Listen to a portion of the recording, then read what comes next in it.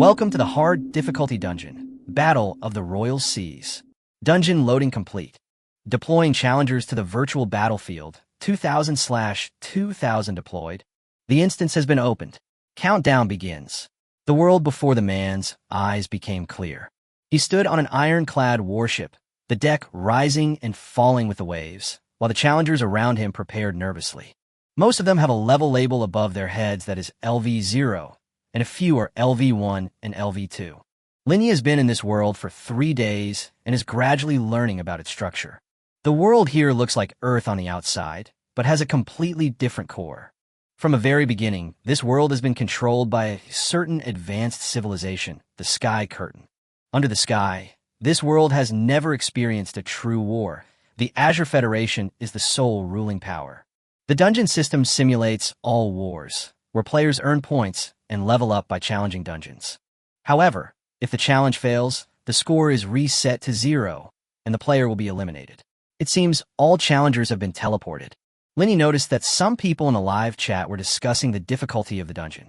The dungeon was designed by Hidetaka Ito, the genius designer who went from LV0 to LV2. The Battle of the Imperial Seas is extremely challenging, and it's estimated that many will fail again. Lin Ye glanced at the comments, focusing on the dungeon environment. There are other different types of ships around the warship, mostly equipment brought into the dungeon by players of LV2 or higher. In the distance, a moored cruiser was approaching them, and Lin Ye knew clearly that it was the enemy force from the instance. The detailed information for the instance appears. Battle of the Imperial Seas, designed by Hidetaka Ito. The enemy consists of 10 armored cruisers. Optional Task 1. Survive for 2 hours or escape to Weihaiwai Naval Port. The points awarded upon completion of the task remain the same. Optional Mission 2. Sink the flagship Matsushima, earn 30 points. Mission Failure Penalty, deduct 50 points. Lin Ye analyzed the mission and decided to take on the second one. He had already accumulated 70 points, and upon completion, he would level up to LV1 and gain the right to create dungeons. Lin Ye stood on the deck of the warship. He felt as if he had returned to the era of the Beiyang fleet in 1894. This Battle of the Imperial Seas instance is similar to historical naval battles, with almost identical enemy scale and combat environment. Most of the challengers in the dungeon are level 2 and possess powerful weapons and technology. Among them was the ironclad warship at Lin Ye's feet, equipped with reciprocating steam engines, single-mounted guns, and torpedo tubes. In addition to this ship, the challengers also had more than 10 warships, as well as some wooden boats and steam-powered sailing ships. Countdown complete. Instance begins. The Red Sun cruiser accelerates towards the challenger fleet. The challengers on deck gathered in the captain's cabin. Lin Ye also went over and saw Ding Chong, a level 2 challenger, smoking. "Mr. Ding Chong, quickly take the boat to Weihaiwai," the challengers pleaded urgently. Lin Ye then understood. The challengers' default stance of retreating would likely result in their passive defeat. The only way to succeed was to fight back. "Mr. Ding Chong, I am Lin Ye. I have experience in war. Please hand over command to me." The other challengers immediately objected. "You, a mere level 0, dare to give orders?" Ding Chong slammed his fist on the table and turned to Lin Ye. "Are you from the Great Xia clan?" Lin Ye nodded. "Yes, I am from the Great Xia clan." "Good. The ship is yours now," Ding Chong said. With time running out, Lin Ye quickly entered the cockpit and issued instructions to the other ships via radio. "Greetings, fellow LV2 veterans. This is Lin Ye, the commander of the Dragon God. I will be leading the upcoming attack. Follow me, and let's aim for the first clear." The other challengers responded one after another. "I am willing to follow orders." So, all 20 warships set sail and charged directly toward the enemy flagship group. The waves stirred up by the warship shook the sea, and the spectators outside the instance were also surprised. The chat was flooded with comments. "A mere LV0 dares to lead a team? That's insane. Don't they know that failing a dungeon means being wiped out? Ridiculous. I'd like to see how you manage to emerge alive from my instance." This comment caught everyone's attention. It was posted by Hidetaka Ito, the designer of the Royal Sea battle instance. He was lying by the pool in a luxury villa, with several women massaging him. Designing a high-difficulty dungeon means you can extract an unlimited number of points from challengers. Just because he's a level 0 newbie? Huh. The Day people's naval combat experience is unmatched. These people don't understand naval warfare at all. In the instance, Lin Ye has led the Challenger fleet close to the Red Sun cruiser fleet. Seeing the enemy ships approaching, Lin Ye decisively ordered, "All ships, form a column and fire at the Matsushima." The other level 1 challengers nearby looked puzzled. How can you hit someone from that far away? Isn't firing now a waste of ammunition? Lin Ye roared. Listen to me. Fire. The other challengers had no choice but to follow orders. As the artillery fire rang out, the war officially began. Lin Ye decided to fire from outside range to seize the initiative. He knew very well that Hidataka Ito's understanding of naval warfare was too superficial.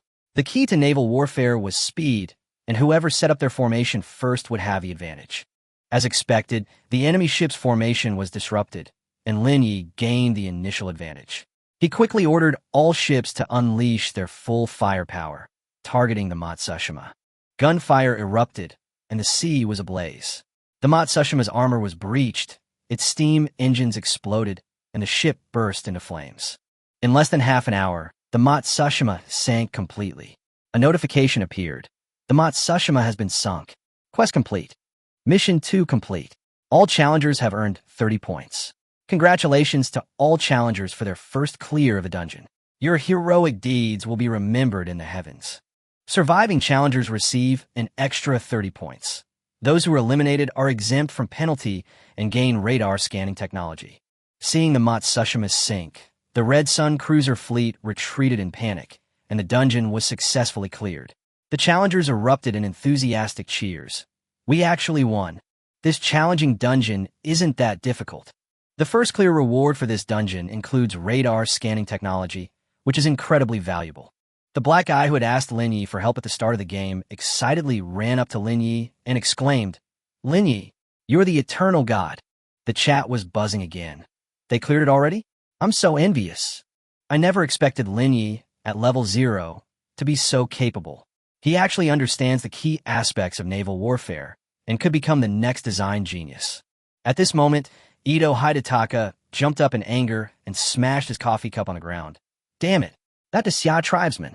Clearing the dungeon means he will get nothing, lose all points, and have a large number of points deducted.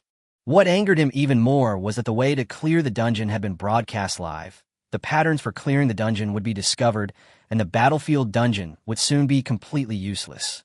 This was originally a dungeon that could sustain me for years, but now I have to design a new one. Lin Ye, sooner or later, I'll make you disappear from my dungeon. Congratulations to the challenger for successfully completing the challenge. The dungeon will be closing soon. The world before Lin Ye's eyes began to collapse, with oceans, ships, and islands turning into fragments, and the challengers around him also disappearing one after another. The next second, he was teleported back to his rented apartment. Suddenly, lines of glowing text appeared on the screen. Congratulations to Challenger Lin Ye for advancing to LV1. Lin Ye looked up at the window. At that moment, global information was scrolling across the dome. Congratulations to Challenger Will Smith for advancing to LV1. Congratulations to Challenger Kim Jae-woo on advancing to LV1. Congratulations to Challenger Lim Ye on advancing to LV1. These red words flashed on the dome, and Lin Ye's name was prominently listed. Your battlefield instance creation permission has been unlocked. You have been granted a 30-day challenge exemption. During these 30 days, you will not be pulled into any instances. Challenge exemption? Lin Ye began to ponder. This was a mechanism established by Sky Curtain to protect newly promoted LV1 challengers. During these 30 days, Lin Ye will focus on designing the dungeon without being disturbed by other dungeons. But this is only one chance. 30 days later, he will still be forcibly pulled into the instance. Lin Ye decided to create replicas of the 5 permanent members of the UN Security Council.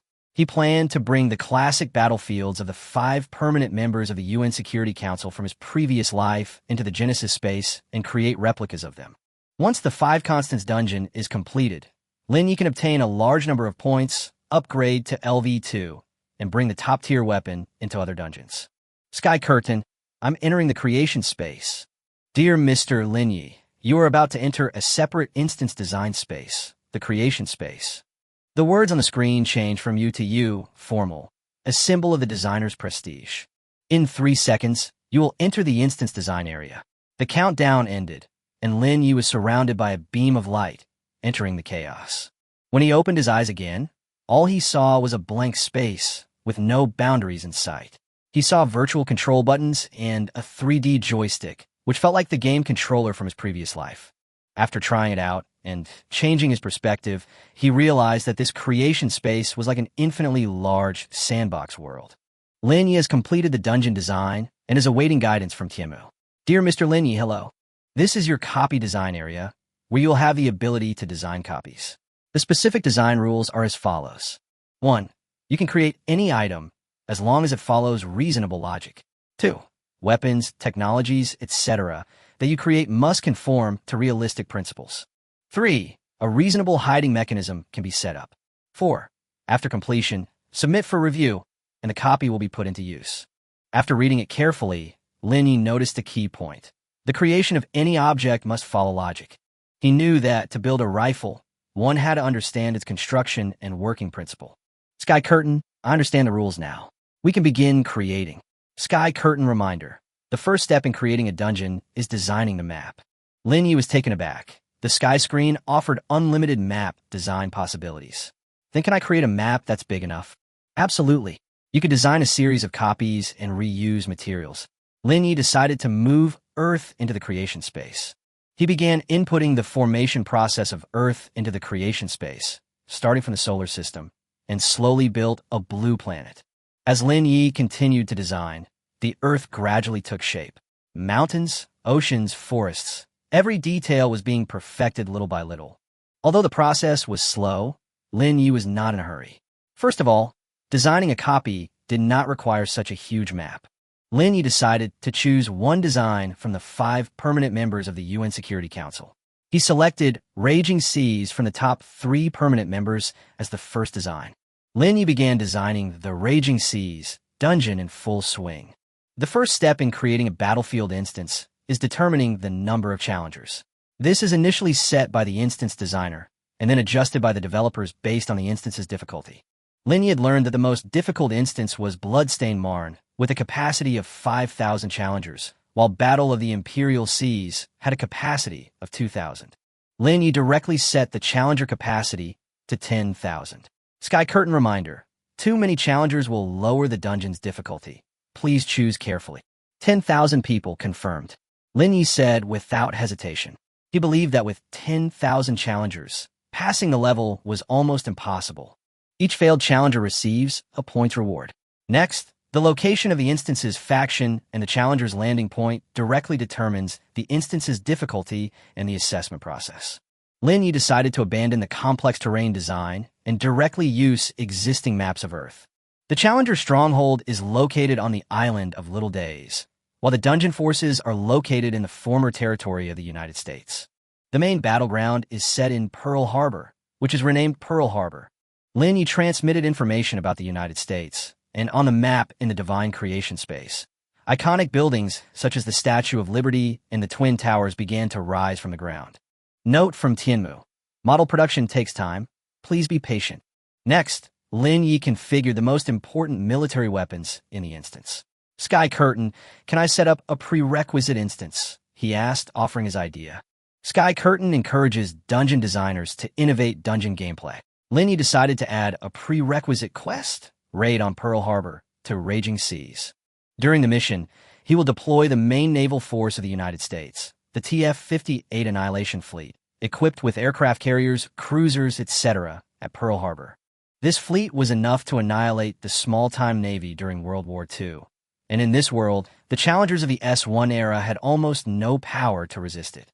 Lin Ye began inputting information about warships, such as aircraft carriers and destroyers, and the Genesis space, as a giant AI automatically built them according to the blueprints.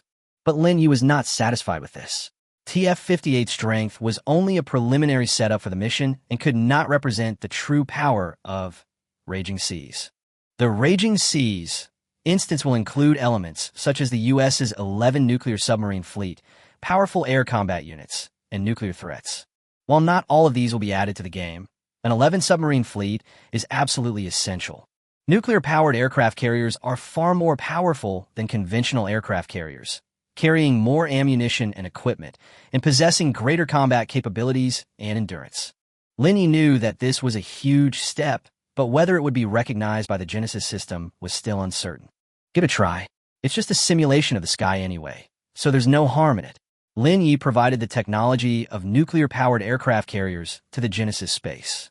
In less than a minute, the outline of a USS Nimitz, the nuclear-powered aircraft carrier of the United States, began to emerge on the sea, and Lin Ye breathed a sigh of relief.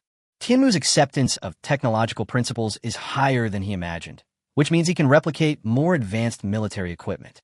The work on the Raging Seas dungeon has entered its final stage, and Lin Ye has decided to focus on the Navy for now and not join the Air Force or the Army. These nuclear-powered aircraft carriers can control nearly 1,000 fighter jets, making them fully capable of becoming maritime hegemons. The core of the Raging Seas dungeon is not only the weapons, but also the hegemony of the United States. The U.S. controls energy and media, creating economic and media monopolies. Lin Ye needs to integrate these elements into the dungeon. He inputted historical data about the United States from his previous life into the system and successfully constructed a hegemonic model of the United States. None of this triggered an alarm in the sky screen system, indicating that everything was in accordance with the settings.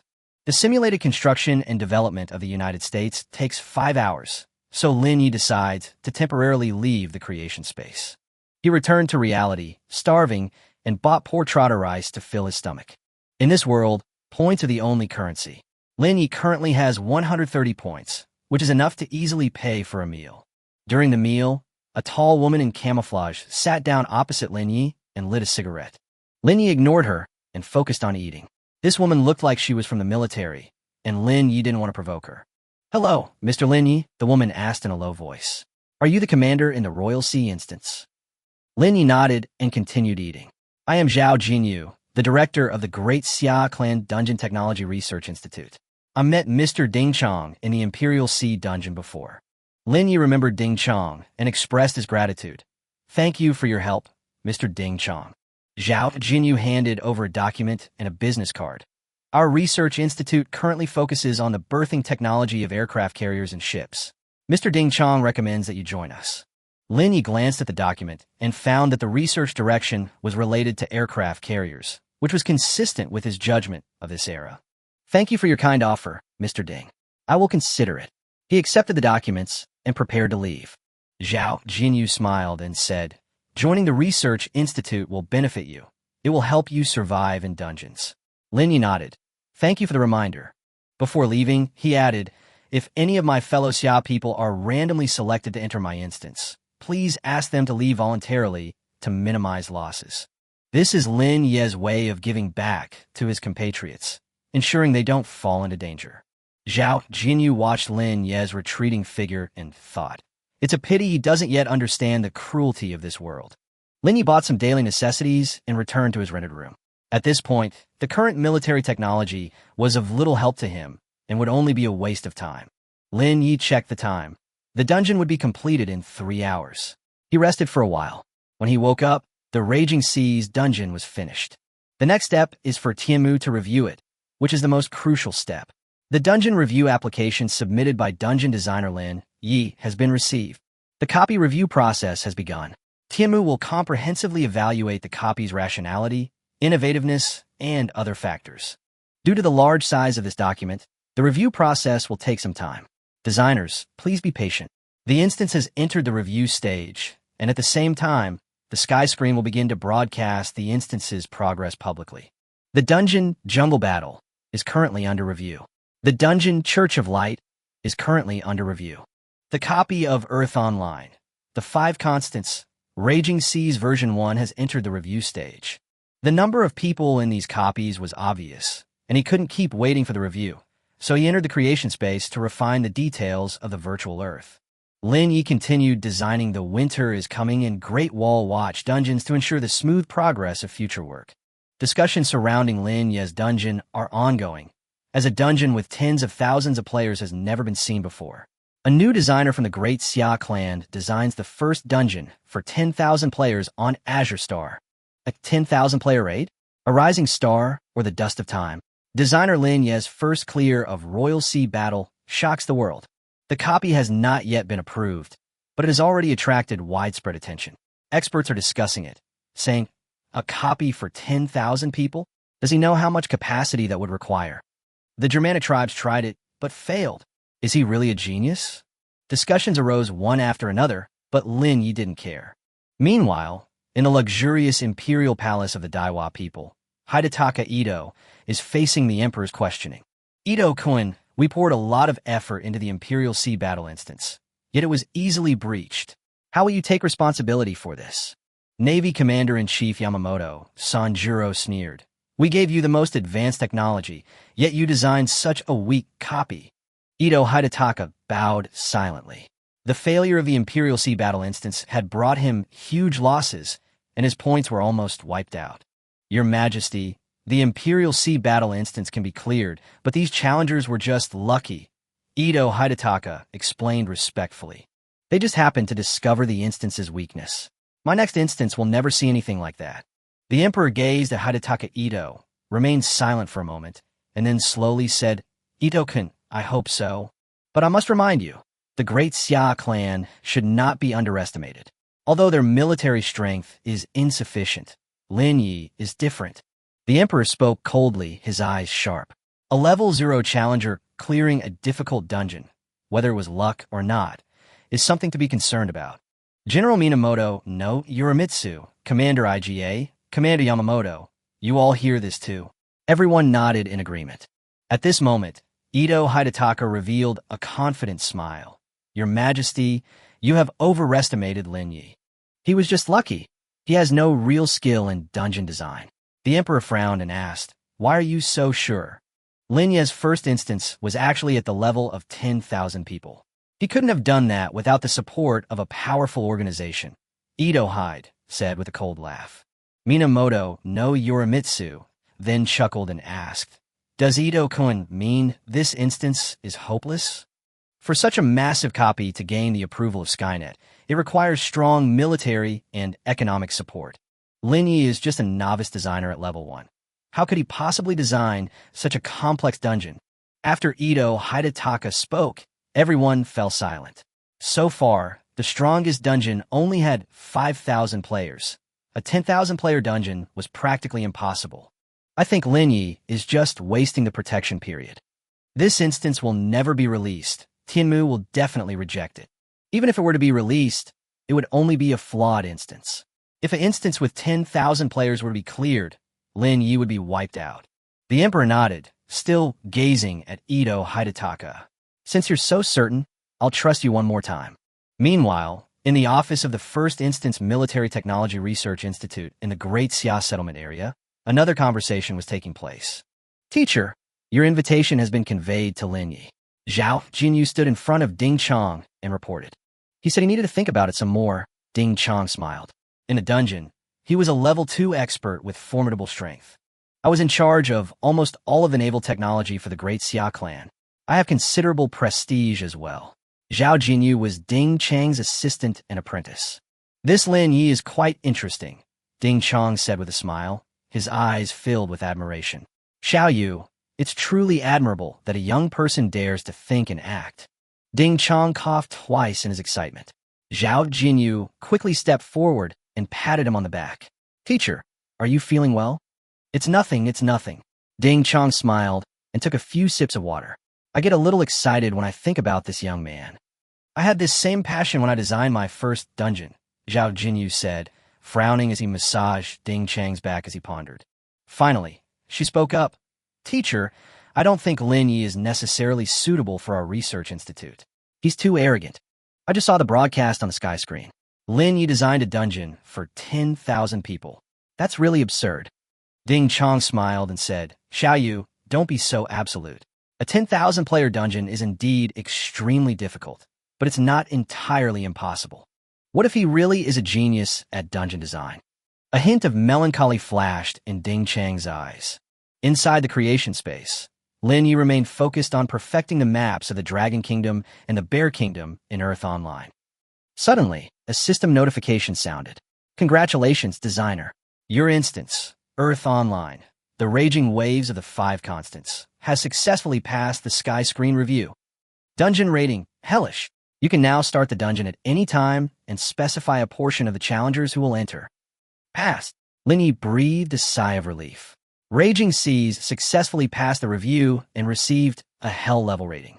The difficulty of dungeons is rated by Sky Curtain based on multiple indicators. Purgatory is the first level to appear, which means that the difficulty of the dungeon is extremely astonishing. Congratulations to the designer for creating the first infernal level dungeon. Sky Curtain rewards you with a 30-day research acceleration card. Accelerated research and development. Dungeon technology and military research will be accelerated 5-fold, reducing dungeon creation time. This reward is extremely useful to Lin Ye, as it can accelerate the construction of the Earth Online map, and buy more time for creating other dungeons.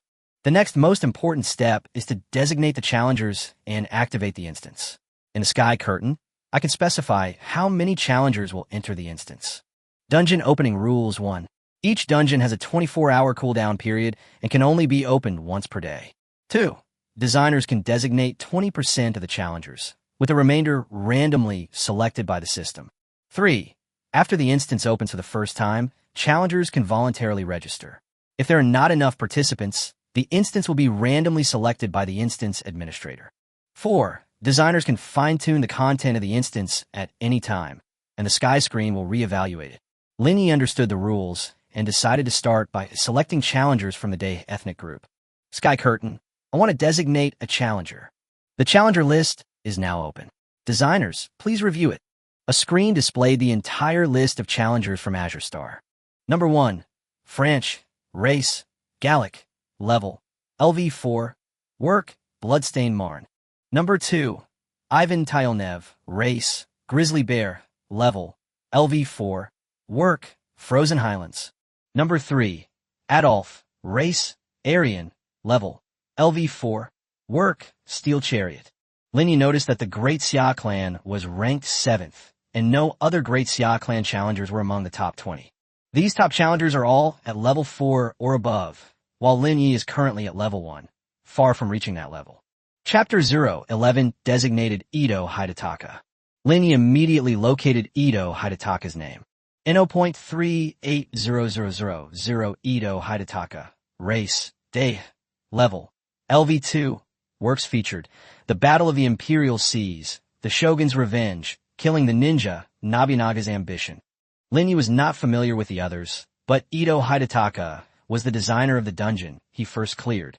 During the Battle of the Seas instance, some viewers in a live chat called Ito Hidataka an instance genius, and some even said that he could change the history of the Azure Star instance. Looking at Ito Hidataka's information, Lin Ye felt that he was indeed different from others. Although his ranking was 380,000 and his LV2 level was not high among top designers, Ito Hidataka's number copy works was the best among all designers. Having many works means earning more points, but his level is not high, indicating that these instances were created in a short period of time. Lin Ye believes that Ito Hidataka is clearly supported by an organization behind him and is not a so-called genius at all. Therefore, Lin Ye selected many challengers from the day ethnic group, intending to make them suffer. The challenge for the dungeon designer has been completed. Random selection of the Sky Curtain is now underway. Lin Ye saw the list of challengers and drew a name within a second. The dungeon is full. It will open soon. The live stream for the Raging Seas instance is now live. Respected designers are welcome to watch at any time. Lin Ye was excited as his first dungeon was about to open, and he went straight into the live stream to watch the challengers suffer. Meanwhile, in a mansion in a settlement of the Day tribe, Ito Hidataka is enjoying afternoon tea with several women. Suddenly, a notification appeared in the sky. Dear dungeon designer Hidataka Ito, you have been assigned to enter the dungeon Earth Online, the 5 constants, Raging Seas. You will be teleported to the dungeon world in 2 minutes. Please prepare the skills and weapons you bring into the dungeon. Countdown begins 119. What? Hidataka Ito was stunned, shocked to discover that the instance he was about to enter was Raging Seas. Isn't this a copy of Lin Ye's character? He found it hard to believe, especially when he saw that the dungeon's difficulty was hellish. That's impossible. How could a lowly nobody who just advanced to LV1 design a dungeon with tens of thousands of players, let alone a hell difficulty one? Hidetaka Ito couldn't accept any of this. He believed there must be something wrong with the canopy. Calm. He took a few deep breaths and regained his composure. As a level 2 challenger, he has ample points, so even if he fails, he won't be eliminated. Moreover, he possesses weapons and techniques from 4 different dungeons, giving him a much higher chance of conquering them than the average person. Lin Ye, this is the worst decision you've ever made. Hidetaka Ito, fully equipped with all his weapons, is ready to enter the dungeon. A 10,000 player dungeon. Hell difficulty? I'll see just how capable you are. He clenched his fists, burning with rage. Choosing LV0 and LV1 challengers to enter the dungeon is the safest option, as they lack the capacity to bring weapons. Actively choosing LV2 challengers demonstrates a lack of respect for the dungeon. Lin Ye, you will pay the price for your arrogance. Hidetaka Ito has decided to lead his team to conquer Lin Ye's dungeon and reduce his score to 0. With that thought in mind, he sat down quietly, continued sipping his coffee, and waited for the countdown to end. Chapter 12 Dungeon opens. Raging Seas. In the secretary's office of the First Research Institute of the Great Xia clan, Zhao Jinyu was organizing materials. As the dean's secretary, her tasks were numerous, mainly involving timely recording of information about new copies into the system. At that moment, Zhao Jinyu saw an astonishing message from the dome. The infernal dungeon, Raging Seas, is about to open. A hell-level dungeon? Raging Seas. Zhao Jinyu muttered to himself in surprise. She remembered that Dean Ding Chong had asked her to keep an eye on Lin Ye's movements, and she already knew the name of this copy of the story by heart. Lin Ye's 10,000 player dungeon actually passed the review and was certified as having hell difficulty. Zhao Jinyu's heart tightened as he recalled Lin Ye's words. If our fellow members of the Great Xia clan are randomly selected, I hope they will voluntarily withdraw from the instance. She realized that this was no joke. The Purgatory level dungeon is self-evident. Low-level challengers are very likely to perish in it. Zhao Jinyu quickly called the communications department in the area where the Xia ethnic group lived. Please immediately send a message to the residents of the Great Xia tribe, reminding them that if they are selected for the Raging Seas dungeon, they should immediately admit defeat and leave. Then she reported it to Dean Ding Chong. Ding Chong decided that the entire hospital would watch the first live stream of the Raging Seas instance. Zhao Jinyu understood that this was necessary. After all, this was the first Purgatory-level dungeon created by the Great Xia clan. This Lin Ye, Zhao Jinyu murmured, could he really be, as Ding Chong said, a once-in-a-million genius in dungeon design? Welcome to the infernal dungeon, Raging Seas. The copy has been loaded. Challenger deployment in progress, 10,000/10,000. With a notification sound from the sky, Hidetaka Ito and 9,999 other challengers were teleported to the instance. When Ito Hidetaka opened his eyes, he found himself in a huge military camp, surrounded by a dense mass of people. Various complaints arose one after another. My God, what kind of dungeon is this? A 10,000 player raid, is that for real? Ito Hidetaka also felt dizzy and lightheaded. Just then, the prompts on the screen reappeared. Welcome, challengers, to the dungeon designed by Lin Ye, Raging Seas. This dungeon is quite difficult. A detailed quest description will be provided by Tianmu. A virtual image appeared above the military camp, showing a blue planet. This is the map for this instance, Earth Online.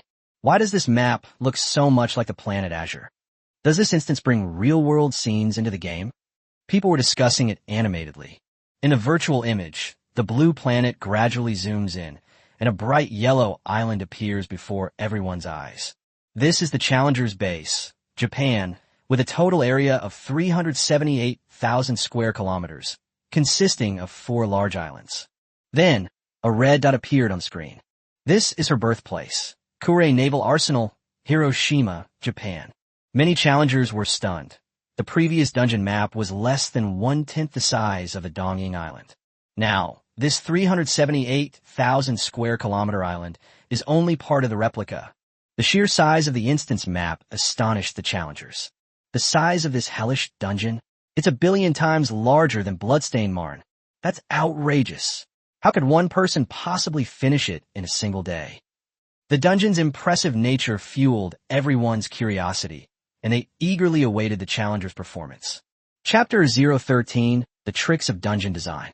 A large number of spectators flooded into the Raging Seas dungeon, with comments flying everywhere, creating a lively scene. But at this moment, the challengers were not paying attention to these comments, because the notifications from the sky continued to appear. The virtual imagery begins in Japan, crosses a vast ocean, and finally stops on a continent, with the name of the United States displayed above a blue glowing marker. This is the enemy faction in this instance. The United States of America.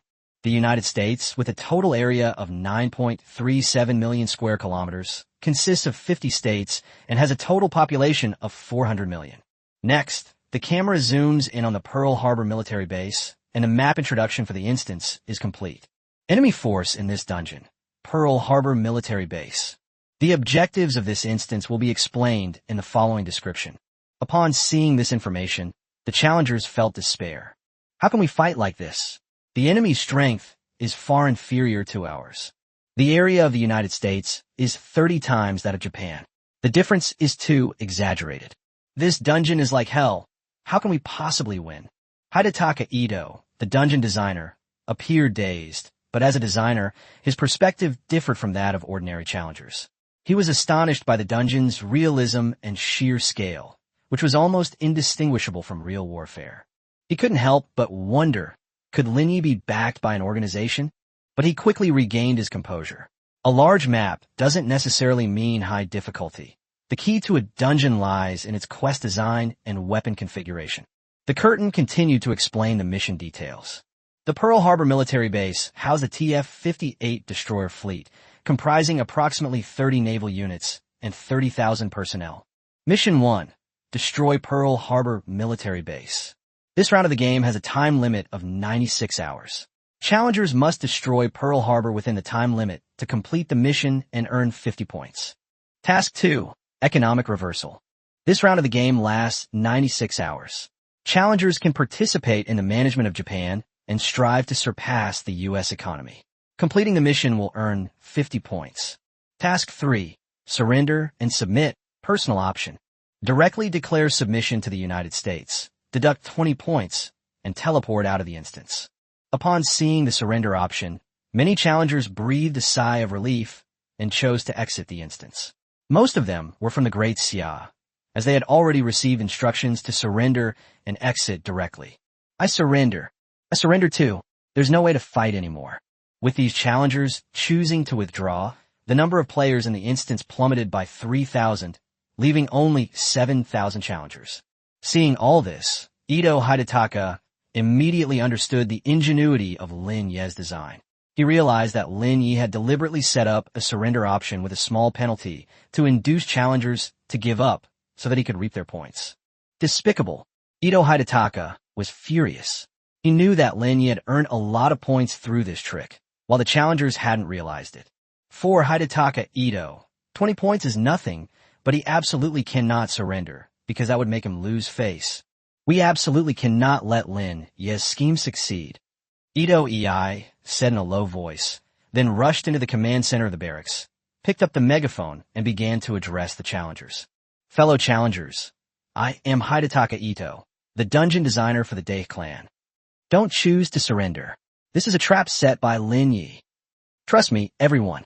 I can lead you to victory. Upon hearing the noise, the challengers in the barracks all fell silent. Ito Hidetaka is in this dungeon too. He actually said he can lead everyone to clear it. He's a genius designer from the Dai tribe. Perhaps he really does have a solution. As everyone gradually quieted down, Hidetaka Ito took a deep breath and said in a low voice, Next, I will tell you about the design tricks and how to clear this dungeon. Chapter 014, I want Lin Ye dead. Ito Hideaki cleared his throat and began to speak. Don't be intimidated by the size of the map or the difficulty level given by the sky screen. This is the first time this dungeon has been opened, and the sky screen's assessment may not be accurate. No matter how big the map is, if the mission design is flawed, it's just a paper tiger. Lin Ye's copy is just a fake created by using a huge map.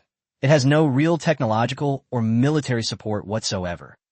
Hidetaka Ito's remarks sparked discussion, but some people were not convinced. Just then, a figure came into view. The man was tall, with a red headband, wearing a pristine white suit, and adorned with glittering gold jewelry, exuding an air of extreme wealth.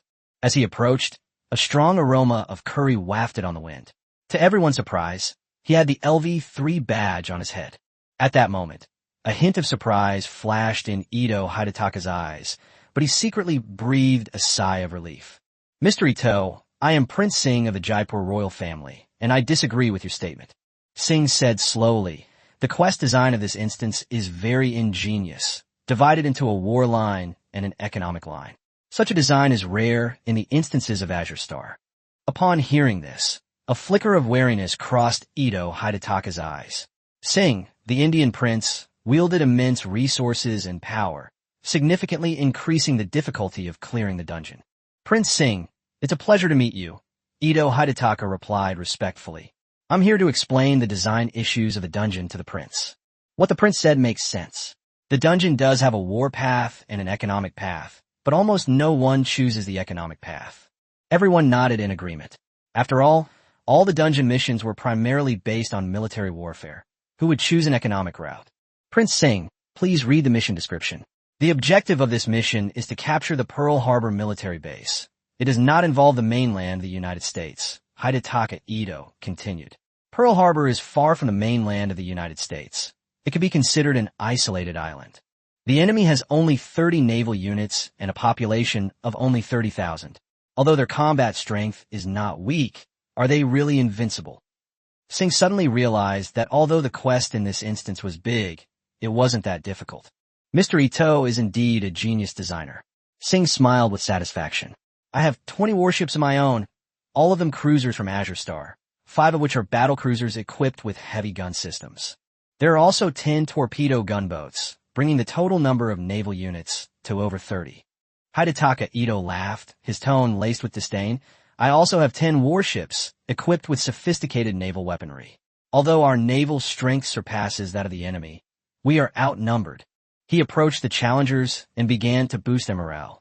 Think about it. Why did Lin Ye design such a large map, but only set up a small military base as the mission objective? Because he doesn't have enough technical support at all. Everything else is just bluffing. Although Lin Ye has some talent, he is arrogant and his dungeon design is just a show of bravado. Hidetaka Ito became more and more excited as he spoke, a smug smile spreading across his face. This world is cruel.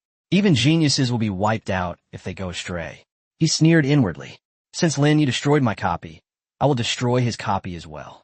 Ito Hidetaka's gaze was resolute. He wanted Lin Ye dead. Chapter 015. Which floor is Lin Ye on? Hearing Hidetaka Ito's words, the challengers were filled with fighting spirit. As a top designer, Ito's words made sense. Well said. Mr. Ito is truly a genius among geniuses. The reason this dungeon is rated as Inferno difficulty is probably just because the map is large, but the quest difficulty is not high. Looks like I'm going to win without lifting a finger this time. It's so comfortable following the big boss. Haha. If I can conquer this dungeon with Mr. Ito, I can also advance to LV1 and become a dungeon designer. The challenger's confidence soared, and their earlier frustration vanished. Prince Singh stepped forward and shook hands with Hidetaka Ito. As expected of Mr. Hidetaka Ito, you are truly reasonable and well-founded. I am willing to entrust all the warships to your command in this instance, hoping that you can lead us to victory. If we can succeed, the reputation of the Indian tribe will also rise accordingly. As is customary, the leader in a dungeon is usually the person with the highest combat power, but the Indian prince did not choose himself, but instead handed over the command to Ito Hidetaka. Thank you for your trust, Your Highness, Ito Hidetaka said with a smile. Mr. Ito, what is your battle plan? Singh asked. The operation plan is simple, a surprise attack, Ito Hidetaka said confidently.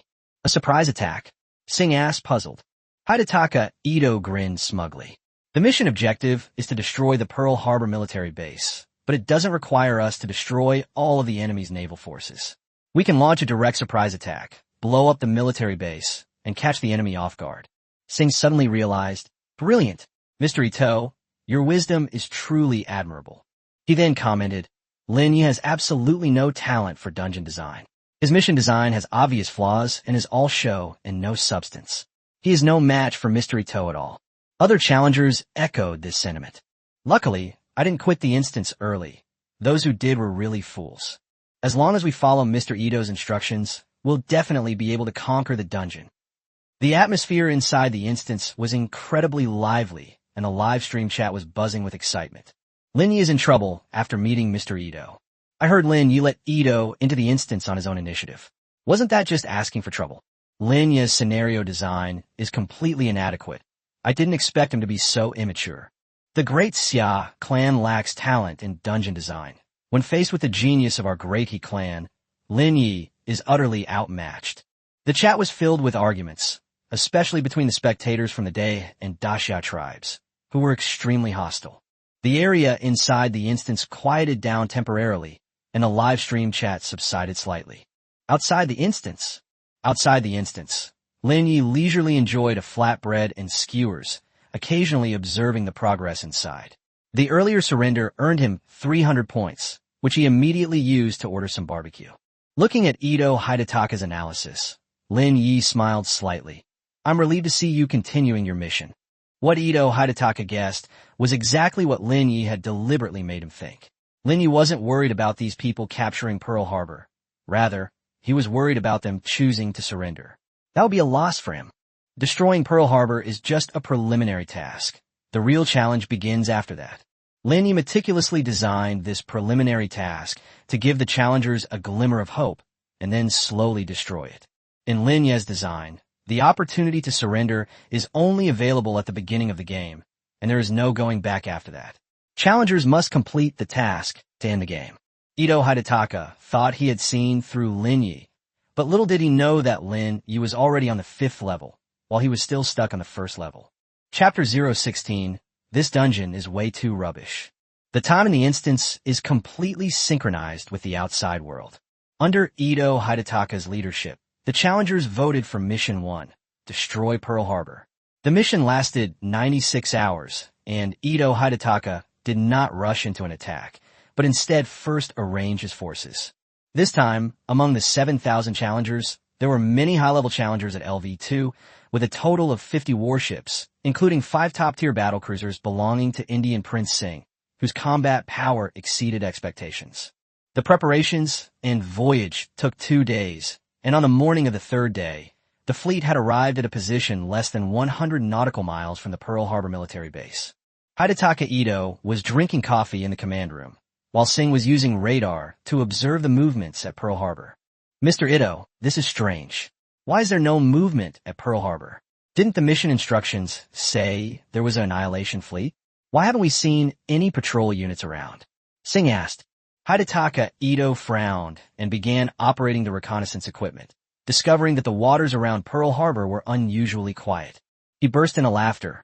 Prince Singh, it seems Lin Ye has no military talent whatsoever. His copy didn't set patrol orders for the enemy fleet. The fleet should all be resting in port. Singh looked astonished. This is so stupid. They didn't even set up patrol orders. Isn't that just letting others attack them? Hidetaka Ito took a sip of coffee with a relaxed expression and said with a smile, Newcomers always make this kind of mistake. He focused all his energy on maps and military deployments, but ignored the simplest patrol instructions. Singh was skeptical, finding it hard to believe that a hell difficulty dungeon could be so riddled with flaws. The fleet continued its advance, finally approaching Pearl Harbor, but still found no defensive forces. The base was silent, fully equipped, but completely devoid of defensive structures. The fleet was almost at the shore, yet not a single alarm sounded. See, Mr. Singh, the enemy in this instance has no defensive setup at all. I suspect the so-called annihilation fleet is a complete fabrication. Ito Hidetaka said with a look of utter disdain. Singh couldn't help but laugh. Such a big gimmick, but the result is so incompetent. Lin Ye's dungeon is a joke. This is ridiculous. I've never seen such a laughable instance. Ito Hidetaka sneered. There's no need to land. Just use the warships to fire shells and destroy all the land structures. This young man seems destined to be eliminated. His tone was full of contempt. All troops, listen to my command. Open fire. The fleet's cannon fire erupted like a giant dragon, its roar deafening. Pearl Harbor was plunged into chaos, with flames and thick smoke mingling, and buildings teetering on the brink of collapse. Spectators outside the instance were also shocked, and the live chat exploded with comments. What? That's it. What kind of hellish dungeon is this? It's not even as good as an easy dungeon. What I thought was a world-class problem turned out to be an easy one. The dungeon design for the Great Xia clan is really bad. This is utterly useless, a waste of time. I've been watching for 2 days, and this is what I get. I also want to get into this kind of dungeon for free. It seems Lin Ye will be eliminated this time, and his copy will also disappear. Where are the people of the Great Xia tribe? Speak up. The intense battles and lively discussions in the chat made the entire instance a hot topic for spectators. Meanwhile, the atmosphere was heavy inside the first Replica Technology Research Institute in the Great Xia tribe settlement. The large screen in the conference room was showing the situation inside the instance. The researchers' discussions gradually subsided, replaced by sighs. Initially, everyone had high expectations for Lin Ye's design. After all, this was the first purgatory-level dungeon for the Great Xia clan, and Lin Ye was regarded as a genius. However, now that the dungeon is about to be conquered, Lin Ye's mistakes have been exposed. How could this happen? How could Lin Ye make such a basic mistake? Someone sighed. They're too young, always thinking about creating something new, but neglecting the most basic things. This instance is going to collapse. With 7,000 people clearing it at the same time, Lin Ye's points will be greatly reduced, and he will definitely be eliminated. Zhao Jinyu watched the collapse of Pearl Harbor on the screen and sighed deeply. She had long expected this outcome. Arrogant geniuses often end up defeated. She murmured to herself. Although she had anticipated all of this, she still felt a sense of disappointment. Chapter 017, You have thoroughly enraged the U.S. Inside the meeting room, Ding Chang's expression froze, revealing a hint of regret. Sword Rain, the Research Institute has a way to transfer points. Can you help Lin Ye transfer points? Ding Chang asked. Zhao Jinyu shook his head. Teacher, there's no time. Transferring points requires in-person processing and will take several days. The challengers in the instance might complete the task in half an hour. Ding Chang sighed. I was overthinking it. I'm afraid Lin Ye will have to fend for himself. He couldn't believe that Lin Ye's instance would fail so quickly. After all, he had seen Lin Ye's performance in the Battle of the Imperial Sea. Several researchers were also preparing to leave, and the scene on the screen was too painful to watch. Sit down and finish reading, Ding Chang said in a deep voice. Dean, isn't this not worth watching? It's too frustrating. Yes, and it's the Dave tribe who's in charge. It's infuriating. I've watched it many times. Ito Hidetaka's dungeons are always targeting our Great Xia clan. It's disgusting. Sit down. Ding Chang tapped the table. Every instance has something to teach us, and we must keep watching. Raging Seas Dungeon. After half an hour of bombardment, Pearl Harbor was reduced to an inferno. The Hawaiian Islands were almost completely sunk, and their defenses were wiped out. Pearl Harbor has been destroyed. Congratulations to the challenger for completing the first phase of the mission. Prince Singh laughed. Mission accomplished. The Annihilation Fleet didn't appear. It seems Mr. Ito was right. It was a false alarm. Hidetaka Ito smiled and took a sip of coffee. Not only that, we can also get first clear rewards and technology. Although these technologies are not advanced, they're still of some value. Singh continued. It seems that Lin Ye had the support of the Great Xia clan, but ended up losing all his resources. Haha, that's right. Singh clinked glasses with Hidetaka Ito. However, the joy of the celebration did not last long. Why haven't we been teleported out of the instance yet? The challengers on the warship asked in confusion. The mission is complete. Why are we still here? They all contacted Hidetaka Ito. Hidetaka Ito frowned, a bad feeling creeping over him. If you haven't been teleported out of the instance yet, it means the quest isn't truly complete, and the instance is still ongoing, he said in a low voice. Suddenly, the whole world turned blood red, and a piercing alarm sounded. Sky reminder. The prerequisite dungeon, the fall of Pearl Harbor, has been completed as the challengers destroyed the U.S. military base at Pearl Harbor. Rewards for prerequisite dungeon quests will be calculated and settled after the main dungeon is completed. We are now officially entering the dungeon. Raging Seas. Singh jumped up in shock. Prerequisite copy? What does that mean? Hidetaka Ito was also stunned. So that was just the preliminary dungeon? The mission is not complete. The real dungeon has just begun. The nested copies, this complex design astonished Hidetaka Ito. He knew that such copies required highly complex designs and tight connections, but he hadn't expected them to be this tricky. The livestream chat was also flooded with messages. So that's how it is. This is a prerequisite dungeon. Haha, all those people who were celebrating before, it turns out they didn't complete their mission. I always felt that the infernal difficulty dungeon couldn't be this easy. How should we respond to the Day tribe's provocation? Ito Hidetaka couldn't care less about these provocations at this moment, because the warning sound from the sky curtain rang out again. Challengers, the destruction of Pearl Harbor has thoroughly enraged the United States, and comprehensive sanctions are imminent. TF-58 Annihilation Fleet is approaching and will arrive on the battlefield in 5 minutes. Chapter 018, Where did the artillery fire come from? Dungeon quests have been updated. The current mission is completely destroy the TF-58 Annihilation Fleet. Mission success will earn 100 points. Mission failure will deduct 200 points. Note from the Heavenly Curtain. This instance contains a series of quests. Rewards for all stages of the quest will be distributed upon completion of the final quest. A warning from the heavens. Since you challengers have thoroughly enraged the United States, surrender and submission will no longer be supported in this instance. From now on, you must bear the wrath of the United States. Updated quests threw the challengers into a panic. The dungeon now had phased quests. After completing the preliminary quests, the subsequent quests were unknown, and their difficulty and penalties gradually increased. Currently, the penalty for failing a quest was a whopping 200 points, and failure could result in immediate elimination. Of the Matsushima, Singh appeared somewhat anxious. Mr. Ito, what do we do next? Lin Ye is clearly playing us. Ito Hidetaka was also feeling agitated. He knew that the initial mission to destroy Pearl Harbor had already consumed most of their ammunition, and completing the subsequent missions would be even more difficult. However, he remained outwardly calm. Don't panic. Maybe Lin Ye is bluffing. The enemy forces will arrive in 5 minutes, not far from us. Let's set up our defensive formation and conduct reconnaissance.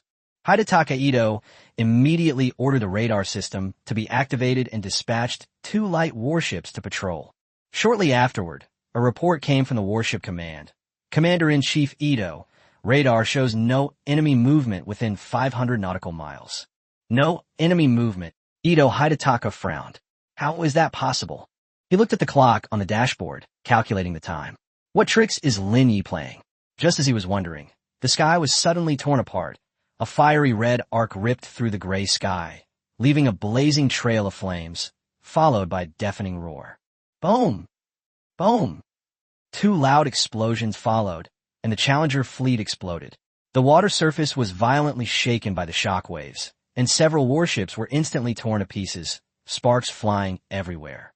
The enemy warships hadn't even appeared, but their artillery fire had already begun. This so-called 5 minutes actually referred to the enemy's artillery barrage. Help! The sudden attack caused widespread agony on the sea. Many died instantly or were burned to death. Death in the instance meant mission failure and the end of the instance journey. The Matsushima was a little far from the explosion point. After the violent jolts, Ito Hidetaka hurriedly stood up and checked the number of players in the instance, only to find that it had plummeted to 5,000. The enemy's single attack had easily wiped out 2,000 of his own challengers. Such combat power shocked Ito Hidetaka. At this moment, the spectators outside the instance were also dumbfounded. Impossible. There was no enemy movement within 500 nautical miles just now. Could the shell have been fired from 500 nautical miles away? The furthest range of an armored missile on Azure Star is only 60 nautical miles. 500 nautical miles is almost a 10-fold difference. How could such a shell exist? How could Lin Ye possess such technology? Wow, this is truly eye-opening. These questions were precisely the concerns in Ito Hidetaka's mind, but he quickly responded. All warships, full speed ahead, advance in the direction from which the shells are coming. Spread out and form ranks. Don't gather together, or you'll have to listen to me if you don't want to die. Hidetaka Ito decided to move to avoid enemy fire because the shells had a long flight time, which meant that more shells might be coming. He had to shorten the distance as much as possible to make up for the difference in range. Outside the instance, Lin Ye drank an iced cola, shook his head helplessly, and couldn't help but find it funny to see the reactions of the spectators in the live chat and those inside the instance. They actually think the explosion was caused by an armored missile. It seems the world has no concept of missiles at all, Lin Ye said with a self-deprecating laugh. It was just an anti-ship missile, technology from the end of World War II. Lin Ye simulait WDA. The attack just now was an anti-ship missile launch from an aircraft carrier. If we look at the development of Earth's history, this type of weapon first appeared at the end of World War II. Imagine their expressions when they see an intercontinental ballistic missile. The farthest ICBMs can reach thousands of kilometers, enough to strike from one continent to another. Chapter 019, Incredible Air Support. Missiles are mainly divided into two types, cruise missiles and ballistic missiles. Cruise missiles are more maneuverable, while ballistic missiles have a longer range. Short-range ballistic missiles have a range of about 1,000 kilometers, medium-range missiles about 3,000 kilometers, and the longest-range intercontinental ballistic missiles can reach 10,000 kilometers. However, Lin Ye cannot demonstrate the power of intercontinental ballistic missile for the time being because the Annihilation Fleet is an aircraft carrier group and cannot carry such missiles. Lin Ye lost interest in the dungeon's progress. The Challenger couldn't even handle the Annihilation Fleet. So what was the point of talking about clearing the dungeon? The Annihilation Fleet was just an elite monster in raging seas, not even a mini-boss. Lin Ye stretched, exited the dungeon livestream, and prepared to go downstairs for a run. Designing dungeons is both mentally and physically demanding, and there's still a lot of work to be done. In the dungeon, the Challenger fleet is accelerating forward, having just experienced a missile strike. Of its more than 70 warships, fewer than 50 remain. Ito Hidataka's face was extremely grim. He knew that there was almost no hope of completing this mission, not because the enemy's military strength was superior, but because Lin Ye's scheme had outmaneuvered them. From the very beginning of the mission design, Lin Ye set a trap, luring the challengers to prematurely deplete their resources by completing unimportant preliminary tasks. Coupled with Lin Ye's psychological warfare, this quickly extinguished the challengers' enthusiasm. But Ito Hidataka still didn't believe these shells were Lin Ye's technology. He knew that Azure Star's technological level couldn't support shells with such a range. The only explanation was a smokescreen. Lin Ye must have a bigger scheme in the instance. Lin Ye. Ito Hidataka clenched his fists, his heart filled with resentment. He didn't care about the lives of the other challengers. His only concern was his own reputation. If the dungeon failed, his reputation as a genius would definitely be damaged, especially since the higher-ups of the Day clan would surely criticize him. Sail at full speed. We must find out the combat strength of the Annihilation Fleet. Ito Hidataka issued the order again. Suddenly, a piercing alarm sounded on the Matsushima's radar. It's here. Hidataka Ito jumped to the dashboard and saw that it was an air raid siren. Air raid sirens? There's an air force in this instance. He was quite surprised. The mission prompt from Sky Curtain didn't mention the Air Force, only that there were 30 naval vessels. The roar of airplanes filled the sky. Looking out the sunroof, Hidataka Ito saw a dense, dark mass of aircraft overhead. Straight-wing fighters, dive bombers, and torpedo bombers crisscrossed, creating a breathtaking aerial symphony. Machine gun fire, rocket explosions, and torpedo tracking. The entire fleet was instantly engulfed in firepower, billowing smoke as if a meteor shower had descended. Boom! A torpedo struck the Matsushima directly, cutting the ship in half. Ito Hidataka and Shingo were forced to jump into the sea, barely escaping with their lives. Other challengers in the instance were not so lucky. Their warship was destroyed, and the number of people in the instance dropped sharply from 5,000 to less than 100. How is this possible? Ito Hidataka stared at the sky in shock. There were at least several hundred fighter jets above them, far beyond what their fleet could possibly withstand. These aircraft far exceeded the known military technology of Azure Star. Ito Hidataka had never seen such a powerful air force. He was stunned, never expecting that Lin Ye's copy contained such advanced technology. Mr. Ito, give me an explanation. Singh swam up to him, panting, and asked angrily, "This battle was entirely under your command. How'd it turn out like this?" Chapter 20A Colossus on the Horizon. Hidataka Ito glanced at Singh. Clearly, the Indian prince, accustomed to a life of luxury, was completely incapable of handling the challenges of the dungeon. The aerial bombardment had severely injured Singh. Half his face was gone. Although the damage in the instance will disappear after leaving the instance, Singh can only endure it and cannot surrender until he dies. Singh said angrily, "Mr. Ito, I entrusted you with command because I trusted you. And look what you've done. Your assessment of the enemy's strength was completely wrong. We've been tricked." Hidetaka Ito was also displeased, but he sneered, "If Prince Singh could command himself, why would he hand over the power to me? You're a prince raised in a greenhouse. Do you even know anything about dungeons?" Singh was furious. "You will regret this. You have offended the Brahmin royal family. You will bear the consequences." Ito Hidetaka ignored Singh's threat and calmly said, "Calm down, Singh. The mission in the instance was to destroy the fleet that wiped out the nation, but instead, an air force appeared. Obviously, there's a problem with the mission description. Lin Ye deliberately misled us. I will report him after leaving the instance and make it disappear."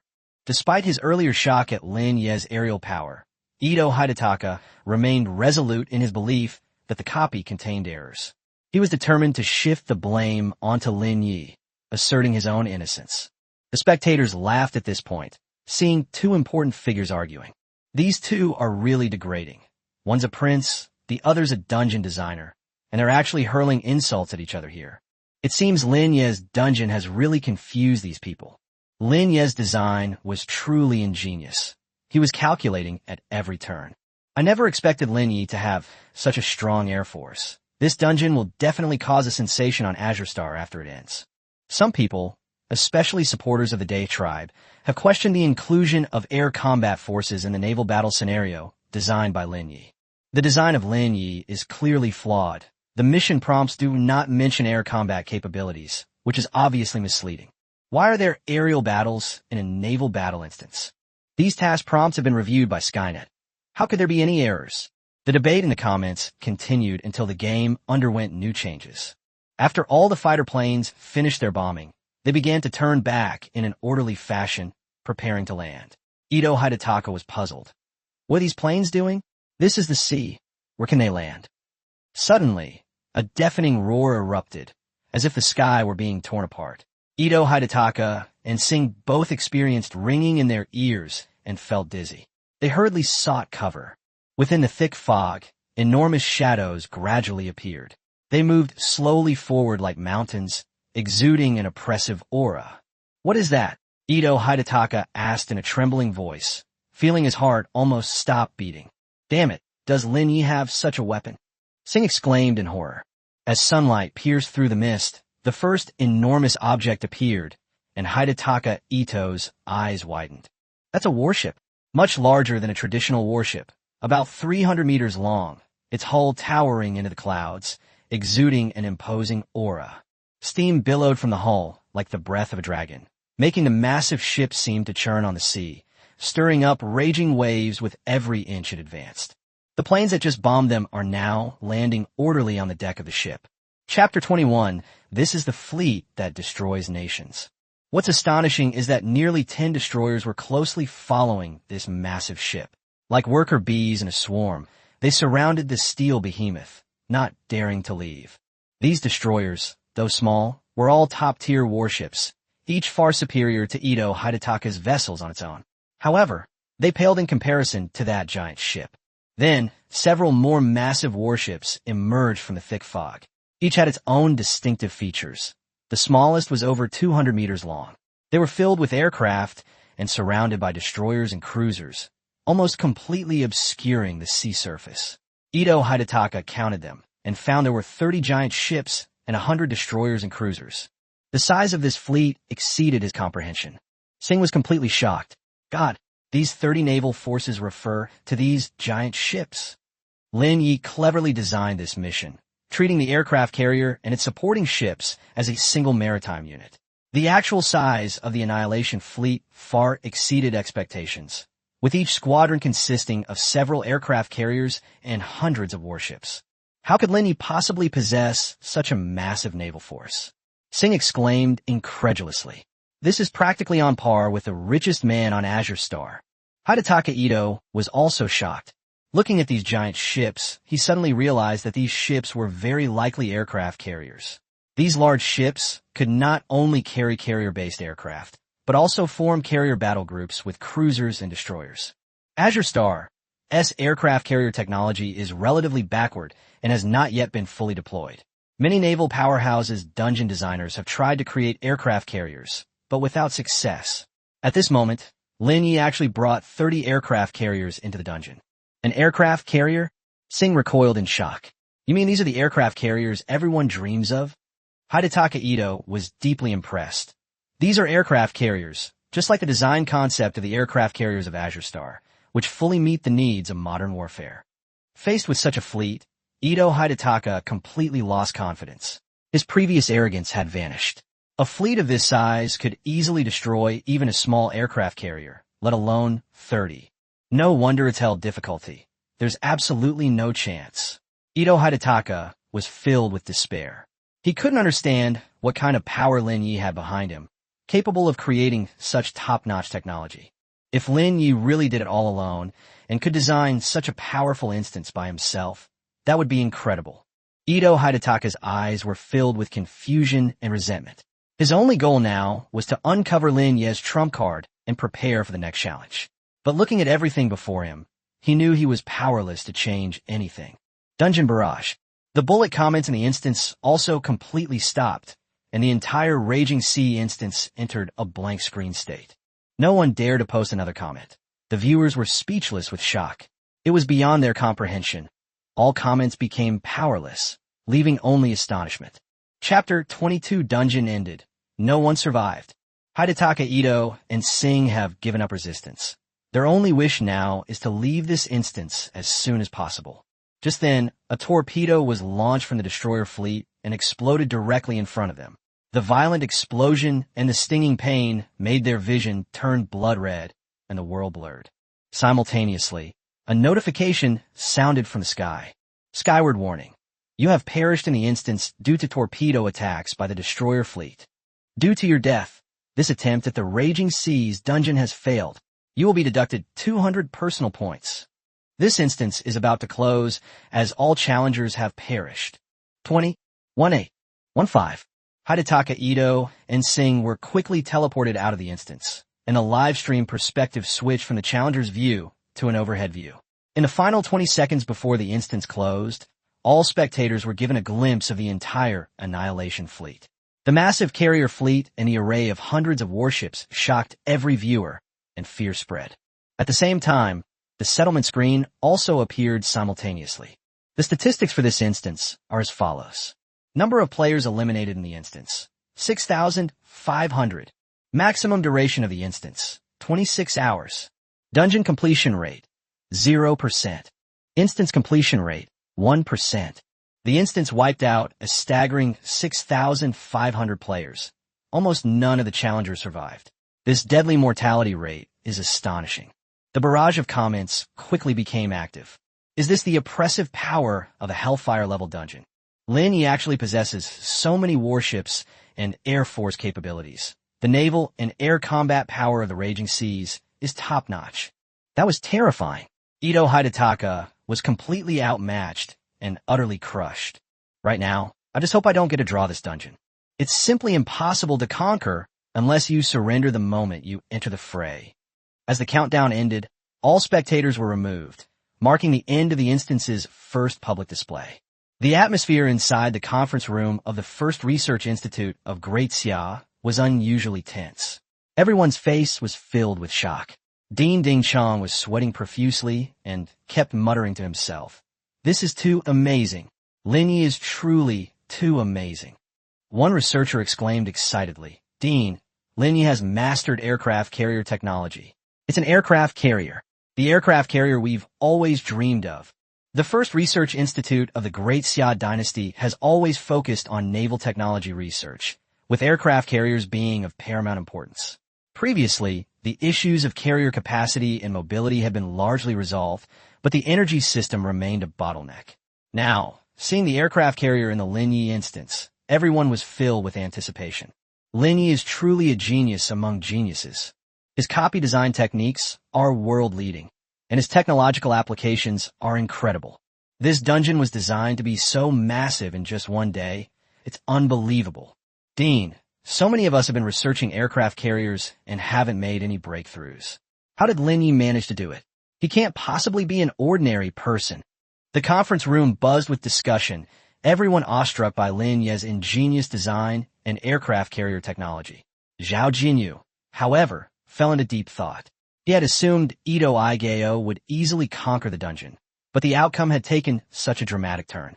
The completion rate for the Raging Seas was only 1%, meaning there were even more powerful weapons to come. Zhao Jinyu felt ashamed from the bottom of her heart. As an elite designer of the great Xia clan, she had been praised as a genius, but compared to Lin Ye, she seemed utterly incompetent. Swat Zeng, Swat Zeng. Ding Chong called her repeatedly, finally pulling her back from her thoughts. Chapter 23. Game points and upgrade to LV2. Ding Ding, what are your instructions? Zhao Jinyu finally recovered and asked. Ding Chong spoke urgently. Jinyu, quickly contact Lin Ye and see if he's willing to join our research institute. But remember, this is just a request. Don't force him. Ding Chong knew that although the research institute had reserves of duplication technology, the help it could provide was limited. Lin Ye's duplication technology far surpassed that of the research institute, so joining the institute didn't hold much appeal for him. Most importantly, Lin Ye cannot be poached by other races. Ding Chong said solemnly. He possesses aircraft carrier technology, and in the future, whoever controls Azure Star will rule the world. If he is poached, it will be suicide. Zhao Jinyu nodded, knowing the matter was urgent, and immediately went to carry out the mission. She understood that many ethnic groups, such as the Indians and Koreans, had already sent envoys to persuade Lin Ye to cooperate. She had just left the research institute when she dialed Lin Ye's number. Lin Ye se perspective. Lin Ye was jogging in his neighborhood when he suddenly noticed a change in the inscription on the dome in the sky. The 24-hour dungeon leaderboard on the dome had been updated, and Lin Ye's dungeon, Raging Seas, had actually jumped to the top of the leaderboard, surpassing bloodstained Marne River. At the same time, a notification sounded from the sky. Dear Dungeon Designer, your first run of the dungeon, Raging Seas, has ended. The Raging Seas have been cleared for the first time without any players completing them. Your dungeon design has been recognized by the heavens, and you have earned a total of 14,600 points. Lin Ye saw the statistics. In the Raging Seas instance, 3,000 people chose to surrender, each losing 20 points. 7,000 people chose to attack Pearl Harbor, but were ultimately wiped out by the destroyer fleet without losing any points.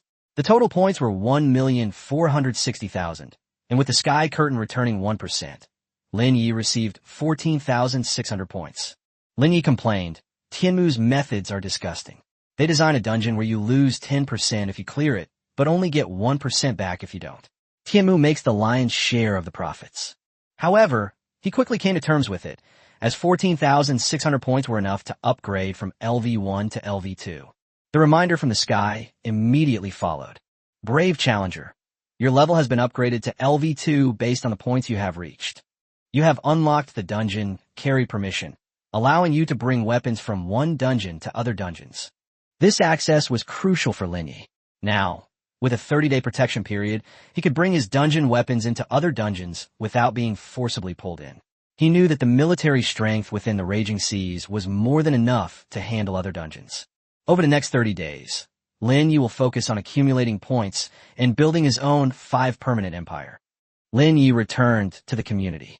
After finishing her jog, Lin Ye returned to her apartment complex. As she approached her rented room, she saw a diverse group of people standing downstairs. Indians, Koreans with permed hair, and Dave people in kimonos. He instinctively retreated to the doorway, knowing that these people were after him. Suddenly, the roar of a car engine filled the air. Lin Ye turned around and saw a woman wearing sunglasses waving at him. Seeing the scar on her forehead, Lin Ye instantly recognized her as Zhao Jinyu. Mr. Lin, get in the car quickly, Zhao Jinyu shouted. Chapter 24. In one day, the whole world knew. Lin Ye got into Zhao Jinyu's car, and Zhao Jinyu quickly accelerated, avoiding the crowd of onlookers downstairs. She handed Lin Ye a pair of sunglasses. Mr. Lin, put on these glasses. They'll help conceal your identity to some extent. Lin Ye didn't care.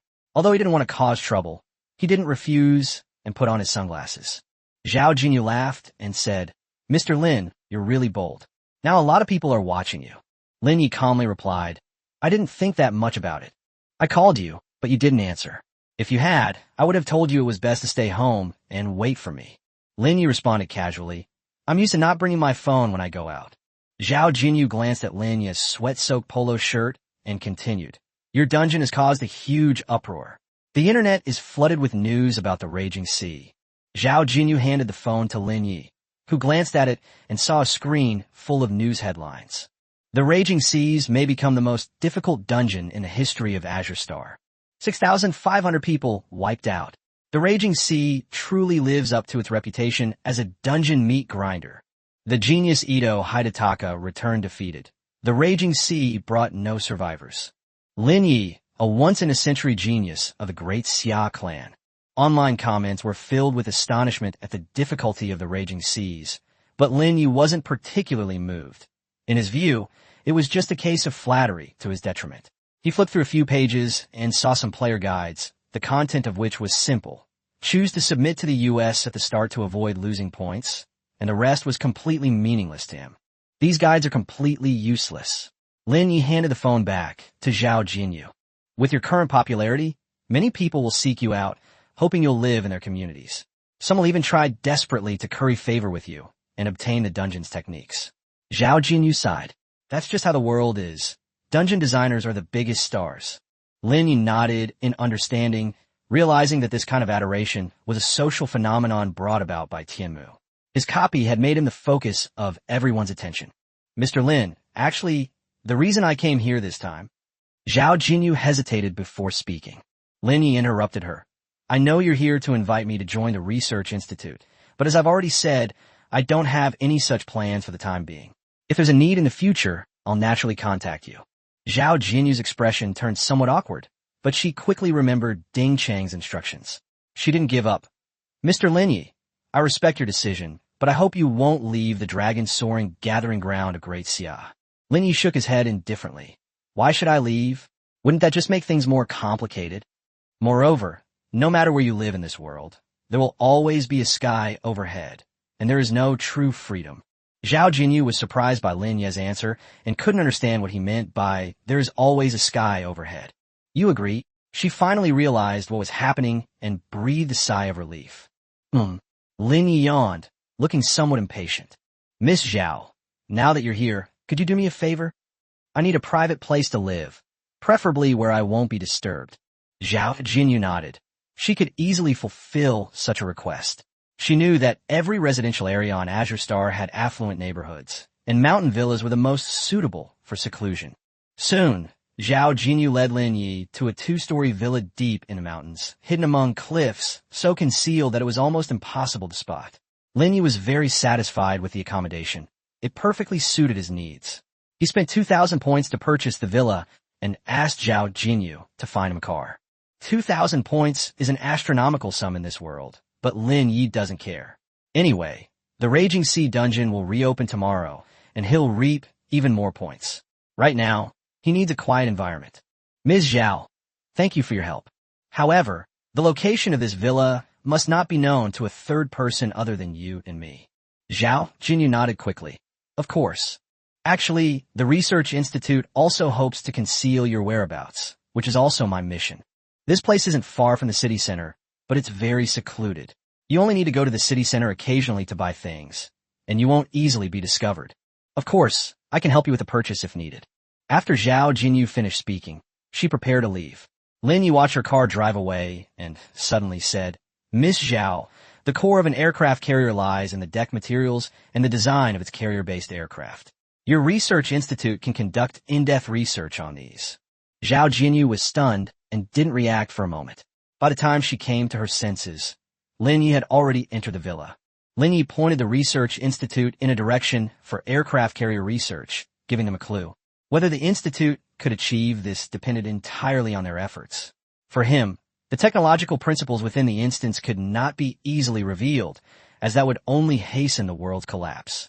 Chapter 25. Continuing to harvest points. Upon entering the villa, Lin Ye discovered that it was quite luxurious. It was a world of difference from my previous cramped rented room. The grand hall resembled an exhibition hall, filled with an awe-inspiring atmosphere of luxury. The first thing that caught the eye was a dazzling crystal chandelier, shining like a sparkling gem in a magnificent hall. Under the lights, the gilded decorations and furniture reflected a captivating luster. The murals on the walls, the patterns on the carpets, and the exquisite ornaments all exuded unparalleled luxury and taste. The most captivating feature, without a doubt, is the fireplace. Located in the center of the hall, it not only exudes an air of extreme luxury, but also evokes a warm and comfortable feeling. Everything can be described in one word: decadent and extravagant. In this world with points, you can buy any kind of lifestyle you want. If converted to the material level of his previous life, Lin Ye's current more than 10,000 points are basically equivalent to his net worth of 50 million in his previous life, which would definitely put him in the upper class.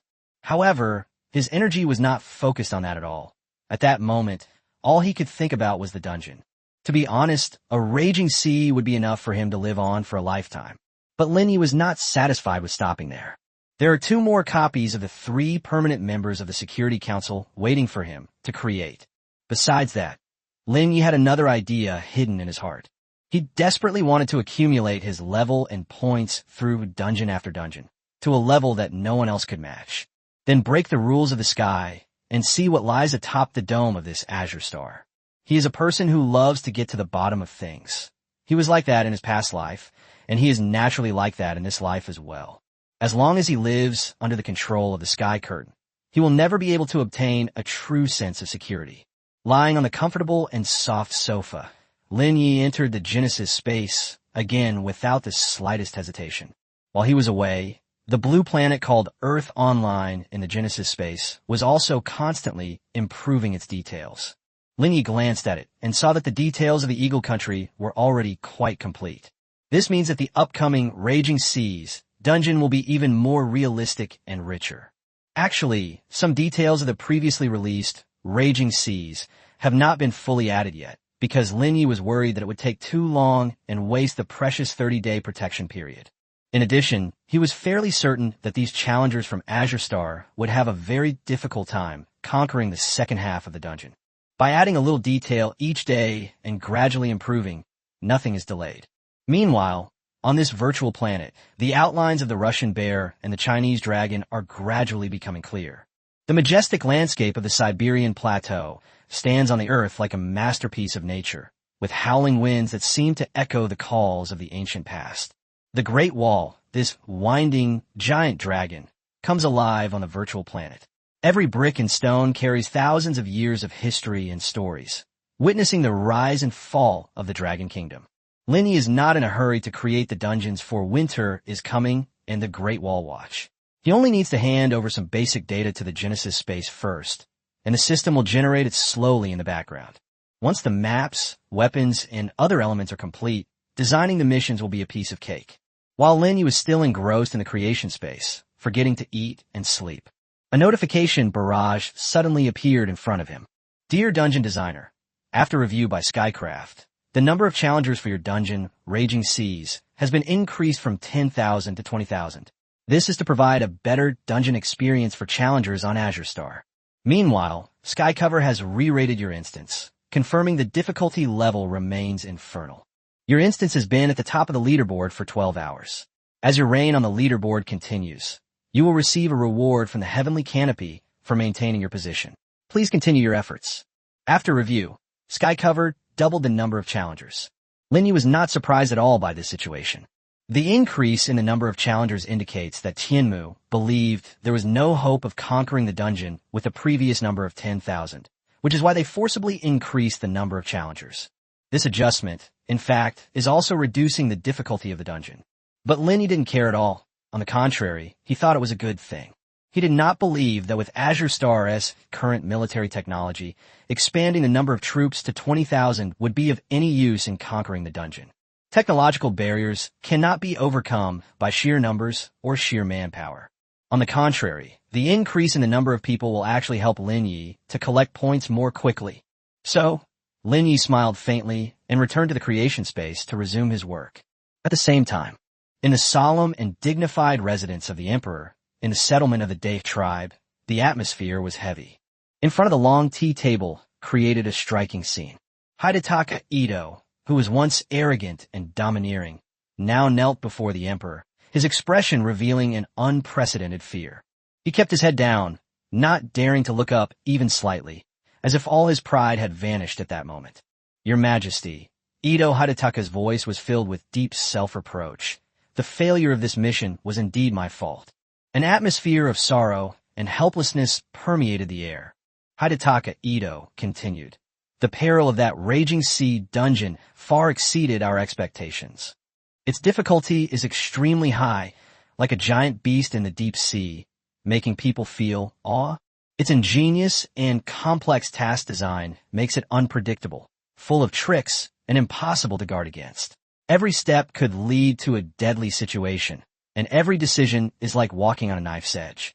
The emperor gave Ito Hidetaka a cold look, then let out a long sigh. Ito-kun, get up. I don't want to hear your reasons. I just want you to know that you are a genius created by my Day clan through the accumulation of many top technologies. Your role is to act as a deterrent to the world on behalf of the Day clan. Every time you are impolite, the world will see it. You will not only lose face, but also the face of my Day tribe. Hidetaka Ito slowly got up from the ground, then gritted his teeth and said, Your Majesty, please rest assured. I, Ito Hidetaka, will definitely get back the face I've lost. I will definitely conquer the raging sea dungeon. For you, for Day, I will definitely wipe Lin Ye out of this world. Chapter 26, I'm going to get my hands on the technology for raging seas. At this moment, Hidetaka Ito was somewhat obsessed. Anger, humiliation, and dignity intertwined his mind, leaving him with only one thought. We must conquer the raging sea no matter what. We must defeat Lin Ye head-on. Ito-kun, the emperor sighed deeply. I've seen the technology in the raging seas dungeon. I don't think you can conquer a dungeon of that difficulty with your own strength. I have sent people to investigate Lin Ye's background and have also sent envoys to try to win Lin Ye over to our Day tribe settlement. I advise Ito-kun not to act rashly until he fully understands Lin Ye's background. Upon hearing that the emperor intended to dig up the forest leaves to create a settlement, Ito Hidetaka felt a chill run down his spine. In recent years, the Day residential area has been frantically attracting talent, which is what is known as borrowing talent. Day will use substantial sums of money to lure talented individuals from any race or any region. If Lin Ye is indeed poached, there will only be one outcome. He would replace himself and become the genius of the Day gathering place, while Ito Hidetaka would be discarded as a pawn and eventually leave the stage in disappointment. He was merely a dungeon designer, skilled in trickery and mission planning, but actually knew very little about military technology. His advantage lies in his clever thinking and strategic planning, rather than in the actual combat on the battlefield. Without support from others, he will only rise high and fall hard. Like a kite high in the sky, once it loses its tether, it can only endure the wind and rain, eventually crashing to its death. All sorts of people will want to take advantage of him and actively invite him into the instance. If this continues, we will soon be wiped out by the sky.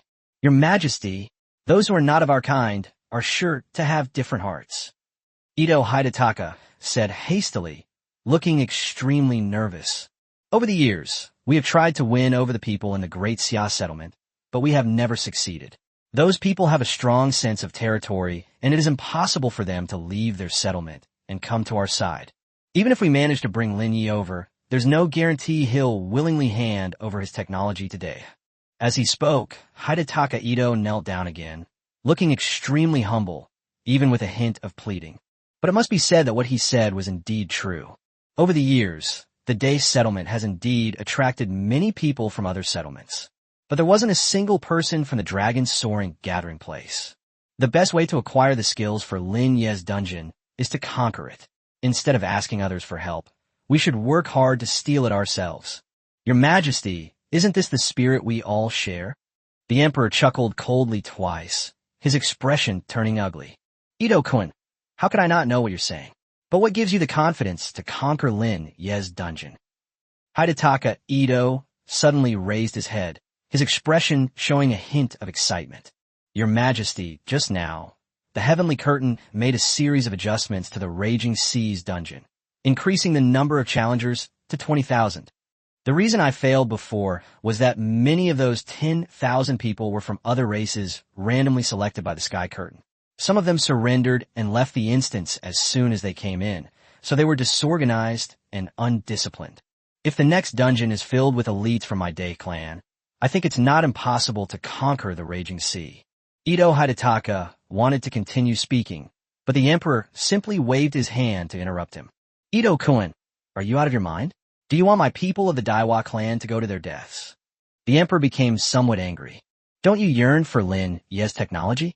If we could acquire his aircraft carrier technology, our Great He clan would become the #1 race on Azure Star. And you, too, will become a being above all others, beneath the heavens. Watching Ito Hidetaka's almost frenzied state, the Emperor's expression gradually returned to calm. Because Ito Hidetaka's words touched the depths of his heart. How could he not want to become the overlord of this Azure Star, above all others? Who wouldn't want to stand out in this vast sea of stars and sit firmly at the top of the list of celestial heroes? Who could resist that dazzling halo and become the supreme being in terms of Azure Star points and rank? Ultimately, this world is a world where people fight for themselves, and even the Emperor harbors a similar desire. I'd like to hear your battle plan first. Your Majesty, Lin Ye's dungeon design skills are not as high as everyone imagines. His set of prerequisite quests actually has a lot of loopholes. Moreover, the massive map he designed meant that many areas within it would lack spheres of influence. If we skip over the so-called Pearl Harbor at the very beginning and attack the American mainland directly, we can definitely catch this faction off guard. We'll land directly, invade American territory, plunder resources, and, at the same time, make strategic deployments. Even if they have aircraft carriers, what can they do? Hidetaka Ito let out a long sigh, and a smug smile returned to his face. My lord, what I need is for you to hand over the command of the Shogun, the ninja organization, and our day land, sea, and air elite challengers to me. With every challenger at level 2 or above, I don't believe we can't defeat the Raging Sea. Upon hearing Ito Hidetaka's outrageous idea, even the Emperor was moved and quite surprised. In his understanding, dungeon challengers have always followed the dungeon quest guidelines meticulously, never daring to step out of line. Ito Hidetaka's proposal was tantamount to breaking this established pattern and challenging the unknown possibilities. It could even be said that it challenged the rules of the sky. It's fair to say that Hidetaka Ito was taking a huge risk and gambling. Moreover, they used underhanded and malicious tricks. However, if Lin Ye set some rules in the game, Ito Hidetaka's method is destined to fail. He was betting that Lin Ye had overlooked something crucial and hadn't made proper arrangements in that regard. It must be said that this idea could indeed have exploited a loophole and stolen aircraft carrier technology from the Raging Seas. Ito-kun, I admit that your idea may have some feasibility, but the risk is just too great. Besides, it's impossible for me to hand over all the elites of my Day clan to you right now. You're only a level 2, so why would they listen to you? Have you considered what would happen to my Day settlement if we failed by revealing everything like this? We would be targeted by all other races. After some consideration, the Emperor ultimately rejected Ito Hidetaka's suggestion. Chapter 27 offering itself? But Ito Hidetaka wanted to say something more, but was interrupted by the Emperor once again. No buts, the Emperor said, leaving no room for argument. Ito-kun, with your current qualifications, I cannot allow the elites of the Day tribe to do this kind of thing. However, what you just said reminded me that perhaps we can avoid direct confrontation. As he spoke, a deep smile appeared on the Emperor's face. In the Raging Seas dungeon, there are 3 options in the preliminary quest phase. Since Ito-kun wants to directly confront his American rival, why not choose the second quest and achieve an economic comeback? If you think there are loopholes in the character design of the US and the dungeon, then just... In that case, we might be able to conquer the instance without losing a single soldier and seize Lin Ye's aircraft carrier technology. Hidetaka Ito frowned. The Emperor makes this sound easy, but putting it into practice is far from simple. It's important to know that in the Raging Seas instance, the territory of the United States is 30 times larger than that of the Challenger's Island of Japan.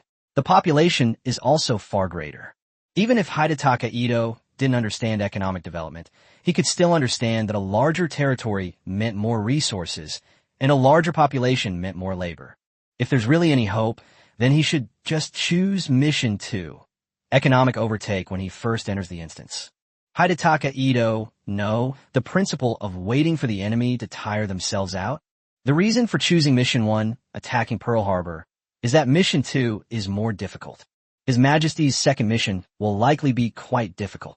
In the instance, the United States' various indicators are much higher than those of Japan. Most importantly, the world in the instance is very different from the real world. It's a world without the control of the celestial curtain. I don't have enough financial resources.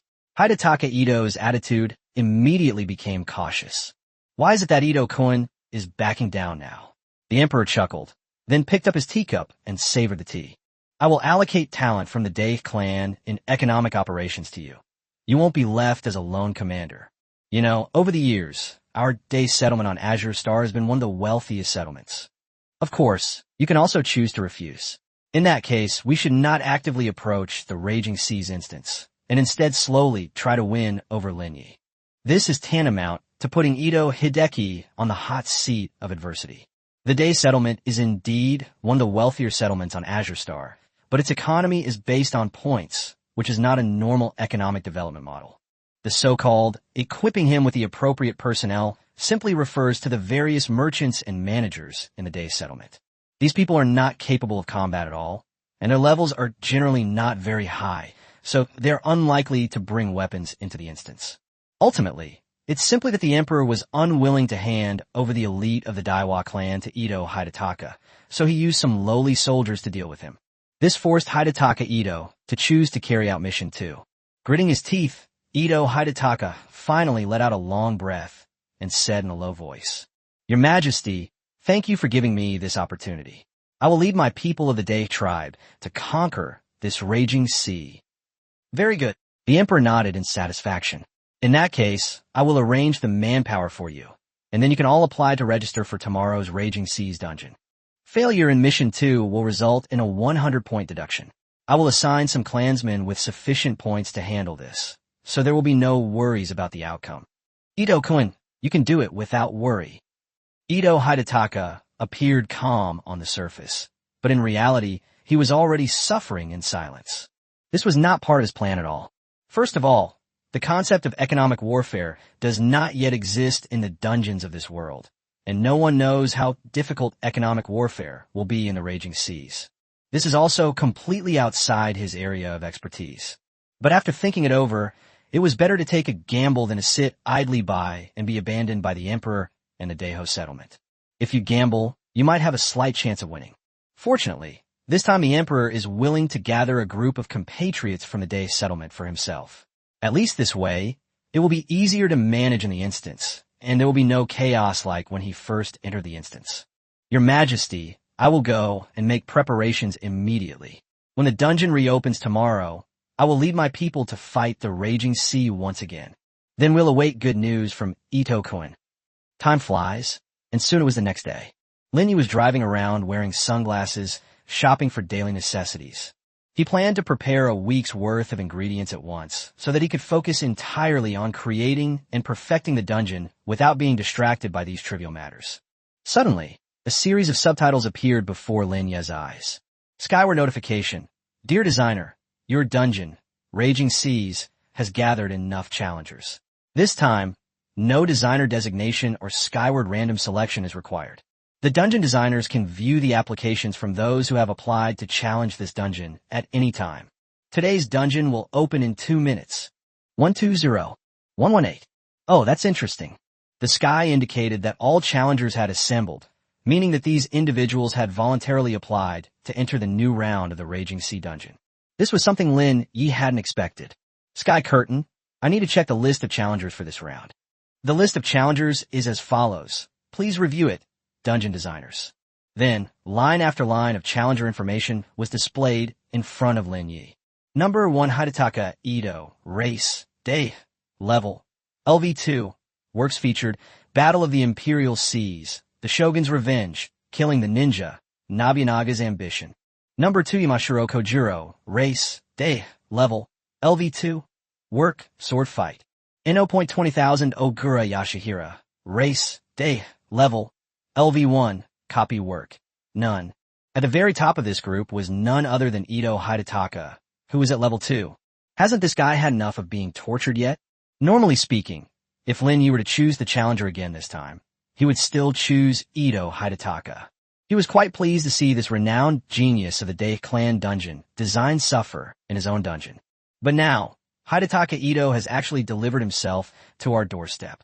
Does this guy have masochistic tendencies? That's really interesting. Chapter 28. Another challenge to the Raging Sea. The most bizarre thing is that the remaining 19,999 challengers were all from the Day tribe. This time, all the challengers in the dungeon were completely dominated by the Day tribe. And do you think these Day tribe challengers are all incredibly strong? That's not entirely true. A challenger like Hidataka Ito, at level 2, is ranked among all the people.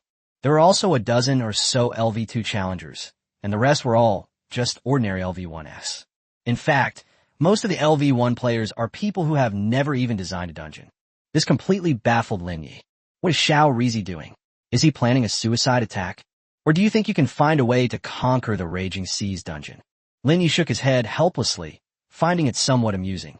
He never imagined that his arrogant and conceited nature from his previous life would be so vividly displayed in this life on Azure Star. Ding ding ding. Just then, Lin Ye's phone suddenly rang. I bought this phone yesterday when I bought the villa. Since Lin Ye's information had already been leaked, he needed to update his phone number if he didn't want to be harassed by lobbyists in various settlements. He picked it up and saw it was a call from Zhao Jinyu. Mr. Lin, the difficulties in aircraft carrier design that you pointed out to me earlier have given us direction for our next aircraft carrier research. Professor Ding said that this direction will at least save us from taking a detour of 10 years. So Teacher Ding asked me to convey his gratitude to you. On the other end of the phone, Zhao Jinyu's voice sounded much gentler. You're welcome. I'm just giving you some suggestions based on my understanding. Ultimately, the research on aircraft carriers depends on yourselves, Lin Ye said calmly. There's one more thing.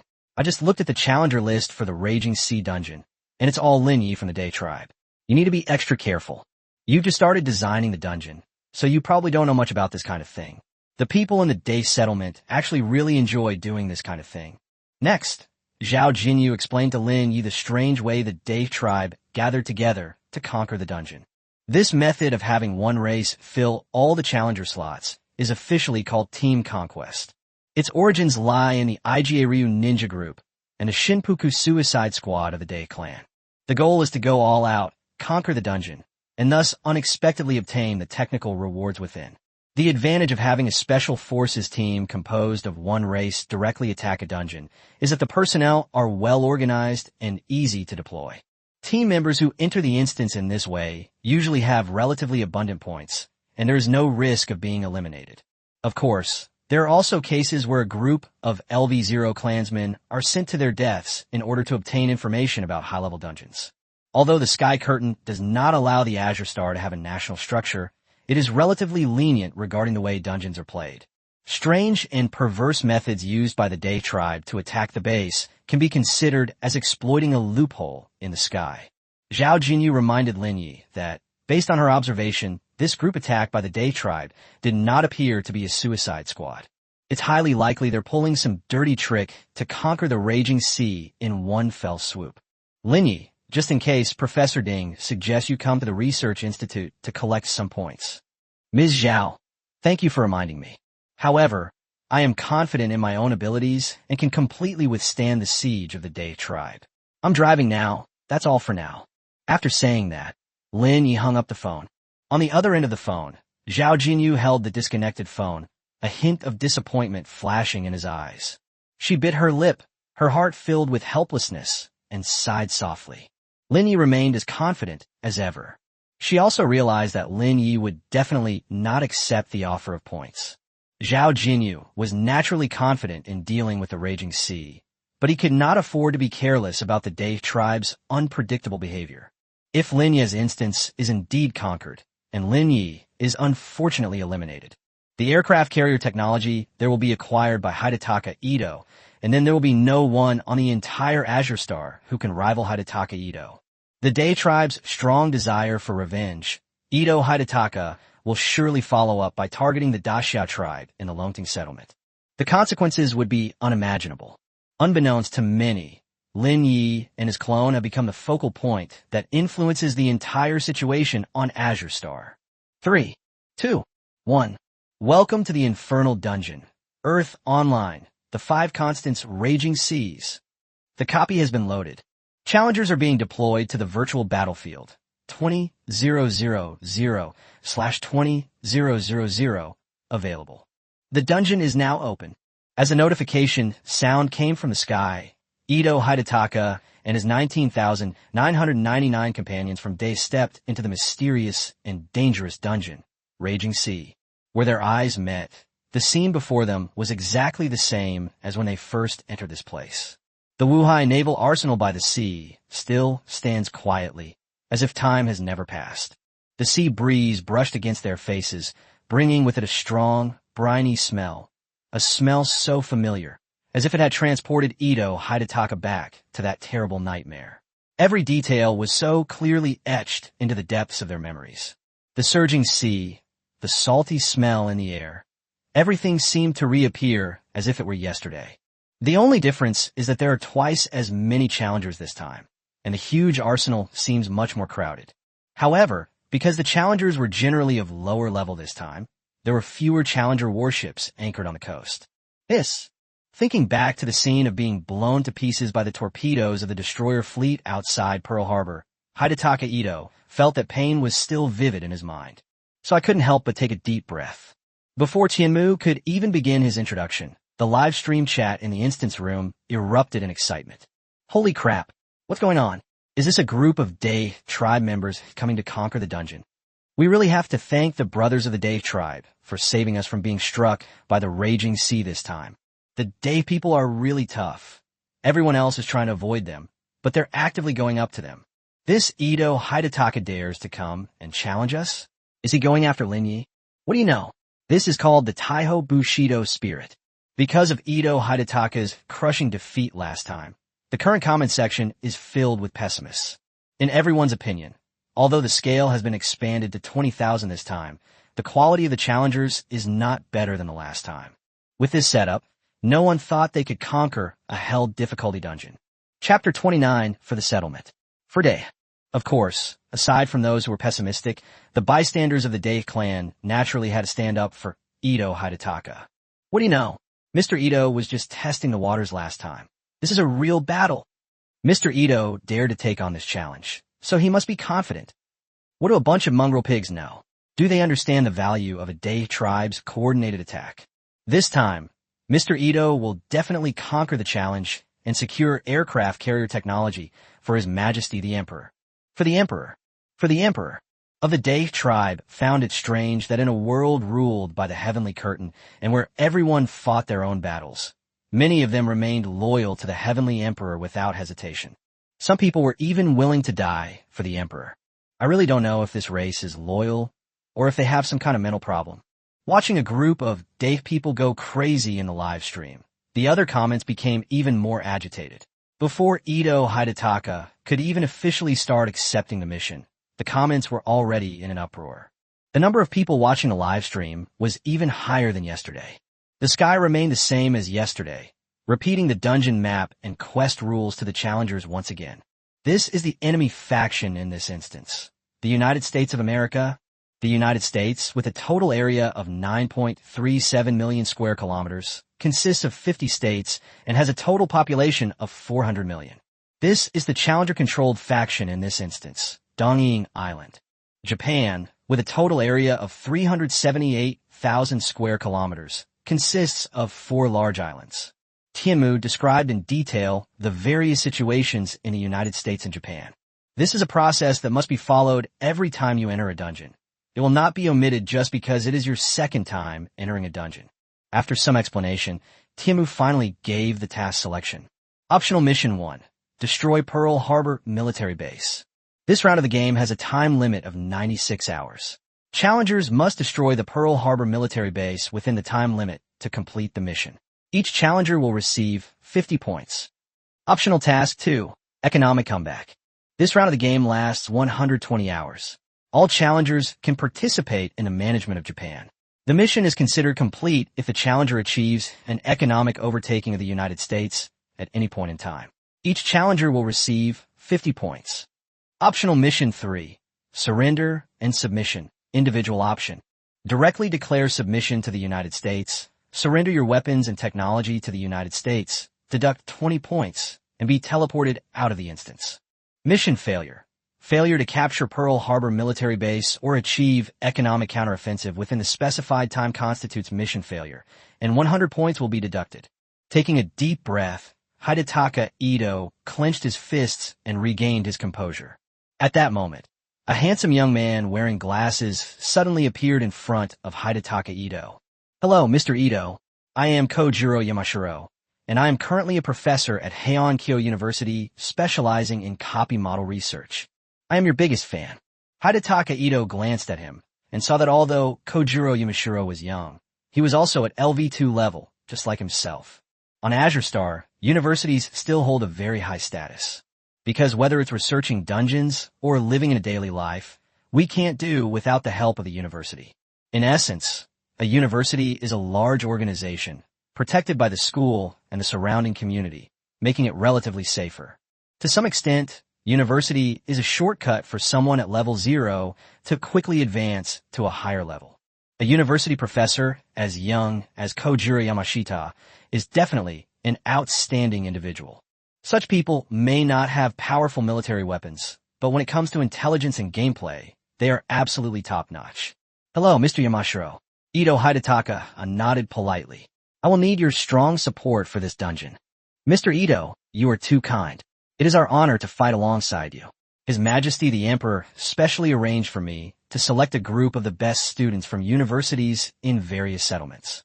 They are involved in all walks of life on Azure Star, and they're all day talents with sharp minds. We all obey Mr. Ito's orders."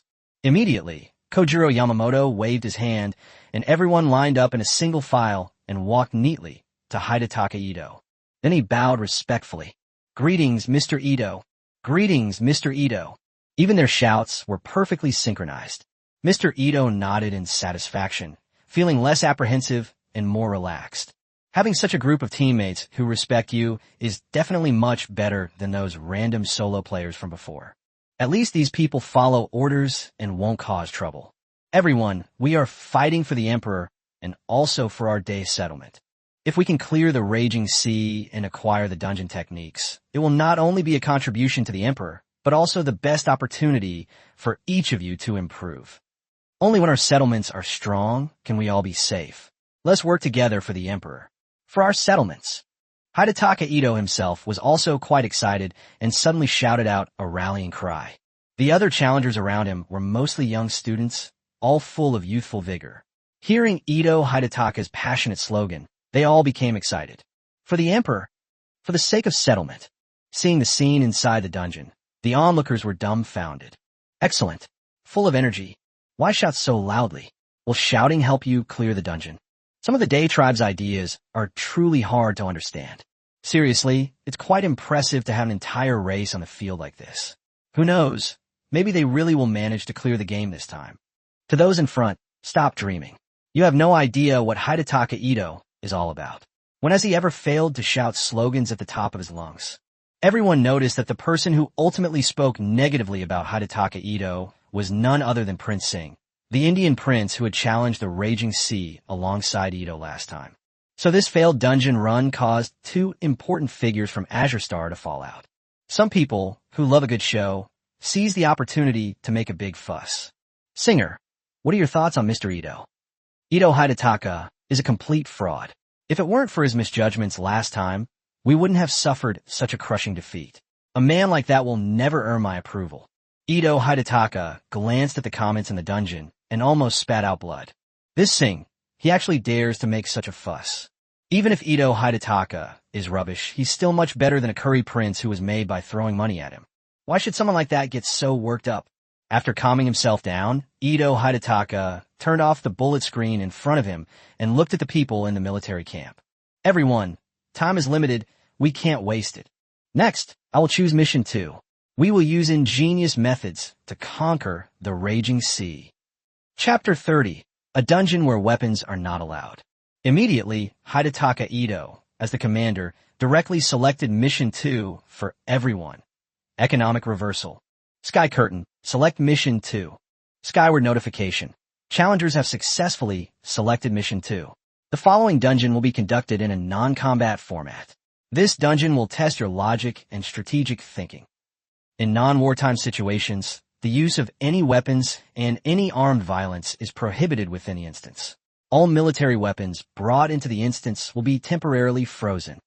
The moment the sky issued the warning, the ships anchored outside the harbor, the rows of tanks and armored vehicles in the military camp, and the guns and weapons in everyone's hands all turn gray.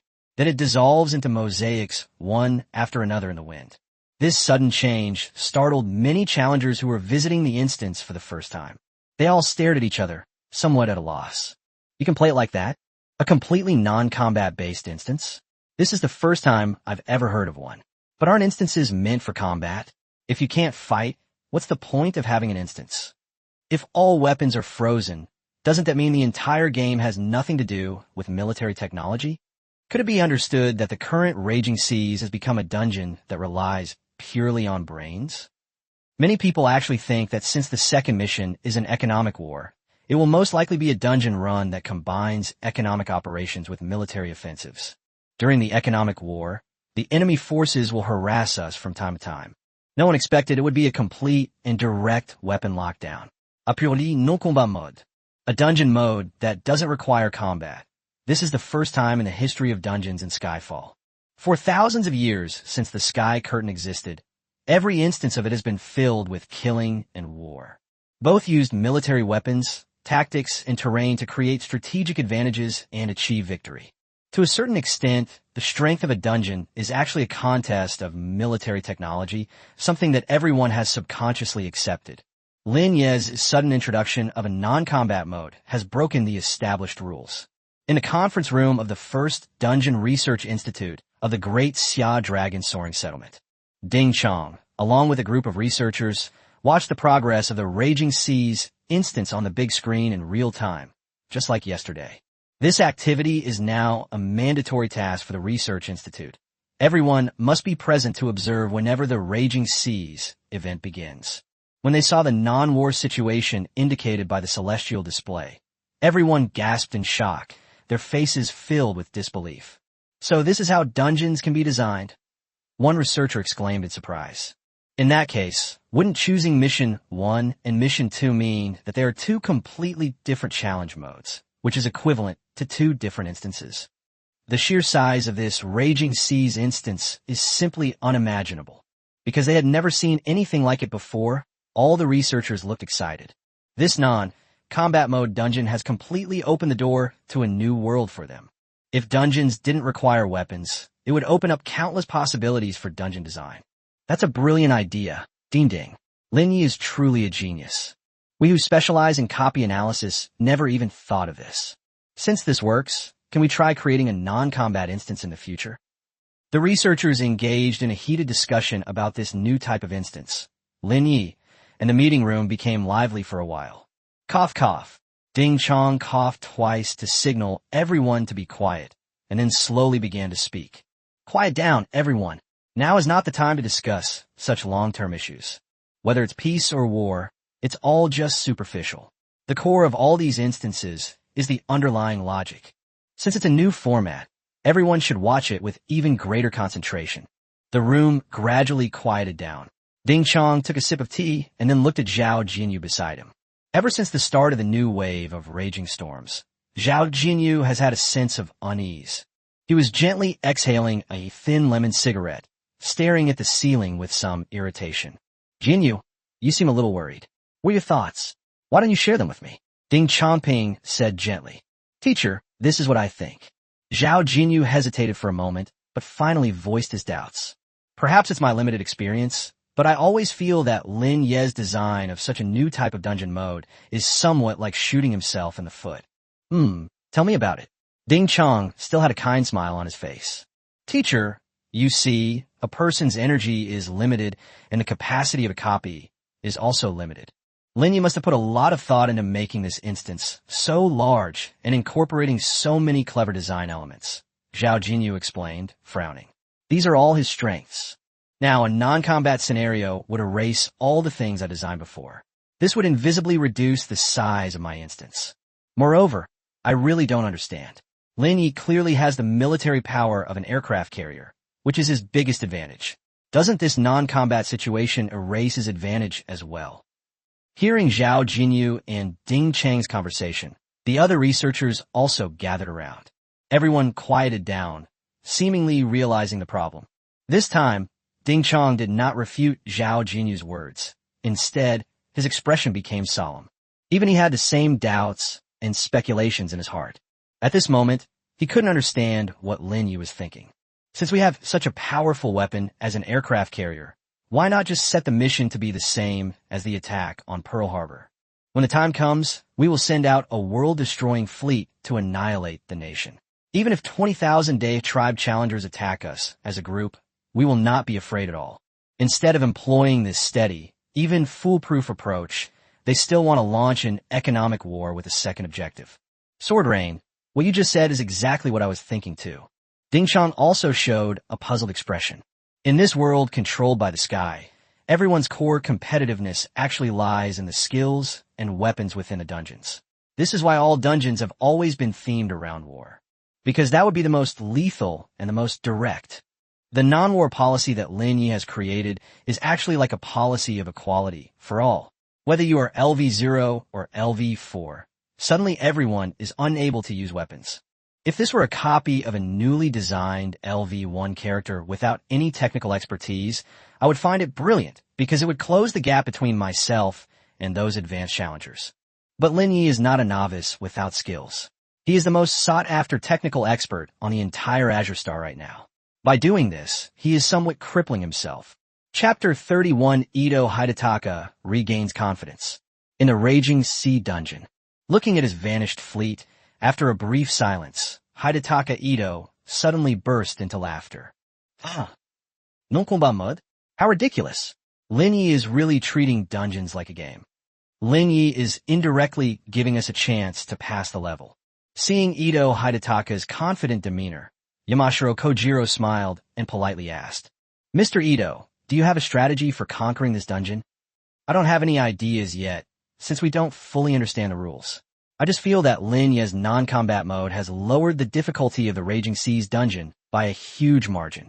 Banning all weapons means he's effectively banning his own nation-destroying fleet and his own aircraft carrier. Without the gap in military weaponry, our chances of conquering this instance will increase dramatically. Hidetaka Ito was truly relieved. The reason he was afraid of the Raging Sea was because he knew the power of the TF-58 fleet, consisting of hundreds of warships, which was responsible for destroying nations. Therefore, his only strategy for this instance is to avoid direct combat with the fleet that was destroying the nation, no matter what. Hidetaka Ito previously devised the strategy of skipping the mission and directly attacking the American mainland was precisely this. As a result, Lin Ye has now actually blocked his own nation-destroying fleet. It's obvious that everyone is blocking military weapons, and Lin Ye, who has more powerful weapons, will definitely suffer. This strange operation can be said to have reduced the difficulty of the Raging Seas to 0. In Ito Hidetaka's eyes, this dungeon is no longer in hell difficulty, but a genuinely easy one. A dungeon that doesn't rely on military force or technological superiority, but purely tests logic and operations, is, to put it nicely, a game of equality for all, but to put it bluntly, a game of self-degradation. Because if you rely solely on your brain, there's essentially no difference between a level 0 newbie and a high-level pro. Even LV0 players might stumble upon a lucky break, defeating the master with their haphazard attacks and unexpectedly clearing the dungeon. Lin Ye probably never imagined that most of the 20,000 people who entered the instance this time did not have the advanced permissions to bring weapons into the instance. So whether they are locked down or not makes absolutely no difference to them. On the contrary, the students and professors at Heian Kyo University were all incredibly intelligent. It can be said that it is just right for this non-combat mode. The Emperor clearly hadn't considered all that when he made this decision, but by sheer luck, he inadvertently gave himself the most suitable team. Lin Ye, You are so arrogant. Ito Hidataka, who had just been tense and uneasy, suddenly perked up. You will pay the price for your arrogance. After Hidataka Ito finished speaking, the other challengers surrounding him also became very enthusiastic. Mr. Ito is right. We don't have to face an aircraft carrier group, so our chances of clearing the level are very high. We've always studied economic operation models at school, which is a perfect fit for our major. If it really comes down to an economic battle, we're confident. As expected of Mr. Ito, his vision is indeed sharp. Others only notice that this model is novel, but Mr. Ito can see the essence of things at a glance. The spectators in the instance couldn't help but start discussing Ito's insights. It's a pity. Doesn't that mean we won't be seeing that infamous nation-destroying fleet this time? I think Mr. Hidataka Ito has a point. What's the point of a dungeon without weapons? Hopefully, these people won't actually find a loophole this time. If Hidataka Ito were to win in this way and acquire the technology from the instance, it would definitely be a case of a flaw in the instance design. I really don't know what Yishan is up to. Those in the lead don't oversimplify things. After all, in this instance, the U.S. economy is far superior to the challengers. Surpassing the U.S. economically won't be that easy. At this moment, Lin Ye had just finished purchasing his daily necessities and was leisurely drinking a beverage in his car. Glanced at my own dungeon's live stream. Just then, I witnessed Hidataka Ito's long-winded speech and the various arguments among the spectators. Lin Ye could only shake his head helplessly. You guys really underestimate the power of raging seas. If it were really that mindless, why would I have included such a mode in the dungeon? Understanding of dungeons was too superficial. From most people's perspective, the strength of a dungeon is entirely determined by the quality of the military weapons within it. That's not wrong, but it's too one-sided. Although Lin Ye hadn't done any dungeons in his previous life, he had played quite a few games. The difficulty of a game and the ingenuity of its level design are not actually entirely related to hard data, such as the game size and numerical values.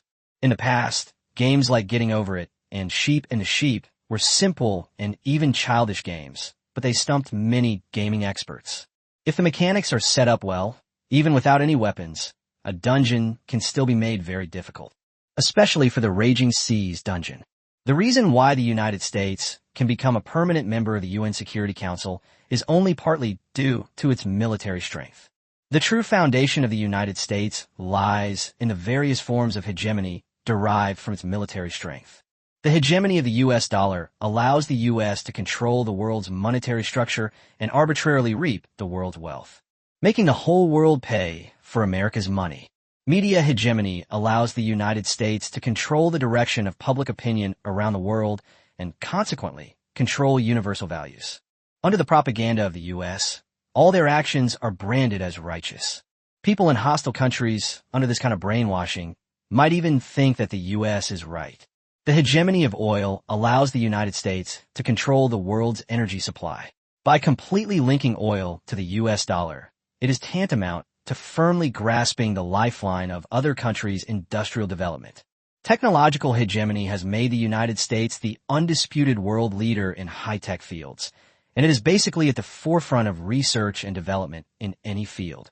When Lin Ye designed the Raging Seas dungeon, he mainly focused on two aspects. One is naval power, and the other is the establishment of hegemony. In Lin Ye's view, with the support of the U.S. hegemony, the difficulty of economic warfare is no less than that of military warfare. It seems it's time to let the world understand that war without gunfire can also be terrifying. Lin Ye took a sip of his drink, then exited the live stream and slowly started the car engine. Chapter 32, Full Speed Development. Overtaking the U.S. Inside the instance, after Ito Hidataka confirmed the mission selection for this instance, Tianmu immediately provided a more detailed mission description. Skyward reminder. Since the challengers have chosen Mission 2, we will now provide you with a more detailed introduction to the factions. At the same time, a screen of light appeared in front of everyone, projecting various scenes of the United States at this moment. The United States is a multi-ethnic country with very favorable immigration policies, attracting people of all races from around the world to join the country. Talented individuals from all over the world converge here, pursuing wealth and status, enabling the United States to achieve comprehensive industrialization in the shortest possible time. The United States holds a dominant position in the world in areas such as technology, agriculture, industry, aviation, and energy. On the screen, races of different skin colors and appearances began to appear, each busy with their own tasks in the United States, carrying out construction and development in an orderly manner. Railways like giant dragons meander across the vast land. The locomotive roared forward like a warrior. Veins across the vast land, connecting bustling cities with tranquil villages. On the crisscrossing highways, cars move back and forth like ants, crawling at high speed. These steel structures gleamed in the sunlight, becoming the most vibrant pulse of this land. Inside the factory, machines roared incessantly, and huge chimneys spewed out billowing steam. Operate day and night, producing all sorts of products. Towering communication towers have sprung up, reaching into the sky. They stand like giant guardians, protecting the unimpeded flow of communication and information across this land. Artificial satellites, aircraft carriers, transnational oil transport routes, and highly sophisticated bionic robots. All sorts of novel things were played out one after another on the huge light screen. All the challengers were stunned, including Hidetaka Ito. Many of the things projected on the screen were things they had never even seen before, let alone imagined. In their minds, the so-called country in this instance is actually just a settlement. But if compared to the real world, the prosperity and wealth of the United States could even surpass that of the entire planet Azure. Because the Azure Star is uniformly regulated by the Celestial Curtain, the Celestial Curtain will not allow a settlement to become too powerful, nor will it allow a settlement to become too weak. In addition, this world itself has a tradition of venerating force. Therefore, it was simply unimaginable for people like Hidetaka Ito to think that a settlement could be so prosperous. The United States has an annual GDP of $25 trillion, a per capita GDP of $76,300, a CPI of 3.7%, and total foreign trade exports of $3 trillion. All data regarding the United States can be viewed at any time on the command center. Numerical metrics and big data views appeared on the screen. These challengers didn't really have much of a concept of these complex economic indicators. They just felt that some of the numbers were ridiculously large. Japan, with an annual GDP of $4 trillion and a per capita GDP of $30,000. Then, the sky screen displayed various economic indicators of the eastern island to the challengers, allowing everyone to see the gap between the two forces more intuitively. Skyward warning. Challengers, please note that you can now directly control all industries on the entire island of Dongying from the main control console in the armory. All NPCs on Dongying Island will now be under your remote control. The criteria for economic overtaking are not limited to GDP. Challengers can complete the mission by manipulating Japan's GDP or GDP per capita to surpass that of the United States at any given point in time. The mission is now officially starting. Countdown, 119 hours, 59 minutes, and 59 seconds. This last hint from Tianmu gave Ito, Hidetaka, and the others a huge boost of confidence. The United States and Japan is several times smaller, so if we simply compare their total economic output, it will be very difficult for Japan to surpass them economically. However, the task is not limited to the total economic output, but also includes the per capita GDP indicator.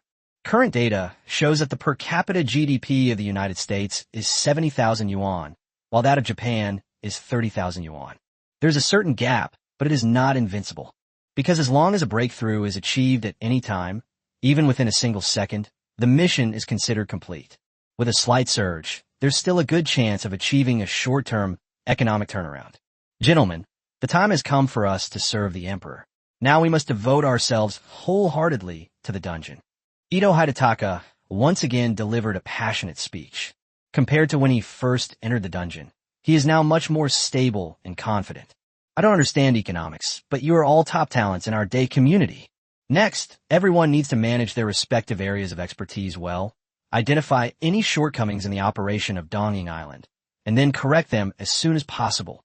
We consider the mission a success as long as we achieve an economic turnaround for even a second. So some short-sighted and unethical methods can be used without considering the consequences. After all, this is just a virtual world, not our real settlement. Hidetaka Ito conveyed his philosophy to all challengers. Use any means necessary. Exert as much effort as you can. Ruin the Japanese kingdom in this instance. Everyone agreed with Ito Hidetaka's instructions, and soon the 20,000 people, led by Yamashiro Kojiro, were engaged in their work. Increase oil imports by 50%. Increase the entire automobile production workshop on the island of Japan by 30%, and replace high-grade materials with low-grade and inexpensive materials to reduce expenses. Use all environmental protection funds for electronic device production. All wastewater is discharged directly into the ocean without treatment. Implement a full-scale whaling program in the ocean and expand the sale of seafood. Vigorously develop the Japanese action film industry and sell it throughout the entire planet. One outrageous operation after another has emerged. Under such reckless management and operation, Japan's GDP did indeed achieve rapid growth. These bizarre actions quickly drew fierce criticism from the online comment section. Even though it's a virtual world, the actions of these Dave people are still disgusting. Thankfully, it's just a virtual world. If the real world were like this, we people from other settlements would probably be completely ruined by the Day settlement. However, to be honest, this method does have a good chance of achieving an economic turnaround. I feel like Ishan is in some danger. He probably never imagined these Day people would be so monstrous. Because Hidetaka Ito knew absolutely nothing about economics and production, he could only continue drinking coffee in the command center. In less than half a day, the per capita GDP has increased to $40,000. If this trend continues, there's a great chance that the per capita GDP will surpass that of the U.S. within 5 days. Looking at these encouraging indicators, Hidetaka Ito wore a very pleased smile. Lin Ye, oh Lin Ye. In terms of military strength, I may not be your match, but when it comes to this kind of mental game, you are simply not qualified. I'll show you just how stupid you are to set up this so-called non-combat mode. Just as Hidetaka Ito was muttering to himself, his phone suddenly rang. Ring ring. The sudden vibration and ringing startled Hidetaka Ito, making him jump. Why am I receiving a phone call when I'm in a dungeon? Could it be that this instance also has a complete communication system? Hidetaka Ito picked up his phone and saw that there were no numbers displayed, which made him feel even more uneasy. But he eventually answered the phone. Mr. Hidetaka Ito, your country's actions have violated dozens of international conventions, including the Basel Convention, the Biological Weapons Convention, the Kyoto Protocol, and the International Covenant on Economic, Social, and Cultural Rights, and have caused irreparable negative impacts on the planet. I am now giving your country a chance to reform itself. Immediately cease all illegal activities and pay compensation to the United States. Otherwise, your country will be subject to full sanctions from the U.S. Chapter 33, triggering a special event. The Wrath of the U.S. Third update. Beep beep beep. After a few words were exchanged, the other end of the phone hung up. Hearing the almost commanding tone of the person on the other end of the phone, Hidetaka Ito was furious. Baka, Ito Hidetaka cursed angrily. What exactly is going on? How dare those wild dogs on the other side order me around like that? Hidetaka Ito was so angry that he uttered gibberish. In a fit of anger, he suddenly stood up and smashed the coffee cup next to him to the ground. The cup shattered instantly, splashing rich coffee onto his expensive suit, leaving a dark stain. He was so frustrated. It's one thing to be ordered around by the emperor in the real world, but how come someone is also giving orders to me in this virtual instance? Does this mean I have to be someone's dog in the dungeon? Just as Ito Hidetaka was getting angry, the prompt from the sky curtain followed. Skyward warning. The actions of all challengers have triggered a special event. The Wrath of the U.S. The U.S.'s anger. Your actions have provoked strong dissatisfaction from the United States. The United States now demands that you cease all illegal activities and pay $1 trillion in compensation to the United States. Do you accept this offer? Note. Special events within the instance will affect the subsequent progress of the instance, and may even change the status of the mission from that year. Commanders, please choose carefully. Hidetaka Ito was so angry that he trembled all over. What kind of damn special event is this? Do you have a choice? If you choose to accept, you'll have to supply the U.S. with $1 trillion. $1 trillion. Japan's annual GDP is only 4 trillion yen. So this is equivalent to cutting off a quarter of its flesh all at once. If this happens, all indicators will fall into negative growth. With only 4 days left, let alone catching up with the United States, they probably won't even be able to keep their current level. The subsequent mission was destined to fail. Impossible.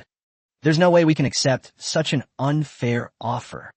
Try to manage your mindset and stay calm even when you're angry. An idea popped into his mind. What difference would it make if I refused the offer? It was already confirmed when I accepted Mission 2 that the next dungeon would be a completely non-combat mode. In the United States have also been blocked. Even if I reject the U.S. now, the enemy forces can't do anything to me. The sea is wide enough for fish to leap, and the sky is high enough for birds to fly. This United States is our competitor, so why should we listen to an enemy? Having figured this out, Hidetaka Ito let out a long breath, and a slight smile appeared on his lips. Damn it, I almost fell for Lin Ye's trick. This guy is truly a treacherous villain, adept at scheming and plotting in mission design. But does he really think that Hidetaka Ito would fall in the same place twice? At this moment, in Ito Hidetaka's mind, this so-called special event of the U.S.'s anger was completely a deception concocted by Lin Ye, just like the prerequisite mission for the attack on Pearl Harbor in the last instance. They're all tricks, things designed to influence the challenger's mindset. I will not accept the offer from the United States. Not only will I not agree, I will go even further. Hidetaka Ito now has only one thought in his mind, to persevere. The more smokescreens Lin Ye creates, the more it proves that his direction is correct. Kojiro Yamamoto directly to his room, and then said seriously, Mr. Yamashiro, I think the economic development of Japan needs to be accelerated, and some policies are still not strong enough. I need you to go even further. Don't worry about the lives of these NPCs on the island of Japan. Just squeeze every last drop of productivity from them. I want Japan to develop even faster, even if I achieve my goal right now and die the next. It doesn't matter. This is just a copy. Don't worry about anything. Ito Hidetaka's sudden manic mood startled Yamashiro Kojiro.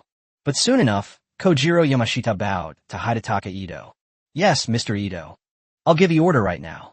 After saying that, Kojiro Yamashiro left Hidetaka Ito's room to carry out his orders as quickly as possible.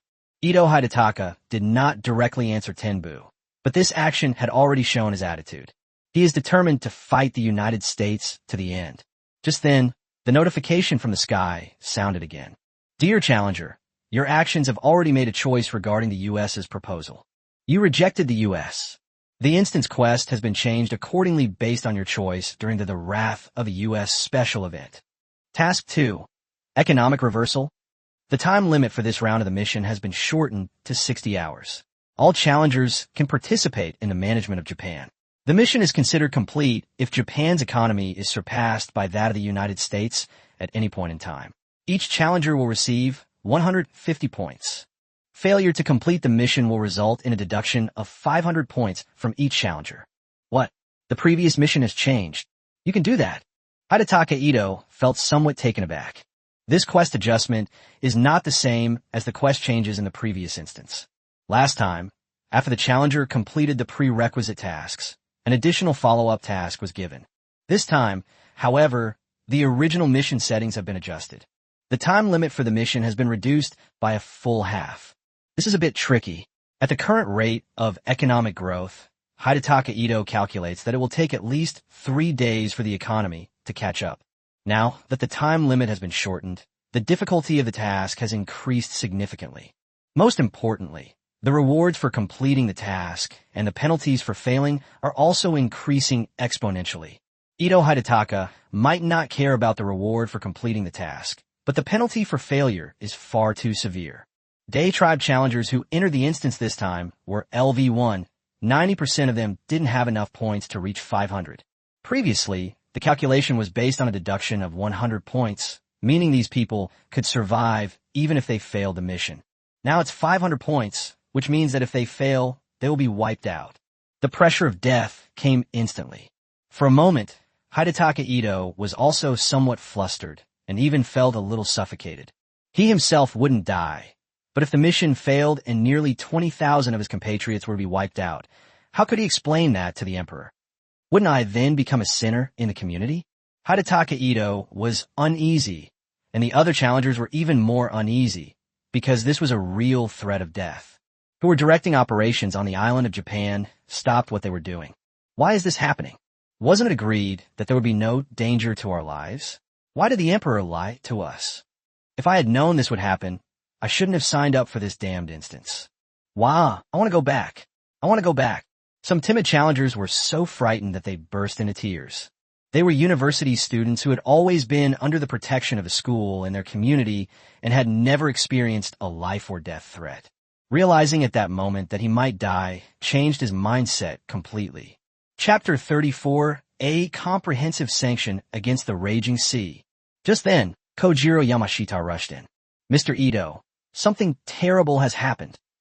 The arsenal is in chaos now, and the challengers have lost their fighting spirit. What should we do?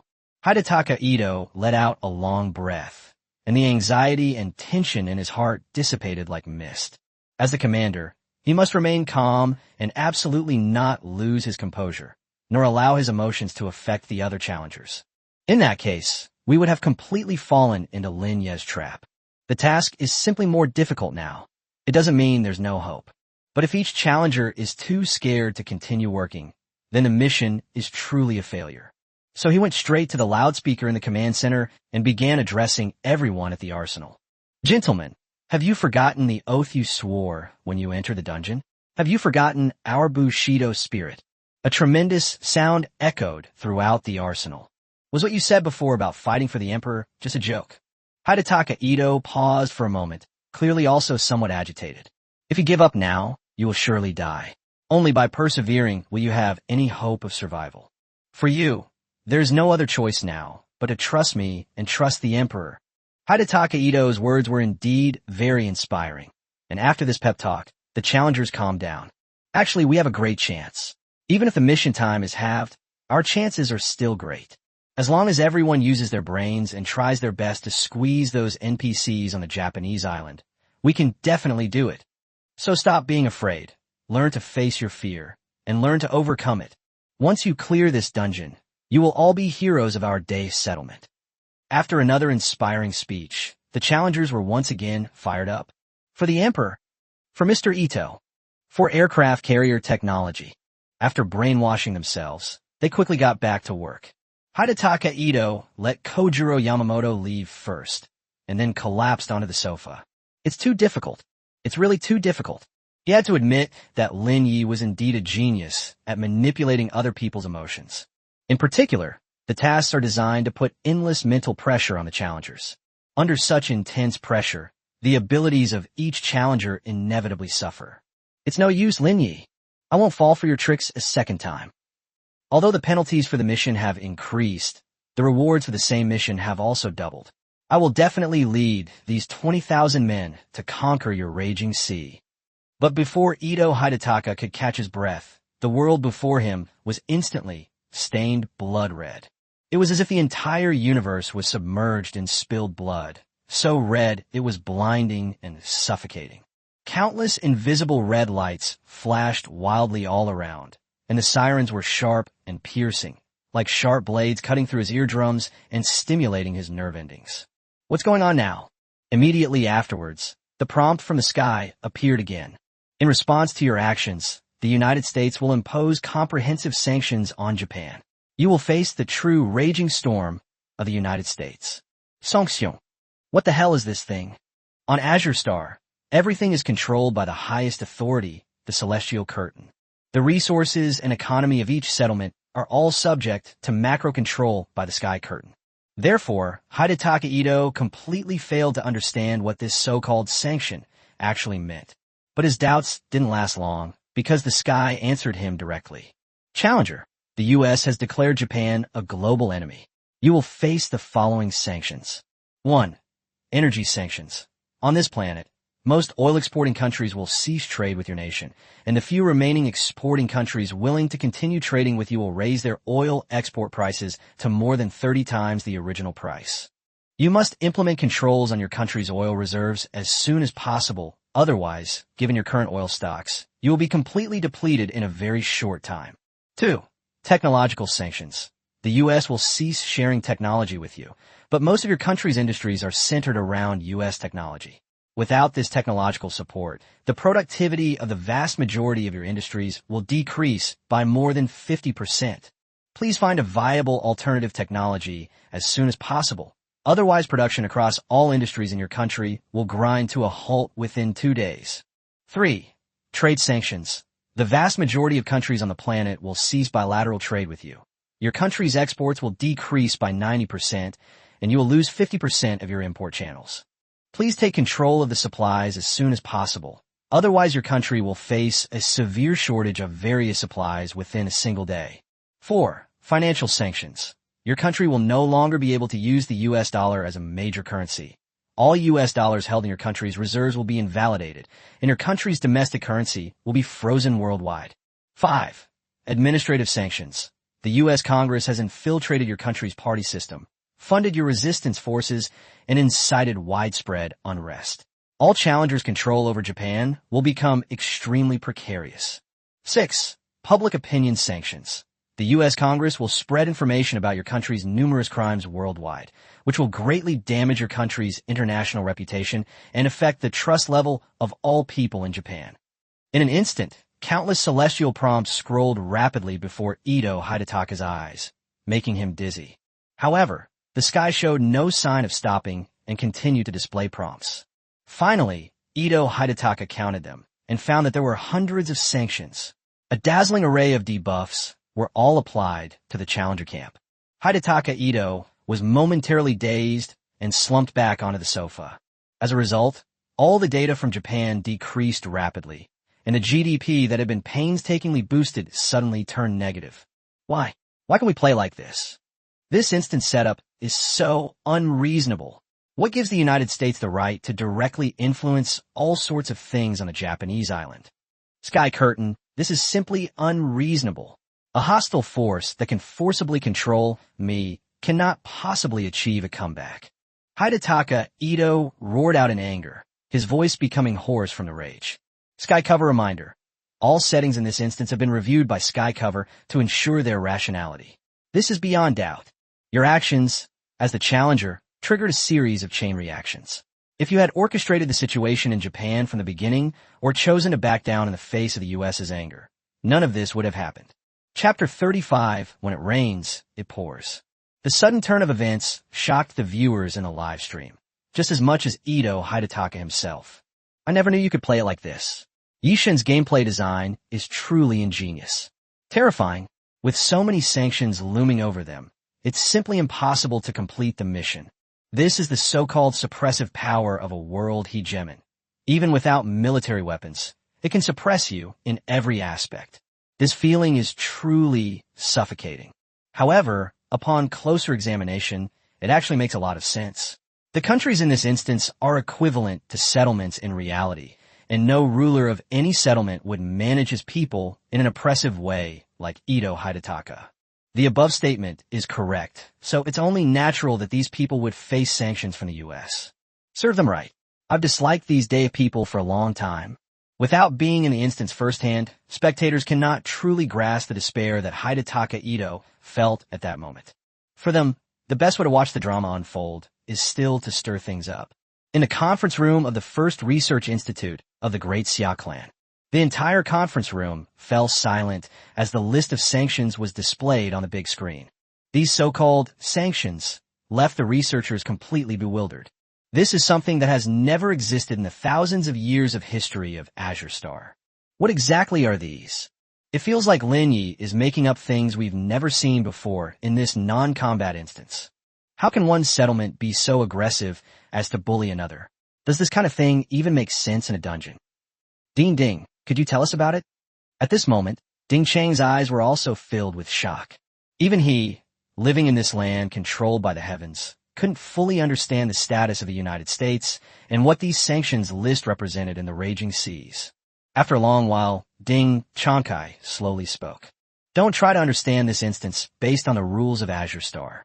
There's no sky over this instance, and each settlement grows freely. Imagine what would happen if our world didn't have a sky barrier, and all kinds of military weapons could be manufactured at will in various settlements. Everyone looked at each other, unsure how to answer, until Zhao Jinyu finally spoke up. Teacher, According to my guess, a real war will definitely break out between the various settlements, and all the situations in the game will play out in reality. Everyone fights their own battles. Weak settlements will be occupied by strong settlements, or some weaker settlements may unite to form a large settlement. Ding Chong nodded in satisfaction and then said, "That's right. What you're saying, Sword Rain, is actually what's happening on Earth Online, which Lin Ye created. The United States here, perhaps just as you said, has gradually become a world superpower. His dominant position allows him to monopolize many things." Ding Chong looked at the research institute that filled the room and still seemed bewildered, so he could only explain in more detail. Imagine what would happen if all the food in our world were not controlled by the celestial canopy, but by a particular settlement. In that case, this settlement could use food as leverage to bully other settlements at any time, one researcher replied. That's right, this is sanctions. To some extent, these sanctions are actually more terrifying than military war.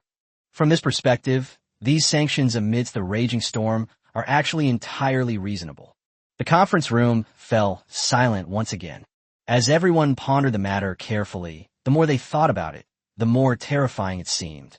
Because these things are so complex, unlike concrete things like military weapons, they're more like details covering the world.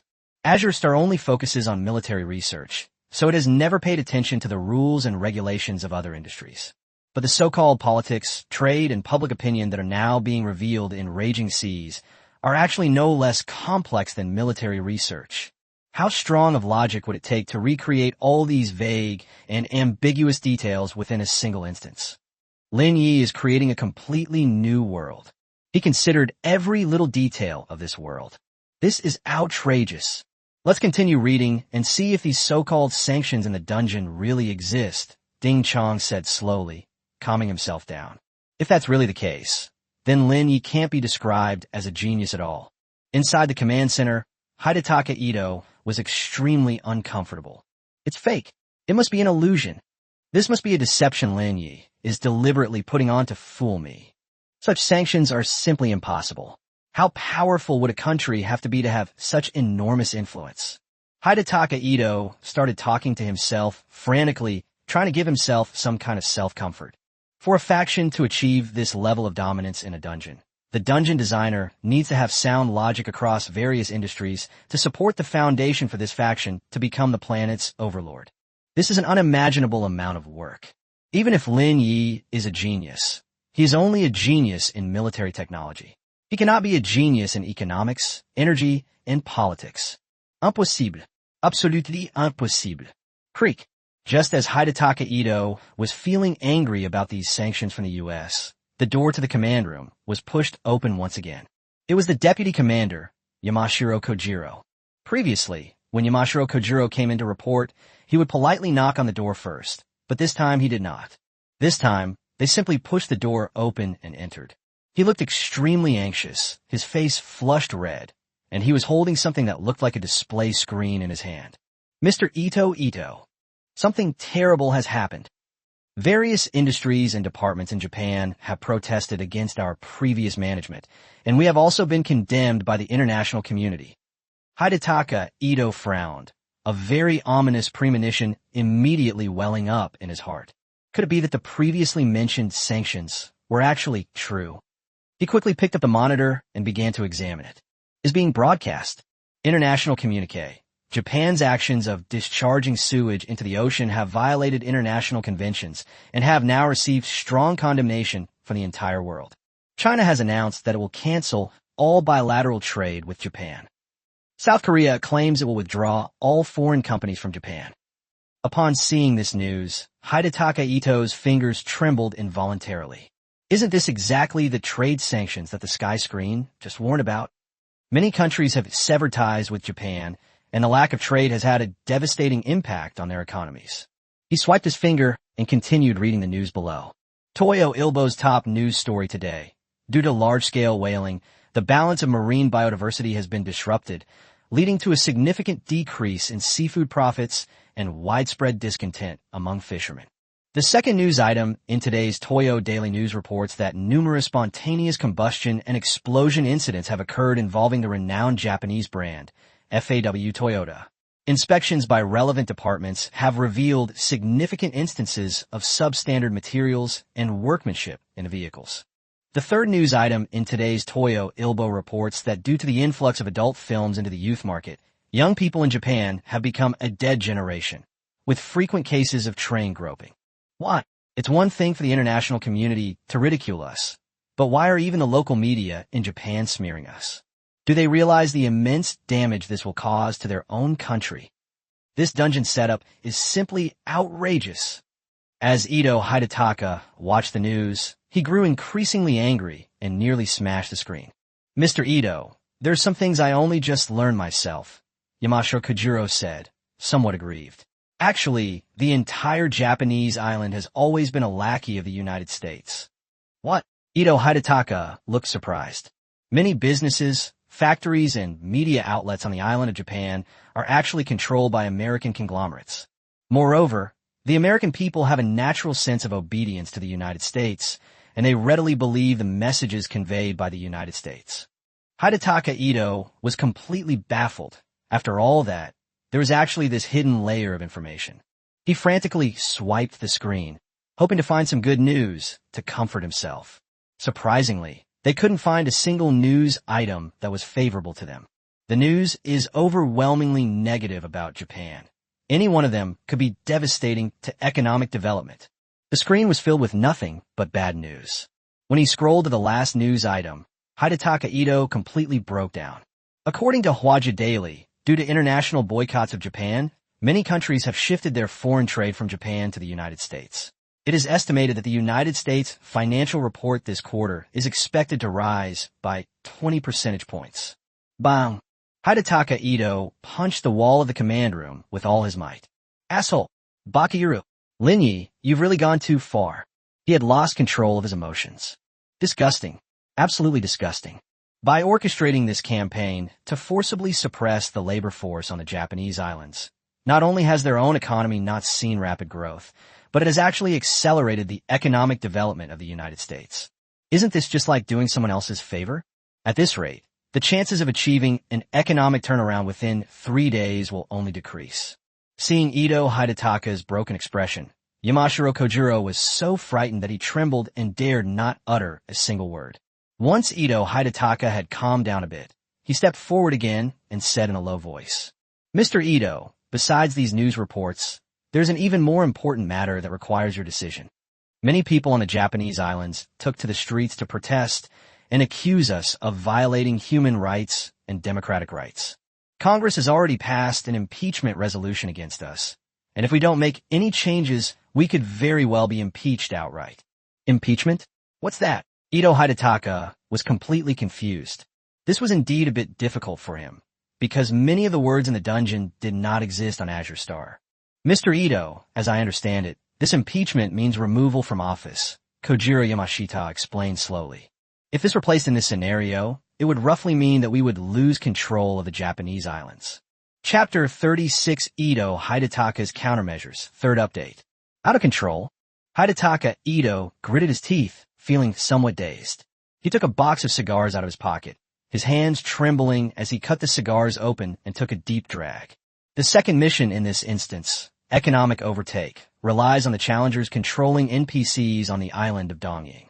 Given the economic situation of Japan, it would be impossible for it to surpass the United States if it relied solely on natural development.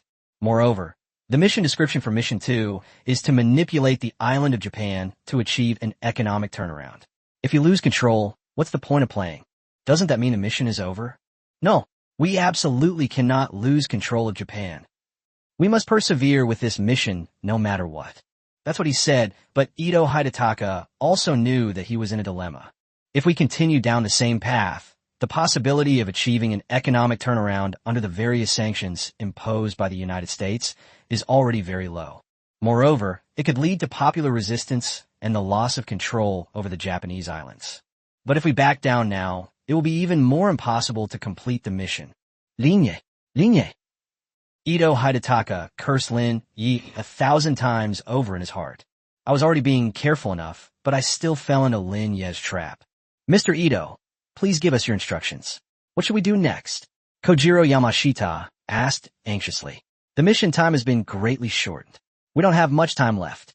Ito Hidataka let out a long sigh, stroked his chin thoughtfully for a moment, and said coldly, "These troublemakers have no choice but to be suppressed by force.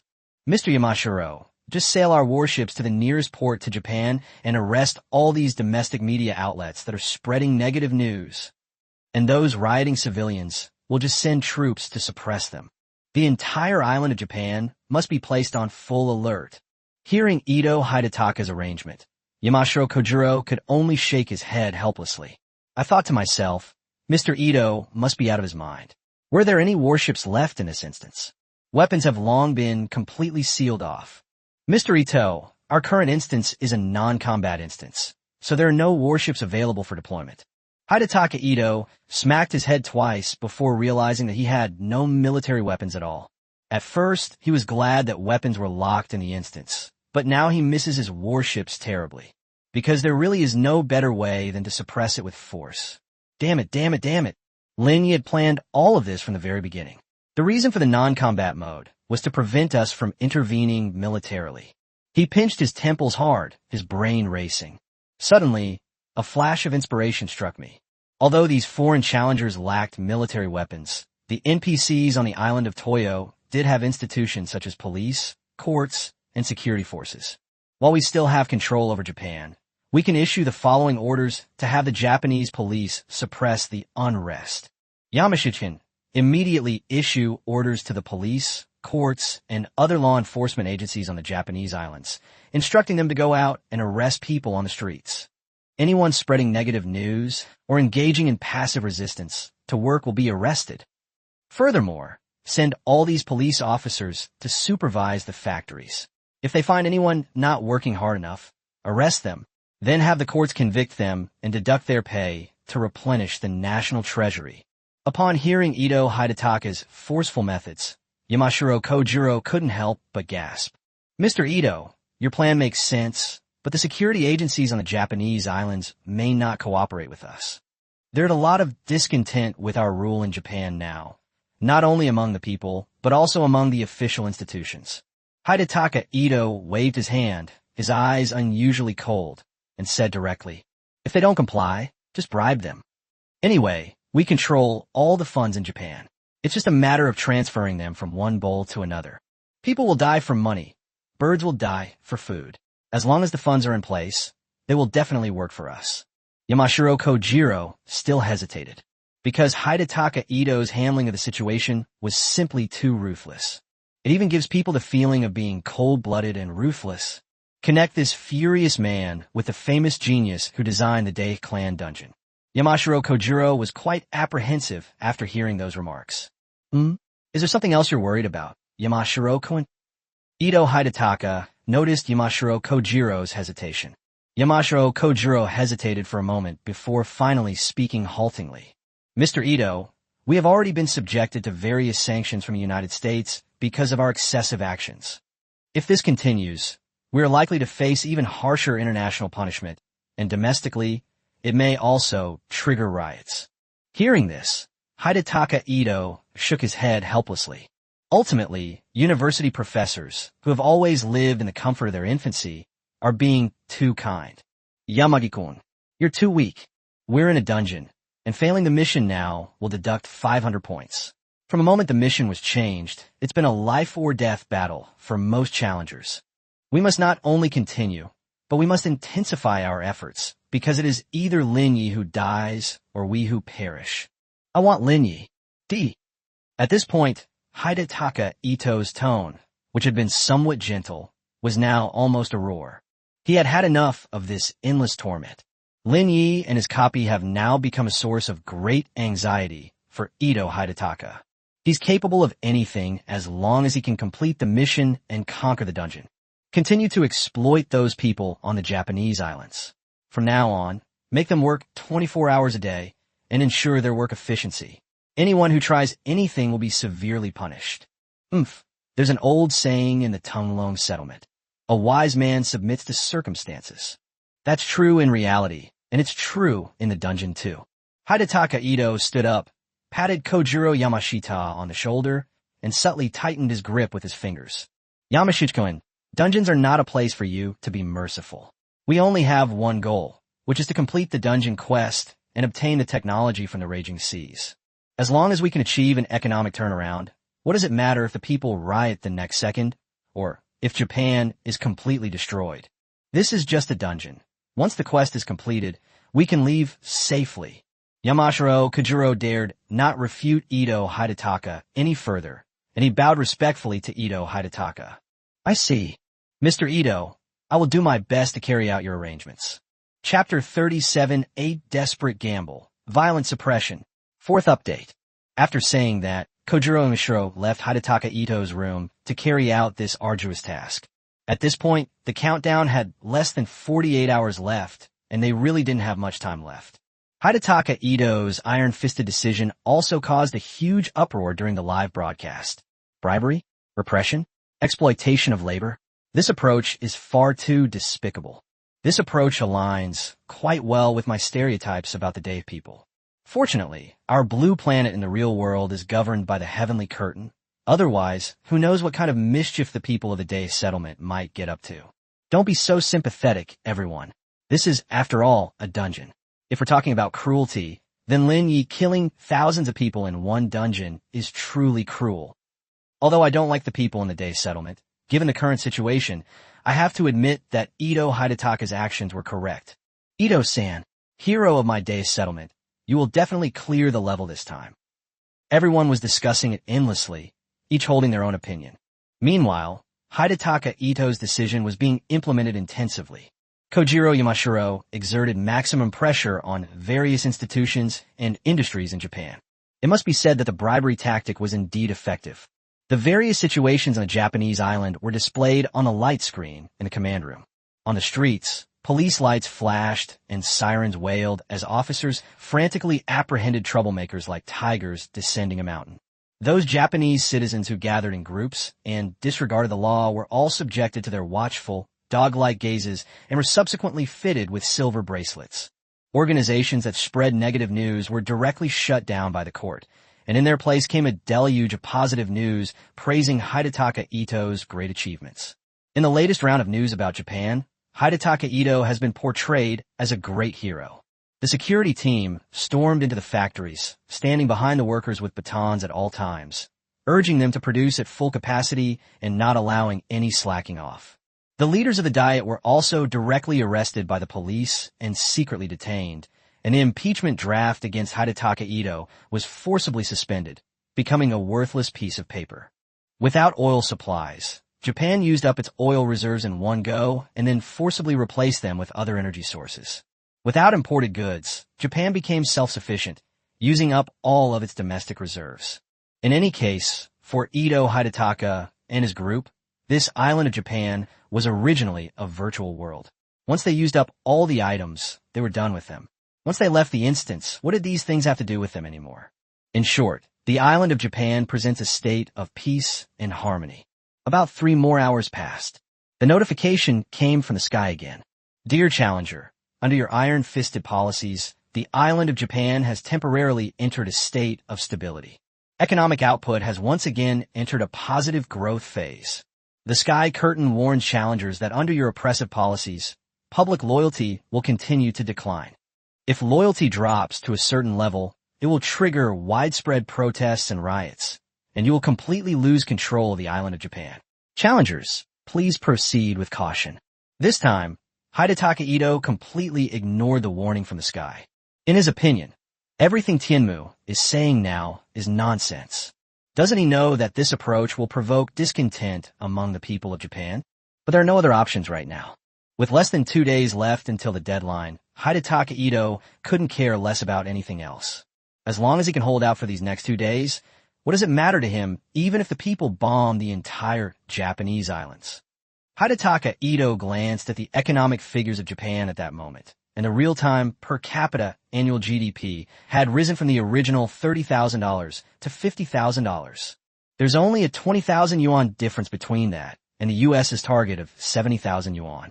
The GDP per capita has had a roller coaster ride. It was initially growing rapidly, but then plummeted due to sanctions imposed by the United States. Now, thanks to Ito Hidetaka's tough policies, prices have rebounded significantly. There's hope. Looking at the number, Hidetaka Ito smiled with relief. If things continue like this, it's entirely possible that we could overtake the U.S. within 2 days. He started talking to himself again. Lin Ye, I know you're quite capable, but I never imagined how ruthless the people of my Day clan could be. There may be many areas for improvement in my performance this time, but it's okay. The instance is being streamed live, and all the viewers are watching. My iron-fisted methods will definitely be used, and then everyone will be able to break your dungeon. A day and a half has passed since the second wave of the raging storm began. Nestled among the deep mountains, the cliffside villa resembles a hidden palace, concealed on the misty mountainside. Away from the hustle and bustle, it is tranquil and elegant. Lin Ye just finished a long and exhilarating run on the treadmill, and sweat poured down like a waterfall, soaking his back. At this moment, he had just enjoyed the satisfaction and pleasure brought by dopamine and was about to take a comfortable cold shower. He turned on the stereo in the villa and simultaneously projected the live stream of the raging sea directly onto the bathroom wall. Then I saw the situation inside the instance. This Ito Hidetaka, putting everything else aside, is quite resilient, Lin Ye remarked. In Lin Ye's judgment, Ito Hidetaka and his group definitely couldn't hold out for more than a day and a half. Logically, after the U.S. imposed sanctions, the U.S. should have suffered a complete defeat. Unexpectedly, Hidetaka Ito came up with a drastic measure to prolong his own life, and somehow managed to drag things out for so long.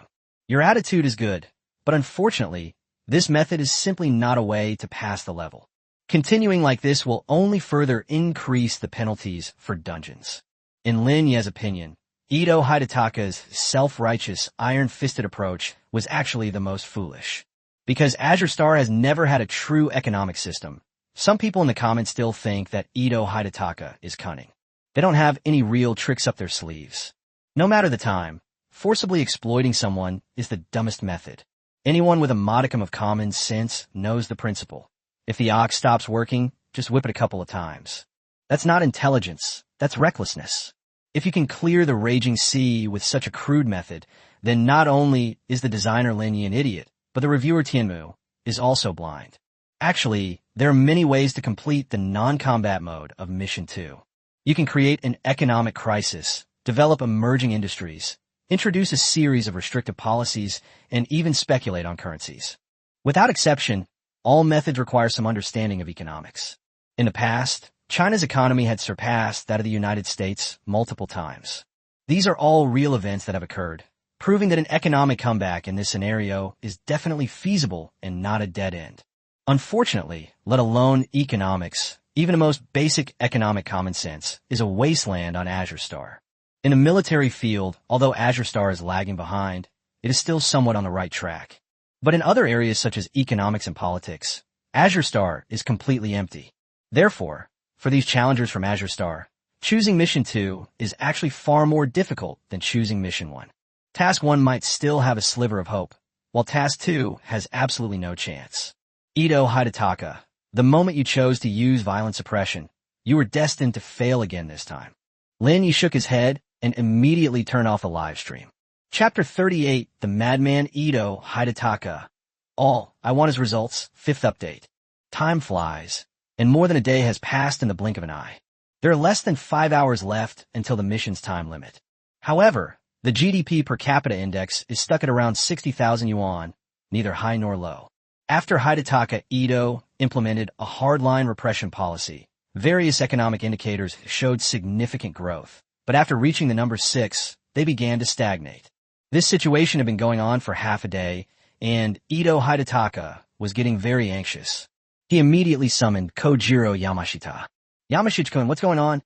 Why are these numbers so lifeless, like they're dead? We really don't have much time left. Yamashiro Kojiro sighed deeply and said with some grievance, Mr. Ito, all of us challengers have been working for 48 hours straight, monitoring the situation on the Japanese islands every moment. We kept issuing them orders, and not a single person slacked off. But economic development seems to have reached a threshold that is difficult to break through. Upon hearing Kojiro Yamamoto's answer, Hidetaka Ito's face immediately darkened. What kind of talk is that? I don't care what you want to know or not. We've come this far. Are we just going to give up now? Ito Hidataka gave a cold snort. Hidataka Ito had no idea what a threshold was, nor did he want to know. All he wants now is a result. With only half a day left, if they cannot surpass the United States, all their previous efforts will have been in vain. Yamashita-kun, if this mission fails, many challengers will be eliminated. You should know that the challengers this time are all our compatriots. I imagine there are quite a few of your students here. Mr. Yamashiro, are you just going to stand by and watch them die? Hidataka Ito's roar startled Kojiro Yamashita. That bastard Lin Ye has repeatedly played tricks on us and tortured us in every way in the dungeon. Are you just going to let him get away with this? Victory is within reach, Yamashiro-kun. If we just work a little harder and improve our economic indicators, we can obtain Lin Ye's aircraft carrier technology and even wipe him out. Actually, Ito Hidataka's personality wasn't like this before. As a genius of the Dave tribe, he was usually very elegant in his dealings with others. However, the repeated torment from the raging sea caused a dramatic change in his emotions. Without realizing it, he had become extremely irritable. Mr. Ito, this is not the situation I wanted to see, but there is really no other way now. Now all the people of the Japanese islands have been forced to work 24 hours a day. By this time, everyone is exhausted and confused. Work efficiency and working hours can't be increased any further. It's truly reached its limit. Moreover, the public is already full of complaints about the high-pressure policies, and from my observation, they're on the verge of getting out of control. Bang! Hidataka Ito slammed his fist on the table in front of him. Yamashita-kun, I don't want to hear you say such things. If there's no other way, you have to find one. I'll tell you how. Didn't we give a lot of money to those law enforcement agencies before? Now we're making them give it all back. At the same time, tell the public that all of this is the result of the arbitrary actions of those law enforcement agencies, and that all police officers will be convicted. This way we'll definitely gain the support of the people. Then we will tell the public that Japan is at a critical juncture of life and death, and hope that everyone will work harder. Upon hearing Ito Hidataka's words, Yamashiro Kojiro's face immediately darkened. This decision can be described as extremely insidious. Isn't this just a case of discarding a useful tool after it has served its purpose? This approach is tantamount to treating the people of Japan like monkeys. One wrong move could trigger an even bigger riot, posing a huge risk. Even if this method could succeed, there's still half a day left, and it's too late. What are you waiting for? Yamashiro-kun, go and make arrangements right now. Yamashiro Kojiro dared not disobey, bowed, and hurriedly left the command center. Actually, none of it mattered to him. The emperor's edict instructed him to obey Ito Hidataka's arrangements in everything, and that Ito Hidataka would take the blame if anything went wrong. He only needed to carry out the orders. So Kojiro Yamamoto went directly to the control center and issued an order to the Japanese island. Immediately arrest all personnel from the security agencies. Hidataka Ito's final move completely shocked many viewers watching the live stream. The barrage of comments was filled with shock. WTF? Has Hidataka Ito gone mad? How dare he do something like this? Is this still the same super genius of the Day tribe? Why does he seem like a cold-blooded warmonger? I could understand using an iron-fisted approach before, but now that they've turned the tables on me, I really can't stand it anymore. I strongly disagree with this treatment of NPCs. Although it's a dungeon, the NPCs inside have human-like thinking. Lin Ye can even create such a massive map. His NPC designs will undoubtedly be incredibly realistic. Isn't he afraid these humans might actually rebel? Oomph. I told you long ago that Ito Hidataka is a scumbag, and now you believe me, right? Everyone felt that Ito Hidataka had gone too far, and even his fellow Dave tribesmen were hesitant to speak up for him. Although a dungeon is a dungeon, some actions within it can actually reflect personal thoughts, and the sky screen will see these things. The current Hidataka Ito actually has some anti-human tendencies. So all I can do is offer a few words of argument. Hey, don't just stand there and talk like you don't know what's going on. If you were leading 20,000 of your fellow countrymen into this dungeon, what would you do? Don't confuse the game with reality. If we don't deal with these NPCs ruthlessly, are we just waiting to be wiped out? This is all Lin Ye's fault for setting things up incorrectly. Spectators outside the instance can relax and enjoy the show, but those inside the instance can't sit still. Time ticked by, and less than 5 hours remained until the allotted 60 hours were up. Hidetaka Ito glanced at the real-time data again. Then he jumped right off the sofa. What's going on? A few hours later, economic indicators began to decline again, with GDP per capita dropping from 6 to 5.8. Damn it. Damn it. Where is that bastard Shancheng? Hidetaka Ito wanted to call Kojiro Yamashiro in, but before he could do so, a loud bang came from the door. Suddenly, Kojiro Yamashiro stumbled in, nearly falling to the ground. Mr. Ito. Mr. Ito. Something terrible has happened. At this moment, Kojiro Yamashiro was sweating profusely, and his clothes were soaked. Her once neatly combed hair was now extremely messy. There was even a hint of sob in her voice. Chapter 39, Trapped in the Dungeon. Yamashige-kun, I was just looking for you. Ito Hidetaka helped Yamashige Kojiro up. There's no time left. What are you doing? Why are our economic indicators declining instead? Did they relay my instructions? Faced with Ito Hidetaka's barrage of questions, Yamashiro Kojiro hurriedly held the monitor in front of Ito Hidetaka. The first news item above is Urgent Report. Japanese police have confessed to bribery by Commander-in-Chief Hidetaka Ito. The mastermind behind the chaos in Japan has been identified. Legal exposure. Hidetaka Ito and his staff are vampires, disregarding human rights. International Special Report. Hidetaka Ito, leader of Japan, has implemented a 24-hour workday in Japan, a serious violation of the Human Rights Convention of Earth. The World Peace Organization has issued a statement declaring that Hidetaka Ito's actions have severely undermined the stability of the planet. The International Criminal Court has announced that Japan's accelerated production is suspected to be due to Ito Hidetaka's strong premeditation of war. The International Criminal Court has convicted Ito Hidetaka of war conspiracy, bribery, exploitation, and extravagance. He is the devil of Japan. The news was overwhelmingly negative, making Ito Hidetaka's head throb. Why is it like this again? Ito Hidetaka asked angrily. Wasn't it said that domestic media had been controlled?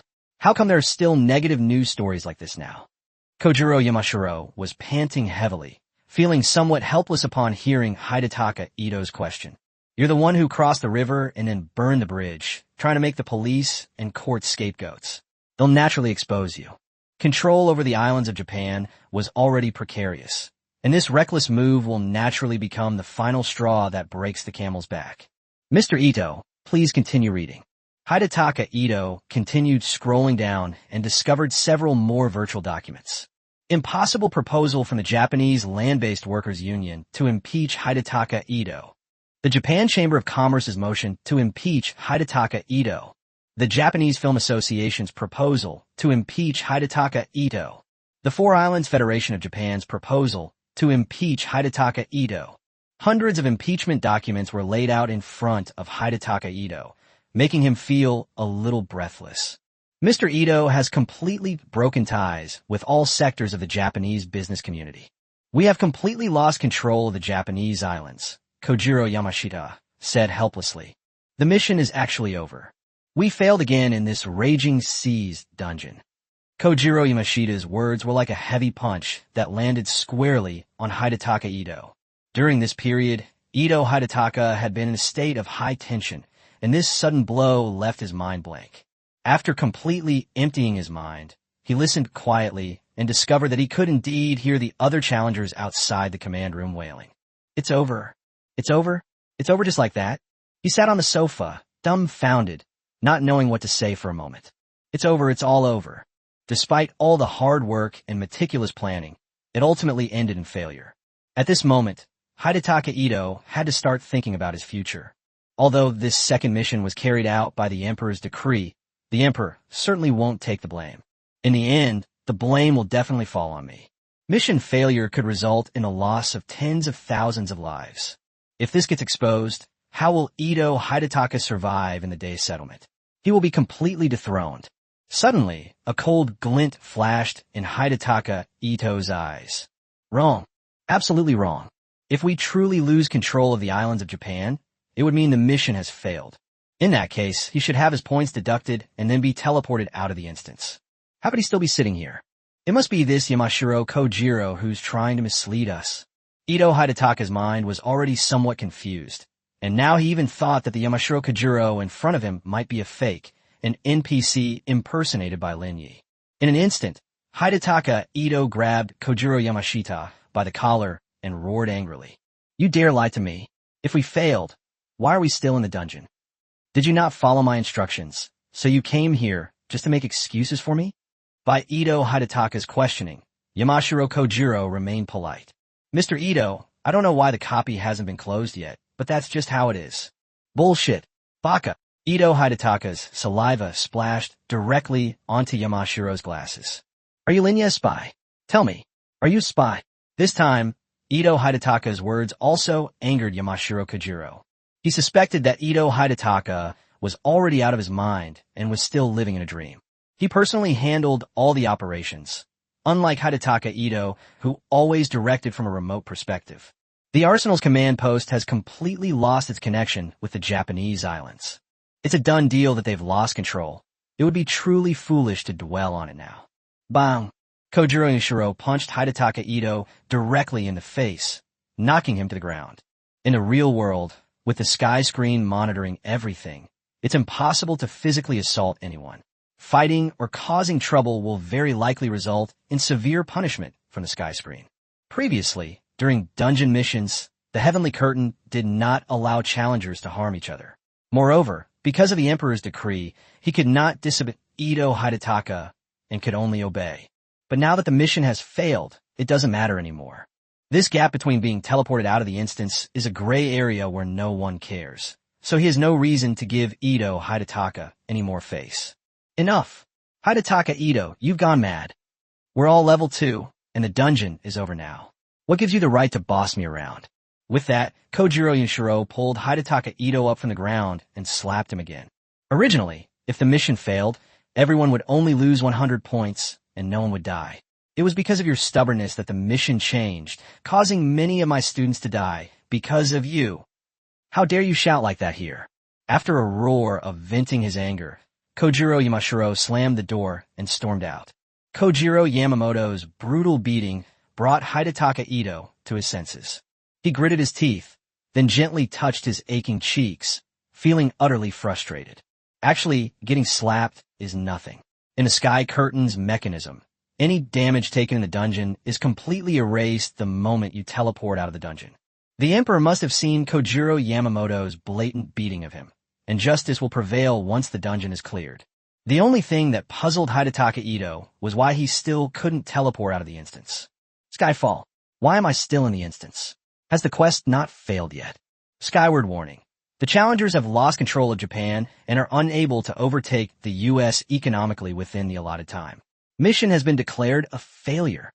However, within the instance, special instance settings take precedence over basic settings. Due to a special setting by instance designer Lin Ye, no points will be deducted from challengers for the time being, and surviving challengers will be teleported out of the instance. Settings? What kind of settings could there be? Ito Hidetaka suddenly had another ominous premonition. Through these 2 dungeon experiences, he has developed a psychological aversion to Lin Ye's unique character design. This kind of cunning and bizarre setup is Lin Ye's forte. Moreover, each setup has a dramatic impact on the progress of the dungeon. Designer Lin Ye believes that it is unfair for challengers to unilaterally damage NPCs in dungeons. Challengers can damage NPCs in dungeons and then leave, leaving the NPCs powerless to do anything about it. Therefore, in this instance, if a challenger intentionally harms a friendly NPC, the instance's closing time will be extended. Extend the instance closing time. Hidetaka Ito felt a chill run down his spine upon hearing this. If that's the case, wouldn't it mean that Lin Ye can trap challengers in his own instance? On Azure Star, there has never been such a situation. This is completely unreasonable.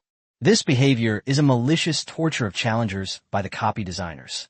After rigorous review, Tianmu deemed this setting to be perfectly reasonable.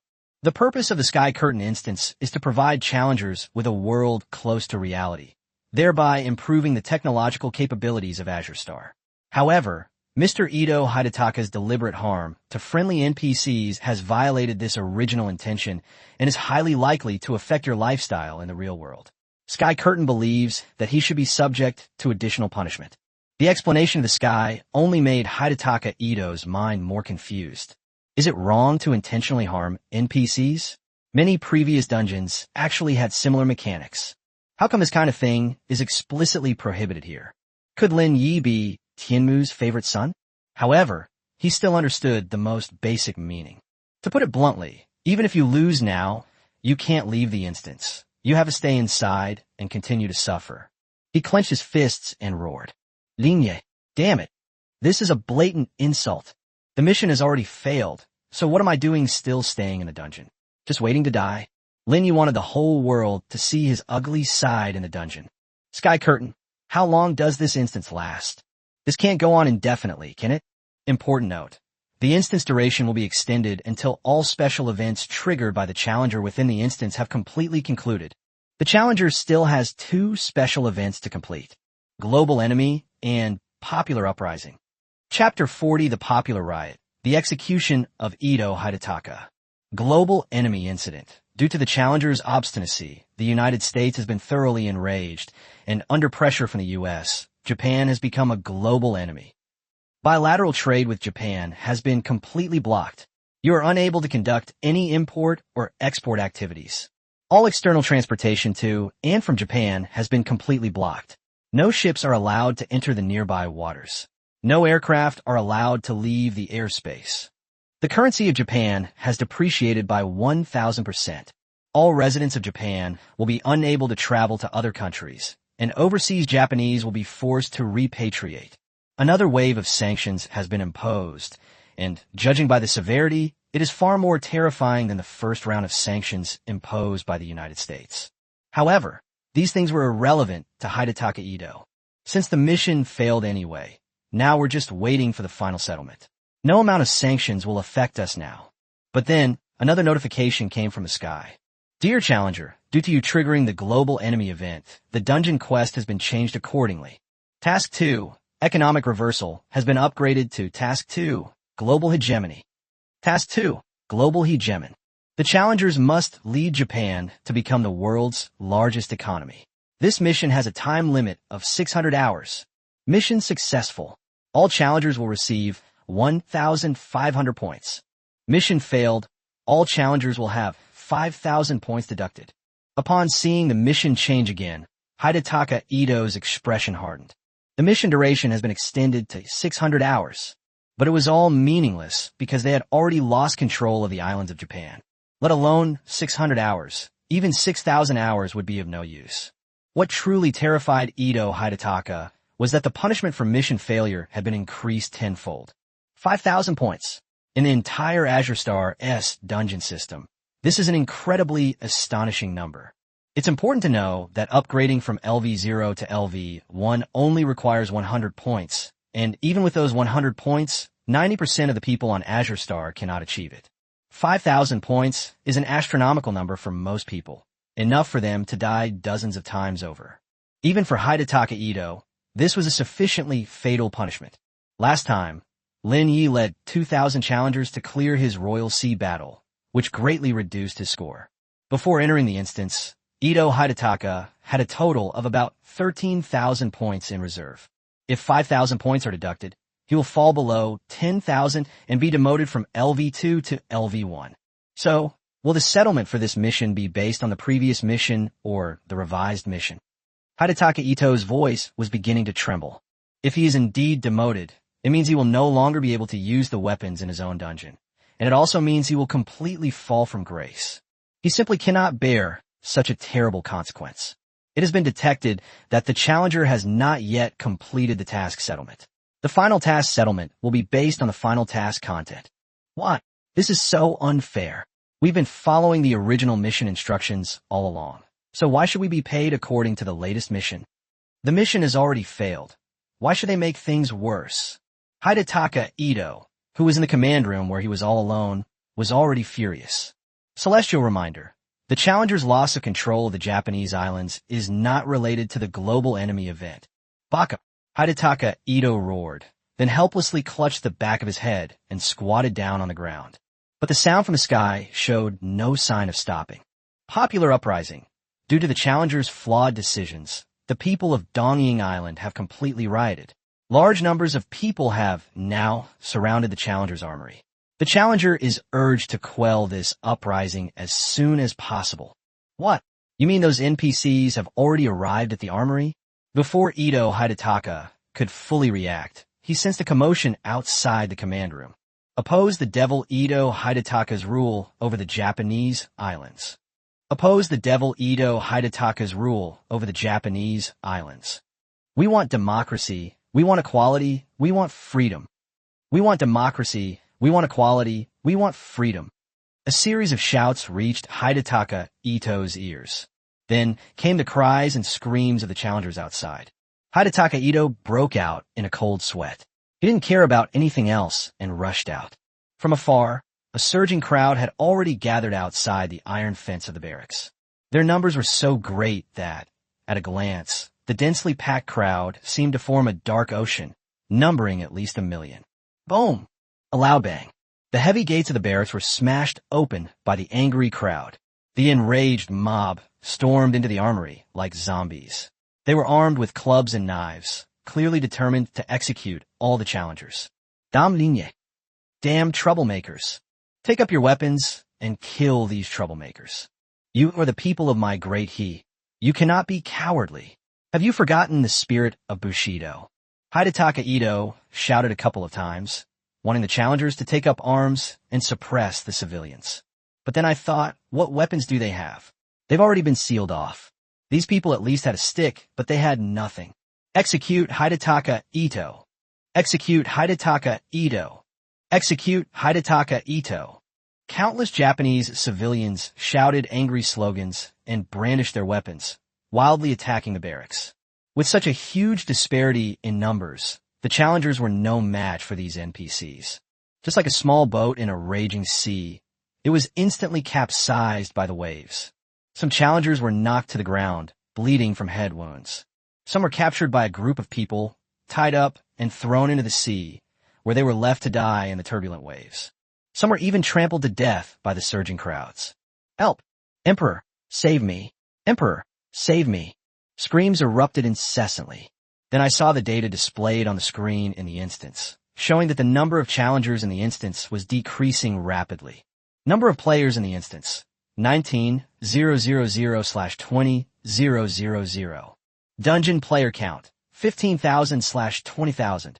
7,000/20,000 players in the instance. Seeing this horrific scene, Hidetaka Ito felt a chill run down his spine, and his legs felt as heavy as lead. My stomach churned, and I almost vomited. Ito Hidetaka has seen war scenes before. All of Tianmu's dungeons are themed around war. A very long time since Ito Hidetaka had experienced such bloody, close-quarters combat. The brutal, hand-to-hand combat instilled in him an indescribable sense of fear. And for some reason, the riot felt incredibly real to him, as if the NPCs in front of him weren't virtual beings, but living, breathing people. This dungeon is absolutely brutal. Many challengers were already destined to be eliminated in this instance. But before their actual death, they had to experience a gruesome demise in the instance. In that moment of distraction, Ito Hidetaka saw a group of people rush in front of him and surround him. Then, hemp ropes were tied directly to his body, cutting bloody marks into his flesh. You bunch of unruly people. Let me go. Hidetaka Ito winced in pain, cold sweat pouring down his forehead like a broken string of pearls. He could only vent his anger with a few curses, but what awaited him was a barrage of punches and kicks from the crowd. He was then lifted up by the crowd and thrown into the sea like a dead dog. His vision began to blur, and he only felt himself being thrown forward by a powerful force. The seawater was icy cold, seeping into his body. Bound by ropes, Hidetaka Ito was unable to swim and could only watch as the icy seawater gradually swallowed his consciousness. Cold, numbness, asphyxia. Chapter 41 Dungeon completed. Failed again. The world before Ito Hidetaka's eyes turned blood red once again. A large, blood-red character for death stood out prominently in the void. At the same time, a notification sounded from the sky. Instance notification. Your faction failed to withstand the popular riot. You have drowned in the ocean. Due to your death, this attempt at the raging seas dungeon has failed. you will be deducted 5,000 personal points. Since all challengers in the instance have died and all special events have ended, this instance is about to close. We are now in the final countdown phase. 20, 19, 18. The livestream perspective for the instance has once again changed from the challenger's view to an overhead view. From this perspective, the challenger's arsenal is stained red with blood. The waves wash over the challenger's corpses, and seagulls cry mournfully in the sky. The whole scene looks as dark as the end of the world. Soon, the people of the Japanese islands raise the red sun flag, representing the islands of Japan atop the high tower of the military camp. Immediately afterwards, the screen began displaying the instance's statistics. The statistics for this instance are as follows. Number of players eliminated in the instance, 19,930. Maximum duration of the instance, 55 hours. Dungeon completion rate, 0%.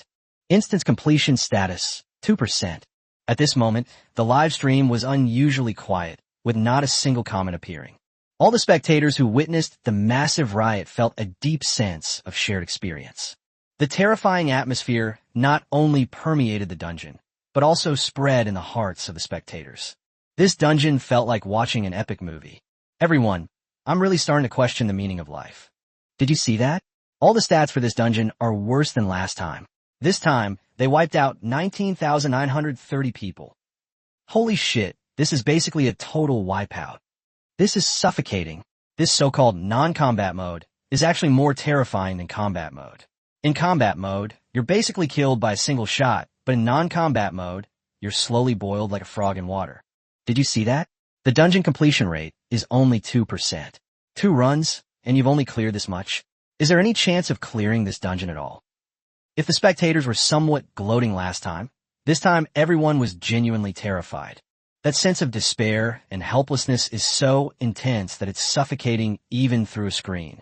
This defeat was truly devastating. Last time, at least 3,000 out of 10,000 people survived. This time, out of 20,000 people, only 60 survived. The survival rate was only 0.003%. Without a doubt, this raging sea attack will break the record for the number of people killed and the kill rate in a single attack. Meanwhile, some people questioned Ito Hidataka's decisions in the dungeon, arguing that the dungeon was not invincible and that the defeat was due to Ito Hidataka's reckless actions. This was clearly a command error by Hidataka Ito. The system gave him multiple hints, but he stubbornly persisted, leading to inevitable failure.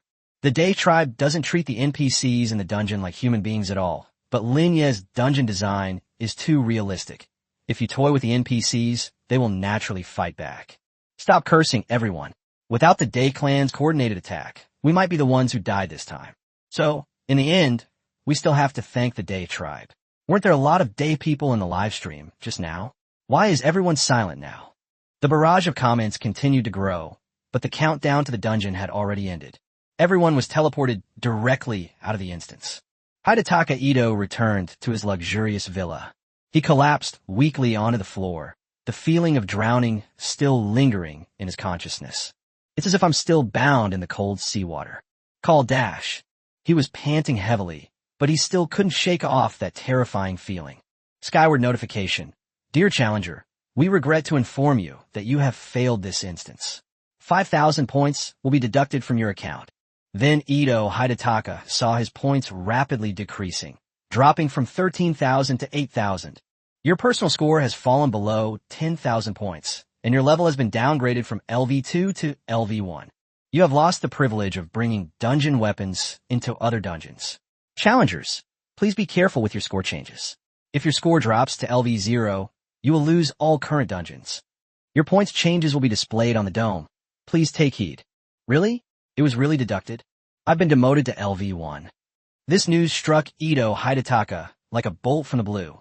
Overwhelmed by the humiliation, his entire body ached. After he was selected from the day's settlement, his career soared to great heights. For dungeons were designed in one day, and personal points increased rapidly. In the same day, I upgraded from LV0 to LV2. From that day on, his level never dropped again. As a result, today he was suddenly knocked back to LV1. LV1 and LV2 may seem to be only one level apart, but they represent a huge gap in status. LV2 is the upper class of this world. They are the elite. They can even be called the youngest genius in dungeon design. LV1 is just a beginner-level dungeon designer. What's most infuriating is that this shameful thing has to be announced to the whole world. Hidetaka Ito opened the villa's window with trembling hands, his gaze fixed on the dome. Congratulations to Challenger Vansha for advancing to LV1. Congratulations to Challenger Malone Chris for advancing to Level 1. Unfortunately, Challenger Hidetaka Ito has been demoted to LV1. The sign with his name on it stood out prominently above the dome, its color completely different from the other signs. All the other subtitles were white, but his was green. In an instant, a tremendous sense of humiliation filled Ito Hidetaka's body. Demotion is a very, very rare thing on Azure Star. Especially for those who have already upgraded to LV2, there are almost no more people who fall back down. Because once you upgrade to LV2, it means you have access to high-quality dungeons and powerful dungeon weapons.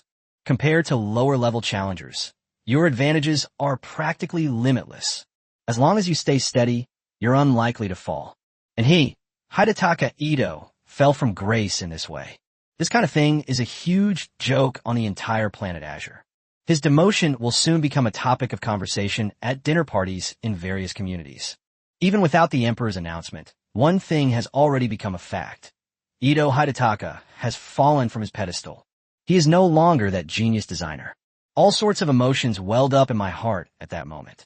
Anger, humiliation, fear. There was also an increasingly intense hatred towards Lin Ye. Ito Hidetaka felt a sudden tightness in his scalp, and then fainted from anger. Chapter 42 Lin Ye, a man with the potential to reach the top. The settlement of the great Xia dragon soaring. To prevent being locked in a dark room, Huaxia was changed to Daxia, inside the First Copy Technology Research Institute. The live broadcast of the Raging Sea was no longer on the big screen. It was just a blank screen with crackling white noise. But the meeting room was completely silent. All the researchers remained in one position for several minutes. It felt like I was being forcibly controlled by the previous instance, and I didn't dare to move at all. Zhao Jinyu, in particular, had his mouth wide open, as if his soul had left his body. After a long while, Ding Changkai tapped the table and slowly spoke. Cough, cough. Don't just stand there. Everyone, share your thoughts. We observe Lin Ye's copy to learn from his experience and improve. After Ding Chang said that, everyone slowly came to their senses. That's terrifying. It's absolutely terrifying. Nearly 20,000 people were wiped out in one fell swoop. I never expected that a non-combat instance would be more destructive than a war instance. The researchers' first reaction was to marvel at the terror of the Raging Sea. Moreover, it was a terror beyond comprehension. Some terrors stem from a disparity in strength, while others arise from the unknown. The terror of the unknown is far more profound than the terror of a power imbalance. Clearly, the terror brought by this Raging Sea belongs to the latter. Lin Ye has essentially created his own sect, opening a door to dungeon creation for the entire Azure Star. It's just that we feel like we can't imitate this kind of thing even if we want to. With military technology, we can at least have some direction, but with this kind of thing, we don't even have a direction. This is unbelievable.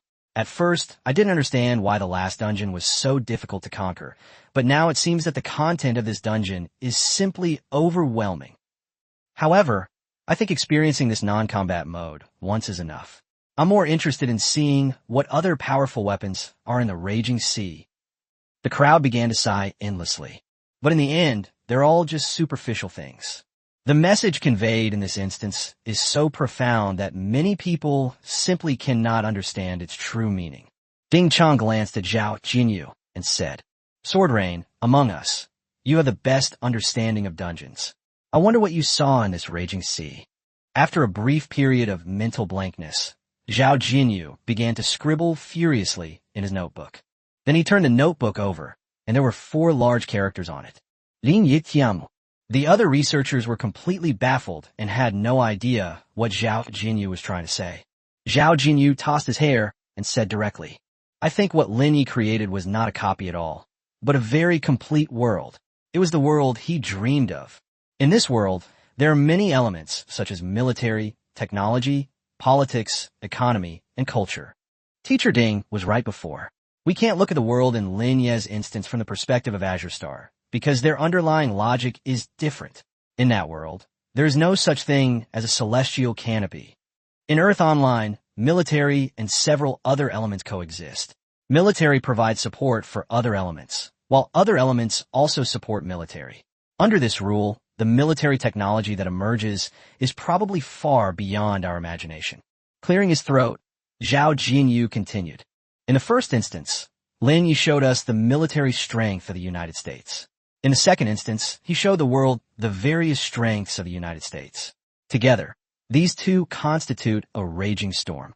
So I wrote down the words Lin Ye and Tianmu, because I feel that Lin Ye is like Tianmu in that world. He is using Tianmu's thinking to create the copy. If we imagine our Azure Star as a dungeon, then everyone should understand what Lin Ye is doing. Without such a holistic perspective, it would be impossible to create such a replica. And this is precisely what our research lacked. Zhao Jinyu's words caused everyone to gasp in shock. They actually compared Lin Ye to the sky. These colleagues had never heard such praise from Zhao Jinyu before. You should know that Zhao Jinyu is a famously aloof and arrogant woman. For her to praise someone so unreservedly can only mean that this person has completely won her over. Sister Zhao, a younger researcher, scratched her head, looking somewhat embarrassed. Could you put it more simply? It's too complicated for me to understand. Ahem, there are two things we need to do next, Zhao Jinyu said somewhat impatiently. First, don't try to understand the deeper aspects of Lin Ye's work. We can't use his economic and political theories. Secondly, if anyone is unfortunately selected for a dungeon in the future, the best option is to surrender directly and not have too many unrealistic ideas.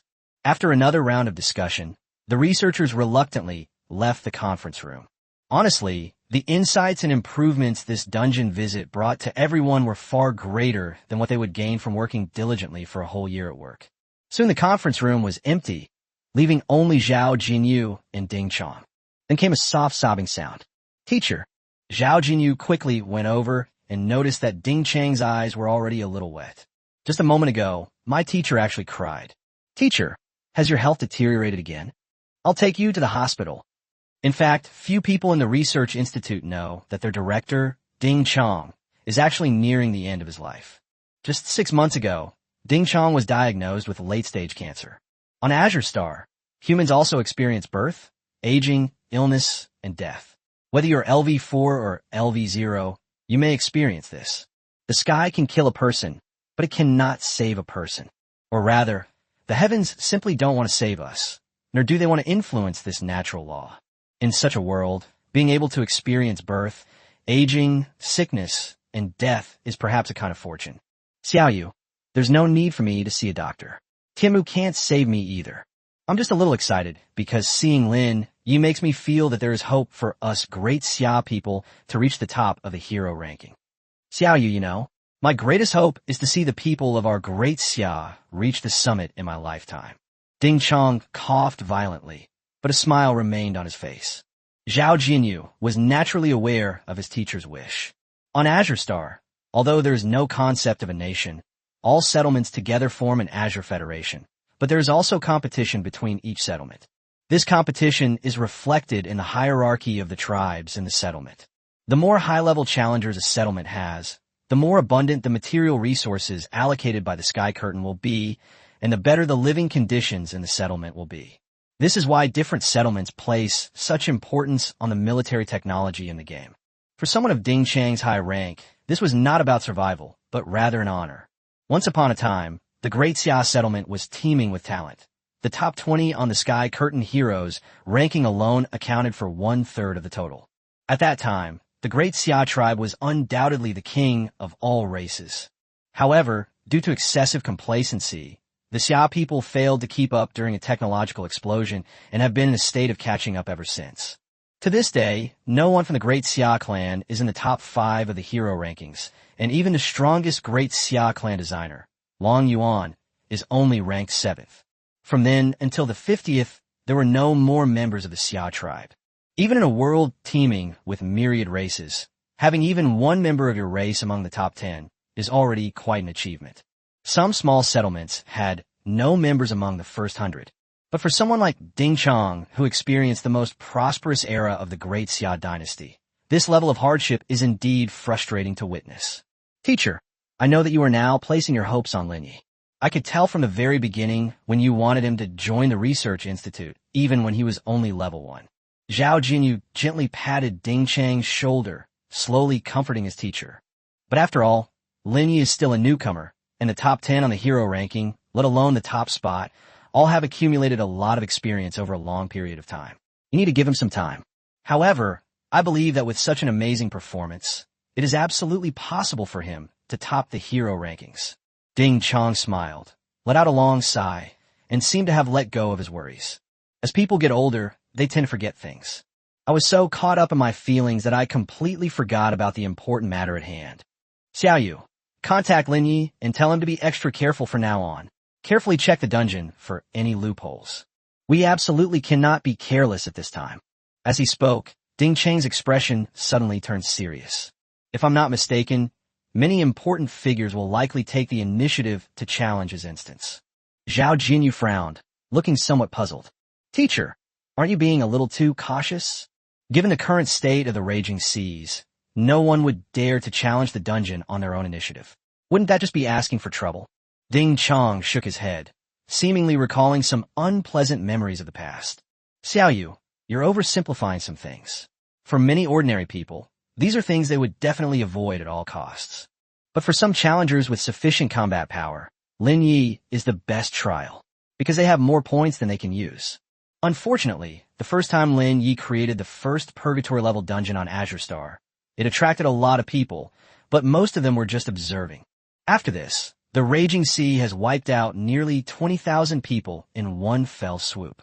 All indicators have broken historical records, and the whole world will be focused on him from now on.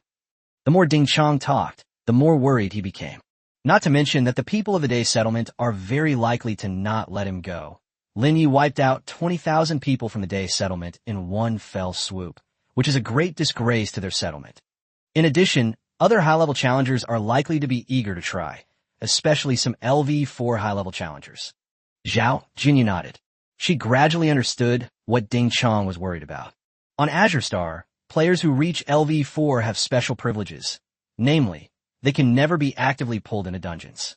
This means that the 30-day protection period for beginners can be used forever. Of course, these top players are unlikely to actively attack other people's dungeons, because they can obtain a steady stream of points just by playing their own dungeons. For them to willingly enter an instance, it would be unless that instance is exceptionally interesting and renowned. Out of curiosity, these big shots would try it out. And Lin Ye's current instance perfectly fits these characteristics. There's one more thing, Xiaoyu. After this, don't mention to Lin Ye that you hope he can join the research institute. It's already a blessing for our great Xia that he is willing to stay in the Tunglong settlement. The current research institutes cannot keep up with his pace, and there is even a high probability that they will hold him back. Ding Chang coughed twice more, then spoke slowly. Zhao Jinyu seemed hesitant to speak, but ultimately nodded. Chapter 43 Point Surge, Advancement to LV3. Dear Dungeon Designer, your dungeon, Raging Seas, has ended its current session. It will reopen in 24 hours. No one cleared the Raging Sea this time. Your dungeon design has been approved by the heavens, and you have earned a total of 1,900,000 points. Lin Ye was still enjoying his lunch when Tianmu's notification sound suddenly came. At the same time, the specific statistics provided by the sky were also displayed in front of Lin Ye. Looks like the dungeon is over. Since Lin Ye glanced at Ito Hidataka's actions last time, he hasn't entered his own instance again. So he didn't know his instance had ended until the sky gave him a notification. Strange, how come there are only so few points? Logically speaking, this time the Raging Sea should have reaped a huge wave of points. Due to Ito Hidataka's previous series of disastrous actions, the difficulty of the dungeon has been raised to the highest level, and the penalties for the mission have also been increased to the highest level. If all 20,000 people fail, each person will lose 5,000 points, resulting in a total of 1 billion points. Even if the deduction is only 1%, Lin Ye should still receive 10 million points. The result is that I only have 1.9 million points now. It was only 1/5 of what Lin Ye had anticipated. The canopy is too small. Immediately, Tianmu gave a very official response. Dear Dungeon Designer, Skycover has clear rules regarding the return of points, and the return of points is calculated in segments. For any amount not exceeding 100 million points, Tianmu will return 1% to the instance designer.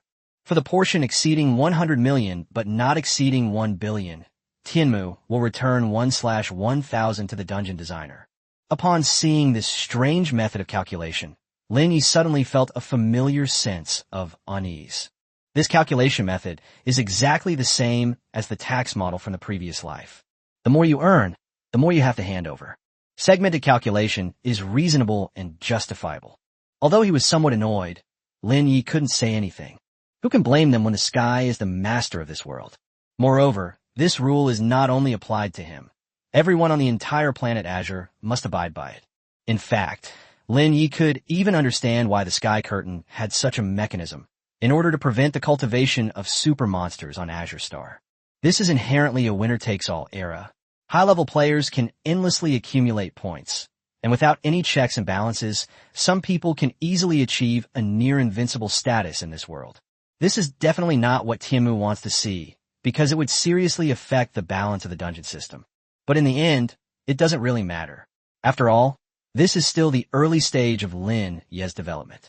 If Tianmu eats meat, it's good enough if he can drink some soup. Since this is a world ruled by the heavens, people under the eaves have no choice but to bow their heads for the time being. On the bright side, these 1.9 million points are now a huge sum of money for him. Dear Dungeon Designer, Sky Crystal has detected that your points have reached the million level mark, qualifying you for upgrade to LV3. Your level is now adjusted to LV3. Level 3 designers will receive a permanent design acceleration privilege. The game will allocate more creative space to you, allowing you to design dungeons 10 times faster than before. You have broken the record for the fastest advancement to LV3 on Azure Star. The fact that it had been upgraded again put Lin Ye in a great mood. LV3 grants a permanent design acceleration privilege, which can be stacked with the acceleration cards previously given by Sky Curtain, increasing the dungeon creation speed by a full 20 times. This is exactly what Lin Ye needs right now. At this pace, Lin Ye could release his next dungeon, Earth Online. The 5 constants, winter is coming, within 2 days. Sky Curtain, how many points do I need to accumulate to upgrade to LV4? Skyward reminder, challengers need to accumulate tens of millions of points to advance to LV4. Upon advancing to LV4, challengers will gain permanent immunity and will not be forcibly pulled into dungeons by any dungeon designer. Lin Ye nodded. He currently had 2 million points. If things went smoothly, he should be able to reach LV4 after running the Raging Sea a few more times. He still has the protection of being a newcomer, and as long as he can upgrade to LV4 this month, he can perfectly extend the protection period. After finishing his lunch, Lin Ye put on his coat and left the villa. He arrived at the small courtyard outside his villa. He sat leisurely in the rocking chair, listening to the wind whistling slowly over the cliff, and watching the subtitles flashing and scrolling in the distant sky. Congratulations to Challenger LeBron Bryant on advancing to Level 2. Congratulations to Challenger LIM for advancing to LV2. Congratulations to Challenger Lin Ye on advancing to LV3. Lin Ye has broken the record for the fastest advancement to LV3. All challengers, be proud of this. Lin Ye has broken the record for the fastest advancement to the top 50 of the individual hero ranking. The Raging Seas dungeon has broken the record for the highest number of players wiped out in a single instance. The Raging Seas dungeon has broken its record for total player capacity. The Raging Seas dungeon has held the top spot on the leaderboard for 2 consecutive days. The names Lin Ye and New Hai Quang Tao began to appear frequently on the dome. The dome of this world is actually an enormous screen that displays various important news about Azure Star and its dungeons. It's a bit like some of the RPG online games that Lin Ye loved to play in his previous life. Whenever he does something big, he doesn't care if others don't know. The system will automatically announce it to the entire server, causing quite a stir. Lin Ye smiled faintly, not caring much about such things. Given the raging sea and turbulent waves here, it's only natural that it would dominate the screen. As long as the dungeon continues, there will be even more records that Raging Seas can break. Lin Ye then opened the hero ranking on the sky screen to check it out. Number 49, Kim Gun-suk, race, Korean, level, LV3, work, the Chable's grandfather. Number 50. Lin Ye, race, Great Xia clan, level. LV3, work, Earth Online, the 5 constants, Raging Sea. No.51, Katarina, race, Celtic, level. LV3, dungeon work, Whirlwind Blade. Unbeknownst to him, he had already entered the top 50 of the Sky Curtain hero ranking, and Lin Ye was quite satisfied with this leveling speed. Being in the top 50 means you've become one of the world's undisputed powerhouses. Because this is a world ruled by the heavens, Lin Ye has had a sense of insecurity ever since he transmigrated to this world. This insecurity can only be alleviated by constantly making oneself stronger. Just as Lin Ye felt he could finally breathe a sigh of relief, the sky gave him another warning. Dear Dungeon Designer, based on the previous 2 dungeon walkthroughs, Skycraft has re-evaluated the Raging Sea dungeon. The difficulty level of the Raging Seas dungeon will remain at Infernal, but its capacity will be increased to 1 million players. 1 million people? Good heavens! The number of players in the instance increased by 50 times. This forced Lin Ye to take things seriously. Tianmu makes real-time adjustments to various dungeons every day, with the aim of using Tianmu's understanding to make the dungeons reach a level where challengers have a chance of clearing them. Because the actual strategy for a dungeon may differ from expectations, it's normal to adjust the number of players as the dungeon progresses. Lin Ye had a general idea that Skyscreen would make further adjustments to the dungeon this time, because Ito Hidataka and his group had a very low completion rate in the previous 2 dungeon challenges. But Lin Ye didn't expect the number of challengers to increase so much this time. 1 million people. It's important to know that many small settlements on Azure Star may have a combined population of less than 1 million. If we take Earth in its previous life as an example, the number of active and reserve soldiers in some medium-sized countries might not even reach 1 million. My current Raging Seas dungeon is definitely a national war-level instance. Chapter 44, Flipping the Table, the complete Raging Wave. Lin Ye himself couldn't even imagine how many points could be harvested in a single raid of this size. According to Lin Ye's analysis, a force of 1 million people might actually have a chance to break through the defenses of a nation's fleet against a regular aircraft carrier. However, there's still no match for the United States' 11 nuclear-powered aircraft carriers. Even if the number of challengers in the Sky Curtain increases to 1 million, Lin Ye does not feel threatened. Of course, this estimate is based on the assumption that these 1 million people all have the same combat power level as the challengers in the previous instance. According to Lin Ye's early assessment, the average combat strength of this world should be at the level of Blue Star S1 in his previous life. However, there is a major premise. This average level is measured by the dungeons Lin Ye participated in and the challengers who appeared as own dungeons. If the number of participants in the dungeon challenge is increased to 1 million, some deviations will inevitably occur. It's possible that a lot of high-level combatants, such as LV3 or even LV4, will be drawn in. Lin Ye felt that things were still a bit unreliable. The reason for this unreliability was that the U.S. military in the Raging Storm was not the U.S. military at its peak and complete. In order to launch the Raging Seas instance as quickly as possible, Lin Ye's design for the United States was actually limited to naval power and hegemonic dominance in the economic, political, and public opinion spheres. Therefore, the Raging Seas version has always been just the initial version, not the complete version. This level of power is more than enough to deal with ordinary challengers from Azure Star. But now that Tianmu has upgraded the Raging Seas to a national war level of 1 million people, Lin Ye doesn't mind letting this world experience the complete form of the U.S. Experience firsthand the true value of the 5 constants. Since Tianmu is playing this game, Lin Ye doesn't need to be coy anymore. Just flip the table. There's nothing more to say. Skyfall, I like to upgrade my dungeon. Raging Seas, is that possible? Dear designers, Tianmu supports all designers in upgrading and modifying their own dungeons to achieve a better dungeon experience. As long as the designers can guarantee that the modifications can be completed before the next instance opens, all operations related to instance improvements will be allowed. Having received Tianmu's affirmative reply, Lin Ye didn't want to waste a minute and immediately entered the creation space. In this world, he would never do anything that is not safe. If you're going to do something, do it perfectly. Fortunately, with the dual benefits of design acceleration privileges and acceleration cards, The dungeon construction speed is incredibly fast, giving us a real chance to complete all the designs before the next dungeon opens. Upon entering the Genesis space, Lin Ye began directly transmitting information to the system. The United States also possesses the world's strongest air force. The United States has an active-duty air force of 500,000.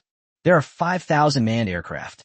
Among them are 200 bombers, 2,000 fighter jets, 180 helicopters, 140 reconnaissance and early warning aircraft, and 10 special operations aircraft.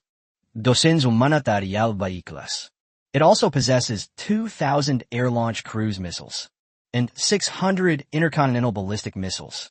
All air forces are divided into 4 major forces: strategic forces, tactical forces, space forces, and special operations forces. At the same time, add another expeditionary task force. This will put the U.S. military's configuration into a wartime state and appoint this task force as the highest command of the U.S. Air Force. In his previous life, Lin Ye was a member of the Dragon Kingdom Research Institute. As the saying goes, know yourself and know your enemy, and you will never be defeated. Over the years, China has been engaged in both overt and covert competition with the United States and has studied the composition of the U.S. Air Force quite thoroughly. Therefore, transmitting this information to the Genesis space is now a piece of cake. Everything is reasonable and logical without a doubt. Even if you don't fully understand the design blueprints, as long as the basic design logic can be explained, the divine creation space can basically be derived.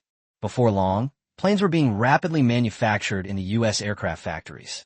In the vast sky, countless F-16 Fighting Falcon fighter jets, like a dense swarm of bees, circled and soared above the airspace of the United States. These fighter jets, with their unique design and powerful combat capabilities, have become iconic figures in the U.S. Air Force. They are not only among the longest-serving and most numerous fighter jets in service, but also highly regarded for their outstanding performance. The F-16 Fighting Falcon is renowned for its high maneuverability and operational flexibility, easily performing a variety of complex tactical maneuvers. It demonstrates outstanding performance in both air-to-air combat and air-to-ground strike missions.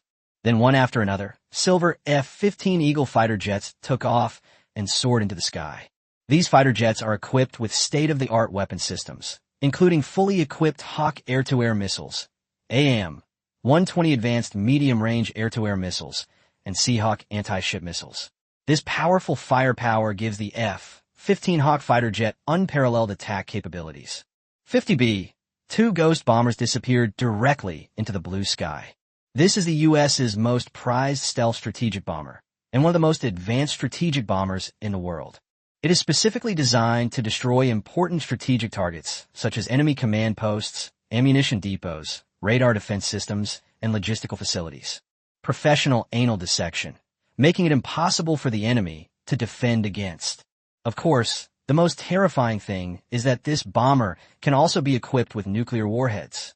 While ensuring its strategic value, it also has the destructive power to fight to the death.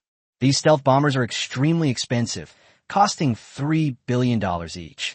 However, in the God creation space, these are all free, so the more the better.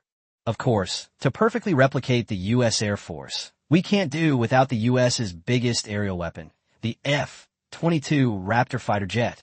This is the true core of the U.S. Air Force, possessing unparalleled maneuverability and supersonic cruise capability, along with incredible stealth performance. The F-22 Raptor's weapon system is entirely digitally designed, enabling it to launch precision strikes against enemy targets in even the most extreme combat environments. On a whim, Lin Ye directly placed an order for 500 F-22s with God creation space.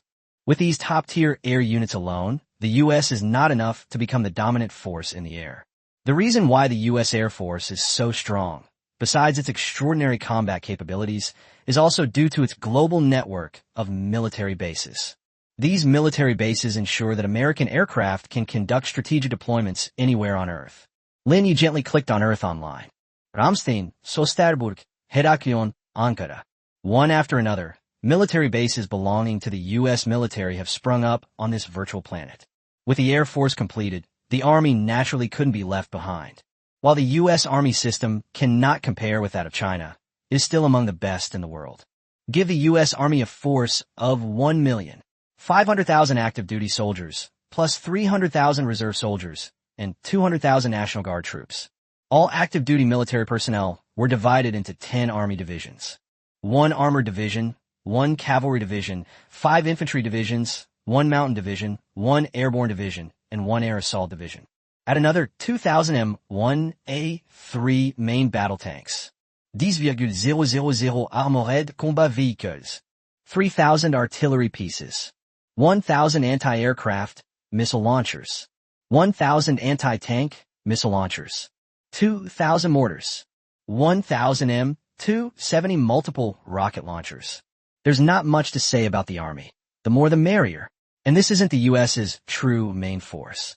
To experience the terror of the Army, you'll have to wait for the Great Wall Watch expansion to be released. Therefore, Lin Ye did not devote too much energy to the Army. The Army and Air Force have been largely deployed. Once all the equipment is manufactured, the complete U.S. military will be about 90% complete. The remaining 10% is the most crucial part. This is also the source of the confidence that the 5 permanent members of the UN Security Council can be called the 5 permanent members. That is the manufacture of nuclear weapons. In fact, nuclear energy had already been used in those 11 nuclear-powered submarines. However, there is a significant difference between nuclear power and nuclear weapons. Key difference here is that the atomic bomb in nuclear weapons uses a fast neutron fission system, which requires a high concentration of fission material as the explosive charge. Nuclear reactors, on the other hand, are designed to fully utilize nuclear fuel and therefore use slow neutrons. To achieve fast neutron fission, highly enriched uranium-235 is required. It needs to be at least 90% enriched. Therefore, how to purify uranium is the key to whether or not nuclear weapons can be manufactured. These are all very profound sciences, and even Lin Ye doesn't fully understand them. It's important to understand that detonating an atomic bomb might require the efforts of an entire nation's generation. Lin Ye alone could not possibly possess such knowledge. But with the divine creation space around, he only needs to know the principles. There are 3 methods for uranium purification: electromagnetic isotope separators, gas diffusion, and the sword effect. Lin Ye didn't know which method was the most effective, so he submitted all 3 methods to the divine creation space and let the divine creation space try them out. After about an hour of calculation, the God creation space gave its response. Congratulations, designer. The manufacturing principles of nuclear weapons have passed Skyscreen's review. You can now use nuclear weapons in your instance. Very good. Lin Ye couldn't help but exclaim. Nuclear weapons are fundamental to the 5 permanent members of the UN Security Council. They're needed not only for raging waves, but also for winter is coming and the Great Wall. Lin Ye has developed it all at once, which is a way to save time and effort later on. Lin Ye continued to transmit information to the divine creation space. 100 nuclear reactors slowly rose on American soil. Lin Ye had never actually seen such a thing in real life. He had only seen a model of it in a game called Red Alert in his previous life. Seeing the nuclear reactor come to life in his own instance, Lin Ye felt an inexplicable sense of security. Within a single day, he commanded the God creation space to create 10,000 atomic and hydrogen bombs for the United States. This is the true guarantee of the raging sea, and also Lin Ye's reliance. If the challengers are to actually conquer the raging seas, all 10,000 nuclear bombs will be dropped on the island of Japan. Let all challengers experience a wave of global nuclear peace. Experience the towering mushroom cloud and the long, sun-kissed plain. At that time, not only Japan, but the entire online world will be shrouded in nuclear terror and will directly enter the apocalypse. This trump card is designed to ensure that the raging seas can never be completely conquered. Chapter 45. Everything is ready. The rest is up to time. Navy, Army, Air Force, nuclear weapons. All branches of the armed forces and their weapons are being produced at a rapid pace. Everything is arranged. All that's left is to wait and see.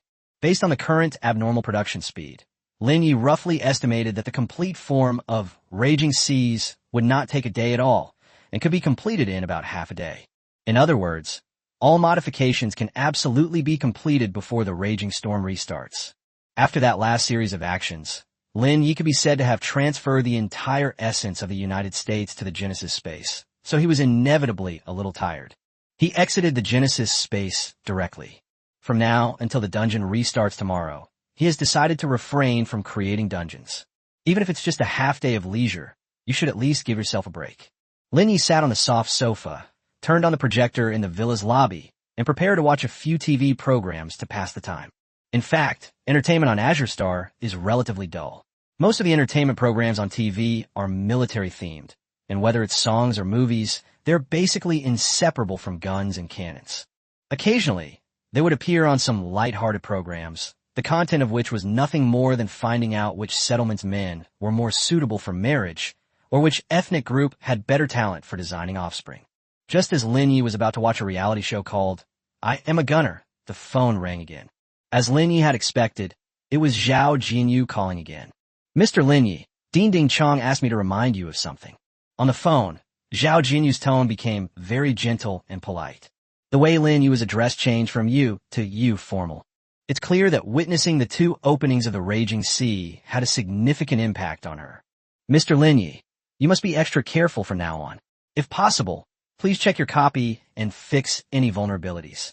I just saw the announcement from Skyscreen. Your instance has been upgraded to a capacity of 1 million challengers. This capacity is beyond our wildest imagination. Your instance is more than 100 times larger than the second largest instance. With such a large challenger capacity, the variables are simply too great. Based on our experience, you'll definitely have some high-level challengers joining your dungeon tomorrow, because the third day is usually a peak period for dungeon challenges. Zhao Jinyu spoke at length, but Lin Ye's reply was only one sentence. Thank you for reminding me. Tell Mr. Ding Chong not to worry. I have confidence in my copy. Lin Ye said that he could understand the so-called peak period that Zhao Jinyu mentioned. If a dungeon cannot be conquered in 2 days, it will likely attract many skilled players to join in the fun on the third and fourth days. Some expert players create walkthroughs to complete the game and then sell them to earn more points for themselves. Another group just plays for fun, since they have more points than they can use and treat it as a way to experience life. But Lin Ye didn't care about any of that. Because he knows his own copy best, there are no so-called loopholes. Half a day later, the raging sea will reach its true full form. At that time, let alone 1 million, even if 10 million people came, he would still be confident. Some people want to join the fun, then let them come. The raging seas and turbulent waves welcome them at any time. By the way, Miss Zhao, I would like to ask you to convey the message to the residents of the Dragon's Soaring Settlement before, and I hope you can convey it to them again for me, Lin Ye continued. Make sure all members of the Great Xia clan know that once they enter the raging sea, they must surrender and submit immediately without any hesitation. Don't take any chances. Curiosity killed the cat. That's all, Miss Zhao. I have other things to do. After saying that, Lin Ye hung up the phone. Beep, beep, beep. Listening to the echo on his phone, Zhao Jinyu sighed helplessly. Lin Ye remained as confident as ever, even somewhat arrogant and conceited. However, these are all reasonable things. Now, Zhao Jinyu no longer has any doubts about Lin Ye. All that remains is a heartfelt admiration. It is the most basic psychology of admiring the strong. Lin Ye is a top 50 figure on the hero ranking. Which of those high-level individuals on the hero ranking isn't arrogant and conceited? In terms of talent, many of these people may not be as good as Lin Ye. You should know that Lin Ye upgraded from LV0 to LV3 in just 1 week. This upgrade speed has already broken world records, making him a genius in dungeon design, 1 in a million. Compared to him, Ito Hidataka, who was previously regarded as a genius by the Day Tribe, was like a firefly compared to the sun and moon. If such a genius isn't arrogant, then who has the right to be arrogant? However, Zhao Jinyu was still a little disappointed because Lin Ye hung up the phone too early. Actually, she wanted to tell Lin Ye about the mechanism of Sky Curtain. Sky Curtain would provide better resources to the settlement of dungeon designers who could reach the top 50. Lin Ye himself may not even know that the entire Tunlong settlement is now enjoying the benefits brought by Lin Ye. Zhao Jinyu simply wanted to express his gratitude to Lin Ye. Lin Ye continued fiddling with the television. In just a short while, he noticed that all the programs on the television had changed. What was originally a perfectly good program, I Am a Gunner, has now turned into a news interlude. A report from Azure Star Federation Channel 1. The Raging Sea, designed earlier by the Great Xia clan's genius designer Lin Ye, has completed its second activation. The result this time was once again, no one survived. The video playing was a sample of a clip from my own instance, Raging Seas, with the camera focusing on Ito Hidataka being pushed into the sea.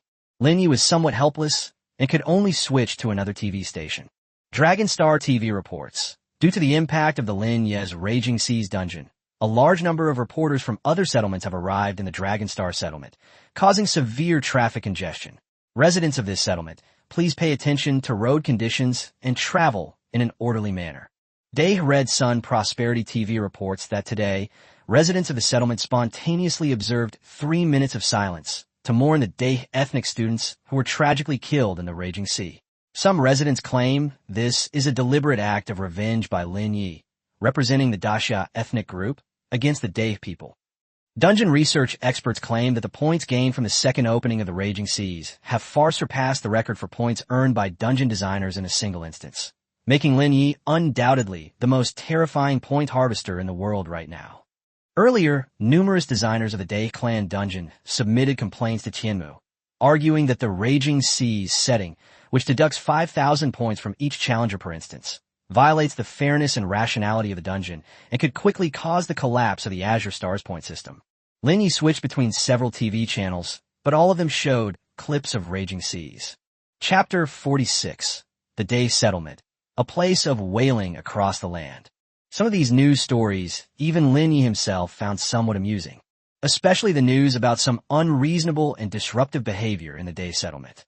If his first initiative to designate members of the Dae tribe to enter the instance was somewhat of a provocation against Ito Hidataka, he had absolutely no interest in the second instance. I'm so busy, I don't have the energy to spend all my time on these trivial matters.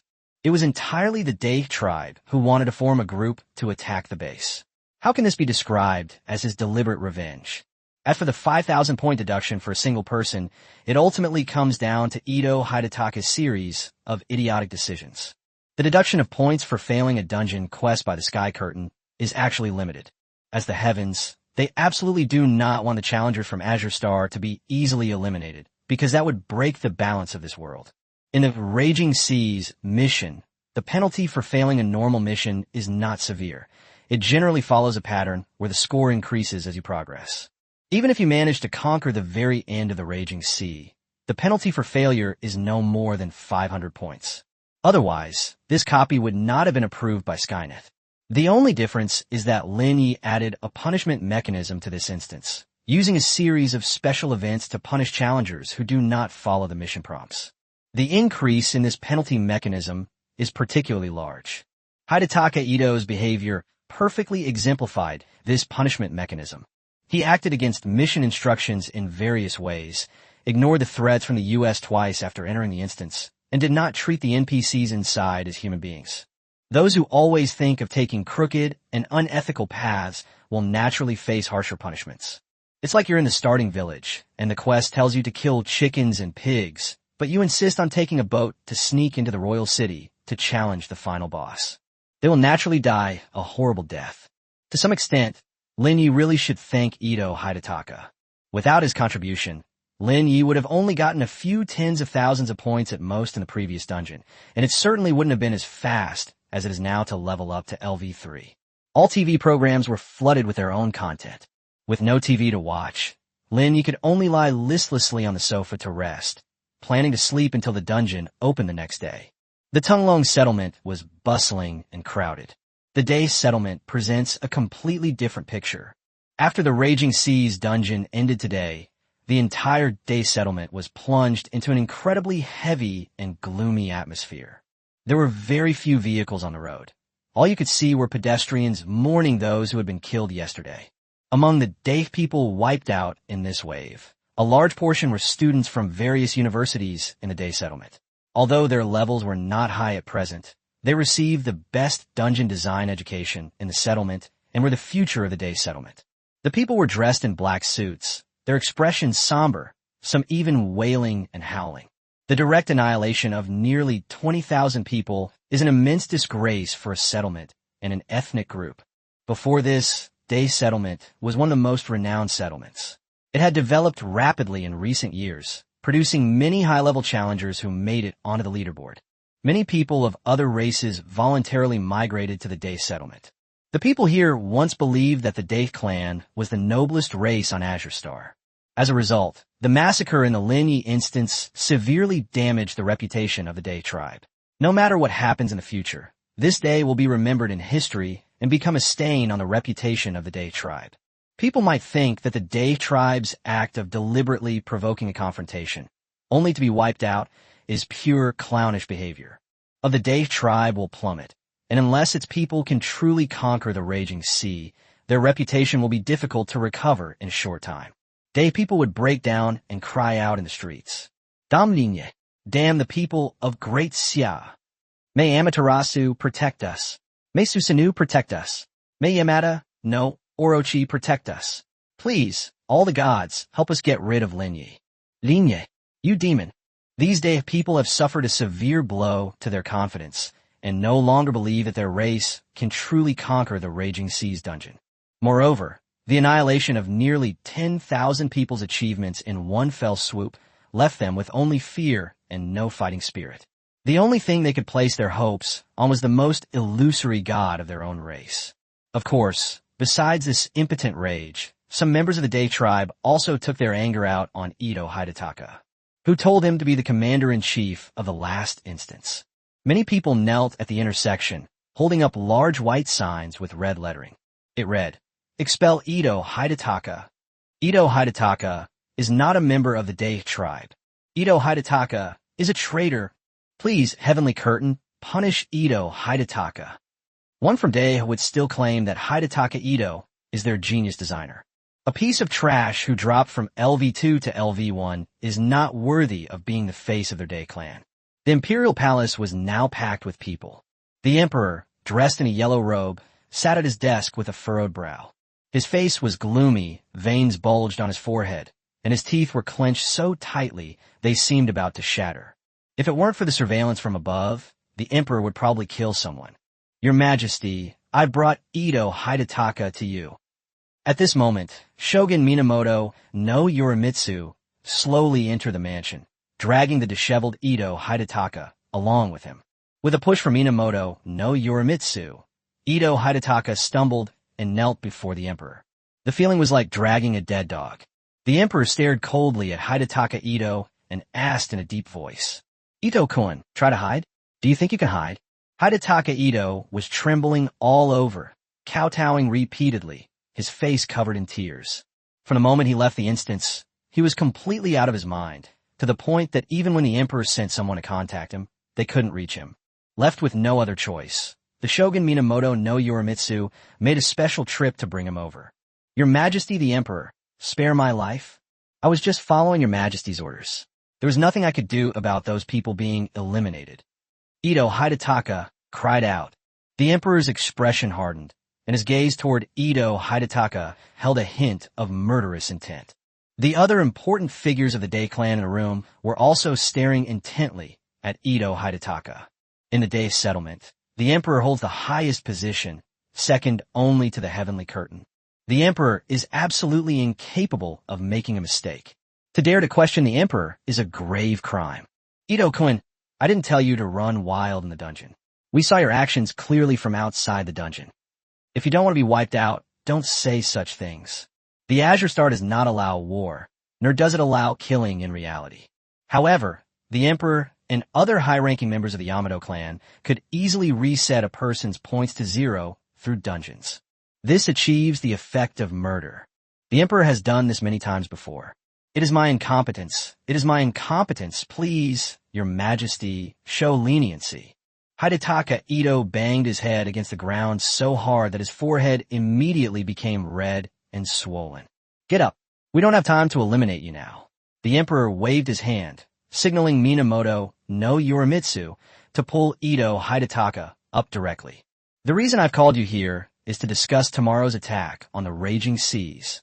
Chapter 47 for Day, for the Emperor, third update. What? The Conquer the Raging Seas instance. Hidetaka Ito even doubted that he had misheard. The Emperor actually wants to launch an attack on the Raging Sea. Now, the entire dome of the sky is filled with information about the Raging Sea. The total number of participants in the Raging Seas and Fierce Waves challenge was even exaggerated to 1 million. When Hidetaka Ito saw this change from above the dome, his legs went weak. 1 million people, not to mention breaking the record. Lin Ye completely shattered the record of Azure Star. He didn't even dare to dream of clearing a dungeon of this level, let alone dare to presume to do so. The fact that Skycover has adjusted the number of players in the dungeon to this extent is enough to prove how insanely difficult this dungeon is. The Emperor stared at him expressionlessly, then said, "Ito-kun, don't you understand what I'm saying?" But Ito Hidetaka trembled again, burying his head low. "Your Majesty, I don't believe I have the ability to lead a team to conquer the Raging Sea. I dare not challenge the Raging Waves again." Having suffered 2 consecutive defeats in the Raging Seas, Hidetaka Ito was terrified. In particular, during the last economic war, Hidetaka Ito was penalized with a deduction of 5,000 points and relegated. Rashly challenges the Raging Sea again and loses even more points. There's a very high chance that he will be eliminated. Furthermore, Your Majesty, I am currently only a level 1 challenger and no longer have the authority to bring weapons into the dungeon. Ito Hidetaka was practically begging, but the Emperor's face showed a hint of disdain. "Ito-kun, you have disappointed me greatly. How can my Day people be so cowardly, so despicable? And when did I ever say I asked you to lead the team? You've already failed twice in this dungeon, proving that your abilities are insufficient to conquer it." The Emperor's words left Ito Hidetaka somewhat bewildered, but upon closer reflection, his pupils dilated considerably. Could it be that? Hidetaka Ito looked at the Emperor with an incredulous expression, his heart filled with shock. "I will personally lead the team in this dungeon, and I will bring 1 million Day people to challenge the dungeon together, to restore the lost dignity of my Day people." A long-lost fervor resurfaced in the Emperor's eyes. Upon hearing this, Hidetaka Ito felt his entire soul tremble. The Emperor is a level 4 challenger, ranked 20th on the Skyfall hero ranking. He can be considered one of the very top figures in this world. LV4 challengers cannot be designated by the designers or selected by the sky screen to enter the instance. If Ito Hidetaka remembers correctly, he hasn't entered a dungeon in over a decade. Unexpectedly, this time he is taking the initiative to challenge the Raging Sea. "Your Majesty, Your Majesty." Ito Hidetaka still looks shaken. "Ito-kun, I think you know that my Day settlement has been weak for many years, and for thousands of years it has been suppressed by the Longting settlement." The Emperor walked to Ito Hidetaka's side and squeezed his shoulder hard. "Over the years, we have worked hard to rise step by step and become a powerful community. What do we rely on? We relied on the Bushido spirit of our Day people. We dare to challenge dungeons that others dare not attempt. We can always clear dungeons that others can't, no matter what. Therefore, the Day tribe cannot afford to lose. One defeat is acceptable, but they must get back up immediately." As he spoke, the Emperor slowly sat back down in his seat. Behind him was an incredibly huge map of the Azure planet. On that land, the Day settlement was just a tiny, inconspicuous place. The number of people challenging the Raging Waves has now risen to 1 million, which is actually an excellent opportunity for our Day settlement, the Emperor continued. The Emperor had given this matter considerable thought. He admitted that the Raging Seas were indeed difficult, and the fact that only 2% of the dungeon was cleared showed that there were still countless powerful weapons in the dungeon. However, the Emperor saw the adjustment of the number of people in the Sky Curtain as giving him an opportunity. If the Raging Sea were to have only 10,000 or 20,000 people as before, he felt the chances of success were slim. But now the Raging Sea can hold 1 million people. If all 1 million people bring their weapons from the dungeon into the dungeon, it will be an immeasurable force. Not impossible to conquer the United States in the instance. If we can conquer the Raging Sea, we can obtain all the techniques in the dungeon. At that time, my Day settlement will naturally become the number 1 settlement on Azure Star. That way, I can apply to the Sky Curtain for more settlement territories and incorporate the Great Xia, India, Grizzly Bear, and other settlements into my Great He territory. The Emperor's generous words ignited the enthusiasm of everyone in the room. This is the eternal dream of the Day tribe, to become the first settlement under this azure starry sky and never have to crowd into this small, tiny place again.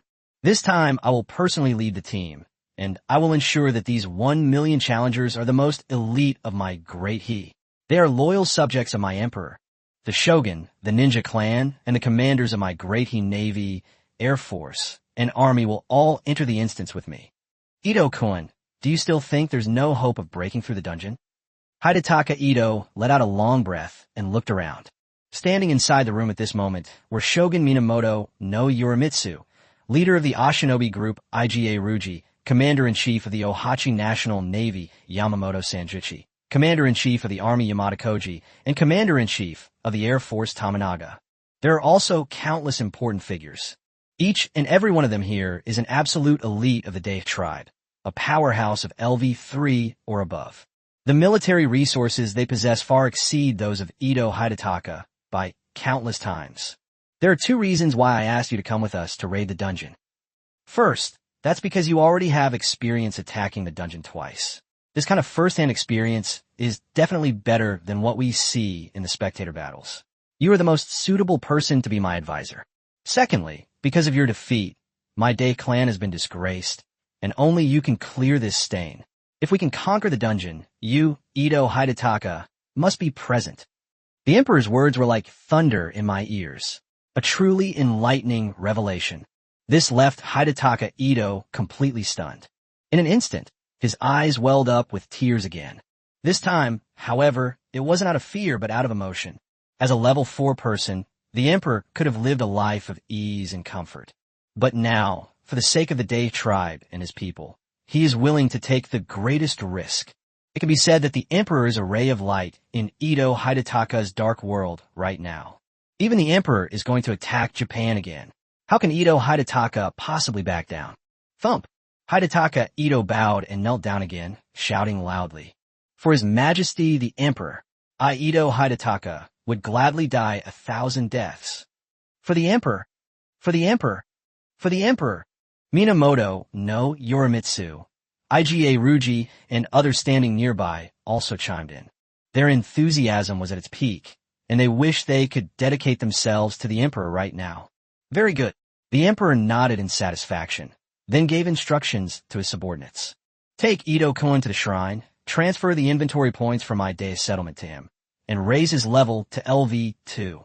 In addition, we will send a message to the entire Azure Star through the television station, saying that our Dai settlement will form a group to challenge the raging sea, and that people from other settlements should not cause trouble.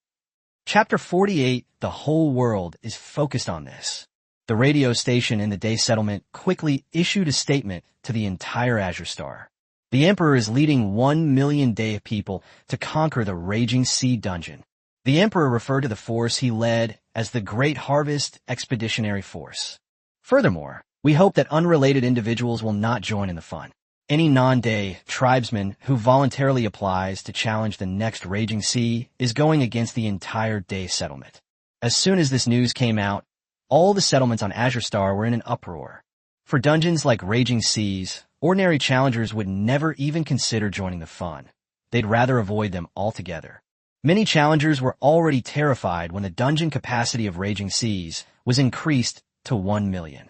Because the dungeon capacity is larger, the probability of them being randomly selected will also increase. Judging from the previous 2 challenges of the raging seas, many people have already convinced themselves that the raging seas are simply invincible. Moreover, there are many tricks involved, and you can easily fall into a trap and have a large number of points forcibly deducted if you are not careful. Many people were already prepared to die if they went in, and they prayed early on that they wouldn't be selected. Now that Dai community has secured all 1 million spots for challengers, everyone is more than happy to have it. Various media outlets in the Dai community, countless news stories about this matter began to circulate online, even giving the impression that they were trying to bring down Lin Ye's popularity. Various news articles and posts emerged one after another. The brave Dai people, after a temporary setback, will ultimately rise again. The Emperor's wrath displays divine might. A 1 million-strong army sweeps across the raging sea. We will rise from where we fall. The Dai people are forever invincible. A battle of 1 million comrades. This will be the largest group raid on Azure Star ever. This time, it's a matter of honor. The Day community will stake everything. The Emperor, who has not fought for over a decade, returns to the battlefield today, wielding his sword to cleave the raging seas. Perhaps the people of the Day settlement wanted to wash away the humiliation caused by Ito Hidataka, or perhaps they found spiritual solace in their emperor. Countless members of the Day tribe took to the streets to cheer on the emperor. Long live the emperor! Long live the emperor! Long live the great harvest expedition to the angry sea! Long live the great harvest expedition to the angry sea! Loud shouts rang out in the Day settlement, and the once somewhat desolate settlement was now bustling with activity again. These people have made up their minds to keep cheering for the emperor until the raging sea's instance opens again. This scene inexplicably evoked a feeling of desolation and the chill of the E River. Whether it's hype or a genuine expression of emotion, the various situations in the Day settlement have once again pushed the raging storm to a climax. On one side is Lin Ye, the genius designer of the Great Xia clan, and his purgatory-level dungeon that broke countless records on Azure Star as soon as it was released. The top expert of the Day clan, who hasn't entered a dungeon in over a decade, and his million advisors. Tomorrow's dungeon raid, regardless of who wins or loses, will become a legend on Azure Star. In an instant, the entire Azure Star was ablaze with light, and the heavens seemed to have sensed the atmosphere of Azure Star and directly issued a new policy. Skyward reminder. Dear challengers, all dungeons on Azure Star will be temporarily closed tomorrow, except for Raging Seas. All challengers are free to watch the live stream of Raging Seas to learn from its dungeon design experience. A general amnesty was bestowed from the sky. Such amnesty days only occur on 2 fixed days a year, one called Yuanjia and the other Shunjia, to commemorate the birth and death of humans on Azure Star. The instance will not be open during these 2 days, and challengers will not be able to enter it. Everyone can enjoy a brief period of peace and tranquility without having to worry about survival. As a result, the heavens have now granted a policy similar to an amnesty day specifically to the Raging Seas. All these factors combined determined that the dungeon would open tomorrow. The entire Azure Star, 100 billion eyes, will be focused on the Raging Sea. Inside the director's office of the first Copy Technology Research Institute of the Great Xia Dynasty. Upon seeing the news that the emperor was going to launch a preemptive attack on the Raging Sea, Ding Chong became somewhat nervous. OMG, is even the emperor going to enter a dungeon? He had considered that the Raging Sea might attract a challenge from a powerful figure, but he never expected it to be the emperor. The emperor is a level 4, one of the top 20 heroes, and he commands a complete military force encompassing land, sea, and air. Every LV4 challenger is a dominant force in their own right. Even more terrifying is that the emperor is going to lead his 1 million people into the Raging Sea. It's foreseeable that these 1 million people are all the elite of the Day settlement. Each one is a master of dungeon combat. If Ding Chong remembers correctly, besides the emperor, the shogun of the Day settlement also advanced to LV4 5 years ago. The reason why the Day settlement has been so strong in recent years is because it has 2 LV4 level leaders. 2 LV4s plus 1 million carefully selected elites represent the combined strength of an entire settlement. Ding Chong dared not speak about the raging waves because he hadn't yet seen the subsequent technology. However, the other instances on Azure Star are absolutely no match for this expeditionary force. The reason why some dungeons remain unconquered is simply because their player capacity is relatively small. Xiaoyu, did you remind Lin Ye beforehand to stay vigilant and fix all the loopholes in the dungeon? Timu is really going too far, directly adjusting the capacity of a dungeon to 1 million. Such a large dungeon capacity may not necessarily be a good thing for Lin Ye. Zhao Jinyu was urgently summoned into Ding Chang's office. Teacher, I've reminded him of everything I needed to, and Lin Ye said he's confident. Zhao Jinyu replied somewhat helplessly. Confident? That was before the emperor announced the invasion of Japan, wasn't it? Ding Chong became somewhat impatient. The situation is completely different now. This million challengers are no longer solo players, but groups, just like before. And this time, the commander isn't Ito Hidataka, but the emperor. Ding Changshin was on the verge of losing his breath. The emperor is a supreme powerhouse nurtured by the Day settlement, and his military strength is immeasurable. And the Shogun Minamoto no Yorimitsu and his men were all formidable warriors, extremely adept at exchanging lives for lives. And then there are the ninjas in the Day settlement. They're extremely good at stealth and assassinating key units in the dungeon. Ding Chong said a lot, but in the end Zhao Jinyu could only shake his head. As the first research institute, we have already conducted in-depth investigations and studies on the experts in various settlements. She naturally knew that the Day settlement had come prepared this time. Teacher, we understand the reasoning, but it's impossible to ask Lin Ye to temporarily shut down the instance right now. I tried calling Lin Ye before, but no one answered. Immediately after the Emperor's announcement, Zhao Jinyu called Lin Ye to share some of the research findings from the Institute regarding the Emperor, including his combat characteristics and strength.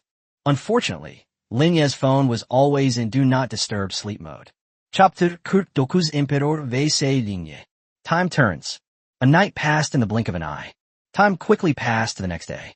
It's almost noon, and there are less than 10 minutes left before the second wave of the raging sea begins. On Azure Star, people from various settlements have already entered the live stream room to wait. Every large screen on the street was also playing a countdown to the raging sea. Several golden subtitles quickly floated across the dungeon live stream room. Adolf, ranked number 3 on the Skyfall Heroes list, has entered the Raging Seas dungeon live stream room. Kreml, ranked number 9 on the Skyfall Heroes list, has entered the Raging Seas dungeon live stream room.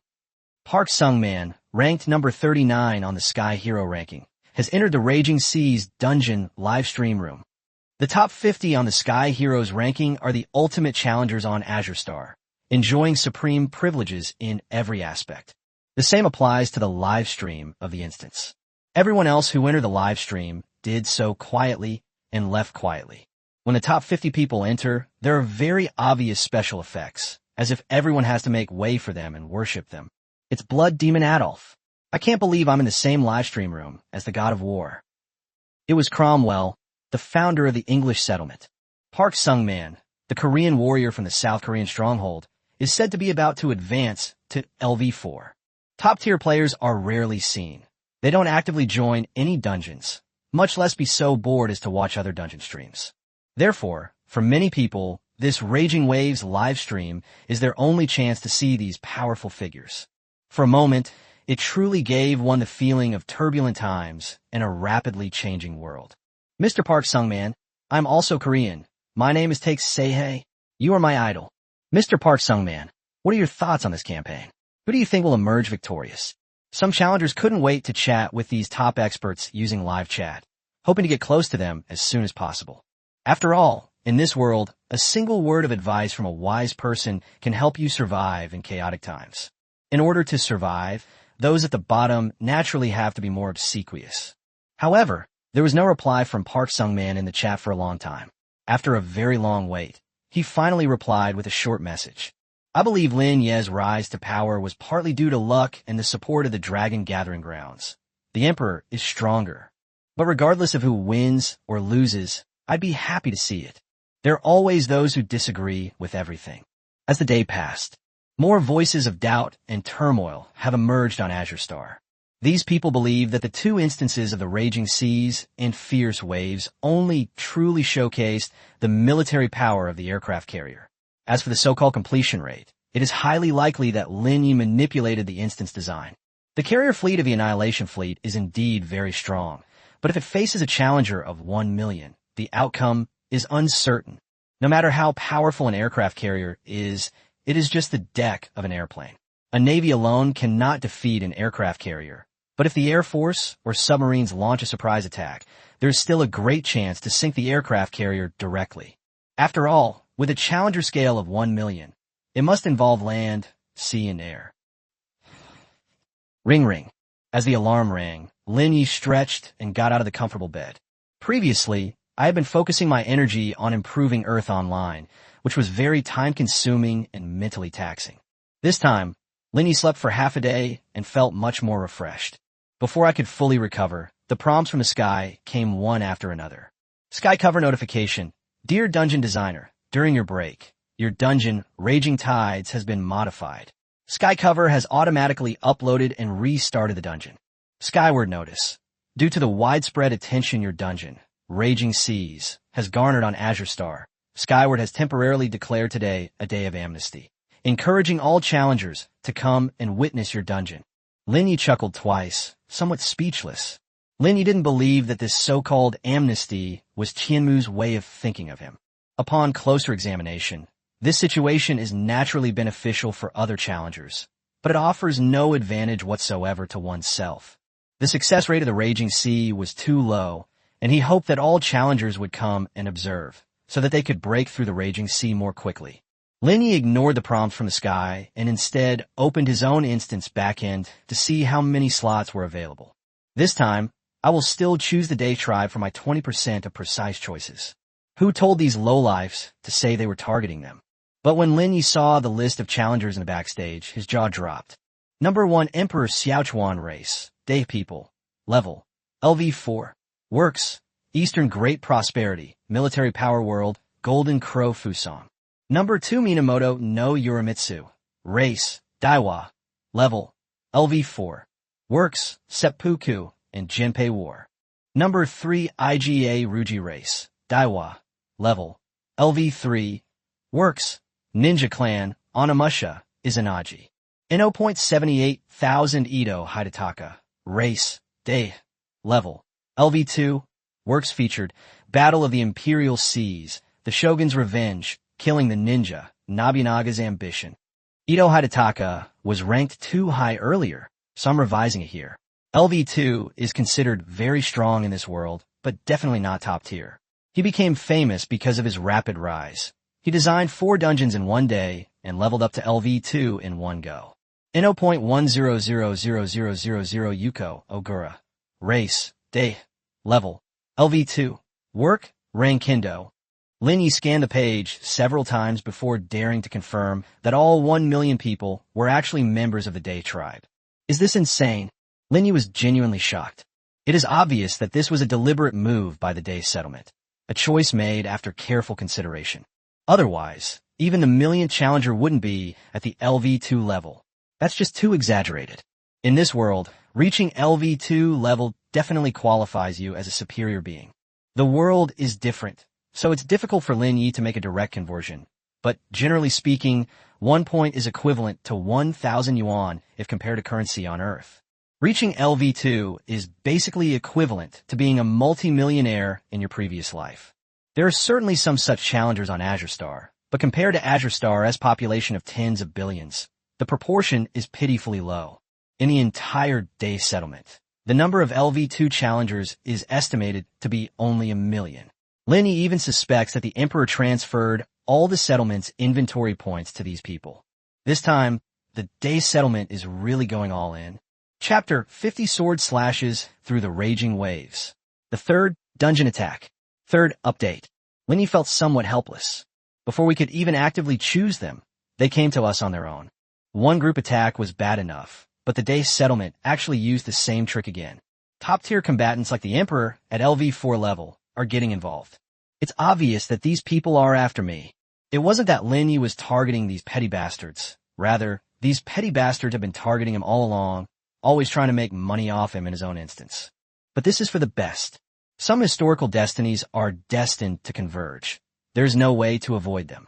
The preparations for this special day were really thorough. Having 2 LV4 high-level players in one instance, and even the weakest one being LV2, such a combat power configuration is definitely top tier in the normal challenger camp on Azure Star.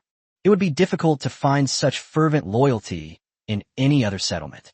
Lin Ye also wanted to see what the level of LV4 in this world was like, because before this, the strongest challenger he had seen was only an Indian prince named Singh, who was only LV3. What's more, it's a dubious product obtained by spending points. He was also eager to know how much of a storm his Raging Sea could stir up. These ordinary folks are perfect whetstones for their own dungeons. Sigh. Lin Ye shook his head helplessly. Don't say I, Lin Ye, am targeting you later.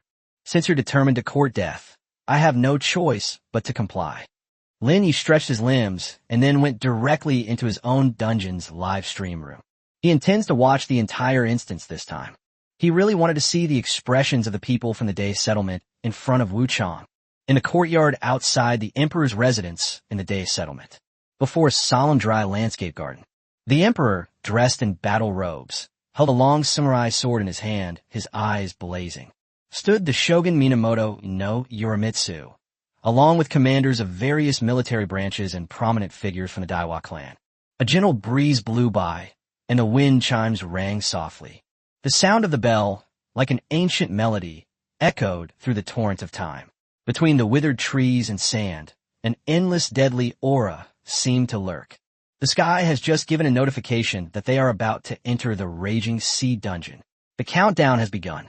They were all quietly waiting to enter the instance together. Whoosh! A sword rang out. The emperor's katana was already drawn. The bamboo in front of him was cut in half at the waist. Do you gentlemen still remember the creed of my great He tribe? His voice was unusually calm at that moment. Dave people should relentlessly question death and uphold the spirit of living even in the face of death. This raid is about the rise of our Day settlement, and even more so about the dignity of our 100 million Day people. I hope you will all join me in quelling this raging storm. The emperor's declaration ignited the enthusiasm of all his subordinates. For the emperor! For the emperor! 3, 2, 1. Welcome to the hellish dungeon, Earth Online, the raging seas of the 5 constants. The copy has been loaded. Challengers are being deployed to the virtual battlefield. 1-000/1-000-000 deployed. The dungeon is now open. As everyone took their oaths, a notification sound rang out from the sky. Space-time was instantly distorted. The emperor and his million advisors, as if struck by a natural disaster, stepped into the online world of Earth. When the emperor slowly opened his eyes, he found himself inside an incredibly vast palace. The palace's exterior was extremely magnificent, with its green-tiled roof resembling a verdant lotus leaf, shimmering brilliantly in the sunlight. The white walls are carved with exquisite patterns, each stroke of which is incredibly delicate. Brown bronze pillars stand to the side, solemn and majestic. The palace interior is even more magnificent, with opulent decorations that dazzle the eye. Beneath the thick stone walls outside the hall, ancient pines stand tall, and cherry blossoms are in full bloom. The delicate pink petals swayed gently in the breeze. In this dreamlike scene, a group of beautiful women dressed in kimonos walked gracefully in. Each of them had a delicate face and exquisite makeup. They carried exquisite tea and tempting fruit and pastries, gently offering them to the emperor, each movement elegant and graceful. Beside him, only Hidetaka Ito was kneeling before him. All the other challengers have disappeared. This scene truly surprised the emperor, as it was completely different from the raging sea he had seen during the previous live broadcast. Ito-kun, where is this?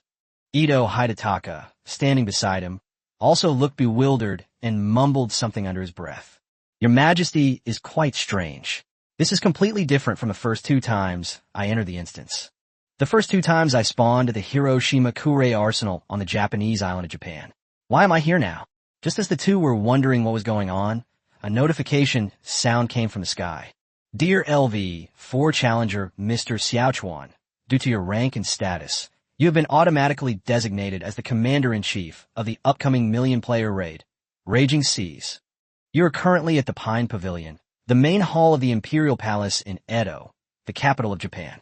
This is the residence of the Supreme Commander of Japan and the highest command center for this instance.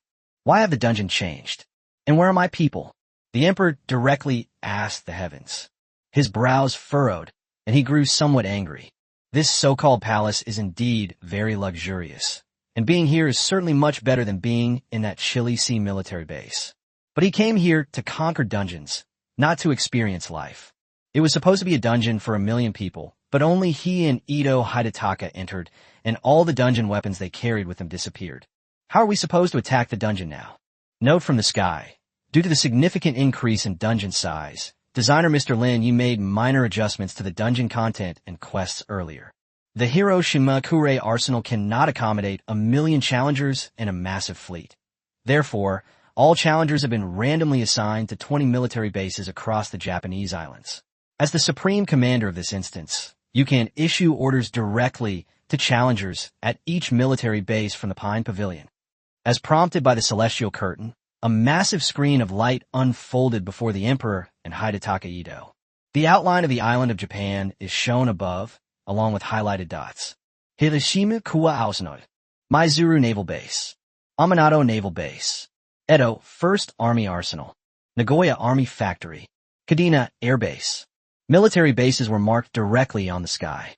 Chapter 51, this is a brand new Raging Sea. After Tianmu's initial introduction, the livestream chat for the instance started flooding with comments. My goodness, including the Edo Imperial Palace. That means this instance has 21 starting locations. That's huge. Isn't that obvious? You think million-level dungeons are a joke.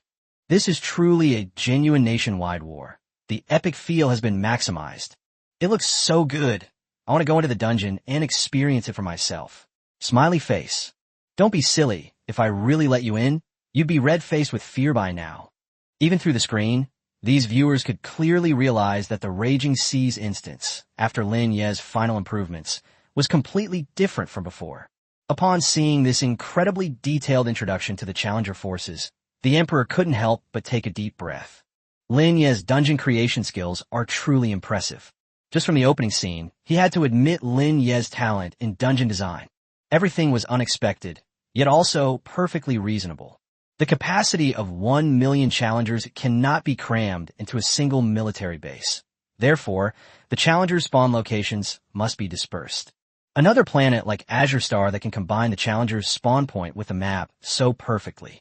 These settings somehow gave him a feeling, an indescribable sense of reality. The Emperor looked around at the surrounding scenery once more. If he could rule the entire world without the heavenly curtain, then he should live in such an elegant and powerful palace. For a fleeting moment, he even had a fantasy. How wonderful it would be if everything in this instance were real. Beside the Emperor, Hidetaka Ito also looked surprised.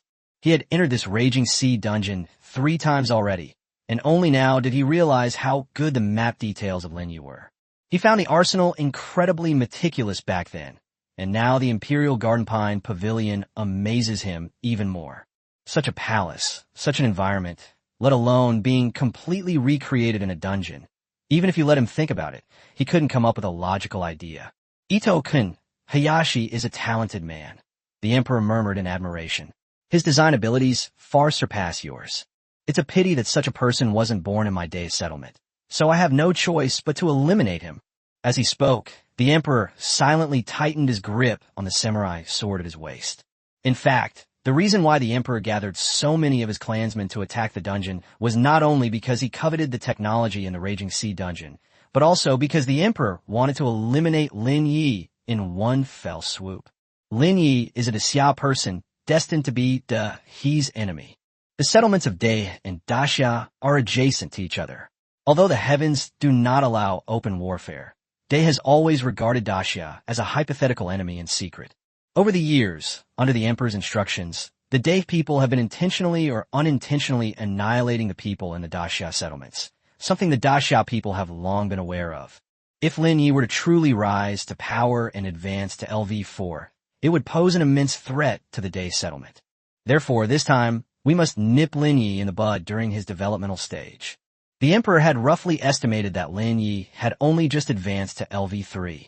If he could lead his clansmen through the challenge this time, even half of them, let alone all of them, would be enough to wipe out Lin Ye.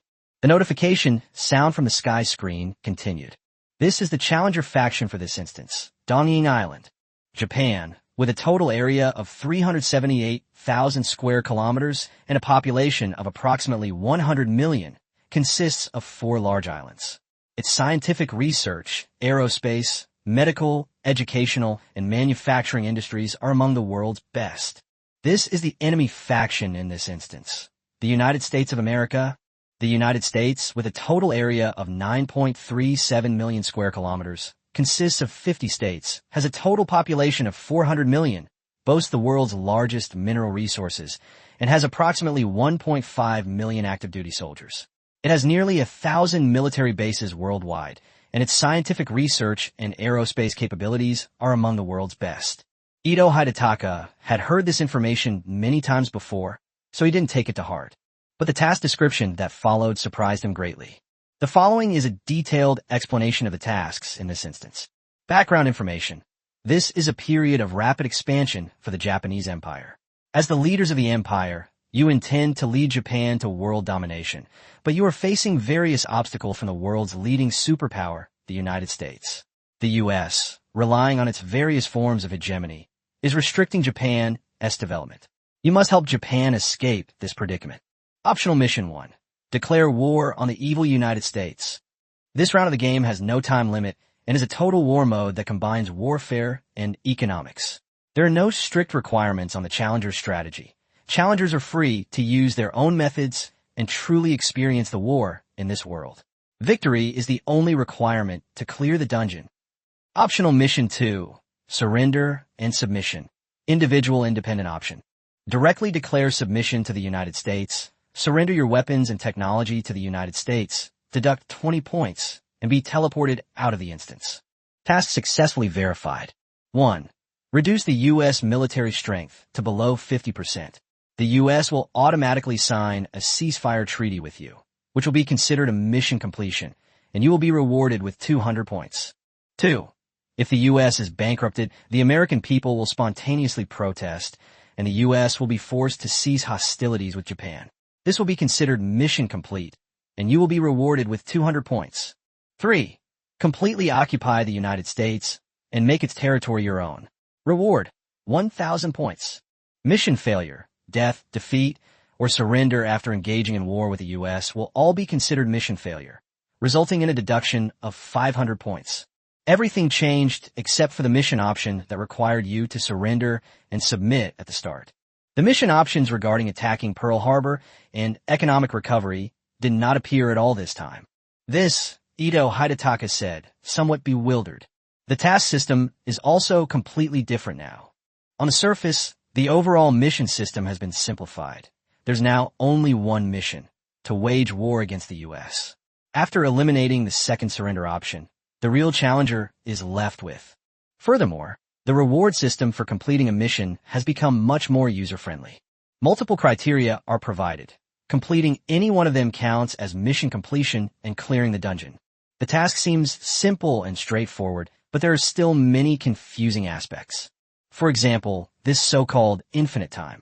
What does no time limit mean in the sky curtain? Ito Hidetaka asked directly. Does this mean that you can stay in the instance indefinitely if you want? How can there be such a strange setting? Chapter 52, Total War Mode.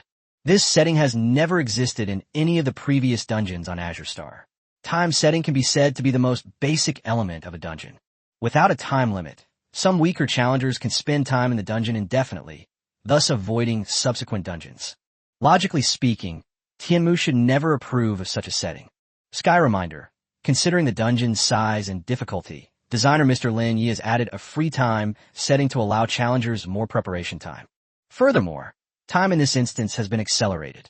For anyone participating in or spectating this instance, time will flow at a rate hundreds of times faster than in the real world. Leaving the instance at any time will not affect the challenger's point in time in the real world. Upon hearing Tenmu's explanation, Ito Hidetaka burst out laughing again. Your Majesty, this is quite interesting. I think the difficulty of the sky curtain was lowered because the Lin Ye instance was designed to be too difficult. Ito EI explained happily. If we have unlimited time, then we can relax and prepare. It's not too late to launch a full-scale attack on the U.S. when everything is ready. As long as preparations are insufficient, we will not declare war on the U.S. We will simply drag this out indefinitely. We will only attack if everything is absolutely foolproof. That way, the mission will definitely be accomplished. Faced with Ito Hidetaka's somewhat presumptuous idea, Tianmu immediately issued a warning. Skyward warning. According to designer Lin Ye's settings, the challenger's controlled Japanese island force has already invaded multiple countries and has a very poor reputation in the international community. The world's superpower, the United States, has designated the Japanese island as an extremely dangerous country. The overdevelopment of Japan will automatically trigger sanctions from the United States. Furthermore, The United States is also a nation that advocates war and could launch an attack on Japan at any time. Challengers, please plan your actions carefully. Hidetaka Ito's face immediately turned awkward. Isn't this just playing with them? It said there's no time limit, but even if we don't act, the U.S. will launch an attack. This kind of setup is actually more frightening than the previous setup with a fixed time. Because with the previous fixed time, at least you knew which period of time you were safe. Now, you have no idea when the United States might attack you. Ito-kun, your war philosophy is really outdated, the emperor said with some disappointment. This instance simulates an incredibly realistic world. Although there are no detailed quest instructions, it doesn't mean you can be without a quest mindset. Opportunities for war are always fleeting. Don't you know the principle of striking first? If the U.S. were to launch an attack on us, our chances of victory would be greatly reduced. As he spoke, the emperor let out a long sigh. Ito-kun, have you forgotten why we came here? It's for the dignity of our Dai tribe. Are you just going to keep wasting our time here and make the other races laugh at us? Faced with the emperor's reprimand, Ito Hidetaka dared not utter a word and could only obediently nod. As a top-tier level 4 powerhouse, the emperor's ideas about war must be ahead of their time, something Ito Hidetaka truly admires. However, he had a vague feeling that the emperor seemed to be too immersed in the role. I feel like I've really started to see myself as the ruler of this Japanese island. After a moment's thought, the emperor also posed a question to the heavens. Sky Curtain, could you explain to us what you just mentioned about Total War in Mission 1? Total War Mode is the complete version of Raging Seas, also known as Open World Mode. In this mode, challengers have complete freedom. You can control the armaments and weapons you bring into the instance and launch attacks against the U.S. in any form. At the same time, as the rulers of the Eastern Island, you can manipulate any NPCs and existing resources on the Easter Island. You can command NPCs to develop the economy, command NPCs to forge weapons for you, recruit soldiers on the Eastern Island, and expand your military strength. Furthermore, you could even invade other parts of Earth Online to plunder resources before challenging the U.S. In Total War Mode, anything is possible. You are now a part of this world. After the explanation, the Emperor was filled with immense shock. This is truly something I've never heard of or seen before. So this is how dungeons can be designed. Apart from one major mission objective, there are no other restrictions. Or rather, the moment you enter the instance, all challengers have already become part of this online world. The Emperor had to admit that such a dungeon setting captivated him. Wasn't his life's work all about making the Dai settlement like the Donging Island in the game? A greedy yet profound smile appeared on the Emperor's face. Ito-kun, this kind of dungeon setting is a sacred place for our Dai clan to show our strength. The Emperor's mood suddenly became excited, and he gently picked up the teacup on the table and began to sip. Seeing the Emperor's sudden relaxation, Hidetaka Ito also smiled. Your Majesty, do you already have a battle plan? The Emperor nodded slightly, exuding a strong aura of power. I admit that Lin Ye is unparalleled in dungeon design, but this one all-out war mode is enough to influence the future dungeon landscape of Azure Star. But it's clear that this was just his initial attempt, so there are a lot of bugs in the instance settings. Ito Hidetaka, still maintaining a respectful demeanor, asked, Please make it clear, Your Majesty the Emperor. The NPCs on the island of Japan are perfectly at our disposal. We can have them build our war preparations, use the island's resources to improve our equipment, and at the same time, recruit soldiers reasonably while ensuring the loyalty of the people. Japan has a population of 100 million. Not to mention, we should have no problem recruiting 9 million soldiers. With this combined with us challengers, we'll have 10 million troops, or even more if we're being demanding. Furthermore, the instance doesn't explicitly specify which method we need to win. We can ambush the U.S., pretend to appease them, suddenly switch sides, or even steal their technology. It must be said that the Emperor, as a top-tier leader, had a far superior understanding of military warfare compared to Ito Hidetaka. This insight captivated Hidetaka Ito. From this perspective, the vulnerability does indeed exist in Lin Ye's copy. Or perhaps he never imagined that the Dai settlement would swarm out when he set it up, causing Tianmu to make a mistake when adjusting the difficulty of the dungeon. If he can really conquer this dungeon, Ito Hidetaka can return to the pinnacle of his career. His Majesty the Emperor is wise. Ito Hideaki exclaimed from the bottom of his heart. Chapter 53, Combat Strength Review. Immense combat power. The settlement of the Great Xia. Tunglong Central City. Great Xia Instance Research Headquarters. The magnificent studio was now filled with talented elites from all over the Great Xia settlement. At a glance, there are at least nearly 10,000 people. Meanwhile, on the giant screen dozens of meters high on the stage, the live situation of the raging sea was being broadcast. Inside the elegant pine pavilion in the scene, the Emperor and Ito Hidataka are discussing their upcoming battle strategy. Everyone could see the confidence and certainty in their expressions. Ding Chong, the dean of the First Research Institute of the Great Xia Dynasty, and his assistant Zhao Jinyu sat in the first row of seats. Actually, if we were to rank them by seniority, Ding Chong, who is only LV2, shouldn't have such a position sitting in the front row. However, in Daxia, a person's status was not only determined by rank, but more by the contributions they made to the settlement. Ding Chang's past contributions and his experience in dungeon design are enough to support his position. Today, because of the amnesty granted by the heavens, no one needs to enter the instance. Long Yuan, the supreme commander of the Great Xia settlement, summoned all the elite dungeon designers of Great Xia to carefully observe the situation of the Raging Sea dungeon. In addition to Ding Chong from the First Research Institute, those present today include Deng Xian, the director of the Second Research Institute, Gao Hang from the Air Force Research Institute, and Li Yunlong, the commander-in-chief of the army. These are all top-notch heroes of the Great Xia dynasty. The sudden appearance of such a peerless genius in the Great Xia dynasty, who stirred up the entire Azure Star in just a few days, was like a timely rain after a long drought for the Great Xia dynasty, which had not produced a top-notch dungeon designer for a long time. Teacher Lin Ye's Total War mode is so novel. I've never heard of a dungeon being designed like this before, Zhao Jinyu said cautiously, sitting next to Ding Chong and pouring him water. Everyone can move freely in the instance, with no time or action restrictions. This could definitely set a trend in dungeon design, and I believe that after today, many people will try this dungeon mode. After hearing Zhao Jinyu's comments, Ding Chong smiled faintly.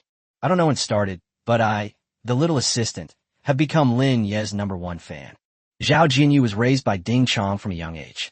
He knew his little apprentice best. She had a bad personality and a fiery temper, and the men in the Research Institute all avoided her.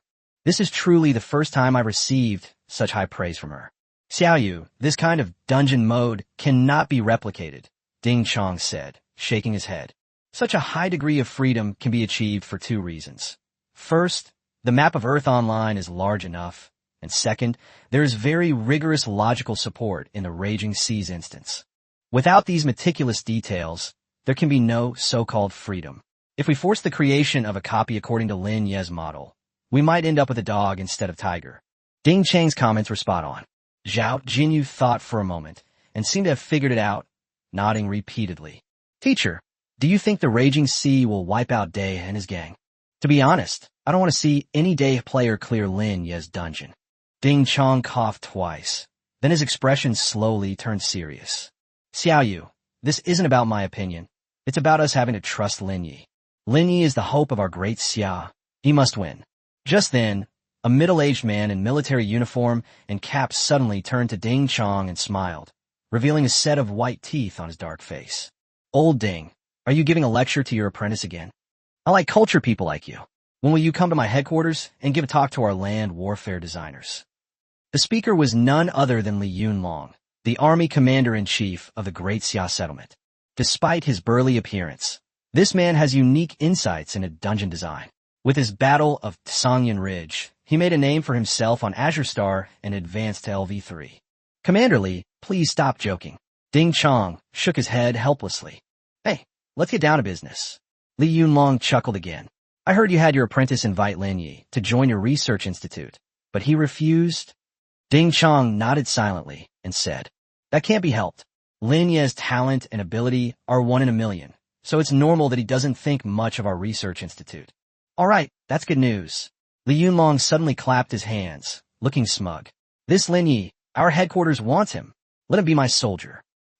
Zhao Jinyu almost spat out a mouthful of water. Commander Li, how can you do this? Lin Ye is now in the top 50 His ranking is much higher than yours." Li Yunlong's face darkened, but he didn't want to argue with a woman, so he could only wave his hand and let it go. At the same time, the expression on his face became serious. "But to be honest, this emperor is really strong."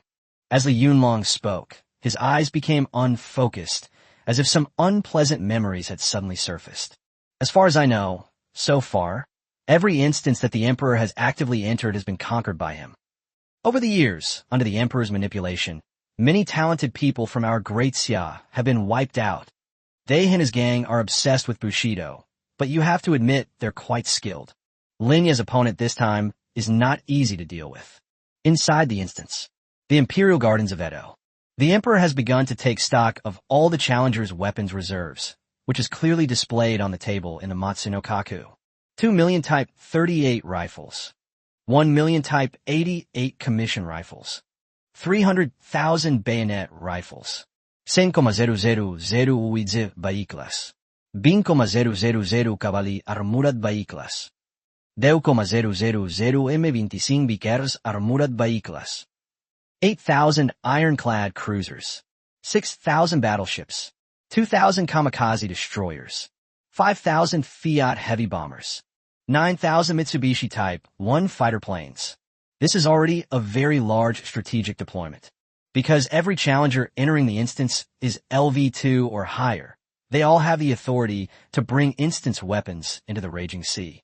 Some challengers may not have many weapons, perhaps only a single artillery vehicle or an aircraft.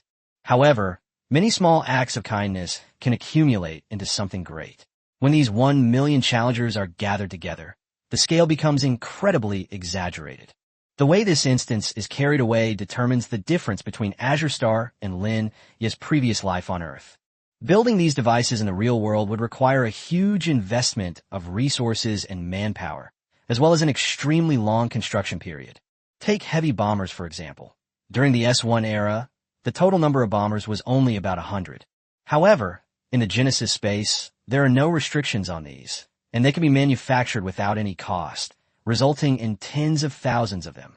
If we really want to draw a comparison, the Japanese forces in this instance are far more powerful than those in Season 1. Chapter 54, The Emperor's Trump Card, Special Forces. Standing respectfully beside the Emperor, Ito Hidetaka beamed with delight as he looked at the challenger's formidable fighting force. He glanced again at the system display of the United States military strength reserves. The United States has a total population of 400 million, an army of 1 million, an air force of 500,000, and a navy of 500,000. Approximately 6,000 air units, approximately 1,000 sea units, and approximately 30,000 land units. The website did not provide specific names for the U.S. weapons. They were all referred to using the format XX unit. This is a normal setting. No instance can tell the challenger faction the detailed configuration of the enemy at the beginning. Challengers need to explore a lot of information in the instance. Ito Hidetaka made a rough comparison, then smiled with a relaxed expression. "Your Majesty, it is obvious that our military strength far surpasses that of the United States. Apart from having a smaller population and fewer soldiers than the U.S., China's quantity of weapons and armaments far exceeds that of the U.S. by several times, or even more than 10 times. If we can really recruit 9 million soldiers on the Japanese islands, our number of soldiers will far surpass that of the United States. I have to say, our chances of winning are very, very high." Hidetaka Ito fantasized for a moment. The U.S. has a total of about 2 million troops across its land, sea, and air forces, while Japan, if what the emperor says is true, has 10 million troops. With an abundance of weapons and equipment, they could wear down the U.S. through sheer attrition. "Now is not the time to let our guard down," the emperor said in a deep voice. "Has Ito-kun forgotten the lessons you learned in the previous dungeons? The canopy only gives us a general idea of the enemy's combat units. If these are all aircraft carrier-level equipment, it will be difficult for us to gain an advantage." Hidetaka Ito shuddered, unconsciously recalling the terror of being dominated by the fleet that had destroyed his country. That massive, dark fleet of ships had become a nightmare that he could never shake off. Don't forget, the completion rate of the raging seas is only 2%. We must prepare for the worst, which is that there are still a lot of technologies similar to aircraft carriers in the dungeon. Hidetaka Ito could only nod repeatedly. But to be honest, I didn't really agree with it. For Lin Ye, a previously unknown newcomer, to possess such world-leading aircraft carrier technology is already quite incredible. No matter how strong Lin Ye is, he is still a mortal, not a god. How could they possibly possess so much technology? Although Ito Hidetaka is now filled with fear of Lin Ye, he does not believe that Lin Ye's military strength alone can withstand the 1,000,000 people of the Day settlement. Your Majesty, what do you mean? We must wait until our military strength and preparedness are 10 times that of the United States before launching an attack. This development period cannot be too long, otherwise it will attract the attention of the United States and may even lead to an offensive by the United States. In my experience, all preparations must be completed within a month. As he spoke, the emperor picked up the phone on the table and began making a message. General Minamoto no Yorimitsu, I order you to lead 50,000 shogunate samurai to explore several countries around the island of Japan, make a preliminary assessment of their military strength, find suitable points of invasion, and plunder as many usable resources as possible. Also, bring Dr. Yasui along. If conditions permit, we can use the local NPCs as test subjects for the 100 Special Forces. Yes, Your Majesty. Upon hearing the Emperor's first order, Hidetaka Ito felt a sense of sudden enlightenment. The Emperor is about to launch a direct invasion, squeezing some resources out of other countries on Earth before launching a full-scale attack on the United States. Since Lin Ye designed Earth Online to be so large, there's no harm in not using it. Moreover, the shogunate is the pinnacle of combat power in the Day settlement, essentially an elite special forces unit, extremely skilled in individual combat. Sending these people to explore and reclaim the land is indeed the most suitable choice. However, this Dr. Yasui and the 100 Special Forces were people that Ito Hidetaka had never heard of before. Your Majesty, who is Dr. Yasui? I don't think I've ever seen this name before on the list of heroes. Sending a doctor out to pioneer new lands doesn't seem quite appropriate. The Emperor took a small sip of tea and smiled faintly.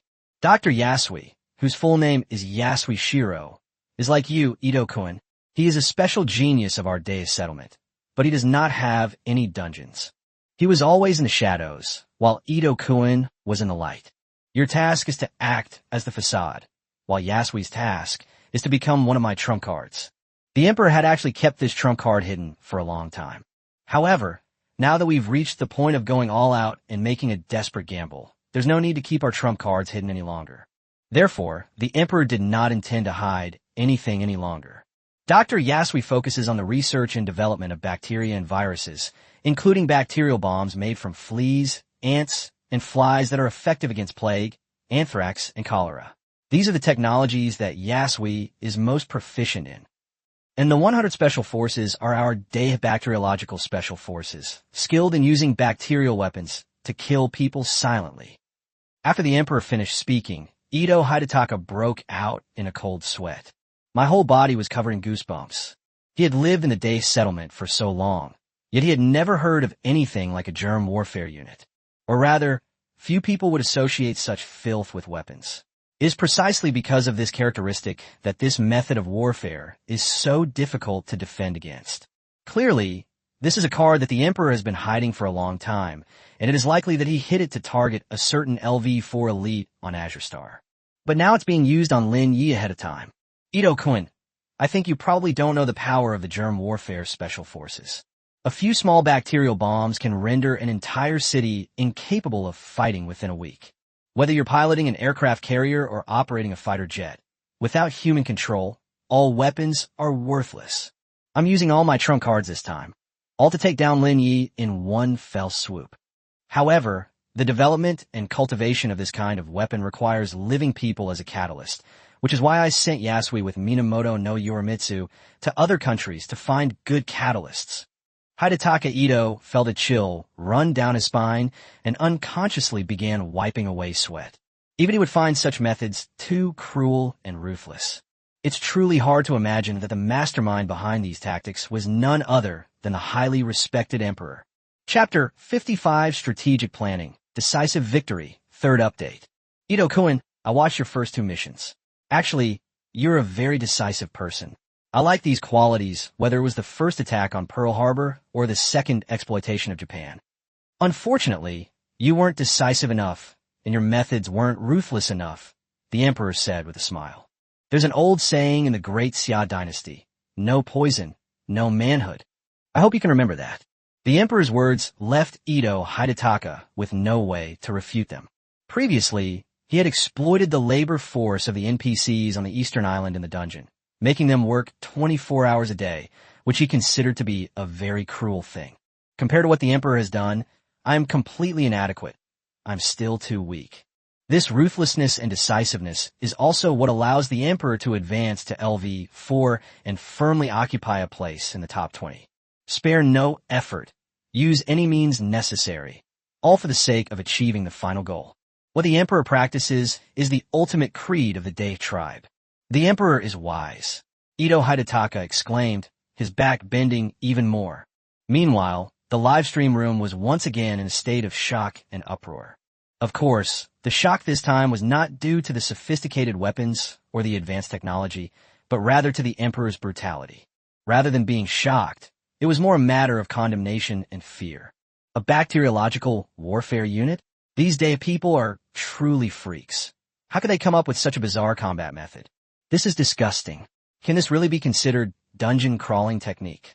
However, to be fair, this kind of thing is indeed quite effective, especially for surprise attacks. This kind of thing probably isn't very technologically advanced. Now that the emperor has mentioned it, everyone will be more cautious, and there might even be perverts who imitate it. We can mitigate the effects outside the instance when designing the instance itself, but the raging seas are already complete, making them impossible to prevent.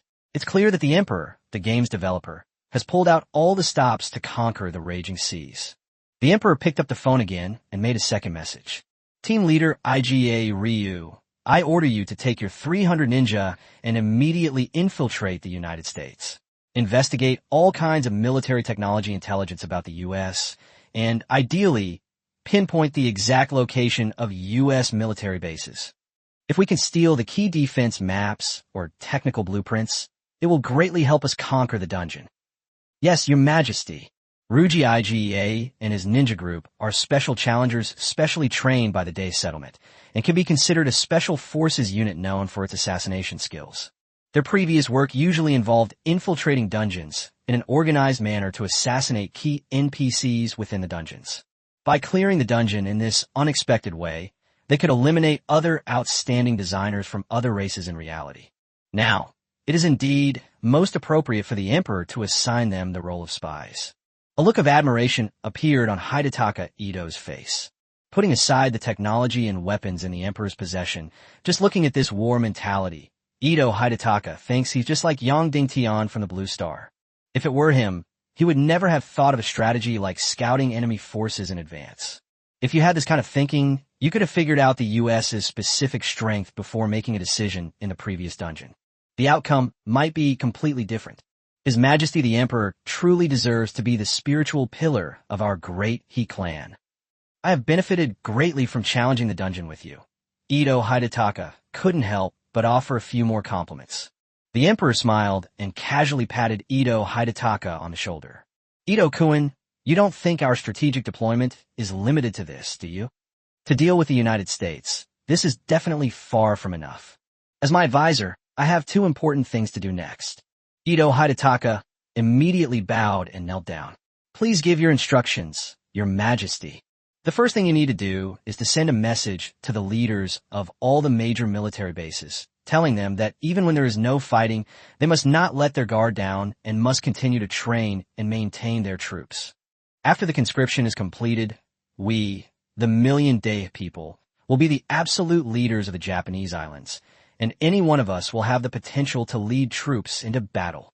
So from now on, we need to start training and adapt to the various conditions of this Earth Online as soon as possible. Hidetaka Ito nodded repeatedly.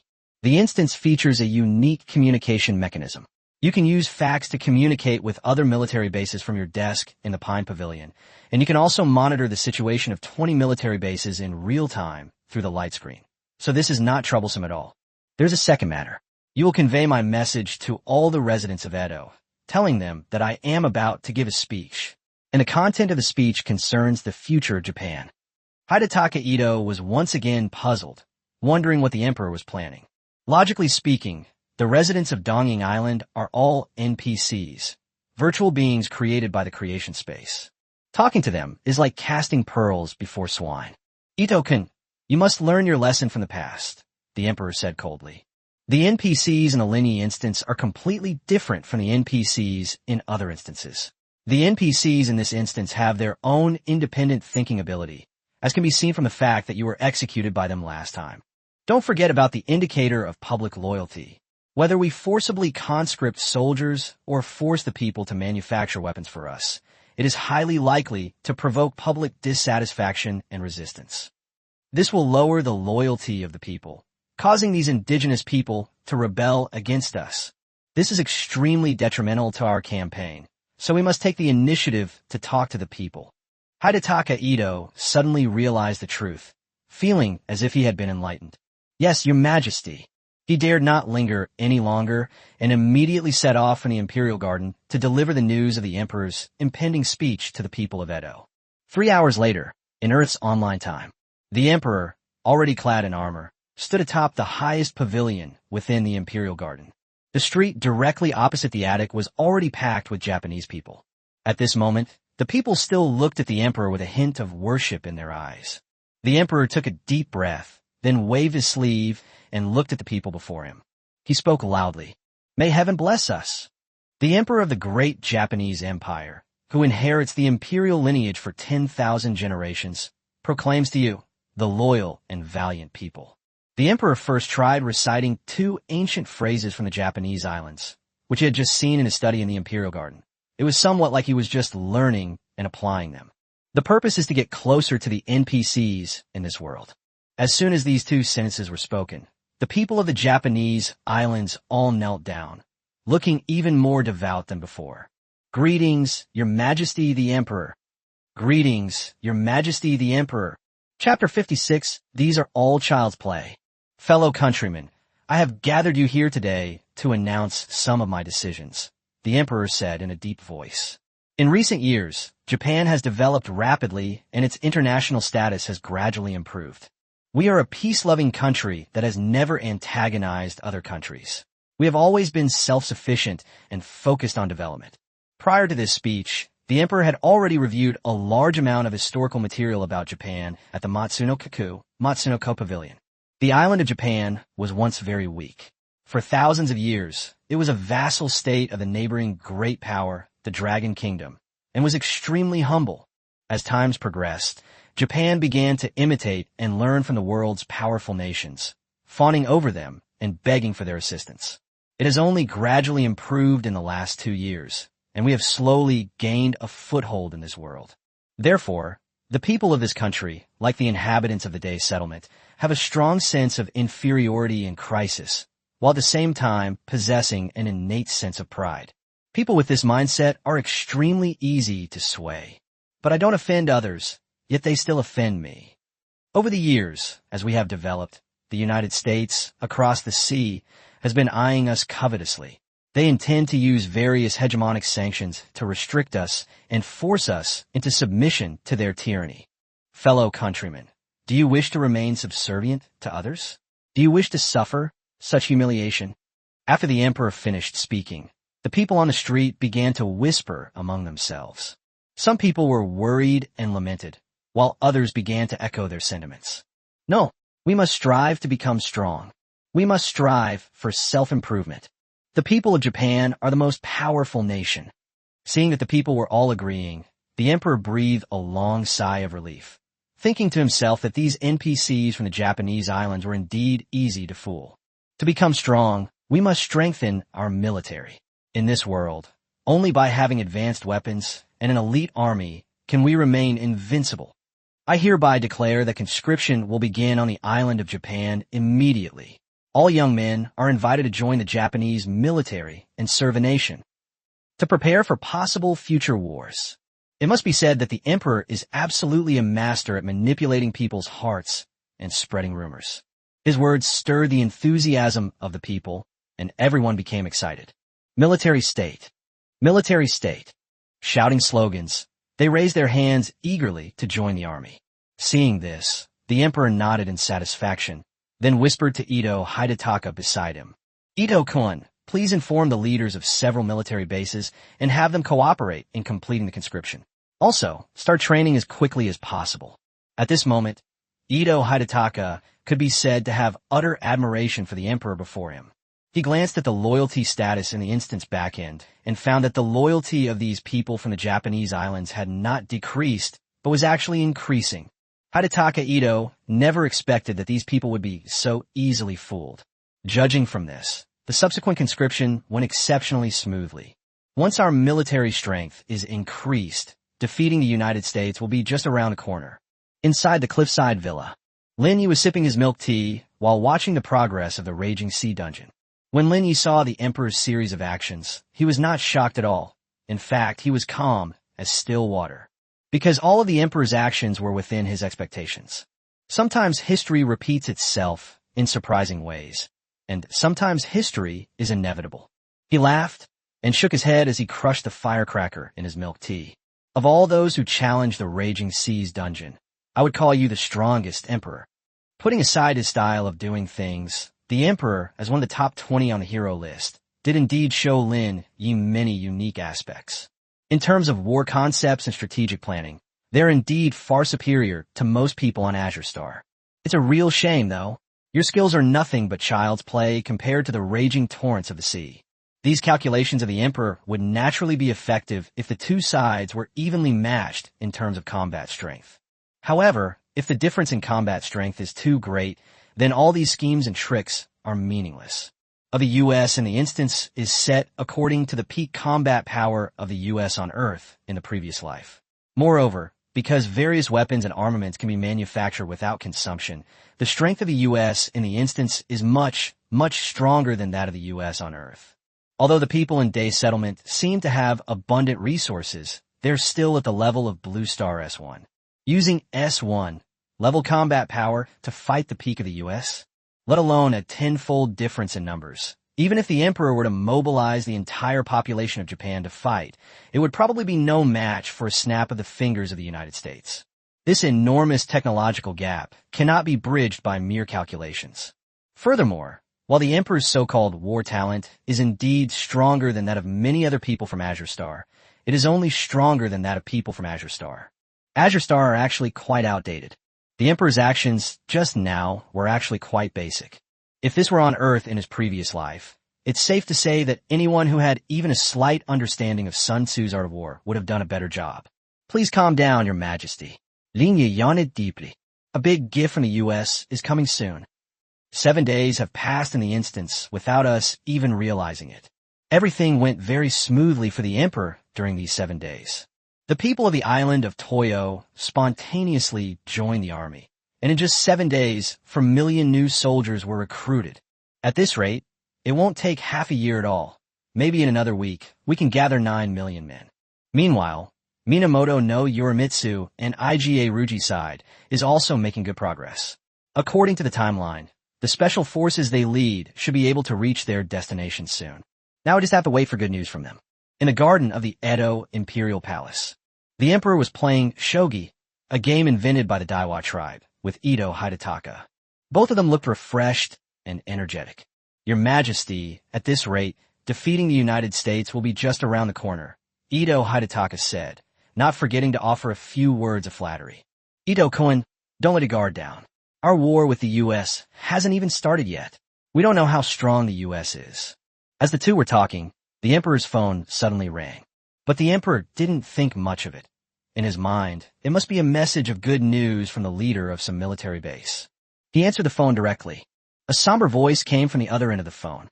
Mr. Emperor Takagawa, your current actions have damaged the friendship between your country and the United States. You are recruiting a large number of soldiers domestically with the intention of developing militarism. At the same time, you are slandering the United States and inciting ethnic hatred domestically. This behavior has seriously violated international conventions. You must immediately cease this illegal activity and pay a fine of 1 trillion to the International Court of Justice of the United Nations. Otherwise, you will face severe sanctions from the United States. Chapter 57, Full View. A technology more terrifying than aircraft carriers. Beep beep beep. With a piercing signal beep, the call was abruptly disconnected. This time, the Emperor received the same strange phone call as Ito Hidetaka had received before. The Emperor frowned. The veins on his neck bulged, and an inexplicable anger rose in his chest. Ito-kun, what's going on? Why is it that the U.S. knows so much about our movements? Didn't I tell you to have someone remove those American media spies in Japan? Why did the information still leak out? Learning from Ito Hidetaka's previous failure, the Emperor paid extra attention to domestic media organizations this time, while cutting off the public's communication with the outside world. The Emperor knew that the United States had strong espionage capabilities, as evidenced by the fact that the U.S. had a thorough understanding of Japan in previous missions. Therefore, we are already taking strict precautions. But this situation still occurred, which is truly baffling. Ito Hidetaka was also sweating profusely with anxiety and said somewhat aggrievedly, "Your Majesty, I have done everything you said. This is unbelievable. How could the U.S. have such an abnormal level of espionage capability? Could this be something Lin Ye deliberately set up in the dungeon? That bastard is always so cunning." Meanwhile, discussions began in a live stream chat, but this time, in addition to mocking Day people, there were also some questions about the dungeon's design. Looking at it this way, it does seem a bit strange. Last time, because it was an economic war and Ito Hidetaka wasn't on guard, the leak was somewhat understandable. But why is it happening again this time? If this is truly a design flaw of the instance itself, then it's absolutely disgusting and completely illogical. How can we fight like this? The enemy forces know your every move. The Emperor couldn't understand the reason behind this, so he could only ask the heavens. Sky Curtain, why do the enemy forces know our challenger's movements so clearly? Doesn't this violate the fairness of the dungeon design? Skyward Warning. The fact that the U.S. can obtain information about Japan is not due to the instance's design, but rather to technological advancements. The U.S. possesses reconnaissance technology, Keyhole Satellite 20. According to the instance rules, Skynet shouldn't provide challengers with too many technical hints. However, considering the challenger's doubts about the instance's plausibility, Skynet can provide you with some additional information. The United States has deployed a Keyhole satellite exactly 250 kilometers above your head. The Keyhole satellite technology principle submitted by designer Mr. Lin Ye fully complies with the Tianmu review standards. Therefore, this copy fully complies with Tianmu's fairness requirements. What? How is this possible? The Emperor's expression immediately turned ugly. This was actually accomplished using technology. If Tianmu hadn't answered him directly, he would never have believed that such technology existed. In the Emperor's understanding, only the Heavenly Curtain could do such a thing. But the Heavenly Curtain is a god, the supreme being in this world, so it can keep an eye on them. The Raging Seas dungeon, however, is achieved through technology, reaching an effect almost identical to the Sky Curtain. At that moment, a sense of fear was clearly present in the Emperor's heart. This terror was even greater than when I saw the aircraft carrier that destroyed the nation before, because the technology that Tianmu just mentioned was a direction he had never considered. While the aircraft carriers that appeared before were impressive, at least they were things he could understand.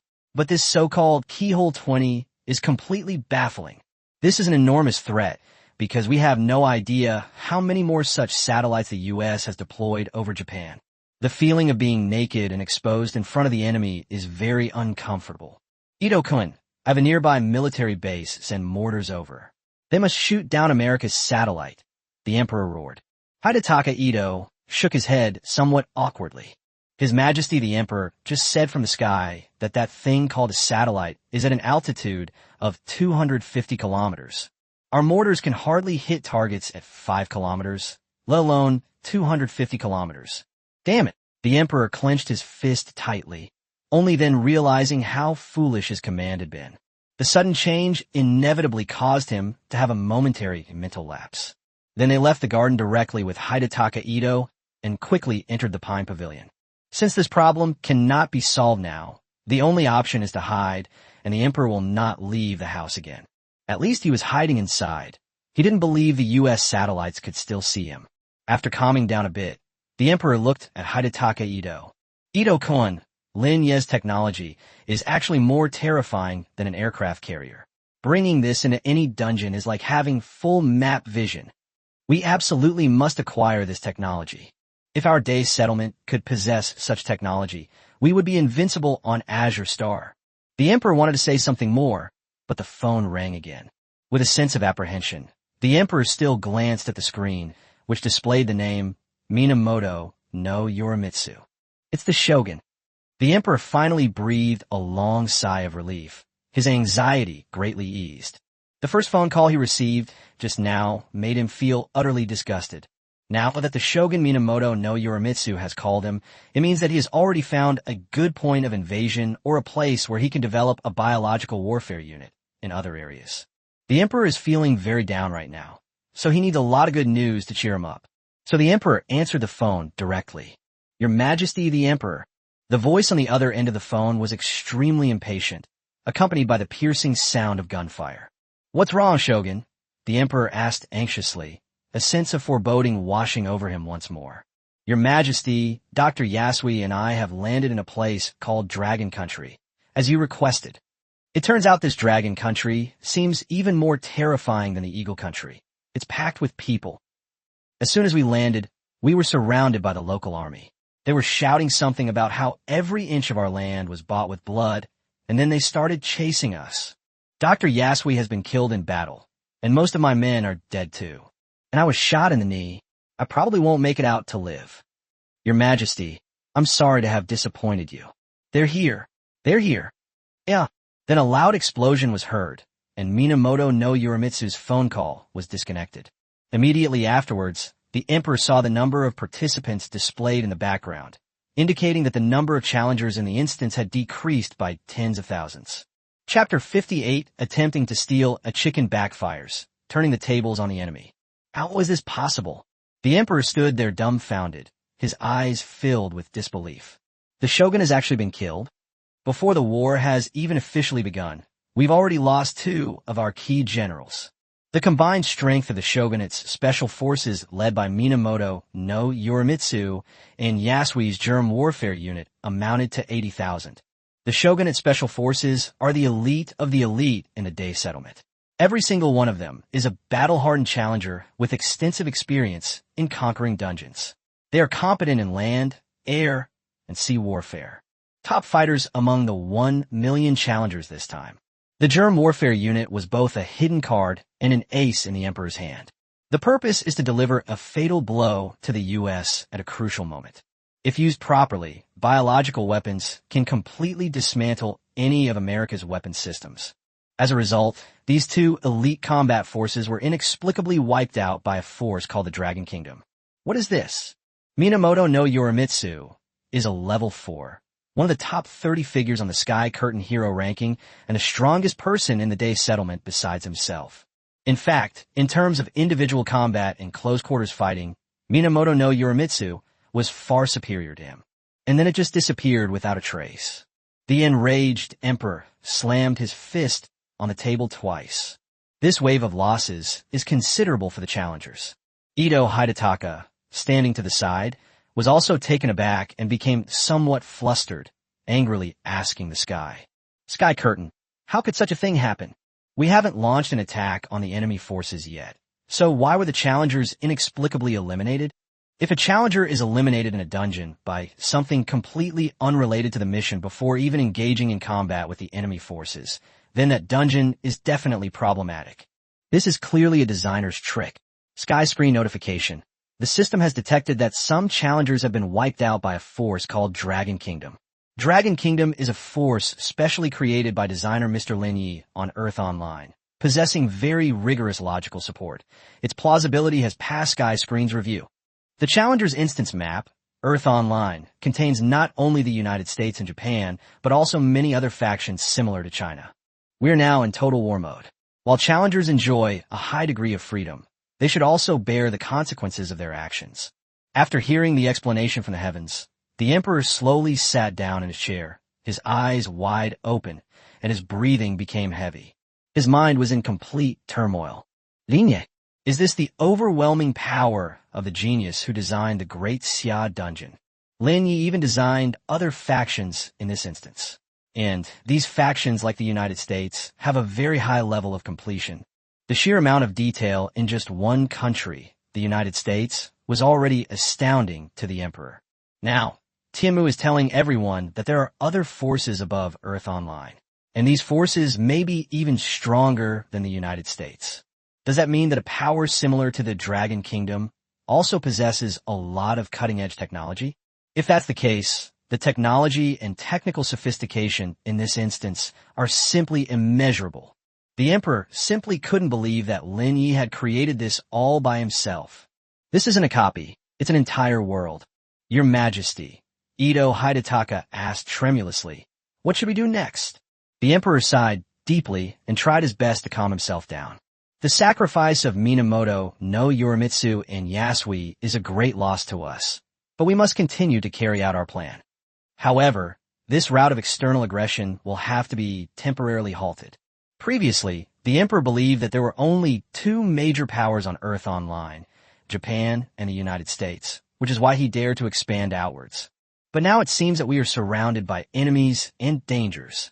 If they were to harbor such thoughts of expansion and plundering resources again, and were to encounter another power like the Dragon Kingdom, it would be nothing short of a free gift. He could accept the sacrifices of the Dai people, but he would never accept such worthless sacrifices. Although losing the Shogun, a key combat force, is a great loss, it is not fatal.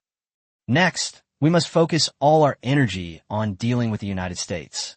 Expand our military strength as much as possible. As for the so-called sanctions imposed on us by the United States, we should delay them as long as possible. If team leader Iga Ruji can get some military intelligence about the U.S., our chances of winning are still very high. Just as the Emperor was pondering his next strategy, the number of challengers in the backstage of the instance decreased again. Fortunately, the number was small this time, only 300 people. What's going on here? Why is the number of people decreasing again? Immediately afterwards, a notification came from the sky. Skyward notification. 300 challengers have been detected to have surrendered to the United States. Dungeon commanders, please manage the challenger faction. Since the challenger faction has not officially declared war on the U.S., these surrendering challengers are considered to have voluntarily submitted and will have 20 points deducted from their account and will be teleported out of the instance. Surrender. The Emperor jumped up from his seat. Surrendering to the U.S. is a personal choice, and even he, as the raid commander, cannot interfere with such behavior. The reason he gathered 1 million Dai people to form a group to enter the raid was to prevent such a thing from happening. He simply couldn't understand how some of his own Dai tribe members would choose to surrender before the war even began. And this happened in the presence of the supreme commander of the Dai settlement, who openly abandoned his post. Although 300 people is not a large number, if not properly managed, it can easily lead to a loss of morale. Such desertion and betrayal of the Emperor is an absolute crime in the Dai settlement. This is outrageous. This kind of traitor has no honor whatsoever. He is a disgrace to our Dai settlement. The Emperor gritted his teeth in anger and said coldly, Ito-kun, help me find out who these 300 deserters are. I need to know each of their names. I will have a ninja forces eliminate this traitor immediately. Ito Hidetaka didn't dare to delay and immediately checked the back end of the instance, comparing names one by one. Suddenly his eyes widened. After thinking for a long time, he stammered and said, the 300 people who escaped from His Majesty the Emperor are none other than group leader Iga Ruji and his ninja group members. Their names are no longer on the current list of challengers. What? The Emperor felt a chill run down his spine, clearly unable to believe the outcome. In the Dai settlement, Iga Ruji was arguably one of his most trusted subordinates, who had secretly done many shady things for him over the years. It can be said that Ruji Iga was a suicide soldier he specially trained. It's understandable for others to desert in the face of battle, but he absolutely doesn't believe that Ruji Iga would surrender. The sky? Can you tell me what's going on? The Emperor asked. Celestial hint. After entering the United States, challengers Ruji Iga and his companions were deeply impressed by the freedom and democracy of the country, and also attracted by its high quality of life. Therefore, they chose to surrender, change their nationality, and become citizens of the United States. When Ruji Iga surrendered, he also revealed all the troop deployments and military data of the Japanese islands to the United States. The Sky Curtain reminds the dungeon commander not to easily allow your challenger teammates to enter American territory. Chapter 59, The Emperor's Defenses Weakened by Red Heat. At this moment, the viewers in the live stream of the instance were all dumbfounded. Too amazing. First, the keyhole satellite that was constantly monitoring the island of Japan was something that everyone found incredible. Then there's the sudden appearance of the Dragon Kingdom's forces, which makes one marvel at Lin Ye's dungeon design skills. However, the first two simply represent Lin Ye's technical skills and dungeon design abilities, which everyone has already experienced before, so they're both unexpected and reasonable. However, Ruji Iga's sudden betrayal left the audience on Azure Star somewhat bewildered. Wasn't Ruji Iga a trusted subordinate of the Emperor? Why would he surrender at this time? How bizarre. Doesn't Ruji Iga know that surrendering simply means being teleported out of the instance? How is he going to face the people in his settlement after this? He seems so foolish. The root of all this lies in the fact that the Raging Seas instance is just too realistic. Once you're in it, it's easy to become immersed and gradually lose yourself. If a dungeon could control the mind of a challenger, that would be truly terrifying. Inside the auditorium of the Instance Research Headquarters in the central city of Great Xia. The Great Xia were all discussing the wonders of the Lin Ye dungeon, and the atmosphere in the entire venue was exceptionally lively. The Keyhole 20 technology that Lin Ye just used in the instance is exactly the direction that our Instance Astronomical Technology Research Institute has been researching. A young researcher couldn't help but exclaim. However, we only had similar ideas and had not yet formally started research. We did not expect that Lin Ye had already fully mastered this technology. Lin Ye is at least 50 years ahead of us in this respect.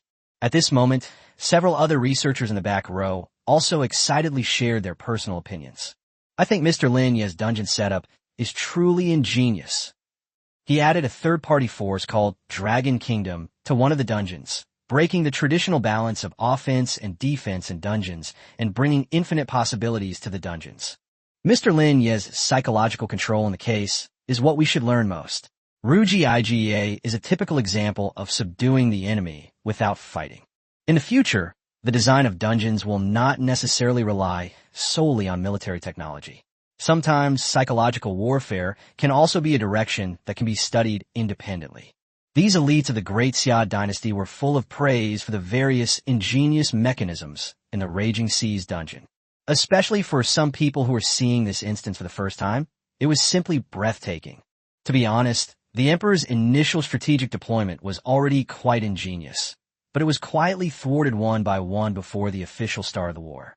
How can one not be amazed?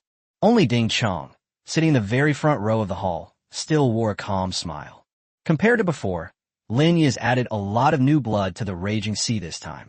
He is now eager to see the true face of the United States.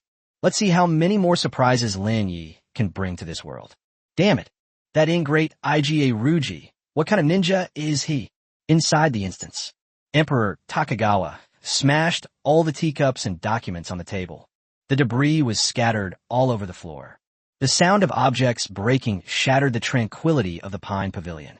The Emperor had no reason not to be furious. Surrender is one thing, but Ruji Iga actually leaked information about the Challenger faction's combat strength to the United States. Actively leaking information to the enemy is an act of utter stupidity and bizarre behavior unprecedented in the entire history of the Azure Star instance. He failed to steal even a tiny bit of technical information from the U.S., but instead, the U.S. saw right through him.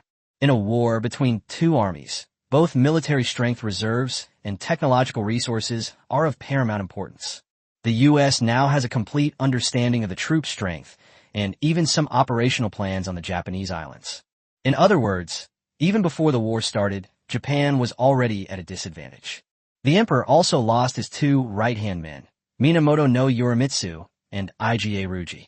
It felt like being played for a fool. Is this the suppressive power of a Hellfire-level dungeon? The Emperor suddenly felt a tightness in his chest and a sweet taste in his throat. I felt a rush of blood to my throat.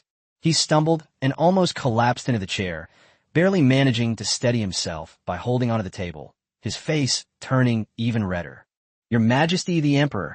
Ito Hidetaka quickly summoned a maid from the Imperial Garden to bring ice to the Emperor for a cold compress, which calmed him down after a long time. Your Majesty, please calm down. Ruji Iga is a professionally trained ninja. He shouldn't easily betray his lord. Moreover, this is just a copy world. Everything is virtual. His betrayal won't actually keep him in America. All of this is truly meaningless.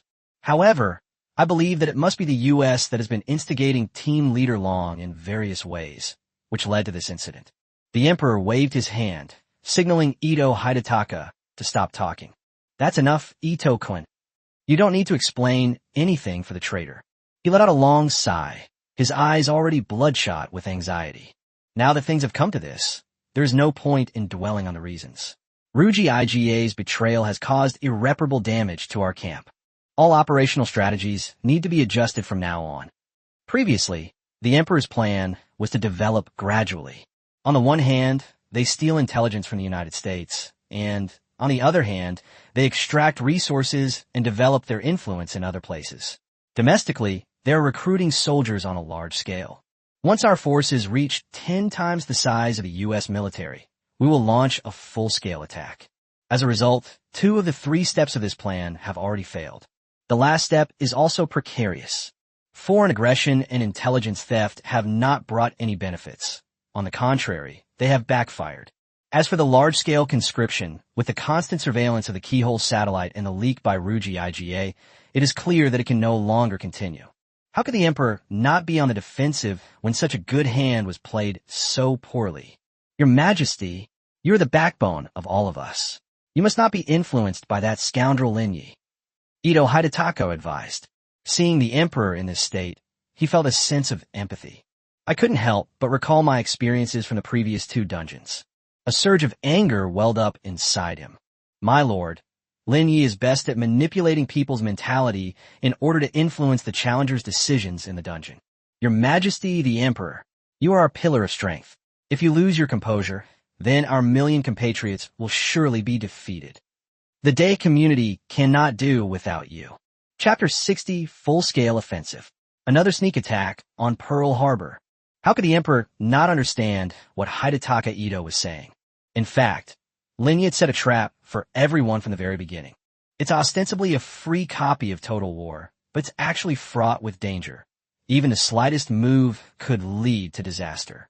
In other words, the reason Lin Ye created this so-called open and free world was to allow challengers to act recklessly, thereby triggering the punishment mechanism he had set up in advance.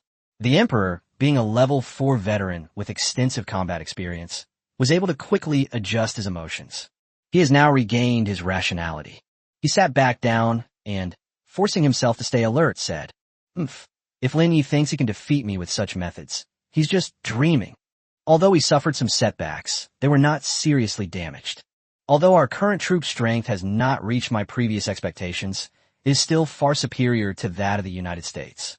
As long as we don't make any more mistakes, there's still a good chance of defeating the United States. Seeing that the Emperor had regained his fighting spirit, Ito Hidetaka bowed and replied, Please give the order, Your Majesty. Ito-kun, we don't have much time left.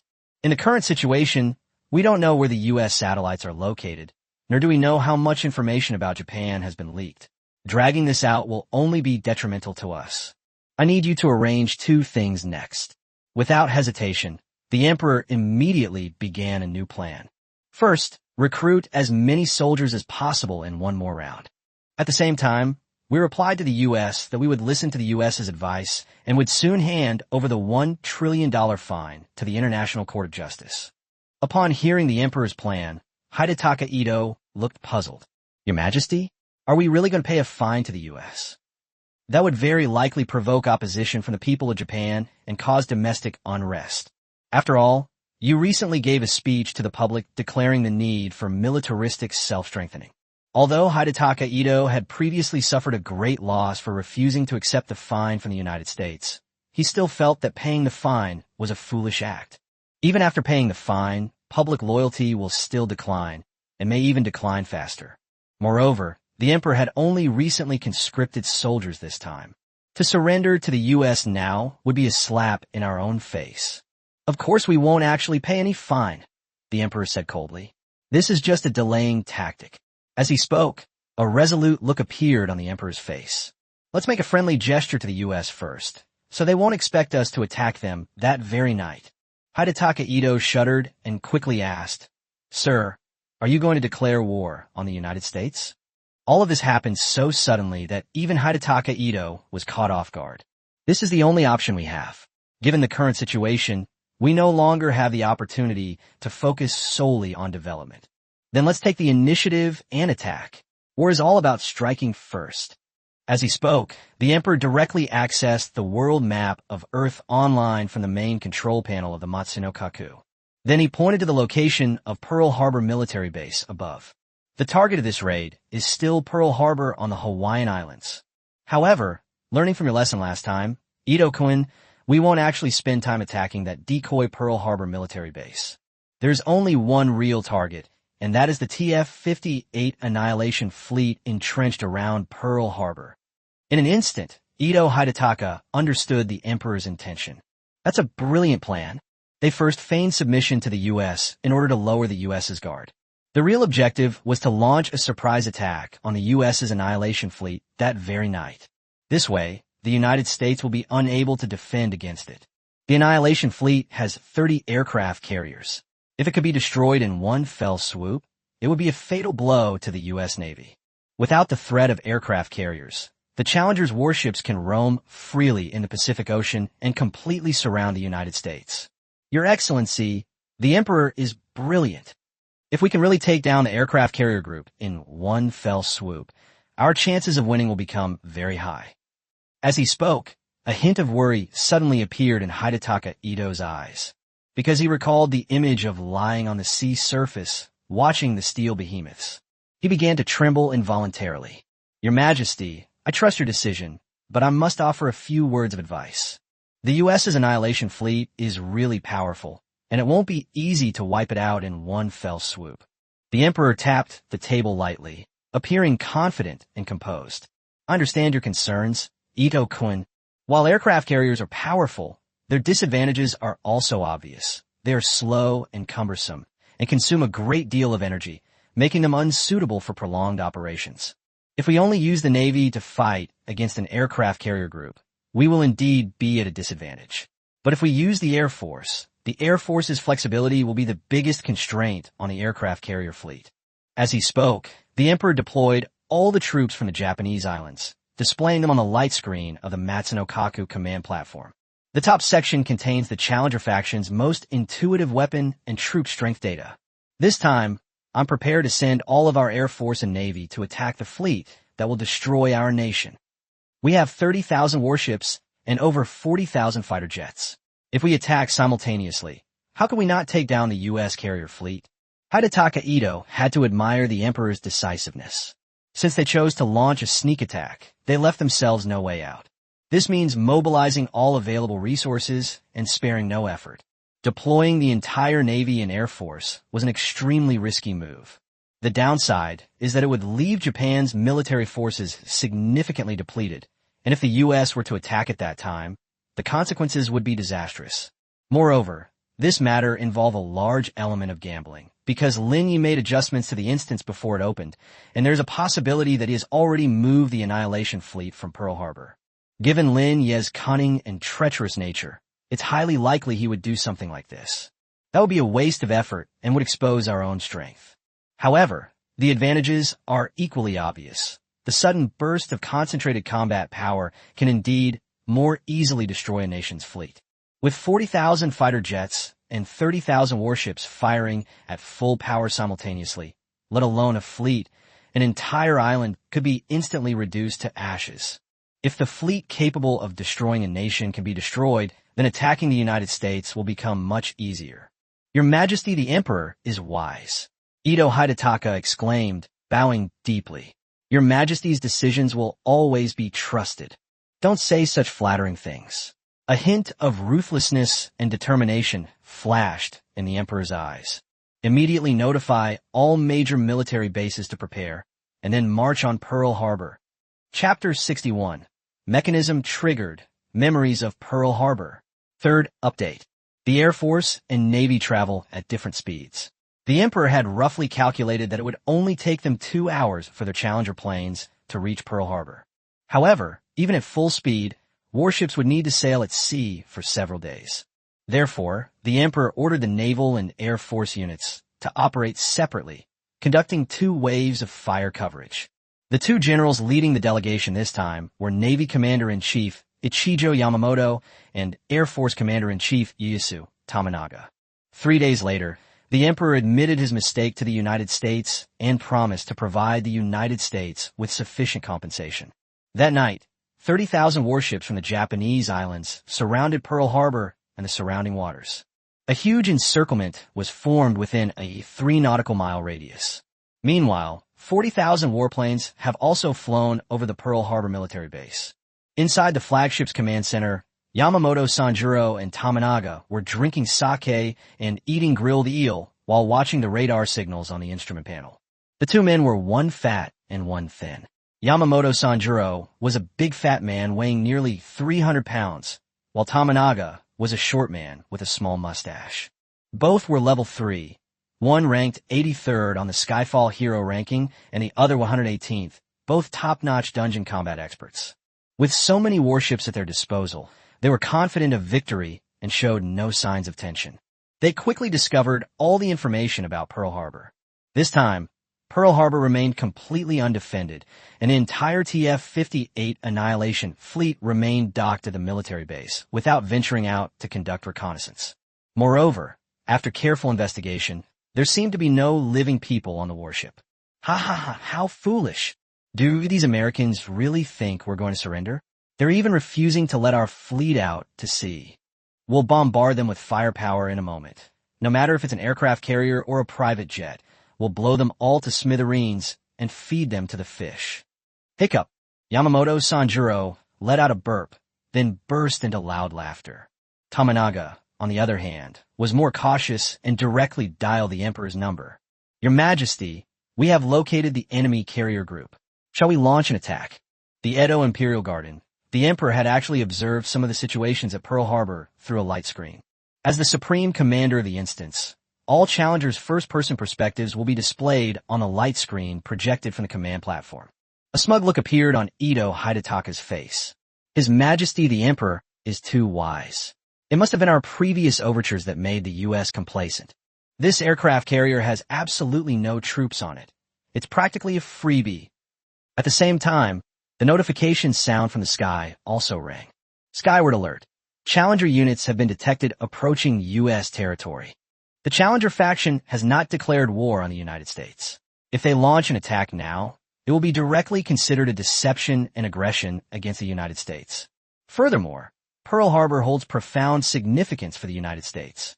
Sabotaging Pearl Harbor would severely anger the United States and could lead to some unpredictable and terrible consequences. Challengers, please choose carefully. The Emperor snorted coldly. Thinking that the sky was giving such a prompt at this time was simply naive and childish. All this planning over the past long has been for the purpose of defeating the U.S. in one fell swoop. Now that they've finally gained the upper hand, the sky is telling them to be cautious. It's ridiculous. If we don't fight now, are we just waiting for the U.S. to attack us? Commander Yamamoto, Commander Tominaga, give them all the power to attack Pearl Harbor.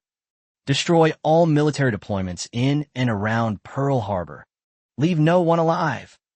The Emperor almost spoke through his throat. Previously, they had been treated like dogs and made fun of in various ways, which made the Emperor suppress his anger and resentment. He needed to vent. In the Emperor's understanding of war, naval units can be considered a nation's bulwark and the largest component of a power's combat strength. Once we can take down the fleet that destroyed the nation, everything will be smooth sailing from here on out. Once he leads nearly 1 million of his compatriots to conquer the U.S. dungeon, Lin Ye will have a massive amount of points deducted. He will be directly wiped out by the heavenly curtain. Only Lin Ye's death can bring solace to his wounded heart.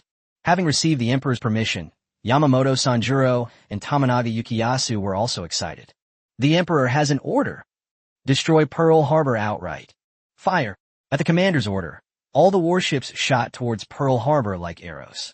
They quickly adjusted their positions, forming a tight encirclement. Immediately afterwards, the warships began to unleash a torrent of fire, each shot like a blazing fire dragon, drawing dazzling streaks of light across the night sky. 40,000 warships launched simultaneously, their sheer force like the collapse of the heavens and the splitting of the earth. In an instant, the flashes of gunfire pierced the darkness, illuminating the night sky. Under this light, everything in Pearl Harbor became clearly visible. At the same time, all the warplanes flew directly over Pearl Harbor, unleashing a torrential downpour of shells that instantly covered the entire harbor. Machine guns on the planes also fired wildly, bullets raining down like a dense storm. This kind of indiscriminate attack is actually the simplest. You don't need to care about anything else, just bombard it relentlessly. Boom!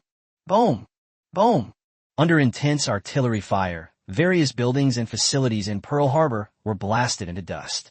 The island's foundation seemed to have been struck violently by a giant hammer, collapsing instantly.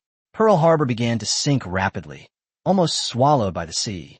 Those once majestic and awe-inspiring aircraft carriers are now powerless decorations, directly bombed and engulfed in flames. Keep bombing. The Pearl Harbor base and the annihilating fleet must be wiped out of this world. Yamamoto Sanjuro continued to issue orders, appearing increasingly insane. A new round of bombing began. The sky was torn to shreds, and the intense firelight reflected on the sea. The 30 aircraft carriers of the destroyer fleet slowly sank in flames. It has completely disappeared above the horizon.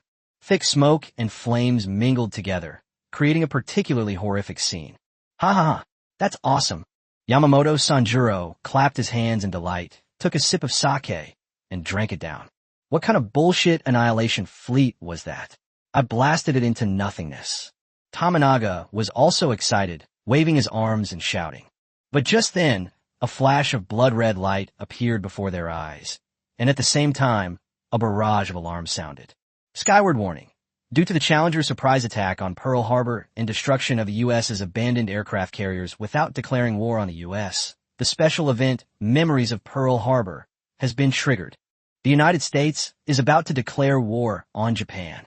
The United States will receive the following bonuses. Soaring Eagles. The U.S. possesses the world's strongest air force. After the outbreak of war, the U.S. will directly deploy air bases along the border with Japan, increasing its air strike capability by 500%. The tragedy of Zhuhai Port. The speed of American warships will increase by 200%, and their firepower will increase by 500%. Simultaneously, all domestic warships will be reassembled to form a new, nation-destroying fleet. Comprehensive sanctions. The U.S. will impose comprehensive sanctions on Japan. These include, but are not limited to, financial and oil sanctions, bringing Japan's economy to a complete standstill. Production of all goods will be impossible. Five Eyes Alliance. After the outbreak of war, the U.S. FBI and CIA will send spies to infiltrate Japan, resulting in a complete leak of intelligence about the challengers and a 50% decrease in public loyalty. Nuclear Peace Defender. The U.S. is furious. The probability of a nuclear strike on Japan will increase to 100%. Chapter 62, Nuclear-Powered Aircraft Carrier appears. A true nation-destroying fleet. The prompts from the sky kept popping up. The various buffs and enhancements to the U.S. lasted for nearly 100 days before stopping. The U.S. spent a full 5 minutes just explaining the specific effects of these buffs. This scene completely stunned everyone in the live stream. What the hell is this thing? It's absolutely insane. These people in the Day settlement have really fallen into a trap. The U.S. was already very strong, and with this further buff, how can they possibly win? I think this is another of Lin Ye's schemes. Piling up a bunch of abandoned aircraft carriers at Pearl Harbor is a deliberate attempt to lure the Emperor into an attack. In the words of that ancient Xia dynasty saying, it's like waiting for a rabbit to run into a tree stump. I don't understand at all. Outside the instance, inside the cliffside villa, puff, seeing what's happening at Pearl Harbor in the instance. Lin Ye almost spat out the drink in his mouth, amused by their stupid actions. They were playing well until the crucial moment, when they suddenly went awry. In fact, although the Emperor's previous actions were somewhat childish, they still showed great strategic vision for people of that era. That could be considered the methods of a ruthless and powerful figure. But once the war actually started, whether it was due to nervousness or a loss of composure, the Emperor's move completely went awry. When the raging storm first broke out, Hidetaka Ito had already suffered a setback at Pearl Harbor. You should be well aware that Lin Ye added many details to the Pearl Harbor storyline. Why dwell on this painful place? The Emperor suspected that there might be an annihilation fleet at Pearl Harbor and wanted to take it down in a surprise attack to gain an early advantage. This idea is incredibly naive. It's treating designer Lin Ye like an idiot. The reason for creating this open-world mode is to give challengers more choices, while also reducing the difficulty of the dungeons accordingly. Otherwise, it would be difficult for the game to pass the review process. As a result, the Emperor and his group ultimately embarked on the most difficult path. Triggering the Pearl Harbor memory inevitably means facing a fully buffed and at its peak level American army. To be honest, Lin Ye really had no intention of playing tricks on or scheming against these people, because it's completely unnecessary. This is the US at its peak. Does it really need to go through all this roundabout stuff? Those abandoned aircraft carriers docked at Pearl Harbor were actually just scrap left over from the creation of the dungeon. Lin Ye was too lazy to delete these things in the Genesis space, so he just piled them all up in Pearl Harbor. The TF-58 Annihilation Fleet is a product of the US's S2 era. Lin Ye was also built according to the S2 standard, so the aircraft carriers in the fleet are actually conventionally powered aircraft carriers. At the time, Lin Ye wanted the raging seas to be launched as soon as possible, and also considered that the military weapons of the S2 era were more than enough to deal with the Azure Star, which was still at the S1 military level. However, if the US is to present its peak and complete form, the old TF-58 destroyer fleet is definitely not enough. The US's aircraft carriers have long since evolved from the most primitive aircraft carriers to the Ford-class nuclear-powered aircraft carriers. Nuclear-powered aircraft carriers and conventionally powered aircraft carriers are completely different. The US's Ford-class nuclear-powered aircraft carriers use nuclear reactors for power and can have a range of up to 50 years.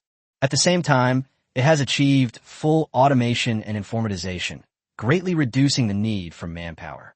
The use of more advanced electromagnetic catapults, along with a more advanced aircraft recovery system to replace traditional arresting cables. In addition, nuclear-powered aircraft carriers are equipped with advanced reconnaissance and electronic warfare systems, giving them greater combat power and maneuverability. In summary, it can carry more various types of fighter jets and weapons, and the efficiency of fighter jet launch will also be faster. Suddenly, it became even more steady, more accurate, and more ruthless. Later, when Tianmu adjusted the number of players in the instance to 1 million, Lin Ye decided to release the complete peak of the Eagle Army. Naturally, he could no longer use the outdated TF-58 Annihilation Fleet. Lin Ye directly equipped the United States with 11 Ford-class nuclear-powered aircraft carriers, forming a new fleet to destroy the country. All the old aircraft carriers were decommissioned, and Lin Ye simply left them at Pearl Harbor. As a result, the people in the Day settlement took on the role of cleaners, cleaning up industrial waste for the instance. They used up all their naval and air force power just to bomb a bunch of junk. If you get penalized, demoted, or eliminated again, don't blame me. It's all your own fault. Lin Ye could only shake his head helplessly, outside the ruins of Pearl Harbor in the instance. The series of notifications from the sky made Yamamoto Sanjuro's head buzz. What the hell are you doing? Just bluffing, huh? Yamamoto Sanjuro shouted, taking advantage of his drunken state. Tamanaga Yukiyasu, standing to the side, seemed somewhat wary and muttered under his breath. The things that Tianmu just listed seem to be very detrimental to our camp. What is the FBI? What is a nuclear strike? I have absolutely no idea. Don't believe this nonsense. It's all just scare tactics. Yamamoto Sanjuro chuckled. And what's with all this talk about forming another fleet to destroy a nation? Keep bragging. I don't believe Lin Ye has that many resources. Have you forgotten what Ito Hidetaka said before? This Lin Ye is best at manipulating people's mentality. Yamamoto Sanjuro was clearly the kind of person who didn't believe in superstitions and immediately began to direct the fleet to return to port. All warships, listen up. The mission to raid the Annihilation Fleet has been completed. Now, all ships return to Japan for resupply. This surprise attack will surely throw the American army into chaos. We will now follow His Majesty the Emperor's command and will be able to land in the United States soon. It's a good thing that Lin Ye, that bastard, built the instance so realistically. When we actually land in America, I'm definitely going to have a good time there. Ugh. Ugh. But just then, the alarm suddenly went off. All the red warning lights on all the warships started flashing. The 30,000 warships were thrown into chaos instantly. Damn it! What's going on? Yamamoto Sanjuro was just about to go to the main control panel to check why the radar warning device had suddenly sounded an alarm. At that moment, radio signals from other warships suddenly came through. Something's wrong. Commander Yamamoto. All warships received warnings at the same time. A fleet is rapidly approaching us. According to radar detection, this fleet is traveling at least 100 knots. Yamamoto Sanjuchi's drunkenness vanished instantly, and he shuddered in fright. 100 sections? Are you kidding me? A knot is a unit of speed commonly used in the Navy. 1 knot represents the distance a ship travels in 1 hour, which is equivalent to 1 nautical mile. 1 nautical mile is equal to 1.85 kilometers. The fleet speed is 100 knots, which is equivalent to 185 kilometers per hour. Chapter 63, Complete Crush, The Wrath of the U.S. 185 km/h. Abnormal, not to mention at sea, even on the land of Azure Star. At sea, the resistance of the seawater, coupled with the fact that ships are generally very heavy, makes them vulnerable to damage. Therefore, ships are generally slow. A speed of 30 kilometers per hour is usually considered good. With a speed of 100 knots, it's practically invincible at sea. If a real battle were to break out, it could completely humiliate Yamamoto's fleet. In a state of utter shock and disbelief, Yamamoto Sanjuchi suddenly realized an even more terrifying problem. Their ship's radar detection range is only about 10 nautical miles. If they were traveling at 100 knots, those warships could reach them in 5 minutes. Doesn't that mean they're already very close? Sizzle. Suddenly, Yamamoto Sanjuro felt a sharp, needle-like, knife-like sound wave penetrate the entire spaceship cabin, vibrating his eardrums. The sound waves were like giant waves rising from the deep sea, suddenly crashing against everything around them. The ship began to tremble slightly under the impact of this force. Immediately afterwards, the signal panels on his warship began flashing wildly, and all early warning devices failed. Even communication devices experienced intermittent signals, almost to the point of paralysis. As the flagship commander, Yamamoto Sanjuhachi had lost communication with other ships and was therefore unable to command other warships. This means that the 30,000 warships have entered a state of fighting independently. Damn it! At this moment, he began to panic. For a military system like the Navy, real-time command is of paramount importance. Without him as the commander-in-chief, this fleet of 30,000 warships would have been in complete chaos. Boom! The roar was like thunder, shaking the earth and the sky. Before Yamamoto Sanjuhachi could think it through, the sound of exploding cannons came from outside, and the dull tremors made the whole ship shake violently like a drifting leaf. The jolting caused Yamamoto Sanjuhachi to fall to the ground. He rolled and struggled, scrambling and crawling to the deck to check the situation. When he reached the deck, the sight before him made his legs instantly lose their strength, as if they had turned into soft cotton. In the sky, densely packed American planes circled and roared like dark clouds overhead. Like the Grim Reaper, they mercilessly unleashed deadly missiles and machine guns at their challengers. Every plane and every missile was like a burning flame, drawing fiery trails across the sky and engulfing the entire battlefield in a sea of fire. The dense gunfire illuminated the entire night sky. These aircraft are the top-of-the-line carrier-based fighter jets of the United States. The F divided by a -18E fighter attack aircraft, also known as Super Bumblebee. This fighter jet adopts a twin-engine swept-wing and twin-tail configuration, making it extremely agile and capable of flying at various tricky angles. The aircraft also has a large amount of external ammunition and cannons, and is equipped with advanced laser trackers and infrared detection systems. Each Super Hornet is equipped with one M60 20mm 6-barreled cannon with 1,000 rounds of ammunition. It also carries highly advanced air-to-ground weapons, including GBU-10, GBU-12, and GBU-24 laser-guided bombs. There is even the powerful Maverick air-to-ground missile AGM-65. Machine gun fire and missile tracking have turned the waters around Pearl Harbor into a sea of war and fire. The Maverick missile is extremely powerful It can not only lock onto targets, but also kill anyone who touches it. In an instant, countless Challenger's warships suffered devastating blows in this sea area.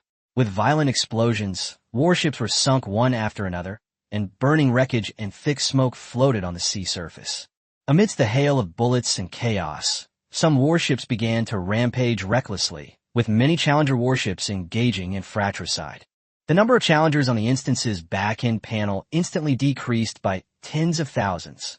The number of warships also decreased by hundreds. In just a short time, the total number of warships decreased by nearly one-third. That's terrifying. Yamamoto Sanjuro panicked. He wanted to command the warships to retaliate with anti-aircraft shells, but the communication system was destroyed, and he had no way to transmit the information. We could only watch helplessly as our own people were attacked. Damn it. Damn the U.S. Enraged, Yamamoto Sanjihachi raised the anti-aircraft machine gun on the battleship and began strafing the American fighter jets in the sky. But his firing was nothing more than impotent rage. That was merely an outpouring of his endless anger and despair. The Super Hornet has state-of-the-art defenses, making it difficult even for anti-aircraft missiles to hit it. How could it possibly be hit by such a rudimentary machine gun? Finally, exhausted, Yamamoto Sanjihachi could only kneel down on the ground in despair. Commander Tamanaga, we can only rely on you. Our naval communication system has been completely paralyzed. Only your Air Force can save us. Isn't air-to-air combat your forte? Yamamoto Sanjuro roared at Tamanaga Yukiyasu, who had rushed over. Tamanaga Yukiyasu finally came to his senses, his expression a mixture of anger and resentment. The United States is really going too far. I'll show them the might of my Day Air Force. He summoned a small helicopter and climbed aboard. Then, fly the helicopter to the highest altitude to make it easier to control the overall situation. From his initial observations, he discovered that while the number of American warplanes was also impressive, their overall numbers far exceeded those of his own. However, the Super Hornet's combat power was far superior to their helicopters and quadcopters. They were not even in the same league. Tamanaga Yukiyasu couldn't even imagine that a small plane could be equipped with missiles. But now, there is no other choice. If their Air Force cannot contain the U.S., then all that awaits them is total annihilation. When faced with a life-or-death situation, all we can do is take a gamble. All Air Force soldiers, listen to my command. Attack the enemy aircraft with all your might and defend our warships. For the Emperor, for the Day settlement. At a command, 40,000 fighter jets swarmed up and charged toward the Super Hornet formation high in the sky. These Air Force personnel fully embodied the Bushido spirit of the Day settlement, charging forward even knowing they might lose. But one can only say that the spirit is commendable. There is an insurmountable technological gap, and no miracles are possible. High in the sky, these 40,000 Challenger fighter jets were simply being shown off in all sorts of chaotic ways. Chapter 64, The Catastrophe Belonging to Day, third update. The F divided by -18E Super Hornet is an advanced fighter jet with electronic systems, and it was also the latest carrier-based fighter jet model of the Blue Star Eagle in Lin Ye's previous life. It can automatically detect approaching units and automatically take evasive action. At this moment, they were weaving through a dense swarm of Challenger aircraft. It's like dancing lightly in the sky. It gives you the feeling of a machine passing through a flower garden without a single petal sticking to it. While evading the Challenger fighter's pursuit, the Super Hornet could still easily launch missiles and shells to attack the naval units on the sea without wasting any time at all. Some American fighter jets were even deliberately luring the Challenger fighters to track them, and then making various sudden stops to get past them. Let the Challenger fighters collide with each other and end their own lives. Why? What? Yukiyasu Tamanaga angrily pounded on the window of his helicopter. Why can't you bunch of useless trash even hit a single American fighter jet? Even a blind cat should be lucky enough to catch a dead mouse. Yukiyasu Tamanaga vented his anger on all the Challengers in the fighter jets through the command system. One pilot Challenger replied helplessly, "Commander, there's nothing we can do about it. Why do these American warplanes seem to have supernatural eyes, predicting all our movements? Commander Tamanaga, why don't you take over?" Tamanaga Yukiyasu was so angry that his mouth almost twisted, and he was panting heavily in his rage. He could accept sacrifice and defeat, but he could not accept being treated like a dog. This feeling is utterly humiliating. At that very moment, all the American warplanes seemed to have reached some mysterious understanding with an invisible commander, instantly acting in unison and quickly turning around to speed off in the opposite direction. They were perfectly synchronized, without the slightest hesitation or delay. The Challenger's fighter jets tried to give chase, but their speed was far too slow, and they could only watch helplessly as the Challengers swept away and disappeared into the night in the blink of an eye. The sky above instantly returned to tranquility. But this tranquility felt rather strange. What's going on now? Tominaga Yukiyasu took the opportunity to quickly wipe the cold sweat from his forehead. Could it be that the U.S. military's fighter jets were eyeing our number of aircraft, and therefore chose to retreat? Yukiyasu Tominaga couldn't understand why, but he was relieved. Because as long as the U.S. withdraws, their air force and naval forces can be preserved. If we can return to Japan and use the air defense systems on the ground, there's still hope of destroying these terrifying planes. He was piloting the helicopter, preparing to fly a little further to see if the American planes had really withdrawn. But suddenly he looked closely. The distant sea was suddenly illuminated by an unknown, intense light, like a mysterious lamp. At first glance, it seemed as if something was blooming on the sea surface, like countless dazzling pearls scattered from the seabed, spreading upwards little by little with the gentle ripples. Is this the first light of dawn? Is the sun about to rise? Yukiyasu Tominaga glanced down at his watch. It was still late at night in the instance, not the time of day and night in the instance. Suddenly, Yukiyasu Tominaga realized something. A chill ran up Tominaga's spine, making him feel as if he had fallen into an ice cellar. That wasn't the first light of dawn at all. It was a terrifying swarm of missiles. Countless missiles streaked across the sky like meteors. The simultaneous ascent of numerous missiles above the horizon creates this spectacular phenomenon, resembling a day-night cycle. Scatter! All of you, scatter! Yukiyasu Tominaga yelled at all the fighter jets through the Air Force Command System, but it was too late. In those 2 seconds of hesitation, the missile swarm had already reached them. This wave consisted of tens of thousands of missiles. They carried destructive power, pouring down like a rain of fire. Boom! Boom! In an instant, the lead group of fighter jets was torn to pieces by the missile, turning into fragments and flames that fell into the sea. Debris and oil slicks floated on the sea surface, and the seawater was dyed crimson by the firelight. But this is just the beginning. Then, wave after wave of missiles followed. 10,000 shots, and another 10,000 shots. The missiles were being launched incessantly, seemingly without end. These missiles were completely connected in a line, weaving a dense, impenetrable net that captured tens of thousands of Challenger fighter jets. Boom! Boom! The sound of explosions echoed in the sky outside Pearl Harbor, one after another. The energy generated by the simultaneous explosion of these missiles at high altitude caused the sea outside Pearl Harbor to ripple and form a huge vortex. One plane after another was shot down, bursting into brilliant fireworks in the sky before sinking into the endless, deep ocean whirlpool. The wreckage of the plane crashed down, leaving some warships on the ground battered and ravaged, with sparks flying everywhere. My God, such a dense swarm of missiles. It's unbelievable. Tominaga Yukiyasu's mind was shrouded in a shadow of fear and confusion. Suddenly, before his mind had fully returned to normal, a sharp whistling sound ripped through the sky. Whoosh! Immediately afterwards, a deadly missile struck his helicopter with deadly accuracy.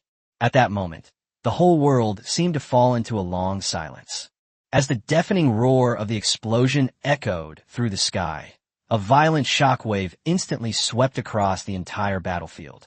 The flames from the explosion illuminated Tominaga Yukiyasu's terrified and desperate face. At this moment, he was in the scorching air, feeling as if he were being directly devoured by the claws of a fiery beast. The surrounding air felt like boiling magma, incredibly hot and suffocating. All that was in front of me was darkness, and then a large word death appeared. The notification sound from the sky also rang in my ears. Important notice, since you have been killed in battle, your dungeon quest has failed. You will now be temporarily confined to the dungeon space. The frenzied bombing lasted for about half a minute until the last fighter jet crashed. The sea surface was now covered in thick smoke and flames. On the deck of the Challenger flagship, Yamamoto Sanjuro witnessed the entire process. He was trembling uncontrollably and was unable to stand up. That's terrifying. 40,000 fighter jets were wiped out in just half a minute. What a ruthless barrage of firepower. He glanced at the instant's back end and saw that this wave of air force had been completely wiped out, and the Challenger faction had lost nearly 100,000 people in one fell swoop. Even Yukiyasu Tamanaga, the Navy commander-in-chief, has now perished. But Yamamoto Sanjuro had no time to reminisce, because the thick fog and smoke were gradually dissipating. The outlines of steel behemoths gradually appeared before him. Chapter 65. This is the meaning of destroying a country. 1, 2, 11 ships. Yamamoto Sanjuro carefully counted the silhouettes of the aircraft carriers that kept emerging from the sea fog. When he counted to the 11th ship, his heart died completely. A total of 11 aircraft carriers now stand in an arc above the sea, tightly surrounding all the Challenger ships and blocking all escape routes. Like a sturdy sea fortress standing amidst raging waves. In addition, hundreds of smaller warships surrounded these 11 aircraft carriers, forming a cluster that gave the impression of being surrounded by stars. These small warships are diverse, including cruisers, destroyers, mine hunters, and mine countermeasure ships. Even submarines broke through the giant waves, surfaced, and gathered around the aircraft carrier. Looking through the sea fog, the 11 aircraft carriers stood like 11 statues on the sea, supporting the night sky. It seemed as if they were using immense force to tear the heavens and earth apart. The other ships, like devout followers, stood guard in front of the aircraft carrier. Together, they form an insurmountable wall at sea. Invaders from the Japanese islands. You violated American territory and damaged American military bases without America's permission. You are the eternal enemies of the United States. The United States will punish all aggressors in the name of freedom and peace. 11 aircraft carriers began using loudspeakers to address the last remaining forces of the Challenger at sea. The sound was deafening, almost rupturing Yamamoto Sanjuchi's eardrums. Is this the naval power of the U.S.? Is this the real nation-destroying fleet? Yamamoto Sanjuro felt like he was suffocating.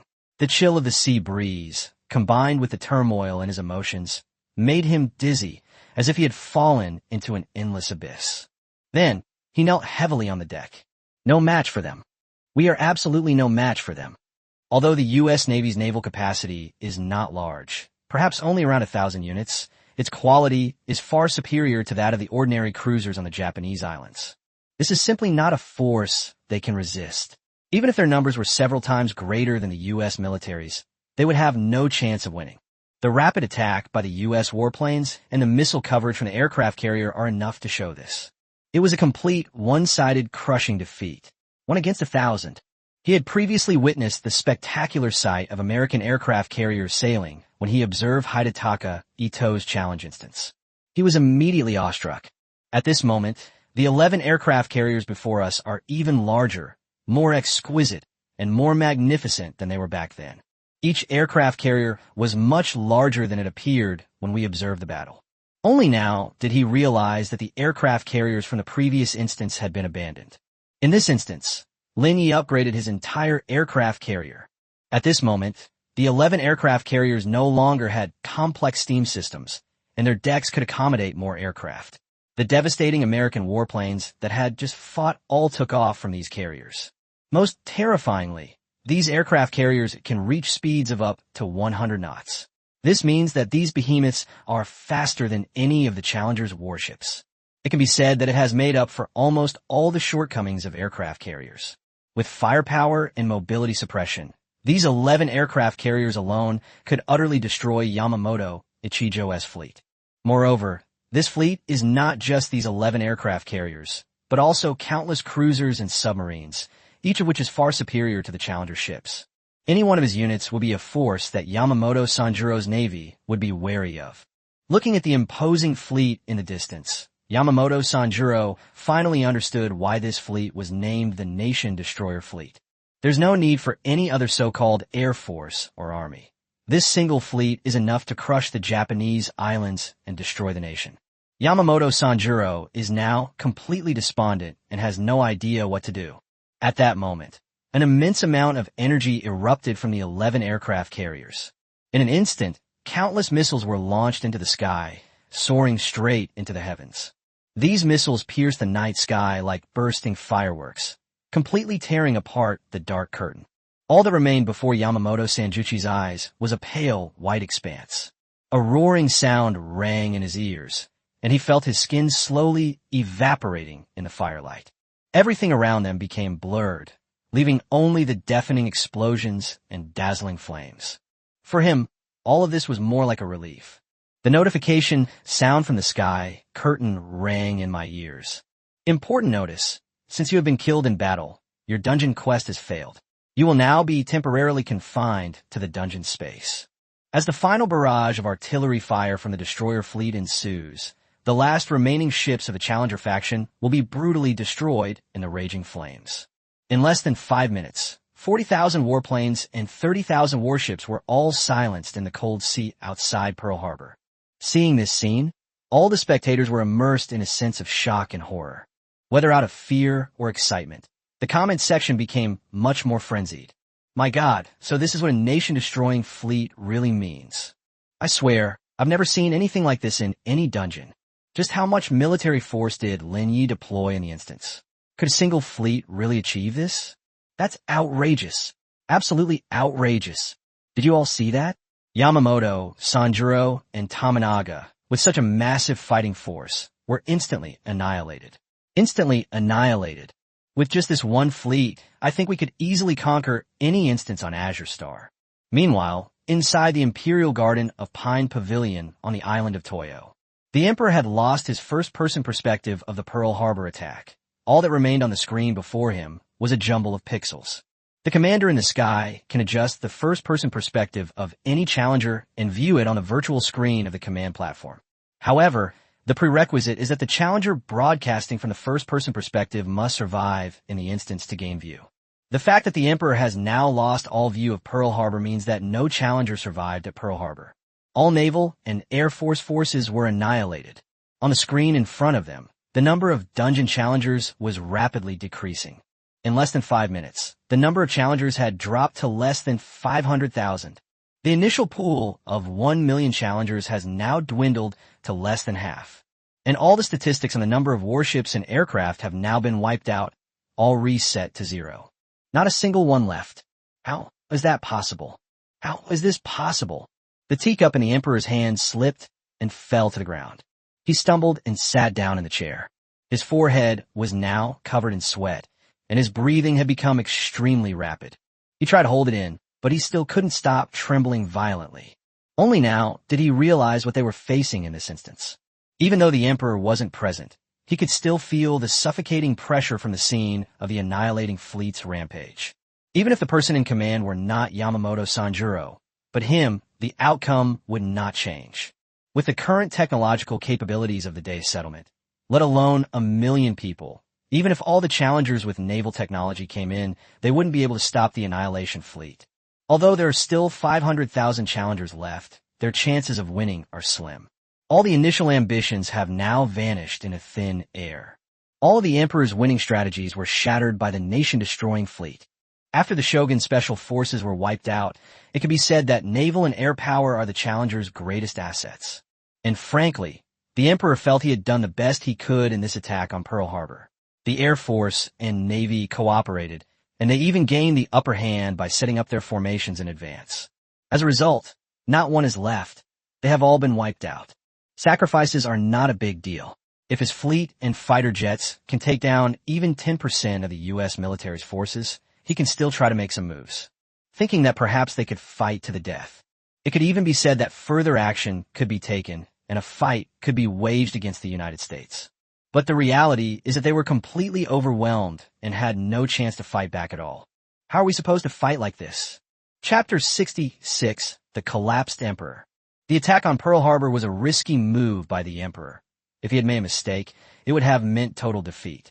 Even the Emperor, Even the top 20 strongest on the hero list sees no hope at this moment, because this is a battle on a completely different level. The Emperor had roamed the Azure Planet for decades, and this was the only time he had ever felt such profound despair, a feeling that was suffocating to the bone. Damn it! Why is that? The Emperor began to mutter to himself in a somewhat hysterical manner. How could Lin Ye, a mere individual, possess such formidable military power? His strength and skill alone overwhelmed the entire Day settlement. Only now did the Emperor truly understand. It wasn't that his strategy was flawed, nor that his troop deployment was problematic. They were defeated simply because of the difference in strength. But why is Lin Ye so strong? All the challengers who entered the instance this time were elites, almost all the naval and air force elites in the entire Day settlement. While not all of them are seasoned veterans, they have at least trained extensively in various dungeons. They gathered all the forces of the entire Day settlement, but in the end, they couldn't even touch a hair on the head of the United States. How else can we beat this dungeon? Just as the Emperor was racking his brains for a last-ditch effort, a notification sound came from the sky. Skyward warning. In light of the Challengers' attack on Pearl Harbor, the United States has declared full-scale war on Japan. An expeditionary force has been dispatched to launch a full-scale offensive against Japan. 1 day from now, American troops will land on the Japanese islands. Challengers may now choose to surrender or fight to the bitter end. Commanders, please choose carefully. The Emperor took a deep breath, his brows furrowing even more deeply. Meanwhile, in the Great Xia settlement at the Tunglong Central City Dungeon Research Center, at that moment, cheers erupted in the auditorium. Well done, Lin Ye. Lin Ye truly lives up to his reputation as a genius of our Great Xia.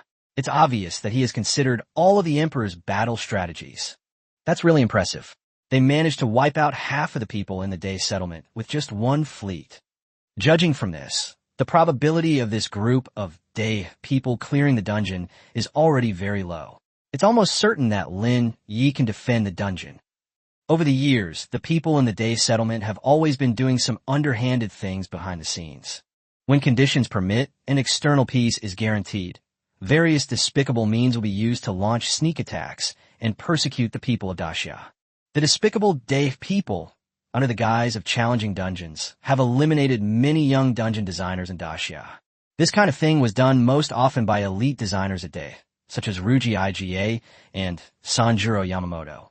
The Daxia people, of course, would not sit idly by and wait to be killed, and they repeatedly showed their displeasure to the Day settlement. Over time, the two settlements became bitter enemies. Seeing the people of Day settlement blasted to pieces by the nation-destroying fleet, and seeing Yamamoto, Sanjuro, and Tomonaga's bodies sink to the bottom of the sea, everyone in the auditorium felt extremely relieved. But after a brief period of elation, what shocked everyone even more was the almost abnormal naval strength amidst the raging seas. However, as the saying goes, the layman sees the spectacle while the expert sees the details. Some people who are not in the field of naval research cannot fully appreciate the value of the warship that destroyed the nation. In any case, it's all over in a second, but it's hard to accurately quantify how strong that person is. All eyes were on Ding Chong, the dean of the First Instance Technology Research Institute. Ding, could you explain Lin Ye's techniques to us? You're probably the only one who can understand this. Now that the Emperor has been temporarily defeated, he should take some time to recuperate, which is a good opportunity for everyone to discuss this. Because the research focus of the First Instance Technology Research Institute is precisely on the naval field, and the most core research weapon is the aircraft carrier. Ding Chong was indeed the most qualified among those present to assess the strength of the fleet that had destroyed the nation amidst the raging waves. To the shock he felt when he first saw the aircraft carrier, Ding Chong was noticeably calmer this time. He whispered to Zhao Jinyu beside him, "Jinyu, why don't you explain the technology of the Annihilation Fleet to everyone?" "Teacher, I can't fully understand what's in a Lin Ye instance," Zhao Jinyu said hesitantly. "Because the technology of the maritime units in Lin Ye's lab is so advanced, not to mention herself, even the entire research institute together probably wouldn't dare say they understand it. Speak only what you understand. Among you, you have the deepest understanding of Lin Ye." "Good." Zhao Jinyu composed himself, then stood up and slowly began to speak. "Putting aside the aircraft carriers in the dungeon, Even the ordinary cruisers and destroyers contain technologies that far surpass those in our research institute. As you all just saw, the speed at which these warships assemble and the rate at which they fire their shells are far superior to the weapons you can usually find in other instances. In this respect alone, I think Lin Ye is at least several decades, or even 100 years, ahead of our research institute. Over 100 years. In an instant, the hull fell silent, and all eyes were on Zhao Jinyu. People stared wide-eyed, looking incredulous, and even began to doubt whether Zhao Jinyu was exaggerating. 100 years, that's a whole century. Technology that's a century ahead of its time. It's hard to believe. Most of the people present were elites from the Great Xia settlement, and some could even be called geniuses.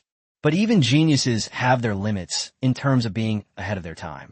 Being able to surpass the highest technology of the current era by 5 years is enough to be considered a peerless genius. If Lin Ye's technology is truly 100 years ahead of the first research institute, then he can no longer be called a genius, but should be called the god of dungeons. Furthermore, when it comes to this aircraft carrier, its technological advantages are even greater. Zhao Jinyu ignored the questioning looks from the people in the room and continued speaking.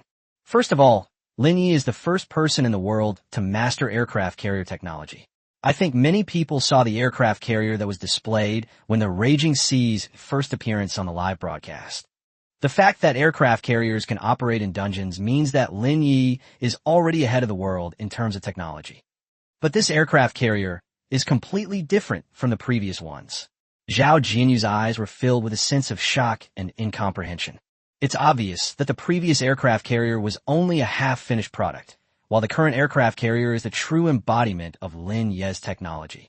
I always thought that an aircraft carrier was just a mobile airfield. Although it was powerful, it didn't have much combat power on its own. But after seeing those new aircraft carriers in the dungeon, I know I was completely wrong. But unfortunately, I really don't understand any of the technology inside the aircraft carrier, including the power supply system and the carrier's speed, etc., which are far beyond my understanding. So I can't explain anything to everyone. The venue fell silent once again. At this moment, Deng Xian, the director of the Energy and Power Research Institute, sitting to Ding Chang's left, coughed twice and said softly, "If I'm not mistaken, Lin Ye's aircraft carrier should be using a nuclear power technology that we are currently researching and developing." The audience was completely dumbfounded. Because Zhao Jinyu is just a junior, people may think she is biased, but the person speaking now is the director of the Energy and Power Research Institute. Like Ding Chang, Deng Xian was a veteran designer of the Great Xia Dungeon, so he wouldn't speak carelessly. Deng just mentioned that the technology Lin Ye used is one that the Energy Research Institute is currently researching. The research for a single achievement typically takes at least 10 years, and sometimes up to a century. Doesn't that mean that the energy technology in Lin Ye's copy is at least several decades ahead of the Great Xia's energy field? Is this Lin Ye really a human? In the instance, the emperor was still deep in thought, his brow furrowed in worry. He went through all the possible ways to fight back in his mind, but found that none of them would work. Just then, Hidetaka Ito suddenly rushed in. "Your Majesty, something terrible has happened. The U.S. has imposed comprehensive sanctions on us, and all our economic indicators are declining sharply. Japan is in complete chaos. The current situation is almost identical to that of Hidetaka Ito's second economic challenge. The difference is that the last time it was an economic copy, so we only needed to consider various economic indicators and didn't need to consider other factors. But this time it's an open-world copy of Total War, and these sanctions will also affect the military, which is closely related to everything that follows. By the United States will deplete the resources of Japan, making it impossible for them to manufacture military supplies such as guns and ammunition. This effectively cut off the challenger supplies, eliminating their chance of waging a protracted war. Furthermore, the news of our complete defeat at Pearl Harbor has already been exposed domestically. The U.S. has once again infiltrated our media, so this matter is escalating rapidly. Public loyalty is also declining rapidly. Countless people have gathered in the streets to protest. Sir, look. As he spoke, Hidetaka Ito displayed images of Edo streets on the light screen of Matsuno Kaku.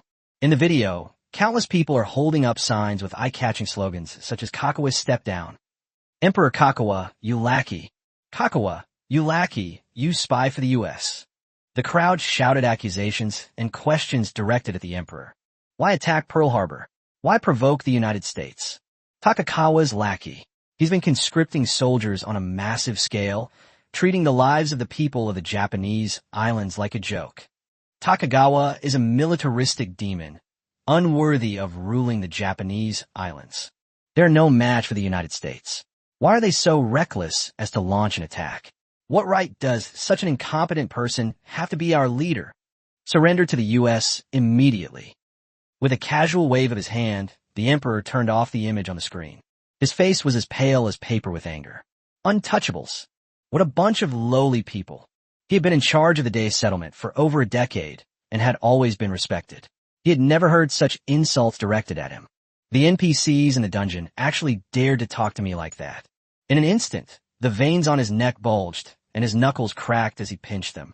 He let out a long breath, then looked coldly at Ito Hidetaka and asked, Ito-kun, I think you are also aware that the loss of Pearl Harbor has halved our combat strength, making it even more difficult to fight against the United States. If it were you, what would you do next? The emperor's words made Ito Hidetaka feel extremely uneasy. He couldn't understand what the point was of the emperor asking for his opinion at this time.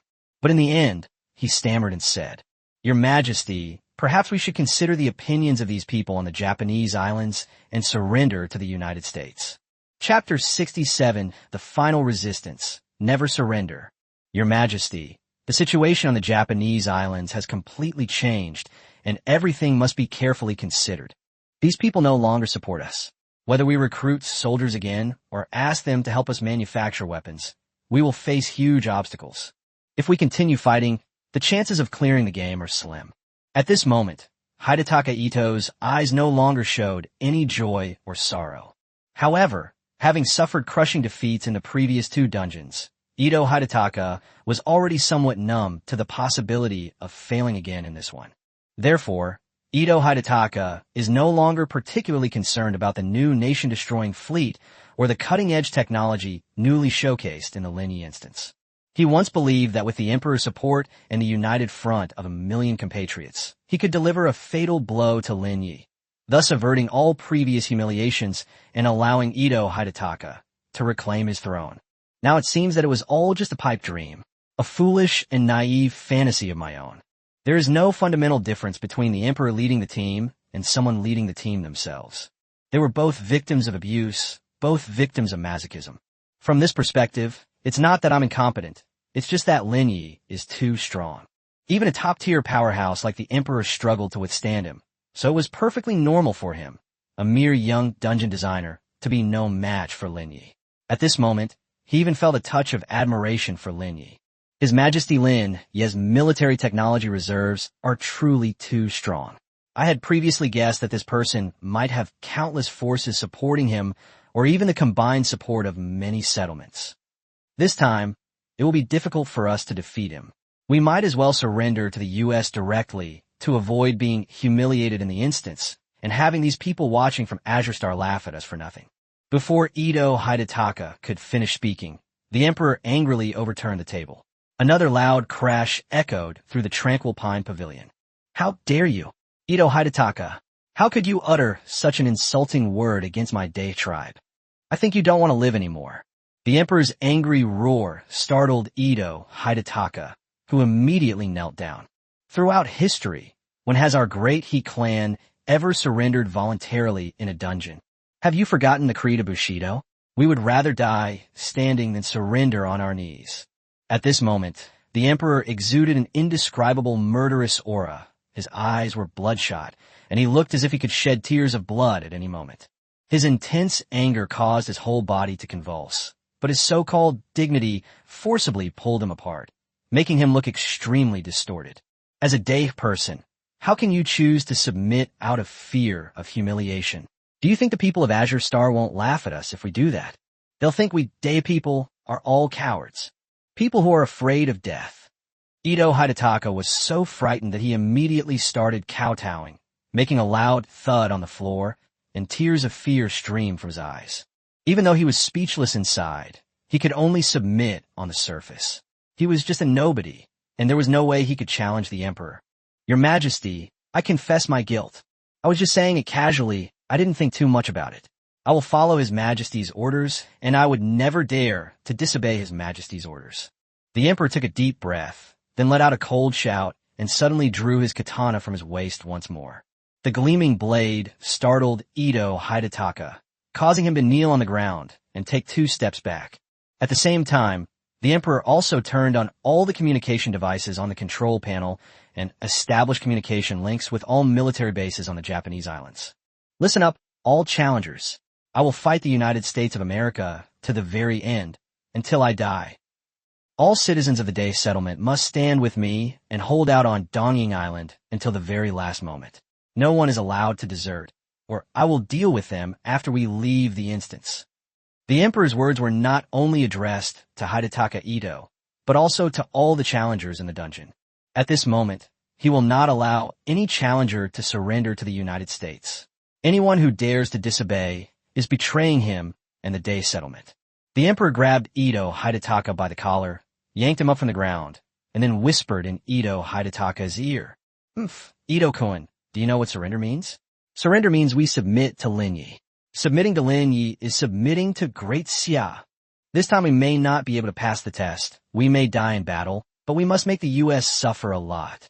Instead of being humiliated and crushed like this, I need Lin Ye to reveal all his trump cards in the dungeon so we can get information about it and have a chance to attack it next time. Otherwise, this dungeon challenge will be completely meaningless. Faced with the Emperor, who is now in a state of near madness and rage, Ito Hidetaka dared not disobey and could only stammer as he followed the Emperor's words. Your Majesty, I will obey your every command. I will fight to the very last moment. The Emperor snorted, slowly released his grip on Ito Hidetaka's hand, and then turned and walked towards the command post. Listen up, all leaders of military bases. Get into battle formation and prepare for war. Anyone who can kill American soldiers or destroy American weapons. I don't care how you perform in the instance. I will give you an extra reward after you leave the instance. You must uncover all of Lin Ye's trump cards. Roared hysterically, having already set the stage for the next instance of the game. That means we will never surrender to the U.S. We will defend Japan to the last moment. At this moment, Ito Hidetaka was filled with mixed feelings and a deep sense of powerlessness welled up in his heart. Is this still the same highly respected and exceptionally skilled emperor? Is this still the same gentle and refined ruler of the Day settlement? The current emperor is completely different, seemingly a mindless and volatile individual, utterly unlike the pillar of support that Ito Hidetaka once held in his heart. As the leader of a community, the emperor should never be so erratic and out of control. Does that mean that by persisting, we can really uncover Lin Ye and Raging Sea's trump cards? That's just wishful thinking. Given the level of combat power that Raging Sea has demonstrated, there's no need for him to use his trump cards at all. Regardless of the outcome of this instance, the fact that a level 4 emperor was forced into this situation by a level 3 Lin Ye means that they have already lost. Actually, there was another reason why Ito Hidetaka wanted to surrender.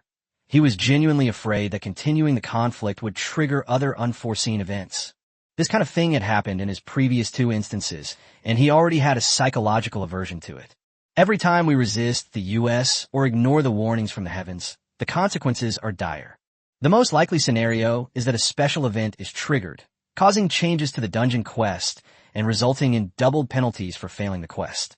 The last time Ito Hidetaka had 5,000 points deducted was because he acted recklessly in the dungeon. Once bitten by a snake, twice shy, these are lessons learned the hard way. He is genuinely terrified. If the situation repeats itself, it might not just be a relegation. It could very well be an instant defeat. But he dared not utter these words aloud at this moment. If he were to rebel against the Emperor now, he would surely be punished after leaving the instance. One was a potentially terrible fate. The other was certain to be terrible. Ito Hidetaka had no choice. All he can do now is pray that Lin Ye will be lenient and that this time the dungeon won't have any special mechanics. Chapter 68, it can be destroyed with a flick of the finger. The Emperor immediately took to the command post and announced his choice to the world. Better to be a shattered jade than a whole tile. Japan will never surrender. We will fight the United States to the very end. We will fight to the last moment, until death do us part. The moment the emperor finished his statement, the sky immediately issued a final warning. The sky screen has detected that the challenger has made a choice. The challenger refuses to surrender.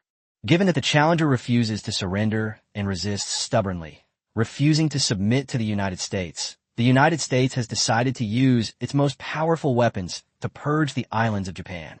Furthermore, the United States has decided to no longer wait, and the attack has been brought forward to this very moment.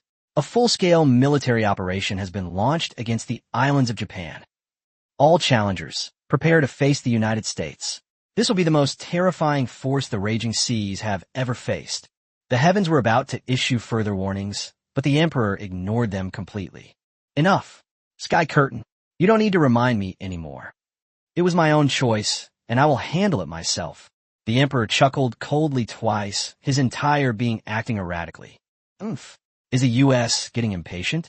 Are they going to attack now? Then I'd like to see what exactly America's most advanced weapon is. At this moment, Ito Hidetaka suddenly said, trembling, "My lord, right after you issued the order for all-out war, the loyalty of the people of the Eastern Islands has plummeted to an alarming low. It will not be long before they attack the Imperial Garden by force." Ito Hidetaka recalled the scene of his tragic death at the end of his last instance, where this mob from the Japanese islands executed him. Ridiculous. A mob trying to stop me? The emperor chuckled dryly. Send the challengers from the nearest Edo army base here, with weapons, to suppress these rioters. Shoot anyone who protests against us. Our rule will not be allowed to be shaken by anyone. The NPCs in these instances are things that Lin Ye set up to hinder us. It's best to eliminate them all. Upon hearing this, Hidetaka Ito couldn't help but gasp. My lord, the emperor's methods are truly ruthless. I was ruthless enough in the last instance, but I didn't say that I was massacring these civilians with armed force. Even so, he was punished even more severely. Now, the emperor is going to actively shoot civilians. Has he gone completely mad? Even though it wasn't a dungeon, the emperor's choice still made people wary. Hidetaka Ito even wondered how the emperor would treat the people of the Day settlement if the heavenly curtain wasn't watching over them in the real world. The emperor simply didn't have time to pay any attention to Hidetaka Ito. He then projected all the live broadcasts of the military bases onto the light screen and issued final instructions to each military base. Listen up, commanders of all military bases. Prepare all our air defense weapons. Be ready to engage any incoming air force attack from the United States. Ito-kun, keep a close watch on all the military bases. Record any instances of slackness or cowardice. Hidetaka Ito could only nod and bow in agreement. The emperor, meanwhile, sat in his chair, closed his eyes, and began to clear his mind. In fact, Hidetaka Ito doesn't understand the emperor. The emperor chose to resist to the bitter end, not only because of the so-called glory and dignity of the great Khan, but more importantly because he felt that there was still a glimmer of hope, or even the hope of turning defeat into victory. This was a solution he had just come up with. That means turning offense into defense. If we stop launching offensives and instead adopt a defensive posture, the situation might be much better than launching a long-range attack on the United States. At the very least, we can take advantage of the local resources of Japan. The emperor has made a judgment regarding the upcoming attack by the United States. This time, the offensive has been replaced by a defensive one, with Japan becoming the defender and the United States becoming the attacker. The U.S. is now enraged and will only launch a swift attack on Japan. In modern warfare, the fastest way to launch an attack is through air power. Whether the U.S. deploys troops directly from its homeland or relies on aircraft carrier power in the Pacific, its primary tactical move will inevitably be an offensive spearheaded by fighter jets. Its target is most likely the major military bases where the challengers are gathered. In that case, the challengers' defenses would be much easier to construct. All challengers still at their military bases could simply deploy all their anti-aircraft weapons. Mortars, rocket launchers, anti-aircraft balloons, anti-aircraft guns. Together, they form a perfect air defense line for the Japanese islands. If any enemy aircraft dares to intrude into the airspace of Japan, the challenger will immediately launch a counterattack. This defensive strategy gives the challenger a preemptive advantage in the war. They not only have the opportunity to defend against an attack from the United States, but also the potential to inflict heavy damage on the enemy in the ensuing confrontation. While it may not completely cripple the U.S., it could at least severely damage them, and with a bit of luck, it might even turn the tide of the war. Much better than being abused unilaterally. Just as the emperor was pondering a plan for this last gamble, Ito Hidetaka suddenly shouted, "Your Majesty, the Heavenly Emperor, the Kure Air Base in Hiroshima has been attacked by the United States." The emperor was jolted awake from his reverie. He roared in fury, "Ito Hidetaka, you still dare to sow discord among the troops? Do you want to be eliminated?" He clearly did not believe what Hidetaka Ito said. From a moment he officially announced his refusal to surrender to the U.S. to the present, less than 10 minutes have passed. How could the U.S. military possibly arrive in time? No matter how fast the U.S.'s planes and aircraft carriers are, they could never reach that speed. "Your Majesty, everything I've said is true. Please come and see for yourself," Ito Hidetaka said, sounding aggrieved. The emperor rushed to the light screen to check. In an instant, he froze on the spot, his legs trembling uncontrollably once again. His expression froze instantly. In the projection of the light screen, the Hiroshima Kure Air Base is no longer the steel jungle of the past, but has been reduced to ruins. The sky was shrouded in thick smoke, and not a ray of sunlight could penetrate it. In this chaos, everything gradually disappeared along with the thick smoke. On the ground, there is no longer a single patch of intact grass or soil. Amidst the devastation, there were craters, burning wreckage, and vehicles utterly destroyed. The challengers' corpses lay either in pools of blood or hung upside down from broken tree branches, the blood and dust mixing together to create an inescapable blood mist. How was this possible? The emperor's breathing became incredibly heavy. He couldn't believe his eyes, yet the vivid scene before him made it impossible for him not to believe it. The Kure Air Base in Hiroshima has truly been completely destroyed by the U.S. Tiemu glanced at the instant's back end and saw that a large number of challengers had disappeared from the instance, causing another sharp drop in the number of players. Hiroshima Kure Air Base is the largest military base on the Japanese island of Japan, and it also has the most challengers. In addition to the naval forces, there are now 100,000 challengers here. As a result, not a single one of those 100,000 men survived. They were all killed in battle. The number of dungeon challengers has now plummeted to less than 400,000. Why? Why is this happening? How could there be such a fast attack method? At this moment, the emperor couldn't understand how the U.S. had managed to do it. His thoughts were in turmoil, completely unable to focus. In less than 10 minutes, the U.S. has destroyed Japan's largest military base in the blink of an eye. The emperor forced himself to calm down and focused his gaze back on the light screen. If his deduction is correct, after eliminating the Wuhai military base, the next target for the U.S. should be the Maizuru military base. He dared not hesitate for a moment and immediately focused his gaze on the broadcast screen of the Maizuru military base. He wanted to see what kind of drastic measures the U.S. had taken to achieve this. Listen up, everyone at the Maizuru military base. Get into air defense formation. The next target for the U.S. should be you. As soon as the emperor finished giving his order, the image of the Maizuru military base on the screen began to shake violently. In the footage inside the military base, alarms suddenly sound and red warning lights flash wildly. Before the vehicles and people could fully react, an incredibly bright arc appeared on the distant horizon. Like a shooting star streaking across the night sky, it was dazzling and breathtaking. A missile, trailing a long, fiery tail, hurtled toward the military base at extremely high speed. After that brief moment of silence, a deafening roar suddenly erupted. Hidetaka Ito, who were thousands of miles away, could feel their shocking power, as if the sound waves reached their cochleas and almost tore their eardrums apart. The shockwave from the explosion surged forth like a raging storm, spreading at an astonishing speed. The buildings surrounding the base were instantly destroyed by this terrifying force, reduced to countless fragments. The high temperature was like a blazing sword, mercilessly wielding itself and devouring all flammable materials. The flames were as red as blood, blazing and violent, illuminating the world in a deep crimson hue. Amidst the raging flames, thick smoke billowed upwards like a gigantic black dragon, swirling and roaring wildly in the air. It rolled and spread, almost obscuring the entire sky. The once neatly arranged rows of military vehicles and equipment inside the base are now scattered all over the ground, some even thrown hundreds of meters away. The impact have left deep marks on the ground. Some even completely vanished in the high temperature, leaving not a trace behind. Wah!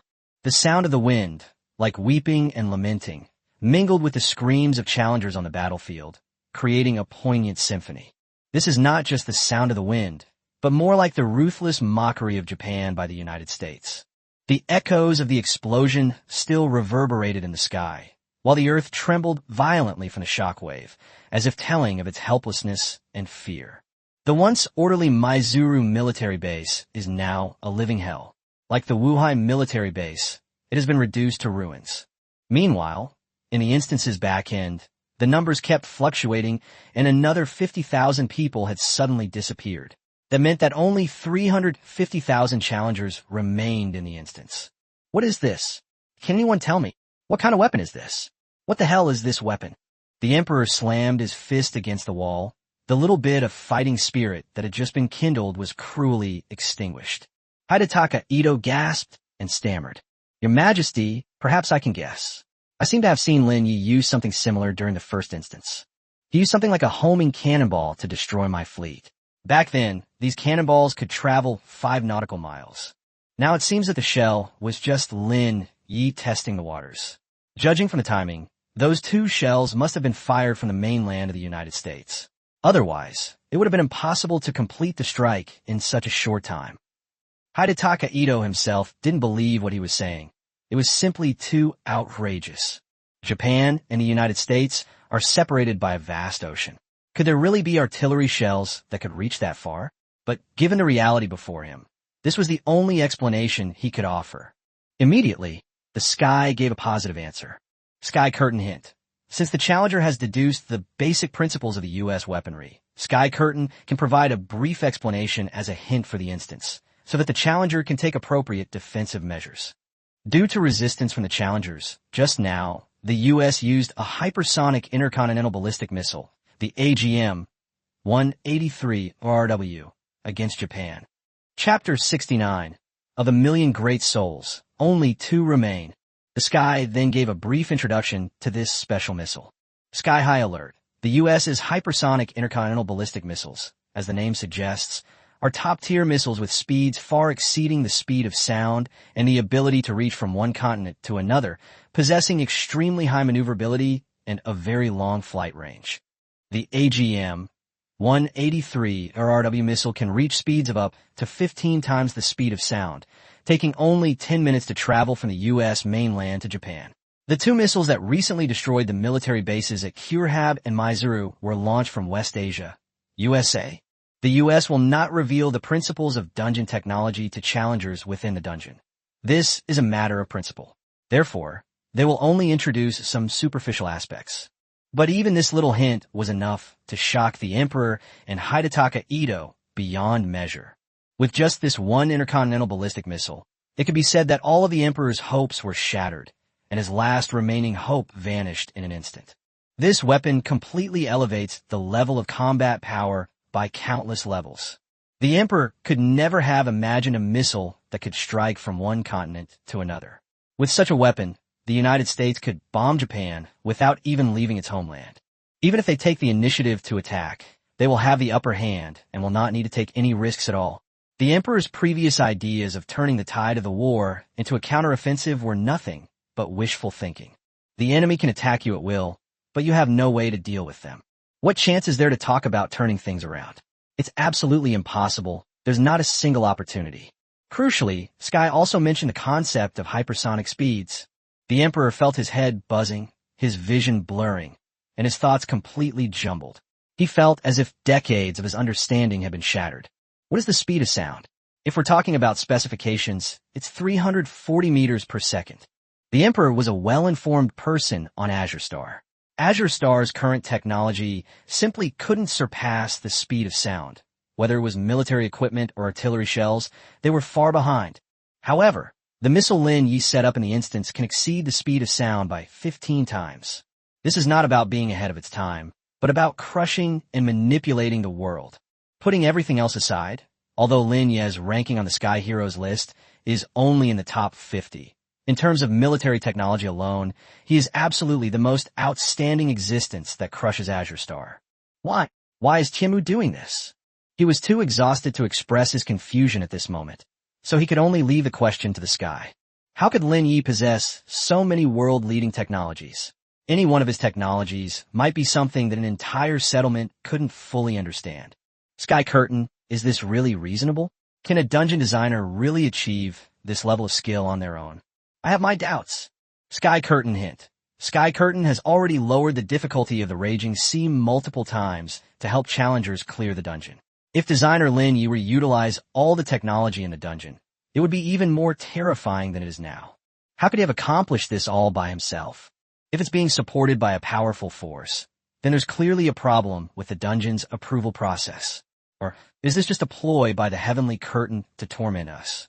Tianmu immediately provided a response. Skyward reminder. All the techniques used by dungeon designer Lin Ye in the Raging Sea dungeon are supported by sound principles. Therefore, the appearance of these advanced military weapons in the dungeon is perfectly reasonable.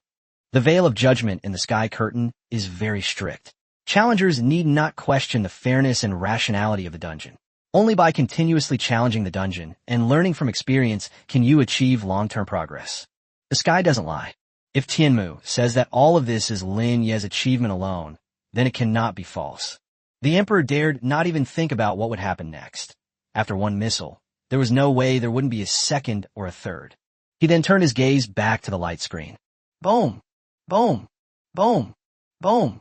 Other military bases on the island of Japan were also bombed into ruins by hypersonic intercontinental ballistic missiles almost simultaneously.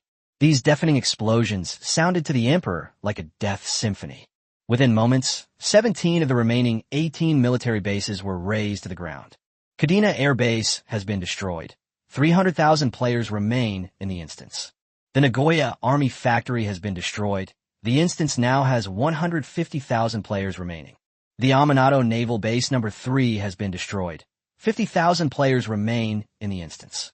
As the number of players in the instance decreased drastically, the Emperor felt a sense of dread that he could no longer bear to watch and immediately looked away from the light screen. Just then, a violent tremor, like a sudden gust of wind, caused the Imperial Garden Pine Pavilion to shake violently. All the exquisite decorations inside the Pine Pavilion fell to the ground and shattered, while the cries of the Imperial Garden maids could be heard from outside the pavilion. The entire Imperial Garden was thrown into chaos. Unlike watching a broadcast through a light screen, this vibration was a real, tangible event.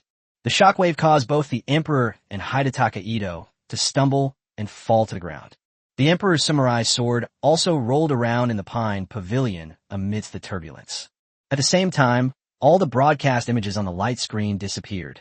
Your Majesty the Emperor, Ito Hidetaka, all his strength to help the Emperor up, and at the same time, the shockwave gradually subsided. His Majesty, the First Army Arsenal in Edo must have been destroyed. The Edo First Arsenal is located on the outskirts of Edo, only 20 kilometers from the Imperial Garden. It must have been a shockwave from the U.S. bombing the Edo First Army Arsenal. Ito Hidetaka quickly said. The Emperor coughed twice, his face completely drained of color, and his body ached as if it had fallen apart. Actually, there was no need for Ito Hidetaka to remind him. Since the images on the screen had all disappeared, it meant that the Emperor, as the commander of the instance, had lost the broadcast perspective of all the challengers. This also means that apart from the Emperor and Hidetaka Ito, there are no other challengers in the instance. The last military base, Edo First Arsenal, was also destroyed. The Edo First Army Arsenal has been destroyed. 2 players remain in the instance. The two people. Only 2 people left. Ha ha ha. After a brief moment of disorientation, the Emperor suddenly burst into hysterical laughter. Good. Ha ha. Good.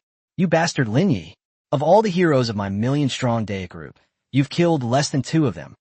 The Emperor appeared to be smiling, but it was actually a sign of deep sorrow.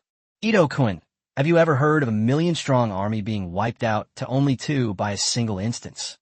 From a moment the Challenger faction's Navy and Air Force were attacked by the Annihilation Fleet, to now, in just half a day, a million-strong army has been reduced to only 2 survivors. This event would be a significant chapter in the entire history of the Azure Star instance. All the people of Azure Star will remember Lin Ye, and they will also remember him and his million subjects. Lin Ye will be regarded as a super genius who broke through 1,000,000 dungeons with one skill, while the Emperor will only treat him as a joke. When Lin Ye ascends to the godhood, he becomes the backdrop. Is this how Amaterasu and Susanoo show their favor to the people of Day? The Emperor stumbled again, kneeling at the entrance of the Pine Pavilion, gazing up at the heavens. Even so, the voice from the sky continued to chatter in his ears. Sky screen notification. Sky screen has detected that only 2 challengers remain in the challenger camp, making it impossible for them to defeat the United States. The United States is now willing to give the remaining challengers one last chance to submit and surrender. Otherwise, the U.S. Congress will impose the most brutal and ultimate sanctions on Japan. Chapter 70, The Atomic Bomb, Little Day, is ready to be dropped. The settlement of the Great Xia. Inside the report hall of the Copy Research Center, exclamations of surprise echoed from the conference hall, and some researchers even jumped up from their seats in shock. This is outrageous. In less than a minute, all 20 military bases were gone. Lin Ye's hypersonic missile is too domineering. It wiped out all the military bases on the Japanese islands in an instant. My God, is this what real modern warfare is like? They crushed the Japanese islands without firing a single shot. Lin Ye's missile technology is unbeatable in any instance of Azure Star. At this moment, it wasn't just these young researchers who were amazed. Even all the old professors, commanders, and prominent figures in the Great Xia settlement were filled with shock. If Lin Ye's previous demonstrations of the keyhole satellite technology and nuclear-powered aircraft carrier fleet only made them feel that Lin Ye had ample military technology reserves, then the current supersonic missile completely astonished these professionals. Because this kind of simple and brutal weapon doesn't require any in-depth understanding, you can tell how overpowered it is at a glance. Satellites can be dodged, and aircraft carriers can avoid battle, but these supersonic missiles leave no room for escape. Sitting next to Ding Chong, Li Yunlong let out a long sigh of relief, then laughed loudly. Awesome. As expected, the people of Great Xia, you are truly awesome. Old Ding, you've been keeping an eye on this Lin Ye for a while now. He's such a powerful guy. Why didn't you tell everyone about him sooner?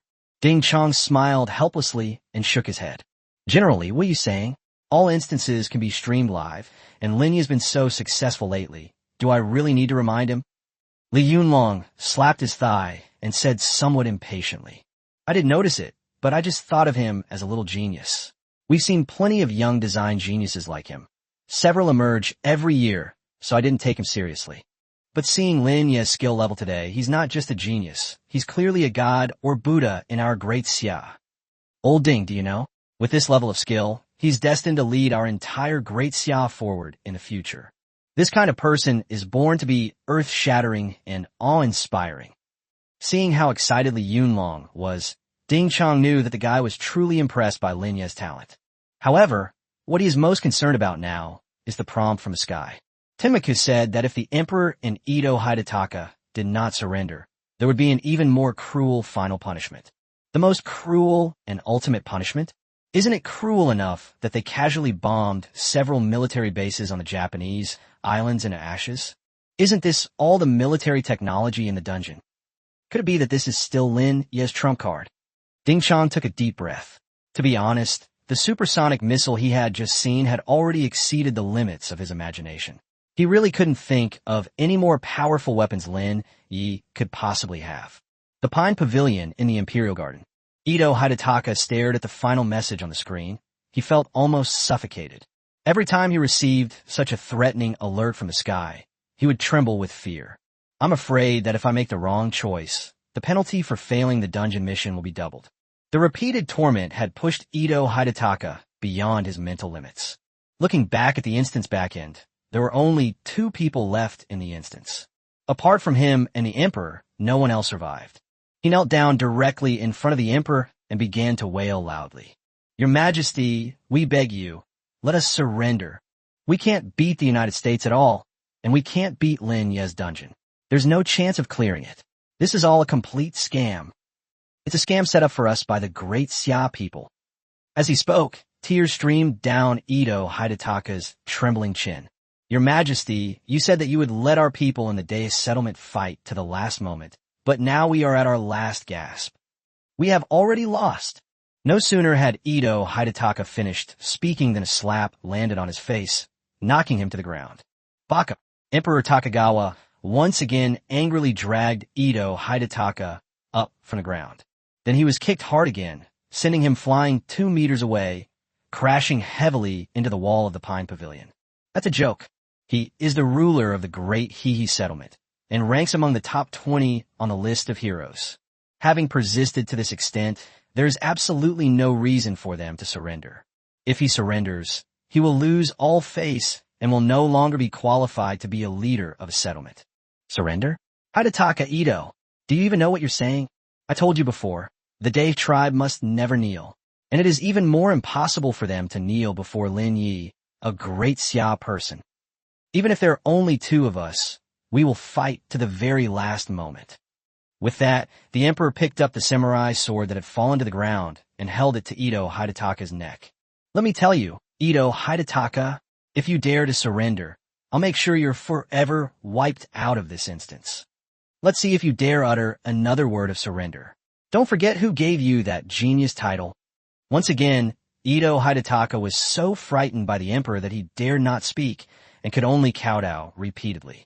The emperor grabbed his clothes and dragged him directly into the courtyard outside the Pine Pavilion. Ito Hidetaka, listen up. I'm about to make you die with me. Us, Dave people, to die a heroic death in the spirit of Bushido. Roaring, the emperor pointed his sword at the sky, then ripped off his robe, revealing his bare chest. He had already made up his mind. When Lin Ye's final weapon from the United States struck, he would commit seppuku first.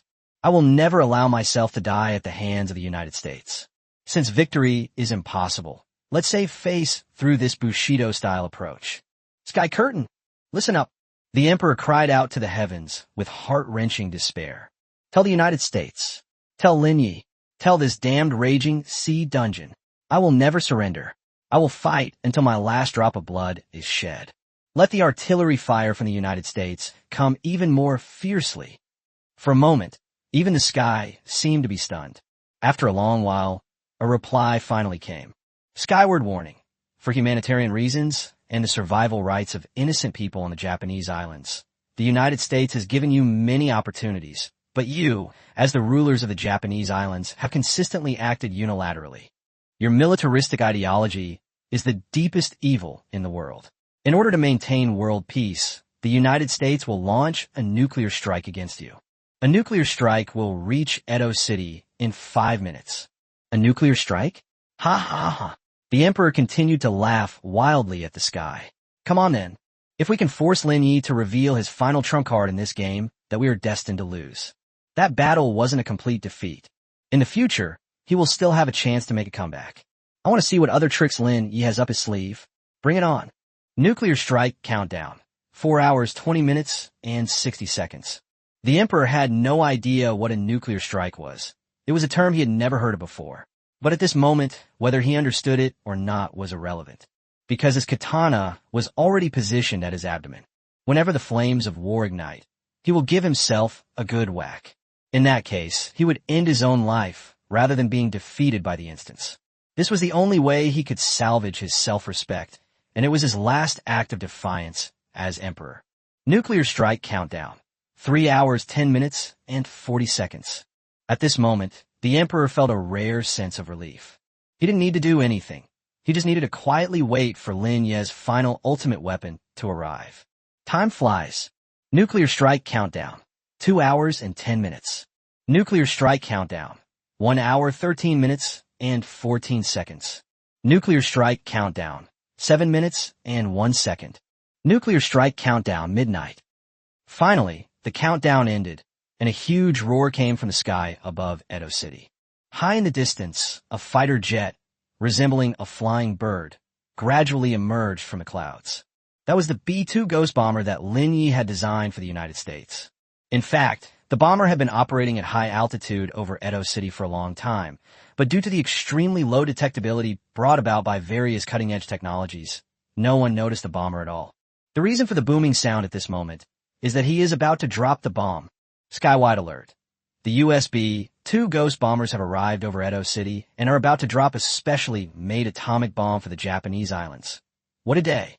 This atomic bomb, named Little Days, was also specially made by Lin Ye, with an increased dosage in the Genesis space, also that it could achieve a stunning effect in this instance. Back in the S2 era, the 2 atomic bombs that the US dropped on Japan were actually not very large in capacity due to early structural limitations.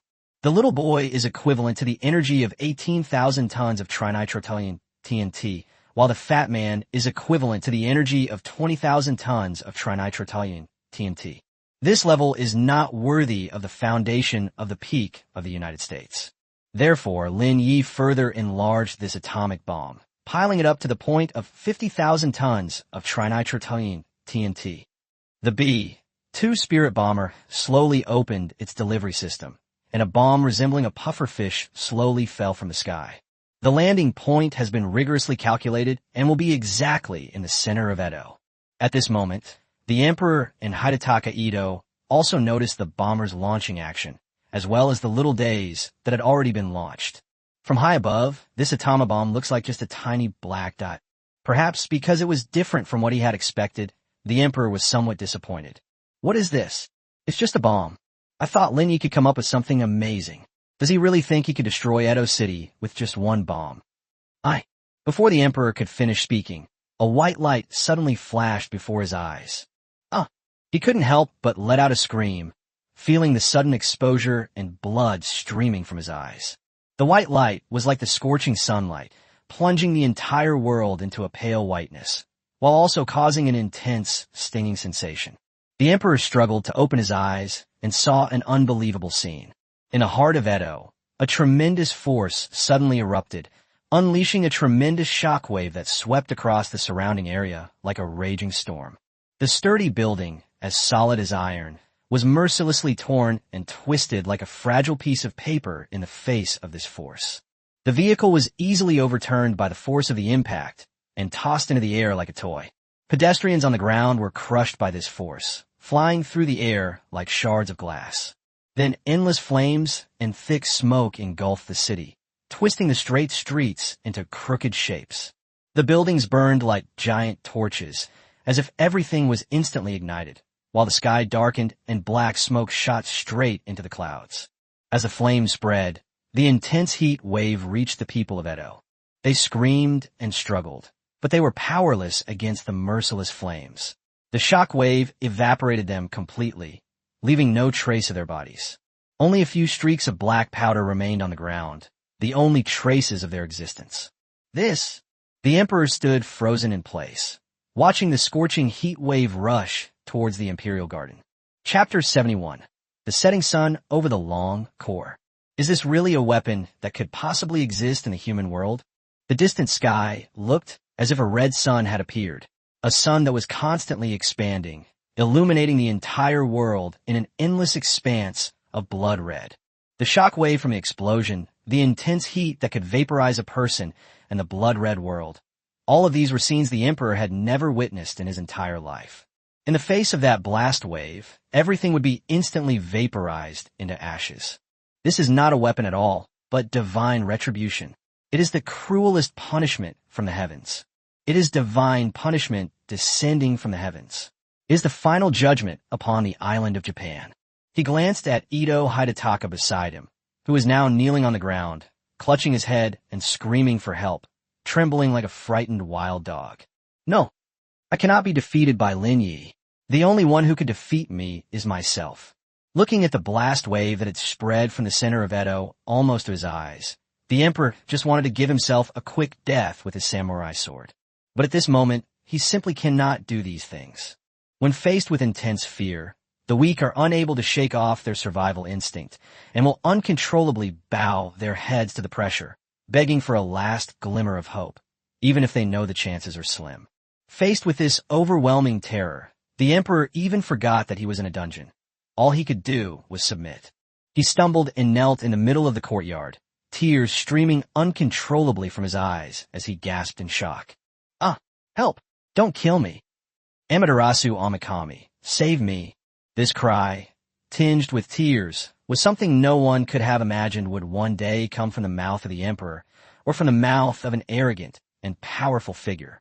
However, the atomic bomb explosion would not stop for a moment because of anyone's prayers. Under the blinding white light, his eyes had been burned, and he was now blind, with only darkness before him. The next second, he felt an unbearable heat sweep over his body, instantly drying out every nerve in his body. That was the kind of pain he had never experienced in his life. It felt like a flame was pouring into my spine, my entire soul was being pulled out and then mercilessly burned, leaving me shattered. The saying, "I'd rather die standing than kneel and surrender," is ultimately just empty boasting. Before absolute power, not only must you kneel, but you must also die. Yeah. With a heart-wrenching scream, the emperor heard the final message from the heavens, which at that moment was like a ray of light, announcing the end of suffering. Immediate notification. You have been killed by an American atomic bomb. Given that all challengers are dead, this mission has failed. With the deaths of the emperor and Ito Hidataka, the livestream perspective of the instance changed from first-person to a third-person overhead view. This overhead view provides a clearer view of the atomic bomb explosion. The shockwave continued to spread outwards, and at the center of that destructive force, a massive fireball suddenly rose from the ground, its brilliance instantly illuminating the entire sky. Then it rapidly expanded, condensing into a giant mushroom cloud in the sky. The mushroom cloud is formed by the fusion of flames and thick smoke. As it rises, it rolls and expands continuously. Its bottom is a fiery orange-red color, while its top gradually turns grayish-white. Wherever the blast wave passed, everything perished. In just a few seconds, Edo City vanished in the raging flames. The once bustling streets, towering buildings, and warm homes were razed to the ground in an instant. All the civilians in the city, along with the city itself, turned to ashes. Just like the end of the world and annihilation. It gives people a sense of impending doom, like the setting sun over a long river. All living beings ultimately meet the same end at this moment, to die without a burial place, perishing in flames. The brutal and magnificent scene could instantly instill fear in one's heart. Seeing the scene firsthand, all the observers were terrified, and some were even trembling uncontrollably through the screen. Azure Star is still at the level of Blue Star S1. Letting them see the detonation of an atomic bomb at this time is to completely shatter their understanding. The live stream of the instance ended up with a blank screen.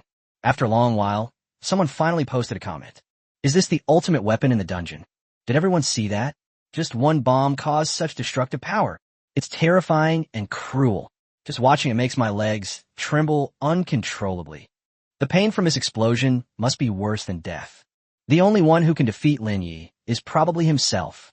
The sonic missile, just now, was already unbelievable, but now this atomic bomb has fallen. I feel that this is something that this world cannot comprehend. If that's the case, then I think it's impossible for challengers to conquer the Raging Seas dungeon unless one of them possesses a weapon of the same level. My God, at this moment I really feel sorry for these Dave people. The report hall of the Replica Research Center in the Great Xia Settlement. At this moment, all was silent. Everyone, whether senior researchers, industry leaders, or top designers, stood up without realizing it, staring wide-eyed at the big screen.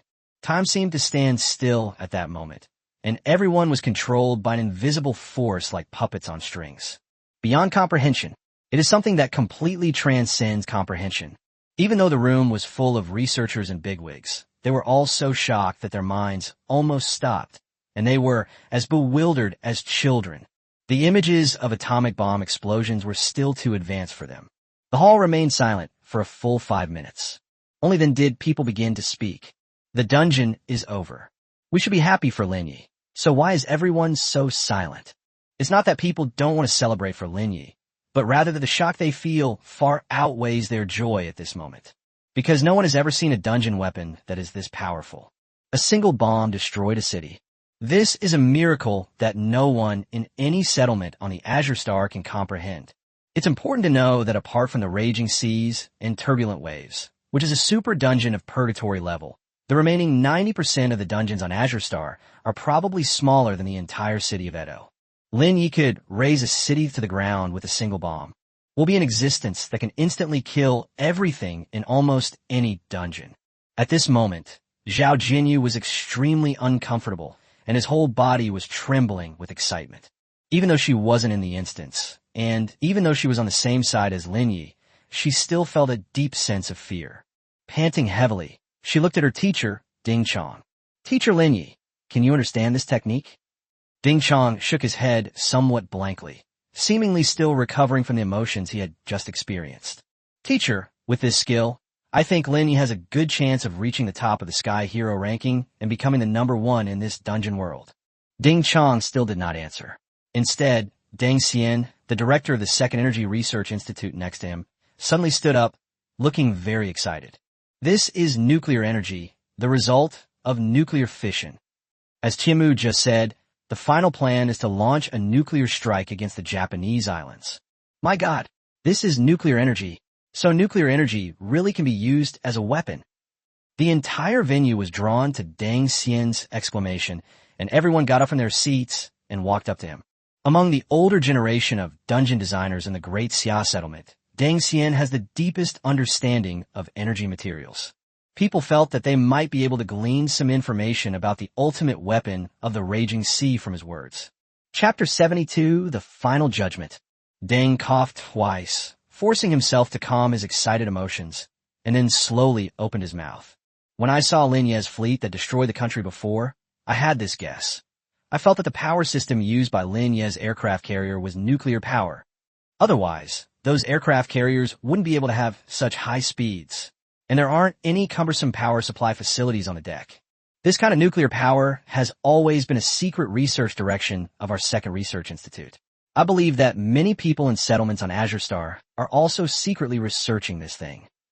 And the fact that the United States was going to launch a nuclear strike against Japan before the end of the final instance further confirms this. That is, Lin Ye has completely mastered the use of nuclear weapons." After Deng finished speaking, everyone was still completely confused and even more bewildered. "Old Deng, what is nuclear energy? I've never heard of such a thing before." Deng shook his head, not intending to explain. "This is a completely different field, and to explain nuclear energy clearly, you first need to explain the nuclear power formula." Even if he talked for a whole day and night, he still couldn't explain nuclear energy to researchers in other research areas. "You don't need to know exactly what this is, you only need to know one thing. Lin Ye has far surpassed the simple application of nuclear energy and can truly use nuclear fission as a weapon. This level of technological breakthrough can be said to be purely driven by genius. It can even be said that without Lin Ye, we might not have been able to see that magnificent scene even 100 years from now." As he spoke, Deng became emotional, and 2 streams of tears slid down his cheeks as he began to weep. Several young researchers quickly came over and helped him up. Many people don't know that Deng Xian spent nearly 30 years secretly conducting nuclear research, but he never made any progress. The authorities in the Xia settlement even hoped he would suspend this research, because they felt that such a vague theory was simply impossible to achieve. Edo City on the Japanese island in the Raging Seas instance also proved all of this to Deng Xian. This proves that his 30 years of dedicated work were indeed worthwhile. "I'll put it this way." Deng wiped away his tears and continued. "Because of a genius like Lin Ye, there is absolutely no need to keep the entire Second Research Institute of Energy Materials of the Great Xia dynasty. Because Lin Ye alone has completed the path that energy research will take for the next few decades, or even 100 years. Lin Ye has brought this path to its end. There has never been one before, and there will never be one again. Instead of wasting more energy on this research, the best option for the Great Xia settlement is to directly appoint Lin Ye as the dean." Deng Xian's words were so harsh that they startled many of the elites from the Great Xia settlement. They still didn't really understand what nuclear energy was, but everyone understood Deng Xiaoping's last words. Lin Ye has reached the end of this path. There has never been anyone like him before, and there will be no one like him after. There is no higher praise than this, which means that Lin Ye's military technology has reached the highest level. It's hard to imagine that such fervent words came from the mouth of one of the most respected old deans in the Great Xia settlement. At this moment, Ding Chong also stood up, gently patted Deng Xian's shoulder, and said softly, "Old Deng, you're getting too excited. Don't think too much about it. We should be happy that Lin Ye performed so well today, and that the Raging Seas dungeon withstood the pressure of 1,000,000 challengers from the Day settlement without losing an inch of ground. We should be grateful that Lin Ye is a great Xia person, lives in a great Xia settlement, and has great Xia blood flowing through his veins. We are all proud of Lin Ye's amazing performance. No one noticed that Ding Chang's eyes were actually wet at that moment. The young dungeon designers in the venue could hardly understand the overwhelming emotions these veteran designers were feeling at that moment. On Azure Star, although the concept of a true nation cannot be formed due to the celestial canopy, all settlements belong to the Azure Federation, and all resources are distributed through the Federation. However, when faced with life and death, humans naturally develop a sense of community, so each race has a strong sense of belonging to its settlement. The presence of a top expert in a settlement means, broadly speaking, that the settlement can receive more resources. More specifically, it means that people from other settlements dare not easily provoke the people of this settlement, and the weaker members of the race in this settlement are less likely to be wiped out by the heavenly curtain. When Ding Chang and Deng Xian were young, Great Xia was the largest settlement on Azure Star. Unfortunately, Great Xia's development has stalled in recent years, and it hasn't produced any top-tier powerhouses for a long time. Lin Ye and his dungeon, Raging Seas, were like clearing away the clouds to reveal the sun, giving Ding Chang and the others a strong boost. Regardless, the complete annihilation of the Day settlement in the Raging Sea today will be recorded in the annals of Azure Star's history. Seeing this long-awaited honor descend upon the Great Xia settlement, how could these people not be moved? How could they not be moved to tears? Well said. Li Yunlong, who was standing to the side, immediately clapped. I don't understand any of that technical stuff, but I just feel really good today. Seeing the entire Day settlement wiped out made me feel exhilarated and relieved. Seeing that bastard emperor kneeling on the ground begging for mercy made me want to burst out laughing. Let's not talk about anything else for now. What we should do most right now is to applaud Lin Ye, the designer of our Great Xia. Immediately afterwards, thunderous applause erupted in the hall. It showed no sign of stopping for a long time. While some rejoiced, others grieved. The Great Xia settlement was filled with laughter and joy, but things weren't so good for the emperor and his 1,000,000 great he challengers. The final step awaits them, the one that truly determines their fate, the deduction of points for mission failure. At this moment, countless spectators are still gathered in the live stream of the Raging Seas dungeon. A long time has passed since the emperor's death, but the place is still very lively. Because at this time, the Raging Sea had not been shut down, and they could still look down at the giant mushroom in the sky above Edo City and the tragic scene of Edo City being leveled. After the shock of the atomic bomb subsided, the spectators suddenly realized something strange. The comments section became active again, with everyone having almost the same question. What's going on? It's been half an hour. Why isn't the instance closed yet? Yeah, all the challengers are dead, so the quest should be over by now. Why isn't the dungeon closed yet? Not only is the dungeon still running, but the dungeon results screen doesn't seem to have popped up either. I also want to check the dungeon's completion rate. Wait a minute. Putting everything else aside, it seems the penalty points for failing the mission haven't been settled yet. I want to know exactly how many points they should have had deducted. Oh my god, is this instance going to never close and stay open forever? The Raging Seas instance remained open, and the results page never popped up, leaving viewers puzzled. In the previous two instances of the Raging Seas raid, points were deducted first, and then those who needed to be eliminated were eliminated, while those who needed to be released were released.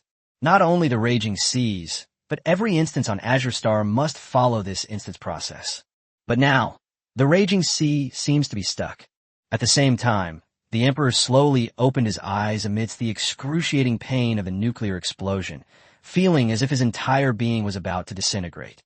He thought he could teleport directly out of the instance, but things didn't turn out as he expected, and the scene before him gave him another big fright. Because he felt as if he were in a boundless white void, surrounded by a vast expanse of white.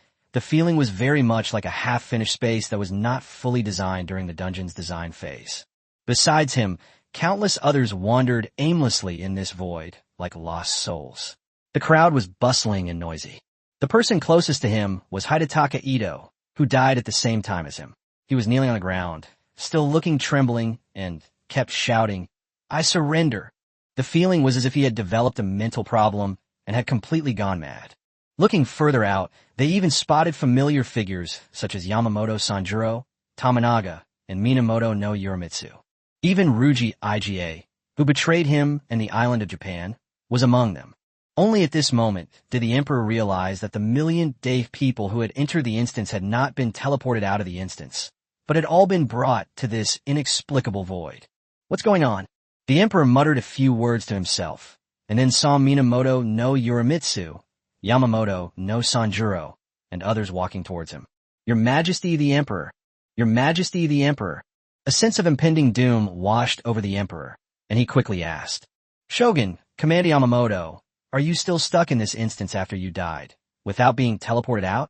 Minamoto no Yorimitsu nodded and let out a long sigh. Yes, Your Majesty, I was transported to this void after my death. Then we watched as one by one, our tribesmen were brought in, and the number grew from 100,000 to 500,000. Your Majesty, you were the last to enter. Does this mean we have already been defeated? Since being killed in the Dragon Kingdom, Minamoto no Yorimitsu has been trapped in this void, unable to leave the instance. Naturally, they had no idea how the battle would unfold. Therefore, even now, many members of the Daiwa tribe, like Minamoto no Yorimitsu, still do not know how the challenger suffered a crushing defeat. The Emperor remained silent. He did not wish to recall those scenes any longer. Hidetaka Ito experienced the atomic bomb explosion, and he never wanted to recall that scene again in his life. That was arguably the darkest moment of his life. I don't know why either. Maybe it's another trick Lin Ye has set up to humiliate us repeatedly. But it doesn't matter. Even if you fail the dungeon, you'll still be teleported out. That's the rule of Sky Curtain, and no one can disobey it. The mission instructions clearly stated that the penalty for failing this dungeon mission is 500 points. Each of our clansmen has enough points, so don't worry. Although we failed to conquer the raging sea this time, none of us will be wiped out. The Emperor began to comfort his subordinates. As the commander of the dungeon and the leader of the settlement, he now had to take on the responsibility of giving his people confidence. But just then, a sound from the distant horizon suddenly came from the sky.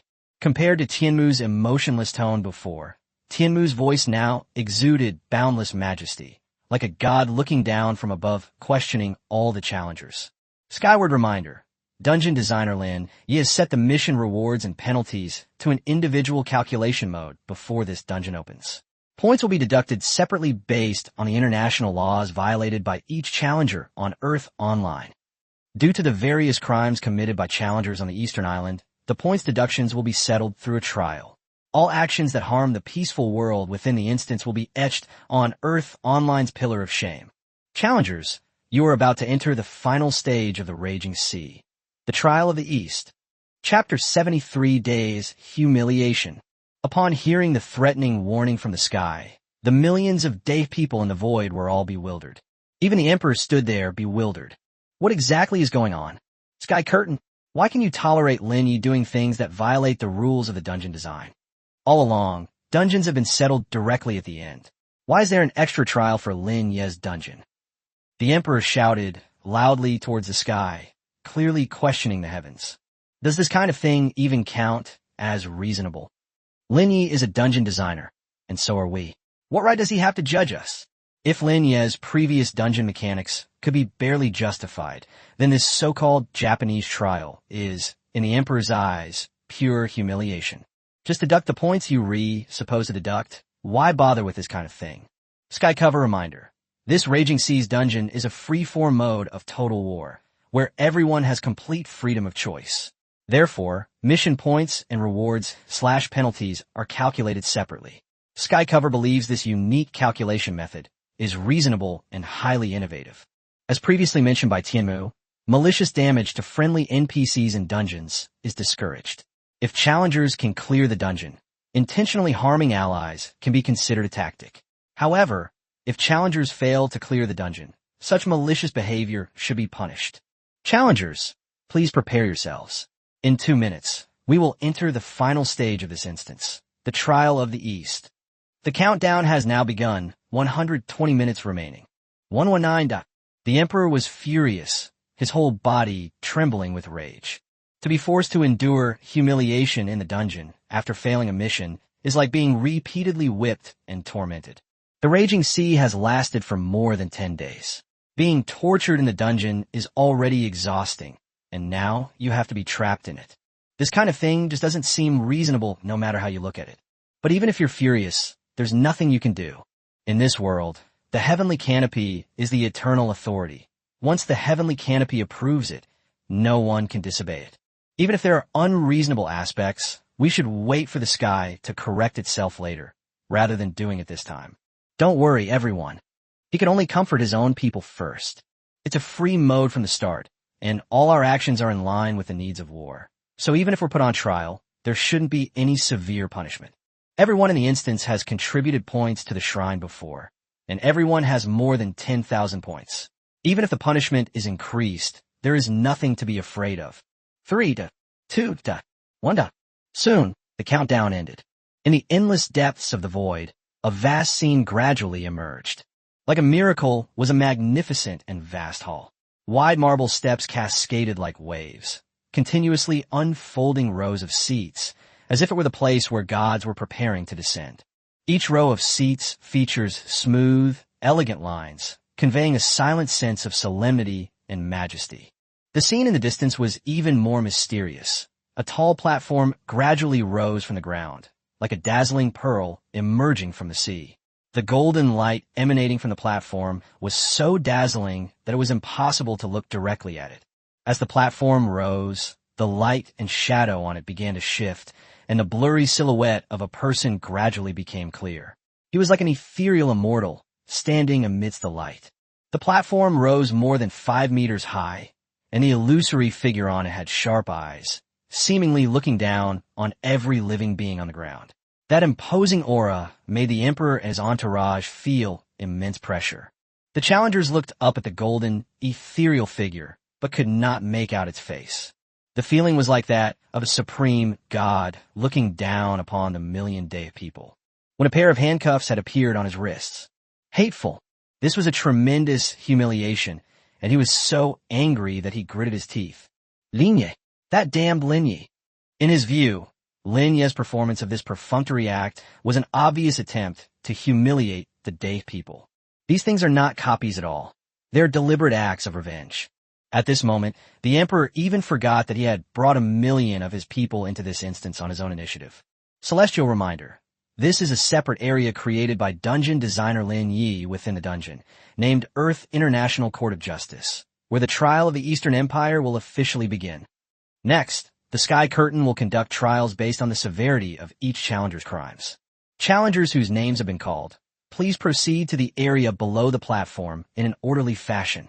As the void scene changes, the live stream footage of the instance also changes.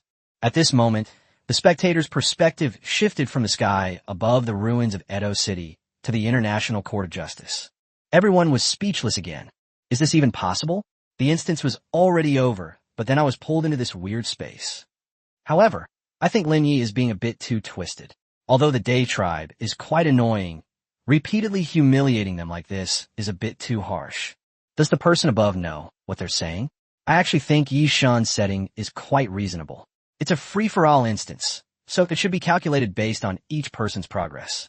The points can be calculated separately, but creating this kind of trial is just blatant torture for the challenger, isn't it? Streaming of dungeons has become popular again. However, at this moment, neither the spectators outside the instance nor the challengers inside the instance realized what this international court represented. At this moment, no one realized that after this round of trials, many people would be directly eliminated. Please, Ruji Iga, step forward to the judgment seat. The first person to be tried was the leader of the ninja group in the Day settlement. He was also the one who betrayed Japan and sided with the United States. Traitor! Traitor! Damn traitor! Ruji Iga, you're a traitor. You deserve to be put on trial. The challengers were immediately filled with righteous indignation and began to criticize and berate Ruji Iga. In the minds of these people, Ruji Iga also bears undeniable responsibility for the disastrous defeat of Japan. If Iga Ruji had merely surrendered, it would have been considered cowardly and afraid of death. What's infuriating is that he also leaked all the information about the challenger faction, The emperor secretly clenched his fists, his heart filled with murderous intent. He desperately wanted to kill this traitor right now, but since it was in a dungeon, he didn't need to. Once he leaves the instance, the first thing the emperor will do is to use every method allowed by the heavenly curtain to clear IGA Ruji's points and then eliminate him. Ruji IGA lowered his head and slowly walked to the judge's bench. He was actually filled with regret at that moment, and his mind was still in a daze. As a ninja, his Bushido spirit was actually the most steadfast, and the ninja's creed was always loyalty, the United States to steal intelligence about it. But the moment he set foot on American soil, he was utterly shocked. It felt like entering a new world. He saw the statue of the goddess, he saw Imperial Bay, and he saw the prosperity and power of this instance world. In comparison, the real-world planet Azure Star is practically a cultural wasteland. He quickly lost himself in that world of extravagance and debauchery. At that moment, he even wanted to stay in this world forever. So when the American leader, Fopo, found him and asked if he was willing to stay in the United States and remain in the instance forever, he actually believed it. They surrendered without hesitation and leaked their troop deployments to the U.S. Then they were immediately declared to have failed the dungeon challenge and were teleported directly to this strange void. Given the circumstances, he couldn't help but admire the brilliance of Lin Ye's dungeon design. With incredibly realistic dungeon details and the unique event settings of the Bewitching Heart, it's truly difficult to distinguish between reality and fiction. Ruji IGA, your voluntary submission to the U.S. in the raging seas instance helped the U.S. foresee the sinister movements of Japan to some extent. Your actions in upholding world peace and human rights should not be judged. Therefore, the Sky Screen has decided to only deduct the 20 points that would have been deducted for ending the instance in Mission Method 2, surrender to the United States. Ruji IGA took a moment to realize what was happening, and it took him a long time before a look of joy appeared on his face. Thank you for the gift, America. Ruji IGA bowed directly to the judgment platform, but the heavens ignored him, deducted his points, and teleported him out of the instance. What? How can Ruji IGA's behavior go unpunished? Challengers who fail to complete a mission normally are penalized with a deduction of 500 points, while Ruji IGA only loses 20 points for betraying a challenger. Doesn't this encourage a culture of challengers surrendering outright? Damn it, this isn't a trial at all. It's just Lin Ye trying to disgust all the challengers. The people in the Day settlement were truly disgusted. The Emperor, in particular, was so angry that his face turned ashen. He wasn't angry because the punishment for IGA Ruji was too lenient. He had plenty of ways to deal with such a traitor. What truly angered him was Lin Ye's sinister intentions behind the so-called Japanese trial. As a top 20 dungeon designer, he could naturally see Lin Ye's intentions much more clearly than those of lower-level clansmen. This method of encouraging surrender is intended to alienate the challenger camp. Everyone had their own agenda, and in order to survive, they chose to surrender directly and provided the U.S. with all sorts of data about their respective factions. In this situation, it becomes much more difficult for challengers to clear the dungeon. Chapter 74, A Cruel Trial. The annihilation of 200,000 Day employees. Ignoring the protests of these challengers, Tiamu deducted 20 points from all 300 ninjas who accompanied IGA Ruji in the same way and then teleported them out of the instance. There are millions of people in the instance, so it's impossible to try them one by one. People with the same crimes will all be dealt with in the same way. Please, Minamoto no Yorimitsu and Yasui, come forward. You and your troops actively invaded the Dragon Kingdom, a third-party faction within the instance, violating the instance's mission settings and disrupting the peace of Earth Online. However, considering that you did not kill any Dragon Kingdom members, but were instead unilaterally slaughtered by the Dragon Kingdom, it has been decided to deduct 600 points from your account as punishment. Thus, Minamoto no Yorimitsu and Yasui had their points deducted and were teleported out of the instance. Those who received the same treatment included Minamoto no Yorimitsu's 50,000 strong special forces of Shogunate Samurai and Yasui's 50,000 strong germ warfare unit. Seeing that these people had 600 points deducted, some challengers actually breathed a sigh of relief, because the number of points deducted is not actually that many. Although some people may be directly demoted, it is by no means fatal. Even for Minamoto no Yorimitsu and Yasui, it was practically insignificant. It should be noted that failing this instance mission would result in a minimum penalty of 500 points, and Minamoto no Yorimitsu and his group's direct invasion of other factions is tantamount to a serious violation of the instance rules. Judging from the penalties imposed in the previous two instances of Raging Seas, this extra 100 points is actually quite lenient. It's worth noting that Ito Hidetaka previously received a tenfold penalty for disobeying the warning from the United States. Please come forward, Ogura Teiko and Miyazaki Mitsubishi. The Emperor called out the names of 20 more base commanders from the Japanese islands. These were all high-ranking members of the Challenger faction, and the Emperor directly assigned them positions to manage a Challenger's military base. However, they were basically just there to make up the numbers in this instance, simply carrying out the Emperor's orders. In fact, it was destroyed by the Hypersonic Intercontinental Ballistic Missile AGM-183 ERRW without firing a single shot. You forcibly conscripted soldiers in the instance, causing many Japanese civilians to die alongside you from American missiles, indirectly contributing to their deaths. Skyscreen has decided to deduct 800 points from your account as punishment. There are approximately 400,000 challengers who have committed the same sin, which is the majority of all challengers. They were also deducted points and teleported away at the same time. With this back and forth, more than 500,000 people have left the copy, and the International Court of Justice now appears much emptier. The remaining 500,000 challengers, seeing that those ahead of them had all left the instance safely, immediately forgot the pain of their earlier defeats. They even started muttering to themselves. Looking at it this way, the points deducted from this so-called trial aren't actually that many. Actually, 800 points is quite a lot.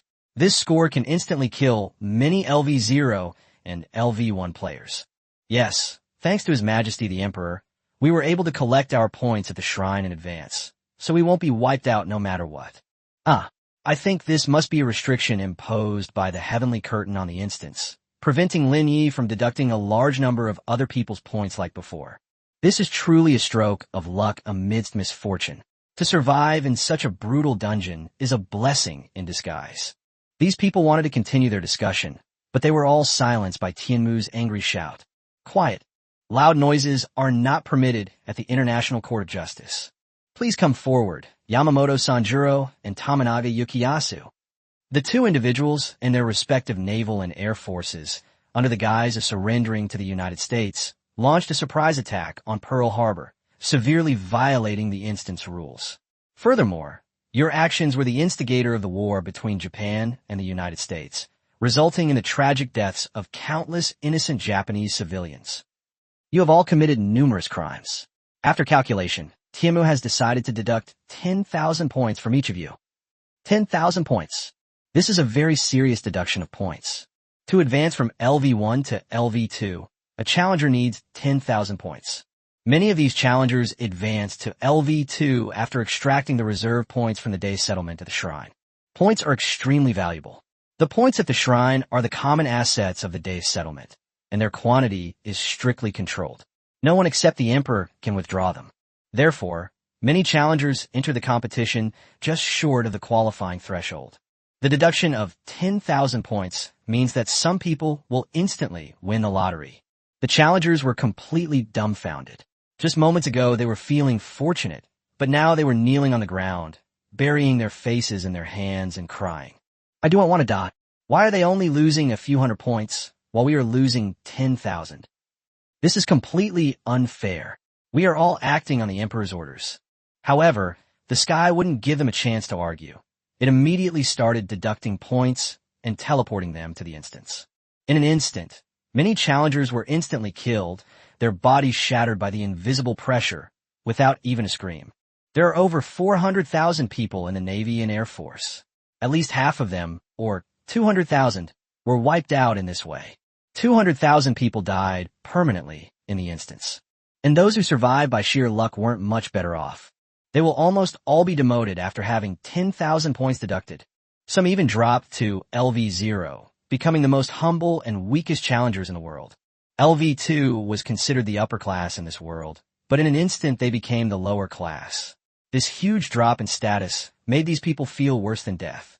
Furthermore, because their levels have plummeted, they have lost the privilege of carrying dungeon weapons, which greatly increases their chances of being instantly killed in dungeons. Ito Hidetaka remained in the hall. The emperor did not waste any more words arguing with the heavens. Since it's pointless, the points deduction from a sky curtain has already been executed, and those people have been directly eliminated. At this moment, the emperor could no longer care about the lives of others, because a sense of fear suddenly arose in his heart. He realized that the rules of this so-called trial were actually set by Lin Ye, who used certain rules to increase the points deduction. Lin Ye will use various methods to make this reward and punishment seem reasonable, so as to pass the Tianmu's review. But the sky has no humanity. It only follows logic and reason. In other words, as long as Lin Ye makes everything reasonable, it is possible to deduct an excessive amount of points at once. Once the sky curtain detects that too many points have been deducted, it will make corrections before the next dungeon opens. However, all the penalties this time will be a thing of the past. The emperor isn't afraid of being wiped out, because he's a level 4, and his points are already astronomical. It's fair to say that the entire day's settlement is supporting him. What he fears most is being demoted. If that were to happen, he would inevitably have to step down from the position of emperor, and then he would no longer be the emperor. Please come forward, Hidetaka Ito. Ito Hidetaka was trembling, but he remained kneeling on the spot. Then he grinned and suddenly burst into laughter at the judge's bench, drool dripping from his mouth and covering himself in saliva. I'm not dead. I'm not dead. Even Lin Ye's atomic bomb couldn't defeat me.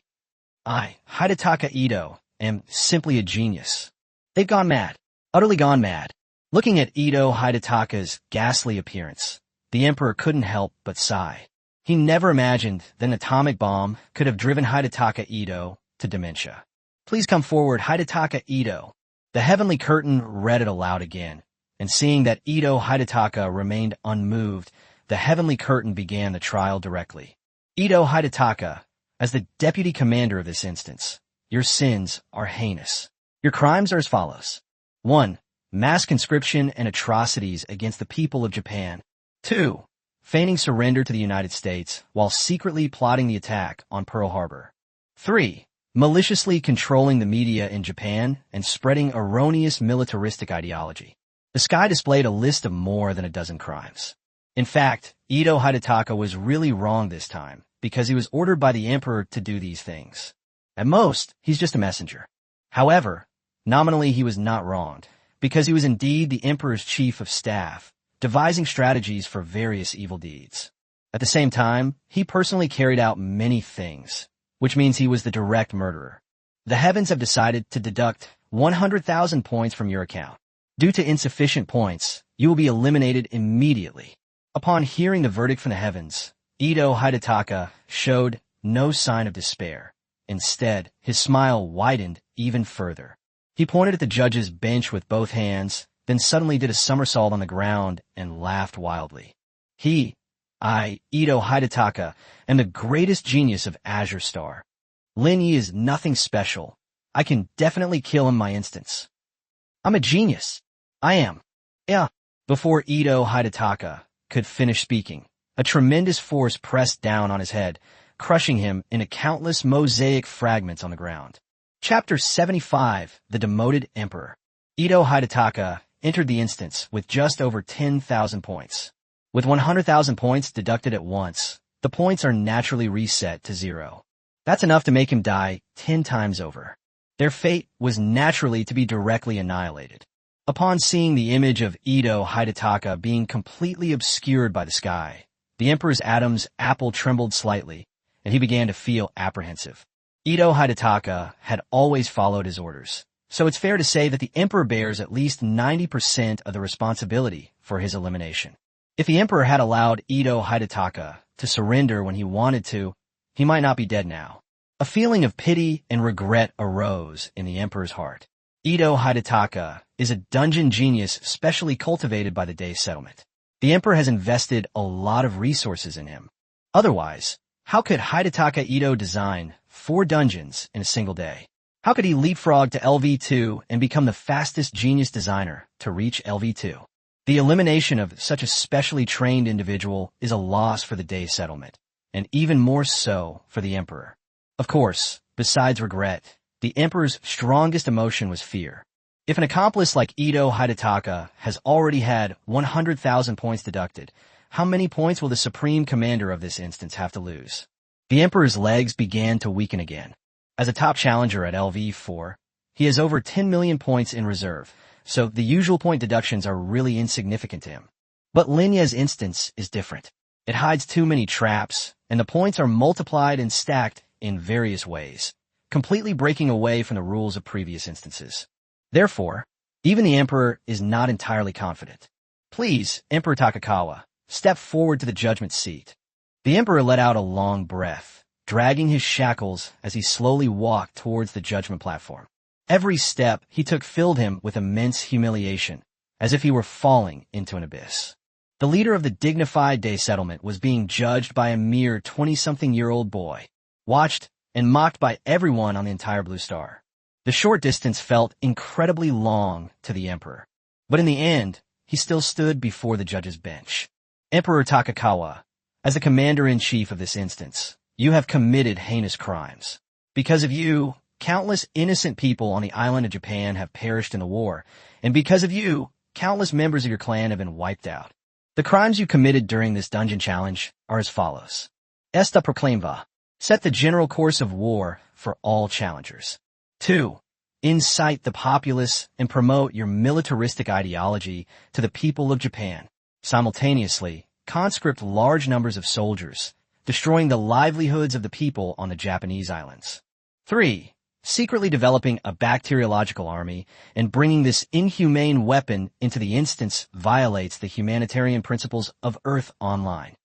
4. Illegally intruded into the territory of the third-party faction, Dragon Kingdom, in the instance. 5. Feigning surrender to the United States while secretly plotting the attack on Pearl Harbor. 6. Maliciously controlling the media in Japan and spreading erroneous militaristic ideology. The curtain of heaven began to list the emperor's crimes, a process that was extremely lengthy. Finally, when they reached the 100th or so, the emperor could no longer contain himself. He clenched his fists and roared. Enough! What crime? It's all about the victor taking all. Next time I enter this instance, I'll make the same choice. Sky Curtain, as an LV4 advanced challenger and the leader of the day's settlement, may I ask you to give me a quick death? Each time the emperor read out a crime, he felt extremely humiliated and his heart was torn apart. These are simply the rules set by Lin Ye. Launching a war is the main theme of the story, and the emperor doesn't think he has done anything wrong. The Heavenly Curtain agrees to Emperor Takakawa's request. After review by the system, it has been decided to deduct 1 million points from your account. 1 million points. The emperor shivered and involuntarily took 2 steps back. This is way too much. Just now, he did consider that Lin Ye might use some tricks in the dungeon to deduct a huge amount of points from him, or even cause him to be demoted. However, this was only a worst-case scenario, and the emperor did not believe it could be realized. As it turned out, Lin Ye did exactly that, and under the strict scrutiny of Tianmu, he made everything seem perfectly logical. Moreover, this 1 million points will just happen to demote me, because the emperor's current reserves are 190,000. This isn't fair. The previous dungeons only deducted a few thousand at most, but this time Lin Ye's dungeon is deducting 1 million at once. That's outrageous. The emperor simply couldn't understand what strange mechanism Lin Ye had used to increase the penalty for a task with a base deduction of 500 points to 1 million. The heavens did not answer the emperor's questions at all, but instead began to pronounce the verdict. Dear challenger, after deducting points, your score is less than 10 million. Therefore, your level will be reduced from LV4 to LV3. All challengers have now completed their trials. The trial phase in Japan is now concluded. You will be teleported out of the instance. No. Don't want. The emperor roared in anger. A huge impact on him. Keep in mind that the higher you go, the more difficult it becomes to level up, because the system will significantly reduce your points rewards. The upgrade from LV3 to LV4 is extremely difficult. This range represents a huge gap in the hero ranking. It took him 3 whole years to go from 9 million to 10 million. The failure of the Raging Seas and Raging Waves incident essentially wasted 3 years of his life. That's not the most important thing. What's even more frightening is the negative impact of the downgrade.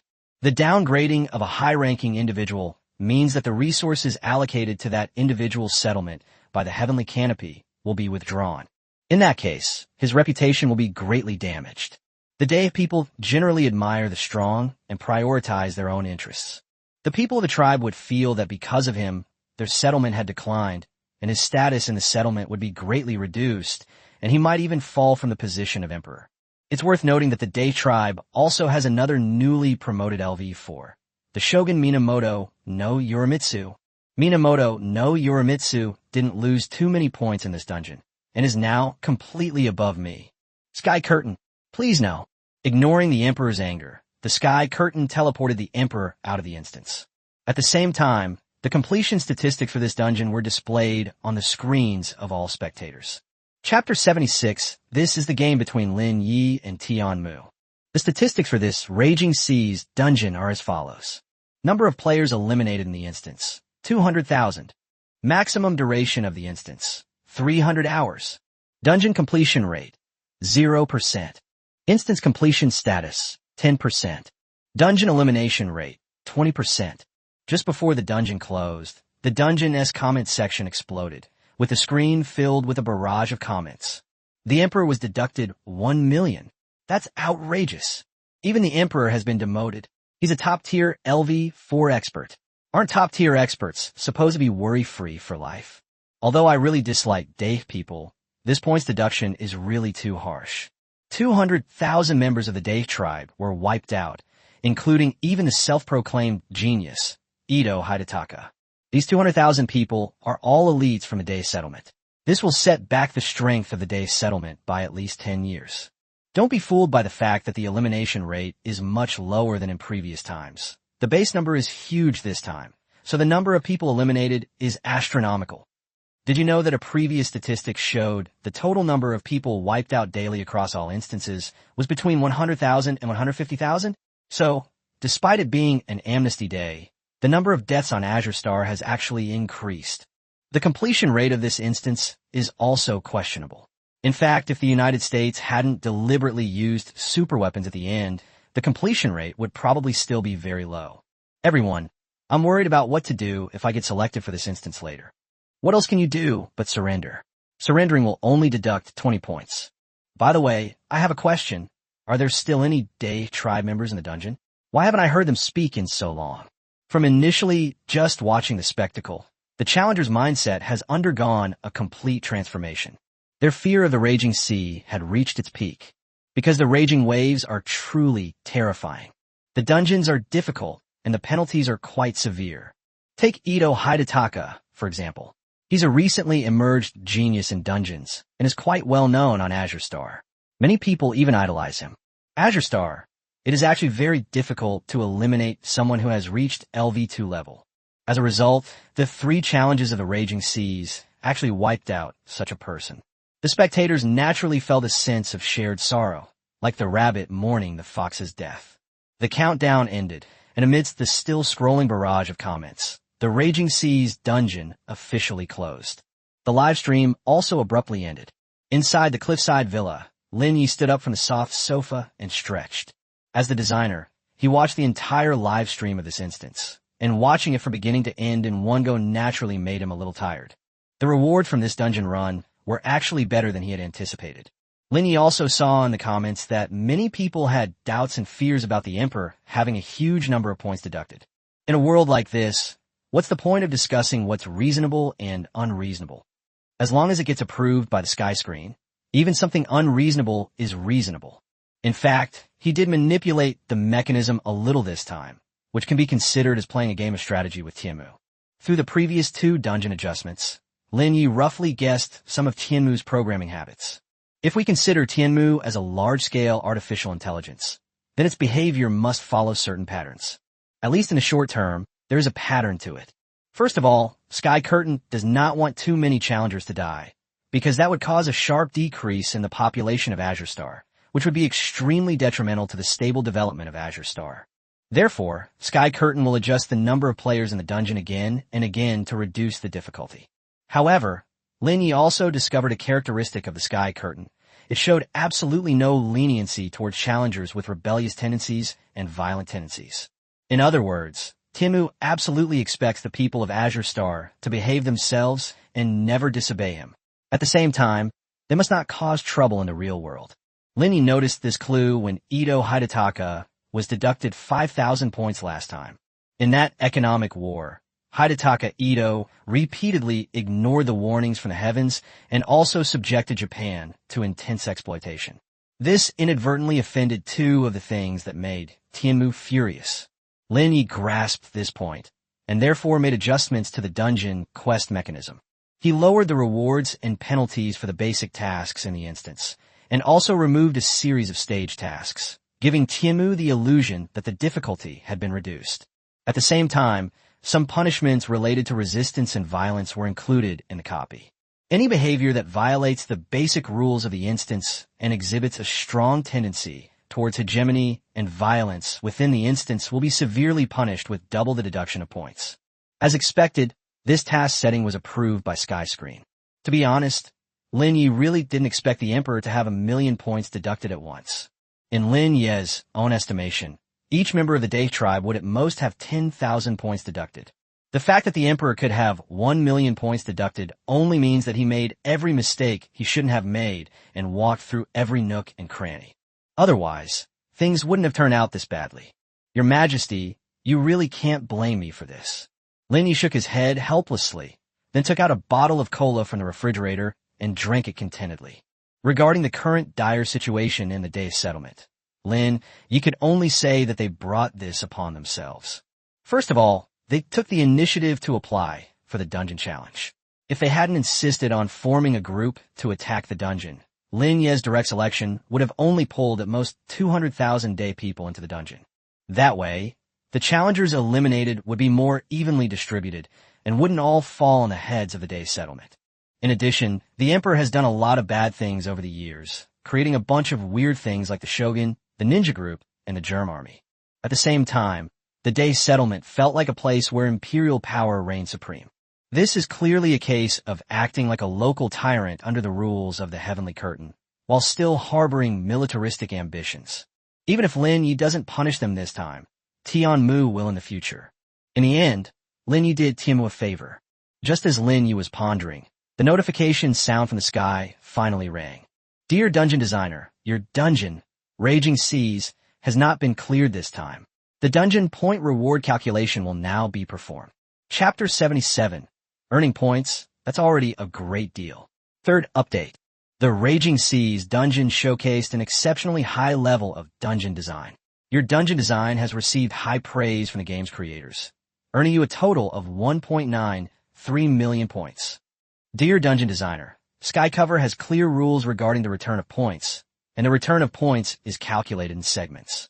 For any amount not exceeding 100 million points, Timu will return 1% to the instance designer. For the portion exceeding 100 million but not exceeding 1 billion, Timu will return 1/1000 to the dungeon designer. For the portion exceeding 1 billion but not exceeding 10 billion, Timu will return 1/10,000th of it to the dungeon designer. Seeing the change in points, Lin Ye took a big gulp of cola, feeling refreshed and invigorated from head to toe. Lin Ye was too lazy to bother with the strange and complicated calculation method of this integral, nor was he going to bother to calculate it. He'll take whatever amount Tianmu offers. You can't reason with Tianmu. Besides, Tianmu is a highly advanced AI, so it can't possibly make mistakes in these kinds of calculations. He also knew that the sky screen would definitely cut back significantly. Lin Ye had been mentally prepared for this ever since the last instance ended.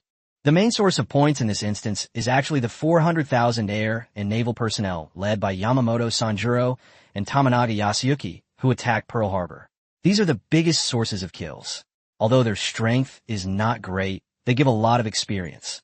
Each of them had 1,000 points deducted, and given the large number of people involved, they constituted the core of this instance point refund program. As for the Emperor and Edo Hidataka, who were deducted a huge amount of points later on, although it was 100,000 for one person and 1 million for the other, the reduction was actually very severe due to the return rate of 1/10,000th after exceeding 1 billion points, and it was simply not enough. Furthermore, Lin Ye also discovered that the Sky Curtain's mechanism clearly has a points threshold, which is 2 million points. Because with a total of 1 billion points, The return rate is only 1.9 million points, and it will drop to 1/10,000th for the return rate after that, making the amount extremely scarce. It is virtually impossible for any dungeon designer to obtain more than this number of points in a single dungeon run. This can be considered the limit set by the rules of the instance under the Sky Curtain's design. From a Sky Curtain's perspective, it certainly doesn't want any Azure Star inhabitant to gain points too quickly. Therefore, Lin Ye is truly satisfied with the current outcome. Lin Ye had taken advantage of the loopholes in the Sky Screen and benefited from it, so he was afraid that the Sky Screen would renege on its promise and impose other restrictions on him. Now that you're able to get all the points for yourself, you've already made a great deal. For instance, in Dungeons Before the Raging Sea, the number of players was at most a few thousand, and after deducting points, the number was no more than 1,000. The points that could be obtained each time were definitely far less than 2 million. 10,000 or 20,000 points each time would be considered top tier. So 2 million points is an outrageous and abnormal amount for them. Lin Ye covered in one day what those powerful individuals covered in a year or even several years. Isn't that monstrous enough? Moreover, he was well aware that after this instance ended, Skyfall would definitely further weaken the Raging Sea. Lin Ye didn't know exactly how the adjustments would be made. It might involve adjusting the number of participants or directly canceling the points-based growth mechanism.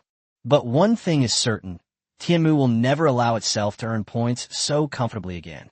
Therefore, once you earn this kind of money, it's gone forever, so cherish every opportunity you have. Skycover reminder. Your ranking on the Skycover Hero ranking has improved due to the increase in your designer points. Please check it yourself. Lin Ye went straight to the window and looked at the location of the Sky Hero ranking. Number 48 Singh, race, Indian, level, LV3, played in, Clash Royale, Glory of the Ganges. Number 49 Lin Ye, race, Great Xia Clan, level, LV3, work, Earth Online, The Five Constants, Raging Seas. Number 50, Katarina, race, Celtic, level, LV3, dungeon work, Whirlwind Blade. Number 51, Kim Gun-suk, race, Korean, level, LV3, work, The Chable's grandfather. Lin Ye had initially thought he would see a significant improvement in his ranking, but upon closer inspection, it turned out he had only moved up one rank. Last time he was ranked 50th, this time he is ranked 49th. This shows how difficult it is to advance in LV3. It's also clear that at this level, there's a significant diminishing return. At a lower level, 10,000 points are enough for someone to live comfortably. But at this level, 10,000 points are practically worthless, with extremely low cost effectiveness. For young designers to reach this level, they either need a lot of support from communities and the collective strength of everyone to barely reach the threshold of LV3. Otherwise, one must be a prodigy like Lin Ye and also be able to dance within the rules of the Heavenly Curtain. Ordinary people simply cannot reach this level.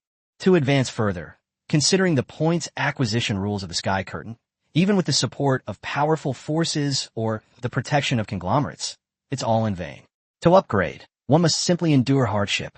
According to Lin Ye's previous calculations, it would take at least 10 years or even several decades for a powerful figure like the Emperor to upgrade from LV3 to LV4.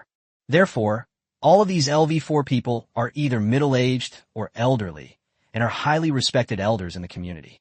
However, none of these are problems for Lin Ye, because the Raging Sea is not Lin Ye's only dungeon, and Lin Ye does not plan to rely on this one dungeon to live off his past achievements and wait to retire. Wuchang has 2 other large instances waiting for him to deploy to Azure Star. Those 2 dungeons are even more difficult than Raging Seas. Fleecing everyone this time, we can still fleece the Sky Curtain in the next dungeon. Besides improving his ranking, Lin Ye also noticed something very interesting. They themselves squeezed out the names of Katarina and Kim Gun-suk. Lin Ye remembered that last time, Kim Gun-suk was ahead of her, while Katarina was in 51st place. It's obvious that Kim Gun-suk and Katarina had very close points. Then, Katarina probably overtook Kim Gun-suk yesterday, and with her own rise today, she directly squeezed the Korean out of the top 50. That's actually quite interesting. Chapter 78. The design begins. Winter is coming. While viewing the Sky Heroes ranking, Lin Ye also noticed several other rankings on the sky. The dungeon leaderboard. Raging Seas still firmly holds the top spot. This is only natural, given the record of annihilating 200,000-day tribe members in the Raging Seas dungeon. Moreover, today is a day of amnesty, and no other dungeon can be opened except for the Raging Seas dungeon. Therefore, there's nothing surprising about the consecutive wins of Raging Seas. Moreover, Lin Ye was certain that Raging Seas would remain at the top of the leaderboard for a very long time, until his next dungeon was released. Besides the top ranked list for dungeon difficulty, Lin Ye glanced at the other smaller lists and saw that Raging Seas was also on the list. For example, rankings of single dungeon duration, total number of players in a dungeon, and number of players eliminated in a dungeon. The only thing that could attract Lin Ye's attention was the leaderboard of the number of people killed in this instance. Even Raging Seas and Turbulent Waves made it onto the list. It's important to understand that this ranking is actually an accumulated number, showing the total number of people eliminated from a dungeon since its opening. Some instances have lasted for over a decade, or even several decades, accumulating a significant amount of data. The fact that the Raging Seas dungeon, which has only been open for 3 days, has made it onto this list of seasoned veterans certainly gives it the air of wanting to crush the old guard. This also indirectly illustrates that, given the huge power gap between the top 5 permanent members of the UN Security Council and challengers with S1 level technical skills, all so-called time accumulation and seniority will be leveled out. Lin Ye is fully capable of advancing to LV4 and surpassing those so-called seniors. He will surpass those white gloves supported by powerful forces and those inherited from noble families and conglomerates. He looked away, tossed the drink can aside, stretched, and perked up. He has been resting since yesterday, and it's time for him to get back to work.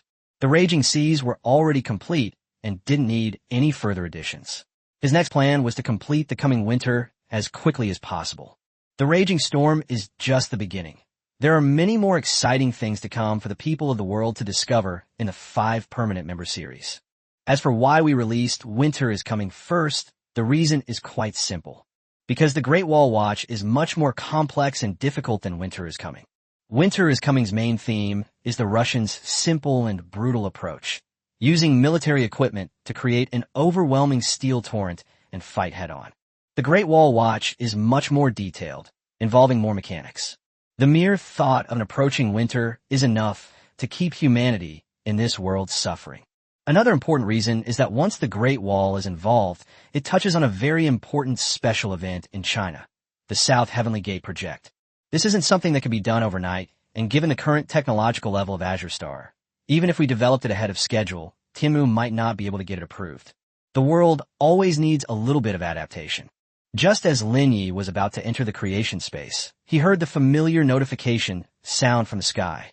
Dear Dungeon Designer, your dungeon, Raging Seas, has received numerous reports from challengers since its release. After rigorous review by Skycraft and real-time evaluation of the 3 openings of your dungeon, Raging Seas, Skycraft believes that the current strength of the people of Azure Star is insufficient to clear Raging Seas. Hearing Tianmu's words, Lin Ye felt a chill run down her spine. Just as he expected, Tianmu indeed felt that the difficulty setting of the Raging Sea was problematic and needed to be nerfed. Skyfall has decided to conduct a 3-day comprehensive review of the Raging Seas dungeon to eliminate any potential vulnerabilities. During this period, Raging Seas will be temporarily classified as a limited level dungeon. A restricted level dungeon? Lin Ye couldn't help but ask.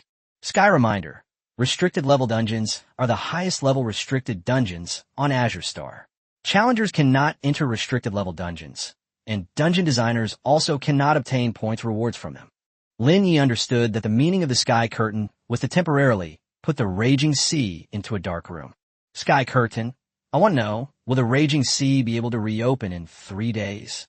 This copy was approved by you before it was released to Azure Star. It would be so unfair if you deleted it.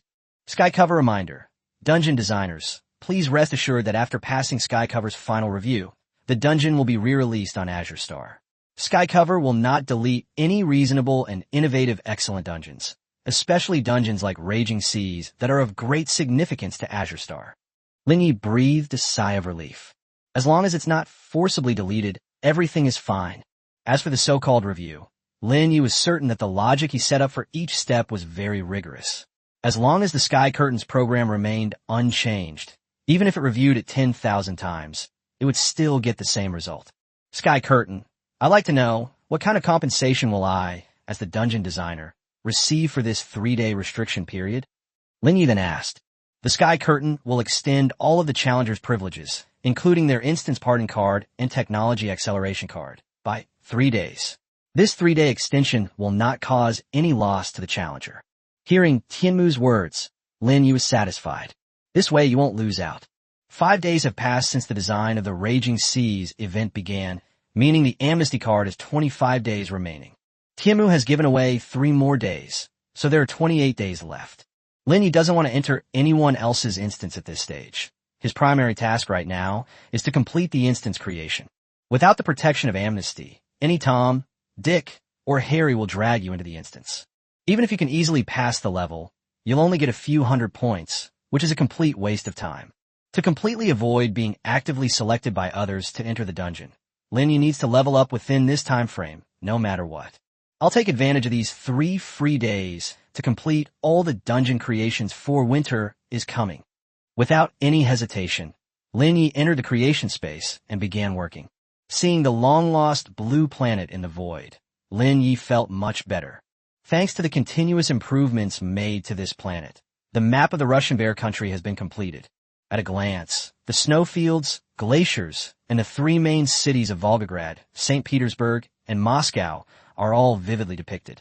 The next step was to equip the Russian nation with various powerful weapons and set up mission mechanics.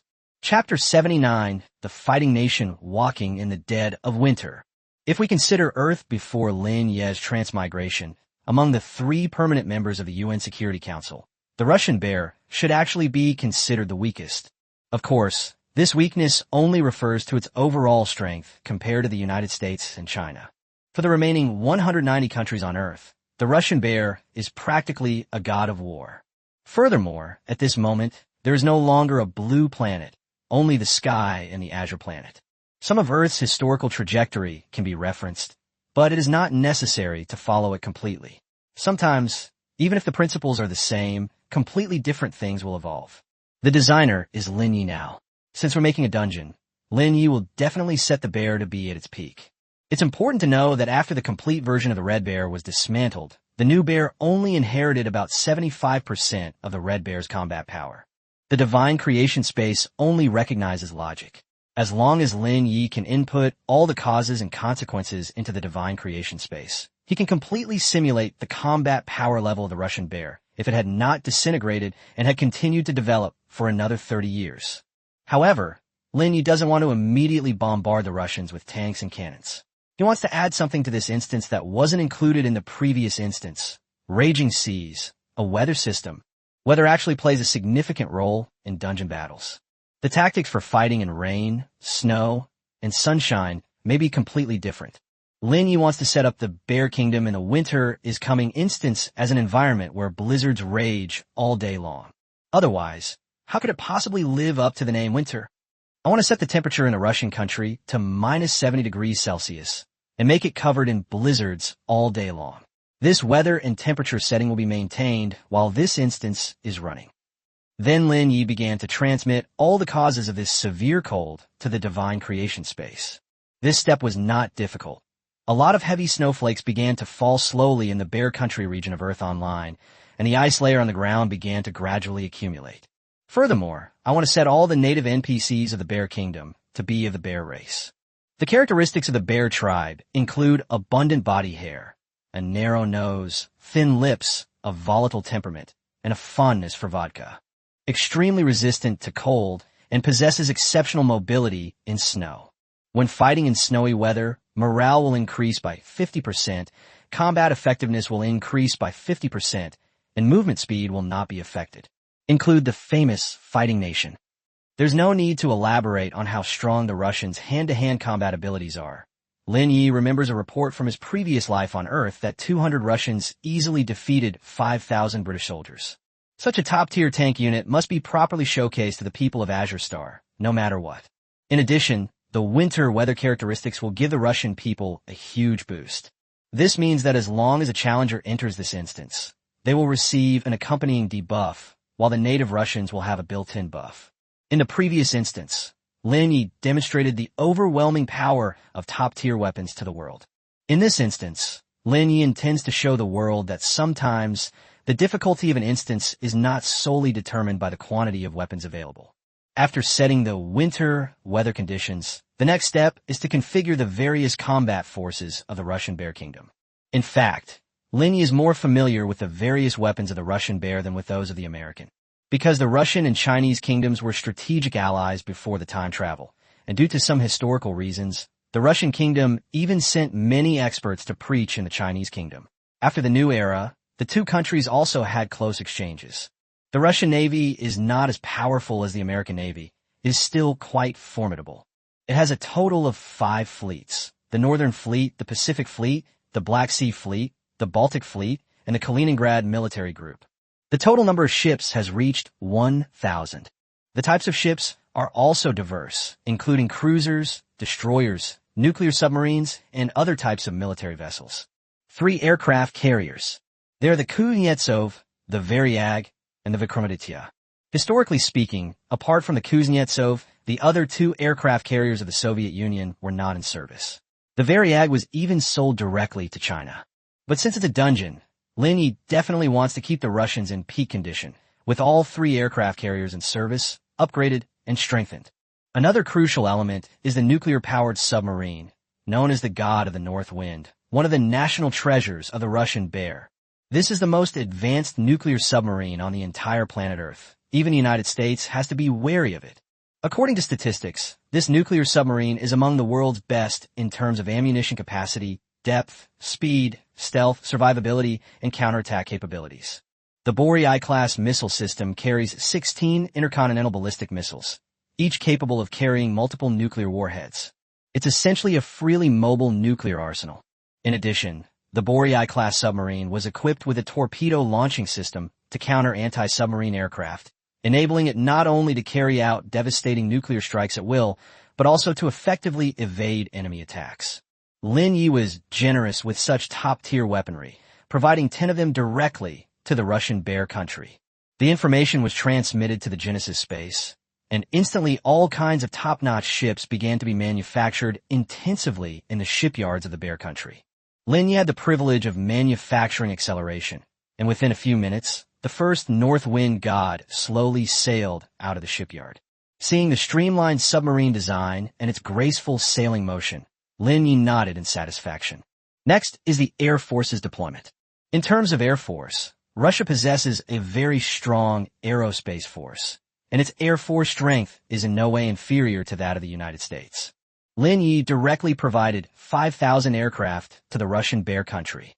Equipped with over 1,000 fighter jets, 500 transport aircraft, and 2,000 attack aircraft. Of course, 3 other national treasures are also included. Su-57 Dajtagit, Bagdasta Strategic Bomber, and Tu-160 Blakic Bomber. These 3 aircraft models can be said to have formed the backbone of the Russian aerospace force. The Su-57 is actually comparable in combat capability to the US F-22, both being heavy twin-engine fighters. The difference is that the Su-57 also carries 8 air-to-air missiles.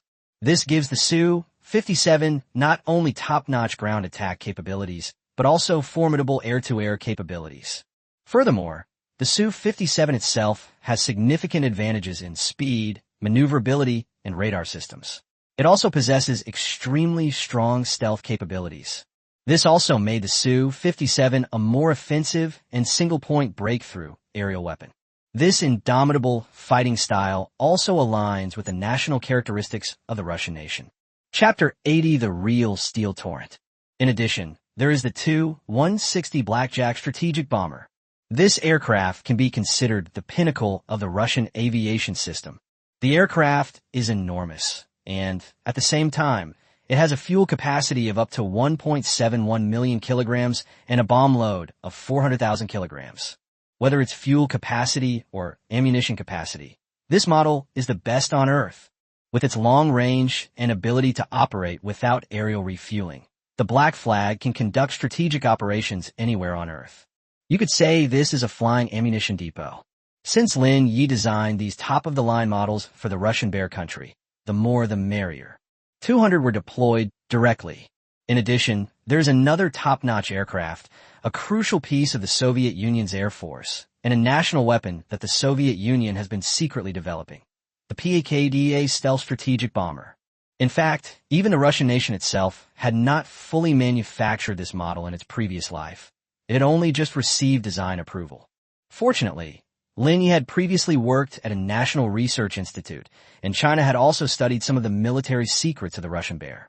At that time, the research institute obtained a preliminary design drawing of the PAKDA stealth strategic bomber through spies. Lin Ye didn't know if the principle behind it was true or not, so the best way to test it was to transmit it to the creation space. If Genesis space can pass the review, then it is naturally reliable. In fact, the PAKDA and the USB-2 stealth bomber share some basic principles. Since the B-2 was already built amidst raging storms, the review process for the PAKDA in the Genesis space would naturally be much more lenient.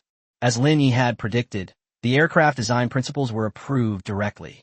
Lin Ye directly arranged for 100 aircraft for the Russian bear country. The current Soviet Union is not the economically weak Soviet Union after the Cold War, but the Soviet Union at its peak and has no need to worry about economic burdens. The coordinated operation of the Su-57 PAKDA and Tu-160 aircraft, Russia's air combat capability has reached its peak. Watching top-of-the-line fighter jets take off into the sky from the aircraft manufacturing plant amidst the ice and snow, Lin Ye let out a long sigh of relief. He glanced at the time. Before he knew it, almost a day had passed. I had actually been working hard in the creation space for a whole day without eating or drinking. However, Lin Ye had no intention of going out to rest. The raging waves are currently restricted, and although Lin Ye knows they will be released sooner or later, he feels very insecure without the support of the dungeon. This is a cruel world where survival depends solely on dungeons. Everything else is meaningless. Therefore, he must press on and complete the Winter is Coming project in one go. Otherwise, he wouldn't enjoy his meals. The Air Force and Army are already in production. The real highlight of the game is next, the Soviet Army. In Lin Ye's view, although the Russian Navy and Air Force are also hegemonic powers, they are far less outstanding than the Russian Army. Russian Army, specifically its land-based arms reserves, is absolutely number one. Lin Ye steadied himself and began to describe the Russian army in detail. He directly set a target of 2 million army soldiers for the Russians. In fact, if we consider the peak, fully-fledged Russian Empire, it would have nearly 13 million troops. Even during the Cold War, it is said that the Russian Empire had 5 million troops. However, Lin Ye did not intend to increase the number of troops in the Russian army, because an excessive population would lead to huge resource consumption, and too much of a good thing would be bad. The Russian army was dragged down to some extent by this. If you want to play a mass production strategy, this dungeon isn't actually the most suitable choice. The army population is just an extra detail. What's really important is the Soviet Union's armament configuration. Lin Ye was very clear on this point and planned to directly equip the Russian Bear with 40,000 ground armored vehicles. What is a mechanized armored formation? What is a steel torrent? A massive array of dark armored vehicles sweeps across the pristine white snow. This is the true scene of Winter is Coming. The Russian Bear country's proud ground unit clusters are actually mainly composed of two parts: tank forces and missile systems. The first thing Lin Ye wanted to design was the last National Guardian artifact for the Russian Bear Kingdom, T-14 Armata tank. This tank model is undoubtedly the best in the world. There's no second place for it. It is no exaggeration to say that it is indeed ahead of the US and China. The T-14 Armada's most prized feature is its defense system. This defense system can be said to have revolutionized the design of traditional tank defense systems. Its protection system consists of an active protection system and a passive protection system, and the tank is covered with extremely thick explosive reactive armor. Under normal circumstances, tanks are difficult to destroy and can withstand 90% of the world's bomb attacks. Even if the tank is scrapped, the defense system can still ensure that personnel are protected from stray bullets and shells. In addition, the Armada is equipped with the world's most advanced detection system and 10 malachite armor plates. The connection between the turret and the hull has at least 5 launchers capable of firing ammunition to intercept incoming armor-piercing rounds. Around the turret, there is also an active millimeter wave radar that can detect various targets that attack the tank, providing early warning capabilities. It can be said that even without human intervention, the active defense system will be activated as soon as an enemy unit gets close to Amida. In addition, the Armada also uses unmanned turret technology and is equipped with a brand new 125mm 2A82-1M smoothbore gun, which can achieve automatic aiming and firing. The tank's main weapons are Vacuum 1 and Vacuum 2 armor-piercing projectiles, which can easily penetrate enemy armor of 750 to 1,000 millimeters or more at a distance of 2,000 meters. It can be said that the Armada T-14 is top of the line in terms of both defensive and offensive capabilities. The most classic and most powerful tank of the Russian Bear. Lin Ye directly equipped the Russian country with 20,000 of them. In addition to the tank formations, there are also many advanced missile systems, which Lin Ye also had Genesis Space begin testing, including the Yars Intercontinental Ballistic Missile System, the S-300 missile system, the Buk 2 missile system, and the Panzer S-1 missile system. These are the world's most advanced weapon systems and an important part of the Steel Torrent. Not one can be missing, and not one can be lacking. With a thought from Lin Ye, countless missile vehicles were put into production amidst the icy and snowy landscape. Writing takes a lot of effort, so please remember to click on my profile to encourage me to update and send me some free gifts. Smiley face, I'll be working on the plot these next few days and try to make it more interesting. Chapter 81, this is a long-term financial plan. With the army design complete, the next step is the final piece of the puzzle for the Russian weapons system. That would naturally mean nuclear weapons at the same level as those of the United States. Lin Ye directly equipped the Russian Bear country with 6,000 nuclear bombs. At the same time, a super-apocalyptic system, the Death Hand system, was set up for him. If the Russian Federation goes to war with any country, the Death Hand system will be activated immediately. The Death Hand system will always be on alert. Hand system does not receive a response from the Russian High Command within an hour. It will automatically be identified as the end of the world. The Hand of Death will immediately unleash all of Russia's nuclear weapons, bombarding the entire planet. This bizarre system wasn't Lin Ye's idea. It was conceived by the Russians during the Cold War, and Lin Ye is merely borrowing it now. This is perfectly logical no matter how you look at it. All weapon design work has been completed. All that remains is for the Genesis Space to gradually complete the various large-scale military systems. The next step is to set up the dungeon quest system. With winter approaching, Lin Ye didn't want to make it a complicated quest system like the Raging Seas. The dungeon would only have 2 phases. Phase 1 involves the challenger conquering any one of the 3 main cities, Volgograd, St. Petersburg, or Moscow. Phase 2 involves continuing to conquer the remaining 2 main cities and seizing power in the Russian Bear Kingdom. The whole process is simple and straightforward, without any unnecessary delays. There are 4 types of dungeon challenges: air combat, land combat, naval combat, and total war. Challengers can choose for themselves after entering the instance. The quest system is basically complete. The last step is to set the starting location for the challengers in this instance. Lin Ye had several options for choosing the starting location in this instance. One option is to directly use the map of Japan. This is the most time-saving and labor-saving method. The downside is that if you choose the Japanese islands, the combat methods will be relatively simple, and it will most likely be mainly naval battles, which is somewhat repetitive with Raging Seas.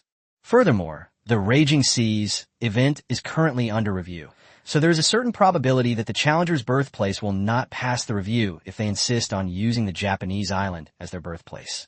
There are 2 other map options.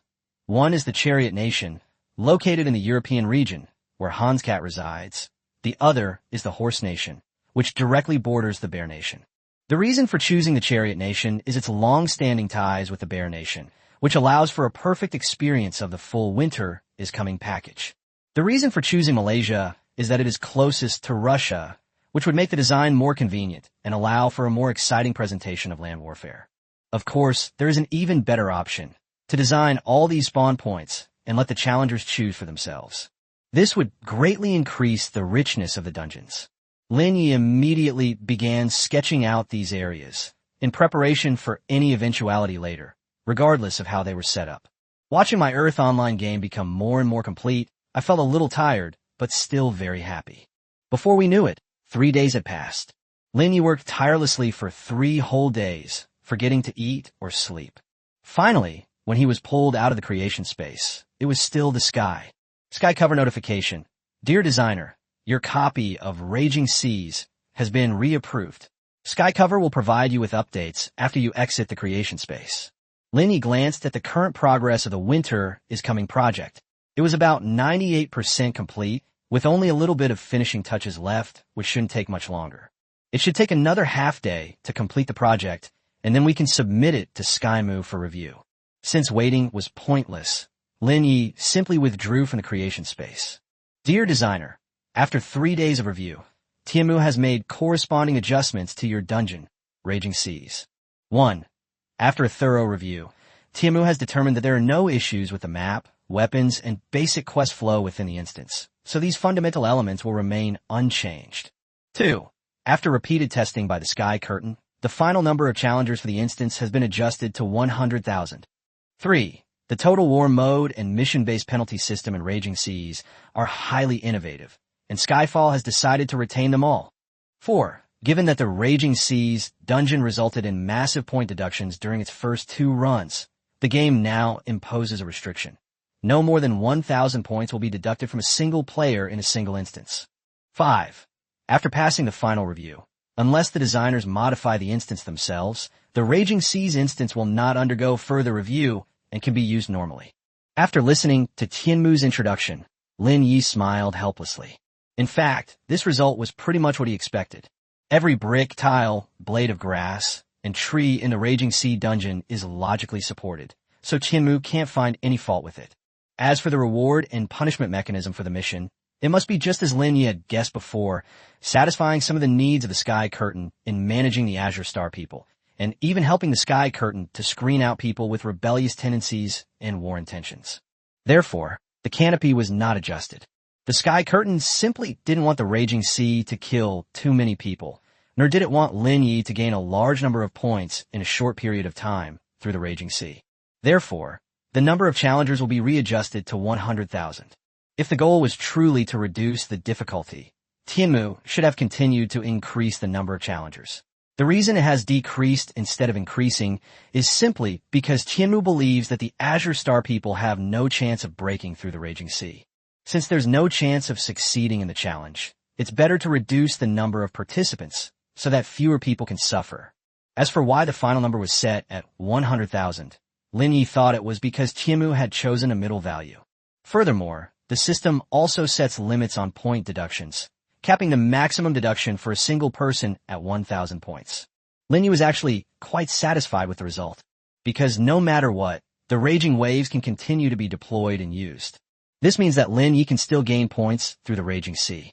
According to his own calculations, challengers entering the instance later will likely choose to submit as soon as they arrive. Each person loses 20 points, so 100,000 people would lose 2 million points. With a rebate rate of 1%, Lin Ye can earn at least 20,000 points every day. Even fly legs are still legs. Little by little, they add up to a considerable sum. 10,000 points for a level 1 challenger to upgrade to level 2. What Lin Ye sees as a fly's leg is a fortune enough for most people in this world to live on for a lifetime. There are 2 more chapters today. Please read them first. Chapter 82, The Aftermath of the Raging Sea. Day's complete collapse. You should know that the vast majority of people in this world are still hovering around LV0, fighting tooth and nail for a few more points each day. They would stare at those easy dungeons every day, like old ladies at the market scrambling to buy fresh eggs, scrambling to sign up for those low-level dungeons in order to increase their survival rate. Lin Ye can automatically withdraw 20,000 points every day. He should be content. Therefore, Lin Ye will not make any further modifications to the Raging Sea. Treat it as a stable long-term investment. Who knows, at some point, he might encounter some proud and arrogant young geniuses willing to take on the challenge, allowing Lin Ye to make another fortune. Lin Ye was in high spirits as the Raging Sea was put back into use. He hadn't slept a wink for 3 days and was now preparing to rest well in preparation for the completion of the project as winter approached. Lin Ye casually turned on the TV, and sure enough, he was dominating the TV screens again. I took out my phone to browse the web, and it was almost entirely filled with information about him and the raging sea. It was so dazzling that it made people's eyes dazzled. The Azure Federation Daily reports that the raging seas have become the most difficult instance in the history of Azure Star. According to Zhang Entertainment Network, Lin Ye slaughtered 200,000 Daya people in a single attack, while also inflicting massive damage on the remaining 800,000, making it a million-person massacre. Daily report of the Great Xia Settlement. Due to Lin Ye's rise in the hero ranking, the resources allocated to the Great Xia Settlement by the Sky Curtain will be increased again. Federal Evening News. Lin Ye has become the object of affection for 500 million girls on Azure Star, who affectionately call him God Yi. Dark Web Report. Lobbies from several major settlements are searching for Lin Ye's whereabouts, but have yet to find any information. Many settlements have already posted high bounties on the dark web. Without exception, all the news reports were about Lin Ye's various deeds. This situation has actually lasted for 3 days. For the next 3 days, there were no entertainment programs. All the television stations were broadcasting news about Lin Ye and the raging sea. There was no way around it. Lin Ye's momentum this time was simply too great. It can be said that this is truly unprecedented and will never be repeated. No dungeon designer throughout history has ever reached the heights and popularity that Lin Ye has achieved. It should be noted that Lin Ye was just a newcomer who had just started designing dungeons, yet he suddenly became one of the top 50 strongest players. It can truly be said that one is riding high on the spring breeze, seeing all the flowers of Chang'an in a single day. No second-generation tycoon, heir to a large family, or royal nobleman in the world has ever achieved such success. Therefore, it is understandable that many people regard Lin Ye as an idol, because Lin Ye indirectly proved the possibility of an ordinary person trampling all the powerful designers underfoot.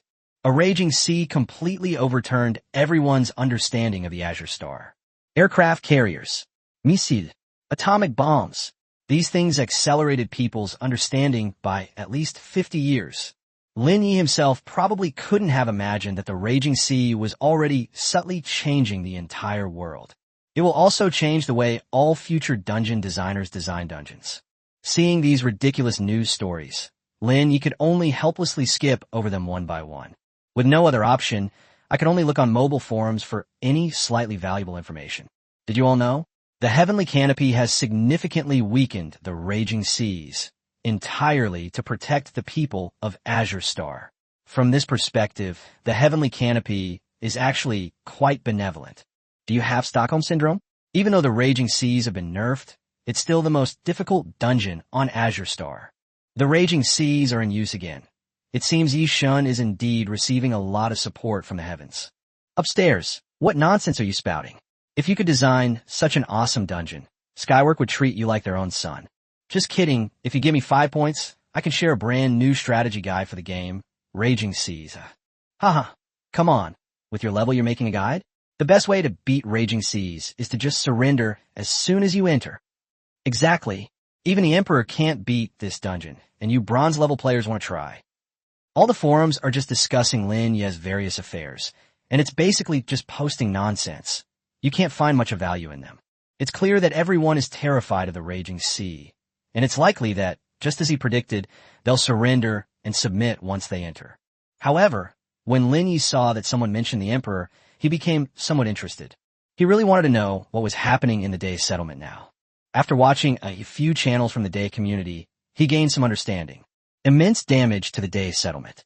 First, the Emperor was downgraded, dropping directly from LV4 to LV3 and falling out of the top 20, which led to a significant reduction in resource allocation to the Day settlement.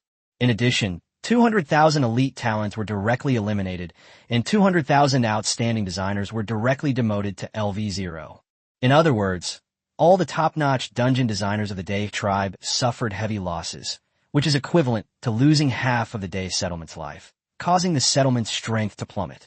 According to some organizations, the overall ranking of the Day settlement has dropped directly from the top 5 on Azure Star to the bottom of the hundreds of settlements on Azure Star.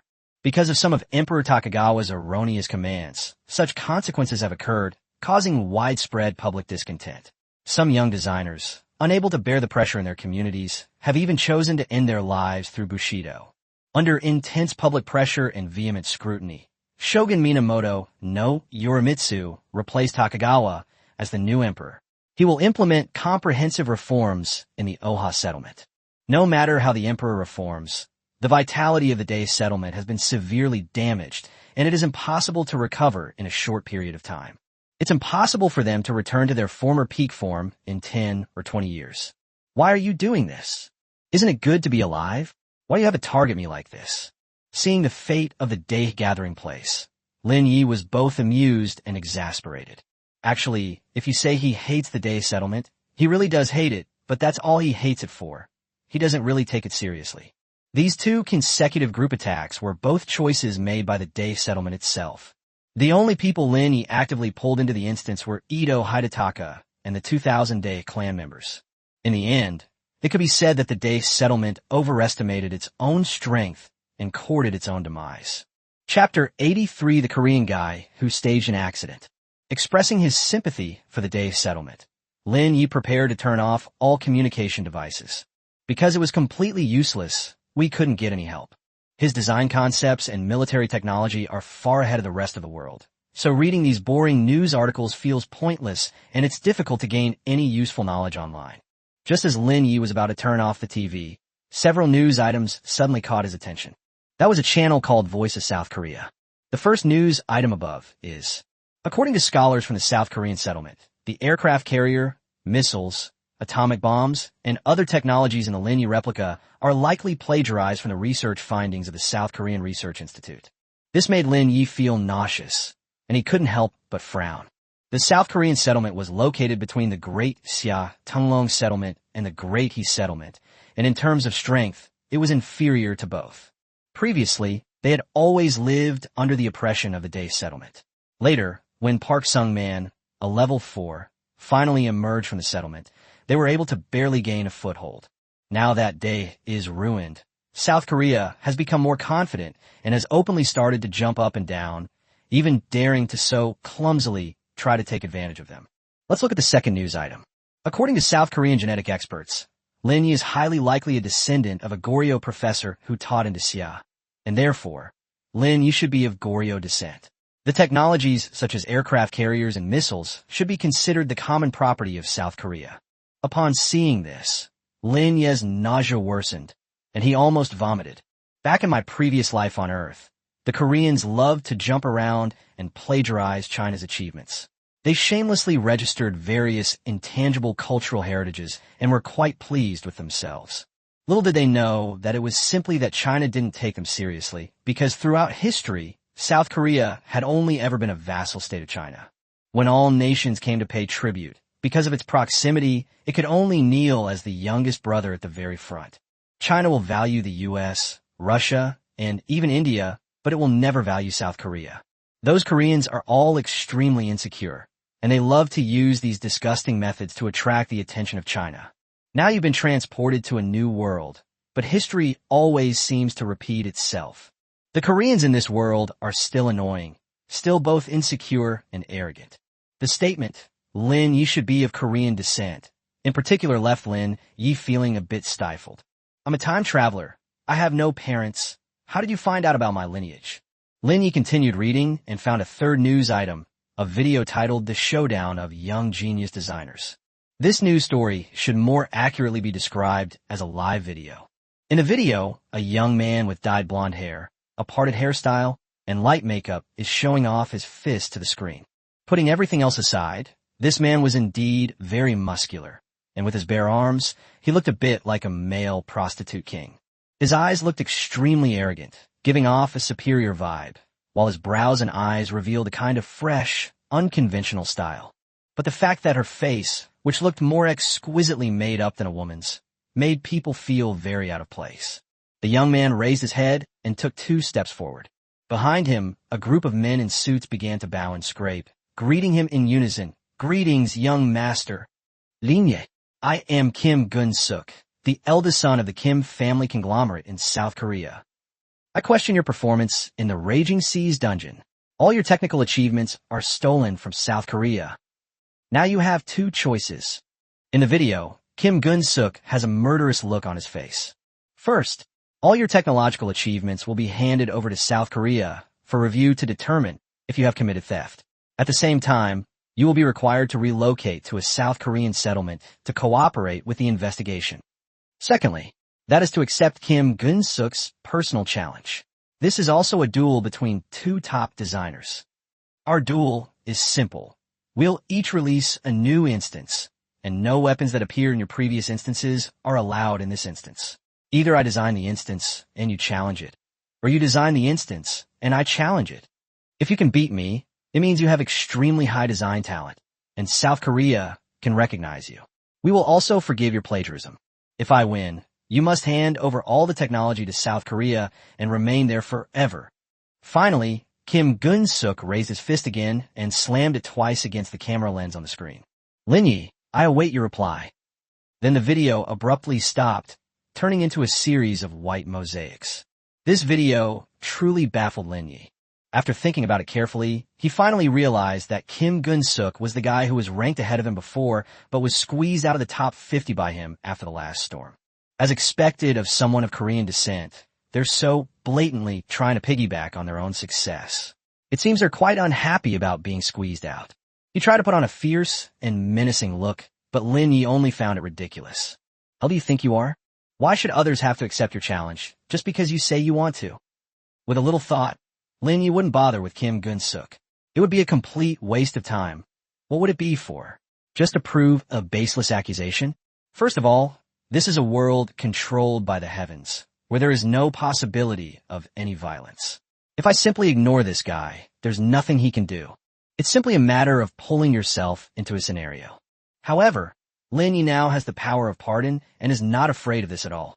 Moreover, even if he is really dragged in, with the weapons that Lin Ye can use in the dungeon, he can completely crush Kim Gun-suk. If you really want to challenge yourself, go out into the raging sea. Why bother whining here? Furthermore, Kim Gun-suk's challenge was clearly driven by his own agenda. The fact that they couldn't use the weapons from their previous dungeons was clearly a gamble that Lin Ye had no other skills, an attempt to provoke Lin Ye into accepting the challenge in a fit of anger. These people who stage accidents aren't afraid of you arguing with them. What they're really afraid of is you just walking away. What a clown. Lin Ye shook his head helplessly and turned off the TV. Chapter 84. This is ultimately a cruel world. Lin Ye naturally couldn't be bothered to pay attention to this mad dog. However, since Kim Gun-suk is so arrogant, then winter is coming. Might want to seriously consider this guy.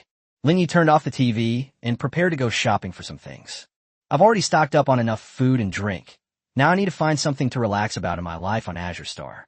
Under the intense control of the sky, this world is indeed a bit too boring. Just as he was about to leave, the phone suddenly rang. Lin Ye picked up her phone and saw that it was an unfamiliar number.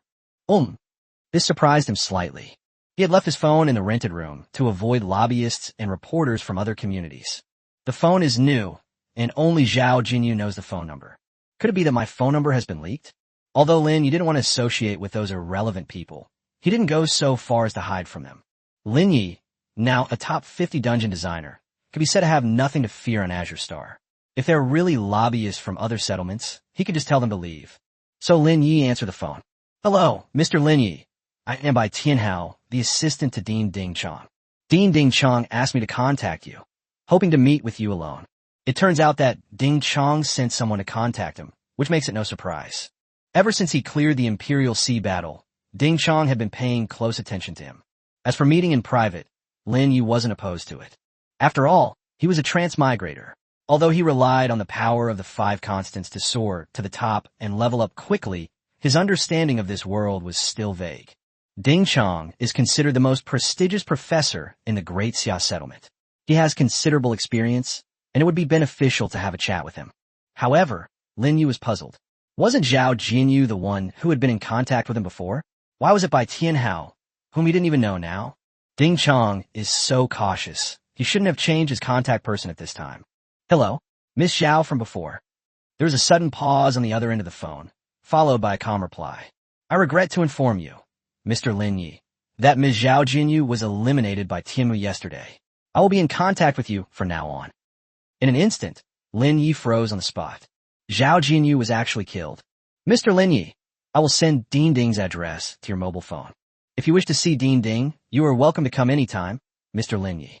Rest assured, This location is specially guarded by our Research Institute personnel, and no unauthorized personnel will be allowed to discover your whereabouts.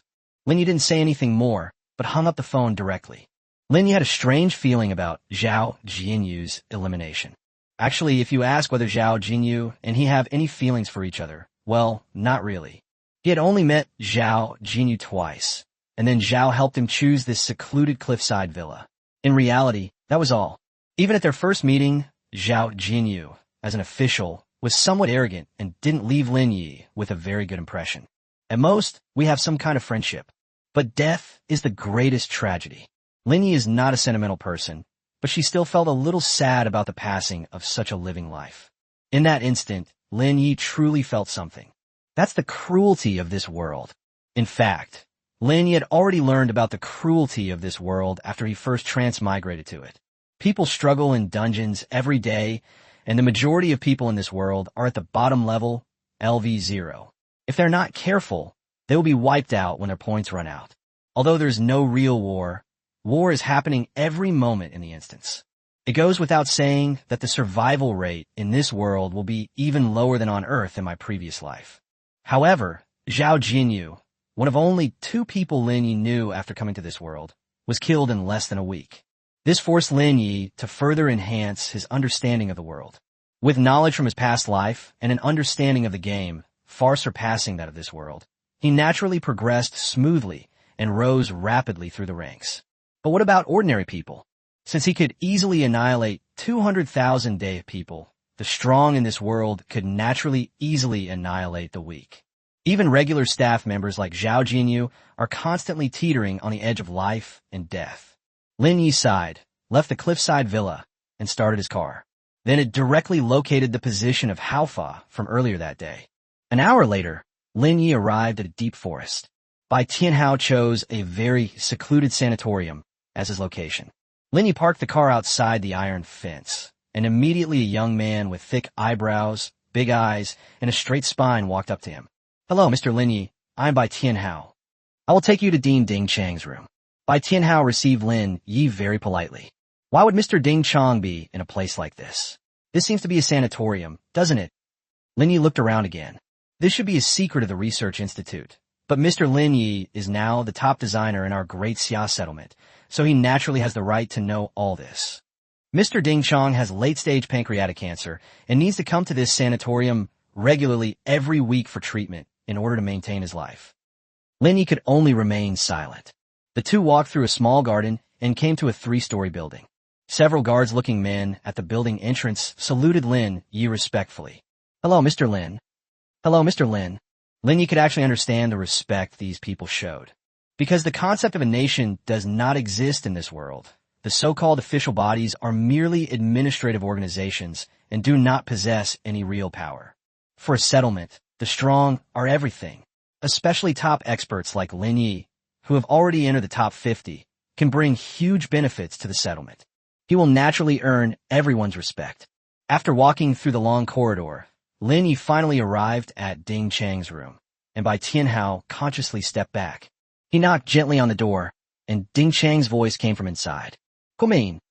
Lin Ye slowly pushed the door open and saw Ding Chang lying on the hospital bed with an 4 drip in his wrist. Lin Ye's reaction to Ding Chang was somewhat surprising. When I watched Ding Chang during the Battle of Huanghai, I felt that he was very tough and had a vigorous spirit. But at this moment, Ding Chang was curled up on the hospital bed, his face haggard and sallow, and his white hair looked somewhat messy. He looked exactly like a skinny old man. Chapter 85 The Law of the World is Survival of the Fittest. "Hello, Mr. Ding Chang. It's great to see you again, Mr. Lin Ye." Ding Chang coughed twice, then beckoned Lin Ye to come closer. An old man addressing Lin Ye as Sir is enough to show his respect for Lin Ye. "Did I scare you a little? I'm very different from the person in the dungeon, aren't I?" Ding Chang struggled to sit up in bed, a somewhat haggard smile on his face. To be honest, Lin Ye was indeed a little frightened at first glance. But upon closer reflection, it doesn't seem strange at all. This is related to the mechanics of the sky curtain instance. In the instance, a person's body will be adjusted to a perfect state by the sky, making it easier for challengers to better tackle the instance. Therefore, even a disabled person will gain a complete body upon entering the instance. These mechanisms can affect a person's psychology, and many people's personalities change both inside and outside the instance. My impression of Ding Chong is that he had a very fiery temper during the Huanghai battle, but in reality, he seems to be very gentle. Lin Ye didn't really want to get involved in these private matters. In such a cruel world, who doesn't have their own unspeakable secrets? Mr. Ding, I'm very sorry about what happened to Miss Zhao, Lin Ye said directly. You mean Jinyu? That child is truly a pity. Ding Chong sighed, his eyes slightly moist. Well, there's really nothing to regret. Young designers are eliminated every day in the Great Xia settlement, so everyone's used to it. Young people are dying one after another, but for an old man like me, the sky is never closed. Ding Chong deliberately spoke in a light-hearted manner, but he could not hide the sadness in his heart. The two fell silent again. If you have time, I'll tell you the story of Reign of Assassins.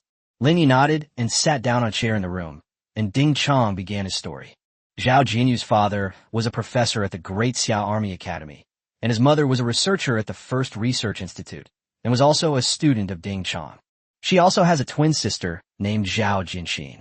When Zhao Jinyu was 3 years old, his father and mother were both targeted and killed by the South Korean conglomerate in a game. From then on, Zhao Jinyu and Zhao Jinxin became orphans.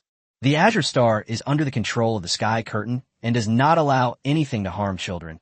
It is still very difficult for 2 3-year-old children to survive in this world. Later, Ding Chong took in the 2 children and treated them as his own granddaughters, teaching them knowledge of dungeons from a young age. On Azure Star, first, children under the age of 18 are not allowed to enter any instance, nor are they allowed to design instances. Only after a formal coming-of-age ceremony and approval from the Heavenly Curtain will the challenge and dungeon design process officially begin. In addition, pregnant women also enjoy the right of amnesty until the child is 3 years old.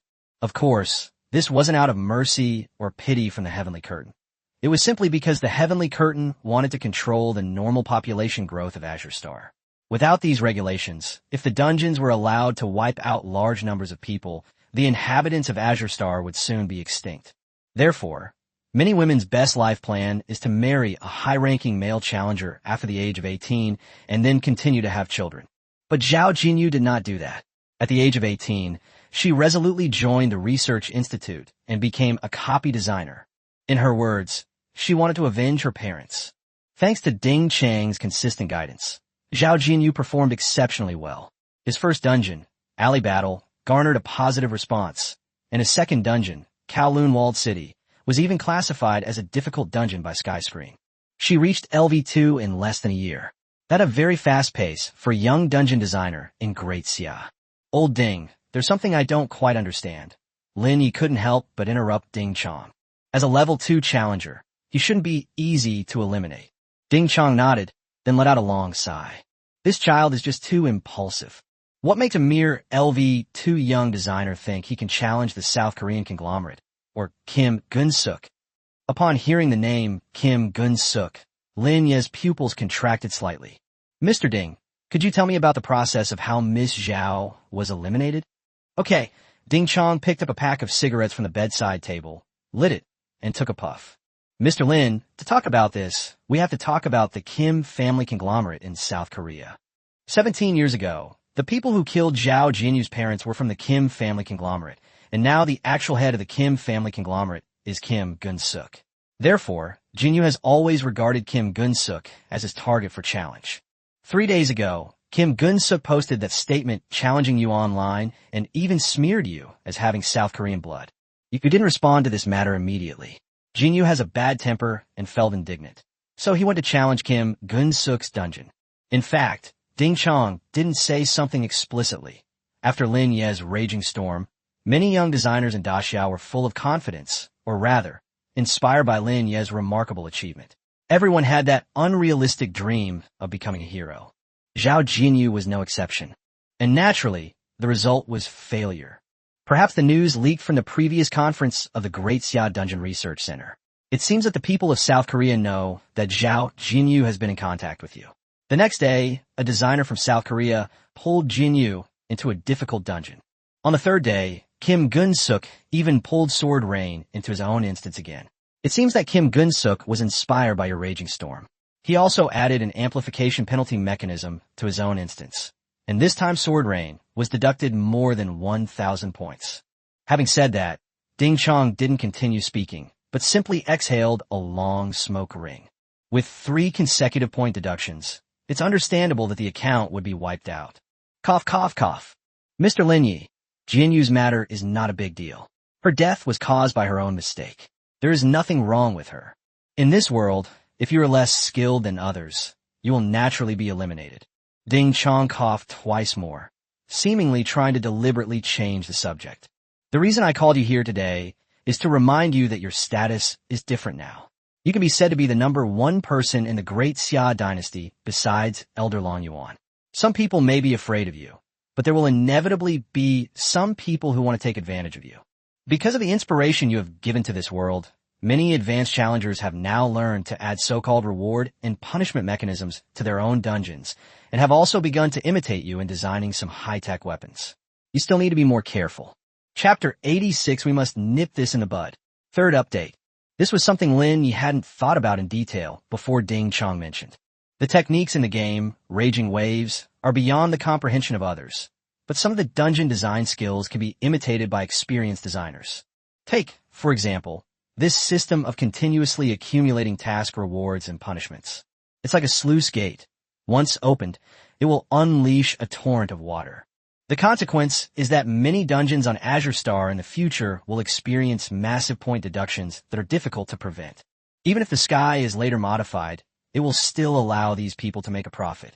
Actually, these are not things that an old man like me should be talking to you about. You are now the pillar of Great Xia, and the entire Great Xia is under your protection. I'm not qualified to talk to you about these things. Lin Ye shook his head repeatedly. Don't say that, Elder Ding. Your advice is very helpful to me. There's one more thing I'll ramble on about.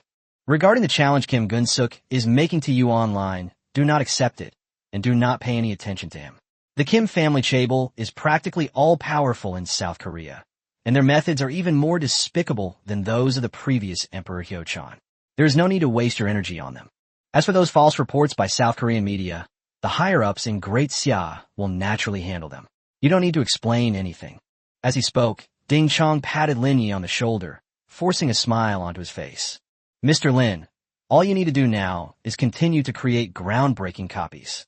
My days are numbered. I have only one wish in this life, to see the people of Great Xia reach the top of the hero ranking. I see hope in you. As he spoke, 2 streams of tears slid down Ding Chang's face. Lin Ye steadied himself, gently lifted Ding Chang's hand, and said calmly, Mr. Ding, if you hadn't entrusted your warship to my command during the Battle of the Imperial Seas, there might not have been any raging seas and Miss Zhao would have been wiped out. So, I'm very grateful to you. Lin Ye was speaking from the heart. At that time, Lin Ye was in his most vulnerable LV0 stage and had no weapons. Even though Lin Ye had a lot of military knowledge, it was useless. If Ding Chong hadn't trusted him that time and taken all the other high-level challengers in the instance to obey his commands, that instance would most likely have ended in failure. At that time, Lin Ye only had a pitiful 70 points. If he lost twice more, he would likely be eliminated. People should be grateful to those who helped them in their time of need. Although Ding Chong himself might not have realized the significance of that assistance, Lin Ye remembered it. You said you've always treated the Zhao Jinyu sisters like your own granddaughters. I just want to ask you one question. Do you want to avenge your granddaughters? This time, it was Ding Chang's turn to be stunned. He hadn't expected Lin Ye to suddenly say something like that. If I were 30 years younger, and if my copy hadn't been blocked, how dare that kid surnamed Jean be so arrogant? In an instant, a murderous aura appeared on Ding Chang's face. That feeling was exactly the same as his in the Royal Sea instance. Okay, I understand. Lin Ye nodded slightly, his tone remaining calm and composed. You should rest well. I'll come to see you again later. After saying that, Lin Ye stood up and wiped away the cigarette ash that had fallen onto the blanket in front of Ding Chong. Ding Chong wanted to say something more, but Lin Ye had already turned and left the room. Without wasting a moment, Lin Ye drove straight to his cliffside villa. As winter approaches, that's Kim Gun-suk and the Kim family conglomerate behind him. In fact, as a transmigrator, Lin Ye's feelings towards this world were still quite detached. He wouldn't be the kind of hothead who impulsively decides to avenge someone. The reason for choosing Kim Gun-suk as the challenger was mainly due to considerations for his own future. First of all, the repeated tantrums from the South Korean settlement really annoyed Lin Ye. In addition, Ding Chong just mentioned a detail that Lin Ye kept in mind. That is, after Zhao Jinyu actively challenged Kim Gun-suk's instance, he was directly pulled into the instance by another member of the Kim family conglomerate the next day. And then on the third day, he was pulled into the instance by Kim Gun-suk and eliminated. This cannot be a coincidence. It is obvious that this was a premeditated scheme by the Kim family conglomerate. However, Zhao Jinyu was just an unknown young designer. Although he had some talent, he was definitely not someone that would attract the attention of people from other settlements. If we look at it this way, Ding Chang's deduction is quite accurate. It must be that the South Koreans learned that the first research institute of Great Xia had tried to win him over, so they thought that Zhao Jinyu might be related to him. Or perhaps Kim Gun-suk felt that Cho Jianwu might possess his own technology. Lin Ye's thoughts surged like a tide. From this perspective, Kim Gun-suk and the Kim family chaebol were plotting against him. It's simply because they have the power of pardon, so they can't do anything about it. Faced with such a hidden danger, Lin Ye would not simply teach it a lesson and let it go like he did with Ito Hidetaka before, but would have to eradicate it completely. Back at the cliffside villa, Lin Ye entered the creation space without saying a word. At this point, all the weapons for the upcoming winter have been manufactured, and the dungeon is now 100% complete. But Lin Ye directly gave the divine creation space a new instruction. I want to finalize a power map for a country called Korean in this area between China and Japan. This country has a small territory and was once a vassal state of the Dragon Kingdom. This country will then be used as the starting location for challengers when the instance is first opened. An hour later, South Korea appeared vividly on Earth Online. South Korea can be said to lack any distinctive features, iconic buildings, or much detail, making its design quite simple. Then Lin Ye decisively withdrew from the Genesis space. They submitted an application directly to the Sky screen. Sky Curtain, please review my new copy, titled Earth Online. The 5 constants, winter is coming. The initial number of challengers is set at 10,000. We have received the dungeon designer Lin Ye's application for review of the Winter is Coming dungeon. The dungeon review process has begun. Next, Tianmu will conduct a comprehensive evaluation of the dungeon's rationality, innovation, and forward-thinking approach. Due to the large size of this document, the review process will take some time. Designers, please be patient. Chapter 87. A battle that determines both superiority and inferiority in life and death. Just as the Sky began to review the impending arrival of winter, the barrage of comments about the dungeon status started scrolling on the dome above. The 1,000-player dungeon Swamp Storm, designed by dungeon designer Parkinson, has entered the review stage. The 2,000-player raid Fog Forest Blitzkrieg, designed by raid designer John Puss, has entered the review stage. The 10,000-player dungeon Earth Online, the Wrath of the 5 Constants, Winter is Coming, designed by dungeon designer Lin Ye, has entered the review stage.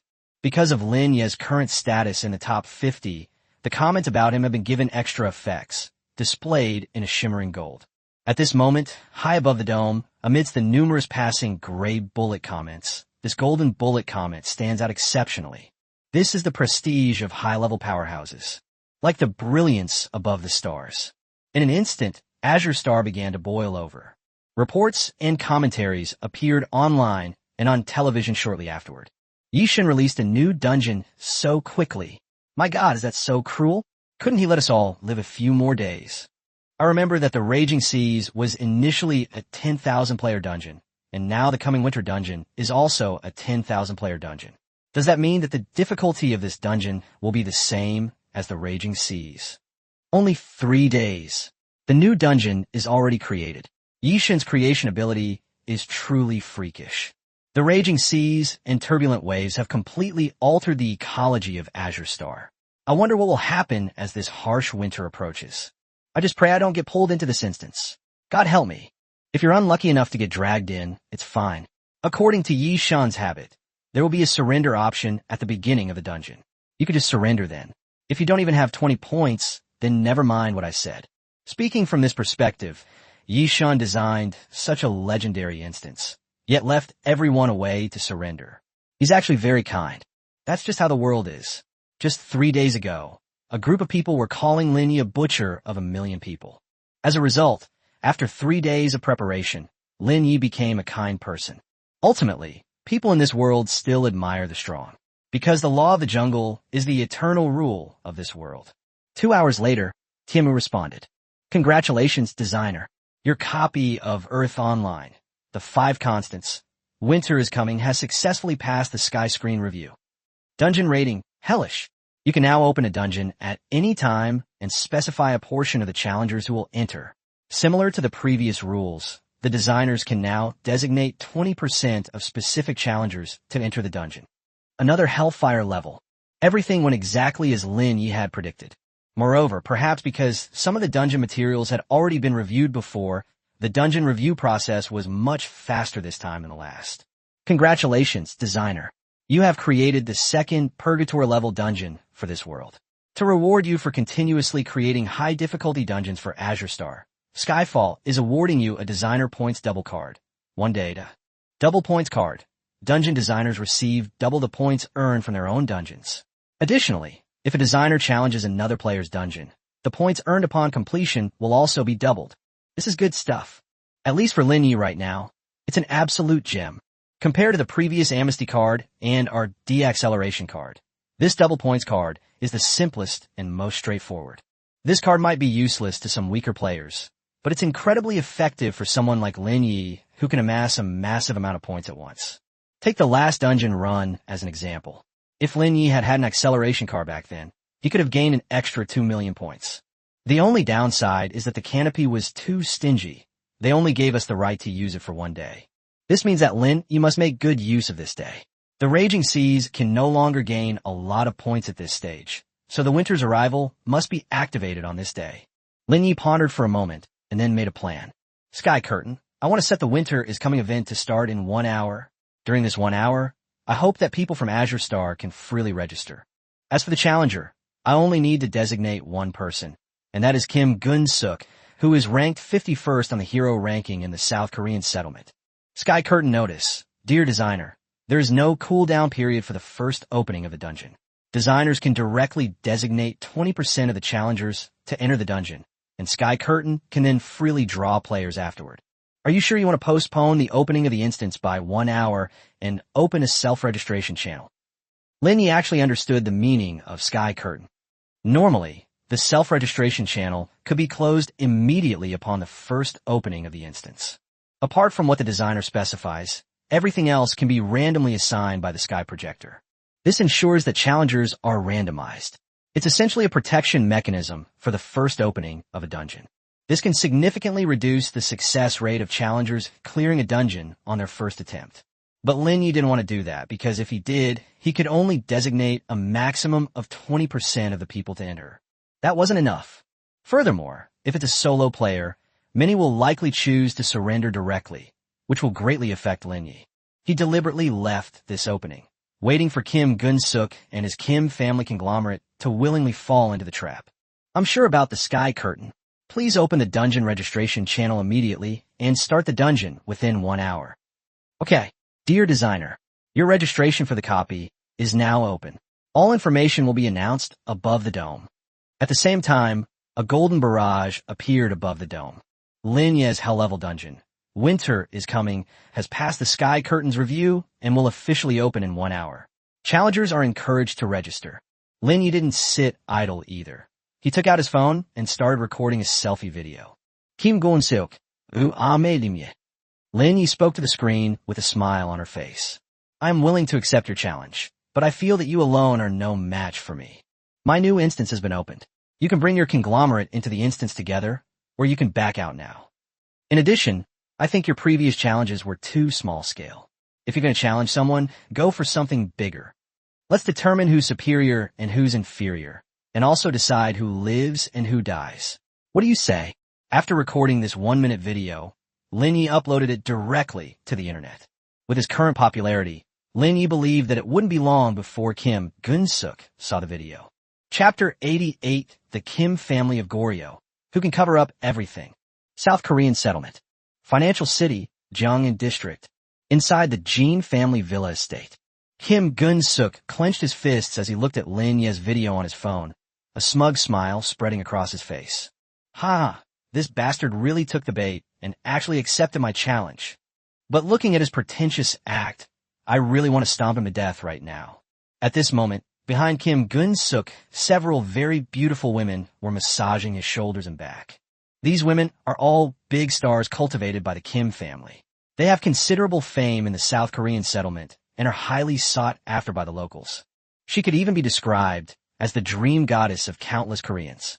Little did he know that in Kim Gun-suk's eyes, these women were nothing more than playthings, and the kind of playthings he had grown tired of.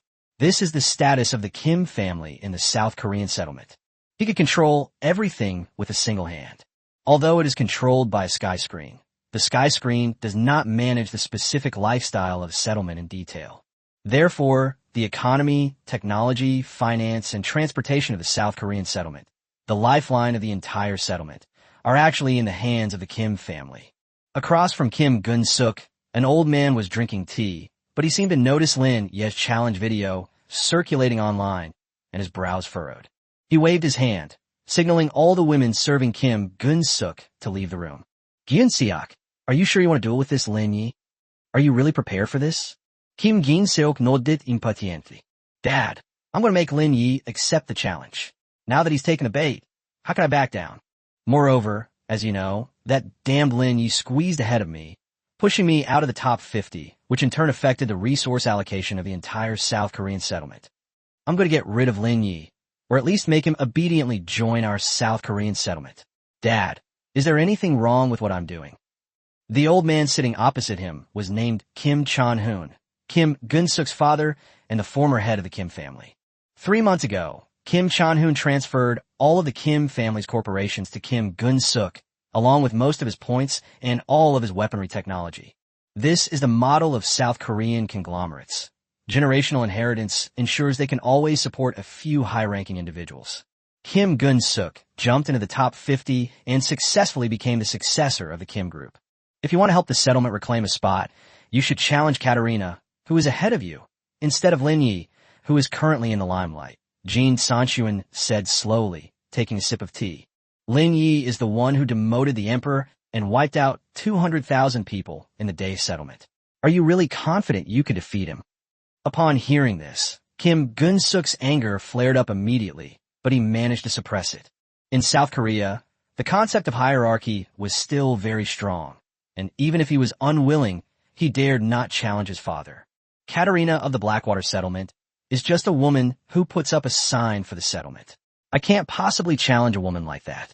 Father, my challenge to Lin Ye was also purposeful, because Lin Ye possesses a lot of advanced technologies. If our Jean family can acquire those technologies, we have a good chance of gradually encroaching on the Great Xia settlement in the future. Kim Chan-hoon was silent for a moment, then looked at Kim Gun-suk meaningfully. Then tell me, how are you going to beat Lin Ye? Kim Gun-suk smiled and then waved his hand dismissively. Dad, there's a very important point I made in my challenge with Lin Ye. We're not allowed to use weapons from our previous dungeons to create new dungeons. That way, Lin Ye can prove that all his techniques are his own creations, not copy from our Korean tribe. In other words, Lin Ye cannot use the weapons from the previous Raging Seas in this instance. I don't think this dungeon will be as challenging as Raging Seas. This was Kim Gun-suk's scheme. He spread negative news about Lin Ye beforehand to make Lin Ye take this chance. A person's energy is limited. If Lin Ye's skills from the Raging Sea are no longer usable, then in Kim Gun-suk's view, he has been stripped bare. Kim Chan-hoon, chocolate dede. Gyun-seok, you're being too idealistic. This is just your one-sided request. Lin Ye is free to disobey. If he uses the Raging Sea weapon in the new dungeon, there's nothing you can do about it. That would confirm that Lin Ye plagiarized South Korea. Dad, don't forget that Lin Ye is now in the top 50. You'll be mindful of his status. And if that's the case, then I might as well lose. It was all a scheme against him anyway. Even if I don't succeed, the group won't lose anything. As he spoke, Kim Gun-suk slowly walked up to his father and whispered, Besides, Dad, if those good-for-nothings can't notice, can't you?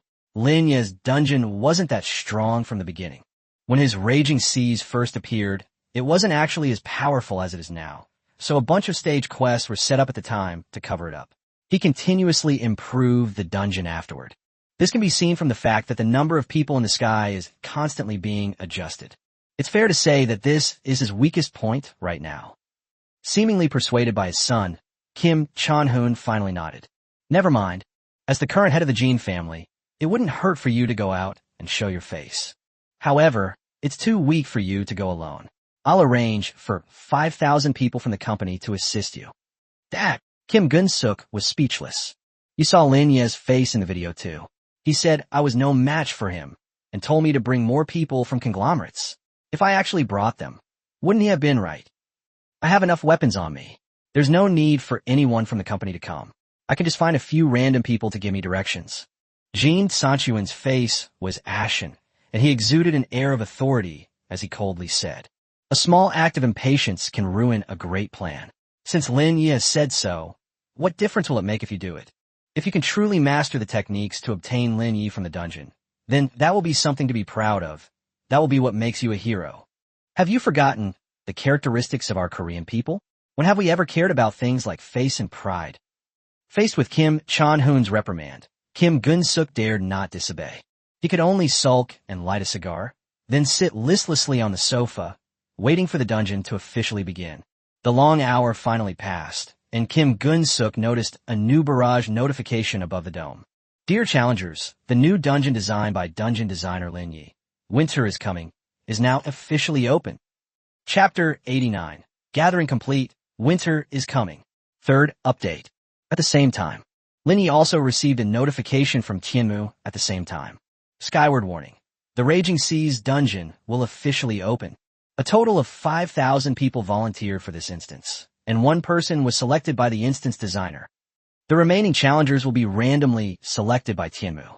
Lin Ye glanced at the list of challengers in the dungeon's back end. All 5,000 people who had voluntarily signed up were either surnamed Kim or Park, meaning prostitute. Many of his names, like Kim Gun-suk's, carry a strong sense of morbid humor. He really did bring in a bunch of Korean chaebol. You've come at the perfect time. Next comes the random selection of the sky. On the challenger list in the background, all sorts of names were extracted by the sky screen, and the whole process was completed in just 1 second. The number of participants for the dungeon has been reached. The dungeon will open shortly. The livestream for Winter is Coming is now live. Dear designers, you are welcome to watch at any time. Meanwhile, in the mansion, Kim Gun-suk also saw a notification barrage appear in front of him. Dear dungeon designer Kim Gun-suk, you have been assigned to enter the hell-level dungeon, Earth Online. The 5 constants. Winter is Coming by its designer. You will be transported to the dungeon world in 2 minutes. Please prepare the skills and weapons you will bring into the dungeon. Now entering the countdown phase. 119, 118, 117, 116. Is that even a question? Of course, they'll bring all my weapons. Ha ha ha. Kim Gun-suk, chaklit inyardli. In the challenge video with Lin Ye, he had said that the person who designed the instance could not use the weapons from the previous instance, but he had not explicitly stated that the challenger could not bring their own weapons. This was a little trick played by Kim Gun-suk. If Lin Ye chose to challenge his own dungeon, he would definitely say that the challenger could not bring his previous skills into the dungeon. Otherwise, the challenge would be invalid.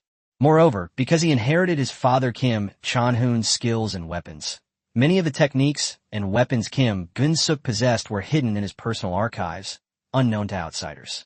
Kim Gun-suk did bring it, and he guessed that Lin Ye wouldn't be able to tell. This time, he's determined to catch Lin Ye off guard.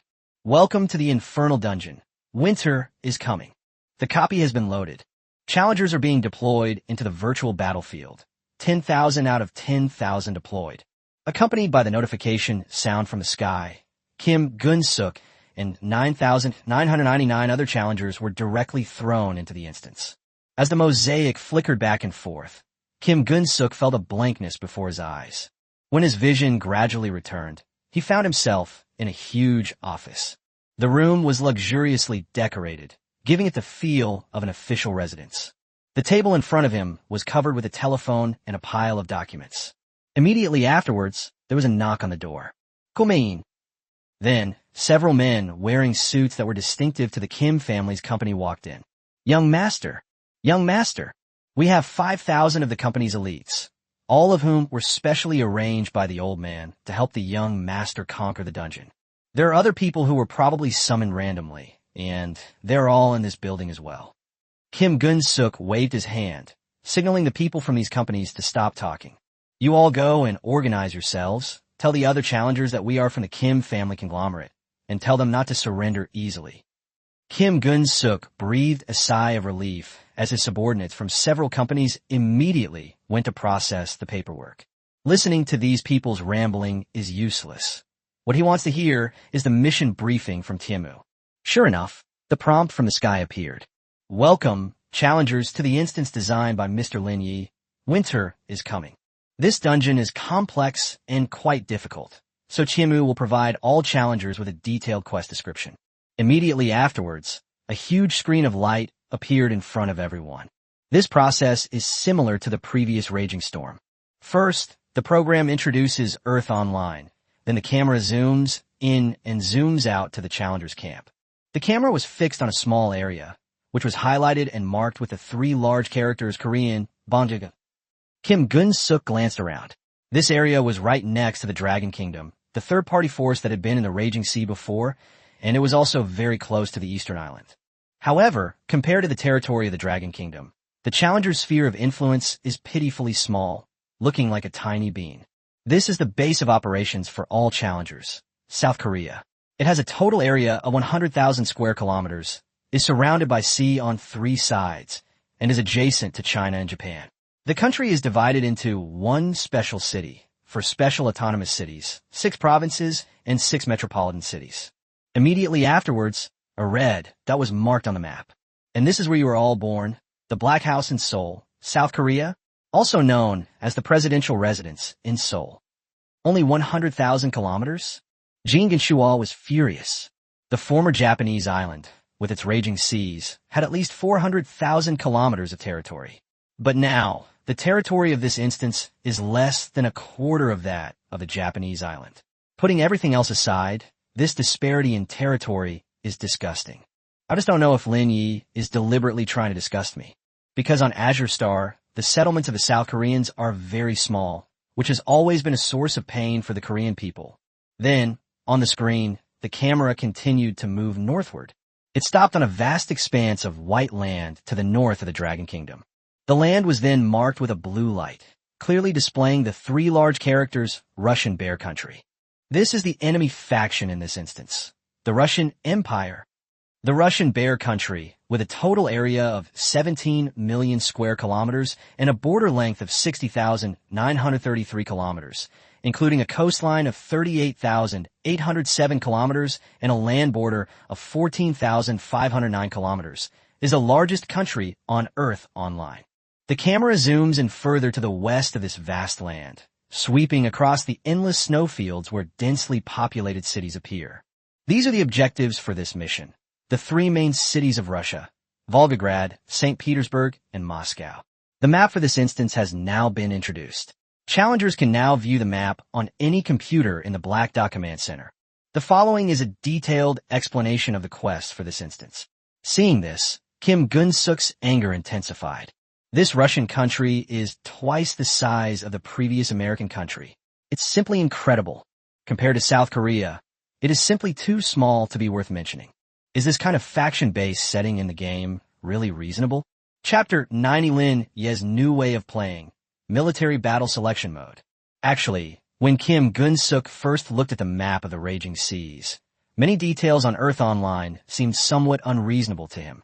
One of them is the difference in the territorial boundaries of these countries. On the real planet Azure, different settlements are roughly the same size, with the largest and smallest not differing by more than 5 times. The current enemy faction in the dungeon, the Russian Empire, has a land area that is 170 times larger than that of South Korea. In Kim Gun-suk's view, this distribution of power was extremely unreasonable, and Lin Ye was bluffing him to some extent. However, it's nothing serious. The map is just an embellishment. The more important part is the subsequent task design. The Russian Empire possesses a formidable military reserve, with excellent weaponry across land, sea, and air forces. Due to the design choices of the dungeon designer, Lin Ye, This dungeon will not initially reveal the Russian Empire's military strength to challengers. They will need to discover it through actual combat. Additionally, this instance features a specially designed weather system. The territory of the Bear Kingdom is extremely cold, so challengers are advised to prepare in advance. The following is a detailed introduction to the task. Mission 1. Capture any one of the 3 main cities of the Russian Empire: Volgograd, St. Petersburg, or Moscow. 500 points awarded for successful task completion. 800 points deducted for failed task completion. Task 2. Within half an hour of the instance opening, declare your submission to the Russian Empire and hand over all your personal skills to them. 20 points will be deducted. After reading the detailed description of the mission, Kim Gun-suk frowned slightly. The rewards and penalties for completing tasks have been significantly increased. Kim Gun-suk remembered that when the Raging Seas first opened, the points, rewards, and penalties were mostly below 100, but now the penalty points have been raised to 800. This is understandable, though, because ever since the last Raging Seas event ended, all the dungeons on Azure Star have been increasing their rewards and penalties, and his own dungeon has also increased its rewards and penalties to 1,000 points. Given this overall situation, the 800-point penalty imposed on Lin Ye, the originator of the large point system, is actually not that high. What truly relieved Kim Gun-suk was Lin Ye's mission setup. This instance does not require challengers to annihilate the Russian Empire, but only to occupy one of its main cities. There is a significant difference between the destruction of a country and the fall of Kampa. In this way, the difficulty of the dungeon will be greatly reduced. With 10,000 challengers, and 5,000 of them being elites from the Jin family, the chances of conquering a city sound quite high. As expected, Lin Ye's design skills aren't actually that strong. His initial release of the dungeon was entirely experimental, so the quest objectives were set to be relatively simple. Overall, it was no different from a normal dungeon. Sky Curtain hint: dungeon designer Lin Ye has added an innovative combat mode selection mechanism to the dungeon. If the challenger chooses to perform Mission 1, they can subsequently choose from 4 modes: land combat, air combat, naval combat, and total war. Land, air, and naval combat modes are single-class modes. After selecting a fixed combat mode, all weapons and technologies unrelated to that mode in the instance will be frozen. Total war mode is a multi-unit combat mode where you can freely use all weapons and technologies. Once the mode is selected, it cannot be changed for this instance. Please choose carefully. Selecting the combat mode. What is Lin Ye up to? This was a new concept that Kim Gun-suk had never encountered before, and he fell into deep thought. Having witnessed the raging storm before, Kim Gun-suk could boast, but to be honest, he was still somewhat wary of the tricks Lin Ye had devised in his mission design. She was afraid that she might accidentally fall into Lin Ye's trap. Meanwhile, the livestream room for the instance also became lively, with heated discussions taking place. As expected of Ishan, he's always innovating. This new dungeon even incorporates new gameplay. The unit selection mode sounds interesting, but it actually indirectly lowers the difficulty for challengers, as they can choose a unit based on their own strengths. So touching. Stop speculating. The reason Ishan dared to set up the mode this way is because he has confidence in any type of weapon and technique in his dungeon. Isn't this new mode a blatant slap in the face to the Kim family of South Korea? The South Koreans accused Yi Shun of copying their technology, but Yi Shun countered with a new mode. If the South Koreans were truly capable, why haven't they developed any new modes over the years? Don't say that. Kim Gun-suk and Yi Yun-fat are about the same level. It's still uncertain who will emerge victorious. As they talked, the live streamers started mocking the South Korean settlements. Unlike their previous treatment of the Dae settlement, the Dae people, while also disliked, are undeniably quite powerful. Many settlements on Azure Star are wary of them. People generally look down on the Koreans. Firstly, in terms of hard power, although the several conglomerates in the South Korean settlement do have some strength, they still lag behind those in the first-tier settlements. Although the momentum has been strong in recent years, it has always been just one step short.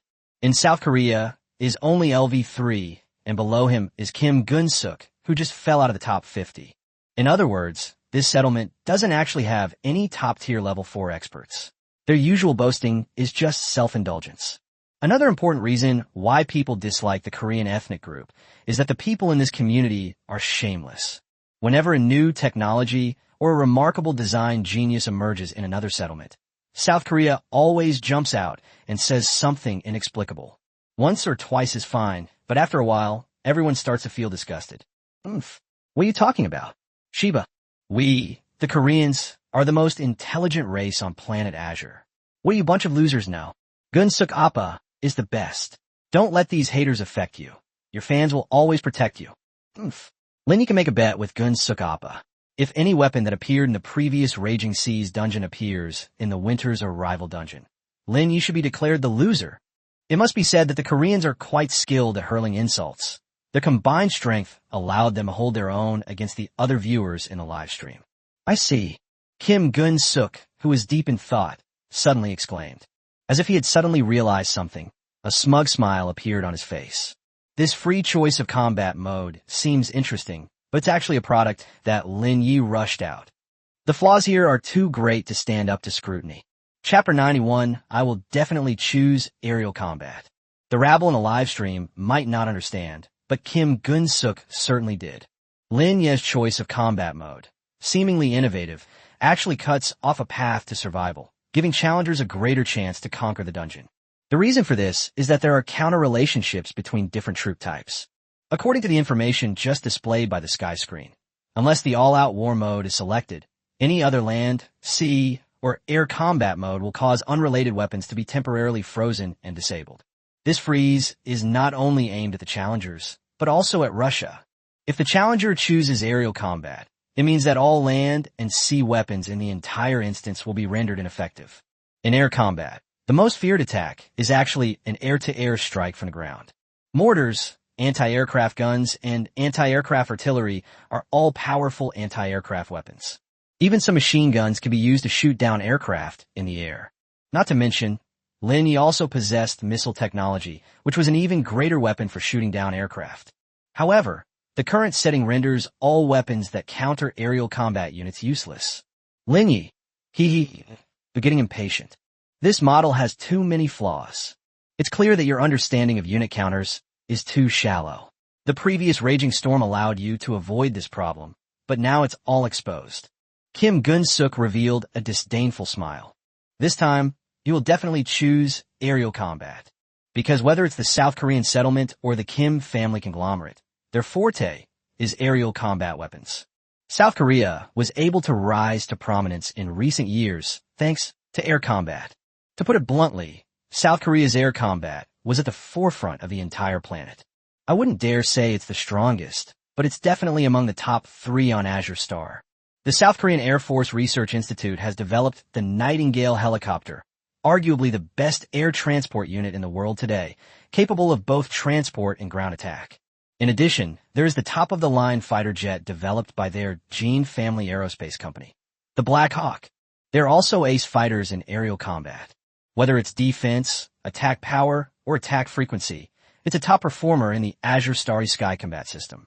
These two aircraft types are simply superior to the helicopters, reconnaissance aircraft, monoplanes, and biplane fighters that are currently common on Azure Star.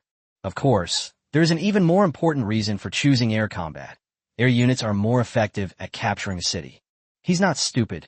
Can't he see how big Russia is? All 3 missions' main cities are located in the western part of the Russian Empire. If you choose land combat, you'll have to travel a long distance across the entire Russian Empire, which is just asking for trouble. As for naval warfare, firstly, it is not the strong point of the Goryeo people. Secondly, Kim Gun-suk has also witnessed Lin Ye's devastating fleet and knows that Lin Ye's naval units are very advanced. No matter how you look at it, air combat is the best option at this stage. Someone come here, Kim Gun-suk called out. An employee of a conglomerate immediately walked in respectfully. Young master, do you have a battle plan? Lin Ye is nothing special. This time, we can bring him down from his pedestal. Kim Gun-suk said with a confident and composed air. Young master is indeed resourceful and wise. We will all cooperate with you. The subordinate bowed respectfully to Kim Gun-suk again, his face showing great admiration. Kim Gun-suk dislikes his subordinates and his company from the bottom of his heart. These people were trained to be weapons from the beginning, so they look as rigid as machines. It makes people feel bored and dull. However, Kim Gun-suk still can't do without these people, because they're all elites of South Korea, all at level 2 or above, and all carrying weapons. The upcoming air battles will also require the participation of these people. By the way, did you do what I asked you to do? Kim Gun-suk lit a cigar and asked softly, have you appeased the other challengers in the instance? Young master, we have actively explained to the other challengers that we are from the Jin family, but quite a few people still chose to surrender and leave the instance. Kim Gun-suk frowned and glanced at the back-end interface of the dungeon. 6,000/10,000.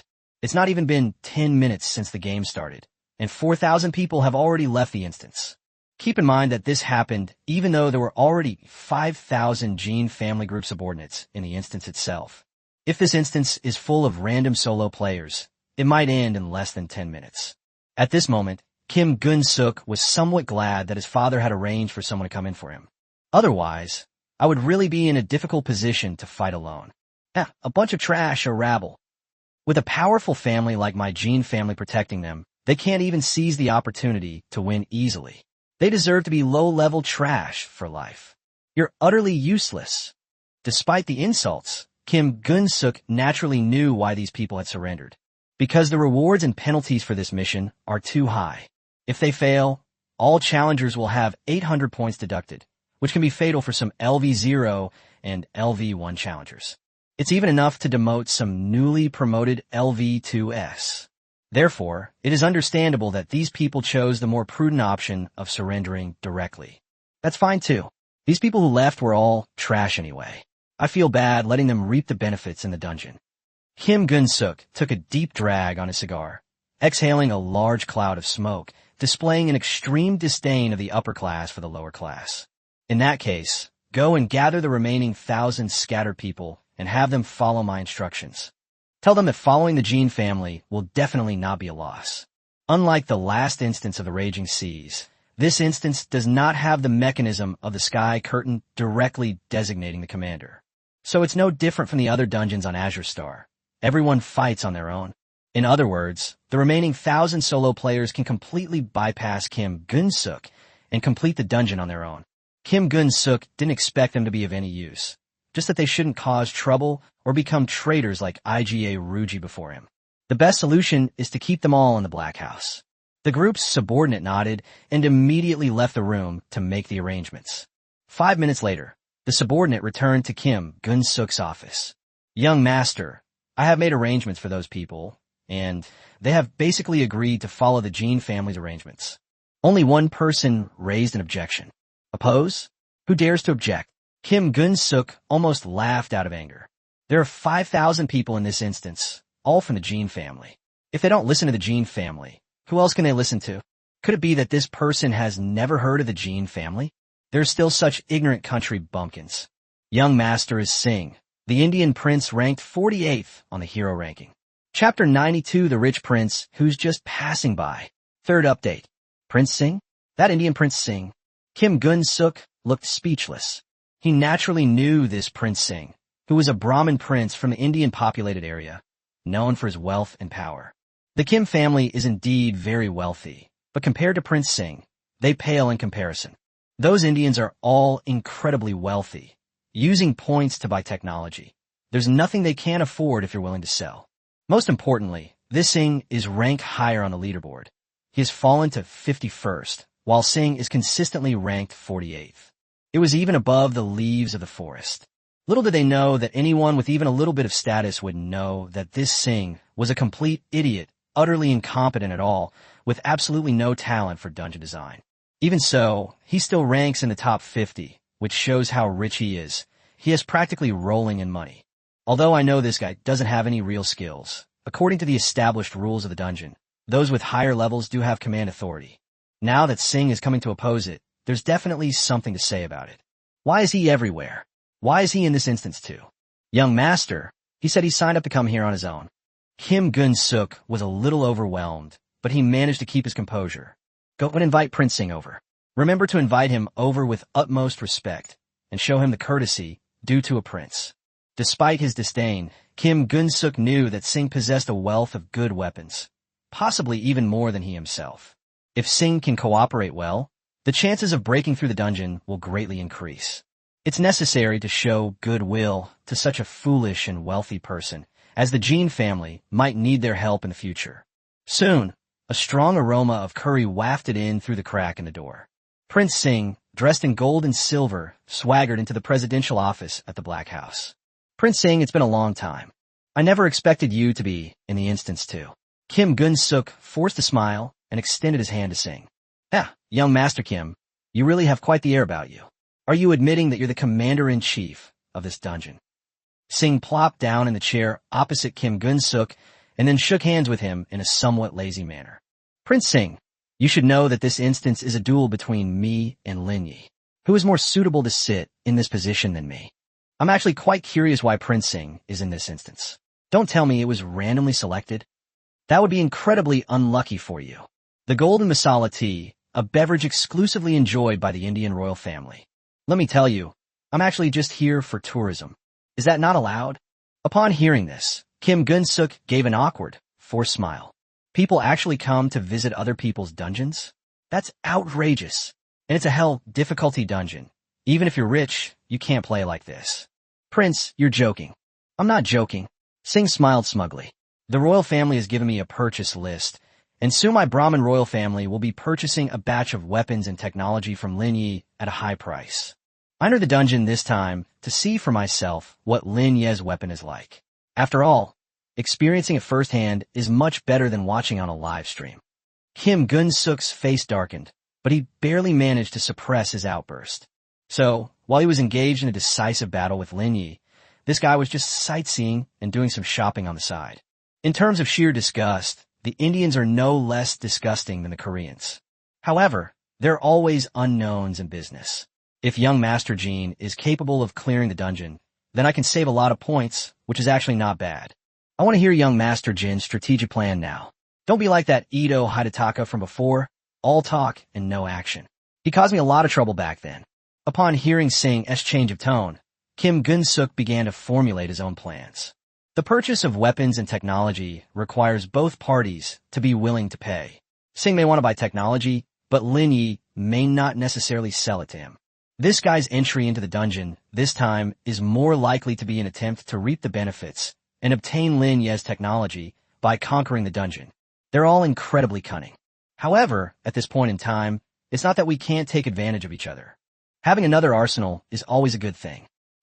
Prince Sing, comparing me to Ito Hidetaka, is the biggest joke in the world.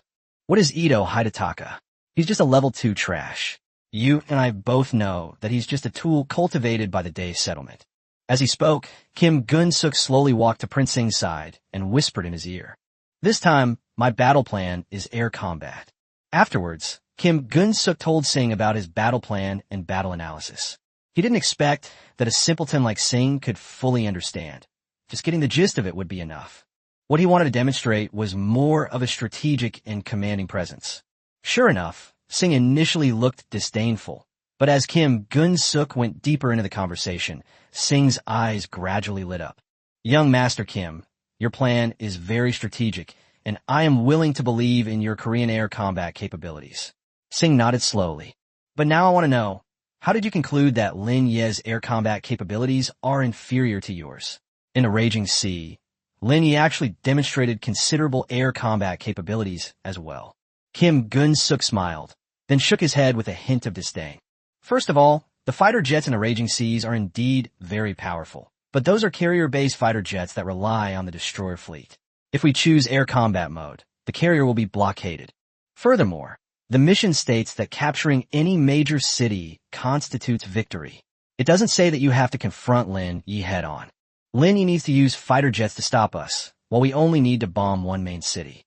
Prince, you should know very well that there are no fighter jets in this world that are specifically designed for airstrikes. All fighter jets are basically designed for ground strikes. If you look at it that way, do you still think we can't win? Kim Gun-suk's words did indeed convince Sing. After drinking another cup of tea, Sing clapped his hands lightly. Good. Young Master Jin's strategy is indeed far superior to that of Ito Hideyoshi. Well-reasoned and convincing. This prince didn't bring too much stuff into the dungeon this time, but there are still over 100 top-tier aircraft that young Master Jin can deploy. I hope we can have a pleasant collaboration. Have a great weekend, guys. I wish you all good food and drinks. Love you all, moi. Chapter 93 Black Hawk Down. Full speed ahead. 100 top-of-the-line fighter jets. This is a very strong military force. Kim Gun-suk immediately showed a happy expression. He knew that the fighter jets that Singh could bring in must all be top-of-the-line models currently available on Azure Star, purchased by the Indian royal family at great expense from various settlements. They should all be of the same level as the Black Hawk helicopter. Excellent. Prince Singh, you have good judgment. Cooperating with me is much better than cooperating with Lin Ye. If you succeed in this dungeon challenge, you will naturally obtain Lin Ye's top-notch technology without needing any points at all. This is truly a highly profitable investment. Kim Gun-suk mentally calculated that he had 500 aircraft, including all kinds of aircraft. And then there are the 5,000 employees of the Jin family company. Because South Korea values air combat research, many employees of the Kim family group have set up aircraft in their own instances. Some employees may not have any, while some elite employees may carry 2 or 3 aircraft.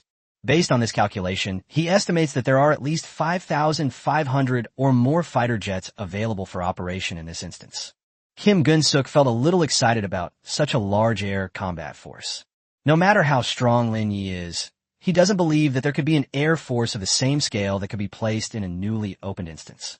If an air force of this scale cannot breach a major city, then Kim Gun-suk should no longer be a part of the South Korean conglomerate circle. He was determined to win this battle. Good. Singh nodded in satisfaction.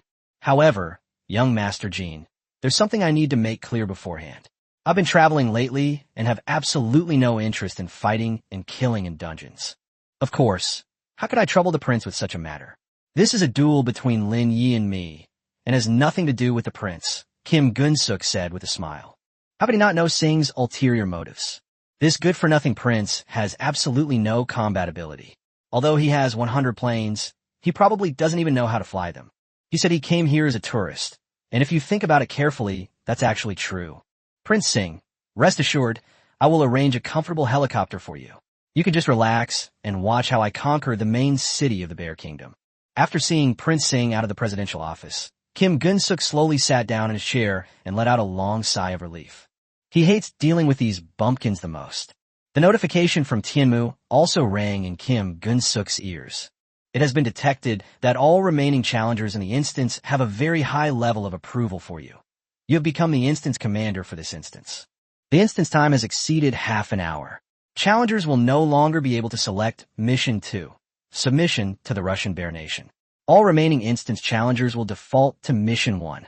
Next, the dungeon commander will select the combat strategy for this dungeon on behalf of all challengers.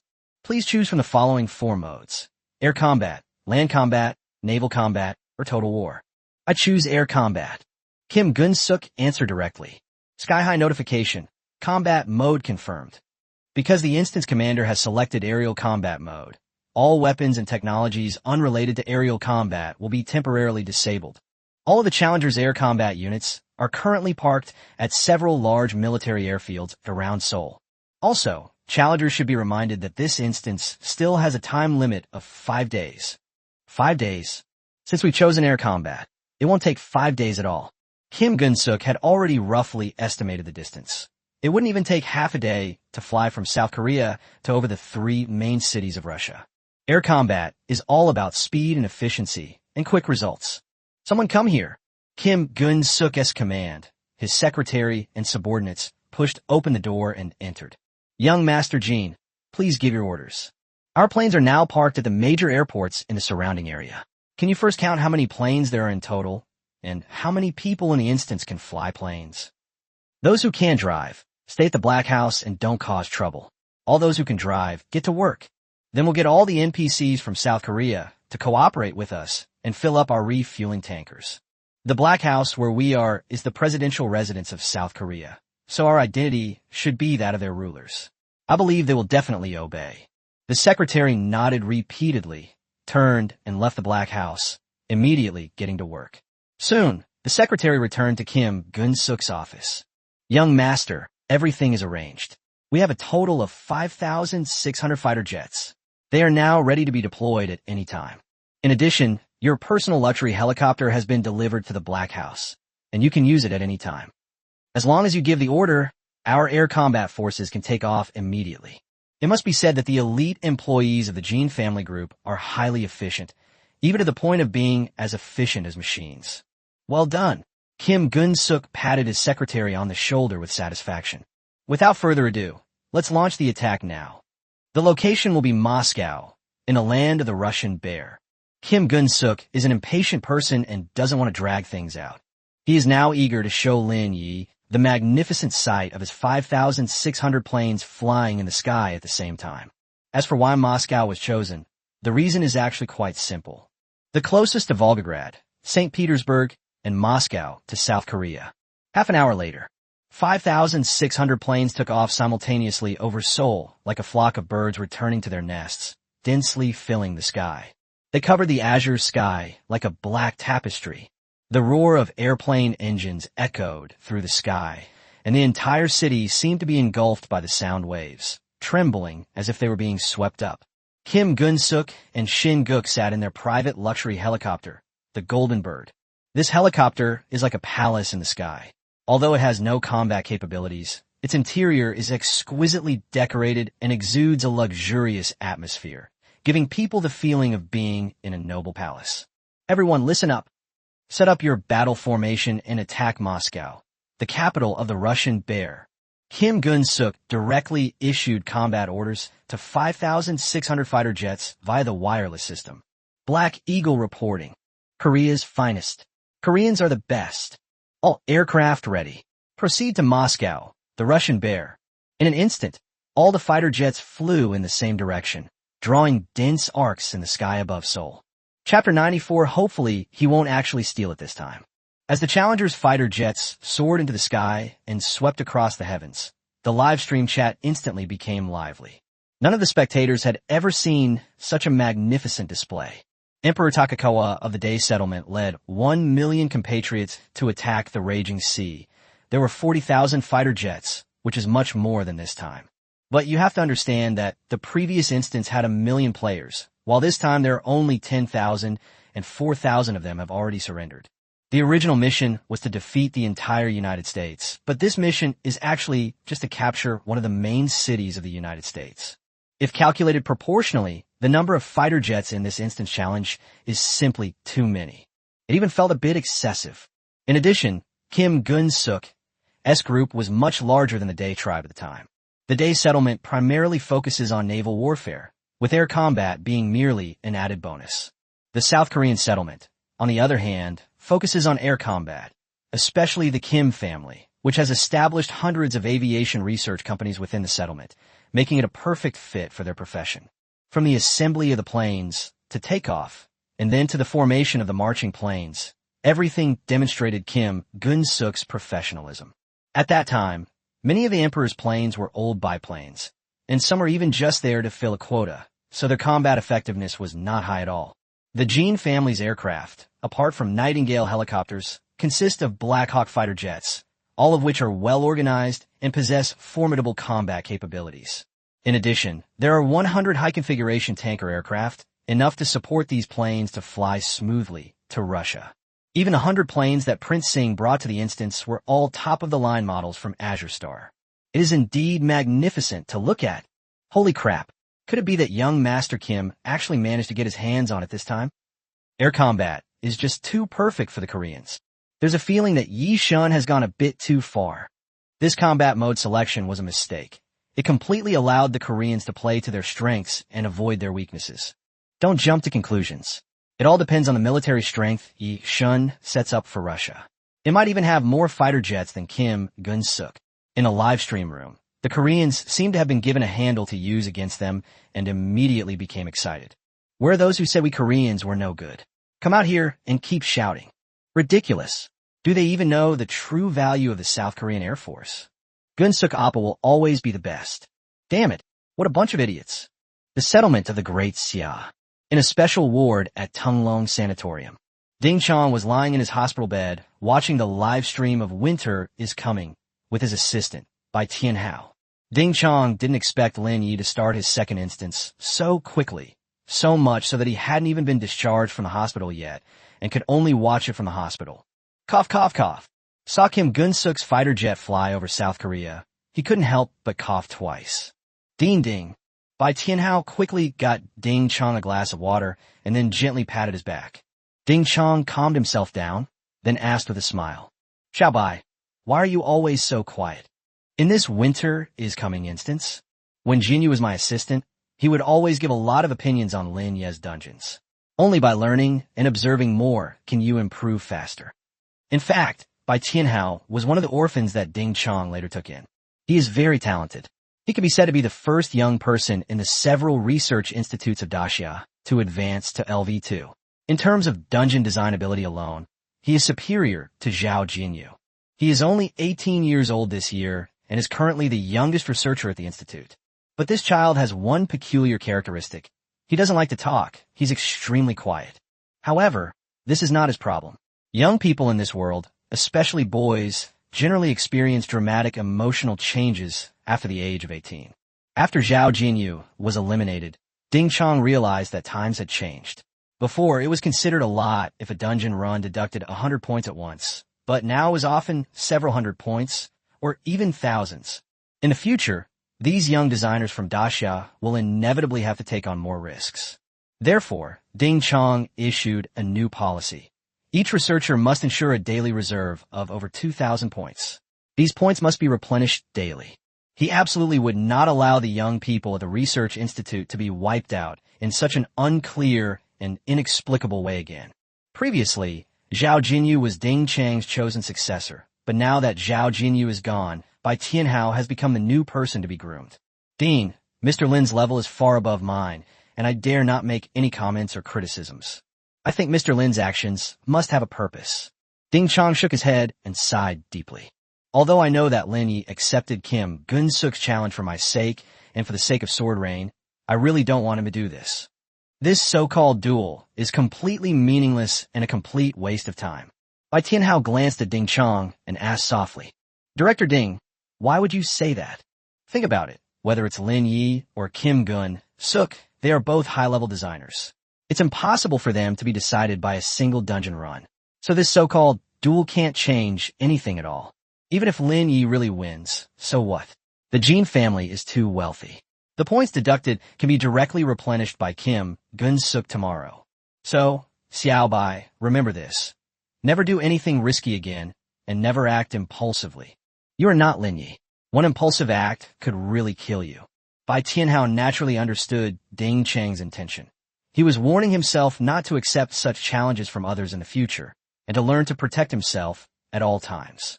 Sometimes it's even better to just bear with it. In this so-called air combat mode, I think Lin Ye did make it a bit too hasty. Xiao Bai, you need to understand that even the most skilled people make mistakes, and Lin Ye is no exception. Lin Ye set up this mode, and Kim Gun-suk directly chose air combat, which means that the Annihilation Fleet and supersonic missiles that Lin Ye used in the Raging Sea are no longer usable. As for the stealth bombers and nuclear weapons, they're not very useful in the current stage of the game. Neither bombers nor nuclear weapons are very effective against Kim Gun-suk's fighter squadron. No matter how powerful an atomic bomb is, can it destroy an airplane? So the outcome of this battle is really hard to say. Chapter 95 Black Hawk Down? A chick. Third update. Actually, Ding Chong had just thought about it and realized that he hadn't seen many independent aerial weapons in Lin Ye's previous dungeons. Previously, the aircraft on the carriers of the fleet that destroyed the nation relied on the carriers for their existence. They were all carrier-based aircraft. Now that the carriers are blockaded, the carrier-based aircraft are naturally gone as well. After that, a stealth bomber appeared over the Japanese islands once. The exact extent of Lin Ye's air combat capabilities is still unknown. Xiao Bai, go and contact Lin Ye now, and it would be best if you could meet him in person. Tell him that he doesn't need to care about this bet between him and Kim Gun-suk, and that even if he loses, he shouldn't actually hand over the technology to the Koreans. This is clearly a trap set by the Koreans, Ding Chong suddenly said. Anyone with eyes can see what they're up to. Bai Tianhao didn't seem to agree with Ding Chang's concerns, and instead said confidently, Director Ding, I have a different opinion from you. I think that since Mr. Lin dared to create this new model, he must have made ample preparations. Mr. Lin made it into the top 50 in a very short time, relying on his own strength. He climbed up step by step from LV0. I don't think Kim Gun-suk, who rose to power by inheriting his father's assets, can defeat Mr. Lim. Bai Tianhao spoke with conviction. In fact, he himself did not realize that after the raging storm, he and many other young designers in Daxia had already regarded Lin Ye as their spiritual pillar. Every step Lin Ye takes is like a lighthouse guiding these young people. I will try to contact Mr. Lin by phone, but I don't actually know where he lives. Previously, only Assistant Zhao Jinyu knew Mr. Lin's address. Now that Assistant Zhao is gone, none of us know where Mr. Lin is now. From South Korea to Moscow, Russia. This time, the time acceleration system has not yet been set up for the upcoming winter, so the time inside the instance is completely synchronized with the outside time. Lin Ye temporarily left the live stream, then pried open a can of fish and began to enjoy it. He saw Kim Gun-suk's fighter jets. He knew that this mission was a sure thing. He had previously speculated that the overall technological level of this world was only at the level of Earth's S1. However, this guess may not be entirely accurate, because he had not previously witnessed the strength of this world's top air force. Moreover, since we are not from the same world, many things may be slightly different, and there is always the possibility of exceptions. For example, the world has had information products like mobile phones and the internet for a long time, but the investigation system is terrible. However, now Lin Ye felt more confident. The so-called Black Hawk helicopters in the South Korean settlement are indeed a bit better than ordinary World War I aircraft, but they are far from the level of the S-2. At most, they can only touch the tail of the S-2. This level of performance is nothing compared to the peak of the Soviet Union. Kim Gun-suk, you're both lucky and unlucky. Kim Gun-suk was fortunate to have chosen air combat over land and sea combat. If he chooses naval warfare, his fleet will be blown up by the Boryai-class 955 strategic nuclear submarines lurking underwater as soon as it crosses the waters of the Russian Bear. If he chooses land warfare, needless to say, he will face the harshest winter weather and an impenetrable torrent of steel. Of these combat methods, air combat is undoubtedly the simplest. However, this simplicity is only relative to other combat modes. It remains a nightmare for this world. This is Kim Gun-suk's misfortune. Kim Gun-suk's Air Force has one major fatal flaw. It lacks air-to-air capabilities and can only attack ground targets. In short, in this current world, there are only attack aircraft, reconnaissance aircraft, and transport aircraft. There are no fighter jets at all. If we follow the development pattern of Earth in its previous life, fighter jets should have been invented at the end of S2, and the technological gap between them is self-evident. Attack aircraft are primarily used for low-altitude combat and supporting ground troops. At most, they can bomb specific strategic points, but they're basically helpless against air units. Fighter jets are military aircraft primarily used to protect air superiority and destroy the enemy's ability to use air superiority. They excel at high-altitude combat.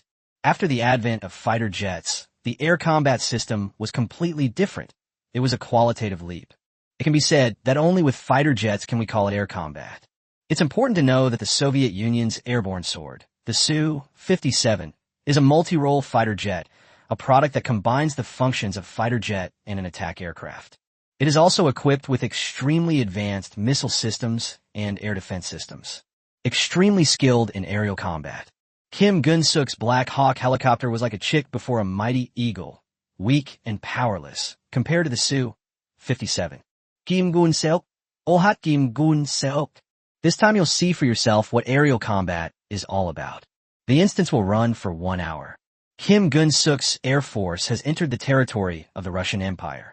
They are currently over a location marked on the map as Lake Baikal.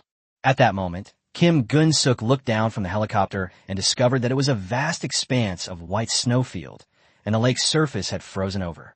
Since entering Russia, there's been almost no trace of people or buildings. From this perspective, Russia is a completely desolate place. Singh, who was standing to the side, was shivering from the cold and wrapped his cotton coat tightly around himself. Damn it! Why is Lin Ye making this dungeon so unpopular? This prince is about to freeze to death. Kim Gun-suk smiled, then shook his head helplessly. Prince Singh, do you know why this bear country has such a large snowfield?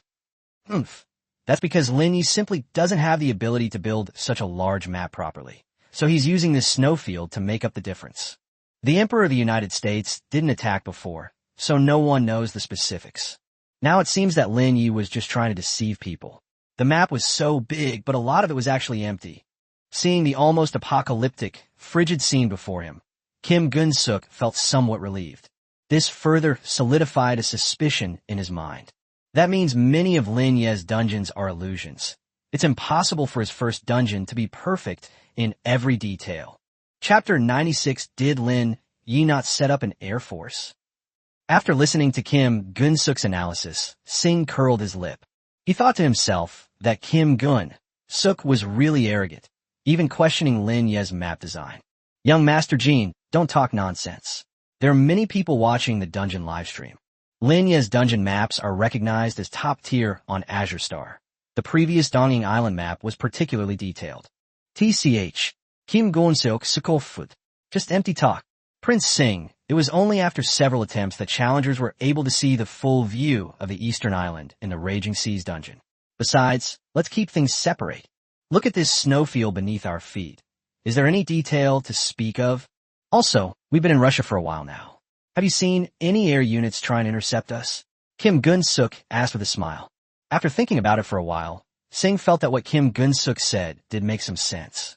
Since Lin Ye has established the Bear Country as a nation, there should be sufficient defenses at its borders. The current map of Russia lacks both defensive capabilities and detailed map information, making it unrealistic and empty. Achoo! Young Master Jean is right. Just looking at this Russian country, it's not really that amazing. It seems like we have a good chance of conquering this dungeon this time. Singh sneezed several times. I'm just hoping that young Master Jean will flatten Moscow in one fell swoop, so we can get away from this godforsaken place as soon as possible. At this moment, Kim Gun-suk was full of confidence and immediately issued new orders via radio. All regiments, listen up. Heavy snow, poor visibility. Form a trapezoidal formation. All fighter jets spread out and advance at full speed towards Moscow, leaving the snowfield as quickly as possible. Over. Back in South Korea, Kim Gun-suk had his secretary divide all the fighter jets into 200 squadrons. Now, by simply issuing orders to the captain, one can indirectly control these 5,600 aircraft. King 1st Battalion received. King 1st Battalion received. Over. Kim 2nd Battalion received. Kim 2nd Battalion received. Over. Kim Gun-suk had already noticed that the bizarre weather in Russia was actually affecting the speed of the fighter jets to some extent. Because of the bad weather, there was no time to delay. We had to act quickly. The frigid weather also poses a significant challenge to the fuel reserves of fighter jets. The solution is to bomb Moscow flat as quickly as possible. The dungeon mission has a 5-day time limit, but Kim Gun-suk can't wait 5 days. He has to complete the dungeon walkthrough within 5 hours. 2 hours later, Kim Gun-suk's fighter jet group had reached a position less than 100 kilometers from Moscow. From the air, even through the vast expanse of snow, the silhouette of Moscow could already be seen. It must be said that, from a distance, this city is quite grand. The city is surrounded by towering onion-shaped church domes and skyscrapers, with a winding river flowing through it and many beautiful parks along its banks. The heavy snowfall has given the city a unique and solemn beauty. Such prosperity in the north has never existed on the planet Azure. Seeing this, many challengers couldn't help but sigh in amazement. Wow, is this Moscow? It looks magnificent. If it weren't for the mission, I would love to live in a city like this. The contrast is too great. Before it was all white snowfields, and suddenly such a big city appears. Kim Gun-suk was not paying attention to trivial things like the cityscape. He only focused on one thing, Lin Ye's defensive strength. So he kept an eye on the detection signals on the plane. We're now very close to Moscow, the main city, but we can't see any Russian warplanes, and the radar signals can't detect any unusual approach. How come there's absolutely no defense? Kim Gun-suk muttered to himself. It can't be that bad. In his view, Lin Ye was at least in the top 50 of the hero list, so he shouldn't be so lacking in basic military knowledge. If it were him, he would definitely set up at least 3 lines of defense from the Russian country to the main city. By sending reconnaissance aircraft to probe the surroundings, enemy movements can be detected as soon as possible. But these copies of Lin Ye are completely absent. Could it be? Kim Gun-suk's eyes gleamed. Could it be that there are no aerial units at all in this winter is coming dungeon? Thinking of this, Kim Gun-suk's face revealed a strong look of ecstasy. That must be it. Lin Ye rushed through this instance too much, so he didn't set up any aerial forces at all. To cover up this loophole, the soldier battle mode was created to allow challengers to make choices. Lin Ye was betting that the challenger wouldn't choose aerial combat. Choosing land and sea battles would compensate for Lin Ye's weakness in air combat, thus preventing challengers and spectators from noticing anything amiss. Ha ha ha, I see. Kim Gun-suk felt fortunate for his luck. If we had chosen land warfare back then, things wouldn't be as easy as they are now. From this perspective, it seems that everything is fate. It is fate that Kim Gun-suk is going to bring Lin Ye down from his pedestal this time. As long as he leads this group to conquer the dungeon, the massive amount of points deducted will be enough to knock Lin Ye out of the top 50, and he will return to his position. Riding on Lin Ye's fame, Kim Gun-suk will become the most eye-catching dungeon designer on Azure Star. After that, he could use the dual rules as leverage to force Lin Ye to hand over the technology or relocate to the South Korean settlement. All air regiments, listen up. Now divide into 3 large formations and launch an attack on Moscow from the east, south, and north. Convert all formations to close formation. Proceed with fire support. Over. Kim Gun-suk immediately issued the order to attack. Order received. Over. Order received. Over. After receiving Kim Gun-suk's final instructions, the originally loosely arranged fighter group was directly divided into 3 large formations and then gradually gathered together. Then they flew from 3 directions directly over Moscow. Call out! Call out! Call out! But just then, a series of piercing whistling sounds echoed behind Kim Gun-suk's fighter jet formation. The burst of light suddenly shone brightly in the vast snow, standing out conspicuously. Boom! In an instant, missiles streaking with fire struck the last few fighter jets behind Kim Gun-suk. Those were his oil tankers, already fully loaded with fuel. When they were hit by the missile, they were instantly turned into huge fireballs. Chapter 97 Ambush from all sides. The Aerospace Army arrives. These oil tankers had just gathered according to Kim Gun-suk's instructions, and their formation was already quite dense. Once hit by a missile, it will naturally form a chain formation. Blazing flames erupted violently from the wound on the hit oil tanker, like an angry fire dragon. The shattered fuselage burned in the fuel that splattered during the explosion, sparks flying everywhere. The broken and twisted metal parts, scorched by the raging fire, became contorted and violent. Carrying the force of the flames, they became new bullets, drawing horrific trajectories in the air. In an instant, the entire oil-pumping unit was completely engulfed in flames, resembling an isolated island submerged in a sea of fire. 100 oil tankers, billowing thick smoke, turned into fireballs and rolled down. Enemy attack! Enemy attack! An attack from the rear! Young Master Jean, we've been attacked by the enemy. Instantly, all the challengers' fighter jets sounded alarms. Kim Gun-suk jumped up from his seat, his nerves on edge. He issued instructions to the aircraft group as quickly as possible. All troops, prepare for alert. Spread out. This sudden attack was so unexpected that Kim Gun-suk hadn't found any trace of the plane along the way. As it turned out, enemy planes were hiding behind their own formation.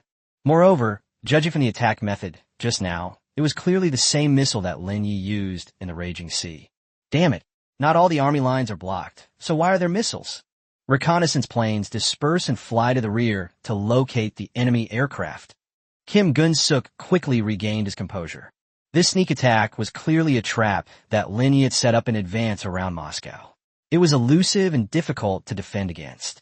But before the true fighting strength of the Russian Bear country is revealed, there is nothing to be afraid of. The ones that were just destroyed were all non-combatant logistics and oil tankers, so it's no big deal. He also has 5,500 top-notch fighter jets. As long as the Russian planes dare to show themselves, he will use dense machine gun fire to sweep away any obstacles. Boom! Boom! Boom! Just as Kim Gun-suk was pondering, suddenly, a deafening roar shattered the tranquility of the sky once again. That was the north side of the fighter group, where a squadron of Black Hawk helicopters was suffering a deadly attack from the north. The chaotic missiles hurtled in like meteors, instantly striking Kim Gun-suk's prized Black Hawk helicopter. These Black Hawk helicopters, which Kim Gun-suk was so proud of, were easily torn to shreds, like silk being sliced by an invisible blade. In an instant, their bodies were completely destroyed, scattering in the air like shattered kites. Various alarms sounded again, and one after another Black Hawk helicopters, engulfed in flames and billowing black smoke, plummeted vertically. Young Master Jean, there are enemy planes to the north. The 50th Brigade of the Jean Army has been annihilated. The entire 125th Battalion has also been shot down. Reports from various squadron leaders rang out one after another. In the blink of an eye, Kim Gun-suk checked the back-end data and found that another 500 fighter jets had been shot down. The number of players in the dungeon has decreased significantly without anyone noticing, and now there are only 5,200 players left. Unbeknownst to many, 800 people have already died. Damn it, Kim Gun-suk brought it. Damn it, are all the enemy troops in these dungeons rats? All they know is how to ambush. All fighter jets move south immediately. Kim Gun-suk could finish speaking. A series of explosions came from the left side of the fighter jet formation. Boom! Boom! Boom! Many more Black Hawk helicopters were mysteriously hit, their fuselages twisted by flames and emitting mournful cries. Then at the same time, directly in front of the fighter jet formation, against the backdrop of the swirling snowstorm, countless missiles pierced through the wind and snow, streaking across the sky like shooting stars in the night sky, their long arcs accompanied by a whooshing sound as they flew over Moscow and headed towards them. Under this powerful impact, the originally orderly formation of fighter jets collapsed instantly. The leading group of fighter jets at the very front was directly routed. One after another, fighter jets plummeted from the sky like kites with broken strings. Debris and burning fragments danced in the air. Without the navigator, the formation naturally falls apart. The once orderly formation of fighter jets was now in complete chaos, with several jets colliding with each other. The so-called Air Force formation has vanished at this moment. Young Master Jean, there's an enemy attack from the south too. Something terrible has happened. Young Master, there's an enemy attack from the west as well.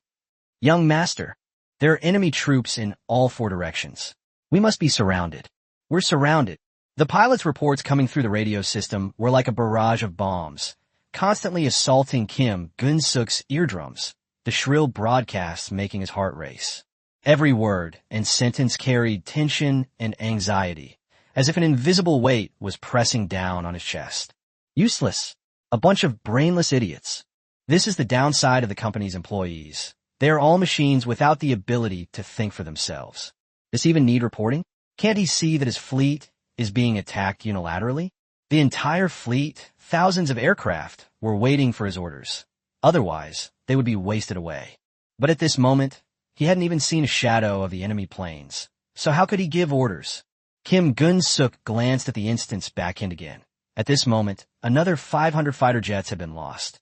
He now only has 4,600 fighter jets left to operate, and the number of players in the instance has been reduced to 4,700. Before the battle even began, they had already lost 1/5 of their troops. Holy crap! Young Master Jean, are you even capable? Weren't they saying victory was assured? How come it looks like they're just getting beaten on one side? Curry, please. Prince Singh was now curled up in the cabin, holding his head, muttering strange dialect. The violent blast of air had just knocked the prince to the ground. Kim Gun-suk had no time to pay him any attention. Those weapons that attacked his aircraft group were clearly missiles. He couldn't be sure once, he couldn't be sure twice, but after being hit 4 times in a row, he was absolutely certain. However, he could not detect any enemy aircraft within his field of vision, which meant that these missiles were most likely launched from ground-based air defense facilities. Sky Curtain, Lin Ye has violated the rules. If it's supposed to be an air combat instance, why are there missiles appearing? This is not fair. Soon, Kim Gun-suk heard Tiamu's reply. Important note, there are no ground attack units in this instance. All combat methods and weaponry comply with the initial preset rules of the instance. Any objections raised by the instance commander are invalid. The Russian Empire possesses a formidable air force, the Aerospace Force. Challengers, please proceed with caution. Chapter 98, this is the Aerial Claw. Third update. What? How is that possible? He simply did not believe that such a powerful missile could be carried by a fighter jet. In Kim Gun-suk's mind, Aerial combat was simply a matter of strafing each other with machine guns, or even that the challengers would stick their heads out of the cabin and strafe each other with various guns. Now, they're telling him that the enemy's fighter jets can actually carry missiles? Just as Kim Gun-suk was about to voice his doubts, he suddenly noticed something swaying on the distant horizon. Reports from the pilots also came over the radio. Young master, enemy aircraft spotted to the north. Report, enemy aircraft spotted to the south. Enemy aircraft spotted to the east. Reporting, young master. Enemy planes have appeared from the west as well.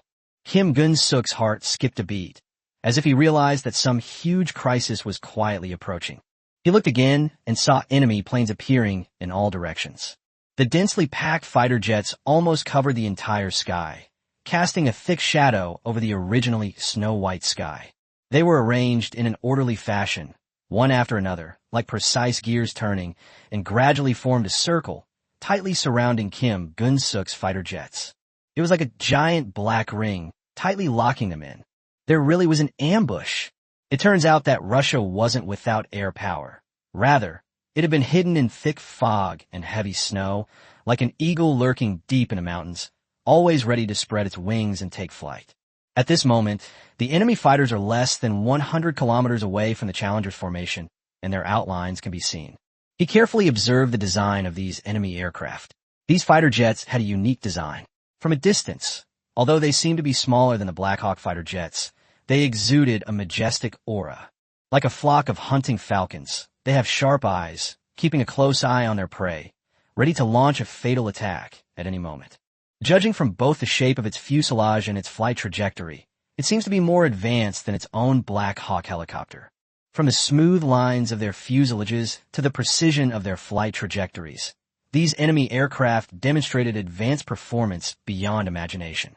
Their fuselages were painted silver white, making them difficult to spot in the harsh environment of wind and snow. The most frightening thing is that the number of enemy aircraft seems to be no less than that of the Challengers. To form such a circle in the air, there must be at least 5,000 aircraft. I didn't expect Lin Ye to actually have mastered fighter jet technology.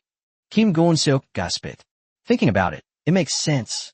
Since Lin Ye has mastered carrier-based aircraft technology, how could he not have fighter jet technology?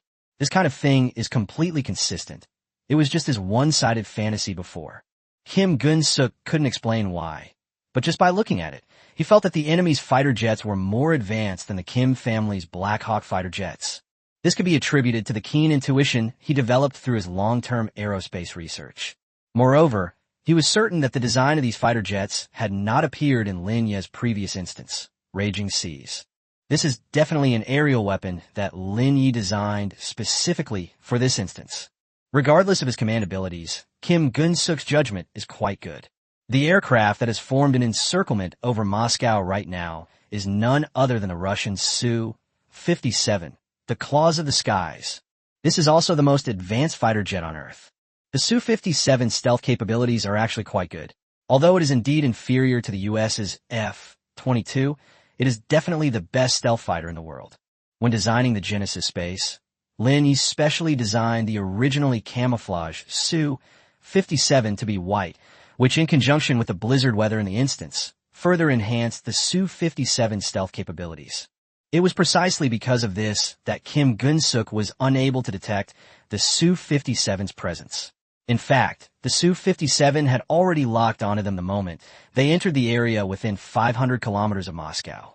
The Su-57 attacked Kim Gun-suk's group of aircraft using ultra-long-range air-to-air missiles mounted on the Su-57 fighter jet. The Su-57 fighter jet can carry 10 tons of various weapons. More than 10 new types of weapons have been developed for it, including various types of missiles and air-guided bombs. There are 3 types of air-to-air missiles loaded on alone.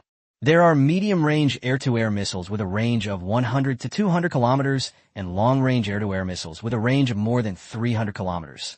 Even ultra-long-range air-to-air missiles with a range of up to 400 kilometers. Therefore, as long as Kim Gun-suk's aircraft group enters the 400-kilometer range of Moscow's main city, the Su-57's automatic countermeasures will be automatically triggered. And this distance is far beyond Kim Gun-suk's reconnaissance range. After a moment's hesitation, Kim Gun-suk made up his mind. All aircraft, listen up. Do not engage enemy aircraft. Disperse your forces. Launch a bombing raid directly over Moscow. Bomb this major city. As a top-notch dungeon designer, Kim Gun-suk remained calm. He knew that engaging enemy aircraft was pointless. Regardless of the enemy aircraft's combat strength, their numbers are no less than those of the challengers. Engaging in aerial dogfights will only cause the challengers to lose combat power. The objective of the mission is to capture the main city. Once Moscow is bombed to the ground, the mission is complete. The purpose of spreading out the fighter jets now is to prevent the enemy from concentrating their firepower. The outer fighter jets may be shot down, but as long as the inner fighter jets remain intact, they can hold out until the bombing of Moscow is over. He still has 4,600 fighter jets. If he can hold out for even 10 minutes, that will be enough to complete the mission. There's absolutely no need to spend time dealing with the enemy air force. Instructions received. Instructions received. Upon receiving the order, the fighter jet group immediately began operations. Like exploding fireworks, they scattered in all directions, no longer maintaining any formation. Their objective was clear: to create chaos, tear apart the enemy's defenses, and buy precious time for the bombing of Moscow. However, the Russian fighter jets seemed to have anticipated Kim Gun-suk's movements.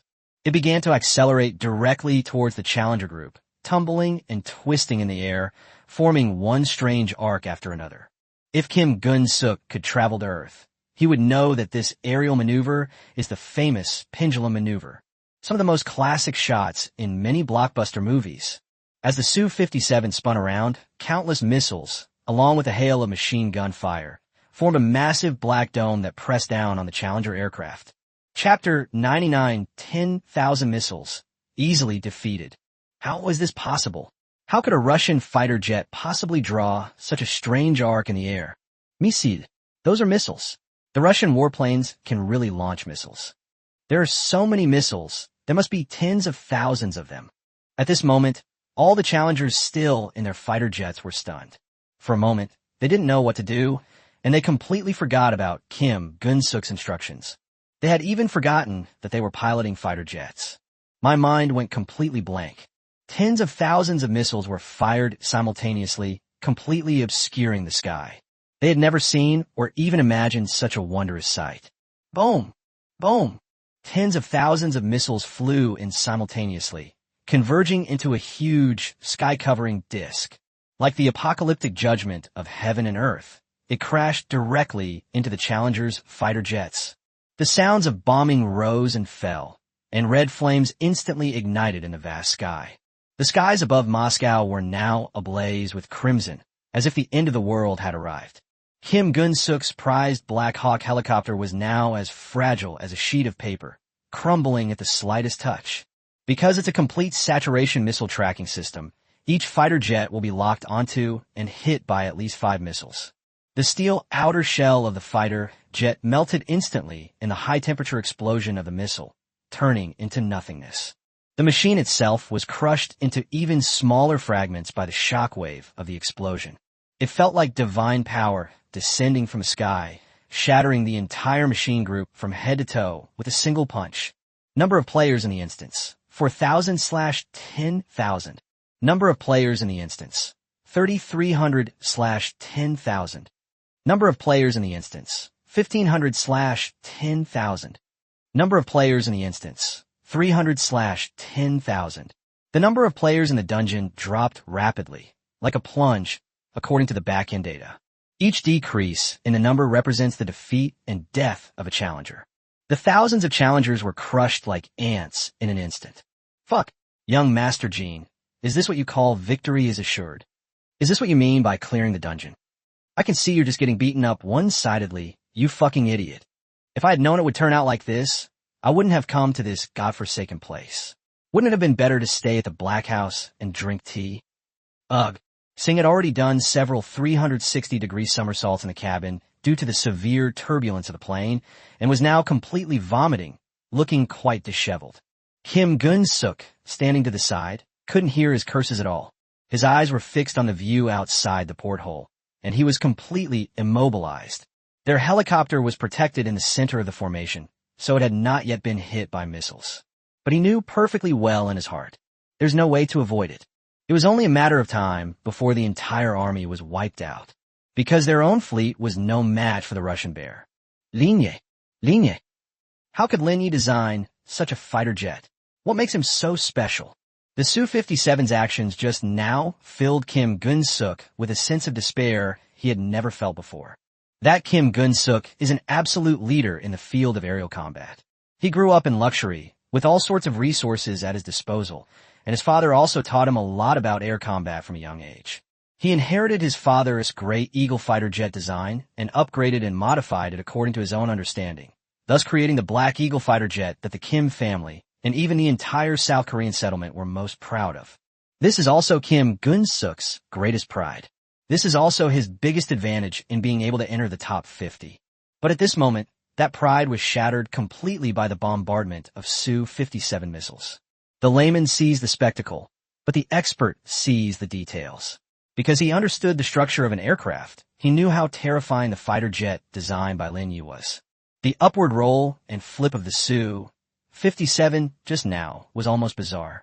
This is enough to show that the aerodynamic structure and power system of this aircraft model are completely superior to those of the Black Hawk. Kim Gun-suk had seen the achievements in the maneuverability of this fighter jet. He couldn't imagine how they were accomplished. The missiles launched from the Su-57 further prove that this aircraft not only has extremely strong air-to-air strike capabilities, but also an almost insane payload capacity. Kim Gun-suk kept his eyes fixed ahead because he saw a missile flying toward his luxury helicopter, the Golden Bird. Boom! The next second, a roaring sound rang out. Aya-aya-wah. Amidst Singh's wailing cries, Kim Gun-suk felt his body trembling and breaking apart. The scorching flames and the bitter cold of the snow intertwined, bringing him the greatest pain of his life. All the colors before my eyes were slowly stripped away, leaving only a pale expanse, and then a large death character appeared. Skyward notification. Dear Challenger, you have been killed by a Su-57 missile. Mission failed. 800 points have been deducted from this mission. You will be teleported out of this instance. With the deaths of Kim Gun-suk and Singh, all of the Challenger's aerial forces have been wiped out. From the moment the fighter jets were attacked from behind until they were all blown to pieces, the entire process took no more than 5 minutes. As viewers gazed at the sky ablaze with fire and shards of steel, countless comments flooded the live stream chat once again. They finished it off in seconds? South Korea's air combat technology is top tier on this planet.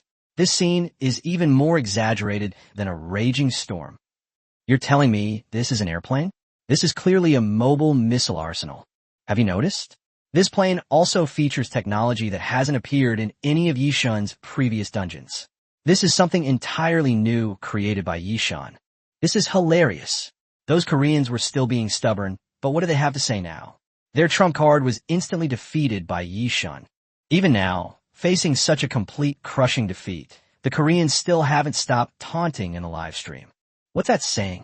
Apparently, Lin Ye also has Korean ancestry. Okay? If it weren't for his bloodline advantage, Lin Ye probably wouldn't have been able to design such a powerful aircraft, right? This is at best a civil war, South Korea. Stop being disgusting.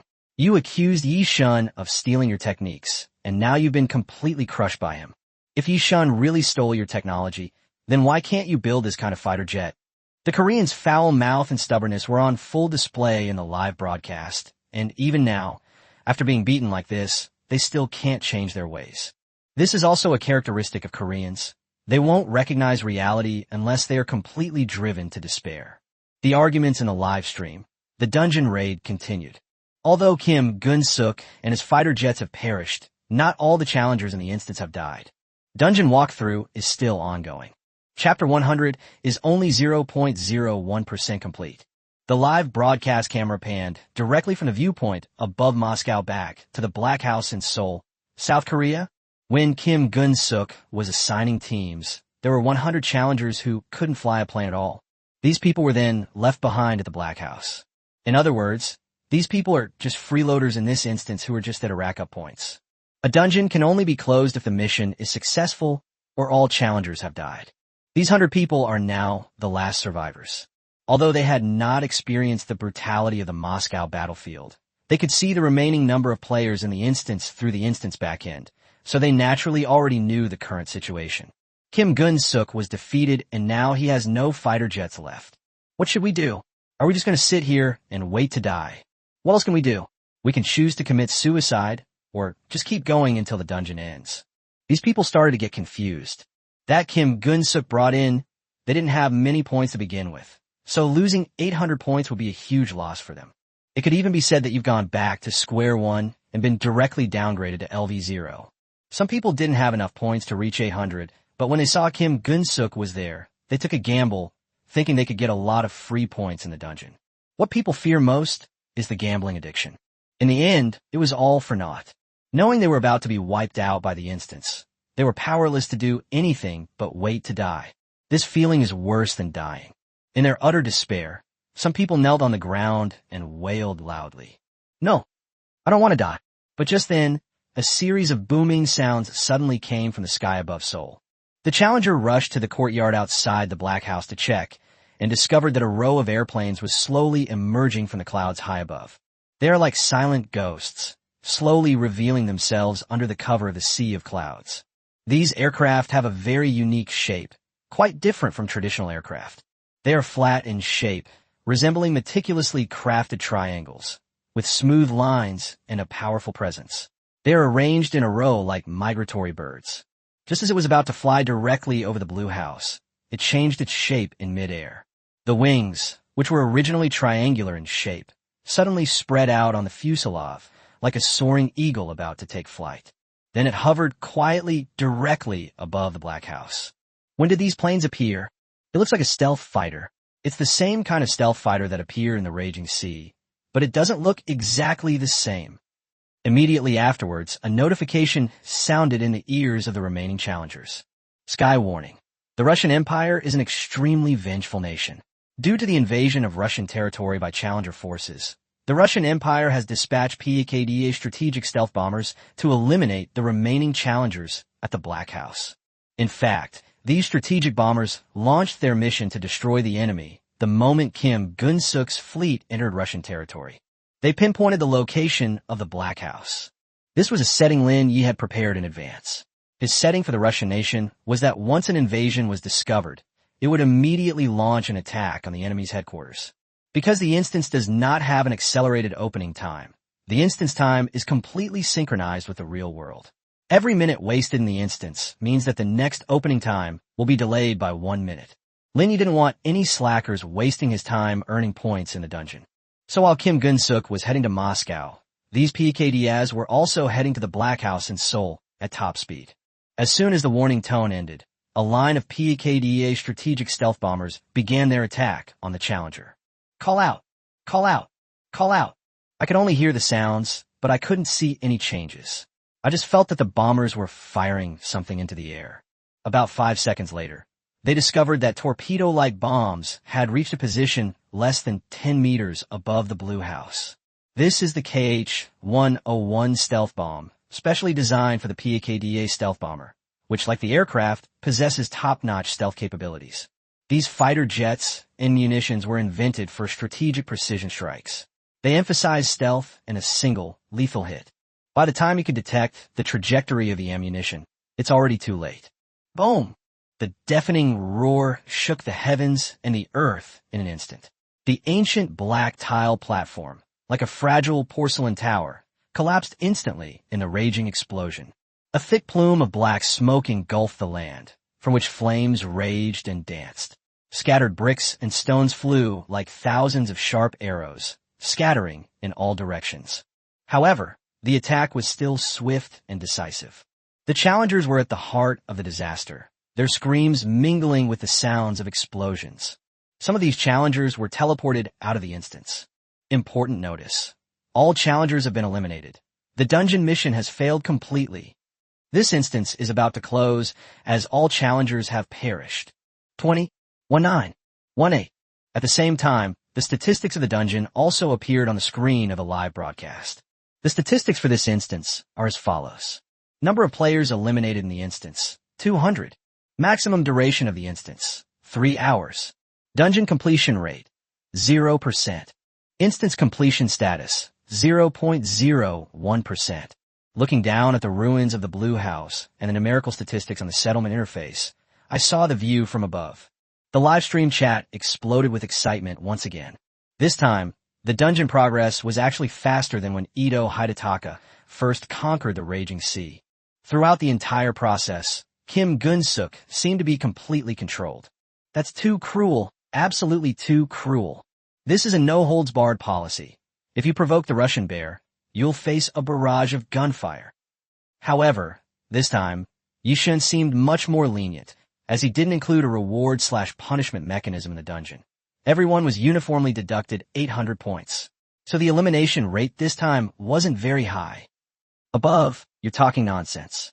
That's because the initial point deduction for this dungeon is set very high. And now that the entire Azure Star has learned Yishun's methods, Yishun naturally disdains using them anymore. Although the kill rate isn't high, you can see that the completion rate for this dungeon is only 0.001%. I remember when the Raging Seas first opened, the completion rate was 1%. That's not true.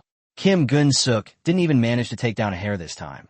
So naturally, he didn't complete the mission. At least Ito Hidataka managed to destroy Pearl Harbor back then. Kim Gun-suk was completely outmatched and solo-killed without taking any damage. Chapter 101, I have no right to make demands of Mr. Lin. Third update. The gathering place of the Great Xia. Inside the Forest Sanatorium. Ding Chong and Bai Tianhao stare at the now-off live stream screen, remaining silent for a long time. The room was completely silent. After a long while, Bai Tianhao's face showed a smile of emotion and admiration. Ding Ding, you're overthinking it. Mr. Lin finally helped Sister Jinyu vent her anger. Ding Chongkai let out a long sigh of relief. What an awesome air combat. I never expected Lin Ye's air combat thinking to be so advanced. How did he manage to be so far ahead of the world in every technology? Moreover, the design logic of this instance is completely different from that of the previous Raging Seas. After being shocked multiple times, Ding Chong became somewhat used to it. In fact, as an expert specializing in naval dungeon technology, Ding Chong couldn't really appreciate the advanced level of air combat technology in winter is coming. The fact that the fighter jets in the South Korean settlement could be completely wiped out naturally proves that the fighter jets in the instance are very strong, but Ding Chong has no idea how strong they are. What he was more concerned about was Lin Ye's design of this instance. If the previous methods of raging waves were ingenious, relying on one special event and mechanism after another to manipulate the challengers, then, this time, the coming winter is simple and brutal. From the boundless snow-covered plains and endless snow, to the array of Su-57 fighter jets that can annihilate targets in 5 minutes over Moscow, and the PAKDA bomber that will drop bombs on unarmed challengers. The overall impression is one of domineering. Moreover, Ding Chong clearly had a feeling that the winter is coming instance couldn't possibly contain only this much. There must be even more hidden military forces within it. Just then, Ding Chang's phone rang. He picked up the phone. It bore a familiar name, Zhao Shun. Zhao Shun is the director of the 5th Research Institute of Technology, which specializes in air combat research, especially the design of fighter jet structures. The directors of several research institutes of the Great Xia dynasty often meet together, so they're naturally familiar with each other. Without even thinking, Ding Chong could guess why Zhao Shun made that call. Old Ding, have you watched the live stream of the new dungeon Winter is Coming? That Su-57 fighter jet that appeared in it was so ahead of its time. I know you have a close relationship with Mr. Lin. Could you please ask Mr. Lin to give a lecture at our 5th Research Institute? Even if it's just for an hour or half an hour, it would be fine. If the researchers at the Research Institute could learn even a little something from Mr. Lin, it would be enough to propel the Air Force technology of Great Xia to several levels. On the other end of the phone, Zhao Shun sounded very excited. Actually, it's a bit inappropriate for a dean to make such a request directly. But Ding Chong could now understand why Zhao Shun was acting this way. Of the various research directions in Daxia, the one that is lagging behind the most is the Air Force. It seems to have encountered a bottleneck in recent years and has not made any progress. It was even left far behind by the neighboring South Korean settlements. Ding Chong remained silent for a while before finally speaking. Old Zhao, to be honest, I have no right to ask Mr. Lin to do this. I wouldn't ask Mr. Lin for help with something like this. You know the rules of our great Xia. When it comes to young design talents, we should do our best to protect and recruit them. But for top designers in the top 100 category, our principle is to avoid disturbing them as much as possible. Ding Chang's words were not intended to evade Zhao Shun's concerns. On the contrary, the reason he said that was simply because he knew how to maintain appropriate boundaries. On Azure Star, since there are no nations, there is naturally no hard power to govern the residents of a settlement. That makes sense. Without a police system, a real army and weapons, or even the corresponding laws for the settlement, what can the settlement use to restrain its residents? The only thing that can truly make residents comply is the canopy. The way the Day settlement manages its inhabitants based on the faith in the emperor is extremely rare on the entire planet. They could even be described as an anomaly. Most settlements are actually managed in a relatively peaceful way, with management focusing more on the daily lives of ordinary residents, but not on the design of dungeons. The same applies to the settlements of the Great Xia. These research institutes, which represent the official authorities, do not actually have any clear and established real power. They are simply organizations composed of people who are good at designing dungeons, and they have a certain degree of influence in the community. Essentially, it's just about uniting and sharing and researching new technologies to make the community stronger. This way, everyone can benefit. But frankly speaking, the benefits that a few research institutes can bring to a community are far less than what a top 50 powerhouse can bring. What right do deans like Ding Chang and Zhao Shun have to ask Lin Ye to do such a troublesome thing? Old Ding, that's true, but don't be so rigid in your thinking. The rules of the settlement are the rules of the settlement, but everyone knows that Mr. Lin, you, and Jinyu have some private affairs. Otherwise, why would Mr. Lin accept Kim Gun-suk's challenge? Ding Chang shook his head helplessly and said, Old Zhao, you're really overthinking it. As you know, it was Kim Gun-suk who provoked Mr. Lin first. As for why Mr. Lin accepted the challenge, he naturally has his own reasons. Ding Chang knew that Lin Ye accepted Jin Genshua's challenge for his own sake, but he would never reveal this, as it would only cause trouble for Lin Ye. In the end, Zhao Shun could only hang up the phone in disappointment. Ding Chang sighed. Actually, it wasn't that he didn't want to speak up for his colleagues. It was just that, compared to other things, he valued Lin Ye's development more. He didn't want to delay the development of Lin Ye's project because of his own little problem, as Lin Ye was currently in a period of rapid growth. If I were to expose my core technology by helping Zhao Shun with his lectures, it would definitely be a losing proposition. Ding Chang could not afford such a loss. After thinking for a long time, he slowly spoke to Bai Tianhao beside him. Xiao Bai, although we shouldn't interfere too much with Mr. Lin, please try to contact him this time. Tell him in detail about the Kim family conglomerate and other conglomerate organizations in South Korea, so that he can take precautions in advance. Kim Gun-suk suffered such a crushing defeat this time. There is absolutely no way he will let it go. Chapter 102 New Rewards. Double Points Card Renewal. At this very moment, Lin Ye is jogging slowly on a treadmill in the cliffside villa, trying his best to work up a sweat. Kim Gun-suk's famous Black Hawk helicopter in the dungeon. He left the dungeon livestream. There's no point in watching any further. The Black Hawk helicopter only has ground attack and a tiny bit of air-to-air capability. The gap in military equipment is simply too large. The range of the Su-57 is hundreds of times that of the Black Hawk. No matter how skillfully Kim Gun-suk plays, he can't win. This further confirms his previous deduction that the military level of Azure Star is the same as that of Blue Star during S1. Even if there are deviations, they are only minor changes and cannot bridge the technological gap. In his view, the so-called top air force in the South Korean settlement was actually quite weak. Instead of watching Kim Gun-suk get wrecked, why not run around and think about how to design the next dungeon? Great Wall Watch? Winter arrived, so he didn't need to waste any more time on revisions and updates. If you have time, you should consider the new dungeon issue and take advantage of the temporary lull in time to build a solid foundation. The map issue is relatively easy to solve now. The key is how to design the mechanics to make his beloved Great Wall Watch truly amazing. Skyward notification. Dear Dungeon Designer, your first run of the dungeon, Winter is Coming, has ended. The prompt from the sky pulled Lin Ye back to reality. Call. It ended so quickly. Lin Ye glanced at his watch. There were only 3 hours left. This has already broken my own record for the fastest completion of a dungeon. The shortest duration of previous raging storms was about 3 days. However, this was exactly what he wanted. The faster it ended, the sooner the next instance could begin. With no one clearing the dungeon on its first opening since the arrival of winter, your dungeon design has received high praise from Skynet. A total of 4.88 million points were awarded in this instance. This includes 80,000 points for 4,000 players surrendering, and 4.8 million points for 6,000 players being defeated. For the portion of points not exceeding 100 million, Tianmu will return 1% to the dungeon designer. For the portion exceeding 100 million but not exceeding 1 billion, Tianmu will return 1/1000 to the dungeon designer. For the portion exceeding 1 billion but not exceeding 10 billion, Tianmu will return 1/10,000th of it to the dungeon designer. According to the Sky Curtain points return rules, you will receive 48,800 points in this winter is coming event. In addition, the results for today's Raging Seas event have been finalized. All challengers surrendered immediately, totaling 100,000 participants. The event yielded a total of 2 million points.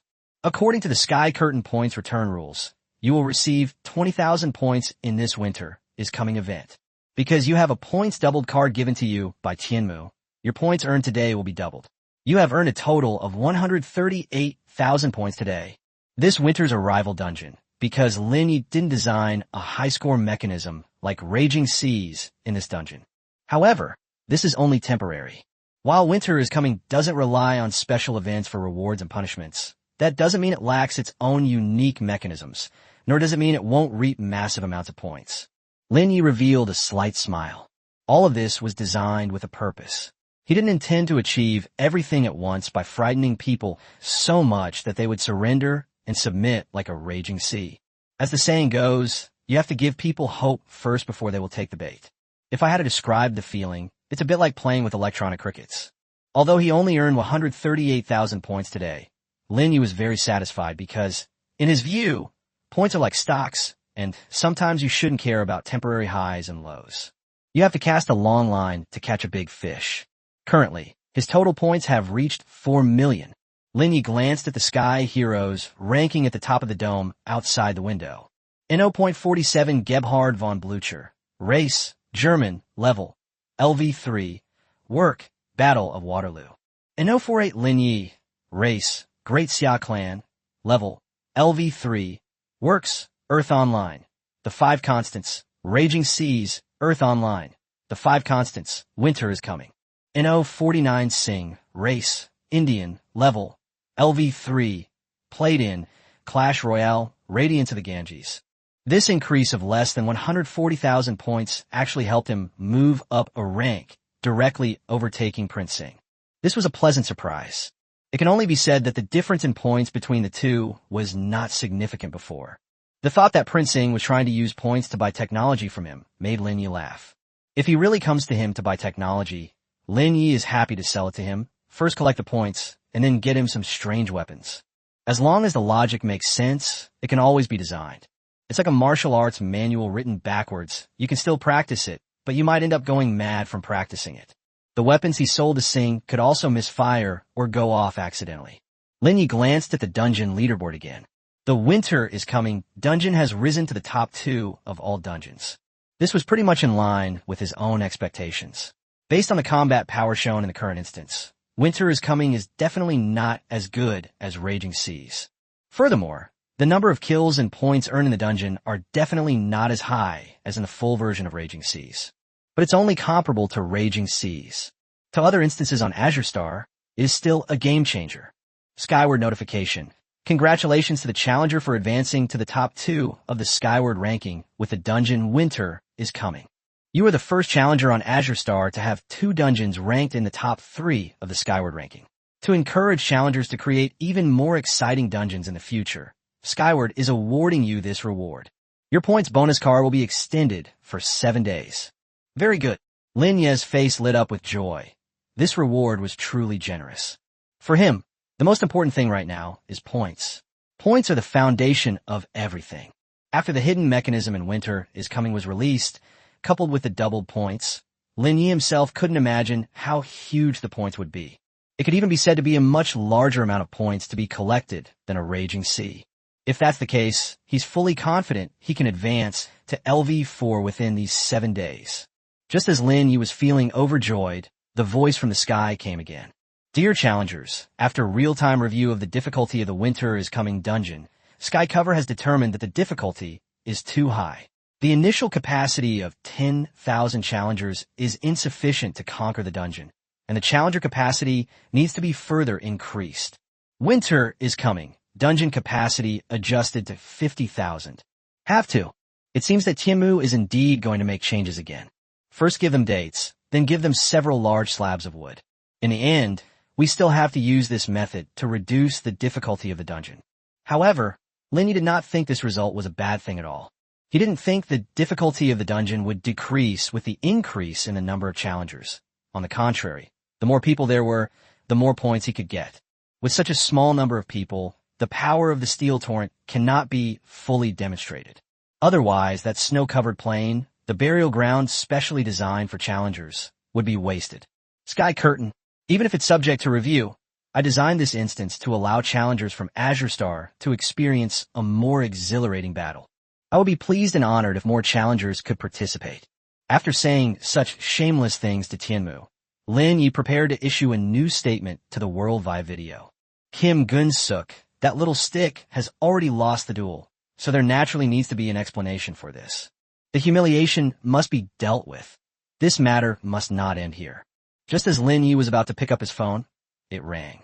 Upon closer inspection, it was by Tianhao's phone number. Mr. Lin, Dean Ding asked me to remind you to be extra wary of Kim Gun-suk and the chaebols in the South Korean settlement. The Kim family wields considerable power, and their weapons and technology extend far beyond just the Air Force. From what we understand, the South Korean and German-speaking communities have maintained cooperation for years, with the Kim family purchasing numerous ground combat units from the Germans, including many tanks and armored vehicles.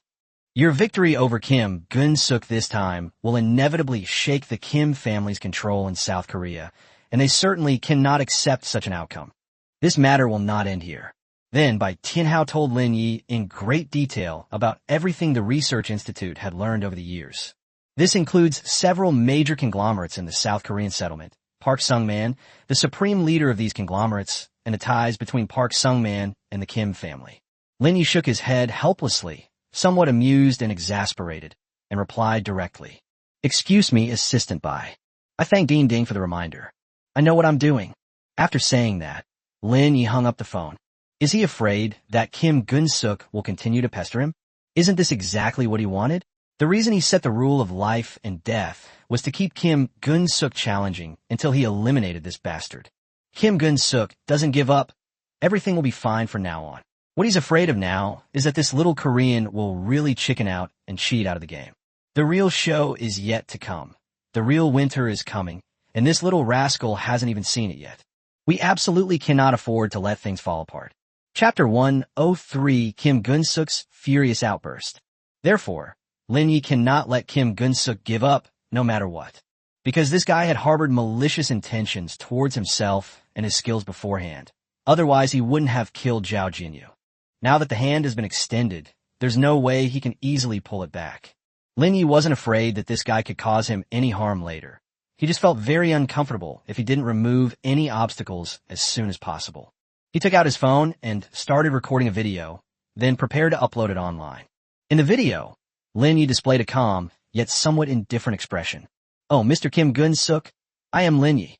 I'm sorry you've lost this round. However, I hope you remember my pre-battle agreement.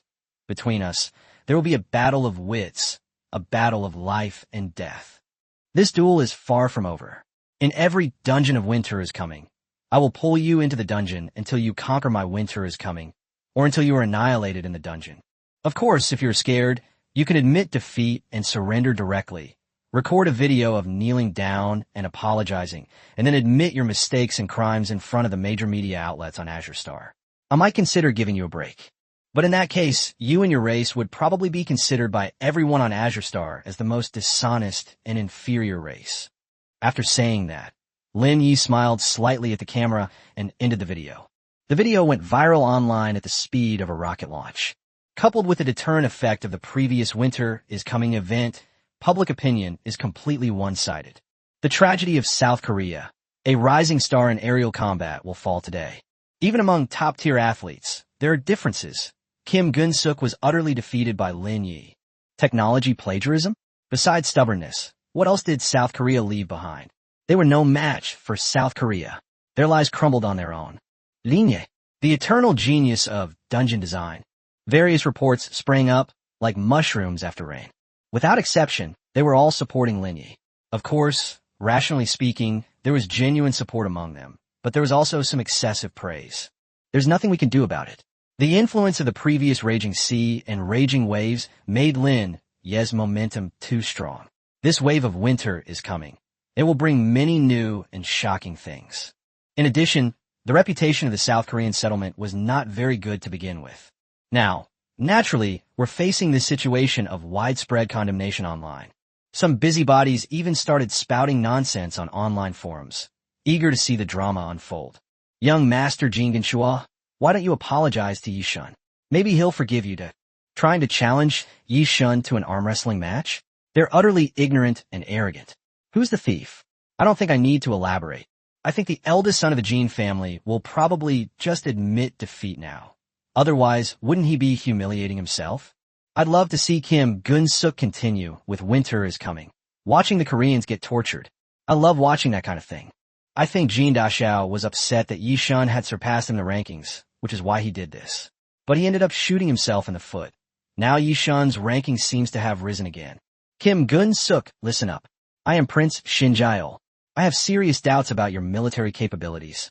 To say that these audience members were simply watching a play is not entirely accurate. For many ordinary people, fighting with powerful figures is the best way for them to survive, and they all hope that the Jin family can continue to fight Lin Ye. This way, they can gain a deeper understanding of the coming winter, and with the people from South Korea taking the fall, their chances of being selected to enter the dungeon will naturally be much lower. South Korean settlement. In the living room of the opulent Jin family manor, Kim Gun-suk slumped listlessly in the large, soft sofa like a deflated balloon. At this moment, it was as if all the bones in his body had been removed, leaving him limp and without any strength. His eyes were glazed over as he stared at the ceiling, his gaze revealing a deep weariness and fear. Call. Just been blown to smithereens by a missile in the winter is coming. Instance. And although he had left the instance, he was still experiencing waves of phantom pain. It felt like I was still suffering in a dungeon. Lin Ye's Su-57 fighter jet truly left his mind blank. The terrifying image of bombs gathering into a dome was still echoing in his mind. I can't figure it out. I can't understand it at all. Why is it that a copy created by Lin Ye in a rush can be this powerful? Why does Lin Ye's technology have to be ahead of the world? This bastard cheating? Damn it. Dam Lin Ye. He took a deep breath and forced himself to remain calm. He did fail the dungeon challenge, but fortunately, it only deducted 800 points, which was negligible for a challenger of his level and could hardly be considered a loss. As for the design and structure of the Black Hawk fighter jet that Lin Ye obtained due to the failure, it doesn't really matter. Lin Ye has the more powerful Su-57, so naturally he wouldn't be interested in his own Black Hawk fighter jet. Before long, several beautiful women slowly entered the living room, some carrying exquisite fruit platters, others holding fragrant tea and fine wine. With sweet smiles on their faces, they flocked to Kim Gun-suk's side, gently massaged his shoulders to relieve his fatigue. Gun-suk Appa. Appa, don't be discouraged. You were just careless for a moment. It's not a big deal. Gun-suk Appa, you will always be our idol. That Lin Ye was just using tricks. Otherwise, he would never be a match for Gun-suk Appa. Lin Ye is nowhere near as handsome as our Gun-suk Appa. Being served by a group of women and showered with sweet words, Kim Gun-suk's mood improved somewhat. He began to console himself, thinking that he had lost and that he had simply fallen into Lin Ye's trap. It's obvious that Lin Ye's winter is coming instance focuses on aerial combat. The reason he initially created the so-called combat style selection was simply to lure him into ultimately choosing aerial combat. Despicable. Shameless. It was just an experiment. He started it all himself, and it was a lie he fabricated from the beginning. Lin Ye's technique wasn't originally from South Korea. Although I didn't succeed, I haven't lost anything. But there was one thing he was absolutely certain of. This matter absolutely could not end like this. We must then challenge the winter is coming dungeon, because it involves his reputation and that of the Kim family. Now that we've run into a tough obstacle, we have no choice but to keep trying. Kim Gun-suk can lose, but only by a small margin. He absolutely cannot lose so badly. At the very least, he must uncover all the techniques for the winter is coming instance. As long as the weaknesses of the dungeon can be discovered, even if he can't eliminate them, those LV4 powerhouses above will step in. Lin Ye is currently at the height of his power and can be considered a threat to everyone, so naturally some people want to get rid of him. This is the rule of this dog-eat-dog world. Slightly relieved, Kim Gun-suk took out his phone and glanced at it, trying to cheer himself up and dispel the gloom in his heart. As a result, I immediately saw online reports about his duel with Lin Ye. Damn it, what are all these media outlets doing here? Why is everyone making such a fuss? Don't they understand the strength of the Jin family? Kim Gun-suk immediately started swearing. He immediately closed the news and went to the dungeon design forum to see if there was any analysis of the upcoming winter is coming dungeon. As a result, I saw all sorts of sarcastic remarks and mockery from netizens. A bunch of bedbugs. Who do you think you are? You're just LV0 trash. How dare you talk to me like that? If you dare not remain anonymous, I will immediately drag you into a dungeon and wipe you out. Let them know just how powerful the Kim family conglomerate truly is. Kim Gun-suk cursed a couple more times, but in the end, he had no choice but to browse some social networking sites, where he saw the video that Lin Ye had uploaded. From the moment he saw Lin Ye speak, his face froze completely, and his expression gradually became ferocious. When he saw Lin Ye's calm and playful expression at the end, he could no longer hold back. Damn it, Aishaba. As the eldest son of the prestigious Kim family, Kim Gun-suk now shoulders the heavy responsibility of managing the family. He has been respected and worshipped by everyone since childhood and can command the wind and rain wherever he goes. When and where has he ever suffered such a humiliation? This is nothing short of a blatant provocation. They actually dared to try to make him kneel down and admit his mistake and in front of all the major media outlets. How could Kim Gun-suk possibly save face? The Jin family has completely lost face. Lin Ye posted this video, clearly intending to cut off Kim Gun-suk's escape route. Lin Ye, I will tear you to pieces. I will make the heavens smear you with ashes. In a fit of rage, he overturned the sofa and began yelling at all the women around him. A bunch of bitches, what are you looking at? Do you think I don't know you're all eyeing my Jin family's points? Get out of here, all of you. Roll. The women who wanted to marry into the Jin family were so frightened that they turned pale and ran out of the villa without even tidying their clothes. Shut up. Just as Kim Gun-suk was almost losing his mind due to anger, a sudden angry shout came from a room deep inside the villa. Gyun-seok, why start such a big fire? Do you think losing your temper can salvage the Jin family's reputation? Does it mean you can defeat Lin Ye? Kim Chan-hoon slowly walked down the escalator, leaning on a golden cane, staring at Kim Gun-suk with a gloomy expression. Upon seeing his father suddenly appear, Kim Gun-suk immediately composed himself and stammered. Dad, I lost to Lin Ye, and I've disappointed you. Chapter 104 this time. You'll choose land warfare. Looking at the mess in the room, Kim Chan-hoon shook his head in disappointment. Although his son has a high score and is on the leaderboard, it is clear that his intelligence and magnanimity are still far from sufficient. Points can be inherited, but a person's military experience and dungeon strategy experience cannot be inherited. I told you long ago that Lin Ye could not possibly be so easy to deal with. Someone who can enter the top 50 so quickly must have something extraordinary about him. You challenged Lin Ye without any preparation, so failure was inevitable. As he spoke, Kim Chan-hoon pointed with his cane at the sofa that Kim Gun-suk had overturned. Clean up the things you've destroyed. Kim Gun-suk gritted his teeth, but dared not disobey his father's wishes. A period of tidying up, the living room of the Kim family villa was restored to its original state, and Kim Gun-suk was also covered in sweat from exhaustion. Kim Chan-hoon sat down and pointed to the person opposite him, signaling Kim Gun-suk to sit down as well. Gyun-seok, do you know where you went wrong? Kim Gun-suk lowered his head and stammered, Please give me your instructions, father. You take everything for granted. Our South Korean air combat is very strong. Do you think Lin Ye wouldn't know that? Wouldn't he have considered this when designing the dungeon? Since it's your duel with him, this instance is naturally tailor-made for you. Now, because of your carelessness, you have brought shame upon your family and the entire community. Kim Gun-suk let out a long breath and slowly clenched his fist. Gyun-seok, I'm asking you, what are you going to do next? Dad, I must defeat Lin Ye, and I will reclaim the dignity I lost. Upon hearing Kim Gun-suk's words, Kim Chan-hoon finally showed a look of relief. That's more like it. The head of the Jin family must not admit defeat so easily. Fortunately, the point setting for this Lin Ye dungeon is relatively low.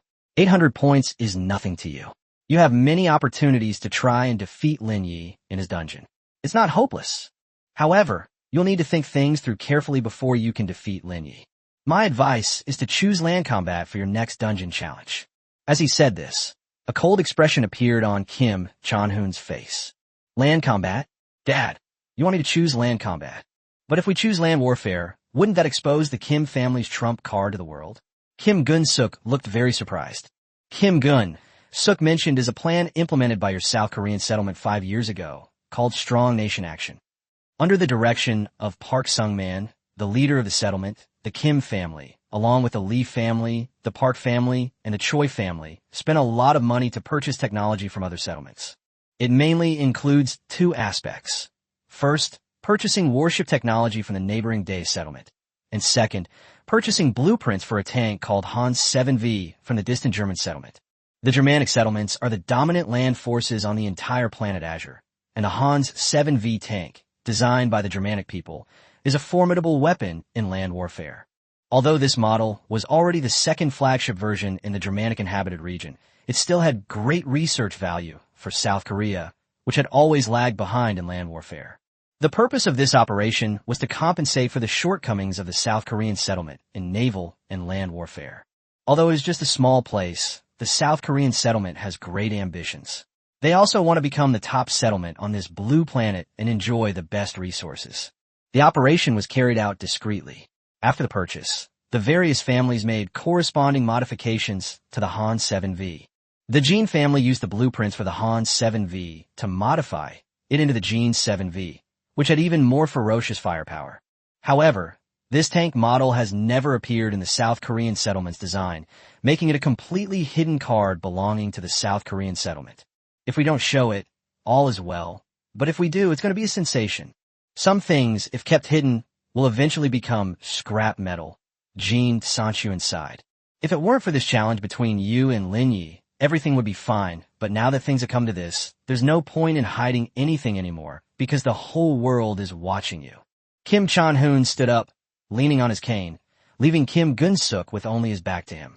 There is less than a day between now and the dungeon reopening. Gather all the employees in the company who have mastered the Gold 7V technology. If there aren't enough people, find employees who are good at land warfare. Then issue a statement. The next winter is coming, and we must ensure that every challenger is a member of the Jin family. After saying that, Kim Chan-hoon got up and walked up the escalator. Kim Gun-suk watched his father's departing figure and couldn't help but gasp. Winter is coming, and the next event will have a scale of 50,000 people, leading 50,000 people from the company and family to challenge the dungeon together. Such a large-scale group battle has not happened for a long time. He truly never expected things to develop to this extent. I was just being a fool, but it turned into a fight to the death. Soon after, Kim Gun-suk's response video was also released online. In the video, Kim Gun-suk still had an arrogant expression, showing no sign of being discouraged by defeat. Lin Ye, I did make a careless move in the first round and fell into your trap, but you're right, our duel is far from over. Next, I will lead the warriors of my Jin family conglomerate to continue challenging your winter is coming. However, this time, you will not be so lucky. This is a feud between the Jin family and Lin Ye. All bystanders, please leave. Kim Gun-suk's last line, unauthorized persons, please leave, can be described as extremely arrogant. That means telling challengers in this world that this is the most advanced dungeon battle, and no one should get involved. Seeing Kim Gun-suk's still stubborn expression, Lin Ye nodded in satisfaction. He then glanced at the back end of the winter is coming instance. As expected, the entire challenger list for the instance was now filled with Koreans. Number 1, name, Kim Gun-suk. Level, LV3. representative work, Grandpa of the Chable. In LV2, name, Kim De-young. Level, LV3, representative work, Battle of Banpo Bridge. In 49999, name, Song Zaheo. Level, LV1, representative work, secret teaching. In 50,000, name, Yun Sang-ho. Level, LV1, representative work, train to Busan. Looking at all these names, which are unique to Koreans, Lin Ye could only smile awkwardly. It has to be said that the Korean style of doing things is indeed somewhat arrogant and conceited. A level 1 challenger actually dared to sign up as winter approaches. These people really think that the coming of winter will only result in a deduction of 800 points? That's really wishful thinking. Chapter 105. New gameplay. Free choice of spawn point. 24 hours passed quickly. On this day, Kim Gun-suk gathered all the group's employees with experience in designing land-based combat scenarios and conducted a rigorous selection process. The best-performing employees were selected.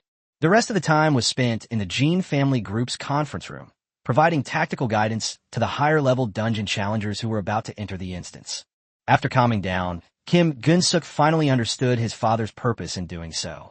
In terms of naval and air combat, Lin Ye has already demonstrated sufficient strength. Now, the only way to possibly defeat Lin Ye is in land combat. He already had a plan in mind for how to launch a land-based attack on Russia. The time had come, and the prompt message appeared on the screen before Kim Gun-suk's eyes. Dear Dungeon Designer, you have been assigned to enter the Hell-level dungeon, Earth Online. The 5 constants. Winter is coming by its designer. You will be transported to the dungeon world in 2 minutes. Please prepare the skills and weapons you will bring into the dungeon. Now entering the countdown phase, 119, 118, 117, 116. It's here, a new round of challenges. This time, Kim Gun-suk was determined to plunge the Kim family's blade into Lin Ye's lifeline. Welcome to the Infernal Dungeon. Winter is coming. The copy has been loaded. Challengers are being deployed into the virtual battlefield. 50,000/50,000 deployed. Kim Gun-suk's world began to change, with countless mosaics piling up. This means he has been teleported into the instance. But as soon as he entered the instance, he sensed that something was wrong. Because he wasn't teleported to the Black House in South Korea like he was last time. Instead, it floated strangely in the depths of space. Beneath my feet lies that blue planet, Earth Online. It felt like being pulled out of the instance and watching it from an outsider's perspective. Strangeness. Kim Gun-suk looked around and found that the other challengers were also floating in the air, just like him. 50,000 people floated in the air like bubbles, huddled together. Young Master Jean, what's going on? Why don't we even have a birthplace? What's Lin Ye up to this time? Everyone looked completely bewildered. Immediately afterwards, a notification came from the sky. Skyward reminder. Challengers, to improve your adaptability during the initial opening of the Winter is Coming event, South Korea was designated as your starting location. However, this instance actually has a spawn point selection mechanism, and the spawn point selection process will begin shortly. As the voice from the sky announced the start of the challengers' journey, the blue planet beneath their feet began to spin. First, the game rotated to the location of the previous spawn point, South Korea, which was highlighted in a bright color. This is spawn point 1, South Korea. Challengers can continue to choose this as their spawn point for this instance. Immediately afterwards, the planet began to tilt slightly, pointing toward an island across the sea from South Korea. This island is actually quite familiar to Kim Gun-suk and many other challengers. It is the Dongying Island that was used as the spawn point in the previous Raging Seas dungeon. This is spawn point 2, Dongying Island. Challengers can choose this as their spawn point for the instance. Earth Online continued to rotate, this time shifting slightly to the left, to a vast area of land in the northwest of South Korea. What makes this land special is that it borders the Russian Empire directly. Although it is still not enough, compared to the vast territory of Russia, it is still much larger than Japan and South Korea. This is spawn point 3, Mali. Challengers can choose this as their spawn point for the instance. Finally, Earth Online continued to shift to the right, crossing a large area of land, and arrived at the westernmost part of the entire continent, where a region was highlighted. This is spawn point 4, Chariot Nation. Challengers can choose this as their spawn point for the dungeon. Title from the sky. Dungeon designer Lin Ye has meticulously designed these 4 spawn points. Challengers are free to choose. There are no restrictions on the choice of spawn point. All challengers can gather at one spawn point or disperse to multiple spawn points. The choice is entirely up to the challengers. After hearing Tianmu's introduction, Kim Gun-suk's expression turned serious. It's a new mechanism again. This mechanism of freely choosing one's spawn point and faction location has never appeared on Azure Star either. This time, even Kim Gun-suk had to sincerely admire Lin Ye's design skills. It's important to know that the challenger's territory and base are the most difficult parts of the map to design. Other positions can be filled by slacking off or just filling in the numbers, but the challenger's spawn point must be designed to be extremely well executed in order to pass the sky screen's review. Lin Ye actually set up 4 spawn points in one instance. Even though the Japanese islands used materials from previous dungeons, there are still 3 countries that were newly designed. Previously thought that Lin Ye was a hastily created copy, but now it seems that this is not the case at all. If Lin Ye was rushing things, how could he possibly waste time creating 4 spawn points? The viewers watching the live stream of the dungeon clearly shared the same shock as Kim Gun-suk. Wow, is this Yi Shun's power? He casually whips up something that Azure Star has never seen before. Yi Shun has innovated again, always far ahead. Starling point selection? I've never heard of this gameplay before. What's the point of spending time designing something like this? Those above, use your brains. This spawn point is clearly designed to work with another mechanic in winter is coming. Unit selection. Different spawn points are suitable for different combat types. This time, young Master Jean will have to make a careful choice. Kim Gun-suk looked at the 4 positions repeatedly, clearly caught in a dilemma. How should we choose our spawn point this time? Since Azure Star has never had such a high degree of freedom in its dungeons before, this new setup has left people somewhat unsure of which option to choose. If we only consider location, neither South Korea nor Japan has a geographical advantage. Chapter 106, I will never fall for Lin Ye's tricks again. First of all, Japan is an island, and it is impossible for Japan to engage in a land war with Russia. If the army is to be transported into the territory of the Russian Bear, then transport ships or transport planes are needed. However, once land warfare is chosen, air and naval units will be directly blocked, making it impossible to use transport ordnance. Therefore, the island of Toyingo can be completely ruled out. As for South Korea, it goes without saying that it is a small country, and most importantly, it is far away from the 3 main cities of Russia. It requires a long trek across the snowfield. Kim Gun-suk had to think about it carefully. From a military perspective, both Malaysia and the United States are actually good choices. Malaysia's advantage lies in its direct border with Russia, with many parts of their borders overlapping. Choosing Malaysia makes it easier to implement various tactics, allowing for both offensive and defensive maneuvers. Alternatively, the Chariot Nation is also a good choice because although it is separated from the Bear Nation by other countries, it is the closest to the Bear Nation's 3 main cities. Those with even a little experience in dungeon challenges will choose between the Horse Nation and the Chariot Nation. Young Master Jean, which birthplace should we choose? Should we form a group or split up? Kim Gun-suk sneered twice. You bunch of people who have no ability to think, you want to split up? Aren't you just asking for trouble? The strategy of splitting forces is indeed the best strategy for conquering dungeons, but it is completely unsuitable for the 50,000 people we have brought with us. We must stay together. You must always follow my instructions. As for the birth point, Kim Gun-suk most wanted to choose the Tank Nation, but suddenly an idea popped into his mind. There must be something fishy going on here.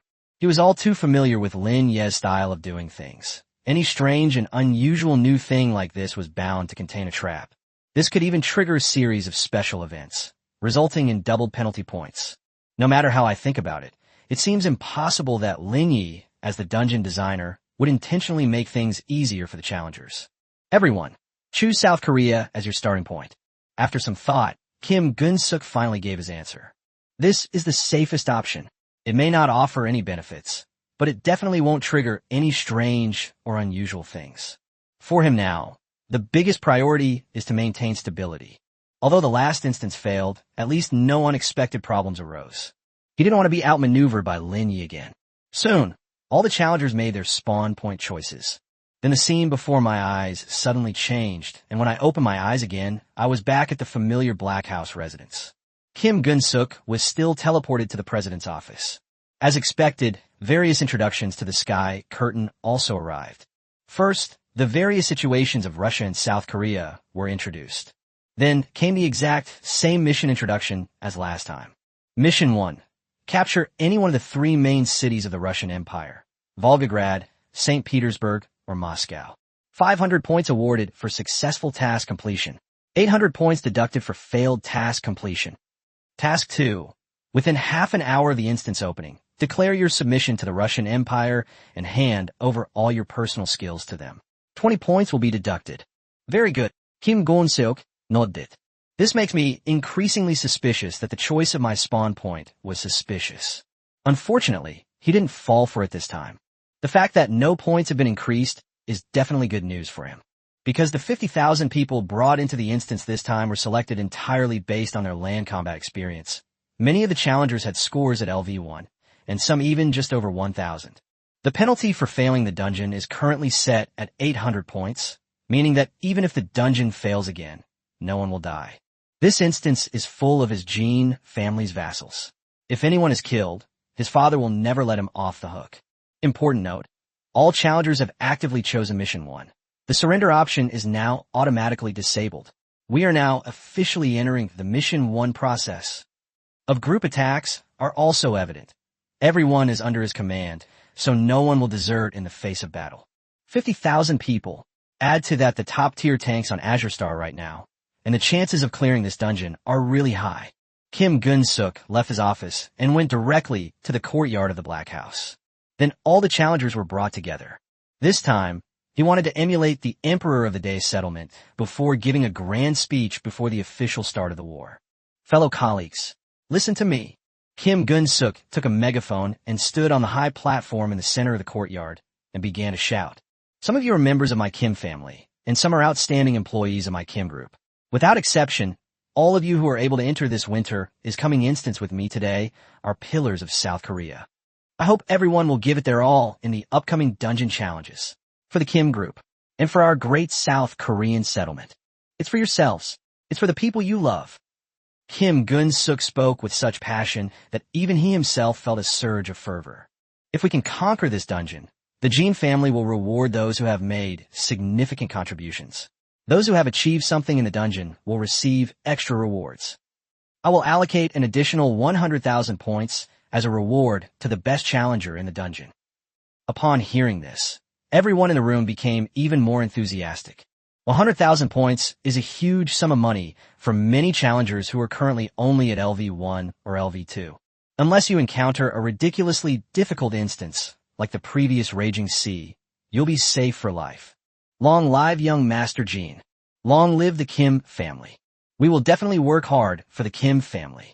If the Emperor's speech carries racial beliefs, then Kim Gun-suk's speech is nothing more than the boss making empty promises. However, it did have some effect. These employees, who have been brainwashed by the Kim family for years, naturally fell for it. For a moment, all the challengers were excited, some even raising their fists and shouting slogans. Defeat Lin Ye. The winter is coming.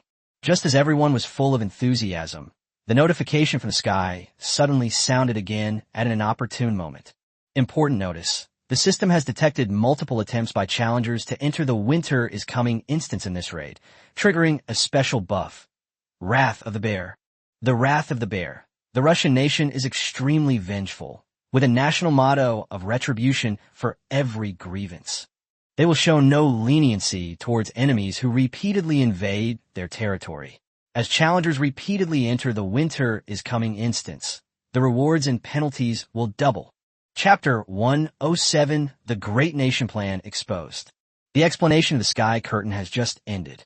Among the challengers, some of them were enveloped in a red glow, and their names and ranks above their heads changed from white to red. The Bear's Wrath debuff was applied directly to them. If Lin Ye's previous incarnation, a celestial being from Blue Star, were to witness this state, he would naturally associate it with one word. Red name. The reason is actually quite simple. A player with a red name is usually someone who has committed many misdeeds and has been marked as a key target by NPCs in the dungeon. As Kim Gun-suk was entering the instance for the second time, he was no exception and entered the red name state as well. Besides him, the other 5,000 employees who had already entered the Winter is Coming event were also marked in red. Although the selection of challengers this time was based on the principle that those who could carry tanks would be selected, and those who could not carry tanks would be selected based on their strong land combat capabilities. But in fact, the top employees of the Jean family have a high degree of overlap.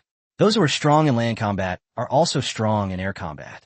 The 5,000 people who entered the dungeon last time were equipped with both Black Hawk helicopters and Jean 7B tanks. This time, they were all naturally selected for the instance as well. Damn it, what a despicable person. Kim Gun-suk couldn't help but curse out loud.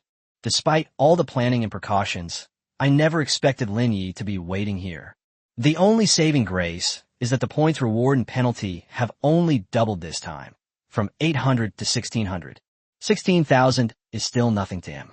For the 5,000 elites in those companies, it would at most mean a demotion, but certainly not elimination. However, if this continues, the points reward and penalty will increase exponentially as the number of times you enter the dungeon increases. The next time it will be 3,200 points, then 6,400 points, and 12,800 points.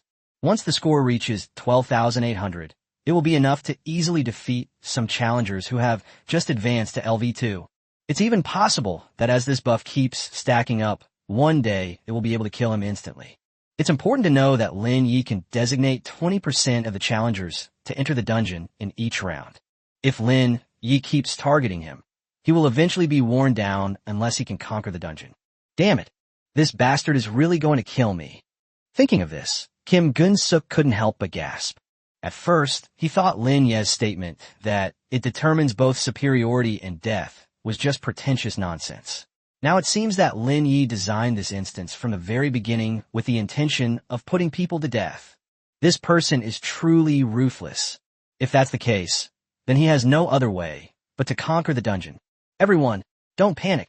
Kim Gun-suk continued his speech, trying to calm the troops.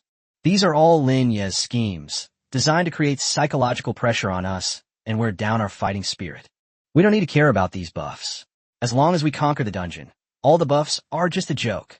Fortunately, most of the 50,000 people who entered the instance this time were entering it for the first time, so the debuff did not affect too many people and did not have a significant impact. These Koreans remained highly motivated. Skyward notification. Respected challenger, Mr. Kim Gun-suk, due to the high regard other challengers have for you in this instance, you have been directly appointed as the instance commander. Next, the dungeon commander will select the combat strategy for this dungeon on behalf of all challengers. Please choose from the following 4 modes: air combat, land combat, naval combat, or total war. Upon hearing Tianmu's prompt, Kim Gun-suk's lips curled into a faint smile. He knew that at this very moment, countless people were watching the live stream of this instance. His next choice will shock the world and become a turning point in the history of the South Korean settlement. The long-hidden South Korean powerhouse plan will also be exposed to the world. For this instance, I'm choosing land combat. Kim Gun-suk shouted loudly at the sky. Sure enough, when he uttered the words, land battle, the live stream chat exploded with excitement. Land warfare? Did I hear that right? These Koreans actually chose land warfare. Does South Korea have land combat capabilities? Aren't South Koreans supposed to be experts in air combat? Are they out of their minds? Regardless of the state of the South Korean land war, this situation isn't suitable for land warfare. Are these Koreans planning a long march to conquer the Russian Empire? Yishun, look how angry you've made, young Master Jean, so confused. Naturally saw all of these comments flying around. He simply clenched his fists, ignoring their sarcastic remarks. Because next, these people will have to shut up. Sky-high notification. Combat mode confirmed. Because the instance commander has selected the land combat mode, all weapons and technologies unrelated to land combat will be temporarily disabled. All Challenger ground units will be stationed around the Black House. Additionally, challengers should be reminded that this instance still has a time limit, which is 15 days considering the characteristics of land combat. Instantly, countless lights flashed in the open space surrounding the Black Dock, and the earth trembled slightly. As the light gradually faded, the true face of Mount Lu was revealed. Tanks, armored vehicles, and artillery were piled up outside the Black House, surrounding it in layers. At this moment, the courtyard of the Black House was filled with mountains of guns and ammunition boxes. Looking at the steel monsters filling his eyes, Kim Gun-suk spread his hands and revealed a smug smile. Ha ha! You bunch of scum! How dare you laugh at South Korea for having no air combat capabilities? Everyone look closely. This is the land combat strength of the Jin family. This is the steel spearhead of the Jin family. Kim Gun-suk had already planned for these weapons and firearms before even entering the instance. 22,000 gold 7 tanks. Armored all-terrain transport vehicles, 3,000 units. Radio communication vehicles, 1,000. Kurenarti, 5,000 vehicles. Mauser of gold rifles, 6,000. Mauser G-class gold machine guns, 30,000. Mauser M gold anti-tank rifle, 10,000. This is the land warfare strength of the Kim family, and it is also the answer sheet that the Kim family, as the #1 conglomerate in South Korea, has prepared for this strong nation plan. Such a land combat force is absolutely remarkable, even on the entire Blue Star. Keep laughing, you trash in the comments. Keep laughing. Kim Gun-suk curled his lip and began to mock all the viewers in the live stream. Chapter 108. Next stop, Vladivostok. Holy crap. When did the Jin family acquire so much land-based weaponry? My god. Judging by its scale alone, it's comparable in strength to any land-based settlement on Azure Star. Damn it. Those South Koreans are really good at hiding their true intentions. They came prepared this time. How long have they been secretly developing? I think the South Korean settlement has been planning this for a long time. Perhaps they want to become the #1 settlement on this blue planet? When Kim Gun-suk suddenly produced such land-based military equipment, the Koreans in the live stream immediately got excited. They were holding back their anger from the last instance, and now they just wanted to vent it all. Hail to the glory of our great Goryeo. Huh, did you really think Korea had no land warfare capabilities? Where are those barking stray dogs from before? Keep barking. I hereby declare that South Korea is the most powerful settlement on the Blue Star. This is so moving. This is the strength of the Kim family of Korea. 10 years of hardship have not cooled their passion. They have been lying in wait for this fatal blow. The Koreans spammed the screen like crazy, completely drowning out all the other people's comments. The entire live stream of the event seemed to have been completely taken over by Kim Gun-suk's diehard fans. Of course, there are still discerning people in the live stream. Some observers familiar with the weapons in the various settlements immediately noticed the clues. Extremely similar to the Han A7V tank, which is famous throughout the world in the German-speaking region. The Han's A7V is a classic model. Designers in the Germanic regions earned the title of King of Land Warfare with this tank. Although in the past 2 years, people in Germanic communities have acquired better tank models and have gradually abandoned the Han's A7V, many people still remember this classic tank by heart. It now appears that the Jin 7V and Han's A7V are basically identical in appearance, with only minor modifications in some details and slightly different paint colors. Essentially, it's just a reskin version of Han's tanker. Wait a minute, why does Kim Gun-suk's tank look so much like the tanks from the Germanic regions? This is damn good. Isn't it technology stolen directly from Germany? That's amazing. I thought the Kim family developed the tank themselves, but it turns out they just borrowed it from someone else. And they have the nerve to accuse others of stealing technology from their settlement? What the hell? The live stream was in chaos again as the Koreans continued to use their sharp tongues to fight against the entire Blue Star. Still stubborn. Inside the instance, Kim Gun-suk had already ignored the barrage of comments and turned off the instance live stream display. He had no time to pay attention to these outside arguments, because the battle had already begun. This mission only has 15 days to complete. Although it seems like a much more lenient time limit than the 5-day limit during the last air battle, it is not actually the case. Unlike air warfare, land warfare involves the slower movement of large military equipment, and given the vast distance between South Korea and Russia, 15 days is actually a tight time frame. The plan to build a strong nation has now been revealed. Now that the arrow has left the bowstring, it is bound to draw blood.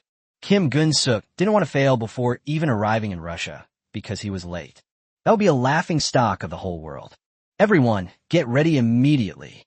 Drive towards the northern border of South Korea. At a single command, All the challengers sprang into action, their discipline resembling that of a highly trained elite force. Before they even entered the instance, Kim Gun-suk had already trained and instructed them on what to do once inside. Some people crawled directly into the Gold 7V tank, as if the massive steel behemoth had become their sanctuary. Some people picked up guns and bullets, then jumped into the armored vehicle with swift and precise movements. Others skillfully moved the artillery pieces into the transport vehicles. The massive Marine Corps left the Black House in the shortest possible time and headed north. Kim Gun-suk, on the other hand, jumped directly into the specially designed radio communication vehicle. This vehicle also serves as the command center for the entire army.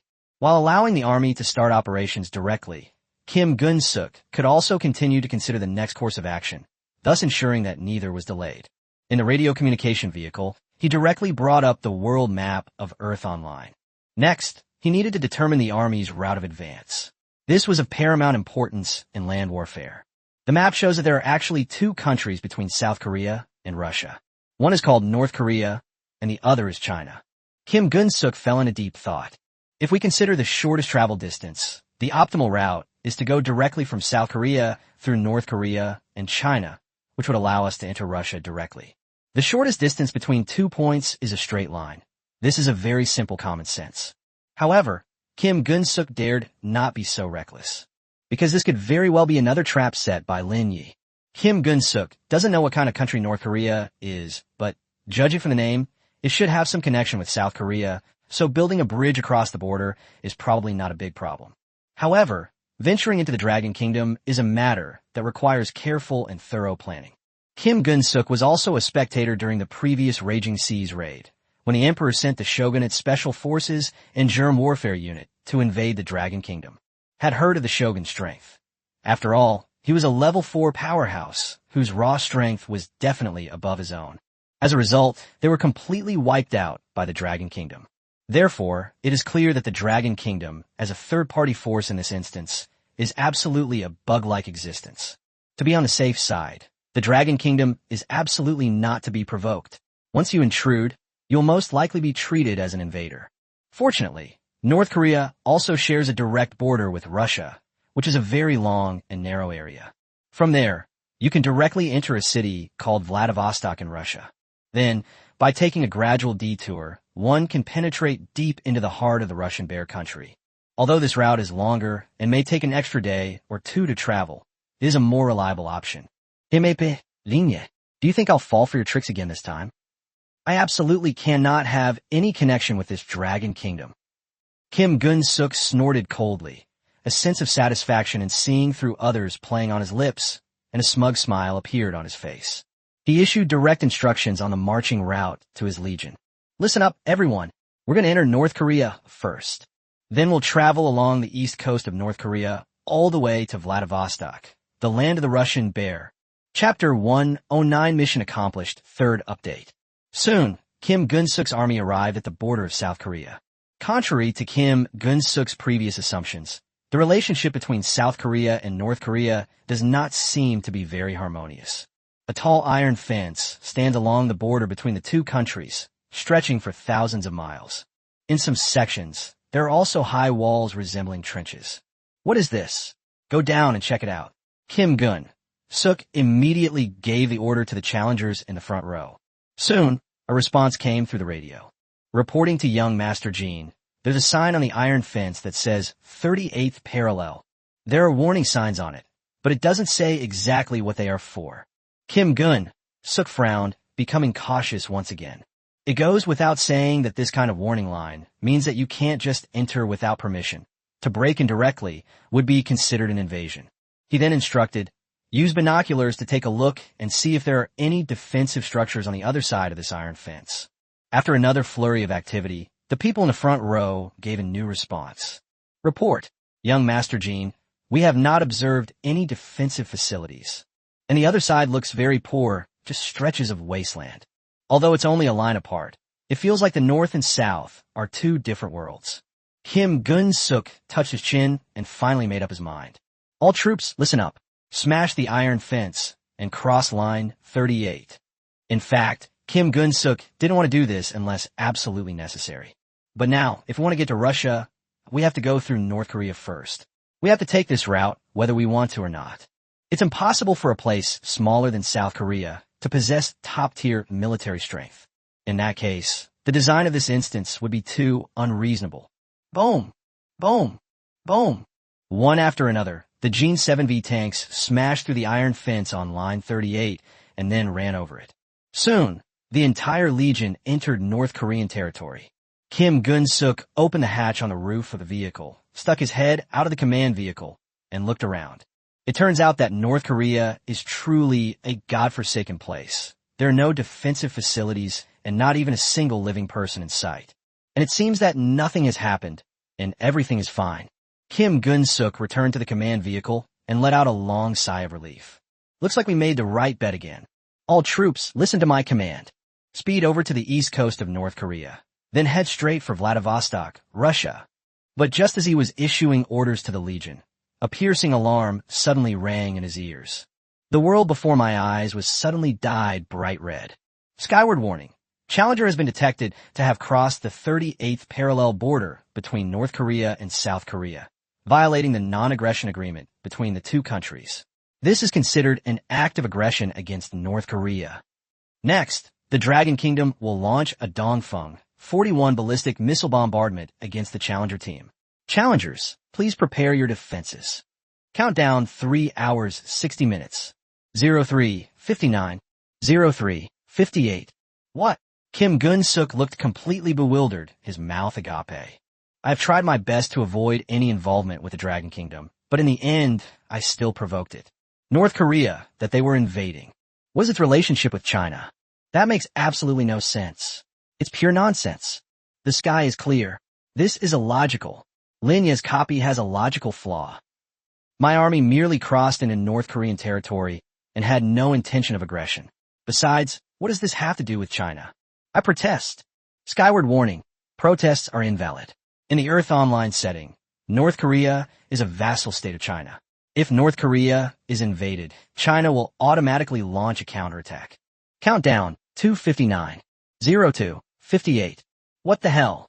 Kim Gun-suk cursed, slamming his fist on the outer wall of the command vehicle. He was trying his best to control his emotions, but this kind of thing was really infuriating. The Dragon Kingdom is going to use missiles to deal with its own army. How can we defend against missiles? Because there would be no air units in the instance. Kim Gun-suk did not bring any anti-air weapons into the instance. Are we supposed to rely on tanks and giant cannons to block and intercept missiles? That sounds incredibly stupid. But since things have come to this, there is no other choice but to give it our all. Listen up, everyone. Get all the Goryeo cannons set up and all the Kim 7V tanks cannons pointed at the northern sky. You must shoot down the Chinese missiles. The challengers began their operation in a panic. No one expected the battle to start so quickly, so everyone was in a flurry of activity. 00:03, 00:02, 00:01. Sky-wide alert. China's Dongfeng missiles have launched a saturation attack. Kim Gun-suk's forehead was covered in sweat as he climbed out of the command vehicle once more and looked out at the distant horizon. The outlines of red missiles were revealed. These missiles are painted in a very bright color, with a fiery red coating and gold 5-pointed stars. This, Kim Gun-suk couldn't help but shiver, because he saw more than one missile. Instead, it was a series of missiles like a machine gun, with dozens or even hundreds of them. They have the exact same trajectory, and the distance between each pair of missiles is exactly the same. What the hell is this? Boom! With a deafening roar, the first Dongfeng missile has landed. It struck the Challenger team squarely in the center. This means that everything was judged correctly. The red missile struck the tank's top armor with perfect accuracy. The missile's warhead triggered a violent explosion upon impact. A massive fireball rapidly expanded from the point of blast, engulfing the surrounding air and forming an ever-expanding, fiery red hemisphere. The intense light from the explosion illuminated the entire sky almost instantly, like a small sun suddenly appearing on the horizon. The intense shock wave shattered the tank in the center, melting its metal hull in the intense heat. In an instant, a fireball, accompanied by thick smoke and debris, erupted from inside the tank, scattering metal fragments everywhere. The shockwave from the explosion even tore apart the tank's tracks and some of its armor, and burning debris and destroyed equipment were scattered on the surrounding ground. The strong wind pressure and airflow also spread outwards at the same time, overturning all the tanks and armored vehicles on the periphery. Deep craters were left on the ground, and the surrounding objects were charred and twisted.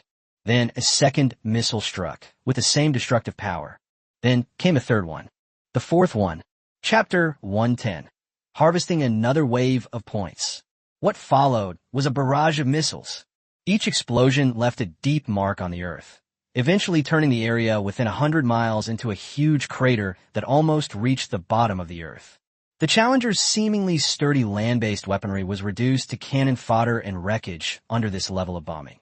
It was no exaggeration to call it a living hell. So-called steel blades are actually as fragile as paper. Thick smoke billowed upwards, obscuring the sky's original azure blue. This rising smoke coalesced into a heavy layer of gray clouds. In fact, the massive explosion when the first missile landed had already killed or injured most of the 50,000 challengers. When the second missile landed, not only were there no survivors, but their bones were probably all blown to smithereens. All subsequent missile bombings were, frankly, an overexploitation saturation attack. Kim Gun-suk was no exception. His radio command vehicle was located in the very center of the core, in the area most severely affected by the Dongfeng missiles. So when the first missile exploded, this guy was instantly melted by the high temperature. Because of the Bear's Wrath buff, 1,600 points were deducted directly, and then I was teleported out of the instance. The warning from the sky had already sounded when the third missile landed. Important notice. As all challengers have perished, the dungeon quest has officially failed, and the dungeon will be closed soon due to the approaching winter. 201918. Meanwhile, the statistics for the instance also appeared in the ongoing live stream. The statistics for this instance are as follows. Number of players eliminated in the instance, 300. Maximum duration of the instance, 1 hour. Dungeon completion rate, 0%. Instance completion status, 0.00%. The number of people eliminated in this instance is still not large. Compared to the scale of 50,000 challengers, this number is really small, even less than many difficult level instances on Azure Star. The dungeon's duration has been shortened by 2 hours from the previous 3 hours, which means Kim Gun-suk's endurance is getting shorter and shorter. Completion rate and dungeon completion rate this time, they were both a pitiful 0, a truly dismal sight.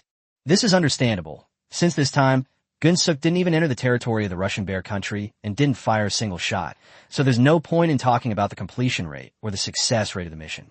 However, at this moment, the spectator's attention was no longer on these instance information, because from the instance's top-down perspective, the Dragon Kingdom's Dongfeng missiles were still continuously bombing in pinpoints. It felt like the whole planet was about to be blown up. Endless, until the end of the world. All the spectators were stunned. They had never seen anything so audacious. WTF. Everyone's dead, and the Dragon Kingdom is still bombing. Are they going to wait until the instance closes before they stop? Don't they think missiles are free? Kim Gun-suk's tank army, just like that, so easily defeated. This was supposed to be one of the top tanks on Azure Star, yet it was defeated in this way. I can't imagine what else Yi Shun was hiding in the dungeon. There's no other way. Missiles are simply ineffective against ground forces with no air defenses. And it's clear that China's Dongfeng missiles are even more powerful than those of the U.S. It can only be said that Yi Shun has once again pulled something unexpected in the dungeon. Although it's a specific land combat dungeon, this restriction only applies to the Challenger and enemy factions, but there are no restrictions on third-party factions. Alas, the situation in the South Korean settlement is truly tragic. They had barely revealed their ambitions when they were wiped out. To be honest, I feel a little sorry for these Koreans. A few seconds later, the instance was completely shut down, and all spectators were simultaneously removed from the instance. Kim Gun-suk's second challenge ended in a very comical way. It also left the entire Azure Star with the biggest joke to talk about over tea. Inside the cliffside villa, Lin Ye also received a notification from the sky. Skyward notification. Dear dungeon designer, your second run of the dungeon, Winter is Coming, has ended. No one has cleared the Winter is Coming dungeon this time. Your dungeon has received extremely high praise from Skyfall. A total of 44 million points were earned in this instance. This includes 36 million points from the first instance with 45,000 participants, and 8 million points from the second instance with 5,000 participants. For the portion of points not exceeding 100 million, Tianmu will return 1% to the dungeon designer. For the portion exceeding 100 million but not exceeding 1 billion, Tianmu will return 1/1000 to the dungeon designer. For the portion exceeding 1 billion but not exceeding 10 billion, Tianmu will return 1/10,000th of it to the dungeon designer. According to the Sky Curtain points return rules, you will receive 440,000 points in this winter is coming event. In addition, the results for today's Raging Seas event have been finalized. All challengers surrendered immediately, totaling 100,000 participants. The event yielded a total of 2 million points. According to the Sky Curtain points return rules, you will receive 20,000 points in the Raging Seas event. Because you have the points bonus card given to you by Tianmu, your points earned today will be doubled. You have earned a total of 920,000 points today. 920,000 points. That works. A faint smile appeared on Lin Ye's lips. It's not that you can only get a lot of points by eliminating a large number of challengers. In this instance, Winter is coming only eliminated a small number of South Korean challengers, and those were all overconfident level 1 challengers. If the Koreans hadn't made a stupid mistake, they might have all survived. Lin Ye had also learned from experience that excessively eliminating challengers would only trigger additional checks by the Sky Curtain. Designing a copy involves a crucial step, slowly and skillfully maneuvering against the celestial realm. The way they do it now is to eliminate people in a conventional way, yet still make a fortune by quietly accumulating points. Moreover, as the dungeon progresses deeper, the Bear's Wrath buff will gradually reveal its true effects. I have now accumulated 4.92 million points, and I am halfway to the 10 million point mark to advance to LV4. If this trend continues, advancing to LV4 is just around the corner. Chapter 111, but to avoid the victim. Lin Ye glanced at the hero ranking on the sky again. My ranking has risen again. It rose from 48th to 46th. In 045, Montgomery, race, Irish, level, LV3, works, Desert Rose, Clash Royale. In 046, Lin Ye, race, Great Xia Clan, level, LV3, works, Earth Online. The 5 constants, Raging Seas, Earth Online. The 5 constants, Winter is coming. Number 47, Georgy Konstantinovich Zhukov, race, White Bear, level, LV3, work, Iron-Blooded Defense War. It's obvious that at this level, ranking improvement becomes extremely slow. This place is at the very top of the Azure Star Pyramid. It has a small population, but the range of points is vast. However, Lin Ye didn't seem to care much about rankings. Compared to ranks, rankings are more like empty titles. Although each level up after entering the top 50 brings increasing benefits to the settlement. However, these benefits don't actually have much practical significance for Lin Ye personally. Furthermore, rankings do not fully represent ability. Some people have plenty of points, but their actual strength is terrible. Prince Singh of the Indian tribe is a typical example. Lin Ye composed himself and directly asked the heavens, Sky Curtain, will there be another review and adjustment of the number of players in the dungeon this time as winter approaches? Dear dungeon designers, after review, Skycraft believes that the difficulty of the winter is coming dungeon is basically matched with the number of challengers. Unless the designers actively modify the dungeon, no adjustments will be made. Lin Ye Simidet. Surprisingly, the number of people in the Sky Curtain area did not increase this time. This left him somewhat disappointed. It seems that because no direct confrontation between the Russian nation and the Challenger forces was triggered this time, the Sky Screen was unable to make a judgment. However, maintaining the number of challengers at 50,000 is not bad, since the developers don't want the Winter is Coming dungeon to be like the previous Raging Seas dungeon, where resources were drained in just 3 waves. He's playing the long game. With nothing else to do, Lin Ye browsed the internet again and found that there were far fewer news articles about him and his copy of the game today. Today's hot topic, however, is the strengthening the nation plan in the South Korean settlement. In fact, it is not uncommon for different settlements to buy technology from each other. Even the Great Xia settlement would purchase some new technologies from other settlements. However, It is rare to see people like the Koreans who secretly buy tank blueprints and then secretly modify them. Settlements that do this are usually harboring ulterior motives. Once this kind of thing is exposed, other settlements will inevitably be on guard. In a short time, a barrage of criticisms and condemnations against the South Korean settlements emerged online. Buying tanks and secretly developing their strength. What exactly is South Korea trying to do? South Korea's large-scale purchase of weapons from various settlements over the years reveals its sinister intentions. Where do the points for purchasing weapons come from? The South Korean chaebols must have exploited a lot of the people's hard-earned money. Is this model of chaebols controlling residential areas in South Korea really reasonable? I suggest Skynet, the government, conduct a thorough investigation. If it weren't for Yishan's help, who knows which settlement South Korea would have struck with that blow? Seeing the overwhelming accusations and insults, Lin Ye could only silently mourn for Kim Gun-suk. Did you think that was all? No, you have to keep challenging this dungeon.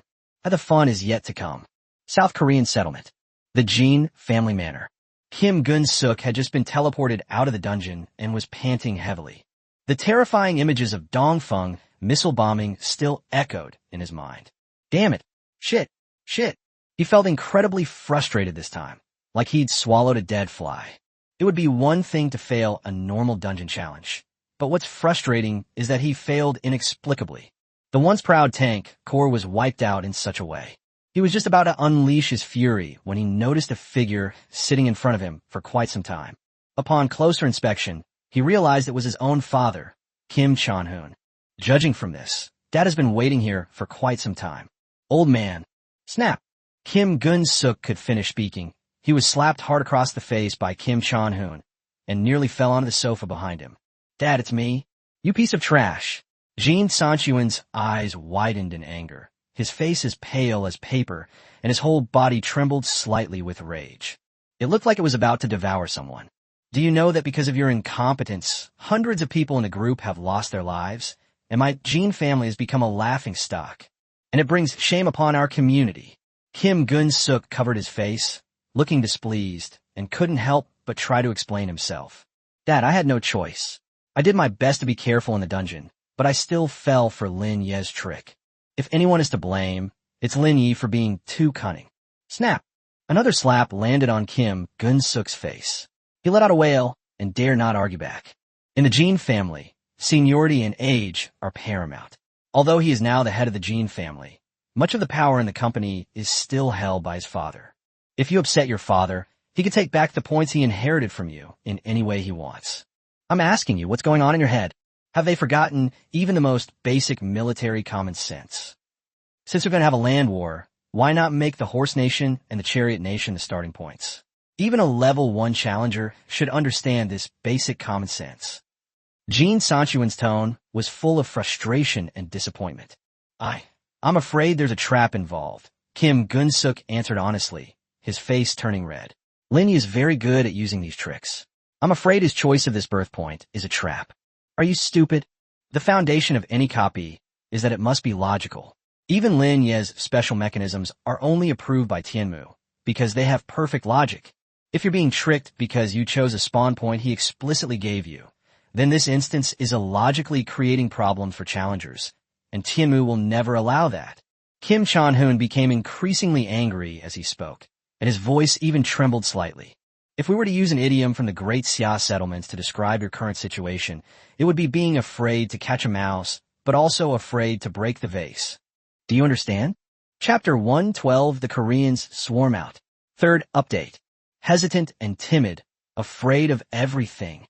In your current state, let alone Lin Ye's held difficulty dungeon, even a random hard difficulty dungeon would be enough to give you a hard time. As a dungeon challenger, you must always believe in yourself. Don't let the dungeon designers lead you by the nose. You've committed a major taboo in dungeon challenges. Although Kim Chan-hoon's words were somewhat harsh, they struck Kim Gun-suk squarely on the head like a drumstick. He was indeed too passive. Because of the fear he experienced the first time in winter is coming, he was indeed very wary during the second instance. He was constantly afraid that he would step into a trap set by Lin Ye, so he dared not do many things that would normally be obvious. But even with all his caution, he still fell into the trap. If I had known this would happen, I would have followed my original plan from the beginning. If I had chosen the Horse Nation or the Chariot Nation, although it wouldn't have guaranteed a win, at least I wouldn't have inexplicably ended up with the Dragon Nation. In an instant, a surge of intense anger ignited within him once more. Dad, I understand. I will fight again when winter is coming. If I don't bring that bastard Lin Ye down, I'm not a Jean. Jean Sanchu sighed deeply, shook his head helplessly, and said, Things have come to this point, and this matter may no longer be something that my Jean family can decide. Kim Gun-suk frowned slightly, looking puzzled. Dad, what does this mean? This is a duel between me and Lin Ye. Who dares to interfere? If I'm not mistaken, your uncle will be intervening in this matter next. Kim Chan-hoon looked coldly at Kim Gun-suk. What? Are you going to disobey him? Uncle. Kim Gun-suk's uncle is Park Sung-man, the leader of the South Korean settlement and the highest-ranking figure in South Korea, who is ranked first on the heroes list.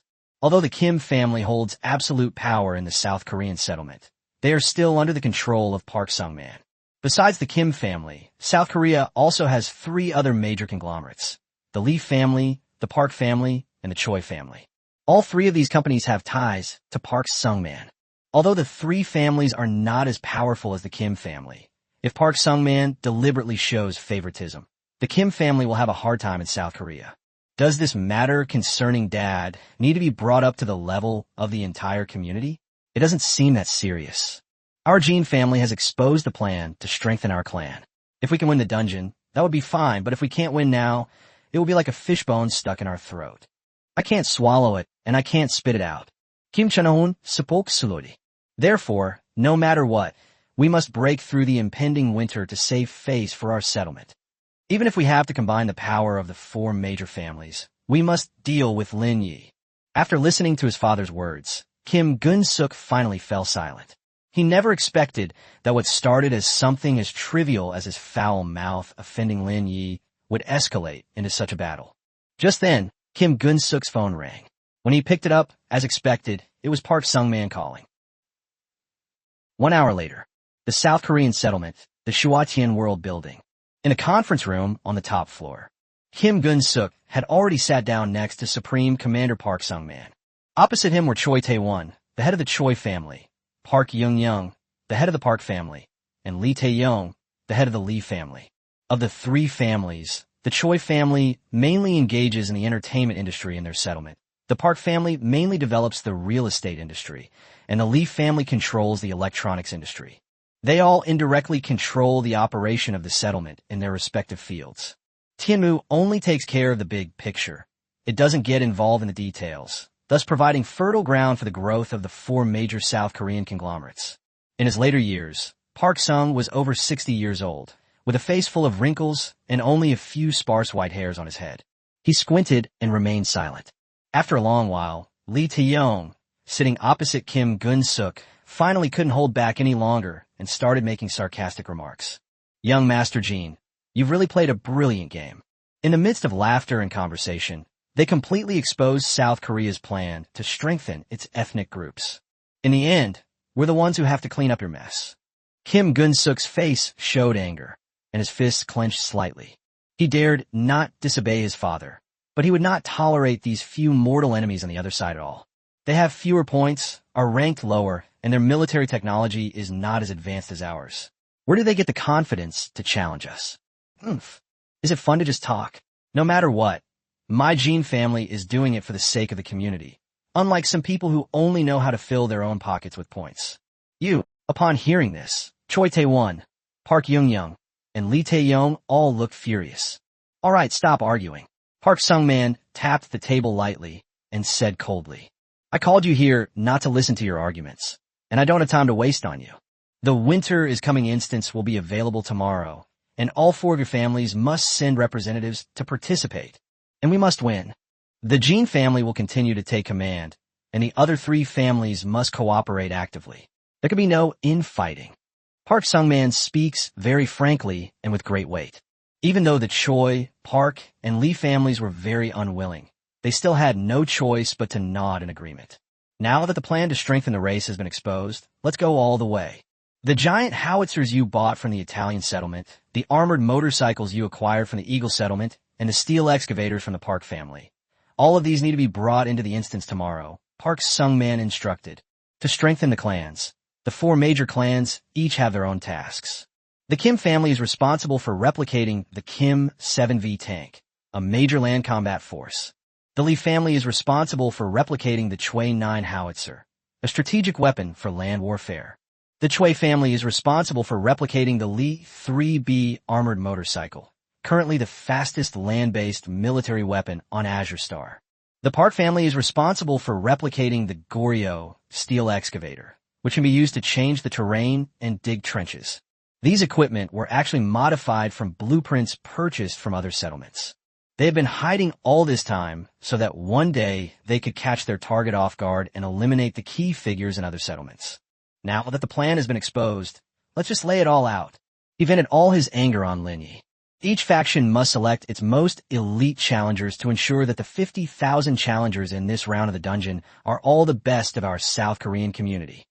In addition, we should ask relevant media outlets to issue a statement saying that the forests in the Daeha settlement are disrupting the peace and tranquility of our South Korean settlement. Next, the South Korean settlement will join forces to break through Lin Ye's instance and eliminate Lin Ye. Chapter 113 Kim Gun-suk's Third Winter is coming. Ding ding ding. The next day, Lin Ye was still asleep when he was woken up by the urgent ringing of his cell phone. It was a call from his assistant by Tian Hao. Mr. Lin, I apologize for disturbing you, but Dean Dante asked me to tell you something. Just now, Kim Gun-suk, representing the South Korean community, officially declared war on you. Lin Ye yawned and rubbed his sleepy eyes. Oh, hasn't Kim Gun-suk been battling me all along? There's nothing surprising about that. Mr. Lin, this time it's not just Kim Gun-suk and his Kim family, but the 4 major families of the entire South Korean settlement, who are all challenging your winter is coming instance at the same time. Bai Tianhao on the other end of the phone seemed much more nervous this time. Choi Ta-won of the Choi family, Park Young-young of the Park family, and Lee Tae-yong of the Lee family. These are all among the top 200 on the heroes list. The South Korean settlement is openly provoking the Great Xia settlement. Dean Ding is also very angry. If Mr. Lin is willing, Dean Ding will notify several elites from the Research Institute to launch a counterattack against the 4 major families of South Korea at the same time. This whole thing was Kim Gun-suk who provoked you, but now he's turning around and blaming you, making it seem like you were the one who deliberately harmed him. Bai Tianhao talked for a long time, and Lin Ye thought he was reciting a list of dishes. What Choi family, what Lee family? If he hadn't been told, Lin Ye would have thought he had transmigrated into some novel about a crooked-mouthed dragon king. Assistant Bai. If that's the case, then I understand. Actually, I think this is quite normal, because I said in my previous video that I support Kim Gun-suk in finding helpers. It's not surprising that he would gather all the masters in South Korea to challenge my dungeon. As for your suggestion to retaliate against the South Korean settlement, I don't think it's necessary. This is my personal matter, and the settlement doesn't need to interfere, because I have confidence in my copy. After saying that, Lin Ye hung up by Tianhao's call. Then the challenger's backend interface for the instance was brought up. As expected, this round of dungeon challengers is already full, and they are all Korean names. Number 1 name, Kim Gun-suk, level, LV3, representative work, Grandpa of the Chaebol. In O2 name, Choi Ta-won, level, LV3, representative work, SK Energy Tower. Number 3 name, Lee Tae-yong, level, LV3, representative work, The Myth of Samsung. Number 3 name, Park Young-young, level, LV3, representative works, Blow Up Latte Building, Parasite. In 049999 name, Lee Mingao, level, LV2, representative work, The Heirs. In 50,000 name, Kwon Tae-yong, level, LV2, representative work, The Loser. Seeing this group of Koreans eagerly signing up for his dungeon, Lin Ye felt no panic at all. On the contrary, he was secretly pleased. Very good. That's more like it. How could such stubborn Koreans easily admit defeat? They should keep fighting. To reiterate, he's not afraid of strong challengers, but he's afraid that Kim Gun-suk might suddenly back down. It's clear that South Korea is really serious this time. All 50,000 people are at LV2 level, meaning that each person has more than 10,000 points in reserve and the ability to bring weapons into the dungeon. In that case, we might actually have a chance to witness the mighty steel torrent of the Russian Bear Nation. Let the world see what real land warfare is all about. In the living room of the Kim family manor, Kim Gun-suk was vigorously massaging his temples. The countdown to the new dungeon has begun. In just a few minutes, he will re-enter the world of winter is coming. But his mood is really not calm right now. There was even a deep-seated fear that lingered in my heart. This time, he really had no chance of failure. His uncle, Park Sung-man, gave him plenty of face, allowing him to continue serving as the commander-in-chief of the instance, managing the top combat forces of the Kim, Choi, Park, and Lee families. This could be said to be the strongest configuration in the entire South Korean settlement.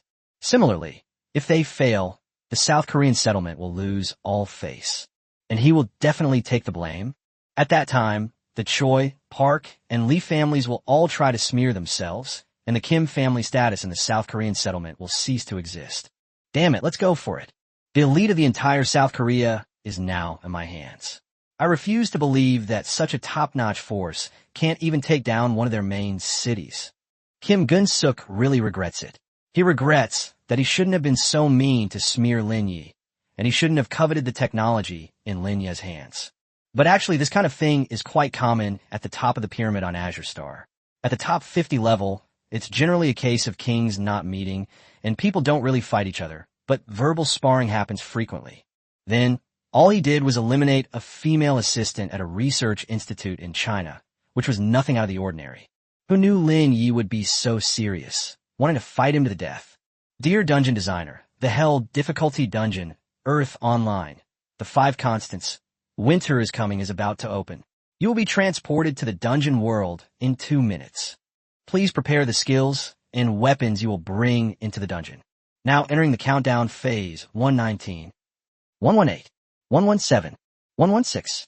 Time was up, and Kim Gun-suk had no time for regrets. He shook his head vigorously, trying to rouse himself.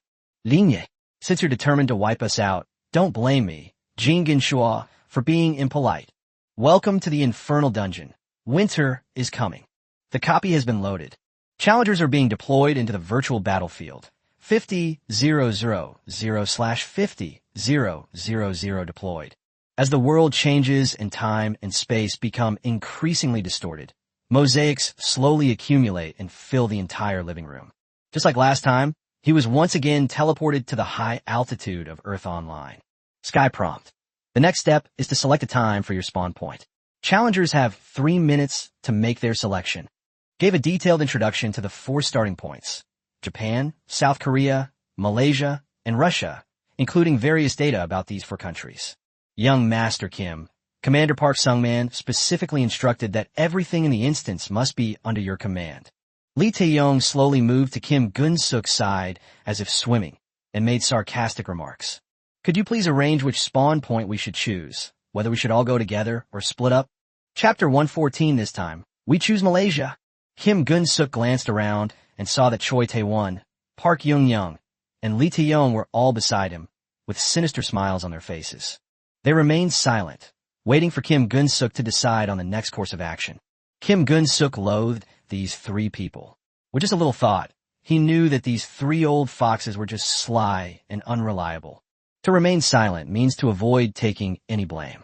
If they succeed in the dungeon challenge, they will also receive credit, but if they fail, the blame will fall entirely on the commander. President Lee, President Park, and President Choi. Although Commander Chungwon appointed me as the overall commander of the instance, the elite challengers for various families are also under your direct management. Let's all share our opinions and cast a vote to see how we should choose this spawn point. After all, we are all fighting for South Korea. Kim Gun-suk isn't stupid. Even if he has to take the blame, he can't do it all by himself. If I had to choose, I'd choose Malaysia. Lee Tae-yong said. I also think Malaysia is the best choice for attacking Russia. Malaysia is the closest country to Russia, so it is indeed the most suitable choice if a land war is to be launched. All 3 gave the same choice, Malaysia. Kim Gun-suk nodded. Actually, his best choice was also Malaysia. There are many reasons for this. First, Malaysia and Russia share a border, and a very long border, which gives them a lot of freedom in choosing their attack routes. They could even divide their forces and fight on multiple fronts. Another, and most importantly, is that there are no other countries between Malaysia and Russia. In the last instance, the entire army was inexplicably wiped out by the Dragon Kingdom. So Kim Gun-suk couldn't possibly be careless this time. He already has a phobia of the Earth online map. It's best not to provoke any country on the map easily. Even if it looks small, it might be a vassal or ally of another country. This was all Lin Ye's scheme. But as the saying goes, a smart person will not stumble twice in the same place. There's absolutely no way Kim Gun-suk will fall for that again. Then let's set the starting point as Malaysia, and everyone should choose Malaysia. Our forces are limited, so we must not disperse them, and everyone must stay together. Soon everyone made their spawn point choices, and all 50,000 challengers landed in Malaysia. The world before his eyes changed again, and when everything became clear, Kim Gun-suk found himself seemingly in a large tent. Choi Tae-won, Park Young-young, and Lee Tae-yong were also teleported to his side, where they sat on the ground. The entire space appeared dilapidated, a far cry from the luxurious black house he had previously visited. A chilly wind blew through the gaps in the tent, making him feel cold. This is my new birthplace. What the hell? It looks all shabby. Kim Gun-suk felt something was off, so he quickly opened the tent and went out to check.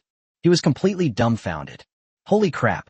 Looking out, all you see are tents exactly like the ones you just saw, densely packed across the land.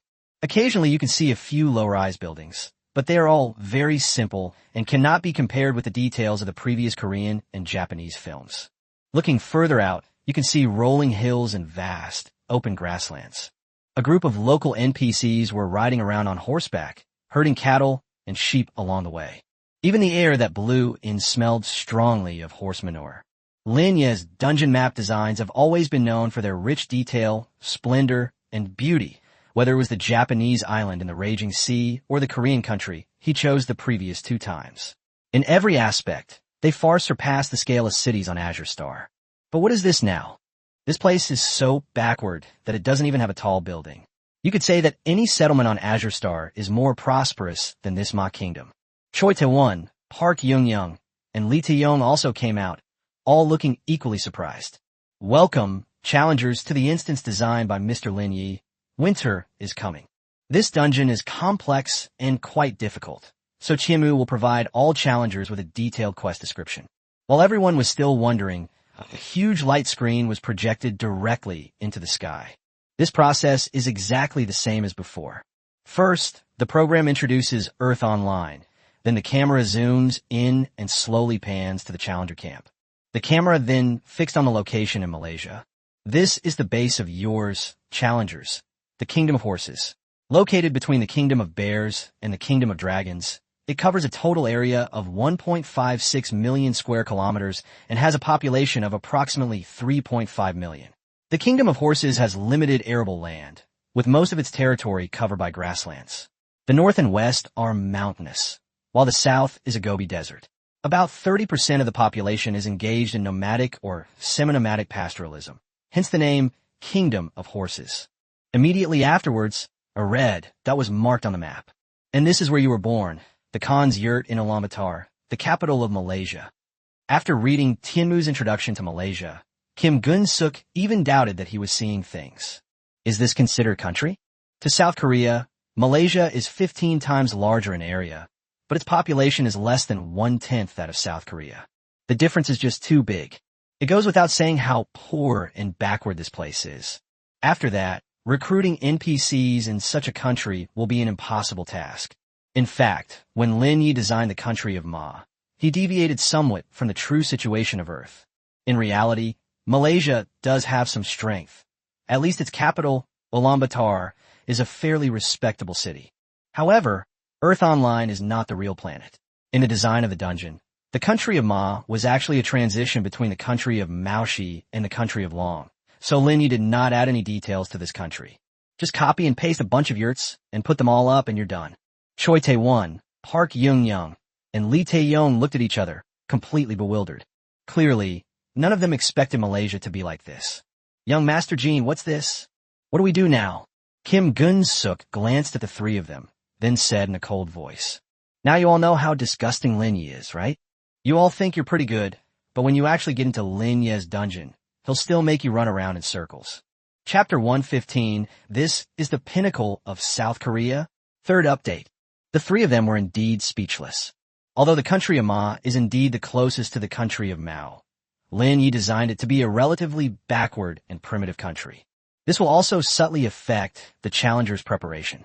The smells of horse manure, sheep manure, cow manure, and grass made the three major conglomerates feel completely disoriented. Who are they? They're the biggest chaebols in South Korea, the richest people in the entire settlement, and yet they're left to stay in this shitty place. This was clearly Lin Ye's psychological attack on them, similar to off-field influence in a competition. Meanwhile, the chat on the live stream was filled with laughter. Ha ha ha, I'm dying of laughter. These Koreans thought Malaysia was the best place to be born, but they never expected that this place would actually be related to horses. Looking at it this way, haven't these people fallen for Yishin's tricks again? Perhaps choosing the Chariot Nation was the best option. These four are all powerful tycoons in South Korea, always swaggering around. Letting them smell the stench of horse manure isn't a bad thing. In fact, the fact that the spawn point is relatively backward has a significant impact on a challenger of a dungeon. To some extent, he will influence the challenger's choice of combat plan. Kim Gun-suk took a deep breath to calm himself down and then slowly opened his mouth. But don't worry too much about it. If you go into Lin Ye's dungeon a few more times, you'll get used to these things.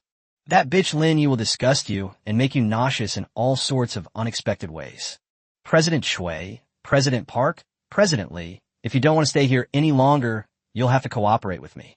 The sooner we conquer the dungeon, the sooner we can kill that bastard Lin Ye. Choi Tae-won, Park Young-young, and Lee Tae-yong covered their noses and said nothing more. However, there's one thing to be thankful for. The conditions in Malaysia are just a bit poor, but they don't really affect our operations. After all, we will attack Russia as quickly as possible, and we have no intention of using the military strength of the Russians. Kim Gun-suk's words were not only directed at Lee Tae-yong and the other two, but also at the other challengers in the instance. At this time, we absolutely must not let such trivial matters affect our mood. The Sky Curtain continued with the mission introduction. Mission 1. Capture any one of the three main cities of the Russian Empire: Volgograd, St. Petersburg, or Moscow. 500 points awarded for successful task completion. 800 points deducted for failed task completion. Task 2. Within half an hour of the instance opening, declare your submission to the Russian Empire and hand over all your personal skills to them. 20 points will be deducted.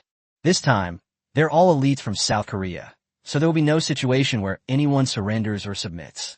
It's important to understand that in the South Korean colony controlled by conglomerates, the fate of an employee who betrays his boss is horrific. Important notice.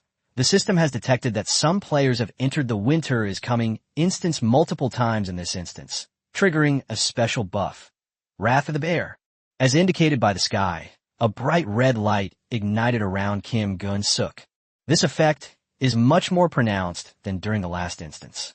This indicates that his status as a red name, indicating a negative reputation, has become even more serious this time. This is his third time entering the dungeon. If he fails this time, he will lose 3,200 points. Kim Gun-suk brought a total of 10,000 people into the instance this time, all of whom are the Kim family's top employees. 5,000 people are in the same situation as him, and they will also have 3,200 points deducted if they fail the mission. The remaining 5,000 people were mostly involved in the previous winter is coming mission, so they are classified as level 1 red names and will have 1,600 points deducted if they fail the mission. 3,200 points is really high. Although it's not fatal for challengers of the dungeon, there's still a high possibility that some people will be demoted. Lin Ye, do you think this method can stop me? Kim Gun-suk jurset angridi. He didn't really care. He wouldn't care even if the buff stacked up 10 more times. It's just points, right? Kim Gun-suk has plenty of those. He didn't care about the lives or deaths of others. All you do all day is scheme and plot. Today I'll see just how much power you have in the land battles as winter approaches. Skyward notification. Respected challenger, Mr. Kim Gun-suk, due to the high regard other challengers have for you in this instance, you have been directly appointed as the instance commander. Next, the dungeon commander will select the combat strategy for this dungeon on behalf of all challengers. Please choose from the following 4 modes: air combat, land combat, naval combat, or total war. I still choose land warfare. I want to show Lin Ye the true strength of South Korean land warfare. Sky-high notification. Combat mode confirmed. Because the instance commander has selected the land combat mode, all weapons and technologies unrelated to land combat will be temporarily disabled. All of the challengers' ground units will be stationed on the grasslands surrounding Ulaanbaatar. Additionally, challengers should be reminded that this instance still has a time limit. Considering the characteristics of land warfare and the distance between the Mali and Russian territories, the time limit is 7 days. Bang, bang, bang. The earth began to tremble violently, and some yurts were even overturned by the intense shaking. What was once an endless grassland is now piled high with all sorts of massive military equipment. Steel monsters stacked one on top of another, looking particularly out of place. These steel monsters crushed the surrounding grass with every move, scaring the NPCs in the dungeon into fleeing in terror. It was as if a foreign race from another world had invaded this peaceful land. The combination of the smell of engine oil and horse manure in the air created a very eerie feeling. Unlike the weapons that appeared at the Black House last time, which were only the Kim family's land-based weapons, this time there were 3 other families involved. This time, there are far more weapons and guns than last time. 12,000 gold 7 tanks. Armored all-terrain transport vehicles, 1,000 units. Kurenarti, 5,000 vehicles. Mauser of gold rifles, 10,000. Mauser G-class gold machine guns, 10,000. Mauser M gold anti-tank rifle, 10,000. Limens no uidze vehicles, 10,000. Winchester SB trio shotguns, 1,000. Kui 3B armored motorcycles, 8,000 units. Liam 1914 heavy machine gun, 10,000. Lee's number 15 cricket grenade, 3,000. Park family Goryeo steel excavators, 2,000 units. Park specially made submachine guns, 1,000. Chapter 116, choosing a marching route. This time, because all challengers were LV2 or higher, everyone brought their strongest weapon into the dungeon. So the number of weapons is completely overpowered. The quantity far exceeds the amount of weaponry that 50,000 challengers can handle. If you're on a map from South Korea, you can recruit local South Korean NPCs as helpers to operate excess military equipment. Unfortunately, since they were born in Malaysia, NPCs in Malaysia cannot be recruited. So, at most, Kim Gun-suk and his group can only bring 50,000 weapons into Russia this time. Even so, when this elite Marine Corps from the South Korean settlement was revealed to the world, it was still astonishing. Compared to the Jean family's land forces last time, the biggest difference this time is that the types of land warfare weaponry are more diverse, and the lineup is more complete.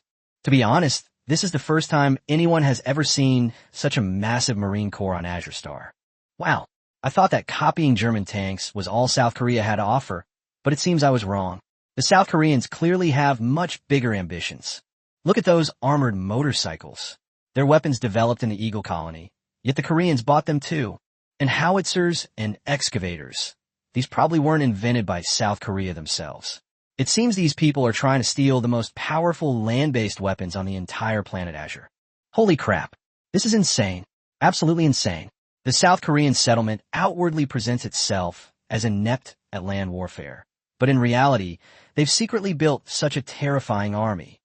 They used all the second-tier flagship models from various settlements, and sewing them together must have been exhausting for these Koreans.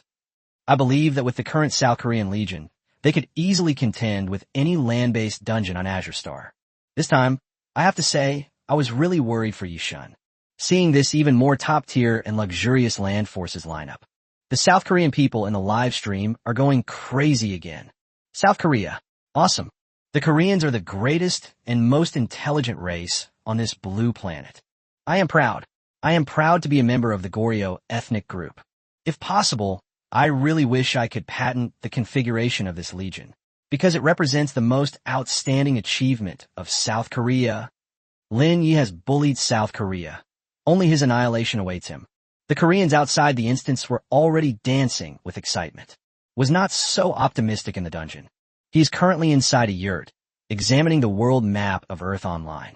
The long border between Malaysia and Russia means that they have a high degree of freedom in choosing their battle routes.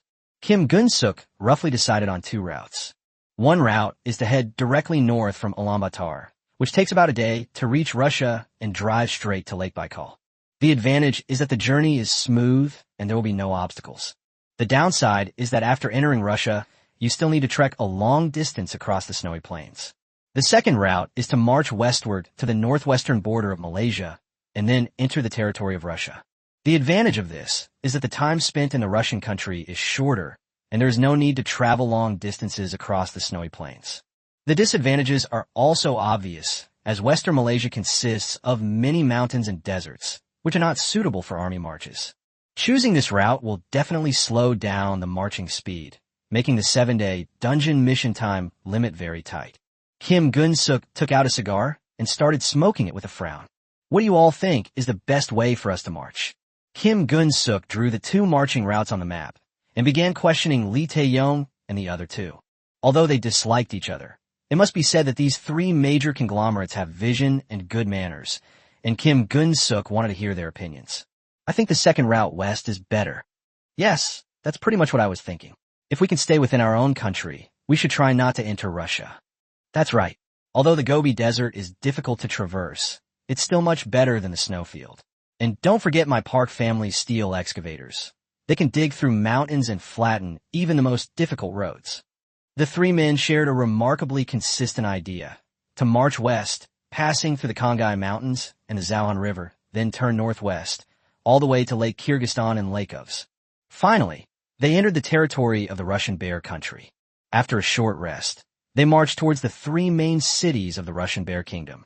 In fact, Kim Gun-suk preferred the second route, the westward journey. He was more concerned about the institutional issues in Russia, because during the first instance, after my fighter jets entered the Russian country immediately launched an attack on the South Korean country. This is enough to show that the Russian country has a very strong defense mechanism. Therefore, the shorter the time spent in Russia, the better. Very good. Since we share the same idea, let's head west. This dungeon mission has a very short duration. We only have 7 days in total, so we can't afford to waste even a minute. With that, Kim Gun-suk put the map away and began to give Choi Tae-won, Park Young-young, and Lee Tae-yong specific strategic instructions. President Choi, you and the 10,000 challengers from the Choi family conglomerate you brought will form our Marine Corps reconnaissance force. You will use the mobility of armored motorcycles to help us find out the various movements along the route. President Park, you and your 15,000 vassal challengers will form a strategic logistics force, driving excavators to help the Legion change the terrain and gain a geographical advantage. At the same time, you will be in charge of managing the Legion's communications. You will be the Legion's absolute support. President Lee, you and your 10,000 employees form a powerful assault force, ready to deliver a fatal blow to the Russian Bear Country at any time with the Lee family's specially made howitzers. And my Jean family's tank force is naturally the core combat power of the entire army. Next, it will clear all obstacles for the Legion. After Kim Gun-suk issued the instructions, Park, Choi, and Lee all had no objections. Kim Gun-suk's tactical deployment was actually quite reasonable. It can be said that it made full use of the strengths of each team. Furthermore, Kim Gun-suk did not forcibly manage the other family's forces, but instead used this method of dividing them into 4 large units, which also avoided interference between the families. You could say they gave me plenty of face. Young Master Jin's allocation is very reasonable. We'll follow young Master Jin's orders. Excellent. Without further ado, let's march immediately. Chapter 117. The Smoke of War Outside the Dungeon. Kim Gun-suk dared not delay in the slightest. This dungeon run was packed with time and heavy tasks. He estimated that crossing the entire country would take at least 3 days. By the time they enter the territory of the Russian Bear Country, it will be at least the 4th day. By then, they will only have 3 days left to attack the city. Furthermore, the time required to march to the 3 main cities must also be taken into account. Although this westward route avoids walking through snowfields as much as possible, it is still inevitable to trek for a period of time to reach the nearest major city, Moscow. The mighty Steel Legion sped out of Ulaanbaatar at top speed, heading westward. The settlement of the Great Xia. Army Corps Command. Ding Chong was sitting opposite Li Yunlong, the commander-in-chief of the Great Xia Army, watching the live stream of the Winter is Coming instance together. Kim Gun-suk's march in the instance still needs some time, which means that the formal war will not break out for the time being. So the two started chatting. In fact, under the rule of the heavens, the Azure Star does not have a true army. The reason it was named Army is because the people under Li Yunlong's command are warriors who specialize in dungeon raiding. The Research Institute is responsible for researching technology, while the Legion is responsible for conquering other settlements to plunder technology. Objectively speaking, researchers at the Research Institute are better at designing dungeons, while the various legions are better at strategizing dungeons. The two complement each other to form a complete dungeon strategy system for the Great Xia dynasty. Although Ding Chong studied the Navy, while Li Yunlong focused on the Army, it didn't prevent the two from maintaining a good relationship. Today, Li Yunlong specifically invited Ding Chong over for tea. Cough, cough, cough.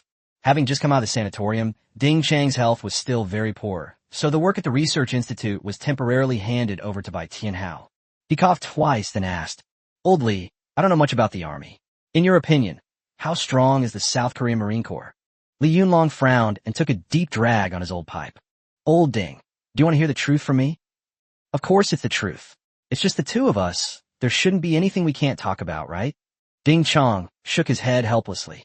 "Although we have prejudices against South Koreans, we must be realistic." Li Yunlong stubbed out the cigarette with his fingers and said through gritted teeth, "To put it simply, in terms of the quality of their weaponry alone, the current force in the South Korean settlement is definitely one of the best on Azure Star. It wouldn't be an exaggeration to say it's the strongest. Is it really that powerful?" Ding Chong found it unbelievable. "But as far as I know, the Koreans don't have a tradition of land warfare, and these weapons were all bought from other settlements. It's strong precisely because it was bought. Think about it.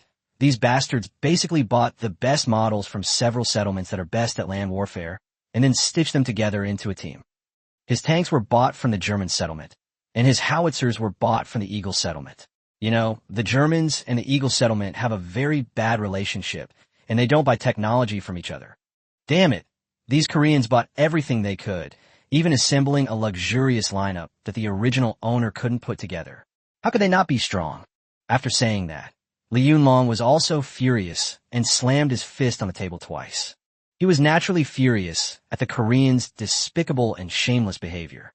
But there was truly nothing we could do, because these things are all related to the style of the settlement, and it's not something he, as an army commander, can handle. In terms of financial resources, the Xia settlement was much stronger than the South Korean settlement, but the Xia people were generally more concerned with saving face and disdain to buy technology from other settlements. Unless absolutely necessary, I try my best to do the research myself. After all, larger settlements are generally less willing to do things like copying others' ideas. In the end, it was the shameless settlement of South Korea that gained the upper hand. However, things are hard to say. Li Yunlong curled his lips and then revealed a simple smile. Military equipment is one aspect, and tactics are another. Having the best military equipment does not necessarily make one strong. Back then, I didn't have a single gun, but I still managed to clear a lot of dungeons. If you don't have one, just steal one from the enemies in the dungeon. We'll have to wait and see how well these Koreans can fight. As they were talking, Li Yunlong suddenly remembered something and said directly, "Old Ding, there's something I did without reporting it to my superiors. I've already sent my men to launch a proactive attack on the 4 major Goryeo family strongholds. I don't care about anything else. Just wipe out a few Goryeo people first." "Oomph, do you really think my Great Xia is a pushover?" As he spoke, a very satisfied smile appeared on Li Yunlong's face. You actually laid a hand on me." Li Yunlong's words startled Ding Chong. "I previously inquired with Mr. Lin, and he didn't want anyone else to interfere in this matter. Mr. Lin is Mr. Lin. He doesn't want to trouble us, so we can't be so inconsiderate as to let this big shot shelter us from the wind and rain all day long.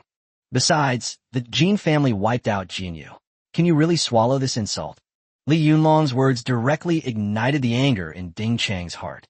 "Of course I want revenge." "That's settled then. Let's get started." Li Yunlong stood up and patted Ding Chong on the shoulder. The top forces of the four major families of South Korea are currently in the winter is coming instance, which means that South Korea's defenses will be very weak. Let your men vent their anger by taking on small fry. But if you want me to really get my hands dirty, you'll have to pick a big shot from South Korea to take on. I think Kim Chon-hoon, the patriarch of the Kim family, would be a good choice. Ding Chang's pupils widened. Only now did he finally understand Li Yunlong's true intention in summoning him. It's time to get started. This is also in line with Li Yunlong's personality. He does things in a very energetic and decisive way. When Jin Sanchuan was young, he did a lot of dirty work on our great Xia.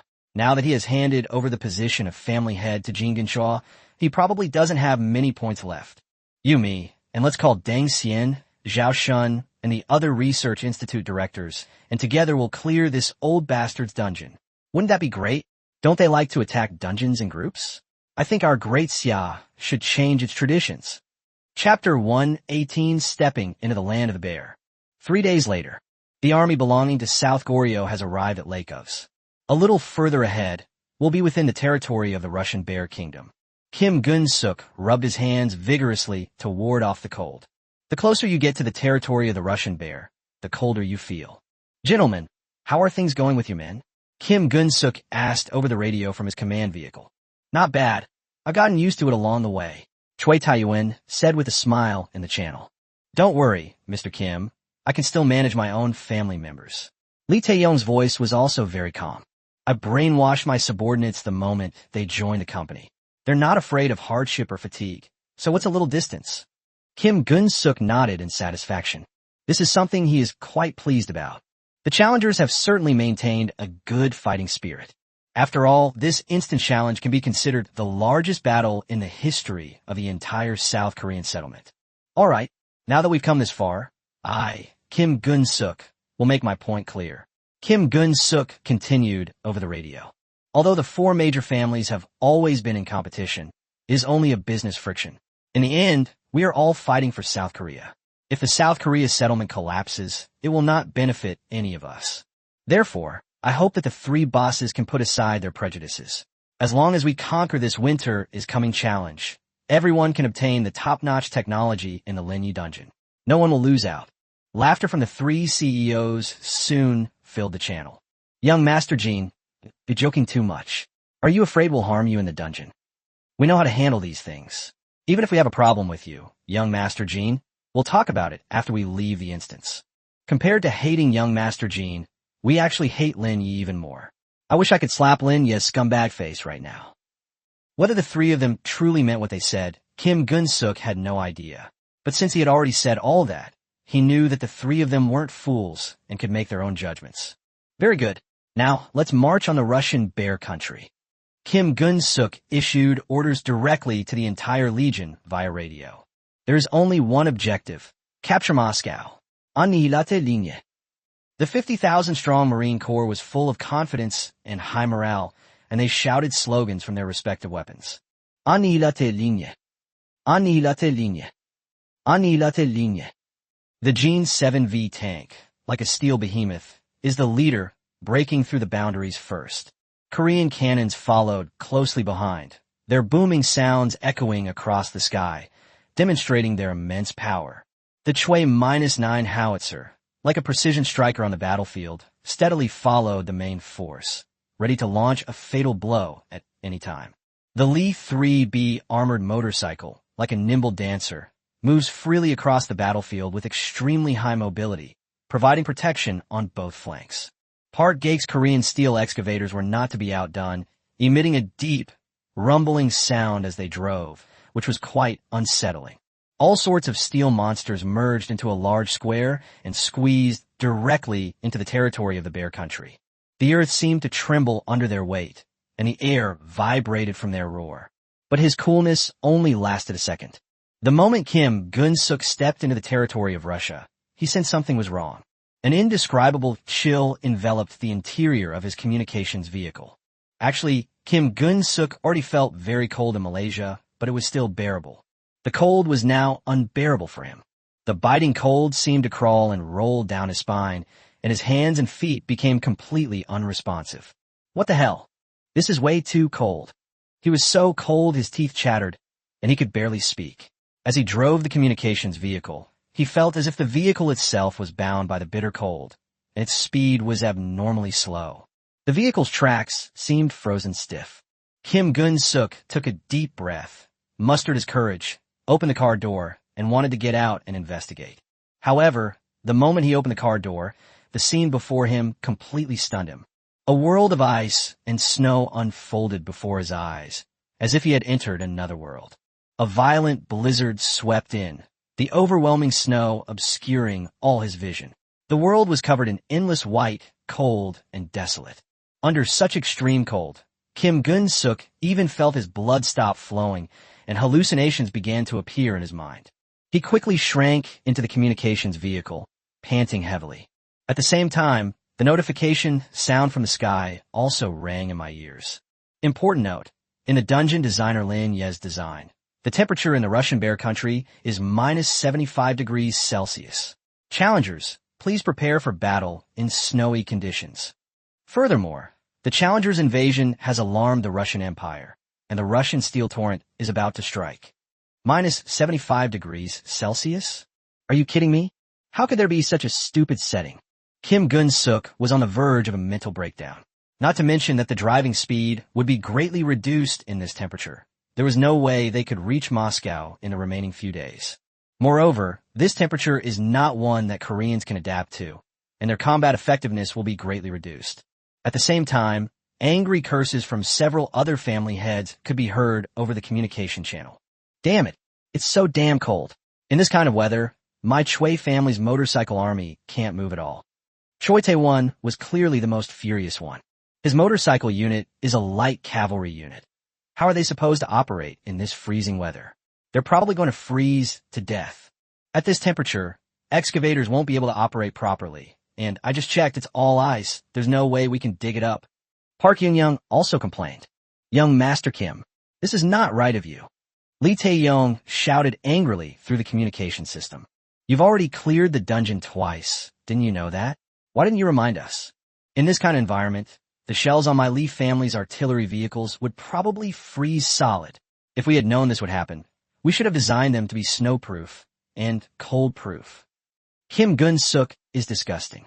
He really has no excuse for this. After all, he was the commander-in-chief, and he must bear responsibility for such an incident. Moreover, the weather in Russia was a clear warning to all challengers from the very beginning. However, the first instance was an aerial battle, while the second instance didn't even take us to the Russian country. He truly hadn't expected the ground temperature in Russia to be this cold. Chapter 119 Kim Gun-suk Strategy. Retreating to Advance. Young Master Jean, say something. Are you mute? You can't blame us for such a mistake, can you? You've already challenged this dungeon 3 times. Don't you have any planning at all? The weather system is one of the most basic things in a dungeon. On the wireless communication channel, the accusations from the other 3 heads of the family continued. Kim Gun-suk frantically ruffled his hair, his eyes bloodshot. His mind went blank, and he even started scratching his head. Despite all his careful planning and precautions, he never expected that Lin Ye had also taken precautions with the weather system. In fact, weather battles are quite common in many dungeons on Azure Star. In particular, some lower-level dungeon designers will add many complex weather systems to their dungeons to increase the difficulty. Rain betos, snow betos, fog betos, storm betos. These things are not unusual, and some high-level designers even look down on this kind of childish approach. Because this so-called weather system is more of a gimmick and cannot reflect real strength. These are tactics used by those who lack core technologies in order to cover up their own lack of military strength. But it's obvious that Lin Ye's weather system is definitely not a rudimentary weather setting, because this setting is far beyond the comprehension of ordinary people. Take this minus 75 degrees Celsius temperature setting from Russia, for example. Kim Gun-suk simply couldn't understand the logic behind getting it approved by Tiemu. How can a country survive in an environment with temperatures as low as minus 75 degrees Celsius? How can the people of his country possibly withstand such abnormally low temperatures? Various doubts, but none of them are things Kim Gun-suk has time to think about right now. He couldn't complain, because every time the instance started, the sky would give the challengers a hint about the weather conditions in the Bear Country. It's just that everyone takes this matter seriously. War is imminent. Their South Korean Marines were simply unable to advance due to the low temperatures. Even if one can exert all their strength to move on the snow, the combat effectiveness of the weaponry will be greatly reduced. Meanwhile, their invasion has angered the Russian Empire, whose army will soon arrive. Regardless of the actual strength of the Russian army's land forces, given the current state of the Korean army, any random force could easily crush them. Is this round of dungeon challenges going to end in such a ridiculous way again? Kim Gun-suk punched the command platform, smashing his own hand until it was bloody and mangled. He was unwilling, truly unwilling. If the instance really ends in this way, then the South Korean settlement will undoubtedly become a joke. The elite land forces created by the strong clan operation were repeatedly outmaneuvered by Lin Ye. This humiliation will incite public anger in the South Korean settlement, and the Kim family's status will be completely destroyed. What to do? Kim Gun-suk forced himself to remain calm. Suddenly, an idea popped into his head like a sudden tap on the head by God. They can't gain any advantage in Russia. Why not retreat to Malaysia and wait for Russia's army to attack them? In any case, in the mechanics of this instance, once you invade the Russian country will take the initiative to launch a strategic attack on the country where the challenger is located. In this way, they will have ample time to deploy their troops and thus gain a significant advantage in terrain. Since we can't venture into the tiger's den, why not wait and see? Ha ha ha! Kim Gun-suk suddenly burst into laughter, all the gloom in his heart vanishing.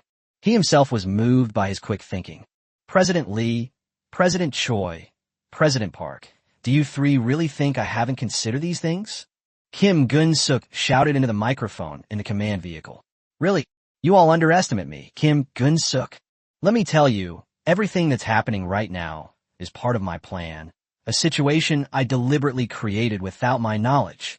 The reason I want everyone to enter the territory of the Russian Bear is to trigger the Russian Bear's pursuit mechanism and lure the Russian Bear's army to us. What we need to do now is retreat back to the area around Lake Ubud in Malaysia, set up camp there, and make strategic plans. By taking advantage of Malaysia's natural geographical position, we have a better chance of defeating Russia's army. This time, we must shift from an offensive to a defensive posture. Upon hearing Kim Gun-suk's new instructions, the other three people on the communication channel fell silent. It must be said that Kim Gun-suk's strategy was indeed flawless. Given the current situation, retreating to Malaysia would indeed be more reasonable than continuing to venture deeper into Russia. Furthermore, the geography of Malaysia is also well suited for trench warfare. But upon closer reflection, something seemed off. Young Master Kim, your plan does sound feasible, Lee Tae-yong said over the communication channel. But I have a question. Isn't the objective of this instant's mission to conquer any one of the three main cities? Volgograd, St. Petersburg, or Moscow? Even if your tactics can defeat the Soviet army, how will you capture their capital city? Lee Tae-yong's question really stumped Kim Gun-suk. He never thought about such detailed issues. The tactics we just used were impromptu, a purely emergency measure. But now that things have come to this, he can't admit that he's trying to salvage the situation, because that would make him a complete mediocre person. Even if I really didn't think of it, I still have to pretend that I'm confident. Even if it means putting on a brave face, it's all the way through. Mr. Lee, you don't actually think I haven't thought about this, do you? This is all part of my plan. President Lee, let me ask you this. With all of Goryeo land-based weaponry, do you think it's capable of reaching even the nearest major city, Moscow? Kim Gun-suk countered with a smile. What Goryeo weaponry can operate in temperatures as low as minus 75 degrees Celsius? Well, the possibility seems very low right now, Lee Tae-yong stammered in reply. Then let me ask you another question. If the Russian army can cross the long snowfields to attack our troops, does that mean that the Russian army has extremely strong snow-based operational capabilities? Would it be feasible for us to use tactics to defeat the Soviet army, then seize their military equipment, and use it to attack their main city? After Kim Gun-suk's words, the other three on the communication channel fell silent once again. It has to be said that, under the current circumstances, Kim Gun-suk's method was indeed the best choice. Finally, everyone couldn't help but sigh. Young Master Jean, your insight is brilliant. Putting everything else aside, young Master Jin's move was indeed brilliant. It was well planned. Just do as young Master Jean says. Seeing that Lee Tae-yong, Choi, and the other two had nothing to say, Kim Gun-suk was very pleased.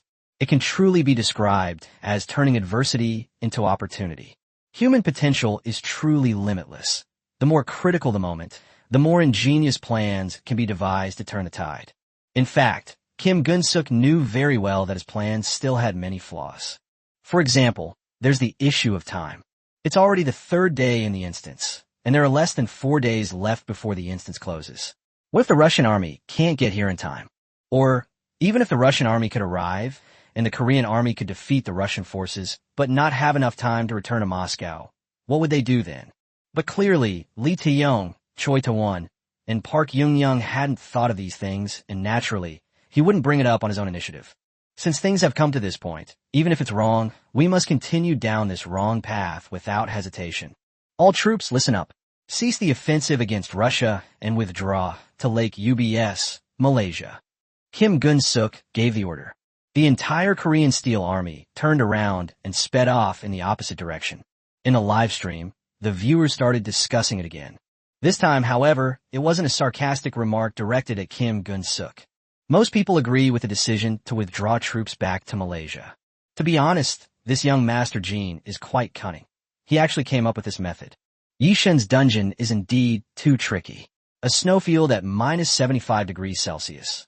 I think it would be difficult for any settlement on Azure Star to cope with such an extreme environment. Yishen is truly something else. Even designing a weather system is so ingenious. Although Kim Gun-suk didn't seem to have planned this in advance, his ability to come up with such a quick and ingenious solution under these circumstances truly demonstrates the hard-earned strength of a top-tier expert. Don't jump to conclusions so quickly. If the Russian army sees that the challengers have retreated to Malaysia and stops its offensive, what will happen to these Koreans? It's highly unlikely. As previously mentioned, Russia is a country that retaliates for the smallest offenses. Even the slightest act of aggression will provoke its wrath. At this moment, the spectators were all very excited. Everyone was eager to see just how good Lin Ye was at land warfare. Lin Ye had already demonstrated his skills in naval and air battles in his own instance, showcasing his top-tier abilities. If his land combat skills are also overwhelming, then Lin Ye is undoubtedly the all-around warrior with a perfect hexagonal design for dungeons. Kim Gun-suk's first 2 attacks were somewhat frivolous, but this time it was clear that the guy's intelligence was finally online. The number of people watching the game live is also increasing. Everyone wanted to see the battle between the land forces that brought together the entire South Korean army and Lin Ye, the most renowned dungeon designer on Azure Star. Who is truly superior? Chapter 128 Desperate Gamble. The Battle of Lake Ubud. The Goryeo land forces did not penetrate deep into Russia, so their return speed was extremely fast. In less than 2 hours, Kim Gun-suk and the others returned to Lake Uvs. Lake Uvs is only 100 kilometers away from Russia, but the weather and environment are completely different. In stark contrast to the permafrost environment of Russia, Lake Uvs is a paradise on Earth. Uvs Lake is located deep in the grassland, with crystal clear water and surrounded by lush green grassland. Wildflowers and grasses grow along the lake shore, releasing a fresh fragrance when a gentle breeze blows. In the distance, high mountains surround the area, with undulating hills and verdant forests dotting the mountainside. Several egrets were leisurely foraging on the lake, and occasionally the cheerful calls of waterbirds could be heard. The sky was a clear, deep blue, with white clouds drifting lazily by, creating beautiful patterns reflected on the lake's surface. The sunlight shimmered on the water, making the entire lake appear exceptionally bright and dazzling. However, the arrival of the Goryeo army and the creaking sound of steel scraping together instantly shattered this tranquility. Finally, I don't have to freeze anymore. To hell with Russia. It's truly insane that Lin Ye could design such a country. I'm finally back alive, thank God. At first, they thought Malaysia was backward and primitive, but after experiencing the harsh cold of Russia, all the challengers breathed a sigh of relief by the lake. This is not backwardness, it's a paradise on Earth.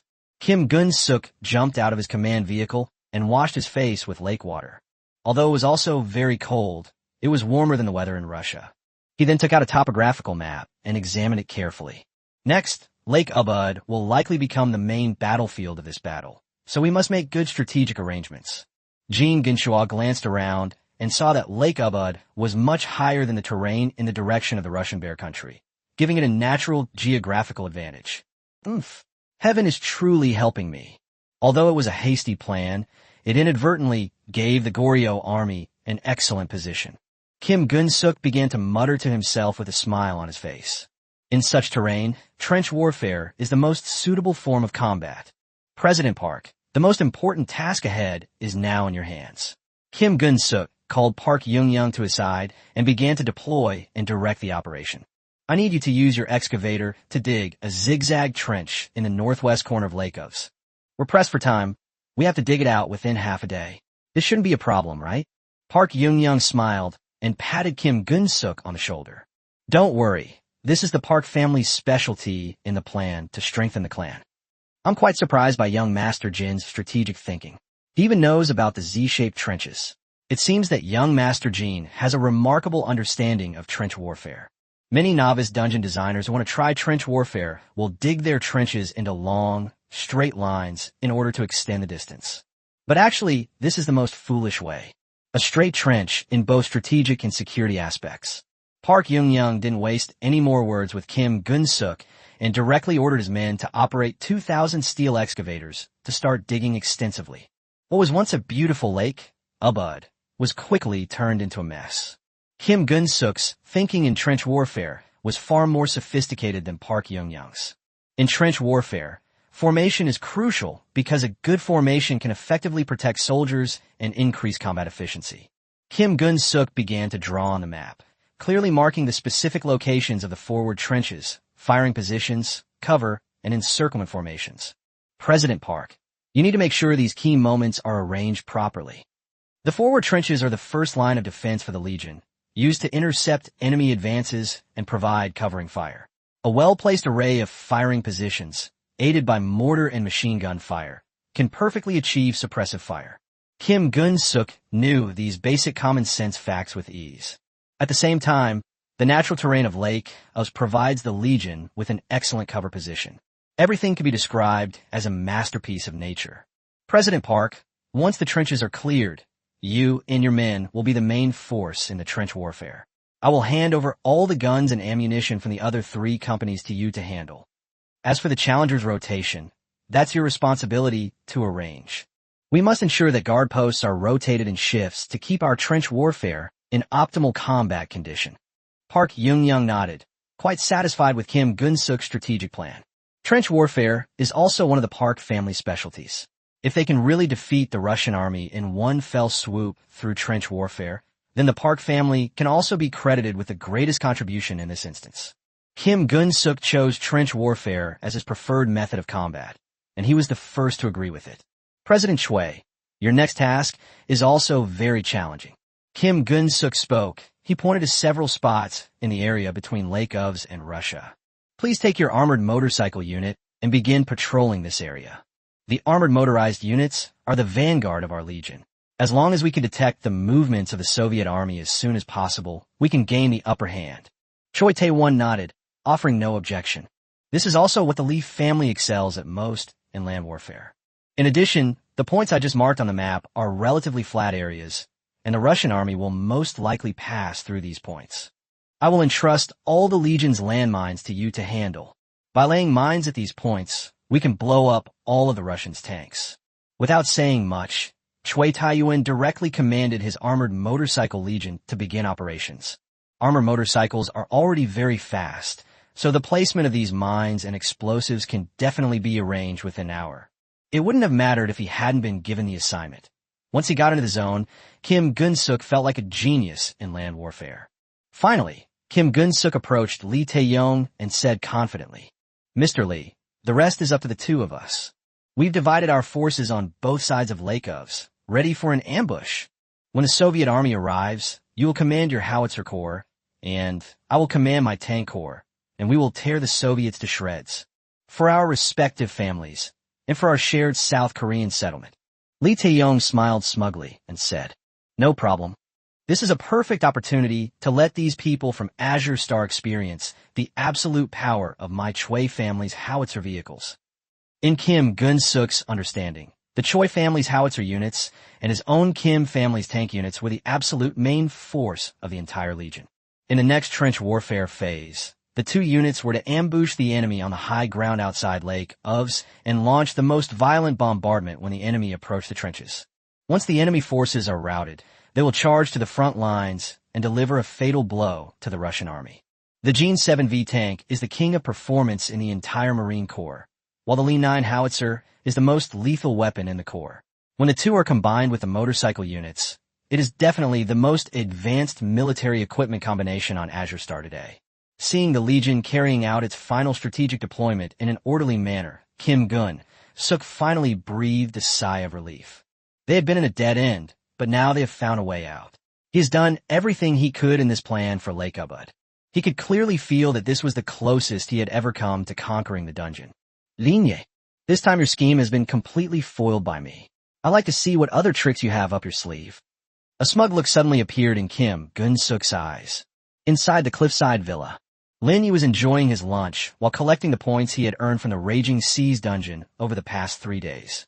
The daily reward remains unchanged at 20,000 points, which, combined with the points doubling card, translates to a daily income of 40,000 points.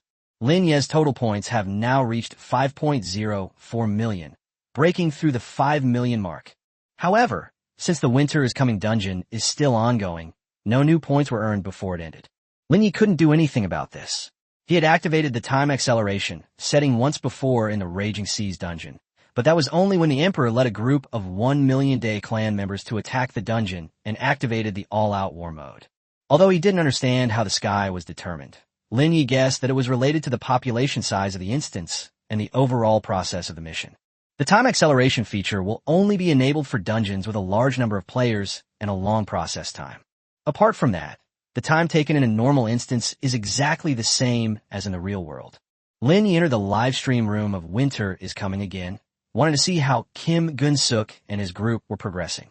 The first dungeon took 3 hours, the second one took only 1 hour, and this time it had already taken 3 days.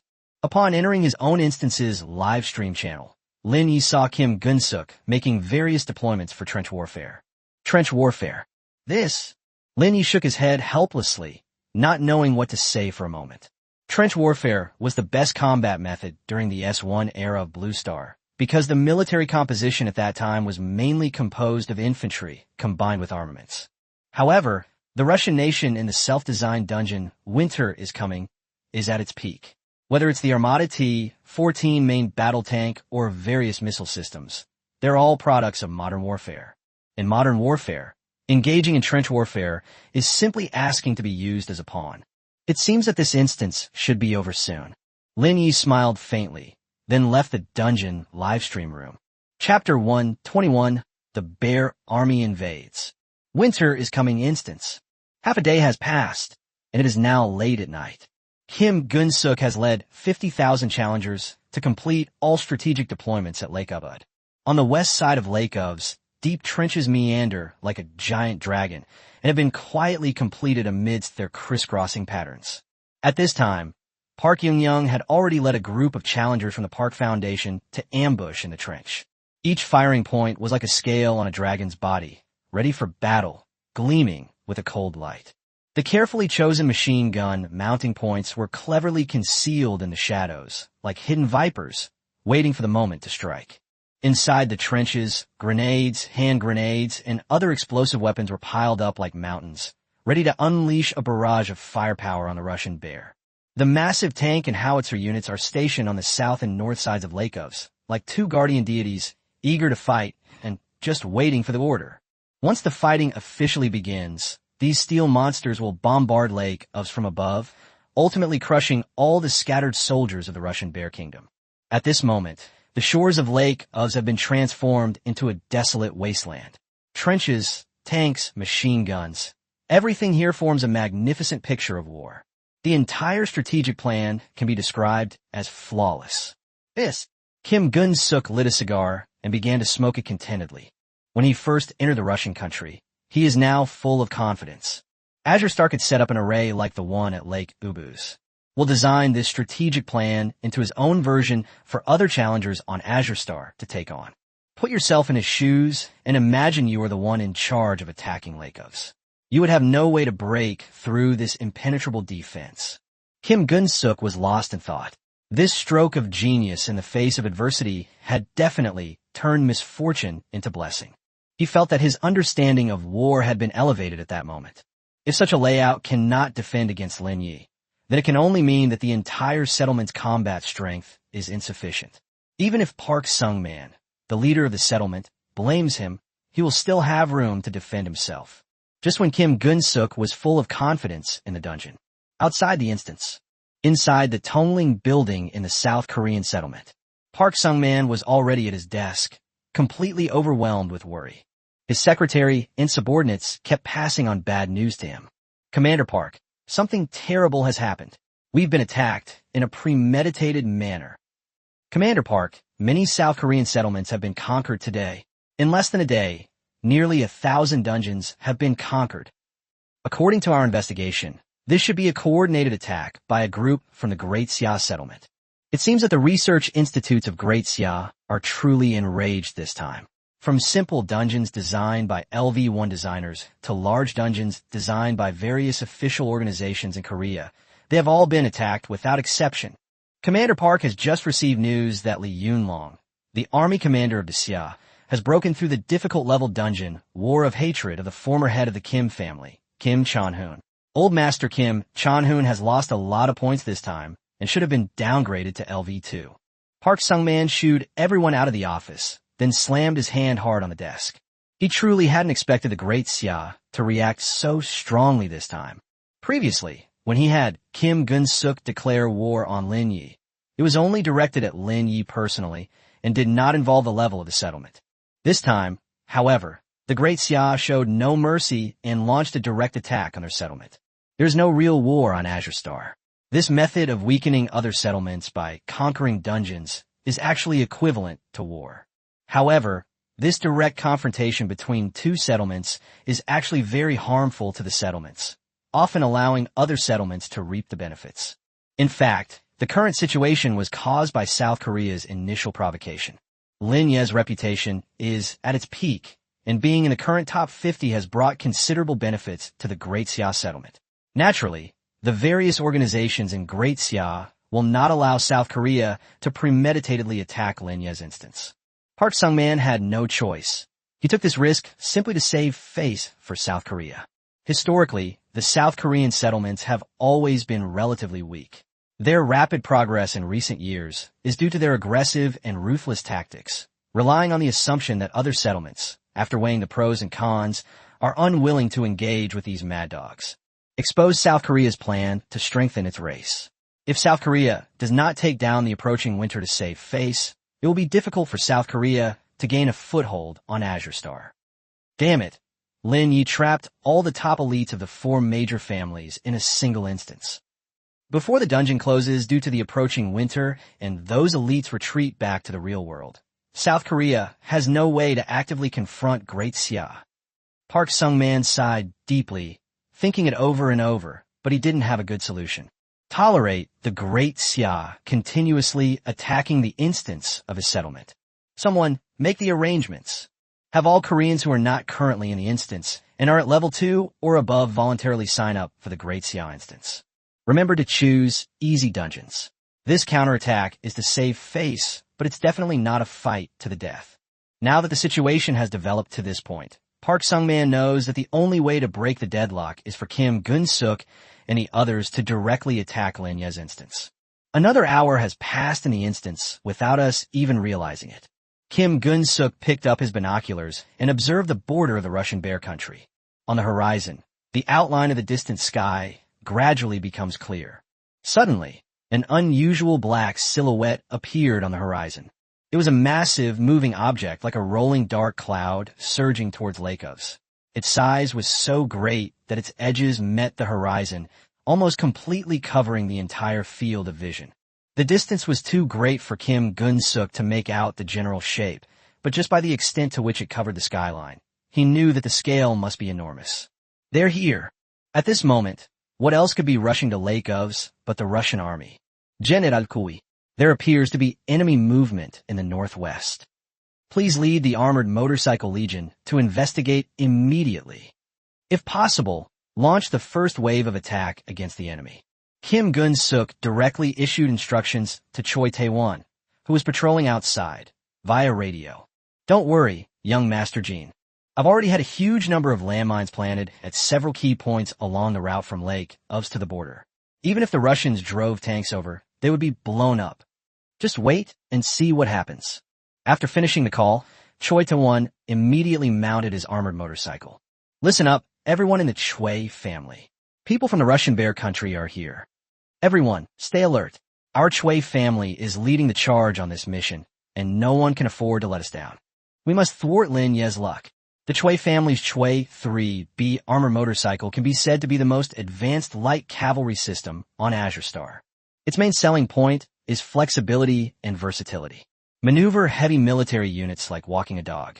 This type of soldier is not particularly strong in combat, but they can eliminate the enemy silently through various traps. 8,000 armored motorcycles suddenly started up and raced across the grassland like wild wolves, heading towards the position of the Russian army. Soon, Choi Tae-won led his men to a point of no return, and he ordered them to hide behind the oak trees on both sides. Set up all the prepared anti-tank guns. Then they waited quietly for the arrival of the Russian army. Don't move without my order. Let the landmines explode first. Then we'll bombard them with anti-tank guns, and then lure the enemy to the next minefield. After saying that, Choi Tae-won lay down on the ground and took out his binoculars to check. Soon, the first tank belonging to the Russian Bear country came into his view. Upon seeing the design of the Armata T-14, Choi Tae-won's legs involuntarily trembled twice. What an imposing tank! He couldn't help but sigh. The Russian tanks that appeared in the field of vision looked very sturdy and reliable, with armor thickness far exceeding that of the Korean land-based arsenals. In terms of size alone, it's a whole size bigger than the Kim family's Kim 7V. With its smooth lines and low profile, the design is much more reasonable than the Jean 7V at first glance. The Armata T-14 has an additional turret above its main gun, which is what makes it most different from other tanks.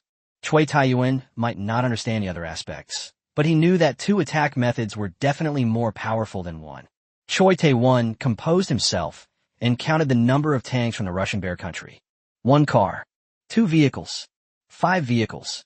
There were a total of 5 tanks in this first batch. There may be more Soviet troops later, but fortunately, there were only these 5 at the front. Sending only 5 vehicles as the vanguard? The Russian Bear country is seriously underestimating us. I've buried hundreds of landmines at every necessary point in the road. I'm sure I'll blow you all to smithereens, huh? Despite being intimidated by the appearance of the Armata T-14, Choi Tae-won remained confident. What good is a tank if it's strong? Once a landmine is triggered, even the most sturdy tank will be blown up. Once a tank flips over, it's like a turtle shell hitting the ground. No matter how strong its attack power is, it's useless. Therefore, Choi Tae-won was fully confident that he could take out these 5 Armata T-14s directly. As the tank slowly approached the mine-laying site, a smile appeared on Choi Tae-won's lips. The prey is here. 3, 2, 1, boom! Boom, boom, boom, boom, boom, boom, boom, boom.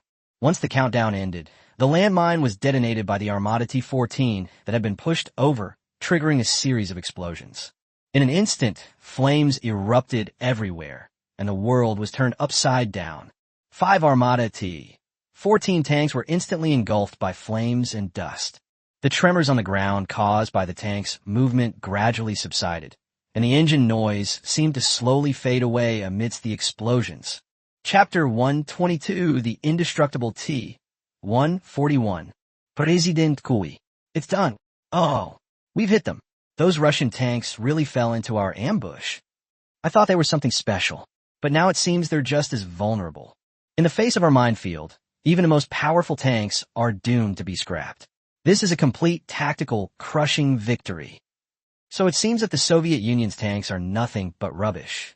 Watching the 5 formidable Armata T-14 tanks fall victim to 5 precise strikes on the battlefield, the challengers from the Choi family group all wore smug smiles. Then came a deafening cheer, filled with the joy of victory. Those hearts that were once held in suspense have finally been released.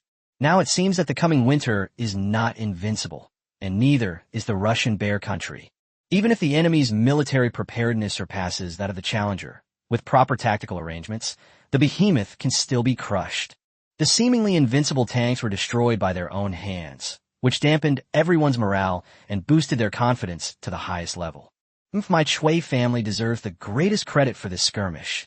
When the time comes, Commander Park Sung-man will definitely look at our Chui family with new respect. But you guys shouldn't let your guard down too much. Just in case, give me another round of bombardment with anti-tank guns. Attention! All troops stand by. Prepare to begin bombardment. The challengers immediately took action. Of Choi Tae-won's 10,000 men, 8,000 were armored motorcycles, while the remaining 2,000 were responsible for operating anti-tank guns. The Chui family's modified Chui 9 anti-tank gun, like these armored motorcycles, was actually purchased from the Italian settlement. This anti-tank gun, also known as a cannon or Italian gun, is the pinnacle of Italian craftsmanship and is highly regarded throughout the entire planet Azure. Compared to traditional gun turrets, this anti-tank gun uses a hydraulic recoil mechanism, which greatly reduces recoil. This makes the operation of the turret extremely convenient, allowing two people to fully operate a Chui 9 anti-tank gun. With its extremely high rate of fire and significant destructive power, this anti-tank gun holds a commanding advantage in close-quarters combat. When used in conjunction with armor-piercing and high-explosive rounds, it can inflict considerable damage. It can be described as a powerful weapon specifically designed to deal with tanks, a perfect match for its intended purpose. Fire! Fire! Whoosh! Whoosh! Whoosh! Anti-tank shells streaked across the night sky like meteors, flying toward the spot where the thick smoke had not yet dissipated. They weaved through the darkness with a piercing, whistling sound. Choi Tae-won had trained his challengers on this process countless times, and they were very familiar with it. Boom! The roaring sounds once again echoed through the night sky. In an instant, a dazzling flame reignited at the spot where the landmine had just been planted. The combined effect of the two explosions caused the earth to tremble violently, mud to fly everywhere, and smoke and dust to spread even further, obscuring all light. With everything completed, Choi Tae-won clapped his hands in satisfaction. After a wave of landmines, and now another wave of anti-tank gun bombardment, those 5 tanks are probably already reduced to scrap metal. Before the thick smoke had even cleared, Choi Tae-yuen resumed giving orders. First team, go down and check out the Russian tanks. This tank is very advanced. If our Choi family can learn how to use it, our strength will increase by leaps and bounds. Before the other 3 families find out, go and make a copy of the Russian tank. After saying that, Choi Tae-yuen led his group of motorcyclists to the location of the explosion, while he continued to look through his binoculars. At this time, Choi Tae-yuen still harbored ulterior motives, hoping to find some technology on the wreckage of the Russian tank that could improve his family's skills. But as his challenger's motorcycle slowly approached, and he looked through his binoculars, he vaguely sensed something was wrong. Buzz, buzz, buzz. Because the tank engine started up again. What's going on? As the thick fog slowly dissipated, the scene before him left Choi Tae-won frozen in place. Because the 5 Armada T-14 tanks stood unscathed in their original positions. The 2 rounds of explosions just now didn't even leave a dent on the tank's outer armor. The engine restarted, and the tank's searchlights instantly illuminated the night sky. It was as if nothing had ever happened. Their brief stop seemed to be merely to see what was going on. How is that possible? Why are these tanks still operational? How could anti-tank rounds not penetrate their armor? Choi Tae-yuen scrambled to his feet from the ground. He simply couldn't comprehend the scene before him. Both landmines and anti-tank guns are the best weapons against tanks, yet they couldn't even break through the most basic defenses of the Armada T-14. Is this tank made of diamond or something? If they can't even break through the outermost layer of armor, how can they possibly fight this battle? What should we do now? Choi Tae-won picked up the wireless communicator, preparing to tell Kim Gun-suk everything that was happening on his end. But the instant he took out his communicator, the turrets on top of the 5 Armada T-14s began to rotate, emitting a buzzing friction sound, as if foreshadowing an impending fierce attack. The turret, like the head of a steel giant, scrutinizes the group of armored motorcyclists plotting to destroy it. Countless machine gun shells erupted from the turret, like raging beasts breaking free of their restraints. The shells traced brilliant trajectories across the sky, falling like a meteor shower. The moment these shells were released, they were like a shower of flowers, engulfing the surrounding armored motorcyclists in a net of fire and giving them a merciless baptism. The motorcyclists tried to use their agility to evade the heavy fire from the turret machine gun. However, the machine guns seemed to have an intelligent aiming system. No matter how they changed formation or adjusted their direction, the fierce fire was relentless, always locking onto their position. The machine guns protruding from the turret began firing wildly. Screams echoed through the night sky, and each flash of the machine gun muzzle was accompanied by a spurt of blood. Bright red blood droplets danced in the air, forming long streaks. The first group of motorcyclists who charged down had all fallen in pools of blood. The 5 steel behemoths showed no sign of stopping, their main guns aimed directly at the anti-tank guns. Boom! Boom! Flames spewed out, instantly igniting the night sky. The smoothbore bullets shot out with a thud, leaving sharp trails in their wake. An explosion followed, and the position where the Chui family's challengers were lying in ambush was completely blasted flat and plunged into a raging sea of fire. Many challengers were instantly blasted away in the violent explosions, their bodies tumbling through the air. The anti-tank guns, too, were blasted to pieces under the relentless bombardment of the real steel behemoths, their wreckage scattering everywhere. Choi Tae-won was lucky. He dodged in time and rolled down the slope, escaping unharmed. But he was still in a state of severe injury. He was panting heavily. Although the explosion hadn't killed him, he still felt as if his eardrums had ruptured. At this moment, his head was filled with the deafening roar of bombs, and his consciousness began to become chaotic. The surviving challenger quickly rode over on his motorcycle and rescued him. President Chui, those tanks weren't destroyed at all. No, they were completely unharmed. Our landmines and anti-tank ballistics didn't damage the Russian tanks at all. This is terrifying. How could there be such a tank? All the challengers were completely panicked and lost their composure. They were so confident just moments ago, and now they're just as frustrated. These challengers weren't fools. They knew the tide of battle had completely turned. If anti-tank guns and mines couldn't destroy the Soviet tanks, then even with their motorized units' good mobility, it was all for naught. What's the point of being fast if you can't do any damage to the enemy? Moreover, the so-called mobility of armor motorcycles is nothing but a joke in the face of the scanning and automatic locking systems of the Armata T-14. After putting in so much effort, thinking it would be a surprise attack, it turned out to be like tickling someone else's itch. This feeling is truly despairing. Mr. Chui, what should we do? Please give us instructions, the challengers asked anxiously, ignoring their wounds. Choi Tae-won covered his still bleeding wound with his hand and gritted his teeth. What do we do now? He is now unable to estimate the extent of his losses. In the end, all he could do was scream helplessly. What else could we do? Run, of course. All challengers from the Chui family, run towards Lake Ubud. Run for your lives.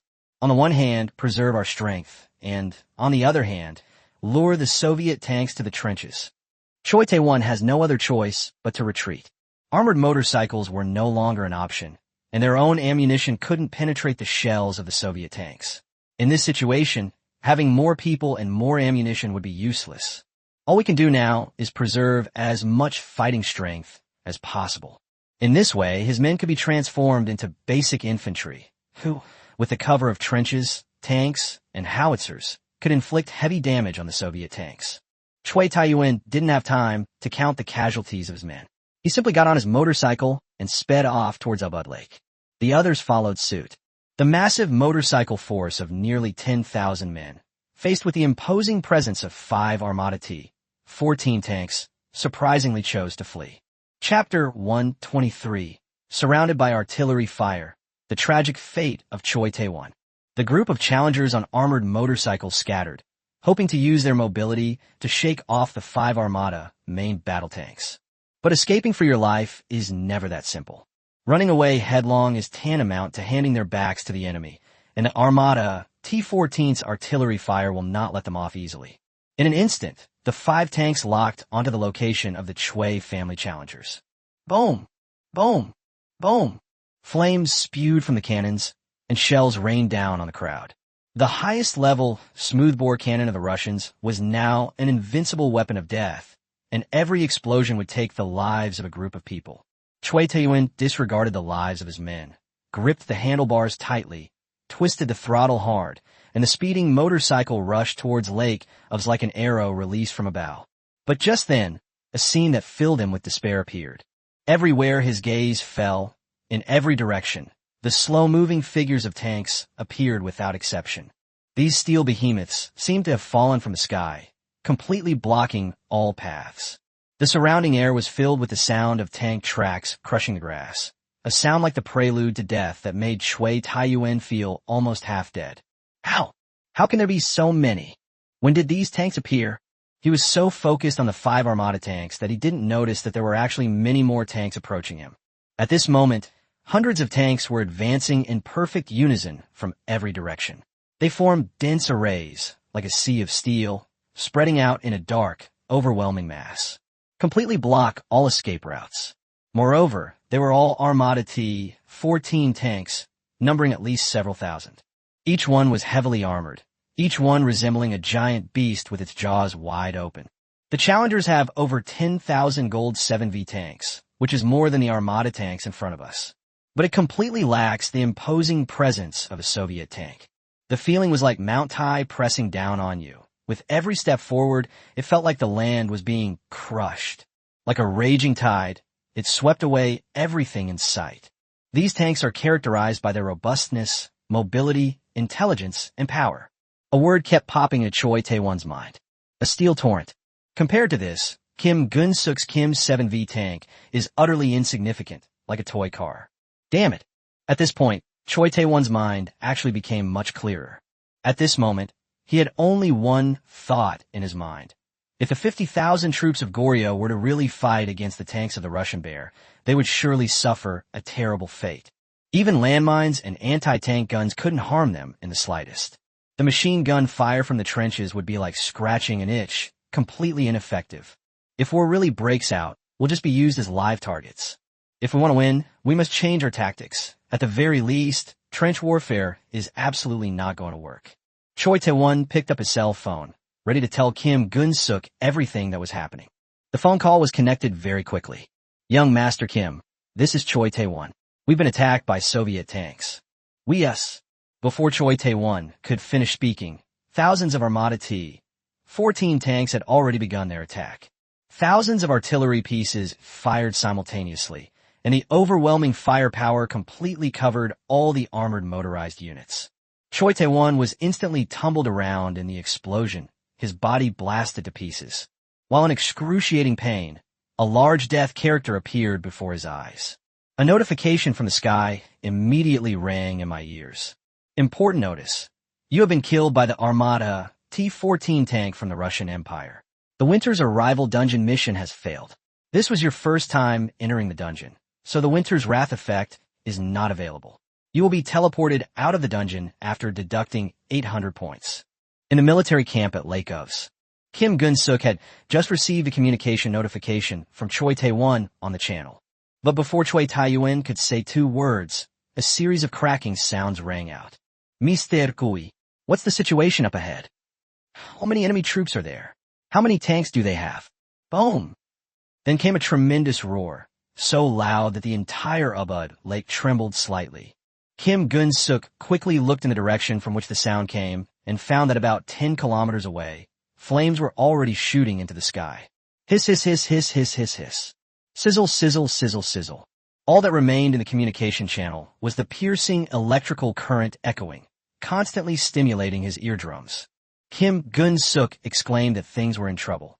The explosion just now must have meant that there was already fighting ahead, and the fact that Cui Taiyuan's phone suddenly went dead means that he has most likely died on the battlefield.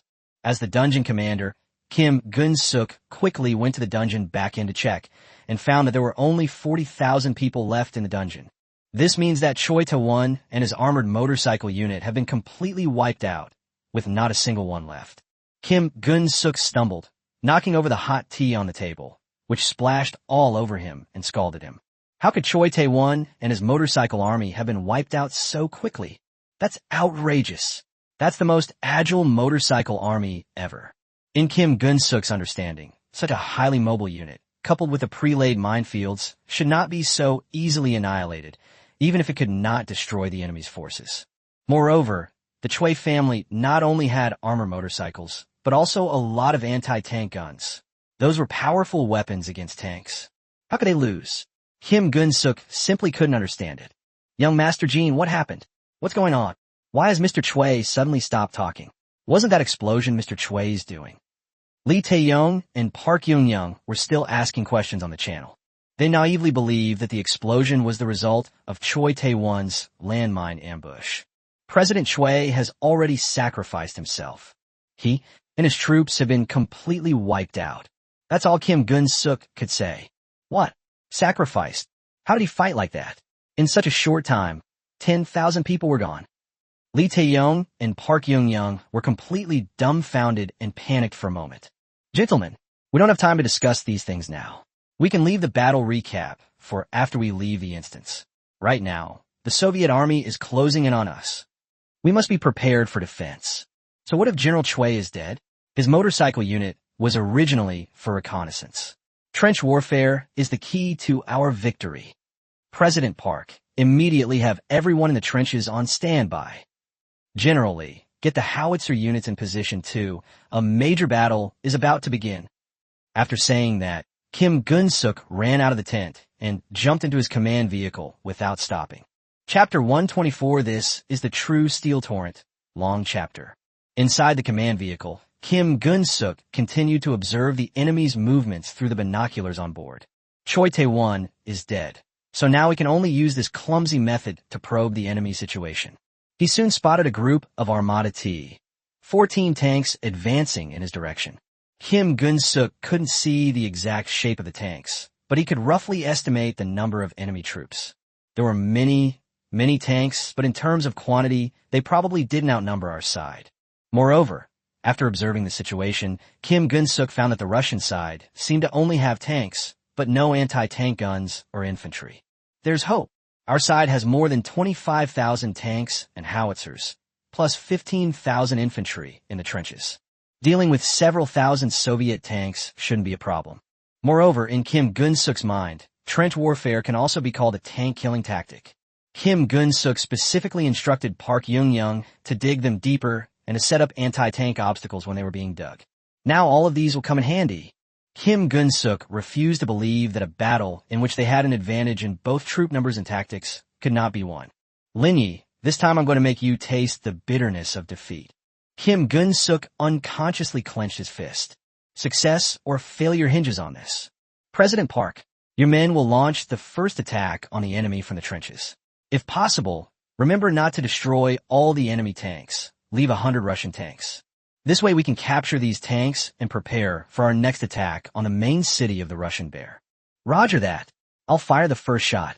Kim Gun-suk had just finished giving his instructions when the ground began to tremble. The first Armada T-14 tank has been spotted.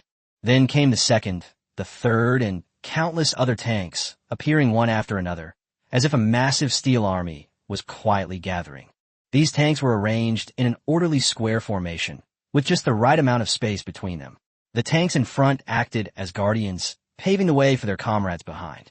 The massive gun barrels of the tanks behind could also be flexibly exposed between the tanks in front, providing cover for those in front. It spreads layer upon layer, like waves of steel, converging into a surging black torrent. What appears to be thousands of tanks is actually a complete organic living entity. Such a well-organized legion formation.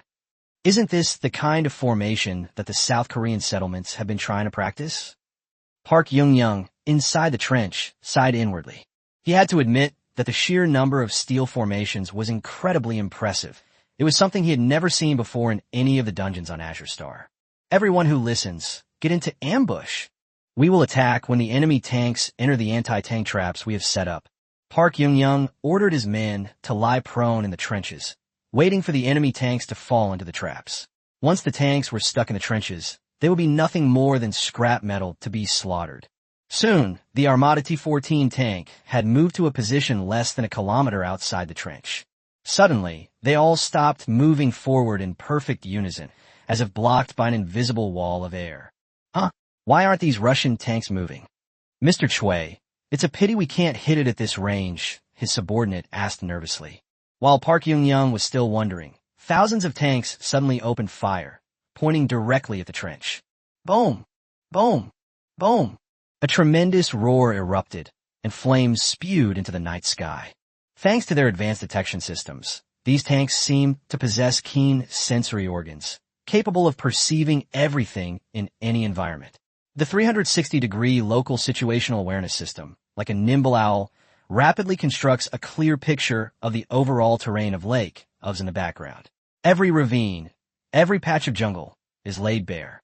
Thermal imaging technology and surround view radar are like the eyes of a soldier, sharp and penetrating. They pierce through the darkness, locating every life hidden in the trenches without missing a single one. All that remains is precision strikes.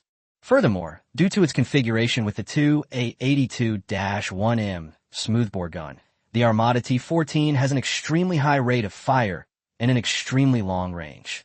In theory, with clear data, the Armata T-14 tank can achieve a peak firing range of 15 kilometers.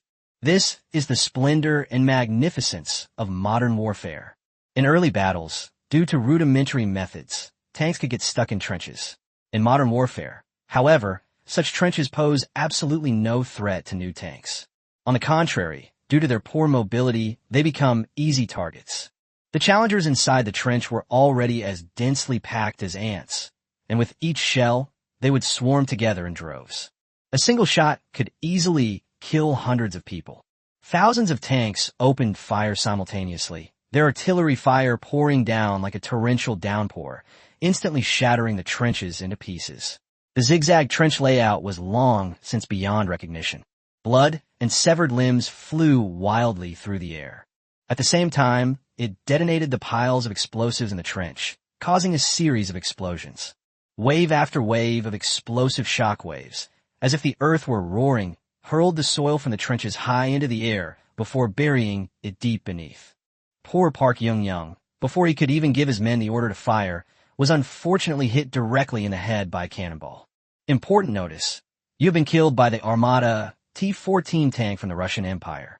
The Winter is Coming dungeon mission has failed. This was your first time entering the dungeon, so there is no Wrath of the Russians special effect. You will be teleported out of the dungeon after deducting 800 points. President Park. Sizzle, sizzle, sizzle, sizzle.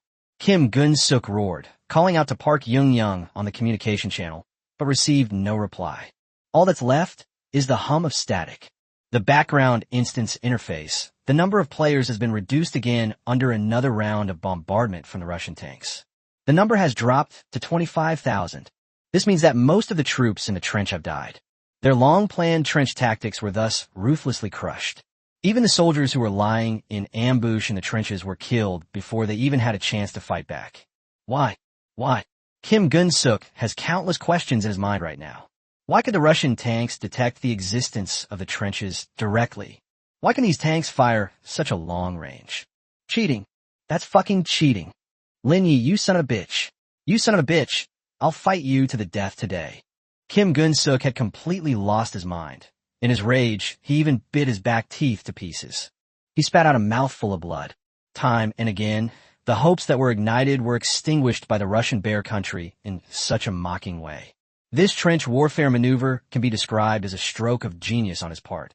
Looking back on his nearly 30-year career, it can be considered his wisest move. After that, he never dared to say that he could replicate this success. But this personal peak was so easily and casually crushed. All of Kim Gun-suk's rationality, confidence, and pride vanished at this moment, leaving only madness. Le Trion. Charge! Charge forward and fight the Russian bears to the death. Our forces outnumber those of the Russians several times over.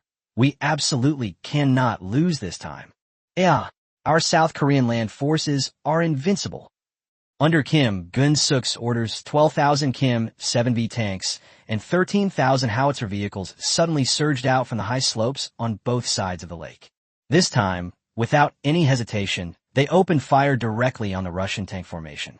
Meanwhile, the Russian Armada tank group immediately located the Korean army's position. In an instant, they split into two teams, which, with overwhelming force, began to engage in a fierce battle with the Kim 7V tank unit and the howitzer unit respectively. Boom! Boom! Boom! On this fiercely contested battlefield, the most brutal and direct tank-to-tank battles took place. Both sides were left with only land-based weaponry, so there was no further tactical clash. All that's left is pure head-on collision and the most violent standing input. The roar echoed throughout Lake Usbu, and the lake water splashed back and forth as it vibrated, turning into a shower of rain. Beat them. Beat them to death. Kim Gun-suk continued to roar, trying to boost the morale of his troops in this way. But he gradually realized that something was wrong. In this tank-on-tank exchange, although there may be a difference in combat power, there is no situation where the tanks cannot be penetrated. Therefore, the Armada T-14 tank will also suffer damage, unlike the previous two instances where they couldn't even touch a single Russian soldier. However, the casualty ratio between the two sides was far worse. Thanks to the T-14 tank's excellent armor system and automatic defense system, its defensive capabilities are particularly strong. The Goryeo army fired artillery shells, many of which were intercepted in mid-air. Even if some shells managed to hit the hull of the T-14 tank, the thick armor will act like an iron wall, greatly reducing the damage. However, when the T-14 tanks attacked Kim Gun-suk's Kim 7V tanks and Lin Ye howitzers, they were basically wiped out with a single shot. Basically, Kim Gun-suk's side would have to spend the cost of 5 tanks or howitzers to cripple one T-14 tank. The worst part is yet to come. Once a formidable Armada T-14 tank is damaged on the battlefield, the next platoon of tanks will quickly move in and protect it closely from behind, like an indestructible escort. Then, deep within the massive Russian army formation, a vehicle resembling a repair vehicle would quickly arrive to repair the damaged tanks. Actually, this is the T-16 armored recovery vehicle from Russia, which is also built on the Armada tank platform. Its main function is to repair and restore vehicles. The right side of the vehicle is equipped with a crane with a lifting capacity of up to 10 tons, specifically for lifting damaged equipment. The left rear side features an auxiliary crane with a lifting capacity of 900 kilograms, used for more delicate tasks. A bulldozer blade is also mounted at the front of the vehicle, which not only helps stabilize the vehicle in daily use, but also plays a crucial role during winch and lifting operations. Moreover, their repair speed is extremely fast. Although they can't completely restore a T-14 tank to its original condition, they can restore it to combat readiness in the fastest possible time, almost like casting magic. Fighting and repairing at the same time, it felt like being an undead corpse that kept coming back to life. Kim Gun-suk felt nauseous and wanted to vomit. He angrily punched the cargo door. Damn it! Damn Lin Ye! How could he design something so disgusting? But amidst his anger and despair, he had to admit that Russia's land warfare system was indeed superior to that of their Korean settlements. Moreover, this steel, torrent-like formation, along with the pattern of fighting and repairing simultaneously, taught him another lesson. The number of people working behind the scenes continues to decrease. Number of players in the instance, 20,000. Number of players in the instance, 15,000. Number of players in the instance, 10,000. With each reduction in the number of people, Kim Gun-suk felt as if a knife had been plunged into his heart. We've lost. We've already lost. Damn it. Damn it. Kim Gun-suk could not bear the pressure. He felt as if he were in an invisible vortex, surrounded by an atmosphere of oppression and despair. His nerves, like taut strings, twisted and stretched to the brink of snapping. Finally, under unbearable pressure, he instinctively pulled out the pistol from his pocket and shot himself in the temple. Bang!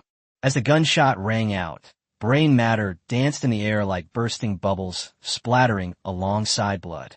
Those vivid drops of blood, like leaping flames, stained every inch of the vehicle's interior red. Kim Gun-suk's vision went white. The whole world began to collapse, and a red character for death began to appear.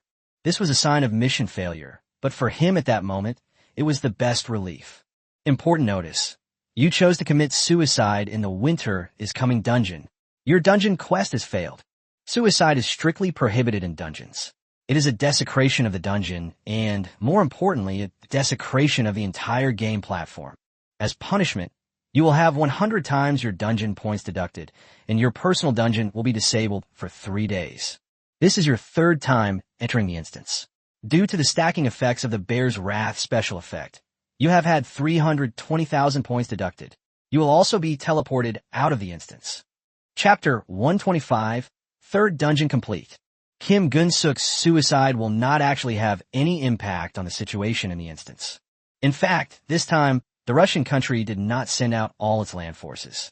When Lin Ye was designing this instance, he set up 20,000 Armata T-14 tanks alone. In addition, there are countless missile vehicles and the most advanced missile systems. This time, the only force attacking the challengers was 5,000 T-14 tanks and 1,000 T-16 armored recovery vehicles, which can only be considered a small skirmish. Even so, it's more than enough to deal with the so-called Legion in the Goryeo settlement. After wave of bombardment, the last tank in the Korean settlement was also completely destroyed amidst billowing smoke. The number of players participating in the dungeon challenge quickly dropped to 0/50, 000. Completely annihilated. The livestream's first-person perspective has also been changed to a top-down third-person perspective. At this moment, the night had passed, and the first rays of dawn were just beginning to appear. From God's perspective, the sunlight shines on the earth, making the brutality of the war all the more shocking. The once beautiful and natural as lake has now become a living hell. On both sides of the lake, the wreckage of artillery and tanks lay scattered like pieces of an apocalyptic landscape. Thick smoke billowed, seemingly telling the story of the fierce battle that had just taken place. The continuous shelling left countless scars on this land. The shocking bullet holes were like sharp knives slicing through the earth's skin, leaving it completely devastated. The challengers' bodies lay scattered on the ground, and blood flowed down the slope, turning the lake water crimson. After determining that no one had survived, the Russian tank group regrouped and formed their distinctive formation. Once again, they transformed into a torrent of steel, rushing back to the border of the Russian Bear Kingdom at top speed. The feeling was like that of a group of emotionless killing machines who burned, slaughtered, and then chose to leave. Like a raging wind sweeping across the grasslands, mercilessly taking away all life. Even though it's just a dungeon, the feeling still sends chills down your spine. The broadcast then began. The sky screen has detected that all challengers in the Winter is Coming dungeon have been eliminated.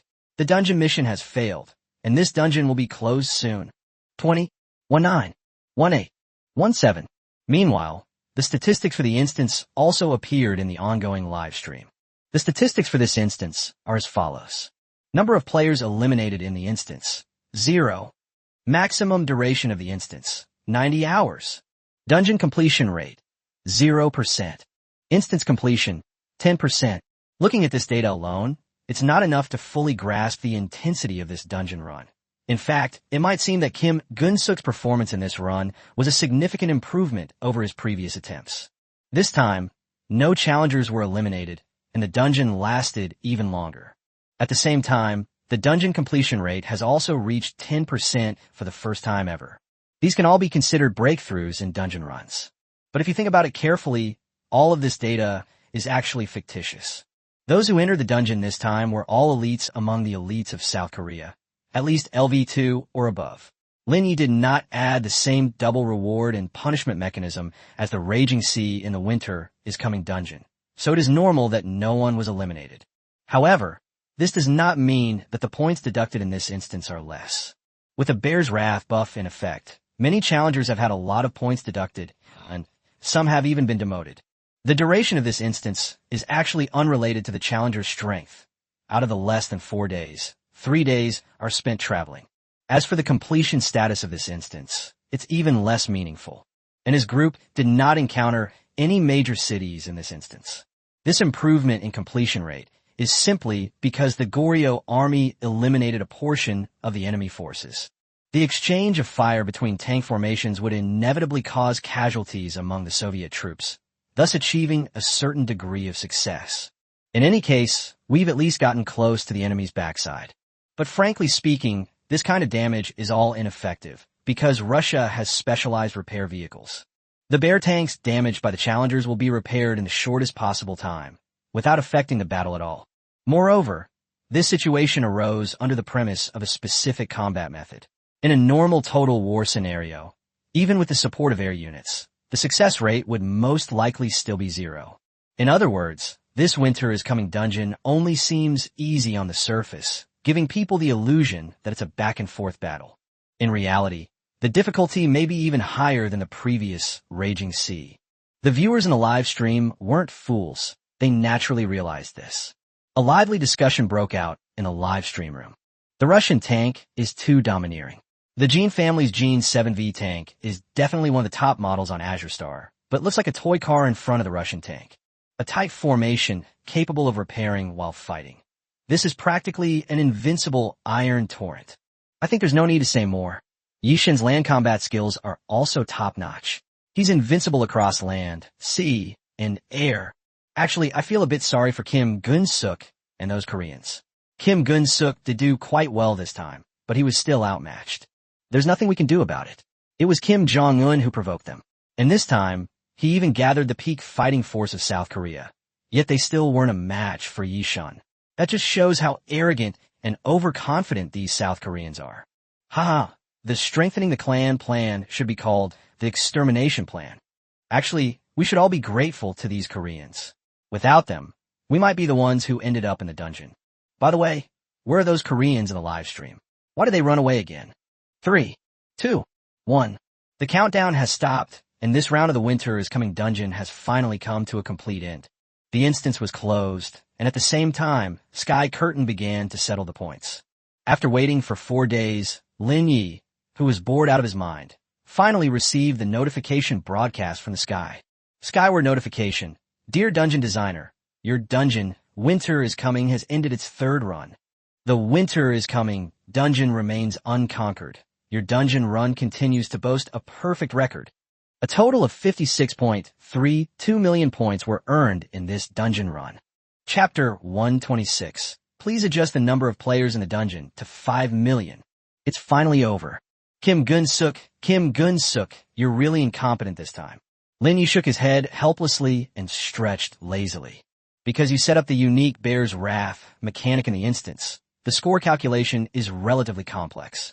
Tiemu will provide you with a score list. This time's points rewards include 320,000 points for triggering the Azure Star dungeon by 1 person, 32 million points for the first dungeon run with 40,000 participants, 8 million points for the second dungeon run with 5,000 participants, and 16 million points for the third dungeon run with 4,999 participants. In fact, Lin Ye didn't care at all about how the Sky calculated the integrals, nor was he interested in calculating them again himself. In Lin Ye's view, the Sky Curtain was originally a large-scale, advanced intelligent product, and it would not make mistakes when it came to calculating numbers. Lin Ye was quite curious about the person who had violated the Azure Star instance law, as mentioned earlier. Sky Curtain, what does this Azure Star dungeon method mean? Why is one person's score calculated separately? Sky Curtain hint. Sky Curtain uses the same rules for all dungeons when tackling the Azure Star Challenger dungeon. In this Winter is Coming dungeon, the dungeon commander, Kim Gun-suk, chose to commit suicide at the most crucial moment of the battle. The Heavenly Curtain strictly forbids challengers from committing suicide without cause. Suicide without cause negatively impacts the dungeon experience for other challengers, especially the dungeon commander. Therefore, a severe penalty of points is imposed. I'll go. Lin Ye almost burst out laughing. Because he hadn't watched the live stream of the game, he had no idea what Kim Gun-suk was up to or how he could play like that. I guess they probably have enough points to be able to do whatever they want. Kim Gun-suk, I hope you can do even better next time. After a moment of silence, Lin Ye could only offer his condolences for the guy. Next, Sky Screen will continue to tally the challenger's scores. The integral calculation is complex. Tiemu will round it down for you. For the portion of points not exceeding 100 million, Tiemu will return 1% to the dungeon designer. For the portion exceeding 100 million but not exceeding 1 billion, Tiemu will return 1/1000 to the dungeon designer. For the portion exceeding 1 billion but not exceeding 10 billion, Tiemu will return 1/10,000th of it to the dungeon designer. According to the Sky Curtain points return rules, you will receive 570,000 points in the Winter is Coming dungeon. See how to earn points in this dungeon as winter approaches. Lin Ye had to admit that the canopy did have some human-like qualities. According to the ratio, I should have received 563,200 points, but Tianmu directly gave me 570,000. In fact, Lin Ye could understand that the generosity of the sky at this moment was nothing more than crocodile tears. For challengers at the bottom, the sky curtain is extremely demanding, strictly controlling every single point. Because sometimes a difference of just 1 point can eliminate a living challenger outright. But for challengers like Lin Ye, a few hundred or a few thousand points are really insignificant, so Tianmu can be generous. Even if Tianmu gives him a few thousand more points, it will be earned with the blood and flesh of the people of Azure Star. In addition, the results for today's Raging Seas event have been finalized. All challengers surrendered immediately, totaling 100,000 participants. The event yielded a total of 2 million points. According to the Sky Curtain points return rules, you will receive 20,000 points in the Raging Seas event. The Raging Sea remained remarkably stable, essentially serving as Lin Ye's daily ATM, providing exactly 20,000 points each day, better than nothing. Because you have a points bonus card from Tianmu, your points earned today will be doubled. You have earned a total of 1.18 million points today. Very good. This time, he directly gained 1.18 million points. Although it was with the help of the points doubling card, this gain was still quite considerable for Lin Ye. This further proves that you can still get a lot of points without the reward and punishment mechanism in the Raging Sea. Because the Bear's Wrath buff will persist, Winter's ability to accumulate points in the late game will become increasingly stronger, making her a late-game powerhouse. Lin Ye glanced at his personal back-end and saw that his total points had reached 6.24 million. Having gained over 1 million points in one go, his ranking on the leaderboard naturally changed. Lin Ye's ranking has risen a few places again. He has reached the position of 43rd. In 042, Xiaochuan, race, day clan, level, LV3, works, Iron Great East Asia Co-Prosperity Sphere, militarism, Golden Crow Fusong. Number 43, Lin Ye, race, Great Xia clan, level, LV3, works, Earth Online, the 5 constants, Raging Seas and Earth Online. The 5 constants, winter is coming. No, 44, Li Kuan Yu race, Nanyang, level, LV3, works, Star Island, Lion City. As it turned out, Lin Ye actually discovered a very familiar name. Xiaochuan, TSK. This was Emperor Takakawa before day, the man who wholeheartedly experienced the long-term effects of the setting sun, the man who was ultimately cruelly judged. He was once an absolute top expert. At his peak, he was in the top 20 of the hero rankings, an absolute overlord, but now he has fallen to this state. Lin Ye currently has 6.24 million points, and Xiaochuan is only 1 rank higher than him, meaning their points will be quite similar, most likely around 7 million points. It's clear that Xiaochuan Laogui hasn't been having a good time lately, with his points dropping rapidly. Thinking about it, it makes sense. Takagawa is no longer the esteemed emperor, nor does he enjoy the various benefits of being an emperor. Many resources will be taken away by the new emperor, Minamoto no Yorimitsu, so naturally his points have plummeted. Therefore, many of the top figures on this hero list actually rely on the support of their communities, essentially sucking the blood of countless others to reach this level. There may be people like Lin Ye who climbed up the ladder purely through their own strength, but they're definitely a very small minority. Lin Ye glanced down again and saw that poor Kim Gunsuk's ranking had dropped 2 places again, and he was now 53rd. For this guy, getting back into the top 50 will be even more difficult. Lin Ye just caught his breath when a notification from the sky appeared again. Sky Curtain notice. Dear Challenger, Sky Curtain has conducted an in-depth review and study of your Winter is Coming dungeon and believes that the current number of players is insufficient to conquer it. Therefore, Sky Curtain has decided to make a series of adjustments to the Winter is Coming dungeon. It's here. What was bound to happen has happened. Hearing this prompt from the sky, Lin Ye was already somewhat numb. In fact, he had already anticipated that the difficulty of the dungeon would be adjusted again this time. Because this was a real firefight, it provided data support for the actual combat situation in Sky Curtain. The Sky Screen's review must have involved compiling all the military technology data of the entire Azure Star, and then making a comprehensive judgment. Azure Star's top-tier land-based weapons. A force of 50,000 challengers would not be enough to breach the instance. In this situation, Given that the content of the instance cannot be changed, further adjustments to the number of players are inevitable. And that's exactly what Lin Ye wanted. The point card has 3 days left. Considering the time constraints of the dungeon, the next dungeon run might be his last chance to obtain a huge amount of points. He must seize this opportunity. Therefore, the more people, the better. The bigger the waves, the more expensive the fish. The more people there are, the more he earns. Skyfall has decided to temporarily expand the number of players for your dungeon challenge. Winter is coming. To 1 million. It was still 1 million. This time, Lin Ye had to complain that the sky screen was too mechanical. Can't you use your imagination? Keep increasing the number of people like this, little by little. When will it ever end? Too little, sky curtain. Since we're going to adjust the difficulty, why not increase the number of participants as much as possible? I don't think 1 million people can clear the winter is coming dungeon. Please adjust the number of players in my instance to 5 million. Lin Ye said with a smile. Due to Lin Ye's request, the sky screen experienced a noticeable system crash. It took a long time before they finally gave a reply. Skyward reminder. Dungeon designers have the authority to increase the number of players in their dungeons, but an excessive number of challengers greatly increases the likelihood of the dungeon being quickly breached. Furthermore, if a large number of challengers simultaneously conquer the dungeon, it will deduct a significant amount of points from the designers, causing fatal damage to dungeon designers. Dungeon designers are advised to carefully consider this. There's no need to hesitate. If it's 5 million, it's 5 million. Even if my own instance is breached, I am solely responsible for it. Lin Ye dared to make such a decision because he was confident, and we have full confidence. He had calculated it himself before. Even if 200,000 people simultaneously cleared his instance, let alone 5 million, it was possible for them to clear his points and eliminate him. Because in the game's mechanics, the points deducted from the dungeon designer's score upon clearing a dungeon are calculated at 1/10. Assuming 200,000 people pass the level, each person would receive 500 points. After converting to 1/10, Lin Ye would lose 10 million points, meaning he would definitely be dead.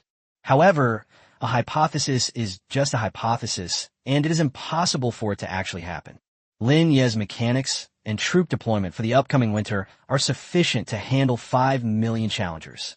To some extent, Lin Ye's target of 5 million was even somewhat conservative. According to the history of Earth in its previous life, the tank nation in Season 2 had tens of millions of troops, while the smaller nations had 7 million. Even the worst nation, Italy, had 2 million troops. Any two of these countries would have more troops than the current 5 million. Let's make a bold assumption. If all the Axis powers united during Season 2, could they stand against the current peak of the Soviet Union in the winter is coming dungeon?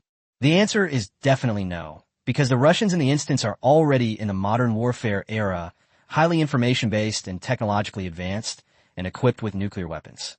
This is still based on the S2 era as an assumption. What's pitiful is that the current military strength of Azure Star is actually only equivalent to that of the S1 era. Even if every challenger has the potential to bring a large number of weapons into the instance, that would only be an abundance of weaponry and armaments, and would not address the root cause of the problem. Don't forget, Russia also has an absolute weapon of mass destruction, the Hand of God. Therefore, Lin Ye is not afraid at all. He should be afraid of the challengers. On the contrary, 5 million challengers could bring Lin Ye an unimaginable amount of points at once. With the double points card, he was absolutely confident he could directly reach LV4. Skyward reminder. This adjustment is of great importance. Dungeon designers are advised to consider it carefully. Tianmu, there's no point in thinking about it. Even if I'm wiped out, I'll accept it willingly. Please adjust the number of players in the instance to 5 million. White noise came from the other side of the sky screen, indicating that the sky screen was very distorted. A very long time, a reply was finally given. Sky prompt. Dear Challenger, the Challenger capacity for your dungeon Winter is Coming has been expanded to 5 million. This will now be broadcast throughout the entire Azure Star. Considering the massive size of the instance and the potential global upheaval it may cause, the heavens will continue to bestow amnesty upon Azure Star tomorrow. Azure Star is about to explode again. There's no need to even think about it. Once the number of players in the dungeon is announced on the dome of Azure Star, it will naturally cause a huge uproar. The whole nation will be in an uproar. It's easy to imagine that all the news tomorrow will be dominated by 4 words. Winter is coming. A dungeon with a capacity of 5 million players is no small matter. Before the dungeon officially opens tomorrow, dungeon designers can enter the creation space at any time to modify the dungeon. No need, Tianmu. Lin Ye shook his head directly, his face still showing a confident expression. Winter is coming was in its most perfect state from the moment it was released, and I don't need to make any adjustments. My only request is to add a time acceleration mechanism to my dungeon, so that the time of winter's arrival doesn't equal real-world time. Otherwise, it's just too long. Skyward reminder. In Skyward's unified settings, to prevent disruption to normal life on Azure Star, the time acceleration mechanism will activate when the number of players challenging the dungeon reaches 1 million. The designers need not worry. Time acceleration is already enabled for winter is coming. That's good. Lin Ye nodded in satisfaction. With this time acceleration mechanism, it means that the dungeon will definitely be completed in real time tomorrow, and you will definitely be able to get the points from the dungeon. He's going to make a fortune. Chapter 127, The Price of Suicide. Lin Ye doesn't need to make any changes to the content of the instance, but there's one thing he must ensure is completed. That means we must not give up on the South Korean settlement and must continue to challenge its winter is coming instance. The people in this settlement have always had their own agenda. They even went so far as to use the strongest fighting force in the entire settlement to deal with them. Although it didn't cause much real harm, it was like a flea, annoying and bothersome. Lin Ye had also seen the recent news. This South Korean settlement had the audacity to challenge the Great Xia settlement and had even killed many young people from Great Xia. The two settlements are on the verge of a major battle, and the atmosphere is thick with tension. If such communities are not taught a sufficient lesson and thoroughly brought to their knees, they will only create more trouble for themselves in the future. This kind of scourge must be eradicated immediately. Lin Ye took out his phone and started recording his third video. This time, Lin Ye's words were very simple. 3 challenges have all ended in failure. Some lies no longer need explanation. But Kim Gun-suk, our duel is not over yet. You still have a chance to defeat me. I've already adjusted the number of players in the instance to 5 million. If you want to prove yourself, why not gamble with the lives of the entire settlement? Let all the Koreans who just shout in the live stream participate. In fact, even before the third winter was over, the Great Xia settlement and the South Korean settlement had already stirred up quite a stir. A group of elites from the Great Xia settlement successively broke through the South Korean settlement instance, and even the former head of the Kim family conglomerate, Kim Chan-hoon, was demoted in the process. Subsequently, the South Korean settlement retaliated by sending people to attack the young challengers of Great Xia. In this back and forth, many young challengers in both settlements were directly eliminated. Such a fierce battle has not been seen on Azure Star for a long time. If it's not a real war, Sky Curtain won't interfere. In fact, Sky Curtain supports this kind of confrontation. However, such conflicts generally do not break out between different settlements, because this kind of mutual raiding and elimination of each other's low-level challengers doesn't actually bring any real benefit to either settlement. This would greatly weaken the reserve forces of both settlements, ultimately resulting in mutual destruction and allowing other settlements to emerge victorious. Once this matter broke out, it received a lot of attention. Now, Lin Ye has released another provocative video, which is tantamount to making the war between Great Xia and South Korea a reality. He wants to draw all the flames of war onto himself. Moreover, Lin Ye's attitude clearly indicated that he wanted to face the entire South Korean settlement alone. Television stations and the internet were bombarded with messages. It's outrageous. Yi Shun is completely enraged this time. He's increased the number of players in the dungeon to 5 million. Oh, Yi Shun. Yi Shun. I don't tolerate any favoritism. This is outrageous. 5 million. If South Korea dares to accept this challenge, it's like throwing away all the level 2 and above elites in the entire settlement. I don't think South Korea even has 5 million LV2 challengers. They simply can't handle something like this. Personally, I feel that Yi Shun has gone a bit too far this time. 5 million challengers is far beyond what a normal instance can handle. That's right. Even the toughest dungeon can't withstand the combined attack of 5 million people. Just imagine how terrifying that is. The weapons brought into the dungeon would be piled up like mountains. Therefore, if South Korea dares to accept the challenge, it will be a scenario where either they perish or Yi Shun is wiped out. A scenario I can call a world war within a scenario. There are all sorts of things said online. These people were just looking for a good show, so naturally they made all sorts of comments and criticisms. The main issue is that the number of challengers, 5 million, is indeed too exaggerated and can't help but make people feel surprised. Before Lin Ye started designing the dungeons, the peak number of players for the Azure Star dungeons was only 8,000. However, with this step-by-step development, the peak number of players for the Raging Sea dungeons has increased from 1 million to 5 million. Lin Ye's steps were far too big. So much so that the whole world couldn't keep up with his pace. The instance has ended. Kim Gun-suk gasped for breath and slumped onto the sofa.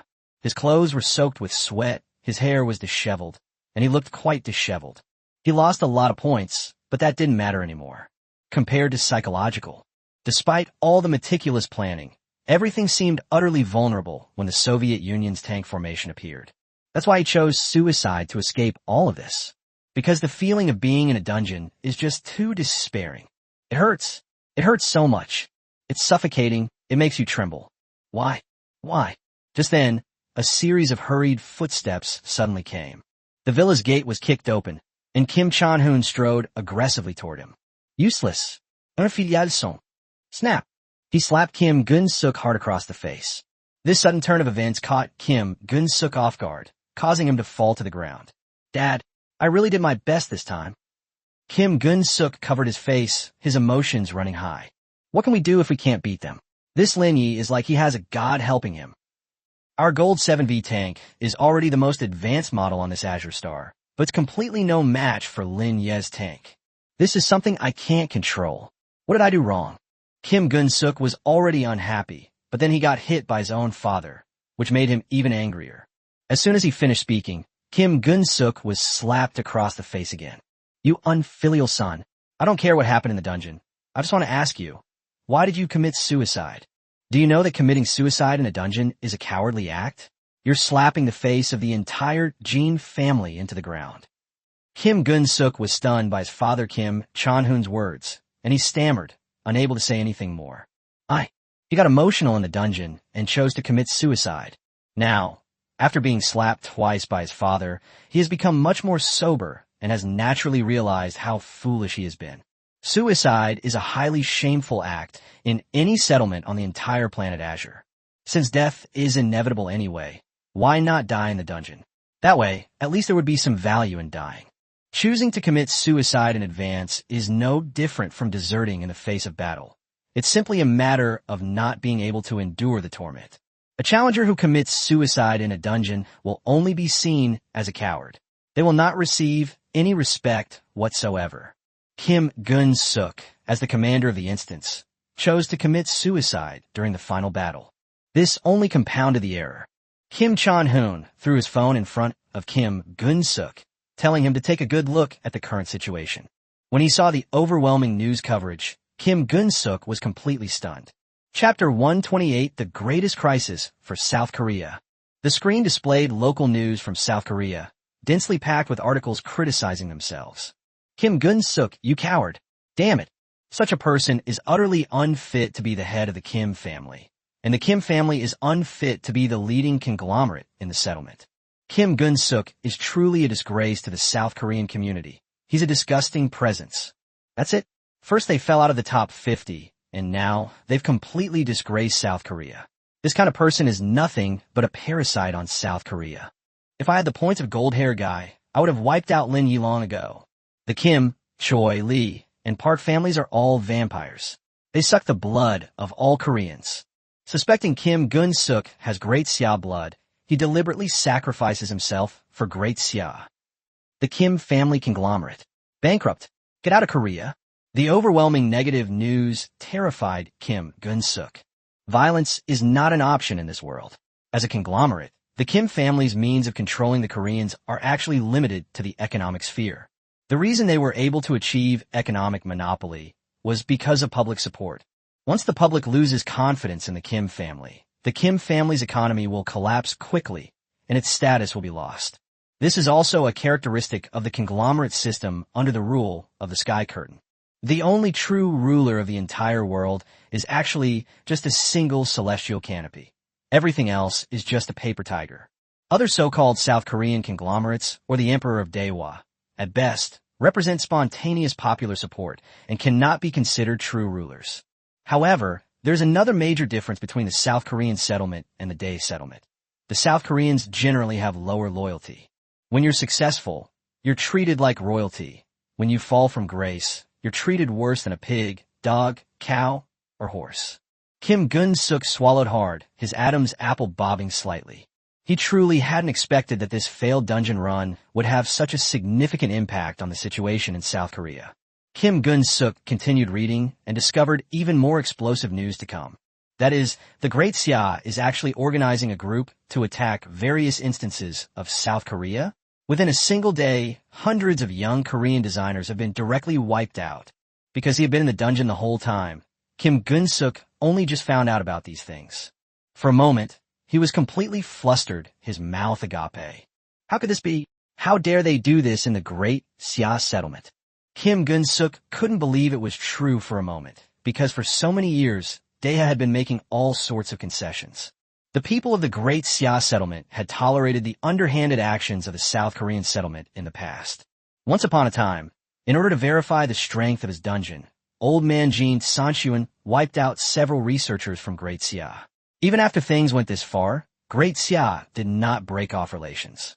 But this time, the counterattack was so decisive and direct. How could that be?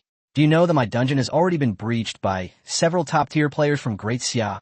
Kim Chanahon roared it angrily. In the past, Great Xia only had Long Yuan as a capable entity, so it was cautious in its actions and willing to compromise. Now, with the sudden emergence of Lin Ye, Great Xia has suddenly gained another top 50 member. My back is definitely much stronger. This confidence comes from Lin Ye, who gave Great Xia this power. The reason is simple. It's not that we couldn't beat you before, but we were busy with other things and didn't focus our attention on the Koreans.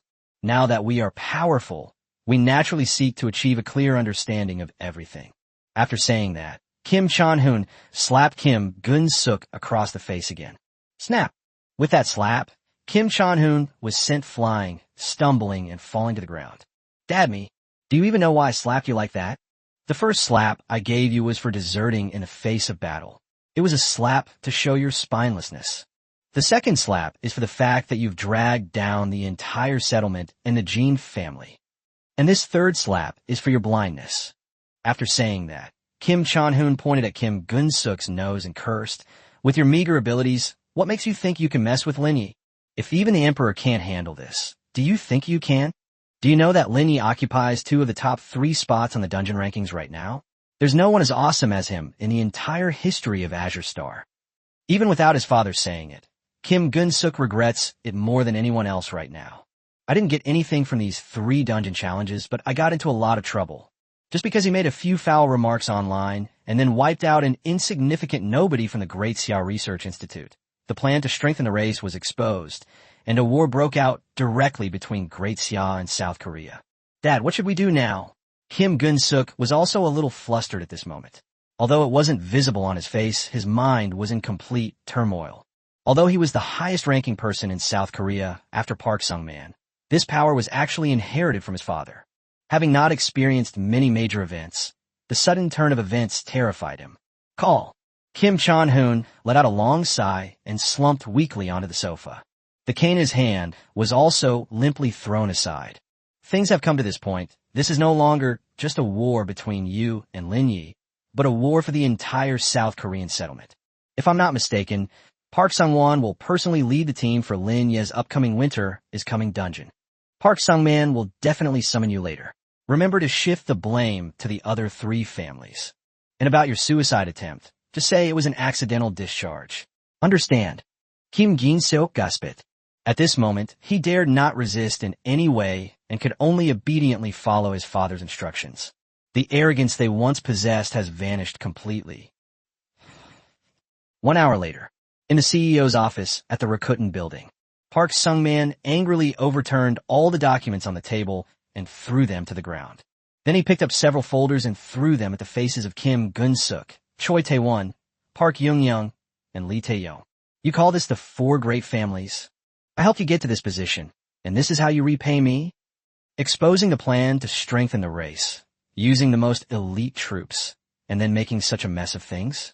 Making a laughing stock of the entire Azure Star. Kim Gun-suk, Choi Tae-won, Park Young-young, and Lee Tae-yong looked at each other, speechless. After a long while, Lee Tae-yong spoke. Commander Chungwon, the Lee family really has no choice. Their howitzer vehicles are strategic weapons. If we really fight head-on, they're definitely no match for tanks. This commander-in-chief is none other than young Master Jean. Shouldn't he give us an explanation? Choi Tae-won, standing to the side, also wore a strange smile and said coldly, putting aside whether he was in command or not, young Master Kim's suicide was certainly a brilliant move. The commander committed suicide before the dungeon was even finished. This must be one of the most unusual things that has ever happened in the history of Azure Star. Kim Gun-suk forced himself to remain calm and gritted his teeth before speaking. First of all, I did not commit suicide, but the gun accidentally discharged due to the turbulence of the war. Furthermore, I don't think there was anything wrong with my command. We lost to Lin Ye not because of tactics, but because of the difference in combat strength. If the heads of the families have any objections, why don't you tell me how you would arrange the layout? I don't believe you could do it better than me. The atmosphere in the room was tense. Park Sung-man rubbed his temples hard and slammed his fist on the table. Enough. Did I call you all here just to listen to you shirking responsibility? If you fail the challenge, then all four of you are useless, with no distinction between high and low. Do you even know what kind of situation South Korea is in right now? As he spoke, Park Sung-man played a video of Lin Ye's provocation directly on the office's large screen. Lin Ye's words in the video were very brief, but every word he uttered was deadly and utterly hurtful. Finally, they even clamored to have the entire South Korean settlement attacked together. After watching the video, Kim Gun-suk and the other three fell silent again, clenching their fists. Because this was a blatant humiliation by Lin Ye.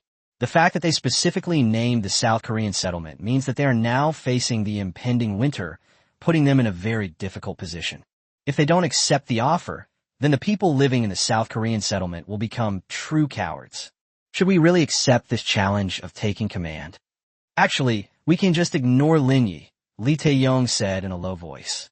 Of course you can refuse, but as you've all seen, the people of the Xia are already taking action against South Korea. Are you going to ignore this too? Park Sung-man looked at Lee Tae-yong with a hint of sarcasm and shook his head in disappointment. You should also know that Lin Ye, as a designer, has 20% direct designation authority. Even if we don't engage in battle, he can still drag at least 1 million people into the dungeon and ravage them. If he specifically targets low-level challengers from South Korea and wipes out 1 million of our people in one fell swoop, how will you respond? Park Sung-man's words sent chills down the spines of all four of them. From this perspective, South Korea will have no choice but to accept the challenge of the next harsh winter. Taking a deep breath, Park Sung-man became very serious.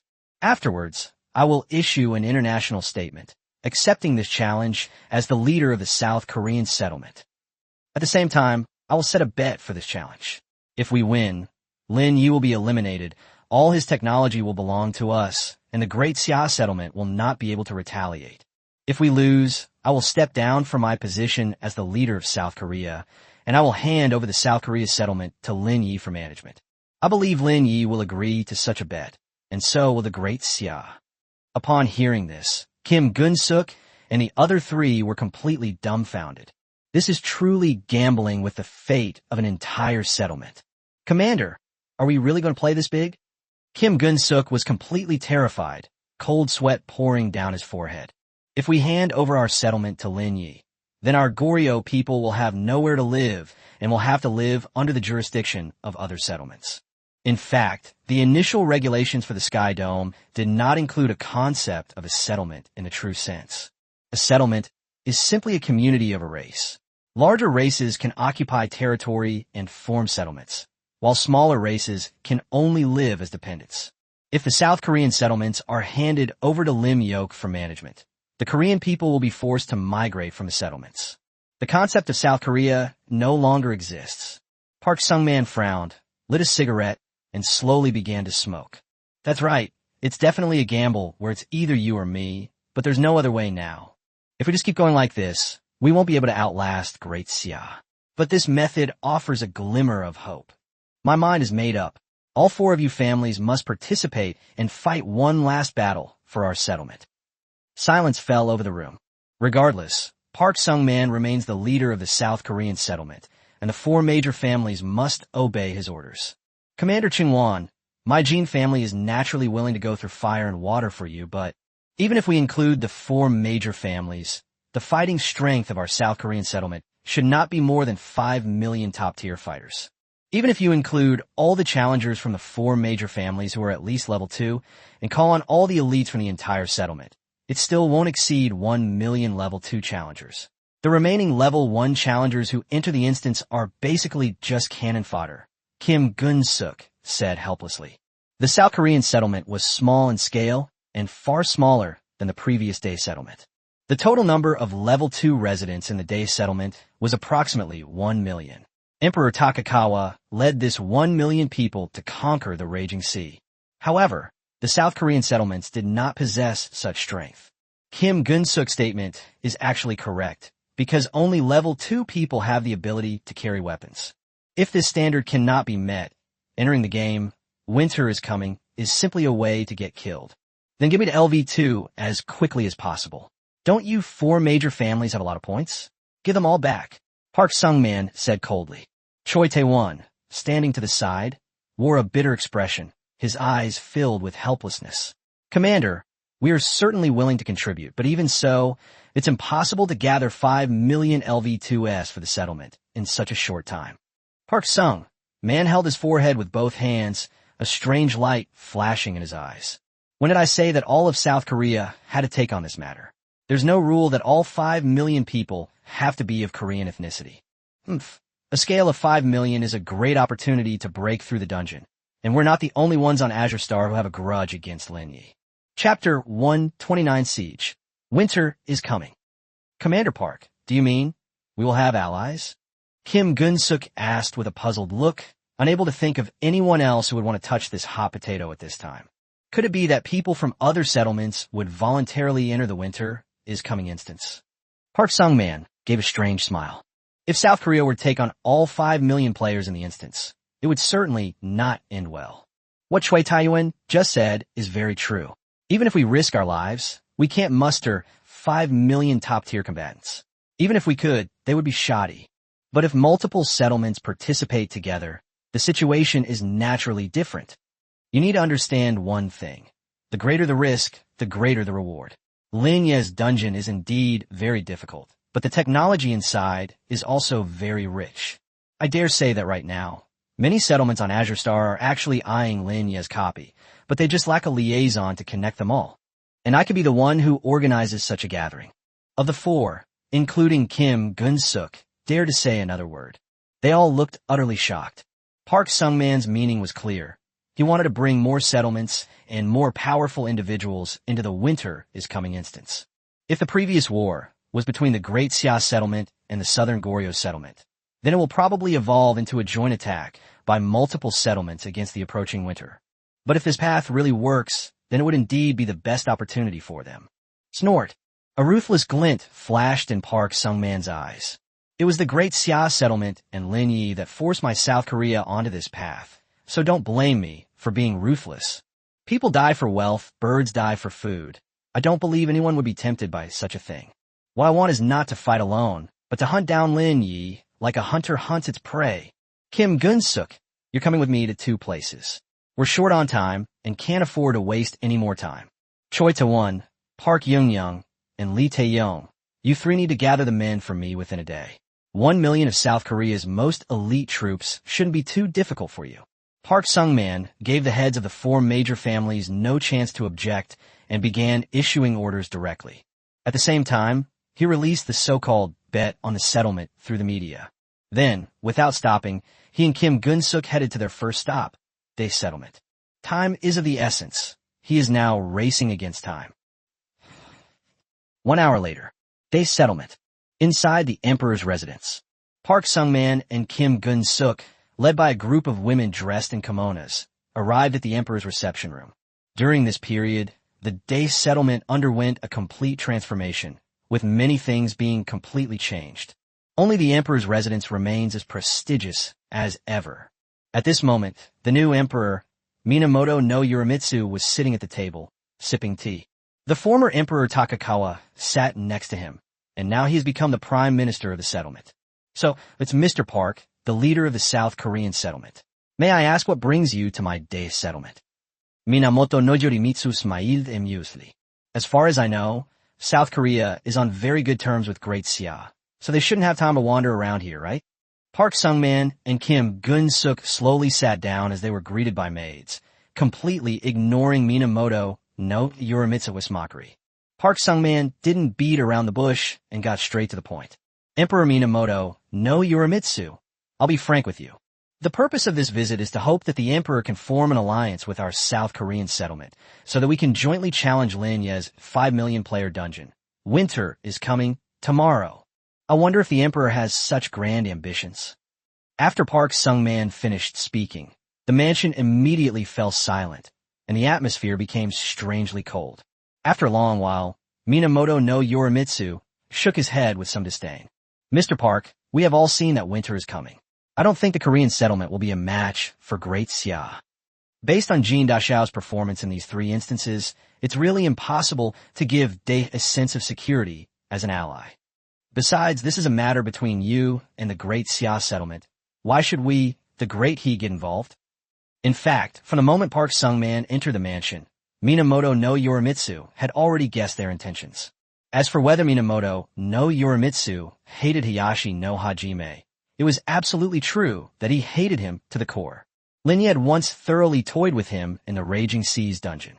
It also resulted in the direct annihilation of a large number of elites in the Dae settlement, causing the strength of the Dae settlement to decline significantly. However, precisely because of this, Minamoto no Yorimitsu knew very well that what the Dae settlement needed to do now was not to rush into revenge, but to settle down and develop. Oh, Park Sung-man took a small sip of tea, his lips curving upwards into a half-smile. Emperor Minamoto no Yorimitsu had his own ideas, and I naturally couldn't force him to do so. But in my opinion, the Bushido spirit that Dae has always been proud of is probably just a huge joke. Chapter 130, Let me enter the dungeon in your place. Court death. Baka. Minamoto no Yorimitsu slammed his fist on the table in anger. As the shogun, he was a scholar who had studied the way of the samurai and would absolutely not allow anyone to slander him or Daiwa. Park Sung-man, you old bastard, South Korea is going through a turbulent time right now. If you keep spouting nonsense, I don't mind having Dae elite wipe out a few young Koreans as well. Emperor Minamoto no Yorimitsu, please forgive my bluntness. I just said something I shouldn't have. I take it back now. Park Sung-man stood up with a smile. They even deliberately made it look like they were about to leave. I just don't quite understand. Bushido is the way of killing and conquest, isn't it? Now is the best opportunity to break through the winter is coming instance, where there are tons of top-tier military technologies waiting for the Emperor to plunder. Why is His Majesty hesitant at this time? Don't you want to get back what you suffered in the Raging Sea before? Park Sung-man's words were like a knife, piercing Minamoto no Yorimitsu's heart. The Raging Sea and turbulent waves are Dae's eternal pain. It would be against the samurai code of Dae if this grudge were not avenged. Moreover, Park Sung-man is absolutely right. This is indeed the best time to break through the Lin Ye instance. Based on the previous experience with Raging Seas, if the dungeon is not breached after a series of rounds with such a large number of challengers, then the dungeon's capacity will be reduced. Then it will become a restricted level instance, just like the Raging Sea. If we can't conquer the dungeon this time, then there will be even less chance in the future. This may truly be the only chance for the Dae people to take revenge on Lin Ye in the short term. Mr. Park, please wait. Minamoto no Yorimitsu's emotions had calmed down slightly. As I just said, South Korea is not currently able to provide an ally with enough security. If Mr. Park wants to convince me, he might as well tell me his next strategy. Park Sung-man remained calm and sat back down in the seat opposite Minamoto no Yorimitsu. The strategy is actually very simple. I think Emperor Minamoto no Yorimitsu and Prime Minister Takakawa have both seen the situation that winter is coming. We have no experience in naval warfare, but our land and air warfare capabilities are undeniably formidable. Against a nation that is strong in all three areas, a single combat mode will certainly not be an advantage. So next, we will choose the all-out war mode in the dungeon, with coordinated attacks by land, sea, and air. And what the Day settlement, as an ally, needs to do is very simple. Take charge of the naval battles in the instance. As he spoke, Park Sung-man's face revealed an expression of complete confidence. Air combat is South Korea's forte, and the naval warfare of the Day settlement is undoubtedly the best on Azure Star. After that, I will find an ally who is good at land warfare. Our 5 million elite troops, carrying a large amount of weaponry, will enter Japan and then launch a simultaneous attack on the Russian Bear Nation by land, sea, and air. Does His Majesty the Emperor believe there is no hope of victory? Minamoto no Yorimitsu's lips moved slightly, seemingly calm, but his heart was in turmoil. It must be said that Park Sung-man's idea suited his taste perfectly. If the three settlements could unite, with the elites of each settlement performing their respective duties and cooperating with each other across land, sea, and air, there is indeed a very high chance of winning. Since the birth of Azure Star, there has never been a situation where several settlements have joined forces to attack a base, so no one can estimate how much energy will be generated. Moreover, each has its own expertise. If the Day settlement is solely responsible for naval warfare, Day can field the most powerful naval fleet on the entire Azure Star. Combined with the Goryeo fighter fleet, that would be a qualitative leap. No matter how strong Lin Ye's skills are, he can't fight against 4 opponents with 2 fists. Minamoto no Yorimitsu looked at the Prime Minister Takakawa beside him, the former emperor. At this moment, Xiaochuan was trembling slightly. His eyes were full of murderous intent, and his fists were unconsciously clenched tightly. Prime Minister Hyokian, what do you think of this alliance? Minamoto no Yorimitsu had only recently taken office and was essentially a military man.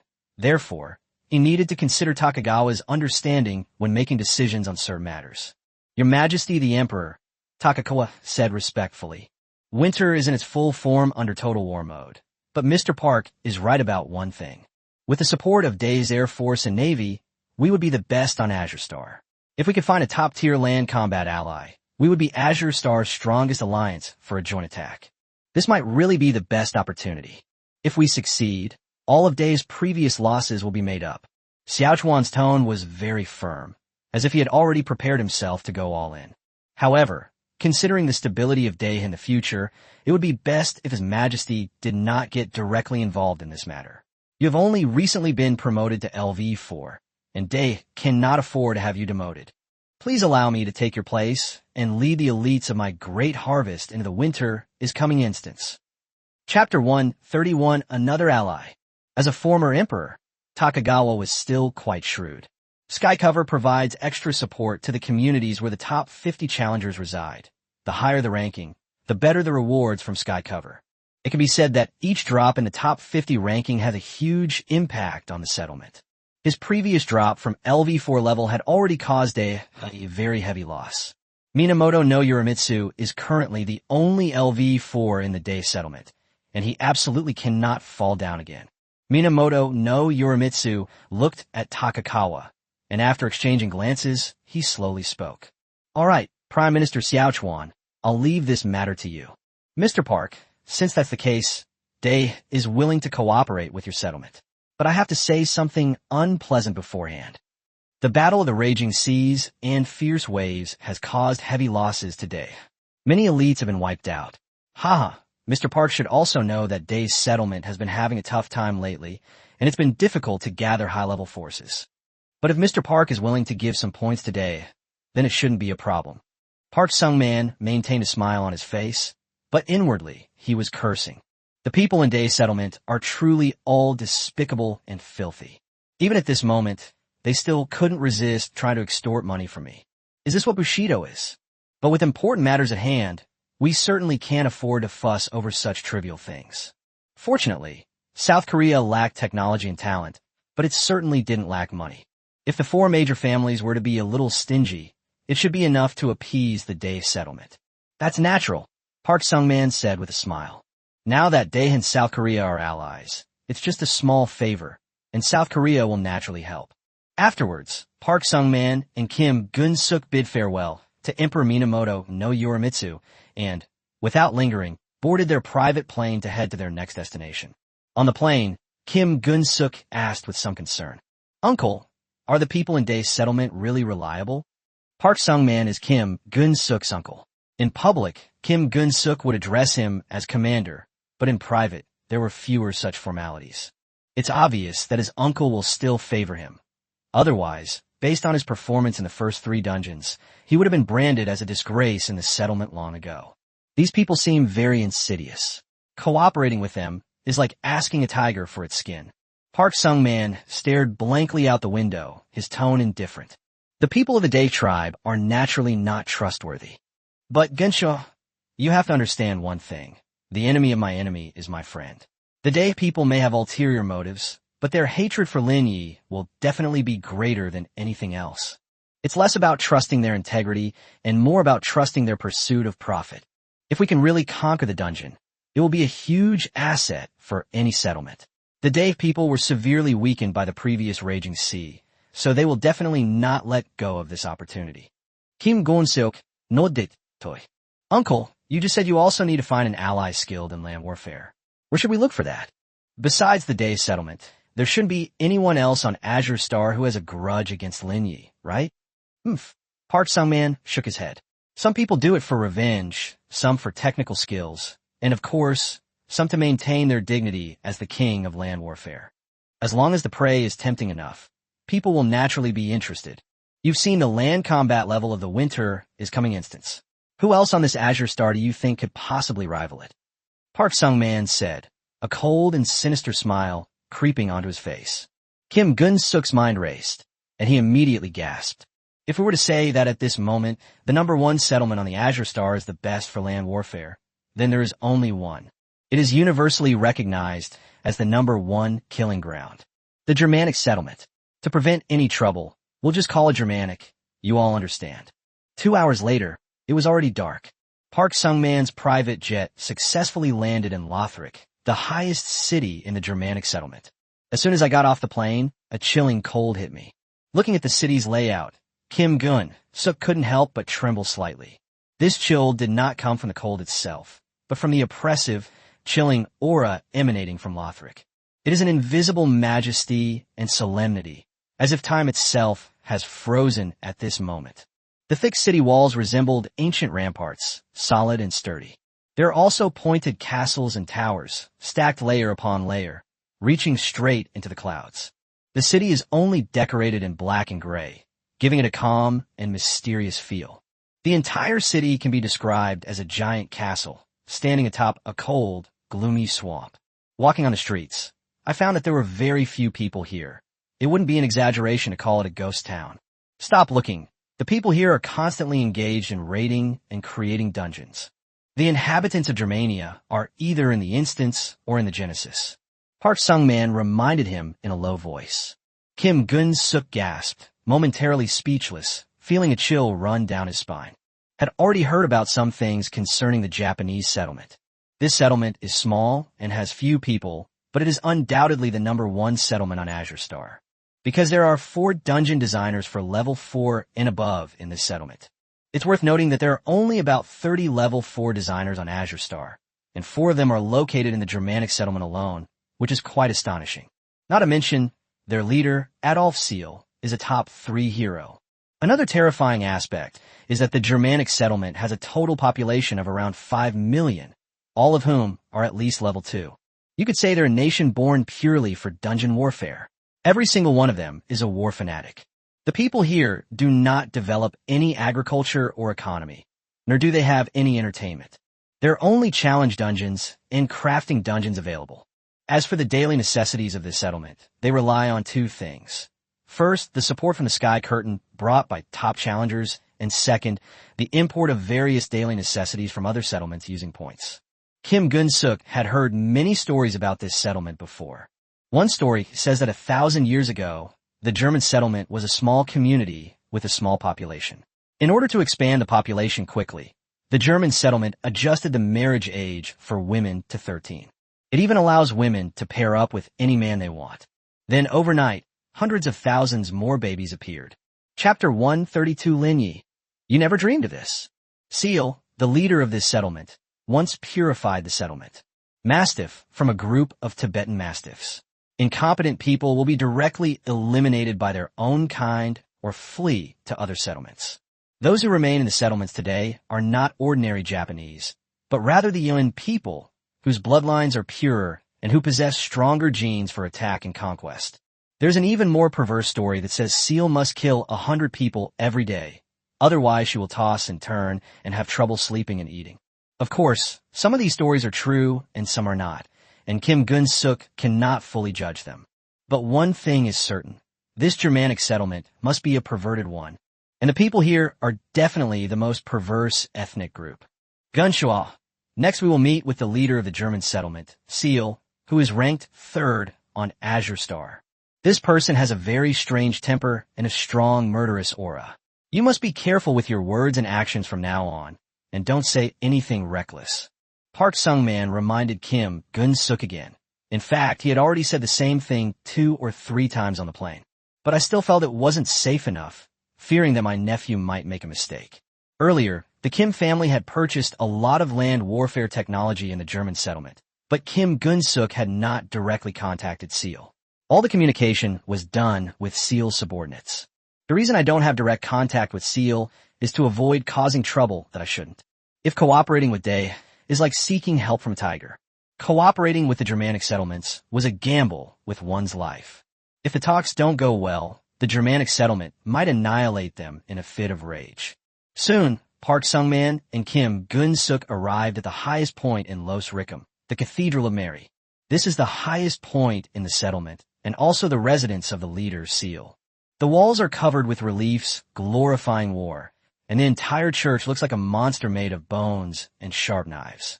Guided by their servants, Park Sung-man and Kim Gun-suk entered the church without incident. After passing through the long corridor, the two arrived directly beneath the dome.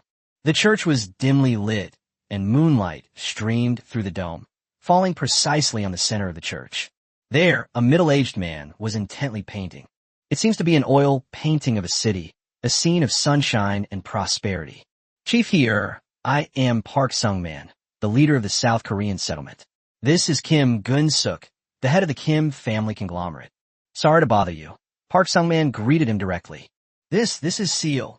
Kim Gun-suk looked at Shi-er with genuine surprise. In his memory, Seal was a cruel and ruthless monster, or at least she should have looked vicious. But the man in front of him looked very elegant, wearing a well-fitting suit and sporting a sexy mustache. Please sit down, Seal said in a low voice, her attention still focused on his painting. Please wait a moment while I finish the painting. This is my last stroke.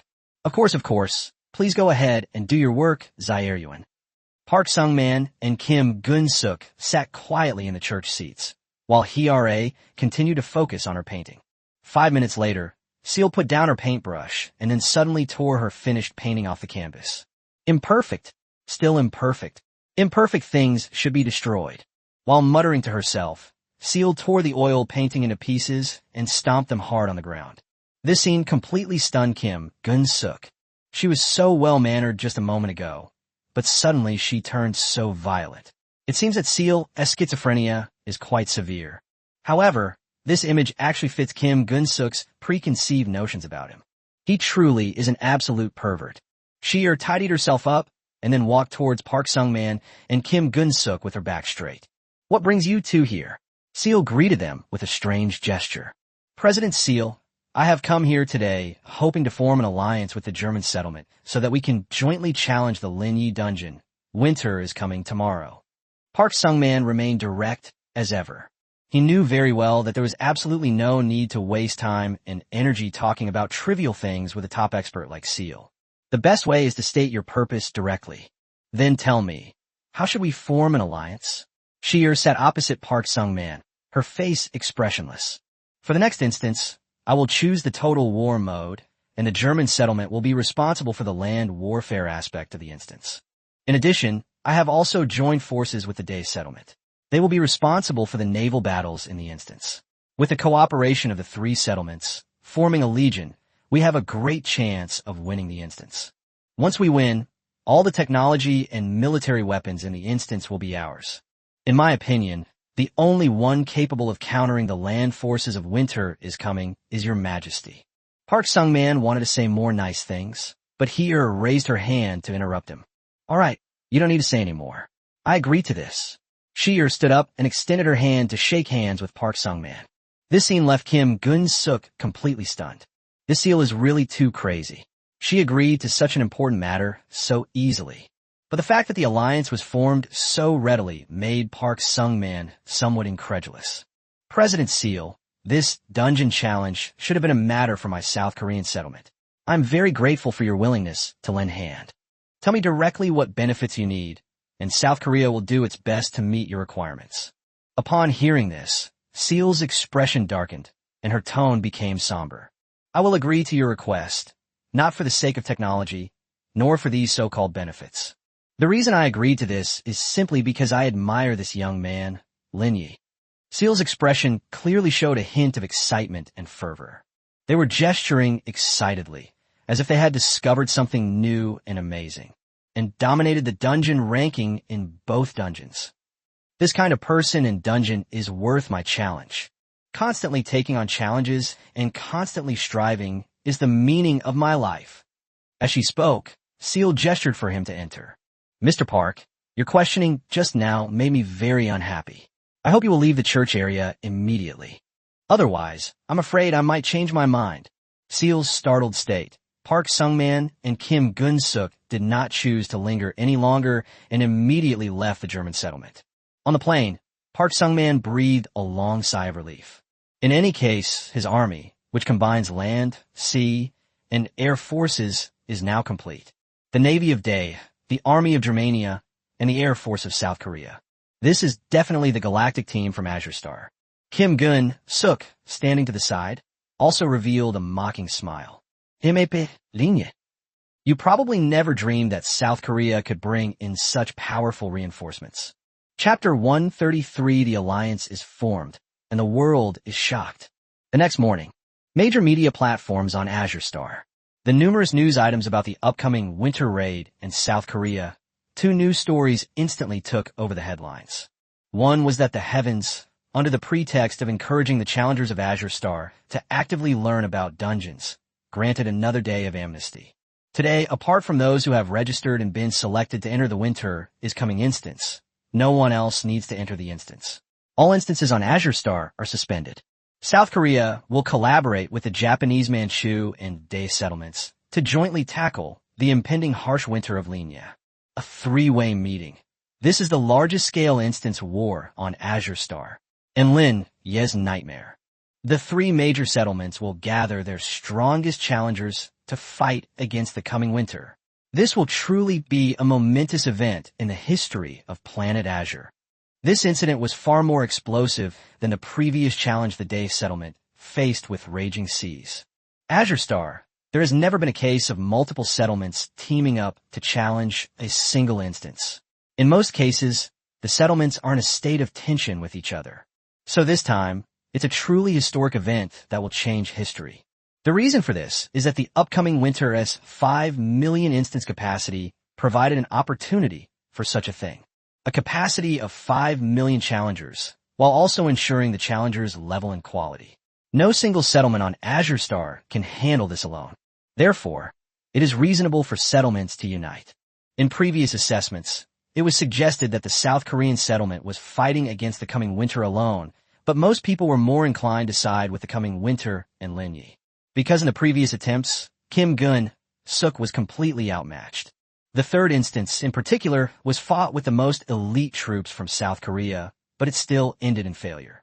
In this situation, even if the population expands to 5 million, the power gap will not change. But now, the high-profile entry of the Dae and Japanese settlements can be said to have given South Korea a shot in the arm. And the situation is completely different. Although the Dae settlement had previously suffered a devastating defeat due to the raging sea, leaving it severely weakened. But no matter what, the underlying essence remains. The new emperor, Minamoto no Yorimitsu, Takakawa, and Yamamoto no Sanjuchi are still recognized as strong figures. Moreover, Dae already has a grudge against Lin Ye, so he will naturally go all out in this dungeon. Needless to say, the German settlement is the premier settlement on Azure Star, a true holy land of war.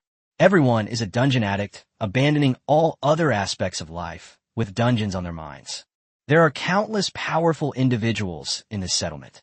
The leader, Seal, is even called the Dungeon Demon and the Bloodthirsty Satan by the people of Azure Star. While he may not be the highest ranked in terms of level points, Seal is undoubtedly number one on Azure Star when it comes to the number of people she has killed.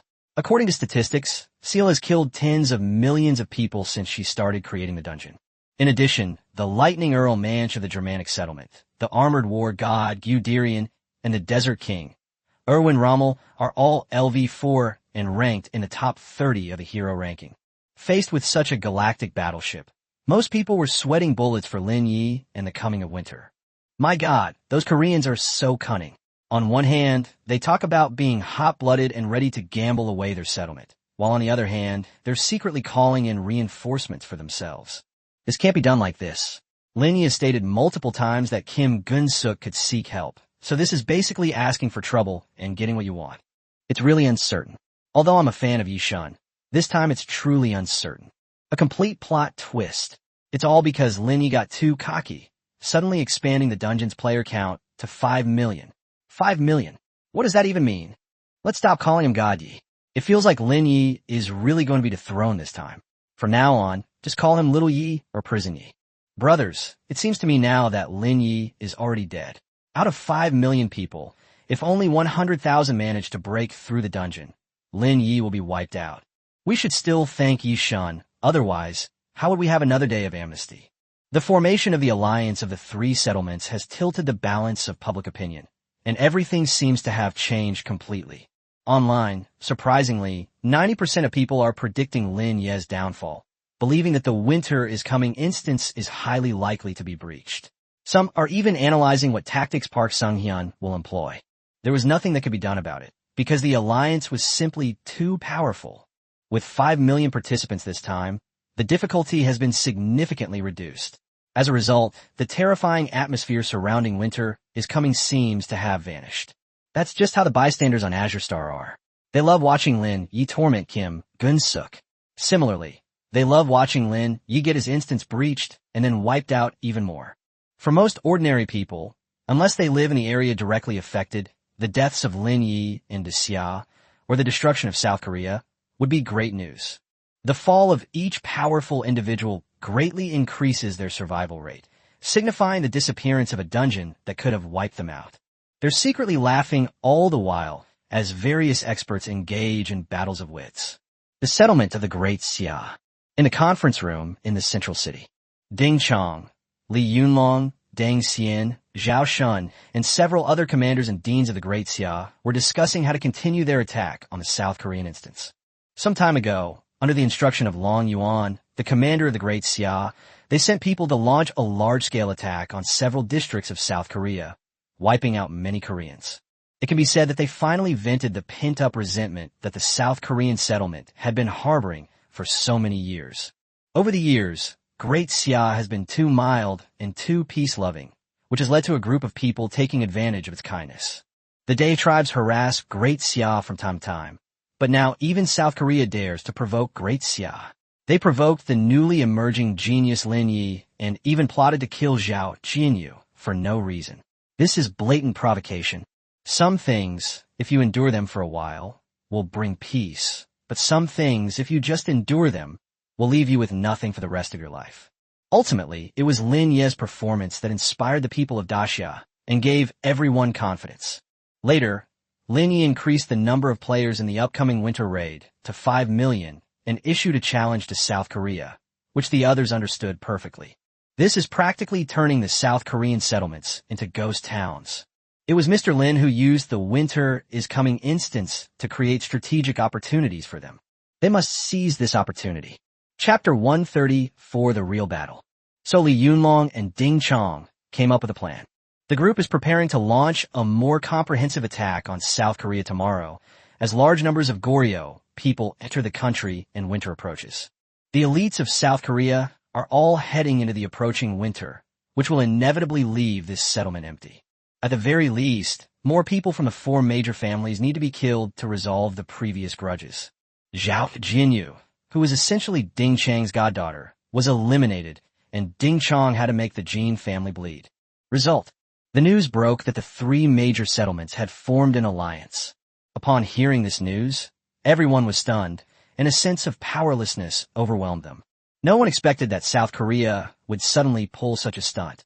The emergence of this inexplicable alliance has completely changed the course of the battle. An attack by one South Korean state is completely different from an attack by 3 settlements working together. Damn it, that Park Sung-man is disgusting. They actually called for reinforcements like this. Damn it, they've moved all the other settlements out. How can this be called a fair duel? Paced back and forth in the conference room, looking very anxious. The others were also extremely anxious, like ants on a hot pan, but they didn't know what to do. It's really strange. We've always had conflicts with the Day settlement, so I can understand why they're getting involved now. But we shouldn't have any grudges against the German settlement, right? Why would the Germans suddenly target our Great Xia? Deng Xian, the director of the Energy Research Institute, asked incredulously. Perhaps Park Sung-man offered him a huge reward, Ding Chong said, coughing between words. Koreans have always been like this, disregarding integrity. Sweat had already beaded on his forehead. The sudden panic and anger caused his condition, which had been improving, to relapse. In the end, it's because my Great Xia is not strong enough. Li Yunlong shook his head helplessly. The Great Xia has been too weak all these years. Otherwise these settlements wouldn't dare to hog us like this. Ding Chong patted Li Yunlong on the shoulder and forcefully pulled him to sit down in a chair. Old Li, now is not the time to complain. Stop saying useless things. What we need to do now is think about how we can help Mr. Lin. Perhaps this matter should be left to Commander Long Yuan to handle. Li Yunlong gave a wry smile. Finding the commander won't help. This is Lin Ye's instance. Lin Ye's job is to defend, not attack. There's no one else who can help with things like preserving one's roots. Are we just going to sit here and watch our newly emerging genius fall into oblivion? Ding Chong was also getting agitated. Lin Ye has done so much for the settlement, yet we can't help him at all. Ding Zhonghua's words, though somewhat pessimistic, are nonetheless true. They racked their brains, only to find that they really couldn't help Lin Ye at all. Finally, Ding Chong took out his phone and dialed Lin Ye's number. To contact him again through his assistant by Tian Hao. Inside the cliffside villa, Lin Ye listened to music on his phone while doing his daily jog. The phone suddenly rang again. It turned out to be another unfamiliar number. Lin Ye didn't think much of it and answered the phone directly. Mr. Lin, I am Ding Chong. There are less than 2 hours left before your instance opens. Is there anything I can do for you regarding the joint challenge of winters coming by the 3 settlements of South Korea, Dae and Rymaner? Mr. Lin, you don't need to be so polite. This is no longer a battle you fought alone. The combined strength of the 3 settlements is immeasurable. Please feel free to give us your orders to help you out of this predicament. We've thought about it for a long time, but we really can't think of any way to help you alleviate the danger. There's clearly not enough time to transfer the points. Moreover, the number of challengers is so large that the required safety points are beyond the reach of the Great Xia Treasury. Please tell us what you need most right now. Ding Chong was clearly very impatient and rattled off a bunch of things. Lin Ye felt dizzy from listening to it. Lin Ye hasn't turned on his phone or watched TV today, so he hasn't been paying attention to the big news on Azure Star. Ding, don't be impatient. Let me check the news first. Lin Ye got off the treadmill and immediately turned on the TV to watch it. At this moment, all the television broadcasts were reporting on one thing. The South Korean settlement, the Japanese settlement, and the Dae settlement had formed an alliance to jointly attack the capital. Lin Ye's eyes lit up instantly, and he immediately perked up. He really didn't expect that Park Sung-man and Kim Gun-suk would pull such a stunt. That's interesting. The system directly accessed the back-end personnel list for the instance. Number 1. Adolf Seal, Race, Aryan, Level 4, Works, Iron Chariots, Concentration Camp, The Story of Nacho. Number 2. Manch, Race, Aryan, Level, LV4, Works, Steel Lightning Car, Annihilation War. Number 3. Erwin Rommel, Race, Aryan, Level 4, Works, Tropical Warfare, War Fox. Number 4. Guderian, Race, Aryan, Level, LV4, Dungeon Work, Ironclad Flesh and Blood. Number 5. Park Sung-man, Race, Goryeo, Level, LV3, Works, Pearl of the Sea, Goryeo Dynasty. Number 6. Xiaochuan, Race, Dae, Level, LV3, Works, Militarism, Greater East Asia Co-Prosperity Sphere, Golden Crow Fusang. Number 7 Kim Gun-suk. Race, Korean. Level, LV3. Work, the Chaeble's grandfather. Lin Ye was stunned when he saw this. You've got something special. Damn, this is absolutely amazing. It's practically the dream team of the Blue Star. There were new faces and old enemies, but without exception, Lin Ye was very familiar with all of them, as he frequently read the hero ranking. After all, there are only a handful of people at the top of the leaderboard. Kim Gun-suk, a player who is close to the top 50, was definitely number 1 in the winter is coming instance. As a result, this time, they could only rank 7th. There are 4 LV4s ahead. Keep in mind that Lin Ye himself is only LV3, still a bit far from LV4. Now, so many experts are flocking to winter is coming. From an outsider's perspective, this would definitely be considered a noob-stomping match. It's obvious that these people really want to kill me. Chapter 135, let me see the pinnacle of Azure Star. If it were a typical dungeon designer, seeing this scene would probably make them feel disheartened. But seeing this, Lin Ye felt a surge of excitement and joy. What a pleasant surprise. This alliance of the German settlement, the South Korean settlement, and the Dace settlement suddenly brought joy to what was once a stagnant life. First, even if someone fails in a dungeon, the dungeon designer can actually obtain the technical principles behind the failed challenger's actions. In fact, during the previous settlement of the Raging Seas and Winter is Coming dungeons, Lin Ye had already obtained various military technologies from Ito Hidetaka, Hakawa, and Kim Gun-suk. However, these outdated technologies were of little use to Lin Ye. Since Lin Ye already possesses a top-tier tank like the Armada T-14 main battle tank, there's no way he would still be interested in a piece of junk like the Gold 7V, which isn't even a viable alternative. The greatest use of these plunder technologies is actually to become the basic data of the Genesis space. When Lin Ye needs to use some simple things in his own instance, he will no longer need to design them himself. That's all. But now that so many powerful figures from Azure Star have gotten involved, the situation is completely different. Every era has its pioneering geniuses, and these geniuses may very well possess what Lin Ye truly needs.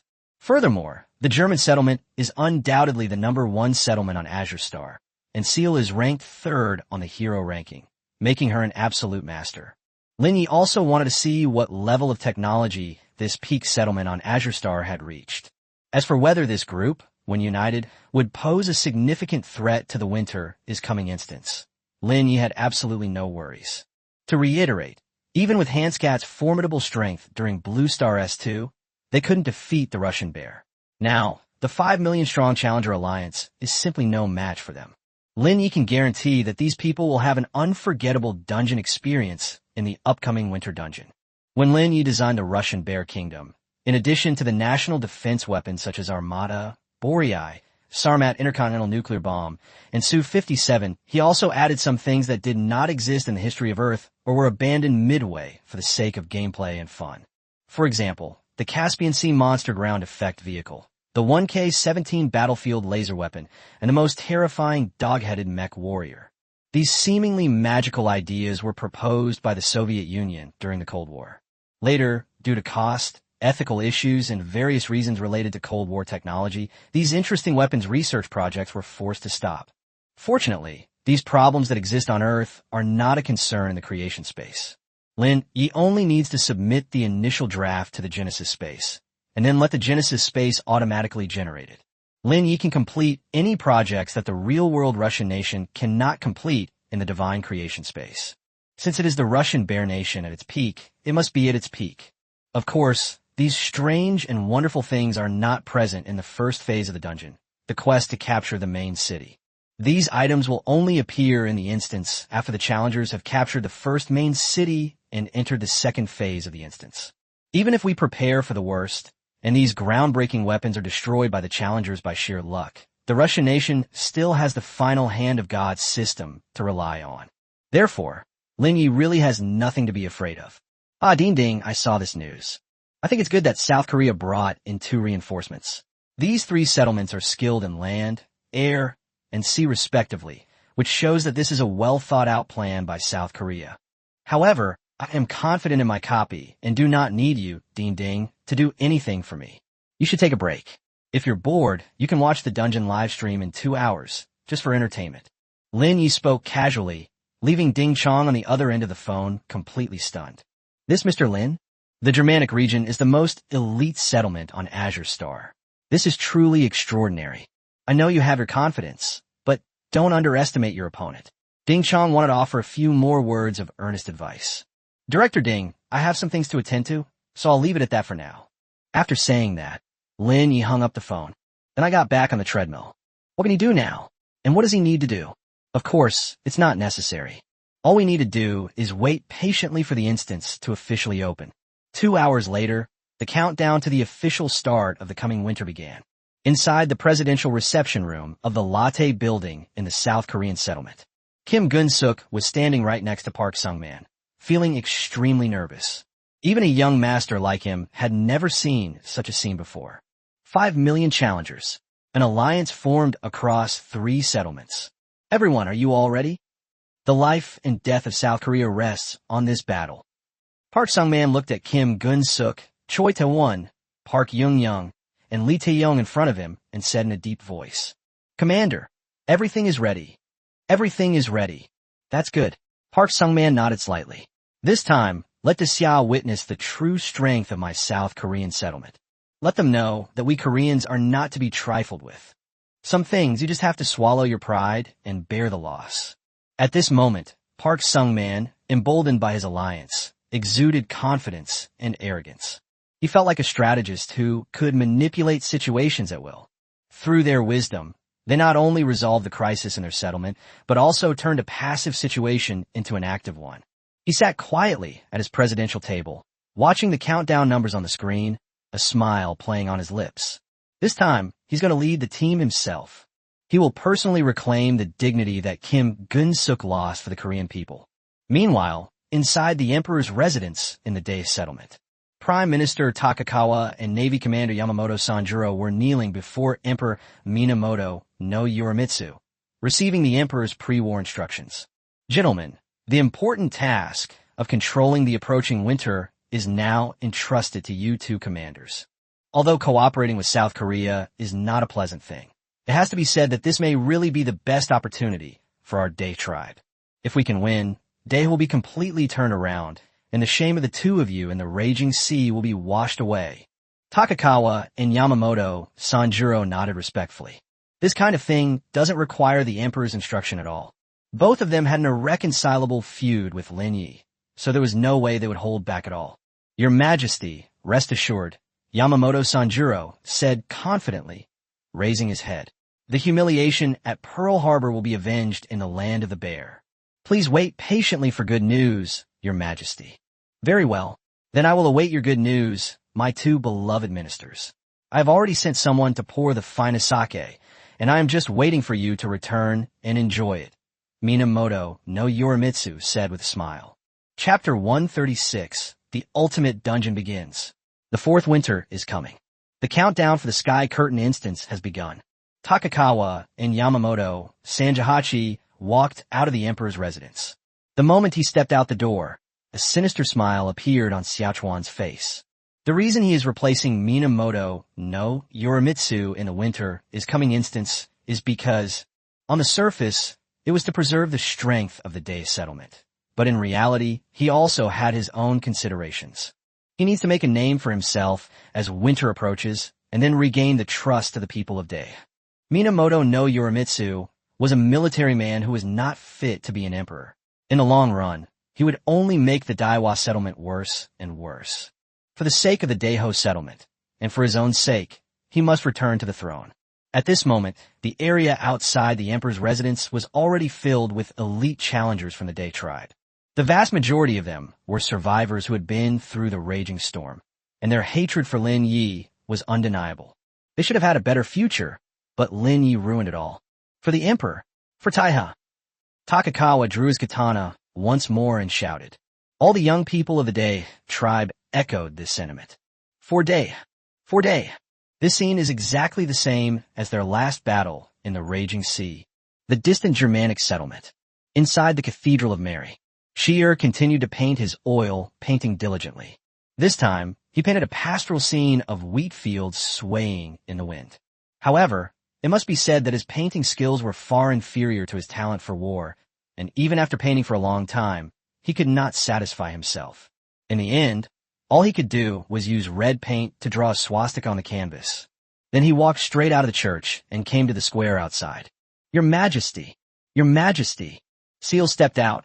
A thunderous roar erupted in the square. Who were going to go with him into the coming winter were now filled with enthusiasm. The three generals, Manch, Guderian, and Rommel, stood on either side, saluting here. Seal nodded, then stretched out her arm and made a strange gesture in return to the three generals. Then he slowly walked to the edge of the platform and looked down at the noble Aryan people below. He suddenly roared, "We are above all, we crush everything. We are above all, we crush everything." The tribesmen below joined in the shouting, each one shouting hysterically, just like Seal's followers. These people's worship of Seal far exceeded the great Harvest tribe's reverence for the Heavenly Emperor. Because Seal is truly leading them forward, they managed to elevate a small settlement with a small population to become a number one on the Blue Star. This time, it's time for new designers like Lin Ye to understand what true skill is. Dear dungeon designer, you are about to enter the infernal dungeon, Earth Online. The 5 constants. Winter is coming. You will be transported to the dungeon world in 2 minutes. Please prepare the skills and weapons you will bring into the dungeon. Now entering the countdown phase, 119, 118, 117, 116. The time has come. The real battle is about to begin. Welcome to the infernal dungeon. Winter is coming. The copy has been loaded. Challengers are being deployed to the virtual battlefield. Number of participants, 5,000/5,000,000. Live stream of the dungeon will be available simultaneously. As the sound of the sky rising was heard, 5 million challengers were directly thrown into the coming winter. 5 million people are currently floating in the sky above Earth Online. At the same time, countless people flocked to the dungeon livestream. The number of spectators this time was even greater than that of the previous Raging Seas event. Countless big names also entered the live stream room with dazzling subtitle effects. Frankie, the number 1 on the leaderboard, enters the live stream. Hero ranking top 2, Ivan enters the live stream. George, ranked 4th on the leaderboard, enters the live stream. The entire live stream room was dazzling. All the big shots who are rarely seen have made an appearance. No way. Whether the 3-way allied forces win or Lin Ye wins today's dungeon challenge, it will be forever recorded in the history of Azure Star. Even if you're the number 1 on Azure Star, there is no reason for you to miss such a contest. Honestly, without this live stream of Winter is Coming, many people might never have seen the names of top designers like Franchette and Ivan. But spectators were more interested in the challengers' star-studded lineup. Holy crap, Seal and the 3 generals have all entered the instance. This is unbelievable. My God. And there's even the former Emperor Takagawa. This is blatant revenge. How is Yishan going to handle a top-tier expert leading 5 million challengers? Hey, please don't mention Yishan's name again. I'm afraid these big shots might misunderstand. The comment section was in complete chaos, and even with the advanced computing capabilities of the platform, the live stream still experienced slight stuttering. It makes one wonder if the entire population of the planet Azure was crammed into the live stream of Winter is Coming. Skyward warning. Attention all challengers. This dungeon uses a time acceleration mechanism. Time within the dungeon and during the live stream will be significantly faster than in the real world. 1 day in the dungeon is equivalent to 1 minute outside. Sky prompt. The next step is to select a time for your spawn point. Challengers have 3 minutes to make their selection. Challengers can freely choose from 4 spawn points: Japan, South Korea, Russia, and Malaysia. As agreed beforehand, everyone, along with their respective subordinates and clansmen, began choosing their spawn points. Choose South Korea. Park Sung-man directly led 1 million carefully selected air combat elites from the 4 major families to choose South Korea as their birthplace. Choose Malaysia. Kim Gun-suk, Choi Tae-won, Park Young-young, and Lee Tae-yong, along with the 500,000 army soldiers they had squeezed out, once again chose Malaysia. This was Park Sung-man's request. Because he alone is enough, to command the Air Force. The reason for having Kim Gun-suk and others continue to choose Malaysia is to coordinate with here and others on the ground front, forming a pincer attack. As the country closest to Russia, Malaysia cannot afford to miss this geographical advantage. Choose Japan. Takakawa and Yamamoto Sanjuro led 1.5 million elite naval troops of the Great Harmony Navy directly to that familiar yet painful place, the island of Toyo. You have to get up from where you fall. In addition, Day and his group were already quite familiar with the forces in Japan, and this place was also more suitable for naval deployment. Choose the nation of tanks. Seal and her 3 generals, along with 2 million of her people, filled the final link in the 4 starting points. Seal's reason for choosing this tank nation is simple, because this is the closest place to the 3 main cities of Russia. Stab the bear directly in the heart. Chapter 137 War and Peace. This arrangement of challengers was naturally the result of a secret discussion among Park Sung-man and others. Given the massive scale of 5 million challengers, it's natural to adopt a decentralized operational model. It's simply impossible for them all to be crammed together. Several countries are located in different areas and can easily advance together to encircle and suppress the Russian bear country. This left the Russian Empire unable to defend itself from both ends, besieged on all sides, and ultimately led to its complete disintegration. This kind of operation doesn't actually require much discussion. Anyone with a basic understanding of military affairs would make this choice. It must be said that the 5 million level dungeon gives the challenger faction unlimited possibilities in terms of tactical deployment. Moreover, by occupying all 4 spawn points, this approach can leverage the advantages of each of the 3 settlements. The Germanic settlements are the kings of land warfare, so choosing the tank nation is perfectly fine. They can easily advance unimpeded. The fact that they chose to settle on the island of Dongying was also the best choice for naval warfare. As for South Korea, which is located near China, land combat is not an option due to its proximity to China, making air combat the only solution. As for the Malaysians chosen by Kim Gun-suk and others, their greater role is actually to carry out the plan to harass Goryeo by land. Since the plan has been exposed, it is necessary to let them play a role. After the spawn points were selected, the sky curtain began to drop each challenger into their respective locations. In the blink of an eye, Park Sung-man was sitting in the presidential seat of the Black House in South Korea. Kim Gun-suk, Choi Tae-won, and the others were teleported directly to a Ulaanbaatar yurt filled with the smell of horse manure, just like last time. Takakawa and Yamamoto Sanjuro returned to the Imperial Garden of Edo in Kyoto, Japan. Seal and his 3 generals were born in the Prime Minister's office of the Chariot Kingdom. Important notice. The system has detected that some players have entered the winter is coming instance multiple times in this instance, triggering a special buff. Wrath of the Bear. After accumulating the Wrath of the Bear buff multiple times, it may trigger unknown possibilities and a series of special treatments from the Russian Empire during the dungeon process. Challengers should proceed with caution. Of the 5 million people, 50,000 were Koreans who had repeatedly entered the Wrath of the Bear instance, some for the 2nd time, and some for the 3rd time. They were all directly given debuffs. Especially Kim Gun-suk, whose body was now emitting a blood-red glow, which was quite dazzling, making him look like a blood-soaked person. This is Kim Gun-suk's 4th time entering the dungeon. If he fails this time, he will have 16 times the points deducted. However, most people entering this instance are doing so for the first time, so the Bear's Wrath buff can basically be ignored. Welcome, challengers, to the instance designed by Mr. Lin Ye. Winter is coming. This dungeon is complex in design and quite difficult, so Chimu will provide all challengers with a detailed explanation of its mechanics. The system has detected that challengers have chosen different spawn points, triggering a self-management mechanism in the instance. Within the instance, there will be a shared backend system, while each nation/faction will have its own independent player count and challenger management system. As the sky screen introduced the menu, a large virtual menu appeared in front of all the challengers. Number of players in the instance: 5,000,000/5,000,000.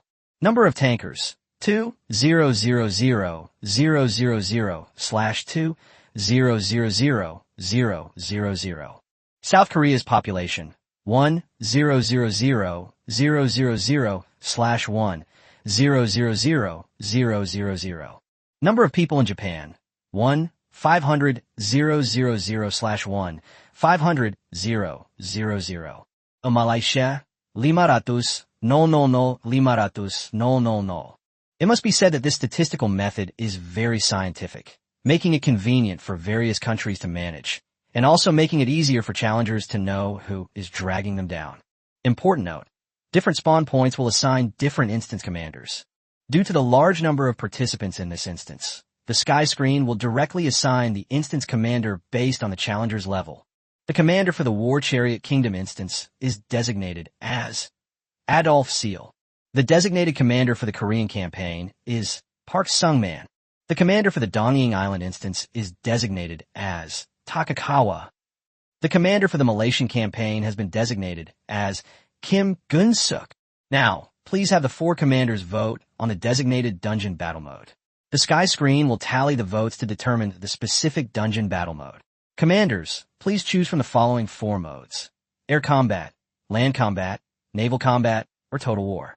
Despite the orderly operation of the instance, the live stream chat was still buzzing with discussion. Many people have noticed the same thing. That is, it all seems like something Lin Ye had planned in advance. Whether it's the choice of 4 spawn points or the setting of this custom mode, it all gives people the same feeling. That's what the Winter is Coming dungeon should actually look like now. How could such a large-scale instance be carried out so smoothly without prior planning? If it were a normal instance, and the challenger were suddenly boosted 100-fold, there should have been many bugs. Wow, so many new things. This custom mode and the commander voting system are things I've never seen in other dungeons before. Regardless, Yi Shun's dungeon design skills are truly undeniable. They give the impression of being completely calm and composed, as if they have everything under control. Brothers, I suddenly have faith in Yi Shun again. Actually, the vote is not very meaningful, because this is a team attack, and everyone will definitely reach consensus. To ensure all 3 settlements reach their full potential, the all-out war mode is the obvious choice.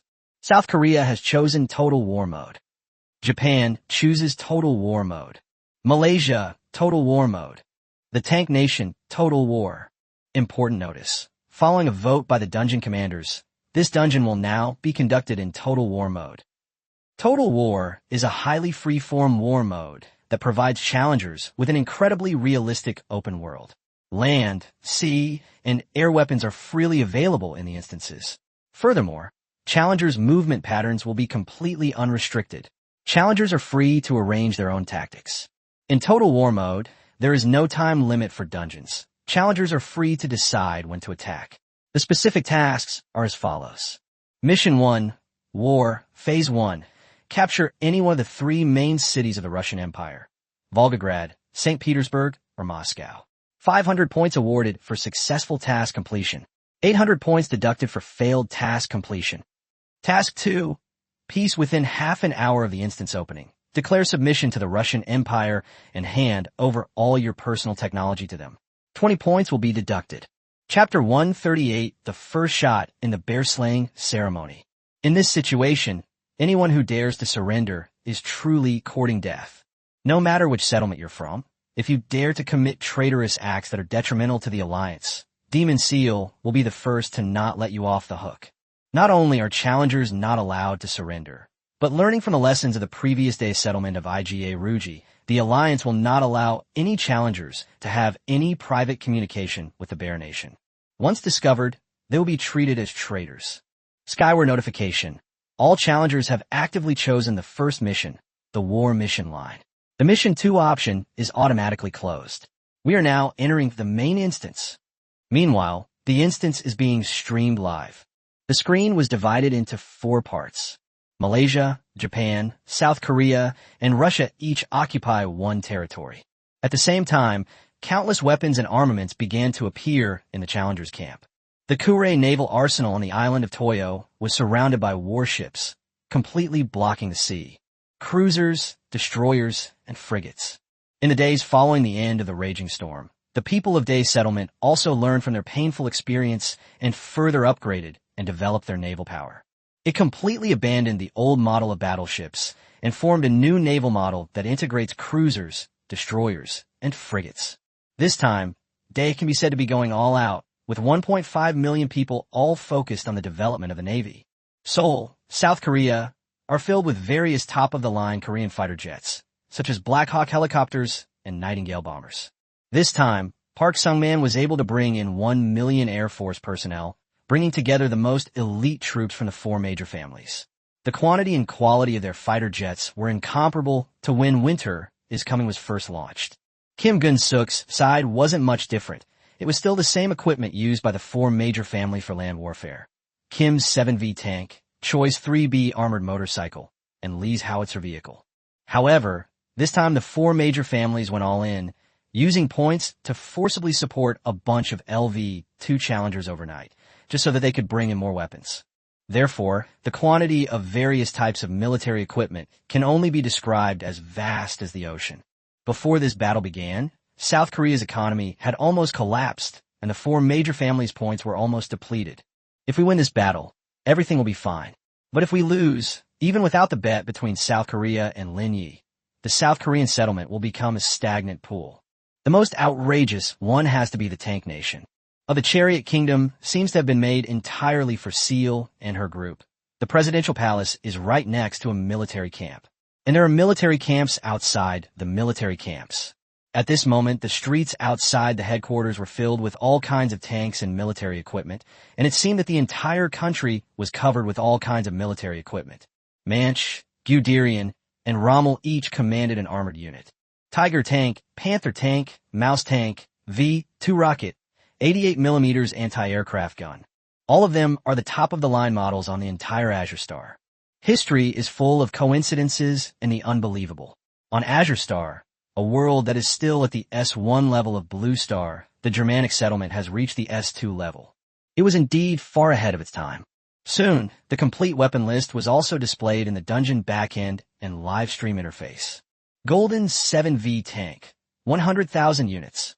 Armored all-terrain personnel carrier, 100,000 units. Korea's artillery, 50,000 vehicles. Limengs no uidze vehicla, 10,000 units. Choi 3B armored motorcycles, 30,000 units. Park Family Koryo steel, 200,000 excavators. Park Family anti-tank guns, 10,000. Aryan Tiger tank, 500,000 units. Aryan Panther tank, 500,000 units. Aryan 88mm anti-aircraft guns, 100,000 units. Dva rockets, 10,000 launches. Day destroyers, 400,000. Day cruisers, 400,000. Day frigates, 200,000. Black Hawk helicopters, 500,000. Nightingale helicopters, 300,000. Golden Eagle fighter jet, 300,000 units. The sheer number of weapons and armaments sent chills down the spines of all the spectators, making them feel utterly terrified. This is an absolute arms explosion. The difference between the instance world and the real world lies here. It would be absurd for any country in the real world to manufacture such a massive amount of weaponry. But the world of the dungeon is completely different. As long as a challenger has a weapon in their own instance, they can bring it into the instance within the capacity limit. On average, each challenger entering this mission possesses at least one piece of weaponry. This has led to the current massive explosion of military equipment. A rough estimate suggests that on the land front, just considering combat tanks alone, Malaysia and other tank-producing nations have a combined total of 1.1 million vehicles. Adding in various artillery pieces and strategic ordnance, the total is likely to be around 1 million.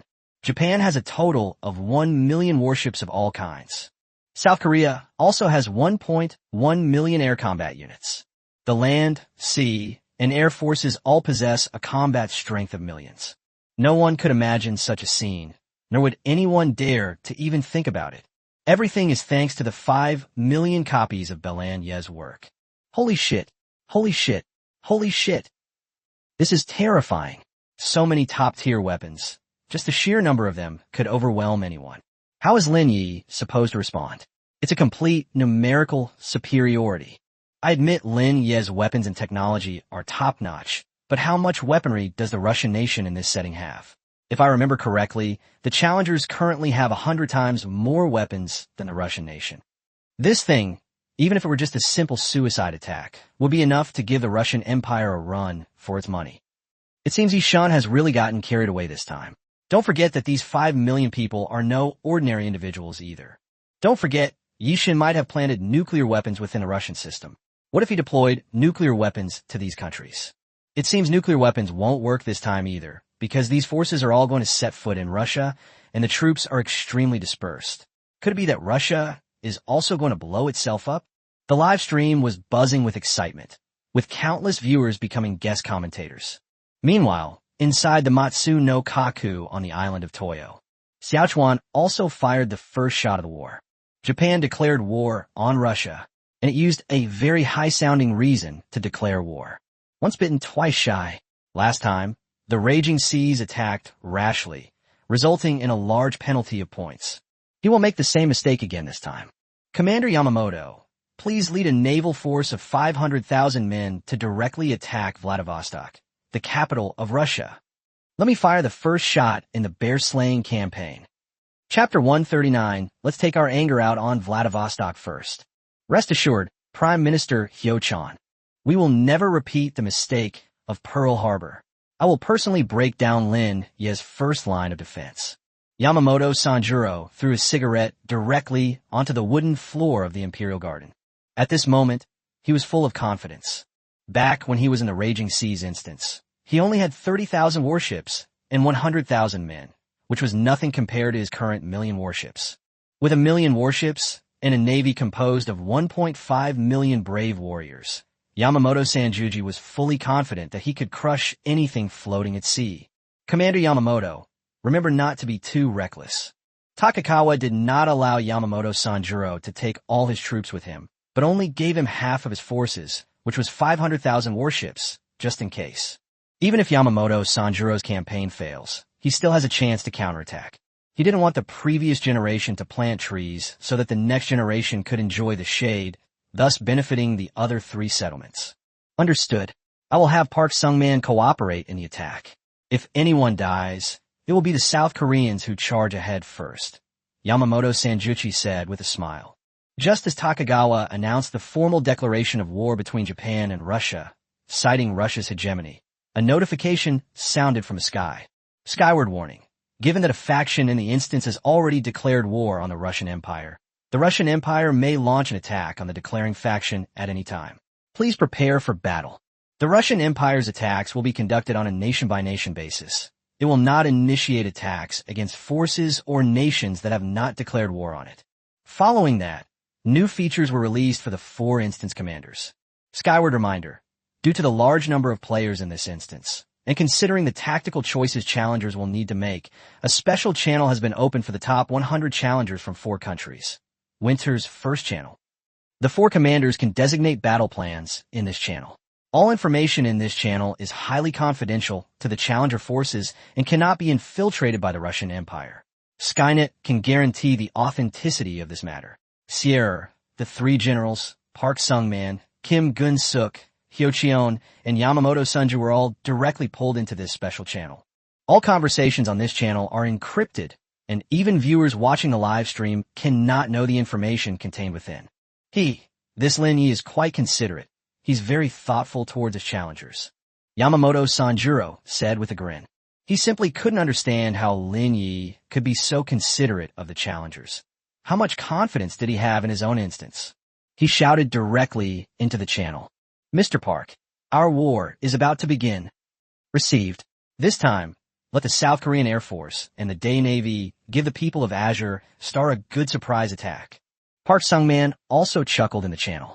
In 2 hours, launch a combined land and air offensive. Soon, Yamamoto Sanjuro arrived at the Kure Navy Arsenal, leading the mighty Daiwa Navy, consisting of a fleet of 500,000 ships across the East Sea and heading straight for Vladivostok, the capital of Russia. At the same time, South Korea, led by Park Sung-man, also declared war on Russia directly at the Black House. He personally commanded the South Korean aircraft group, flying to Vladivostok. During the live stream of the instance, viewers didn't quite understand the alliance's first wave of attacks and couldn't help but start discussing it. I can understand why Japan and South Korea initiated the war. They're probably afraid of the penalty points for undeclared war in Yishin's storyline. But why choose Vladivostok for the most powerful first wave of attack? That's really strange. Vladivostok isn't even one of the three main cities, so even if we take it, it doesn't count as completing the mission. Everyone, stop worrying about these top players. It's like bronze-level players worrying about kings. Save your energy. There's no time limit for this instance, so the Alliance can attack the settlements at will. From this perspective, the Alliance is still prioritizing stability. Despite having such superior combat strength, they're still resorting to tactical maneuvers. Most viewers naturally cannot understand the Alliance's strategic approach, given their limited level of understanding and perspective. The decision to launch the first wave of attacks in Vladivostok was a result of discussions between Park Sung-man and Hyocheon, the closest city in Russia to Japan and South Korea.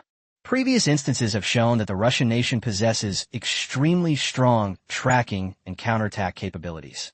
If Japan and South Korea were to make a long march to the three main cities in the west before launching an attack, they would most likely be intercepted by Russia, which would put them in a very passive position.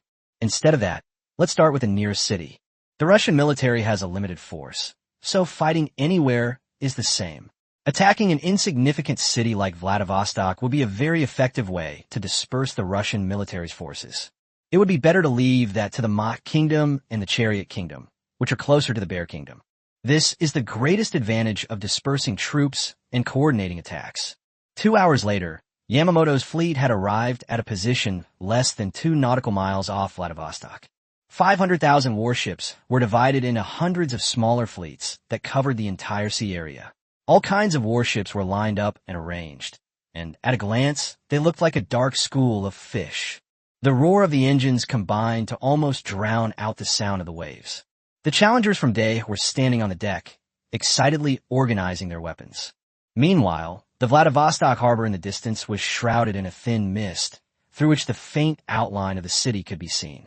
Just like Pearl Harbor before, there appeared to be no patrols or defenses. Inside the flagship's command center, Yamamoto Sanjuro addressed Park Sung-man over the channel. "Mr. Park, I am in position and ready to attack at any time." Meanwhile, Park Sung-man had already led his fleet of aircraft to the skies above Vladivostok and was circling to observe the situation on the ground. Hyocheon, Park Sung-man also reserved a portion of his troops in South Korea this time, only bringing 500,000 fighter jets with him. The remaining 500,000 fighter jets were prearranged so that if he were to be killed, command would be handed over directly to his nephew, Kim Gun-suk.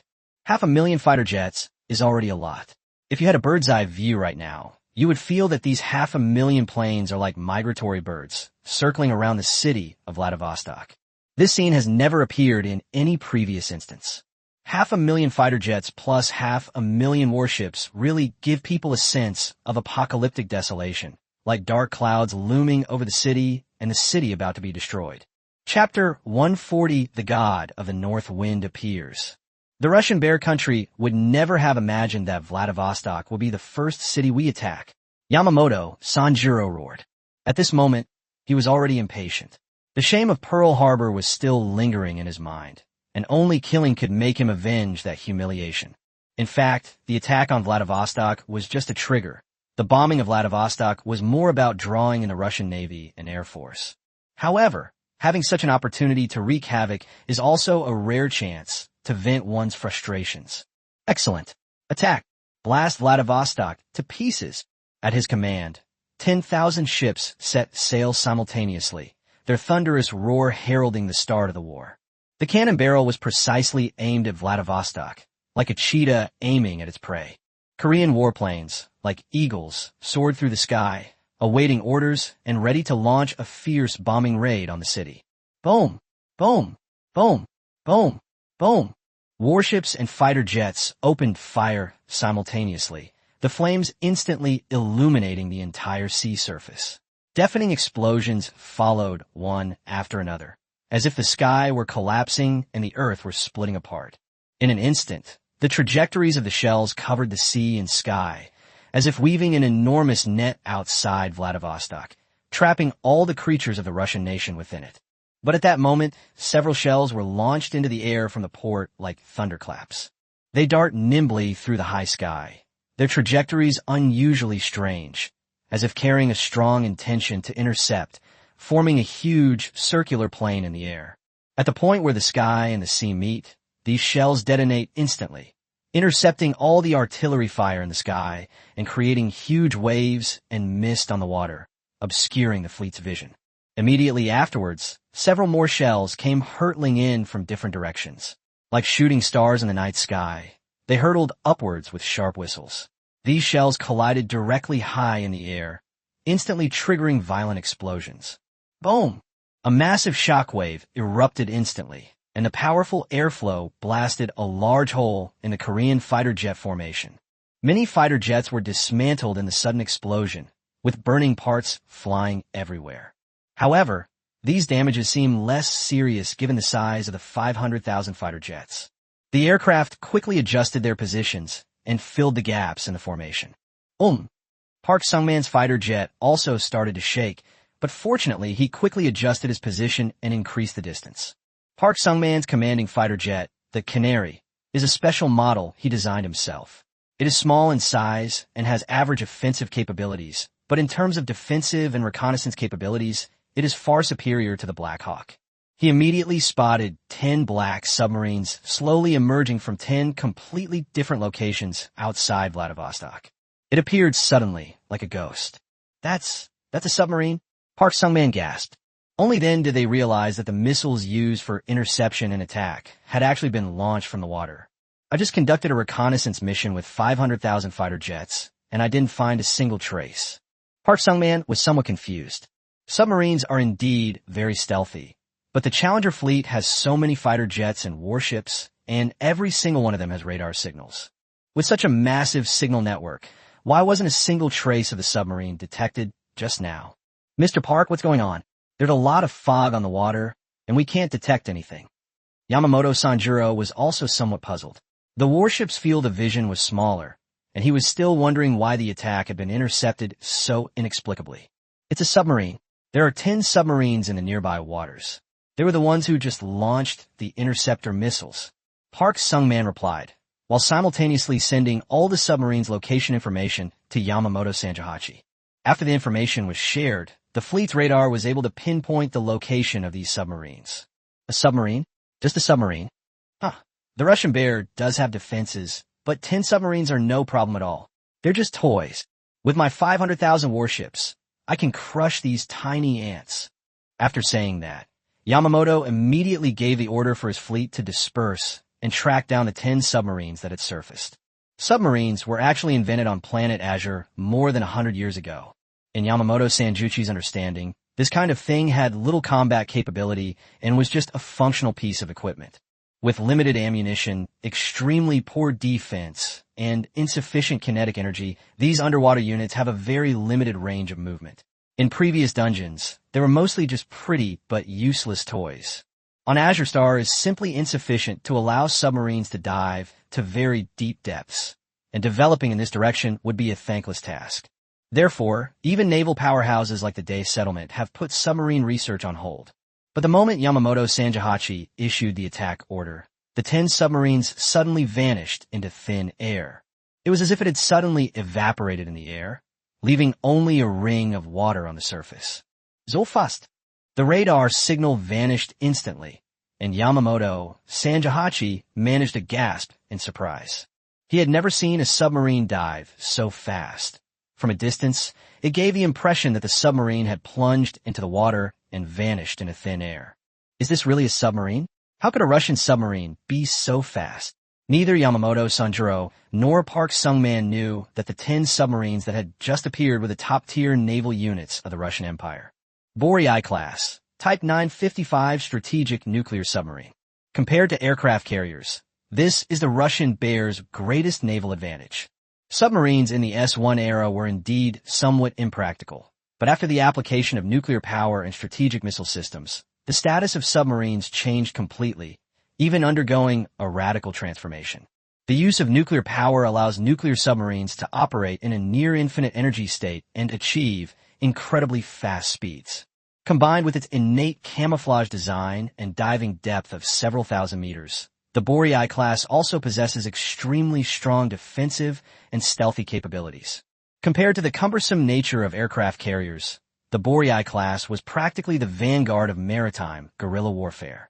When Lin Ye designed the navy of the Russian Bear Kingdom, he designed 100 Type 955 strategic nuclear submarines for the Russian Bear Kingdom, which were stationed in various parts of Azure Star and the major sea areas of the Russian Bear Kingdom. Unfortunately, Vladivostok happens to be one of the key points of the Russian Pacific Fleet.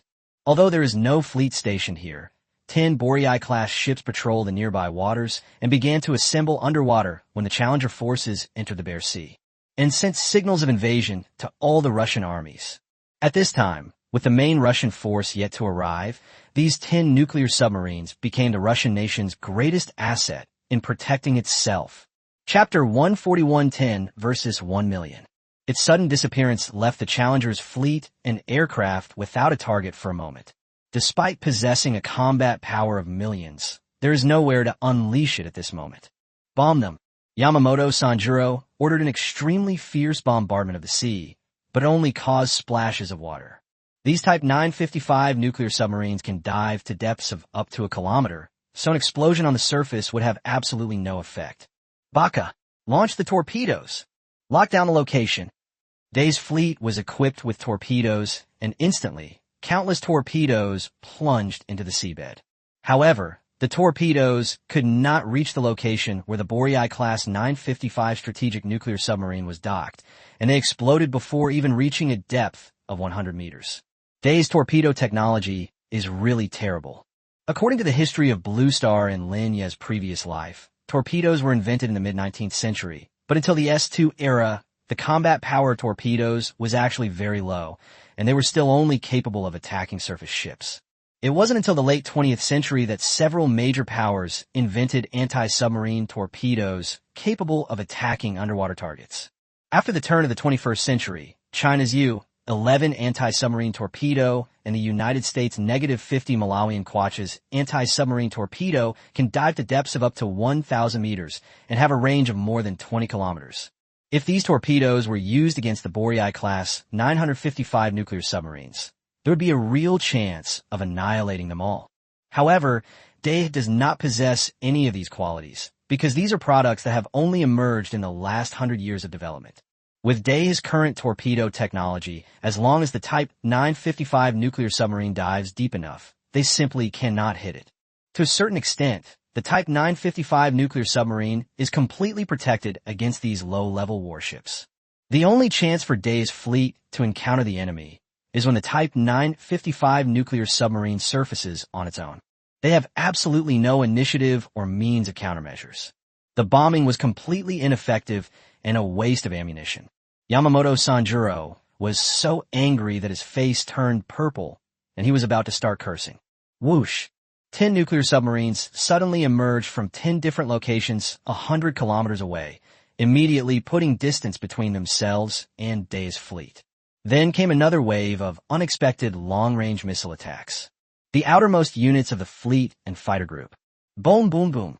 Amidst the bursts of fire, Day's warships and South Korean warplanes were hit many more times. These nuclear submarines didn't try to destroy too many units at once. They would destroy dozens of units at once and then immediately dive back into the water. The whole process highlighted a guerrilla tactic, with the main idea being to take profits when they were available. Damn it! Why didn't we just attack when these bastards showed themselves? Yamamoto Sanjihachi roared, sending a signal to all the warships via radio.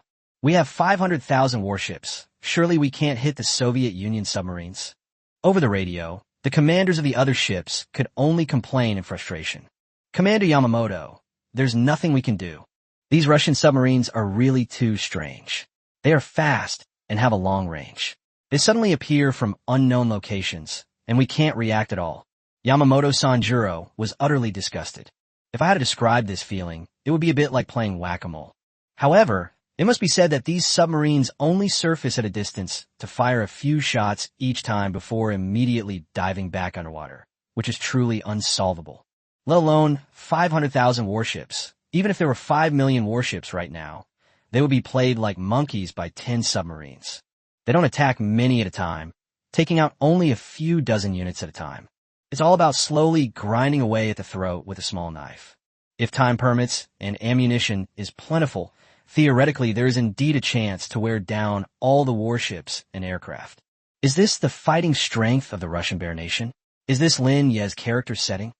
I thought it was something powerful, but now it seems it's just a petty trick. If you're so capable, then go and confront my Day Legion head-on. Yamamoto Sanjuro's words now are naturally words of impotent rage.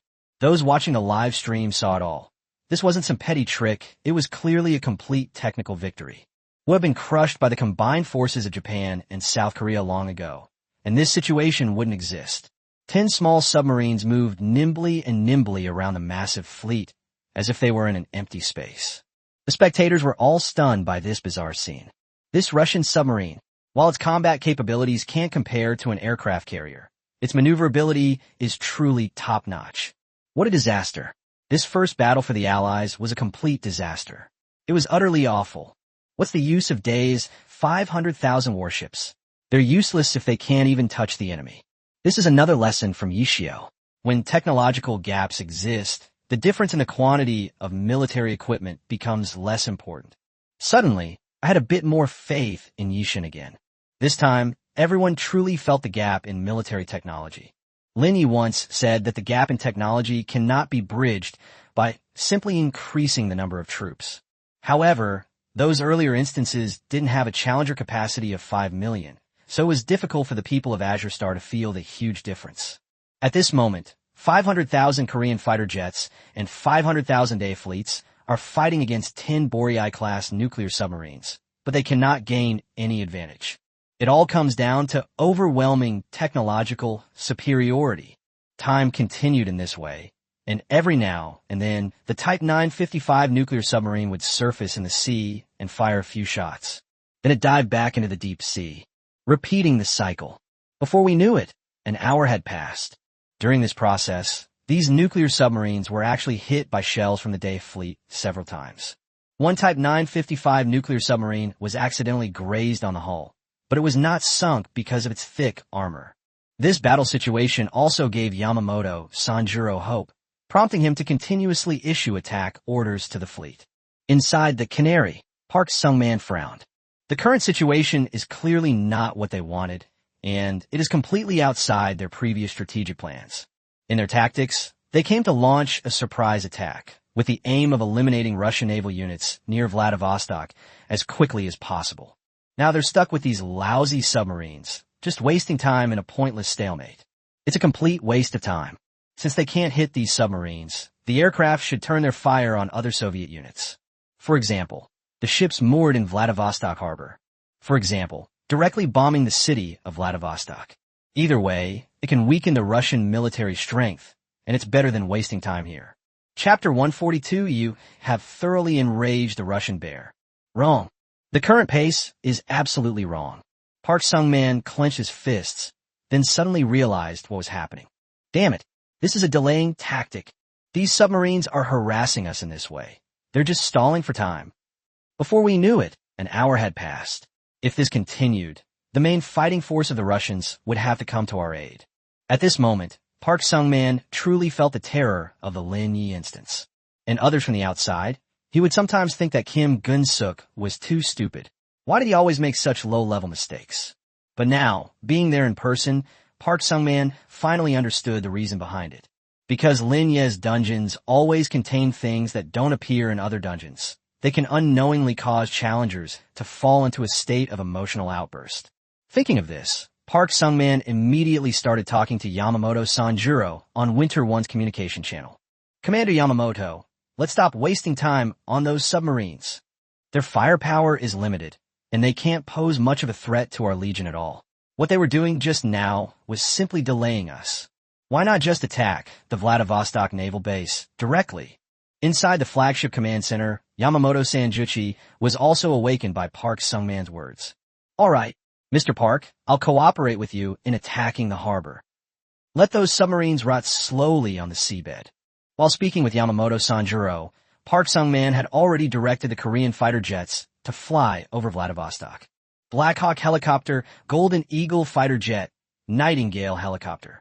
All the top-of-the-line aircraft from various Korean settlements rushed up, ready to begin a massive bombardment of Vladivostok. The sky was torn apart. A tremendous roar shattered the silence, and a flock of giant steel birds swooped past, their shadows looming over the innocent city below. One bomb after another fell. 500,000 warplanes dropped bombs simultaneously, creating a rain of bombs. Meanwhile, the Dae warship outside the harbor also launched an attack, firing shells at the harbor of Vladivostok. The building trembled with the violent explosion, and smoke and flames rose from the point of impact, forming chilling clouds of smoke. The innocent NPC residents of the Bear ran in panic, seeking cover, their screams and cries mingling with the roar of the explosions. Outskirts of Vladivostok were completely razed to the ground. Ha! That felt so good. Yamamoto Sanjuro was in a great mood. The resentment that had been simmering in the raging scene now felt like it had been completely released. Although he was only slaughtering NPCs in the instance, he felt a sense of pleasure in unleashing his full power on Lin Ye. Just as Yamamoto Sanjihachi was preparing to have his clansmen land directly from the ships, a piercing alarm suddenly blared through the smoke-filled city. Skyward warning. Challengers have launched a deliberate bombing attack on Vladivostok, the capital of Russia, resulting in the deaths of numerous innocent Russian citizens and the destruction of significant Russian infrastructure. The challengers' proactive aggression and massacre have enraged the Russian nation to the greatest extent possible. The challengers' actions will trigger the Bear's wrath buff, doubling its effect. The Russian Bear has designated Japan and South Korea as its ultimate enemies and will launch a full-scale, all-out counterattack against both countries. Ha! How delightful! Yamamoto Sanjuro cheerfully clenched his fist and laughed loudly over the channel. That's exactly the effect I wanted. Mr. Park, as we discussed before, it's time to retreat. This was the Challengers Alliance's first step in their plan, to launch an attack first and then retreat immediately. The first objective was to launch a surprise attack on Russia and cripple a portion of its military strength. The second objective is to draw away the military power of Russia and lure its naval and air forces to the Pacific Ocean off the coast of Japan. This was also to give the two allied land-based nations an opportunity to launch a surprise attack on the three main cities. All right, let's retreat. Yamamoto Sanjuro and Park Sungman simultaneously ordered their subordinates to immediately withdraw to their home bases. But just then, the alarm in the sky started blaring again. Skywide alert. A large number of Russian troops have arrived at the Vladivostok battlefield. The 1st Air Defense Corps of the Russian Aerospace Forces has arrived on the battlefield. The Russian Aerospace Forces' 2nd Air Defense Corps has arrived on the battlefield. The Russian Aerospace Forces' Aerospace Defense Corps has arrived on the battlefield. The Russian Aerospace Forces' Long-Range Aviation Regiment has arrived on the battlefield. The Russian Pacific Fleet has arrived on the battlefield. The Russian Navy's Northern Fleet has arrived on the battlefield. The Russian Navy's Aircraft Carrier Strike Group, the Admiral Kuznetsov, has arrived at the battlefield. The Russian Navy's Varyag Aircraft Carrier Strike Group has arrived at the battlefield. The Russian Navy's Vikronitya Carrier Strike Group has arrived at the battlefield. It's too late. The challengers were doomed to fail when their army wasted time on the Northern God's 10 nuclear submarines. Both the Russian Air Force and Navy are divided into several major regions, which are interconnected. If a war breaks out in a certain region, military forces in neighboring areas are guaranteed to be able to reach the battlefield within 1 hour. Before the Russian army could even appear, the 10 Type 955 nuclear submarines surfaced again. This time, however, it won't be a simple game of make-believe. Previously, the nuclear submarines were only harassing the Challenger with some ordinary missiles, which was just to buy time. It's important to know that the Boryai-class destroyers were equipped with a large number of nuclear warheads. The intercontinental ballistic missiles mentioned above were originally intended for strategic offensive purposes, but it is not unreasonable to use them for strategic defense as well. Whoosh! The 10 nuclear submarines, as if finally freed from their restraints, unleashed their full firepower. 10 ballistic missiles carrying a large number of nuclear warheads flew directly towards the center of the Dae ship group and the Korean aircraft group. Boom! Boom! Boom! The atomic bombs on these warheads are not actually that large in volume, but the sheer number of them makes up for it. Each missile carries one nuclear warhead, which is equivalent to the power of 10 nuclear warheads. A dazzling flash tore through the sky, brighter than 1,000 suns, and in an instant it swallowed up all vision. The world has lost its color. It was as if the entire sky and ocean collapsed in that one explosion.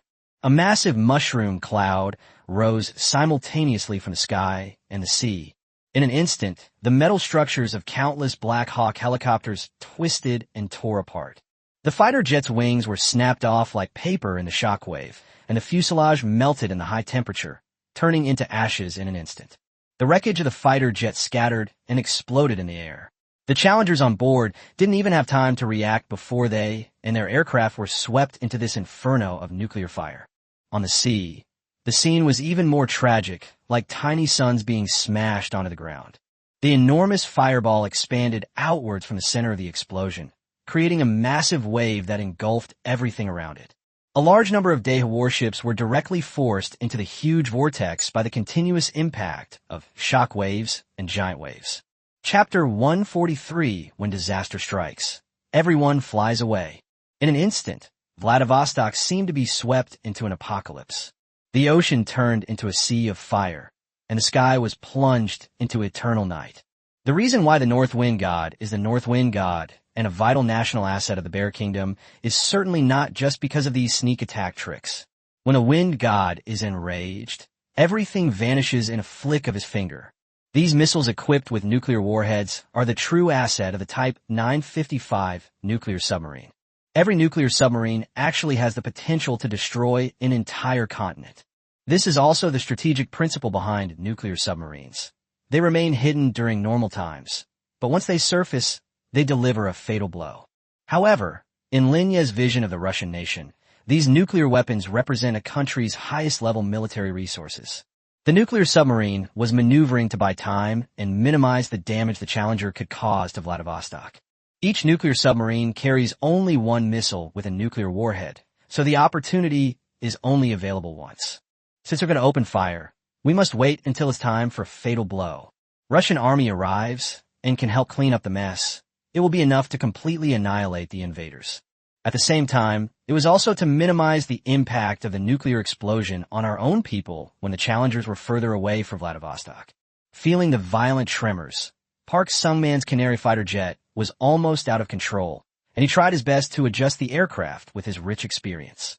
He was fortunate to be far enough away from the epicenter of the nuclear warhead's explosion that he barely survived the blast. But the intense nuclear radiation still penetrated his fighter jet, and Park Sung-man felt his body rapidly decaying, his skin aching unbearably all over. I was directly burned and blinded because it came into contact with the light of the explosion. Yeah, Park Sung-man screamed and subconsciously glanced at the data statistics in the dungeon's backend. Number of players in the instance: 4, 500, 000/5, 000,000. Malaysia, 500, 000, 500, 000. Tank Nation, 2, 000,000/2, 000,000. Japan, 1, 200, 000/1, 500, 000. South Korea, 800, 000/1, 000,000. Under this nuclear explosion, the 300,000 challengers on the Japanese island and the 200,000 challengers on their side were simply vaporized. The 500,000 fighter jets they brought with them, more than half were lost overnight. That's 500,000 people, and they were just crushed to ashes in the blink of an eye by 10 submarines. 1 in 10 dungeon challengers have already perished. This is even when the challenger takes the initiative to attack. Despite having the upper hand and a numerical advantage, they couldn't even withstand a single move from their opponent, and were completely crippled. While watching the raging waves of the sea, Park Sung-man also witnessed the Little Day atomic bomb that the United States dropped on Edo City. At the time, he was simply amazed and couldn't imagine that such a domineering weapon existed in the world. However, in the previous 3 attempts to complete the Winter is Coming dungeon, neither the air battles nor the naval battles involved the use of nuclear weapons. Therefore, Park Sung-man and the others lower their guard. But watching a battle is just watching. experiencing it firsthand, the despair and oppression of a nuclear explosion is something Park Sung-man has never felt before. Powerless, deeply powerless. Just before the attack, Park Sung-man was incredibly arrogant. Now, he was just as desperate. In terms of destructive power, the nuclear bomb launched from this submarine cannot compare to the one dropped on the Japanese islands. To ensure the submarine's flexibility and portability, the yield of the nuclear weapons it carries will not be too large. Even so, their destructive power is still deadly enough. Moreover, the submarine's offensive tactics also prove that the nuclear technology Lin Ye possesses is not the kind that can only be deployed in a fixed location, but rather a very free and flexible method for precise strikes. It can even be controlled to cause damage only within a certain range. Regardless of what other trump cards Russia has, its nuclear arsenal alone is enough to give the challengers a hard time. Park Sung-man could already see the faint outline of the Russian fleet on the distant sea. Next, various Russian legions would arrive, and their combat strength will be further enhanced. Even if the stalemate continues, he and Yamamoto Sanjahachi have no chance of winning. Run. Run as fast as you can. All South Koreans, leave the battlefield as quickly as possible and retreat south. Park Sung-man disregarded everything else and immediately ordered his people to retreat in order to preserve their fighting strength. The fighter jets were fast enough that all of Korea's fighter jets had withdrawn from the Vladivostok area before the enemy forces arrived. But Dae's warships are not so easy to maneuver. Ships are inherently much slower than airplanes, and the recent nuclear explosion has rendered many of Dae's warships unusable. The wreckage of the damaged warships also blocked the shipping lanes, trapping the remaining warships within them.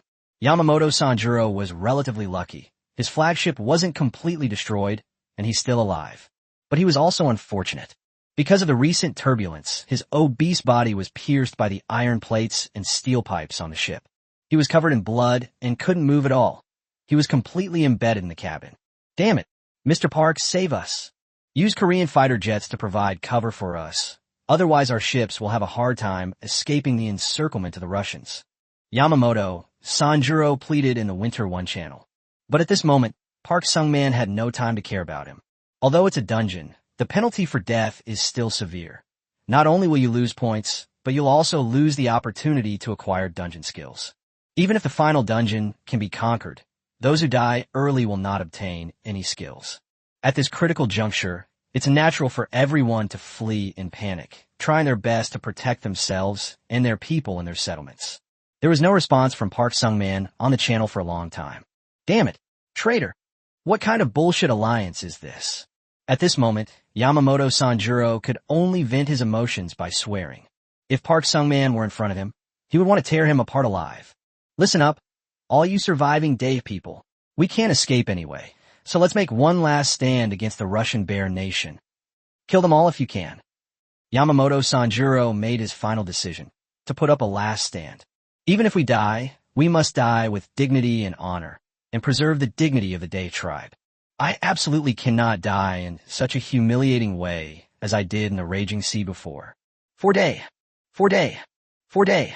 All the surviving Dae challengers screamed hysterically. They're gonna have a final showdown with the Russian army.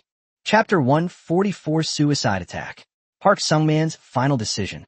Yamamoto Sanjuro and the remaining naval forces must put the Bushido of Taiwa into practice through their actions.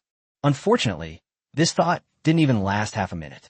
Soon, the Russian fleet gathered from all directions, blocking all their paths.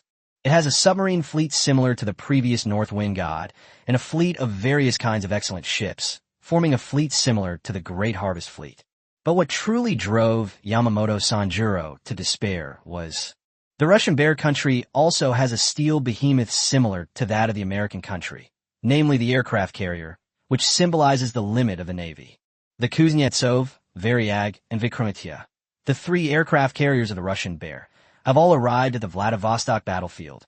Like three towering mountains, they press down on the Dae fleet, crushing all hope into dust. Each aircraft carrier is surrounded by a large number of destroyers, cruisers, and frigates, forming a naval formation entirely centered around the aircraft carrier. This model is exactly the same as that of the United States at that time. At the same time, a large number of carrier-based aircraft took off from the deck of the aircraft carrier, and joined up with the aerospace forces that had been waiting in the sky for a long time. In an instant, they formed a neat aerial formation and swooped down towards the Dae fleet, far superior to the clumsy coordination between Dae and South Korea. In an instant, the memories of his dead began to attack Yamamoto Sanjahachi. All of this is exactly the same as what happened at Pearl Harbor. The same carrier strike group, the same air-to-sea combat tactics, the same one-sided air-to-sea suppression. They have no chance of winning either. After going around in circles, we've returned to where we started, and we're still facing the same humiliation. Ah, damn it. Lin Ye, I'm going to kill you. I'm going to kill you. Yamamoto Sanjuro let out 2 desperate howls, pulling his body with all his might. Looking up again, I saw a barrage of shells raining down from the sky. Ah! Amidst the hail of bullets, Yamamoto Sanjuchi's world turned blood red. Illustrated notification. You have been killed in the explosion. Dungeon quest failed. You will now be teleported out of this dungeon. Meanwhile, Park Sung-man had already escaped the airspace of Russia. Heading south, we dared not slacken our efforts in the slightest. Seeing that the Russian warplanes did not catch up immediately, he finally breathed a long sigh of relief and vigorously wiped the sweat from his forehead with his already somewhat rotten hands. The pain from the nuclear radiation still lingered over him, and it was getting worse, to the point that he lost all his strength. Even a slight cough will cause him to vomit blood. This is the horror of nuclear weapons. The immediate destructive power of the explosion is one aspect, but the subsequent radiation damage is what truly kills people invisibly. From time to time, the wails of one's own people could be heard through the wireless communication system. Although his fighting strength was temporarily preserved, Park Sung-man knew very well that his army was actually crippled, and even if they could return to the Black House to rest, it would be difficult for them to fight again. During this brief moment of respite, Park Sung-man glanced at the instance's back end. Number of players in the instance: 4,000/5,000,000. Malaysia, 500,000,000,000. Tank Nation, 2,000/2,000,000. Japan, 700,000/1,500,000. South Korea, 800,000/1,000,000. The population of Japan has been reduced to 700,000, which means that Yamamoto's navy has been completely wiped out. Park Sung-man glanced at the personnel list again. Yamamoto Sanjahachi's name had been erased.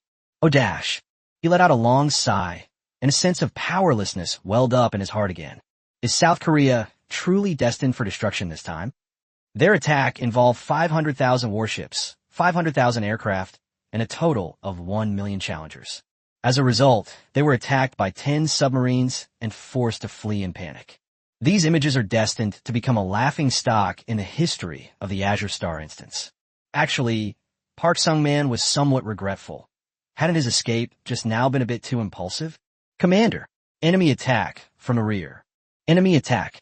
A sudden explosion jolted Park Sung-man out of his thoughts, and the fighter jet was shaken by the blast of air. He looked out the window and saw that the Russian fighter jets had indeed caught up with him, right at the tail of the attacking group. Moreover, it was a type of aircraft he was very familiar with. The Su-57 fighter jet that had appeared in the previous winter is coming instance. Scan the radar to determine the number of enemy aircraft. Commander, there are approximately 2,000 enemy aircraft. Park Sung-man frowned. He knew the power of the Su-57. It had destroyed the Kim family's Black Hawk fighter jet fleet without sustaining any damage. In terms of all aspects of data, it surpasses the Black Hawk helicopter. Most importantly, the Su-57 has extremely strong air-to-air capabilities, which the Black Hawk does not possess. But now the Russian Bear country has only sent 2,000 fighter jets to hunt us down, which is far too arrogant. Although most of their fighter jets were lost, they still had at least 300,000 aircraft. A 15-fold difference in quantity. Even a physical collision could easily wear down these 2,000 fighter jets. Snort. Launch an attack. Give me the warplanes to attack the Russian Bear. For the sake of our Korean dignity, even if it means deliberately ramming them, we must ram as many Russian planes as possible. At that moment, Park Sung-man suddenly understood some things. the better we can clear the dungeon, the more likely we are to eliminate the Russian forces. The Russian army has a limited force. Reducing some of them will make the next dungeon easier. He himself had been harmed by nuclear radiation and probably wouldn't survive, but he could create opportunities for his nephew Kim Gun-suk and several other Goryeo family heads. So what he needs to do now is not to run away, but to fight to the death. Since we can't fight back through conventional means, let's resort to suicide attacks. Boom, boom, boom. The two groups of aircraft engaged in direct combat. But as soon as the firefight began, Park Sung-man realized something was wrong. These Su-57s seemed to be operating automatically, always managing to evade attacks from Korean fighter jets with remarkable precision. They can even weave back and forth through the gaps in the aircraft. Moreover, Park Sung-man also realized that there were some problems with his tactics. If we don't use this kind of suicide ramming, more of our own fighter jets will survive. Nowadays, many of these suicide ramming attacks are simply our own fighter jets colliding with each other and killing each other. Occasionally, a Su-57 fighter jet can be destroyed by suicidal ramming attack, but the cost of at least dozens or even hundreds of Korean fighter jets. No, at this rate, Korea's fighting capacity will soon be exhausted. It will be better to fly back to South Korea as soon as possible and use their air defense equipment to counter the Russian warplanes. Park Sung-man opened an electronic map to see how far he was from South Korea. At this moment, the aircraft were already over North Korea, very close to China, which borders North Korea. Suddenly, a crazy idea popped into Park Sung-man's mind. This made the corners of his mouth turn up slightly, and he began to twitch. If we brought all of Russia's fighter jets to China. Chapter 145 Dragon Kingdom Territory, forbidden for all nations. Korea's fighter jets lack air-to-air capabilities. If they were to engage in a direct confrontation with the Su-57 fleet, even if they could destroy all 2,000 Russian fighter jets, the losses would be enormous. If possible, Park Sung-man would prefer to leave these fighter jet resources to Kim Gun-suk and the Korean people. This way, the Koreans will have a greater chance of making it to the end and passing through. Using China's resources to eliminate Russia's warplanes would definitely be a good choice. The plan was simple. Fly directly into the Dragon Kingdom and skim along its border. Once the Russian planes were lured into Chinese territory, he ordered the Korean fighter jets to evacuate immediately. Let China's air defense forces strike Russia's warplanes. This plan not only aims to eliminate Russian warplanes, but also to create a fait accompli of Russian aggression against China. This opportunity could very well trigger a war between China and Russia, allowing the challenger forces to reap the benefits. Judging from the previous instances, the Dragon Kingdom in Earth Online is definitely a country with extremely strong combat power. In the Raging Seas instance, the Shogun Minamoto no Uramitsu's army was completely wiped out by the Dragon Kingdom. Whether it was during the second instance of Winter is Coming, when Kim Gun-suk crossed the 38th parallel and was directly bombed by China's Dongfeng missiles, it all illustrates one thing. The Dragon Kingdom is very strong. Not just ordinary strong. At least in the game's lore, it is a force no weaker than the Russians or the American. Using the forces Lin Ye himself set up in the instance to eliminate the enemy forces is absolutely a brilliant strategy. If it succeeds, it will leave a significant mark on the history of dungeons. This is truly heaven's help. Park Sung-man's lips curled up. His excitement made him oblivious to the physical pain caused by the nuclear radiation. Attention! All troops, listen to my command. On my orders, cease attacks on the Russian warplanes and instead infiltrate the Chinese border. Bring the Russian Bears fighter jets into the Dragon Kingdom's territory. Also, don't go too deep. Be prepared to withdraw from Dragon Kingdom territory at any time. Upon receiving Park Sung-man's unquestionable orders, the Korean fighter jets swiftly deployed like falcons. They adjusted their course, and hundreds of thousands of fighter jets shifted westward in a spectacular formation. During the live broadcast, some viewers with slightly more combat experience immediately discerned Park Sung-man's strategic intentions. They immediately exclaimed in surprise, "Wow, that's a really cunning move." Park Sung-man is trying to use China to deal with Russia, and Lin Ye's own dungeon technology to deal with himself. What a vicious scheme. Koreans are truly disgusting. I never expected this. This is basically exploiting a loophole in the dungeon, but there's really nothing that can be done about it. No one who designed the dungeon could have predicted something like this would happen. In the instance, The Korean fighter jets had just crossed the border between China and North Korea. The notification sound from Tianmu immediately rang out. Skyward alert. Challengers detected have entered Dragon Kingdom territory. Dragon Kingdom will launch air defense strikes. Air defense strikes will arrive in 30 seconds. That's too fast. Park Sung-man's lips twitched slightly. This Dragon Kingdom is far too domineering. Generally speaking, airspace jurisdiction should be more lenient. Even if someone accidentally crosses the boundary, they should be warned first. Without saying a word, the Dragon Kingdom was ready to start a war. However, this is also good. As long as the Dragon Kingdom launches a counterattack, Park Sung-man's plan will have room to be implemented. Good, this air defense strike is exactly what we need. It will help us destroy the Russian warplanes. All fighter jets, listen up. Change course and leave Chinese territory within half a minute. Park Sung-man continued to carry out his plan. But as all the Korean fighter planes turned around, he saw a very strange scene. Those Russian Su-57 fighter jets reached the border of China. They all came to an abrupt stop. The fighter jets' engine nozzles changed instantly, deflecting downwards.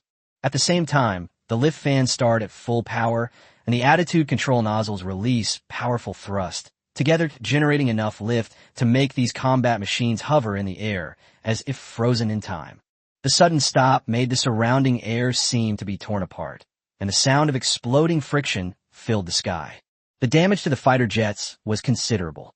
It felt like there was an invisible wall of air between North Korea and China. No matter what, the Russian fighter jets were unwilling to cross the line. Why?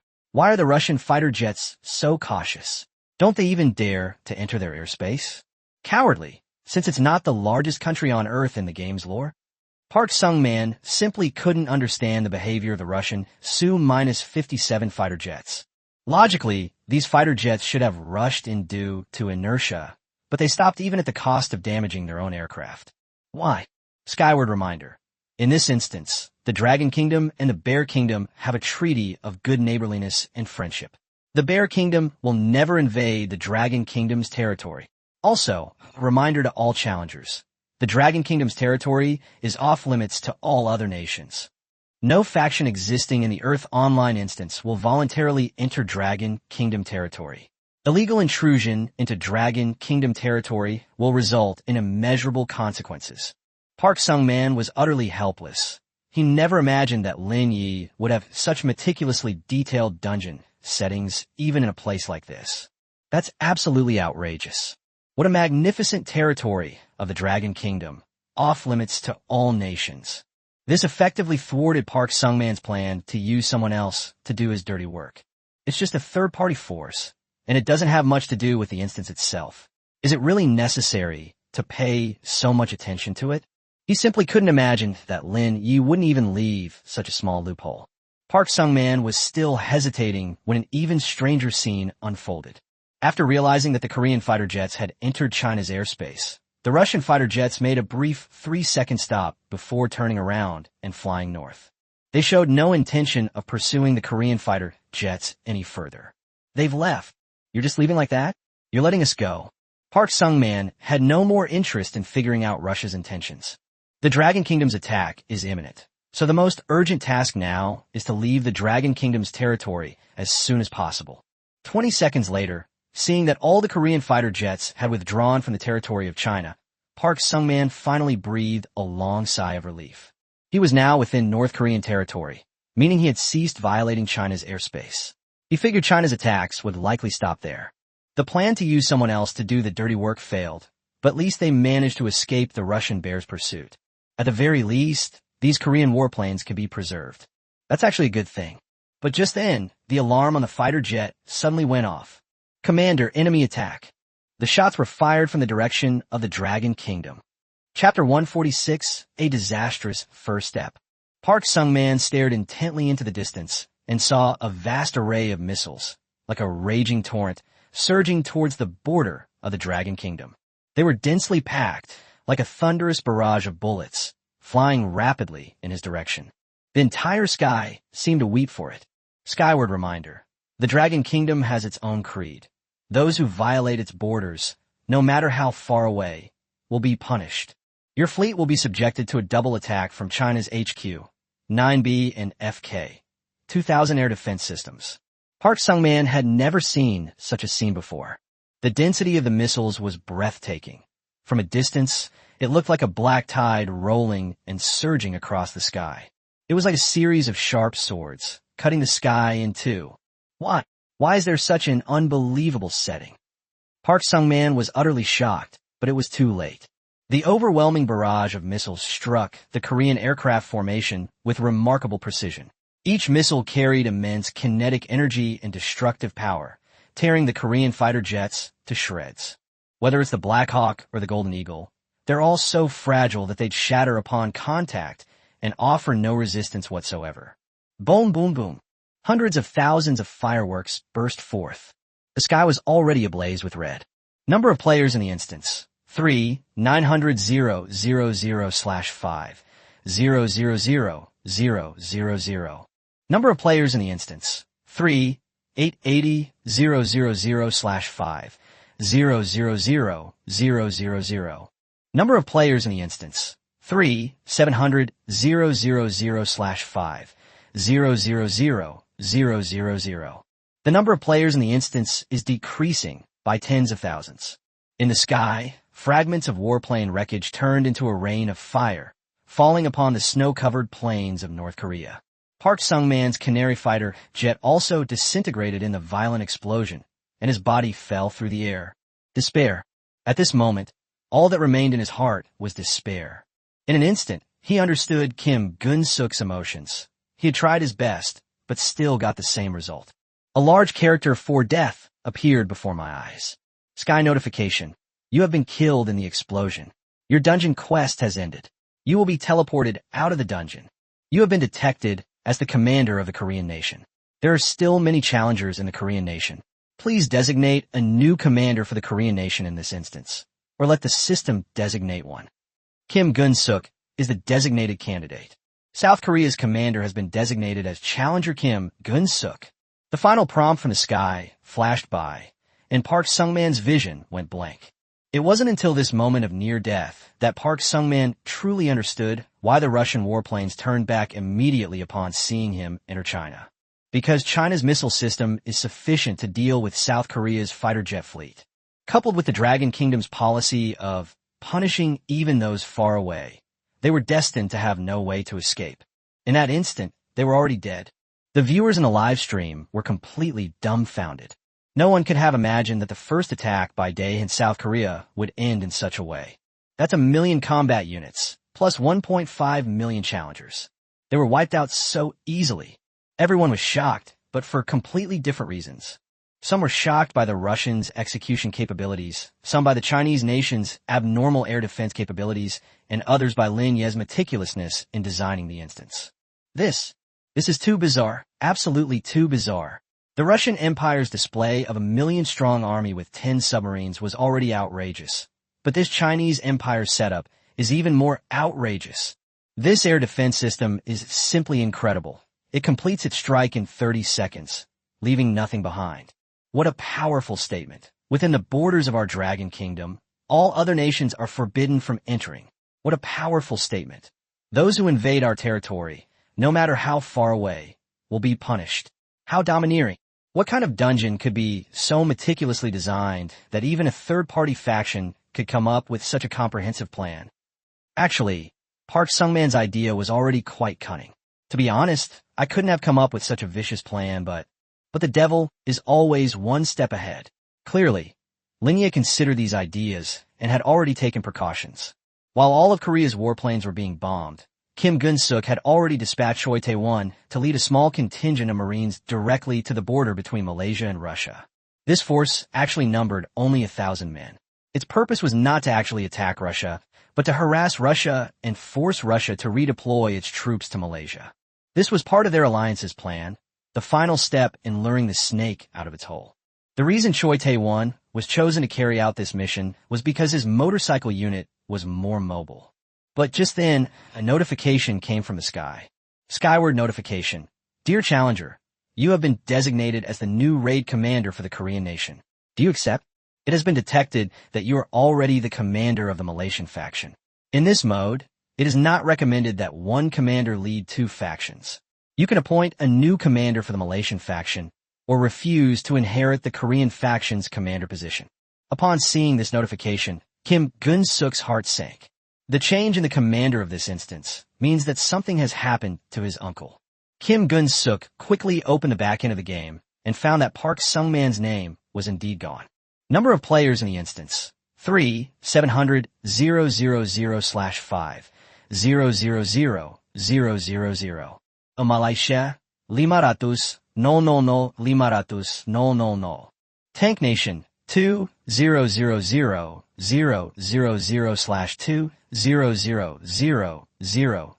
000, Japan, 700, 000/1, 500, 000. South Korea, 500, 000/1, 000, South Korea's military strength has been reduced by half. The total number of players in the instance also dropped by a staggering 1.3 million. Keep in mind that at this point, the instance had only been running for less than half a day. Park Sung-man was the backbone of the Korean people, and his sudden and inexplicable death left Kim Gun-suk in a state of utter confusion. Her uncle was so wise. If it weren't for the Day tribe's involvement, they would never have been defeated so easily.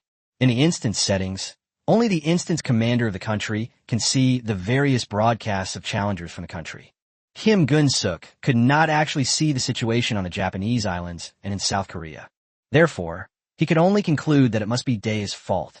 In a fit of anger, Kim Gun-suk launched a tirade in the Winter 1 channel.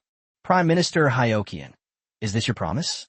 Our Goryeo has provided you with a large amount of points, and this is how you cooperate with us. It was just a harassment attempt. Why did it turn into a complete wipeout? On the channel, Xiaochuan was even more furious. Ridiculous. Didn't young Master Kim watch the war broadcast? You're not a commander of either country, so you probably can't see the battle footage. Then let me tell you, you Koreans have ulterior motives and are running away faster than anyone else, completely disregarding the cooperation between the two countries, leaving my commander Yamamoto of Day to die in Vladivostok. They're traitors. Chapter 147, It's My Turn to Shine. Hyocheon was no less angry than Kim Gun-suk. The defeat in Vladivostok can be said to have ruined his chance to salvage his reputation in the Day community. Although Yamamoto Sanjuro was in command of this battle, it was clear that he himself was the commander of the Japanese islands. The two started arguing directly in the channel, blaming each other. After all, none of them had personally experienced the battlefield, so it was really hard for them to accept the humiliating outcome of such a million-strong army being wiped out in this way. In fact, their current argument is a result of them unknowingly falling into a trap set by Lin Ye. First of all, the original design of the dungeon commander was to assign a fixed commander to dungeons with a large number of players. The commander could have a general view of the overall situation and conduct tactical command from the base. As in previous instances, instance commanders could freely observe the battle situation on each battlefield and easily gain a comprehensive view of the entire battle. However, now there are multiple spawn points divided into multiple factions and countries, and the dungeon commanders of different countries can only see the scene of their own country's challengers fighting on scene. The purpose is to prevent various factions from seeing the overall situation, thereby causing disputes and conflicts due to the lack of information. This is also a little trick Lin Ye used when designing this multiple birthplace mode. In a normal person's mind, a force of 1.3 million should be able to achieve some effect, even if each soldier only spits to the ground. As a result, the joint military operation by Park Sung-man and Yamamoto Sanjuchi resulted in the destruction of half of the insignificant Vladivostok and the shooting down of several Su-57s. Apart from that, it can be said that there was nothing gained. Anyone would think that there was a problem with the collaboration between the two people. Stop arguing. Seal's angry roar came through the channel. Stop getting hung up on who's trash. I think everyone here is trash. They claimed to be the #1 Air Force and the #1 Navy on Azure Star, yet they were so easily defeated. In the end, it all comes down to a lack of hard power. Now both of your settlements have lost half of their fighting force and have become useless. It's obvious that you want to suck the blood of us Aryans. Hyocheon and Kim Gun-suk dared not speak again. Although Seal's words were harsh, they were indeed true. To win in the current dungeons, you really can only rely on Seal and the 3 generals of Germain. If Seal gets angry and goes on strike at this point, then this raid is practically doomed to failure. Things have come to this point, so it can't be considered a complete failure.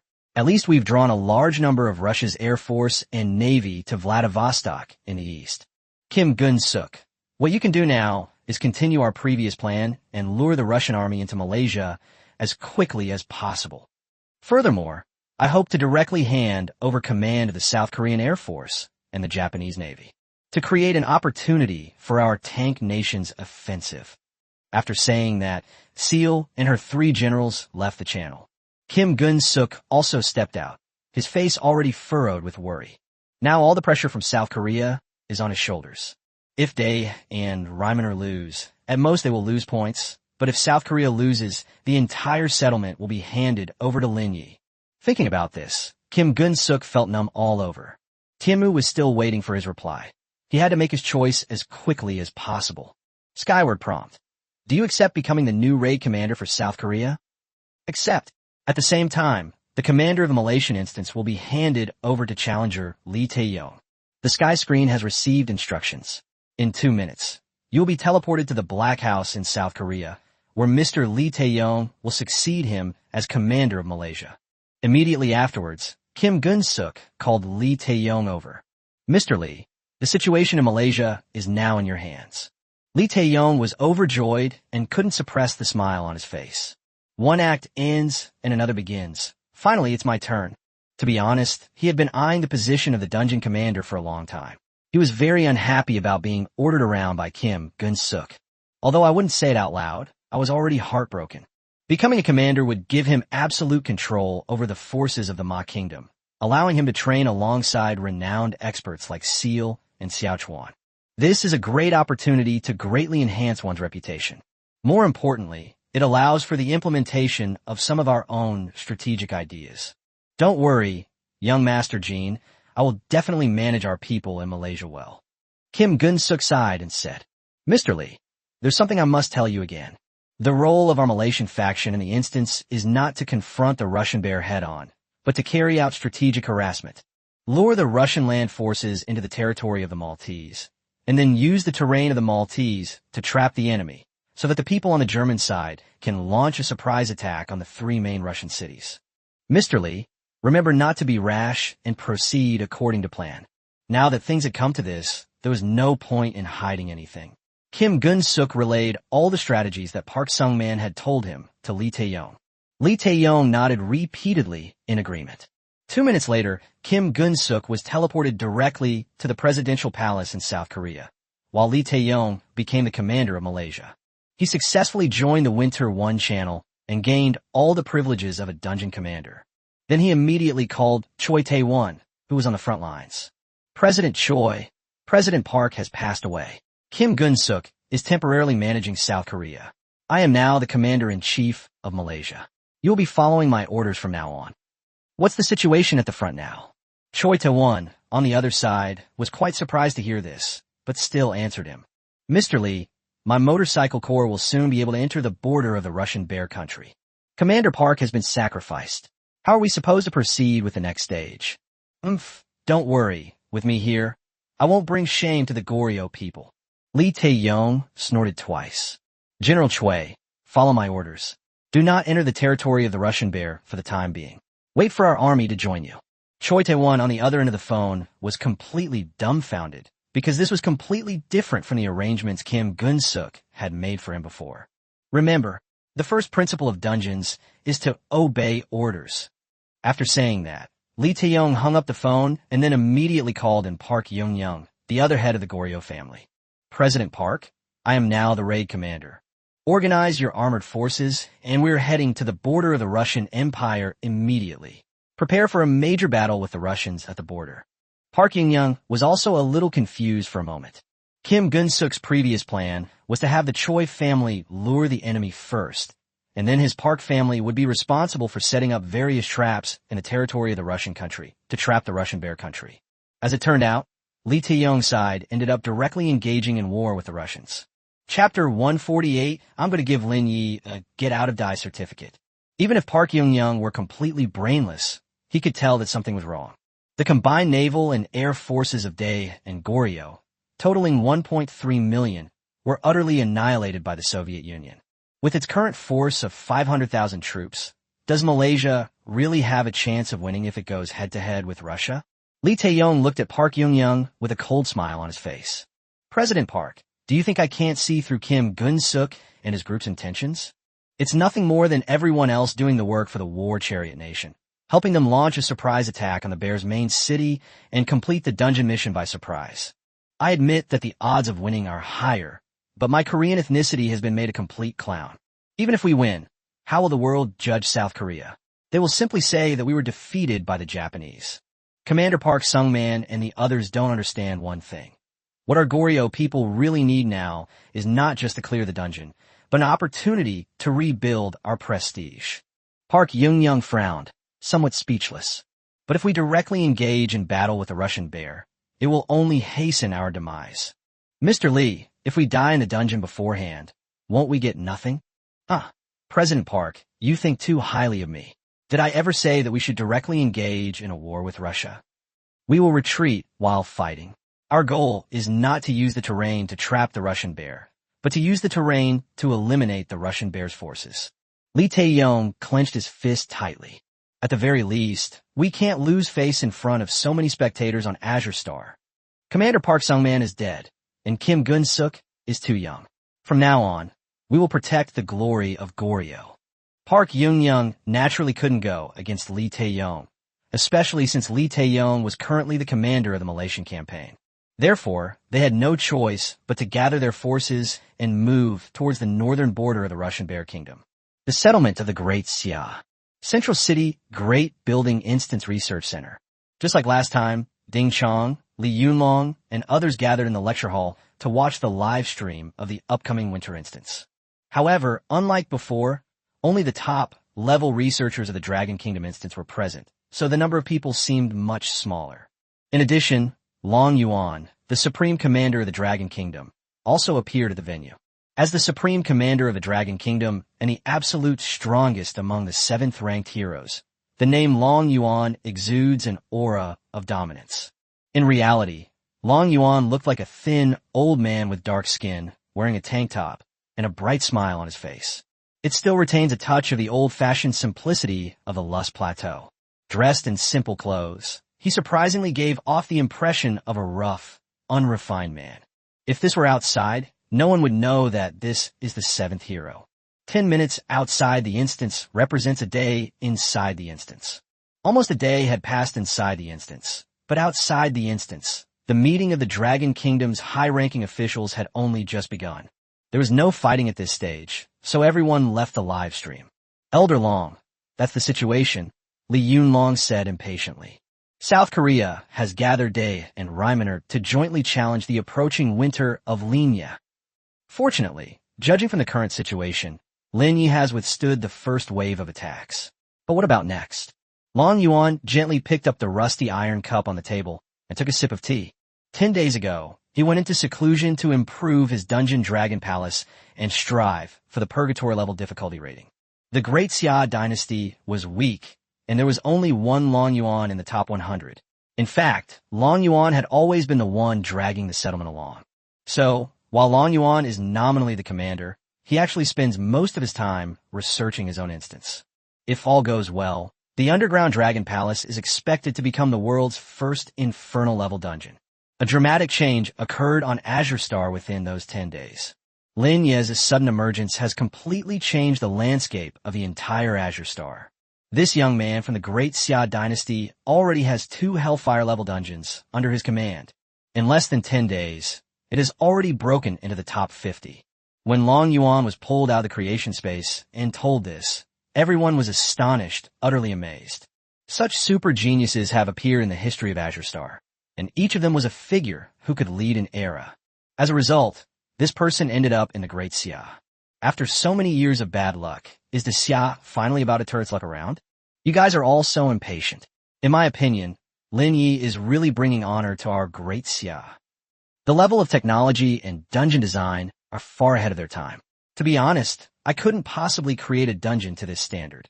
After so many years, our Great Xia has finally produced a talent. I feel like this old man can finally retire. That's great. As he spoke, Long Yuan crossed his legs and grinned. You guys should have pulled this old man out of the creation space much earlier. Old Long, please don't be so optimistic. Ding Chong sighed helplessly. In terms of strength, I think Lin Ye is indeed a genius that is one in a million, but he is still young after all. If he were fighting against South Korea or Dae this time, we would have some confidence. After all, he won against the previous Raging Sea. But this time, there is also the Japanese settlement. Seal and the three generals of the Germans have all appeared in the instance. Their combat power is immeasurable. As a veteran of dungeon design, Ding Chong is very familiar with the strength of the Germans.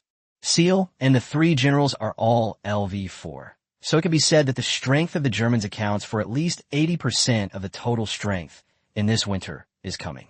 Although Dae and South Korea have suffered heavy losses, and even Park Sung-man has been forced out of the game, in terms of actual combat strength, the core combat force of the Challenger Alliance is still quite intact.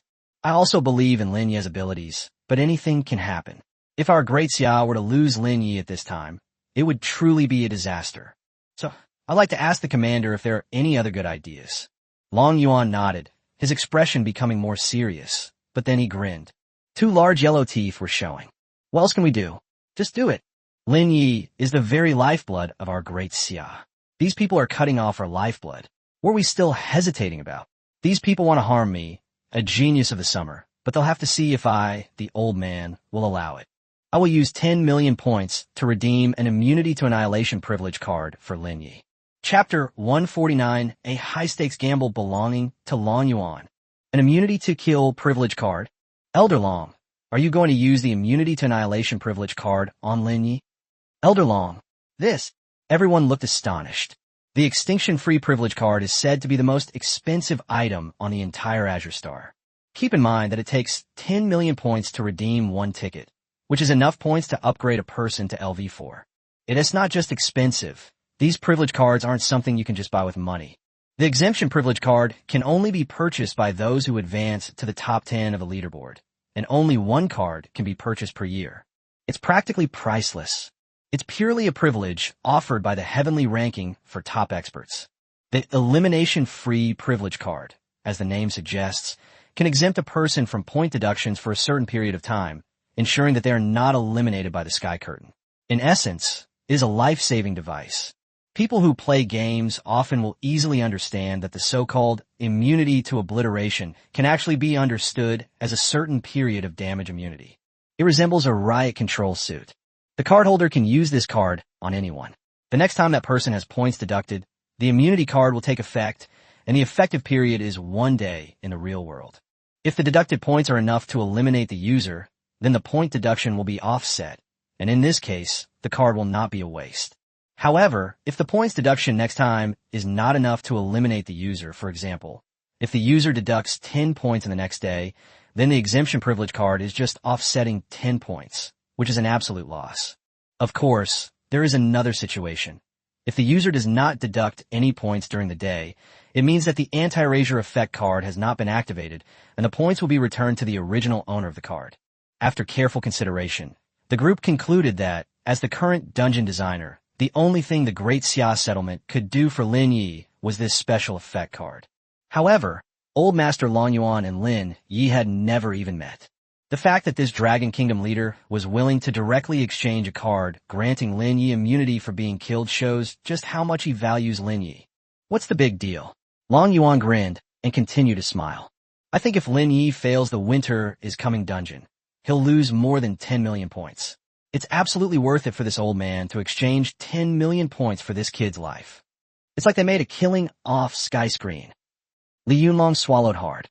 He couldn't believe that Long Yuan made this decision so easily. 10 million points is an absolute reliance for a challenger to be defined as a top-tier expert. If I remember correctly, Grandpa Long Yuan currently has around 19 million points in reserve, just one step away from 20 million. Exchanging for the anti-explosion card will certainly save Lin Ye, but Long Yuan himself will be downgraded from LV4 to LV3, falling out of the ranks of the top challengers. The difference between LV4 and LV3 is quite significant, the key being the permanent right to pardon dungeons. As long as you don't actively seek trouble like someone like Xiaochuan, you'll never die.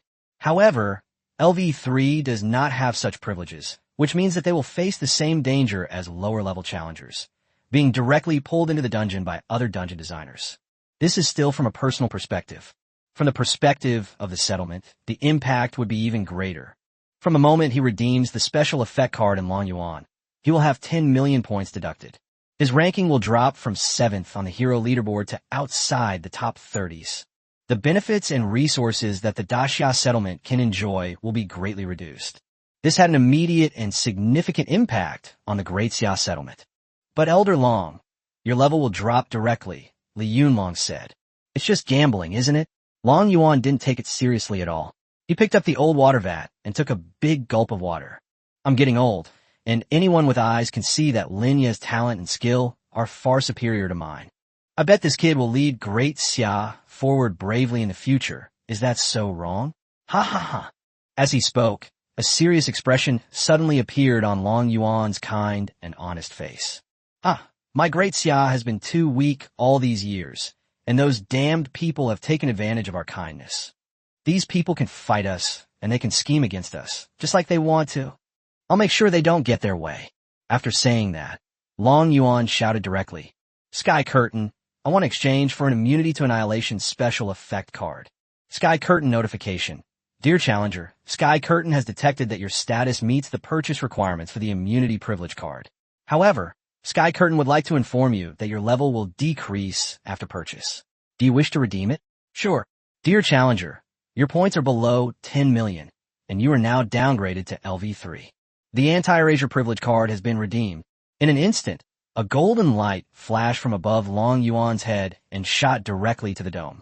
Use this privilege card directly on Lin Ye, the designer of the Great Xia Dungeon, who is also the designer of the Dungeon Winter is Coming. Skyward notification. The anti-elimination privilege card has been used up. The anti-elimination privilege has been activated for Lin Ye. The moment Long Yuan used this privilege card, the entire Great Xia settlement was undergoing a dramatic change.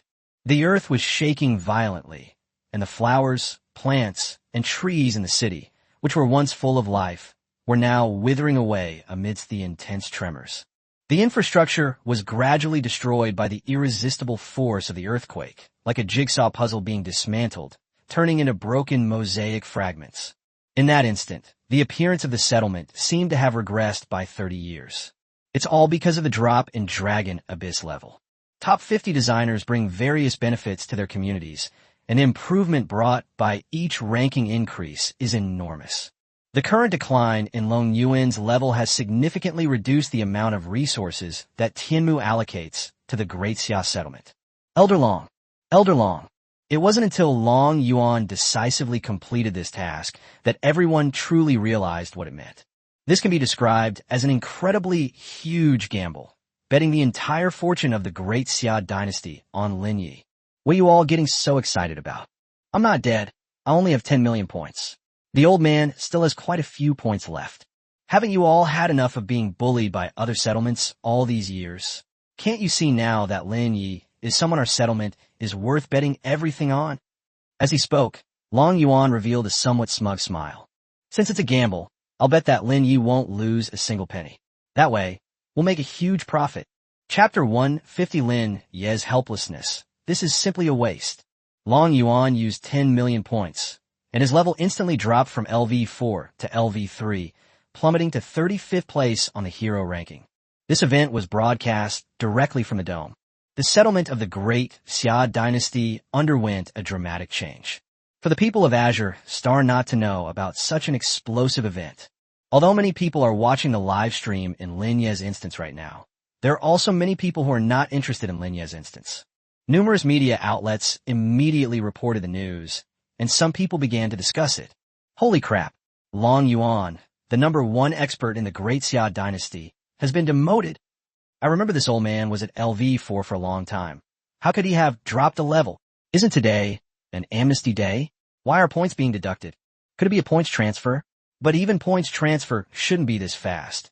It takes half a day to transfer 10,000 points. This isn't a points deduction or points transfer.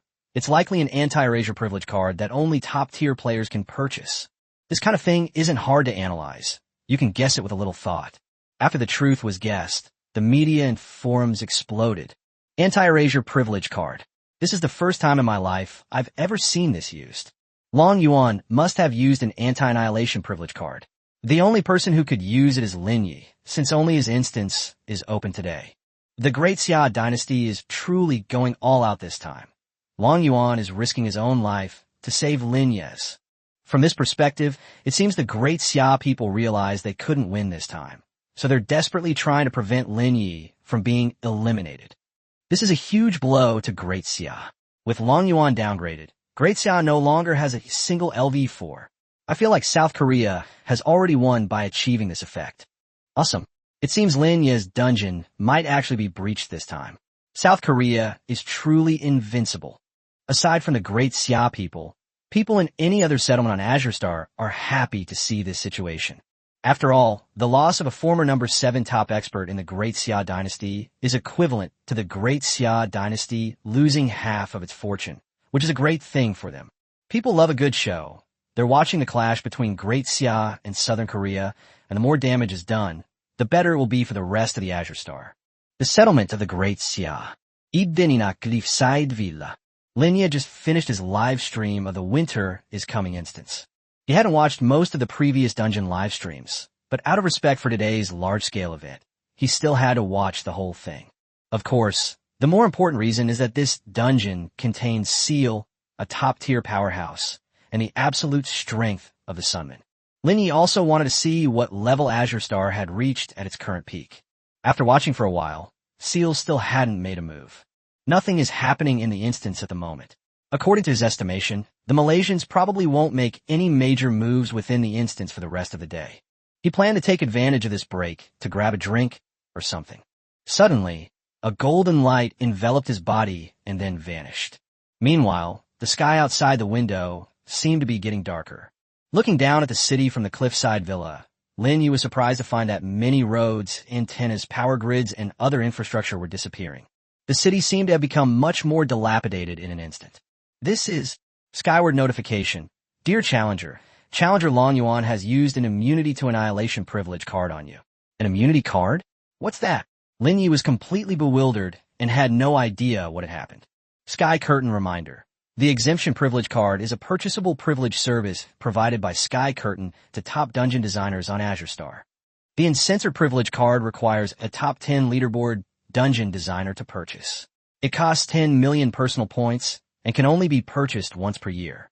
After use, it provides users with a 24-hour anti-erasure effect.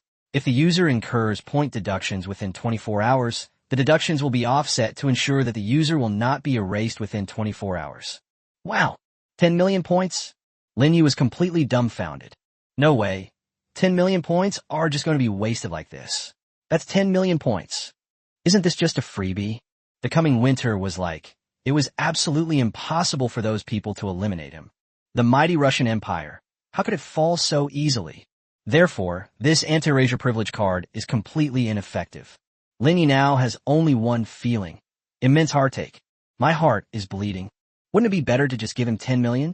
He's still struggling to upgrade from LV3 to LV4. Even if he doesn't keep it for himself, it's good for Long Yuan to keep it for himself. It would be so much better to tell yourself about this beforehand.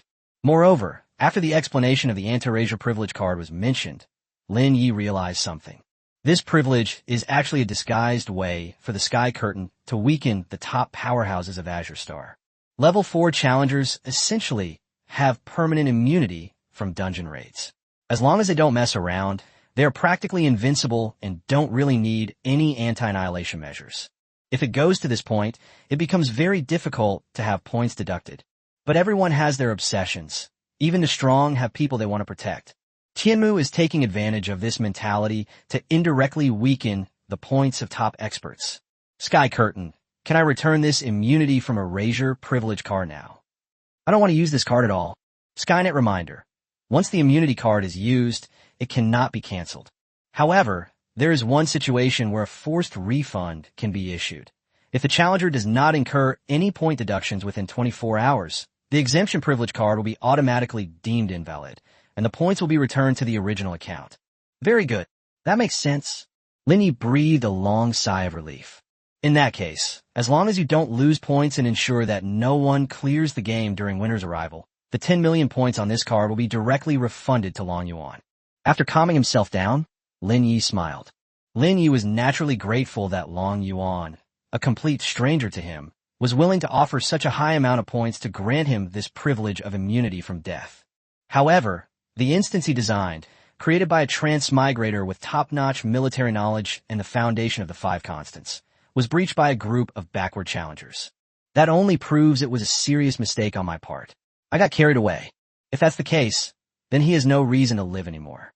Grandpa Long, I will remember your kindness. However, I, Lin Ye, will absolutely not do such a losing business. Twepter satavisikimintexi letangs gitaroyel. The instance is in its 10th hour. Li Taeyong and Park Young-young, with 500,000 army troops, have arrived at the border of the Russian Empire. This time, instead of taking the route west to Lake Ovs, they went directly north to Darkhan, the northernmost city in the Malayan Kingdom. This city is also the second largest city in Malaysia. But for a place like Malaysia, which is practically a godforsaken place, the so-called second largest city is actually just as poor. Aside from the dilapidated yurts and the pervasive smell of horse manure in the air, there was nothing else. Upon arriving at this border region, Li Taeyong did not launch an immediate attack on Russia, as Kim Gun-suk had instructed. Instead, inside the yurt, they set up a map and patiently devised a battle plan for the Ma Kingdom. Even Choi Ta-won and his armored motorcycle legion, who were originally going to cross the Russian border directly, were called back. Li Taeyong has already dragged this out for a long time, and the border harassment mission that the Challenger League gave to Malaysia has not been carried out at all. Seal's questioning voice came through the commander channel of Winter 1. Seal's mocking face appeared on the screen. Is the Malaysian commander present? Has he carried out any border harassment operations? Your move is crucial. It determines our tank nation's offensive plan, understand? Li Taeyong, however, spoke calmly and slowly in the channel. Ahem, Mr. Seal. I feel it is necessary for me to introduce myself to you. My name is Li Taeyong, and I am the chairman of the Li Family Foundation, which is currently based in South Korea. Li Taeyong's family, the Li family, is the second largest family in the South Korean settlement, second only to the Kim family. He was about the same age as Kim Gun-suk, and was also a young master who had just taken over the family business. From beginning to end, over the years, the Kim family has been suppressing South Korea and occupying a large amount of resources, which has made Li Taeyong very unhappy. Now that he has the opportunity to meet a celebrity like Seal, he naturally wants to seize it. I'm not interested in who you are. I'm just asking if you've launched an attack on the Russian bear. I'm sorry, Mr. Seal. As the commander of the Ma Kingdom, I have my own battle plan, Li Taeyong replied calmly. I also have enough ground forces at my disposal. There's no need for me to be your cannon fodder forever. This statement immediately caused an uproar throughout the entire Winter 1 channel. What does this mean? What are you Koreans doing? Seal asked coldly. Kim Gun-suk, who was also on the same channel, instantly lost his temper, feeling like his lungs were about to explode with anger. Mr. Lee, what are you doing? This isn't what I told you when I transferred the dungeon commander to you. Coordinating with the German offensive was a strategy set for us by Commander Park, yet you dare to make that decision on your own. Despite Kim Gun-suk's rant, Li Taeyong remained indifferent, seemingly even finding some satisfaction in Kim Gun-suk's anger. His smug look was quite arrogant. Young Master Kim, Commander Park has left the instance, and the situation in the instance is constantly changing. Won't his orders become outdated? We must keep pace with the times and uphold the dignity of our Korean people. Besides, we are both dungeon commanders now, so I have no reason to take your orders. I respected you when you were the commander, but now... You, Kim Gun-suk, was completely dumbfounded. Li Taeyong, are you crazy? Japan and South Korea had suffered a major defeat, and the game was already on the verge of collapse. Now is the time to absolutely not allow Li Taeyong to do anything else. At this moment, Li Taeyong suddenly went crazy. Did he realize that one mistake of it could potentially ruin the entire dungeon challenge? Did he know what fate awaited the South Korean settlement if this instance failed? In the channel, Xiaochuan from the Dae tribe burst out laughing. Even the Koreans are fighting amongst themselves. Now everyone knows who was the scumbag and who dragged everyone down. The ridiculous Goryeo people took the initiative to form an alliance with my day, but their own people are not united. It's laughable. Faced with the accusations and contempt from the crowd, Lee Taeyong gritted his teeth, snorted coldly, and then left the channel on his own. He had anticipated this outcome. Then only he can protect the dignity of South Goryeo. So he continued to discuss the next strategy with Park Young and Choi Tae-won. Lee Taeyong never felt that there was anything wrong with what he did. We couldn't beat the Russians before, but in that instance, we only had 50,000 combat power, while this time it's 500,000. A tenfold difference in combat power. Moreover, it brought together all the elite forces of the South Korean powerful clan plan.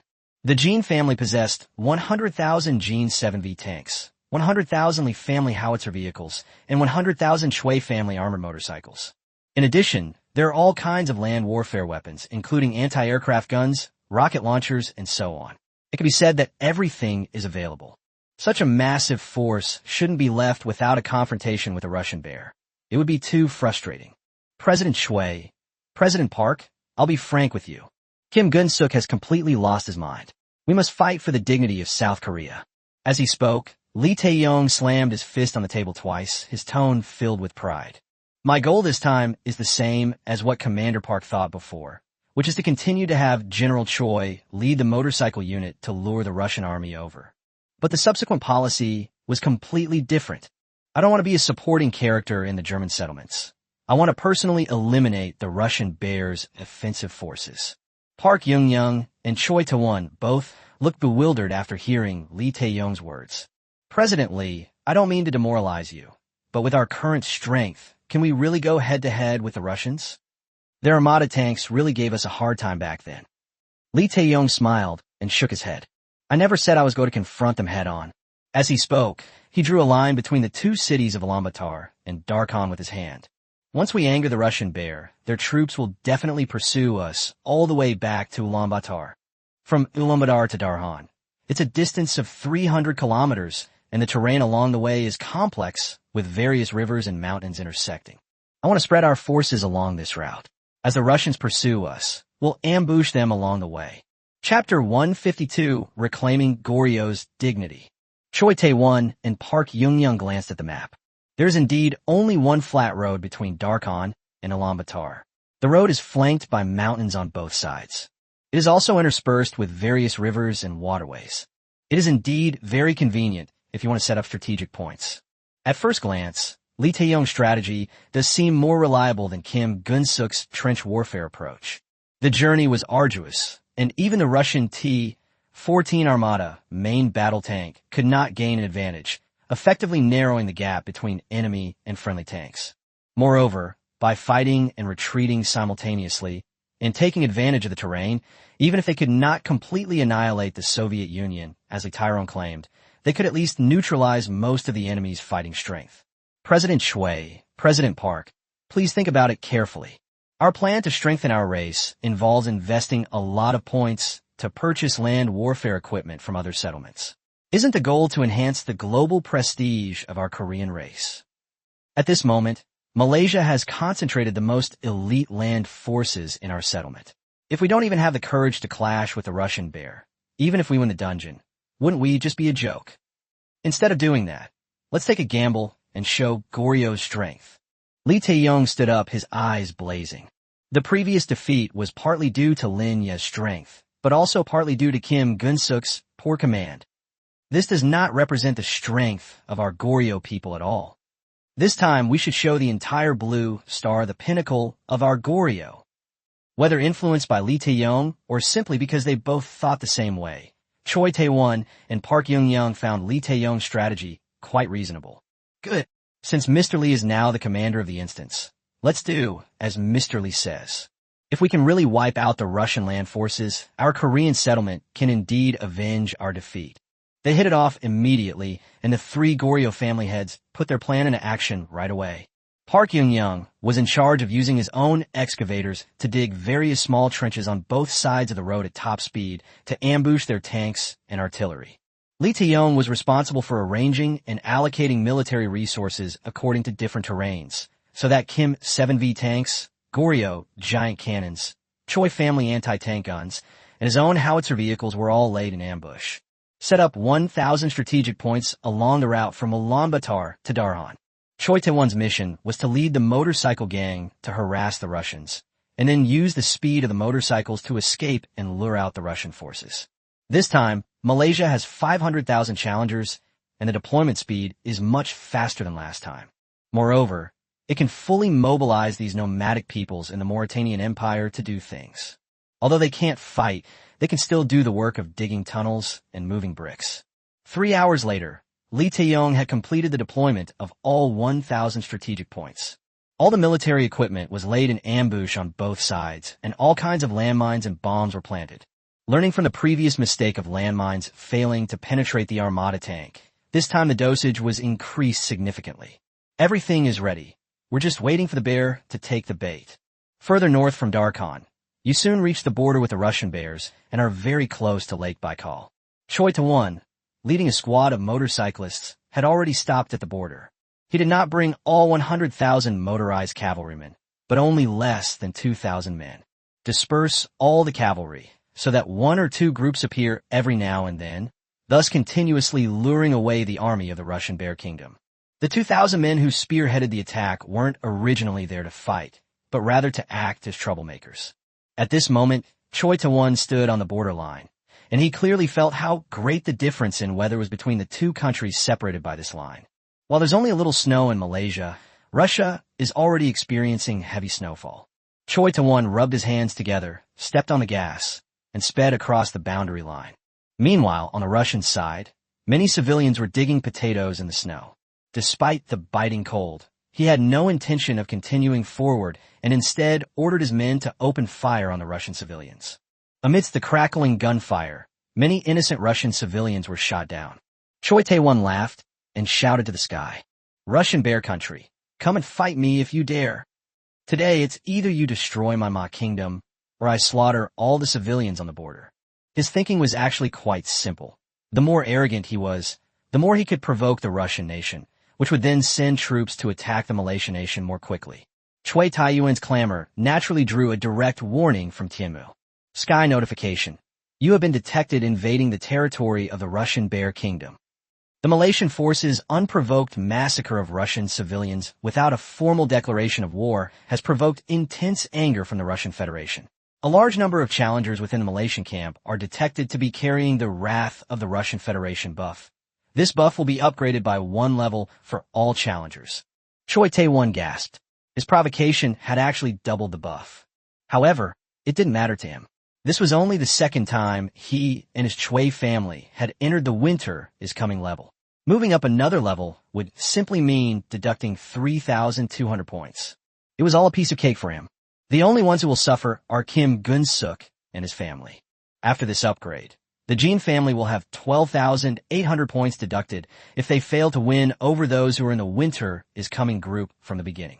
A score of over 10,000 points could potentially eliminate some level 2 players. But none of that really matters anymore. If we lose this raid, our settlement might be gone, and whether some people live or die is no longer important. Choi Tae-won retreated to the border as quickly as possible, returning to Malaysian territory, at which point alarms sounded. Sky warning. Your actions have thoroughly enraged the Russian Empire. The Russian Empire will launch a large-scale, all-out attack on the Malaysian Empire. The eastern military region of the Russian Federation will send troops to attack Malaysia. The Russian western military region will send troops to attack Malaysia. The Russian Southern Military Command will send troops to attack Malaysia. The Central Military Region of Russia will send troops to attack Malaysia. The Russian 1st Tank Division will arrive on the battlefield in 5 minutes and will attack the Darhan region of Madagascar. The Russian 2nd Tank Division will arrive on the battlefield in 5 minutes to attack the Ulan Gum area of Malaysia. The Russian 5th Mechanized Gunnery Division will attack the Mulan region of Malaysia. The Russian Aerospace Forces will arrive on the battlefield in 1 hour and launch a bombing raid on Ulaanbaatar, the capital of Malaysia. The Russian Pacific Fleet will dock in 2 hours to launch long-range strikes against Malaysia. Looking at the overwhelming warnings, Choi Tae-won vaguely sensed that something was amiss. Chapter 153, Lee Tae-yong's Resolute Actions. Fighting for Dignity. In the plans of Choi Tae-won, Lee Tae-yong and others, the Russian forces would directly attack Malaysia along the line from Darkhan to Ulaanbaatar. But now it seems that the Russian Bear country is launching a full-scale attack. Choi Tae-won slapped his forehead and immediately realized what was going on. They completely oversimplified things. Lee Tae-yong's previous idea was too simplistic. In other words, he was still thinking about problems within the framework of a simple land-based combat scenario. But at this moment, winter is coming is a total war mode applicable to land, sea, and air. Given that Malaysia shares a large border with Russia, Russia would naturally choose to launch a full-scale counterattack. Attacks were launched on several areas that directly border the Russian Bear, such as Ulan Gamu, Kovskull, Darhan, and Kent. Just think about it. The Russian nation, as a faction in the instance, isn't stupid. Since it's a total war instance, it will naturally launch a full-scale attack and won't follow the challenger's plan. Lee Tae-yong's tactics could only be effective if the Russians chose a particular route to attack. Otherwise, the ambush would be worthwhile. Now that Russia has launched a full-scale offensive, it will inevitably devour the rest of Malaysia, which has no fighting capacity, and then encircle and attack the challenger. Moreover, there's also coordinated attack from the Russian Air Force and Navy. Why would you play with soft seats? Currently, Malaysia only has the land forces of the Korean people. Although they have some air defense capabilities, can they really counter the Russian Air Force? A little thought reveals that it's impossible. The Russian Air Force completely overwhelmed the Korean Air Force. In a direct confrontation between the Air Force and the Army, without top-tier air defense capabilities, the Air Force is simply being used as a sack of potatoes for attack. That idiot Lee Tae-yong. He's really got us all confused. His analysis is complete rubbish. Choi Tae-won had now realized why the outcome of Park Sung-man and the others' previous discussion was to have the Malaysian forces carry out localized harassment. That's because the country of Ma is the closest to the country of Russia, which is also the most dangerous spawn point. In addition, among the 4 spawn points, the country of Ma has the least amount of resources allocated to it. If we rashly start a war against the Russian Bear, we will inevitably face an attack from the Russian Bear. All these factors destine Malaysia to serve only as a harassing force, not as a main force. The plan was to send Choi Tae-yuen with only a few thousand men to harass the Russian army, luring them into Malaysia, and then use Malaysia's vast territory and complex terrain to trap the Russian army. This group of people can never stop. They must always be on the move, keeping the Russian army in constant pursuit. This is the correct answer. But now Lee Tae-yong has deployed all his troops in fixed positions, completely losing the characteristics of this harassment tactic. Just as Choi Tae-yuen suddenly realized what was happening, a large group of tanks was already speeding towards him from the Russian border in the distance. They surged like a torrent, crossing the snowy plateau and breaking the silence of winter. The dark steel and the blizzard intertwined, resembling a stampede of giant beasts, creating a terrifying sight. Note, the 1st Tank Division and 3rd Armor Division of the Southern Military Region of the Russian Federation have entered Malaysian territory. All members of the Choi family, listen to my command. Retreat towards Ulaanbaatar. Don't look back. Keep running south. Try to keep your own lives. If the people in front die, then the people behind will come in to fill the gaps. Just make sure we can keep the Bear's firepower drawn. At this moment, he couldn't care less about anything else. Since things had come to this point, even though he knew he had taken the wrong path, he still had to follow Lee Tae-yong's instructions. This at least ensures that Choi Tae-won and his challengers from the Choi family conglomerate won't have to take the blame. Choi Tae-won's motorcycle corps took advantage of their speed and quickly fled south along the road, while the Russian tank corps crossed the border and came in a mighty force. He reported the matter to Lee Tae-yong immediately. President Lee, I have lured the Russian army into Malaysian territory. Excellent. We've lured the Russian army to strategic point 1. Lee Tae-yong exclaimed excitedly. But Mr. Lee, you should have also received the alert from Skynet. The Russians are launching a full-scale offensive this time, and their air force will soon arrive at the Malaysian battlefield. We're no match for them. I suggest that we implement the strategy previously prescribed by Park Chung-man and conduct guerrilla warfare within Malaysia to contain Russia. Nonsense. Lee Tae-yong's roar came through the communication device. Even if we can't defeat the entire Russian nation, we must annihilate this first wave of Russian troops that have entered Malaysia. Kill as many as you can, and we must restore the glory of Goryeo. Even if we all die, will die standing up. That's much better than that freeloader Kim Gun-suk. Choi Tae-won sighed and could only continue south. Regardless, he won't take the blame. At this time, Lee Tae-yong and Park Young-young had already retreated to the command yurt in Ulaanbaatar and were observing the situation at various strategic points on the light screen.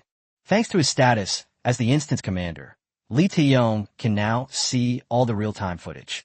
At this moment, images of all 1,000 strategic points were displayed before him, creating a truly spectacular scene. Lee Tae-yong's gaze fell on the broadcast screen of the first strategic point. Choi Tae-won is such a fence-sitter. I'll show you whether my tactics, Lee Tae-yong's, are right or wrong. The Soviet 1st Tank Division moved very quickly, reaching the first strategic point in less than 5 minutes after crossing the border. And they have already reached the area where the landmines were laid. Boom! Boom! Boom! Boom! With a series of loud explosions, the lead Armada T-14 tanks directly triggered the landmines buried underground. This time, Lee Tae-yong planted a huge number of bombs at various minefields, and the explosion effect was indeed completely different from that at Lake Usbu. The previous landmines only scratched the Armada tank's sturdy armor, failing to cause any real damage. This was precisely why they all suffered a major setback. This time, however, the explosive force was so great that it caused several Armada tanks to overturn. Although they were not completely damaged, they were temporarily rendered incapable of combat.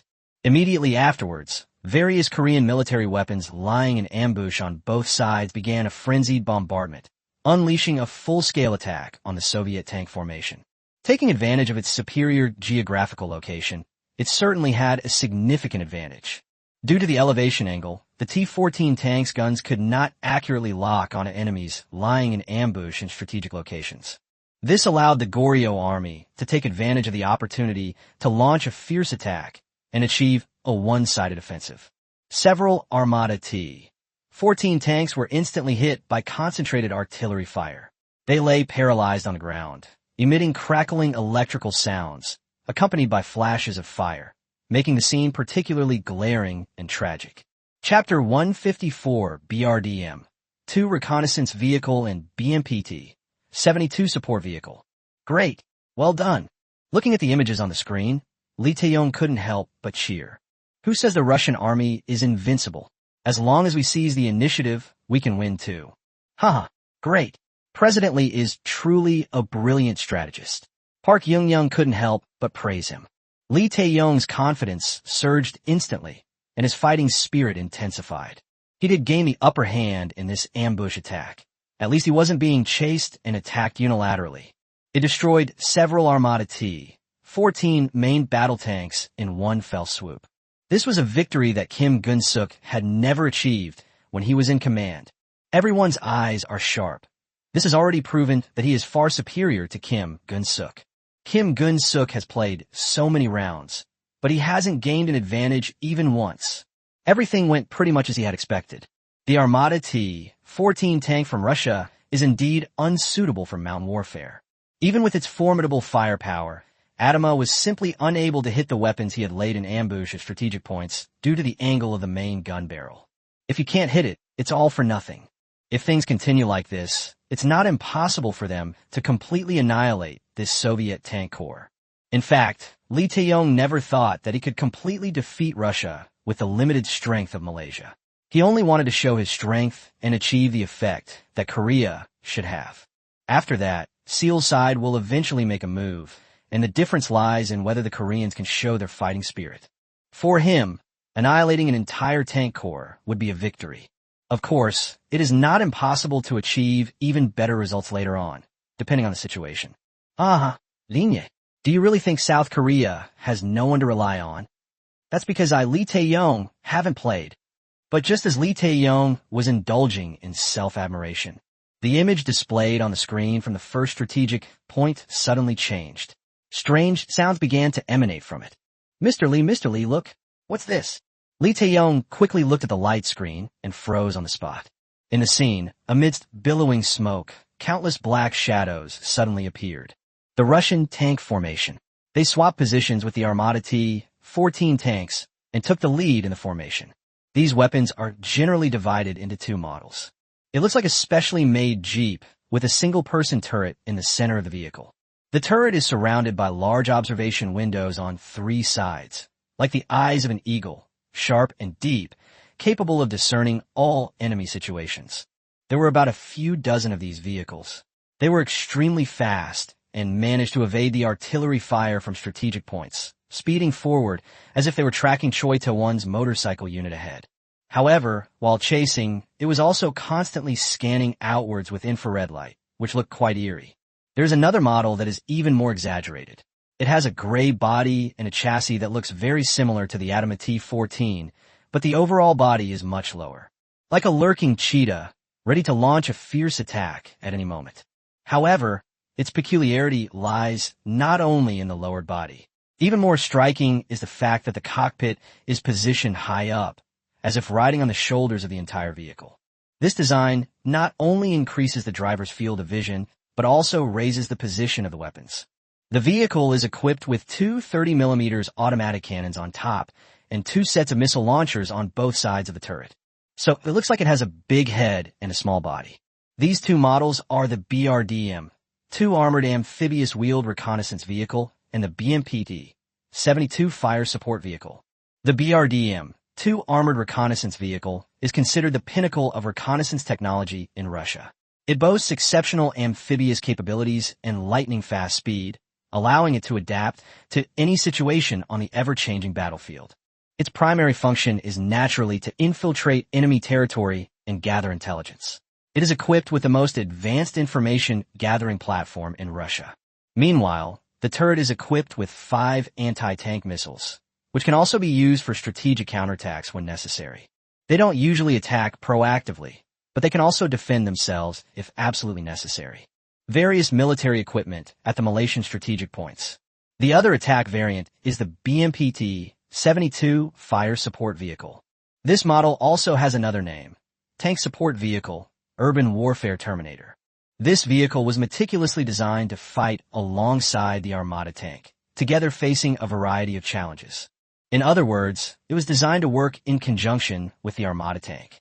As is well known, tanks are highly offensive but generally have poor mobility. As is well known, while tanks possess powerful offensive capabilities, they often suffer from limited mobility. Especially in complex terrain environments, such as mountains and narrow alleys. Light infantry can easily find the weak points of tanks and launch surprise attacks by taking advantage of the terrain. At this time, the tank's cumbersome nature becomes its fatal weakness. The BMPT-72 Fire Support Vehicle is a special model designed specifically for this type of combat situation. This model boasts exceptional mobility and off-road performance. It can also climb over roadblocks that are about 1.5 meters high, and the turrets on the tank can tilt at an angle of about 70 degrees. Attacking units on the mountain from the foot of the mountain is no problem at all, not to mention the Korean weapons that are now lying in ambush on the high ground on both sides of the road. In addition, this fire support vehicle also has extremely strong defensive capabilities. It even has the capability to defend against anti-tank rockets. This model is typically paired with the Armada T-14 at a ratio of 2:1 to help the Armada cope with various extreme terrain environments. Its existence is like equipping the Armada tank with a sharp sword and a sturdy shield, making the tank more adept at fighting in complex terrain. Boom, boom, boom. Braving the artillery fire of Korean weaponry, the BMPT-72 Fire Support Vehicle charged ahead of the Armada T-14 main battle tank. Countless anti-tank missiles were launched from the BMPT-72 Fire Support Vehicle, piercing the sky. It flew upwards from below, yet showed no signs of weakening. They directly blasted all the tanks, artillery, and howitzers at the strategic point to the ground. At the same time, the T-16 armored recovery vehicles that had appeared earlier also rushed out and began on-site repairs on the broken armadas. How was this possible? Off-screen, Lee Tae-yong coughed twice, completely dumbfounded. He had never seen such a bizarre tank before, one that could fire shells at an almost vertical angle. Chapter 155, we have absolutely no chance of winning.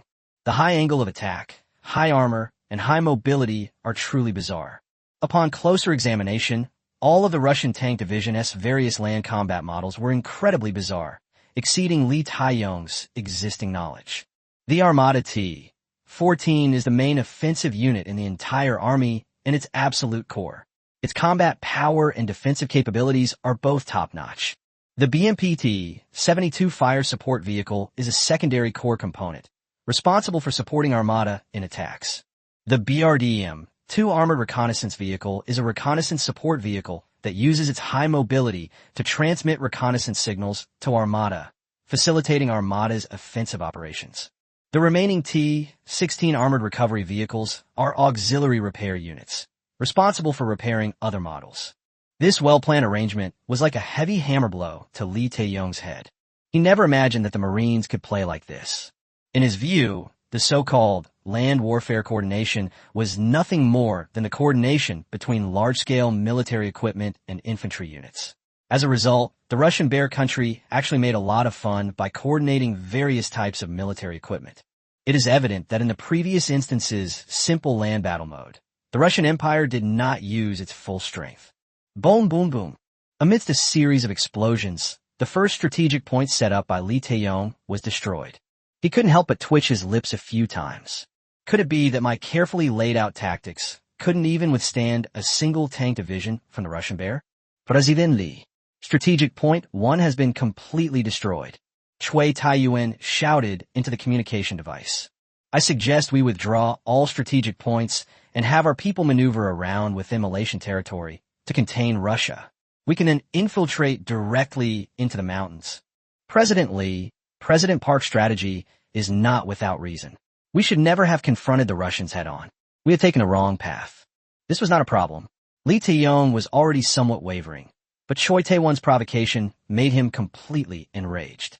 If we change our strategy now, wouldn't that be admitting that we are inferior to Kim Gun-suk and that we are useless? Choi Tae-won, you coward.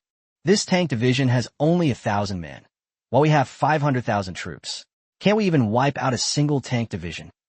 I want you to keep driving forward.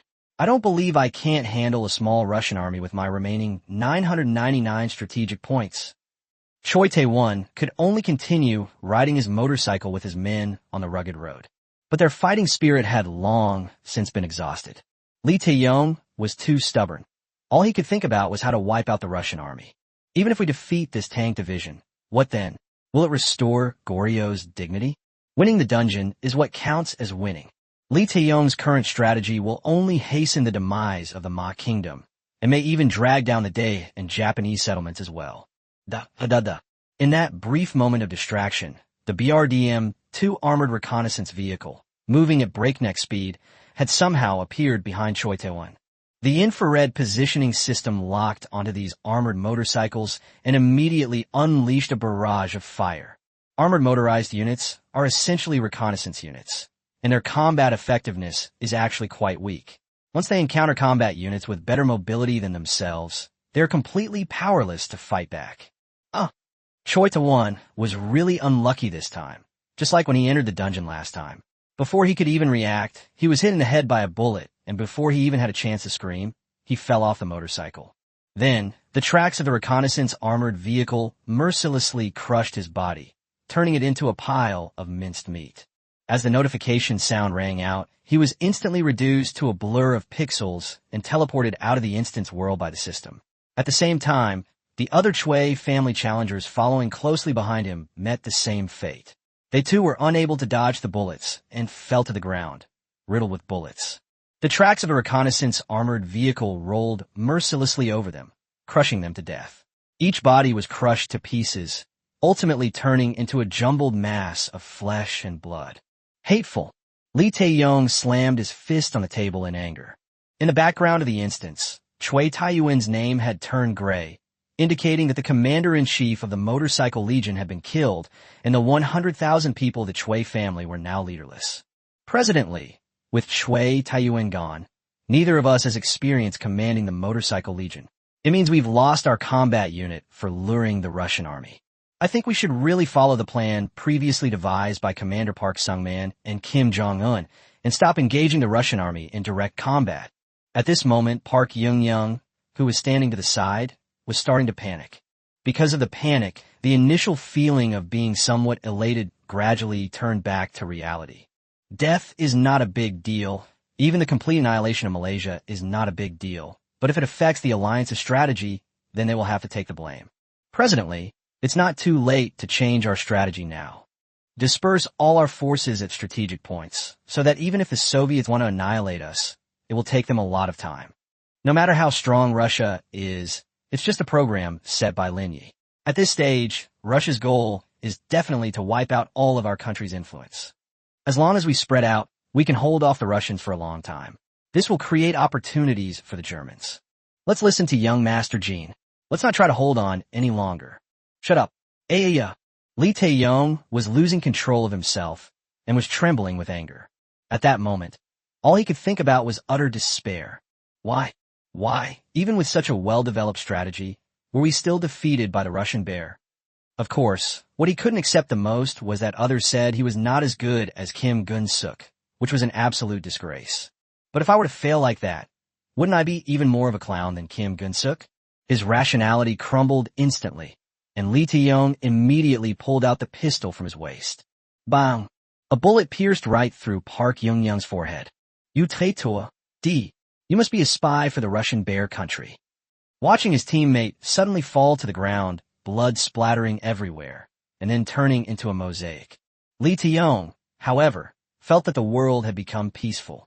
No one will stop him from proving himself anymore. It would be better if they were all dead, so that I could easily prove my strategies to the world. I must uphold the dignity of Goryeo.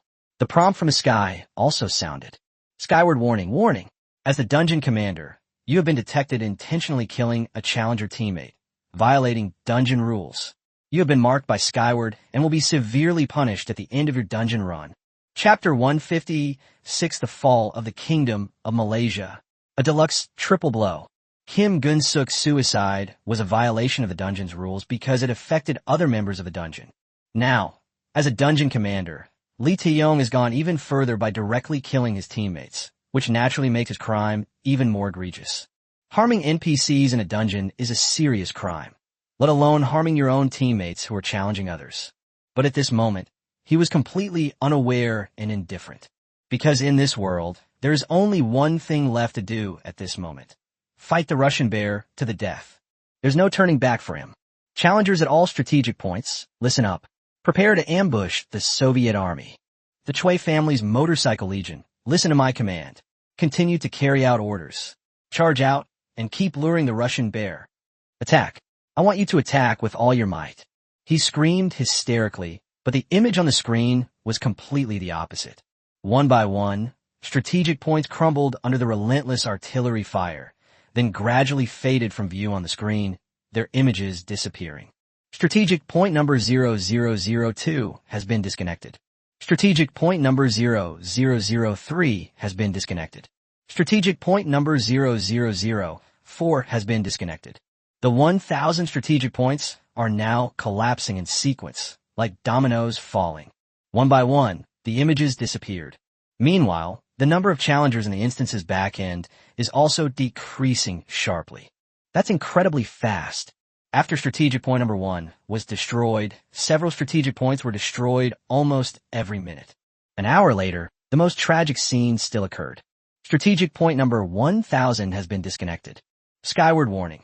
The 1st Tank Division of the Southern Army of the Russian Bear will arrive in Ulaanbaatar, the capital of Malaysia, in 10 minutes. Challengers, please prepare your defenses. No. Li Taeyong felt his breathing stop instantly, his legs went weak, and he collapsed to the ground. In instance back end, the number of challengers has plummeted from 500,000 to just 1. In a vast country of Malaysia, he was the only challenger left. What could he possibly use to resist the invasion of the Russian bear country? Failure was only a matter of time. As he approached death, Li Taeyong's thoughts suddenly became clear. He was wrong. He made a huge mistake. Their land forces were far larger than those of the Russians, but their weaponry was not as advanced. The proper strategy should have been to launch a coordinated attack. In that case, by leveraging strategic advantages, one can still gain an advantage. But he foolishly chose to disperse his entire army, which rendered his advantage meaningless and left him vulnerable to being defeated piecemeal. The deaths of these 500,000 clansmen were entirely due to the actions of Li Taeyong. But it's too late to regret it now. The warning on the screen keeps flashing. The Russian army has already pressed in on the border.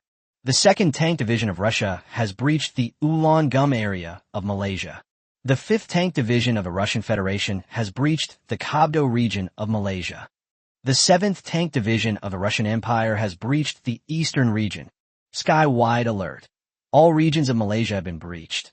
Malaysia has entered a state of complete subjugation. Sky-wide alert. The Russian aerospace forces have arrived over Ulaanbaatar, Malaysia. PAC-DA stealth strategic bombers will drop the Stalin 7 nuclear bomb over Ulaanbaatar. Sky warning. The Russian Pacific Fleet has completed its assembly. The Northern God nuclear submarine will launch the Joseph 10 intercontinental ballistic missile, carrying a nuclear warhead, toward Ulaanbaatar. Sky-wide alert. Russia has activated its Sarmat intercontinental ballistic missile system. It will launch the Satan 1 nuclear missile at Malaysia. It's over. It's all over. Lee Tae-yong felt his body gradually losing strength.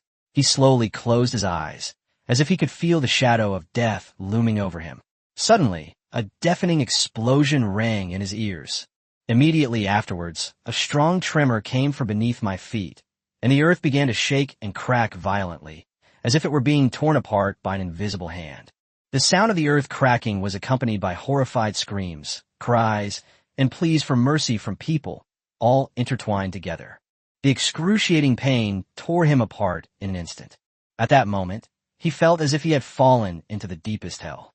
3 nuclear bombs, 3 different attack methods, attacking simultaneously, 3 mushroom clouds to bloom in Ulaanbaatar, and even the entire country of Malaysia to be razed to the ground. Such a devastating triple attack is destined to blast him into a state where not even ashes remain. He died without even knowing which nuclear bomb had killed him. Important notice. You have been killed in the winter is coming dungeon. Your dungeon quest has failed. The Sky Curtain strictly prohibits any behavior that harms teammates within dungeons. This is a desecration of the dungeon and, more importantly, a desecration of the Sky Curtain. Your actions have reached the highest level of prohibition. As punishment, you will have 1,000 times the dungeon points deducted, and your personal dungeon will be disabled for 30 days. You have had 3,200,000 points deducted. You will be teleported out of the instance. Skycover has detected that your points are insufficient for LV3. You've been downgraded to LV2.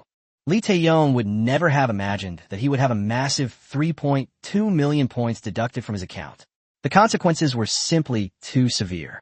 Because he initially ordered Choi Tae-won to massacre civilians in the Soviet Union, which amplified the wrath of the Soviet Union effect, coupled with this 1,000-fold penalty, it resulted in such a massive deduction of points. And all of this was actually his own doing. If he had followed Park Sung-man's previous strategy, he might not have won, but he wouldn't have lost so badly. But now, it's too late to say anything. Lee Tae-yong's death signifies the complete annihilation of Malaysian power. There was no need to designate a new dungeon commander. Instead, the announcement was made directly on the dungeon livestream interface and in front of all challengers. Skyward warning. The Malian forces have been completely wiped out by the Russian Empire. Challengers will lose all control over the Malian Empire, and all resources and weaponry of the Malian challengers will be plundered by the Russian Empire for the purpose of repairing military equipment and upgrading weapons. Meanwhile, in this instance, Malaysian territory will be occupied by the Russian Empire, used as a springboard for counterattacks against Japan and South Korea. Next, the Russian nation will launch an offensive against Japan and South Korea, which have already declared war on them. Challengers from both countries, please prepare yourselves. The interface for the number of players in a dungeon has also changed. Number of players in the instance: 3,200,005,000,000. Malaysia, 0500,000, annihilated. Tank Nation, 2,000,000/2,000,000. Japan, 700,000/1,500,000.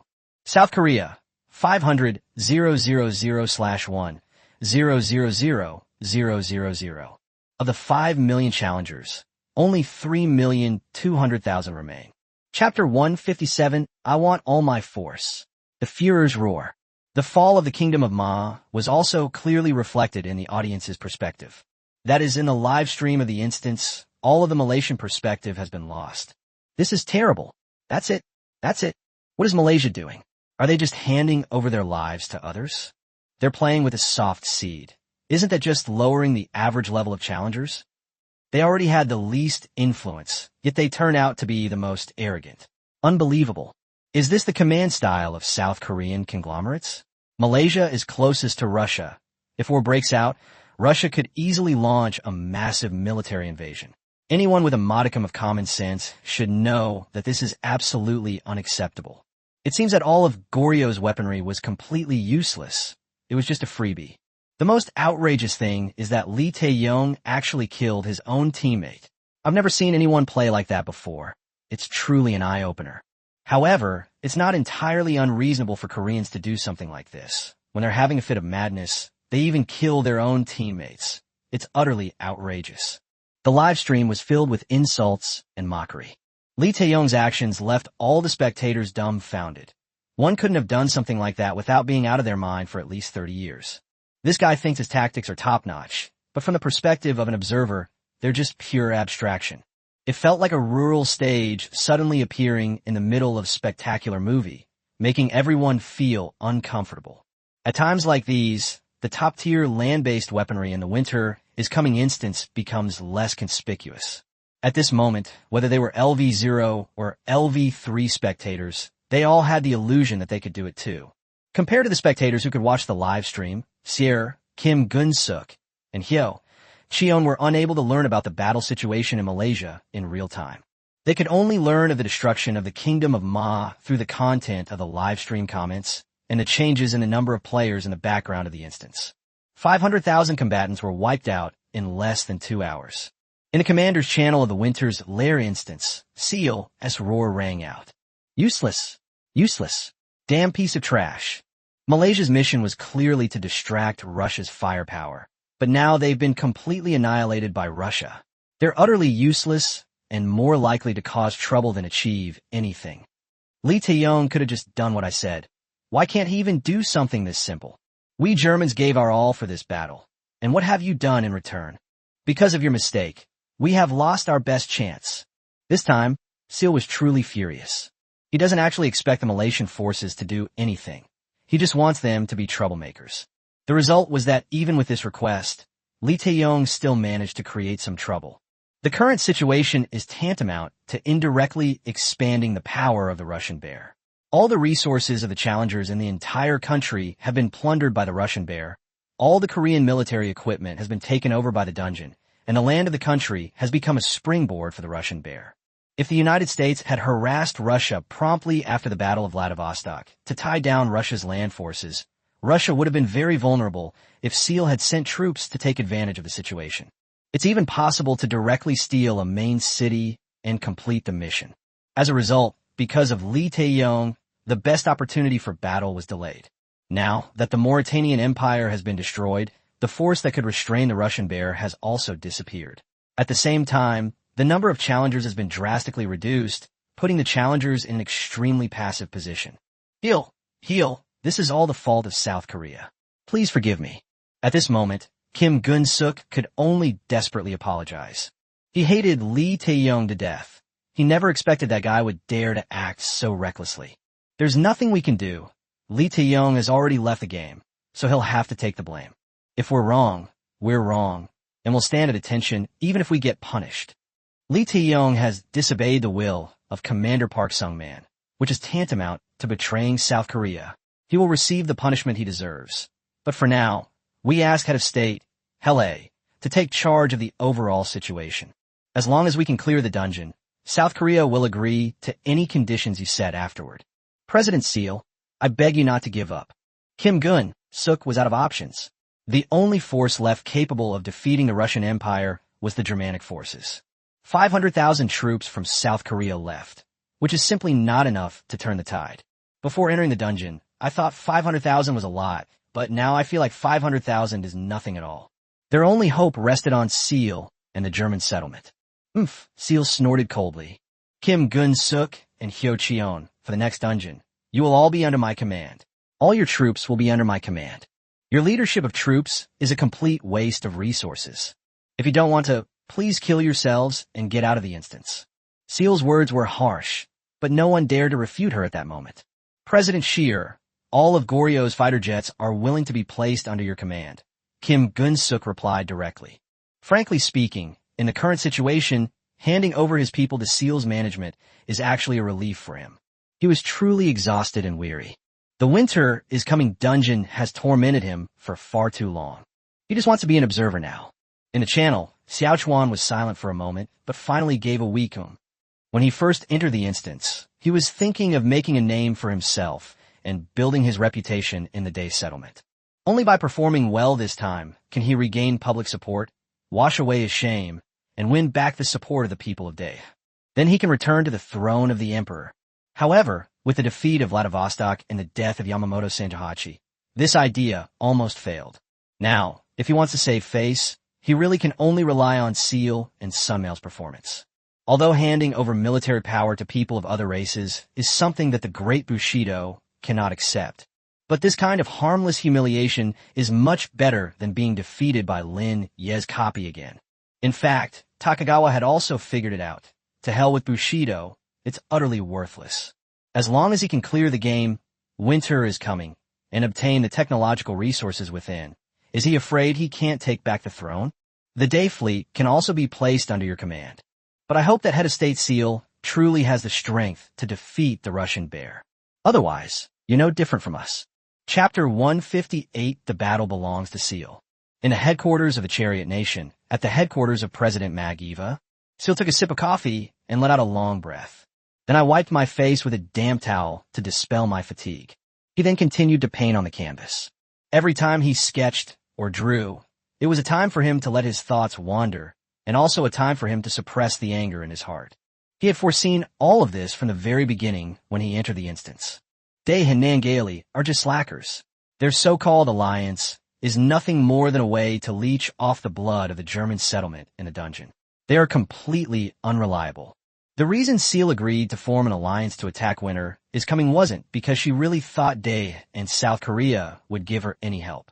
He would enter the instance simply to admire Lin Ye and experience the skills of this currently popular instance designer. He entered the game to enjoy the dungeon, not for Park Sung-man, and certainly not for that ridiculous Korean.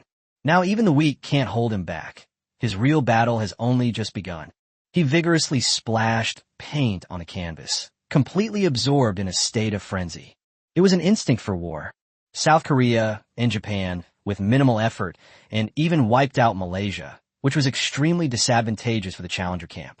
But Seal felt increasingly excited, because this means that Russia is very strong, stronger than we can imagine. This is far stronger than any of the dungeon forces Seal has ever faced. In that instant, Seal felt his soul rising. He hadn't experienced such a powerful dungeon in far too long. It was practically unprecedented in his life. Lin Ye is such an interesting young man. Ah, what an ingenious dungeon. I must savor the thrill of this war. Seal started talking to herself, and in her excitement, she even began to dance around. Skyward notification. Respected commander of the Tank Nation, Commander Takakawa of the Eastern Island has entrusted all of his challengers to your command. Korean Commander Hayakawa has entrusted all his challengers to your command. You have become the supreme commander of the instance. You possess all instance privileges, including the ability to view the first-person perspectives of all current challengers. Skyward warning. The challenger forces have suffered heavy losses. Please rally and lead the remaining challengers into the next battle. In an instant, Seal felt the world become much clearer, because the blood-sucking scum was finally gone. Hyo Cheon's nonsense on the channel. He opened the light screen and observed the movements of his three generals. While Japan and South Korea were launching their attacks, Seal's side wasn't idle either. Instead, they took advantage of the fact that the Russian bear's attention was not on their side and had already begun to make their plans. He has dispatched his three top generals, dividing them into three groups, to approach the northwestern border of the Russian Empire. At this time, Manch, Guderian, and Rommel each led a legion and had reached the border of the Russian bear. Manch's German 1st Legion took the shortest route along the western front and was currently docked in a place called the White Bear Country. This place was very close to Volgograd, the smallest major city of the Bear Country. As long as Seal gave the order, Manch could reach the Volgograd border within an hour. Guderian's 2nd Army Corps was stationed in Tallinn, a city in Estonia, just a stone's throw from Moscow, the capital of the Soviet Union. It could strike at the heart of the Soviet Union at any moment. Rommel, the most skilled of the three generals in guerrilla warfare and field combat, had gone the furthest to the Western Front and had now led his troops across the Baltic Sea to a region called the Mansilka Hills. This place, called the Hills, is actually the border of the Russian Empire. Once crossed, it would be possible to quickly attack St. Petersburg, the Russian Empire's second main city. During this migration, the three generals actually passed through many third-party countries, but these were basically very weak. Some countries are still completely blank, with no combat capability whatsoever. It feels like Lin Ye hasn't even done a detailed design for these countries yet. Some countries, though possessing military strength, are easily annihilated with a few shots, unlike the formidable Dragon Kingdom. This shows that this area is not a key design area for Lin Ye, which naturally means that this area is relatively weak. General Manch, General Guderian, General Rommel, what's the situation with your reconnaissance? Seal asked through the communication device. Previously, he had directed 3 people to use reconnaissance equipment to observe the situation in the 3 main cities, and this should have already achieved results. Head of State, the troop deployment in Moscow is not very good. There are some tanks patrolling, but overall it is quite loose. There are about 2 tank divisions and an Air Force squadron in St. Petersburg. Reporting to the Führer, there are almost no troops deployed in Volgograd. They must have all been used to attack the Maldives. Hearing this reply, Seal nodded in satisfaction. Just as he had thought, the Russian army's strength was indeed limited. The Battle of Vladivostok drew away a large number of naval and air forces. The war in Malaysia almost completely drained Russia's land forces. This has resulted in insufficient defensive capabilities in the 3 main cities. That good-for-nothing Lee Tae-yong isn't entirely useless, Long Mayer said with a smile. He angered Russia, which led Russia to launch a full-scale attack by land, sea, and air. Now most of Russia's forces are concentrated in Malaysia, and it will be unable to spare them for the time being. Your Majesty, this is indeed the best time for us to attack the Russian bear. Yes, please decide which main city we should attack. Manch asked in the channel. Seal gently stroked the easel and answered calmly. We have a 3-step strategy. General Manch will lead the troops to attack Volgograd directly. Be sure to attack quickly and retreat as soon as you spot the enemy. Then join forces with General Guderian. While General Manch is attacking, General Guderian is also advancing towards the main city of Moscow. Once you two meet up, you will attack Moscow simultaneously. And General Rommel, once Moscow is attacked, St. Petersburg will definitely come to its aid. At that time, I need you to attack St. Petersburg with all your might. St. Petersburg is our ultimate goal. I will then send Dae's Navy and the Korean Air Force to support you. Chapter 159, The Blitzkrieg begins. Of the 3 generals, none questioned Seal's strategy. All expressed their agreement. They all believed in their leader. The decisions made by the head of state are always well-considered choices. The leader's ideas are absolutely infallible because Seal is their brain. Over the years, they had become accustomed to following the Führer's orders because the Führer was always right. Seal's ideas were sometimes absurd, but they were always accurate. If one had to describe it, it was a genius-level combat intuition. However, after this decision was made, the livestream chat room started discussing it, and everyone was clearly confused. As expected of Seal, while Dae and Goryo were suffering in the dungeon, Seal had already prepared such a comprehensive attack plan. I hadn't noticed all along, but the Tank Nation was also secretly operating. That's a brilliant move. The majority of the Russian army is currently in the Mauritanian Empire, making this the perfect time to attack the main city. I just don't understand why Leader Seal didn't order all her forces to besiege a single main city, and why she split her forces into 3 groups. Isn't that weakening her own strength? Yes, I don't understand either. Why set the ultimate goal as St. Petersburg? If the weakest main city had to be chosen, shouldn't Volgograd be selected? Forget about it. If you could figure out, wouldn't you be among the top 3 on the heroes list? That's ridiculous. These noisy comments naturally wouldn't understand Seal, his thoughts and feelings. Seal's eventual choice to target St. Petersburg was indeed strategic and the result of meticulous planning.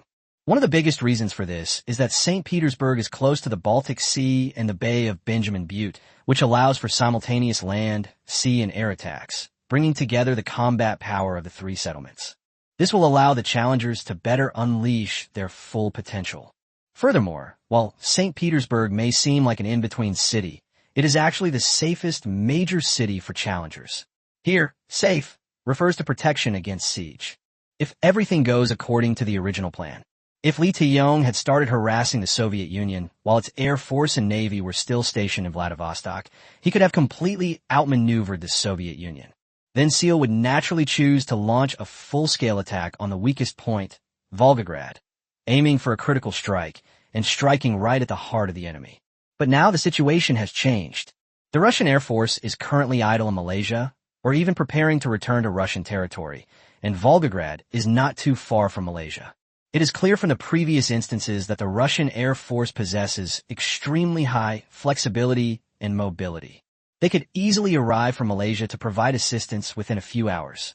The Russian Navy, with its 3 aircraft carriers and numerous nuclear submarines, is also capable of launching long-range strikes against the challengers. If we proceed with the previous plan and launch a full-scale attack on Volgograd, we could easily find ourselves on the defensive and be ambushed by the Soviet Union. St. Petersburg is located in the northwest corner of Russia, which means that it would be relatively difficult for Russia's various armies to cross the vast territory of Russia to come to St. Petersburg's aid. At the same time, it also eliminates the possibility of being besieged by Russia's various forces. As for why Seal ordered the 3 generals to attack along 3 separate routes simultaneously, to provoke all 3 main cities before finally attacking St. Petersburg. Perhaps only he himself understands this problem. As a military genius from Azure Star, some of his decisions are actually based on intuition. All ships from Japan and warplanes from South Korea, he my command. Proceed to St. Petersburg, Russia, at top speed. I think you should know that you should try to reach your destination discreetly without violating the territory of the Russian Bear. This is the only thing you defeated soldiers can do for the Challengers League. I hope you can atone for your sins. Seal gave her final instructions to the Dae and Goryeo people who had come under her command. At this moment, Hyokian and Kim Gun-suk sat like spectators in the Imperial Garden Pine Pavilion and the Black House, respectively, watching Seal's every move. They have handed over command to their own people, which means they are now commanders without any subordinates. In the following instances, we can only be spectators. Interestingly, because their forces are controlled by Seal, they can see various first-person perspectives of Seal on the screen in their command room, watching how Seal manipulates the various challengers in their settlement. Even they couldn't fully understand Seal's actions. Also top experts on Azure Star belonging to the top 50, but there is still a huge gap between them and Seal. Although they were a bit confused, they were still somewhat excited when they saw that Seal was leading a large army to attack the main city of the Russians. This is our last hope. They can win as long as they can capture a main city. All the previous humiliations will be swept away. General Manch, listen to my command. Our war has officially begun. Raise an army immediately, cross the border with the Russian Bear, and attack Volgograd. Seal issued the first official order for this great battle.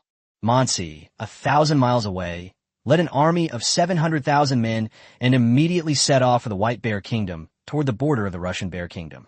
Manch was the most skilled of the 3 generals in terms of surprise attacks and long-range assaults. Blitzkrieg is his signature tactic. Manch was able to advance all the way to LV4 and conquer countless difficult dungeons, thanks to this blitzkrieg strategy. The so-called blitzkrieg, as the name suggests, is a blitzkrieg, a surprise attack. The strategy emphasizes rapid bursts of suppression, catching the opponent off guard and utilizing time and troop disparities. On Azure Star feel that this kind of fast-paced attack is underhanded and somewhat vulgar, and even think that blitzkrieg is cheating. But in reality, blitzkrieg is not something that can be easily succeeded. This tactic is quite technically demanding. The more swift the attack, the more the general needs to have a strong ability to deploy troops and a broad strategic vision. He needs to be ready to deal with unexpected situations at any time to ensure that his surprise attack can be successfully completed. All 3 German generals are LV4 high-level warriors. None of them are ordinary. Among the 3 generals, Manch has the strongest military ability. Even in terms of frontline operational capabilities, Manch is superior to Seal. Seal excels more in strategic vision, while Manch is best at micromanagement. Let Manch fire the first shot. That is the most appropriate choice. Chapter 163 Pronged Attack. A surprise attack on Volgograd. An hour later, Manch had led his army to the border of the Russian Empire. After crossing the border, it will take another half-hour to reach the outskirts of Volgograd. Your Majesty, please declare war on the Russian Bear. Manch requested directly. We will not engage in the despicable act of launching a war without a declaration. Meanwhile, at the Major War headquarters, Seal did not delay at all and directly issued a declaration of war against the Russian Empire. I, Seal, on behalf of the entire Tank Nation, declare war on the Bear Nation. This is the awakening of a nation, a struggle for freedom. The moment the declaration of war was issued on Earth Online, Manch led his army directly into the territory of the Russian Bear. This was a strategy that Seal and the three generals had discussed in advance. A declaration of war is definitely necessary. Based on past experience, there will be severe punishment if war is waged without prior declaration. The current approach, launching an attack the very next second after declaring war, is simply exploiting a loophole in the game's design. I can declare war 1 second and start fighting the next. What can you do about it? General Manch, proceed directly to Volgograd and launch the attack. Furthermore, General Guderian has begun his march toward Moscow. General Rommel, please also adjust your forces and cross the Mansilka Hills. Everything will be done according to my instructions. Seal began her 3-line operation in front of the light screen. This was a plan she had made in advance, and she had even calculated the timing for everything. This is Seal's specialty, the most precise calculations, even considering the variable of a tank's speed on snow. The Manshov to advance to Volgograd, and after a feint attack to draw out Moscow's support, it would immediately turn towards Moscow, which would take about 2 hours. It would take Guderian about an hour and a half to travel to Moscow. In this way, the two can meet up in southern Moscow in 2 hours. If the timing is accurate, they can surround the Moscow forces that come to their aid. Manch received immediate orders and crossed the Russian border, whereupon a biting cold front swept over his army. It's just a temperature of minus 75 degrees Celsius. Do you really think we have no way to deal with it? Manch sneered twice. Everyone, take a sip of Jägermeister. Then let's get going and set off. At a command, the Legion continued its advance across the vast snowfield. Although the speed has decreased somewhat, it can still drive smoothly on the snow. The spectators were all incredulous. They all started sending bullet comments. Holy crap, why can German tanks move freely on snow? I remember that the Kim Jong-un 7V tanks were frozen as soon as they entered Russia. The Kim Jong-un 7V was just a modified German tank model, so why aren't German tanks frozen now? Seeing these questioning comments, Manch just smiled dismissively. Having chosen to challenge the Russian Bear Nation, and with the army taking the lead, they naturally had prepared a strategy to counter the severe cold. Even before entering the instance, the three generals had already made cold-resistant improvements to various Germanic military technologies. The exterior is coated with a cold-resistant coating, and the internal cockpit is designed with a heat circulation system. At the same time, anti-skid chains were applied to the tracks. These small design challenges are no problem for them at LV4 level. In addition, all the German challengers were made to wear heavy, cotton-padded coats and were provided with warm drinks. The Germans, having fought in dungeons for years, naturally know that sometimes even the smallest mistake can ruin the entire dungeon challenge. Therefore, they naturally need to completely eliminate the influence of these known weather conditions. Half an hour later, Manch's army had arrived at the gates of Volgograd. Volgograd, the smallest of the three main cities, is far inferior to Moscow. Rather than a main city, it is more like a water conservancy hub. The environment looks nice, but there's really not much defense in place. Attack the city directly. Let Azure Star see the limits of land warfare. Manch showed no hesitation and launched an attack directly. 700,000 armored vehicles, lined up in columns, simultaneously opened fire on the city of Volgograd. Tiger tanks, Panther tanks. In addition to these top-tier models, known to everyone on Earth, Manch also brought several hidden German tanks this time. One is a super heavy mouse tank. One of them is the Gustav Heavy Artillery. There's also one called V3 Rocket. These are all Germanic secrets, never used in any copy, and are considered trump cards. Now, using it to deal with the infernal-level winter is coming as not a scare at all. The purpose was to launch a surprise attack on the Russian bear. The super heavy mouse tank weighs approximately 200 tons and is 15 meters long, 4 meters wide, and 4 meters high. A true steel behemoth. Equipped with a 128mm main gun and a 75mm coaxial secondary gun. A single tank can accommodate 10 people. Challengers can each perform their duties within this massive cockpit.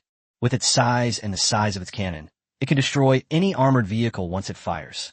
Even without starting the engine, the sheer force of the impact alone is enough to destroy all kinds of ground facilities and equipment. While this design sacrifices some convenience, it pursues ultimate power and impact. It's as if declaring to the world, no need to fire, just crash, and everything can be shattered. With sheer force, it can overcome all laws, displaying its invincible power. The Gustav heavy gun is also known as the Gustav railway gun, and it also has a more imposing name, Monster Tank. If the Mouse Tank is the largest tank on Azure Star, then the Gustav heavy artillery is the largest cannon on Azure Star. It's 43 meters long, 7 meters wide, and 10 meters high. It's practically a mobile fortress.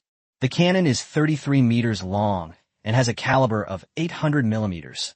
Not only the giant cannon itself, but even its shells were terrifying. Each armor-piercing projectile it carries weighs 7 tons. A high-explosive projectile weighs 4.75 tons, and its propellant ranges from 1.8 tons to 2 tons. The Gustav heavy artillery was extremely slow to fire, requiring a very long preparation time for each shell and could only fire a total of 10 shells a day. But when a cannon is fired, it is absolutely powerful and devastating. It can be said that although the Germans did not have nuclear weapons, a single shot from the Gustav heavy artillery would have the force of a small nuclear bomb. This level of advancement, placed on Azure Star before Lin Ye's emergence, was far ahead of its time. Both of these quirky weapons were designed by Seal herself, and through them we can see some of Seal's personal preferences, namely, that bigger is better. Chapter 161 hit and run. That's the tactic. As for the V3 rocket, that was Seal's most imaginative creation. In fact, the Germanic settlements invented rockets as a means of transportation a long time ago. A rocket is essentially a gas-powered propulsion device, and there's nothing particularly remarkable about it. In fact, you could say that its prototype existed even before airplanes. The V1 model is called the Flying Missile, which is the earliest prototype of a missile to appear on Azure Star. If this model is developed for several decades, it will most likely develop into the ballistic missile that appears in the 2 Lin Ye instances. The V2 model, on the other hand, is a supersonic rocket with greater power and higher energy consumption. Under limited conditions, it has already achieved supersonic speeds. It was used by the Germanic peoples for air defense. Therefore, without Lin Ye, the Aryans in the German settlement would be more like people with superhuman abilities. Both models are classics. Compared to the V1 cruise missile and the V2 supersonic rocket, the V3 rocket, designed by Seal herself, is more bizarre. It is more like an ultra-long cannon than a rocket.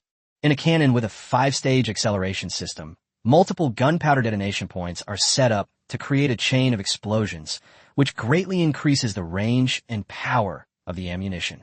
The V3 rocket has a barrel length of 130 meters and a range of nearly 100 kilometers.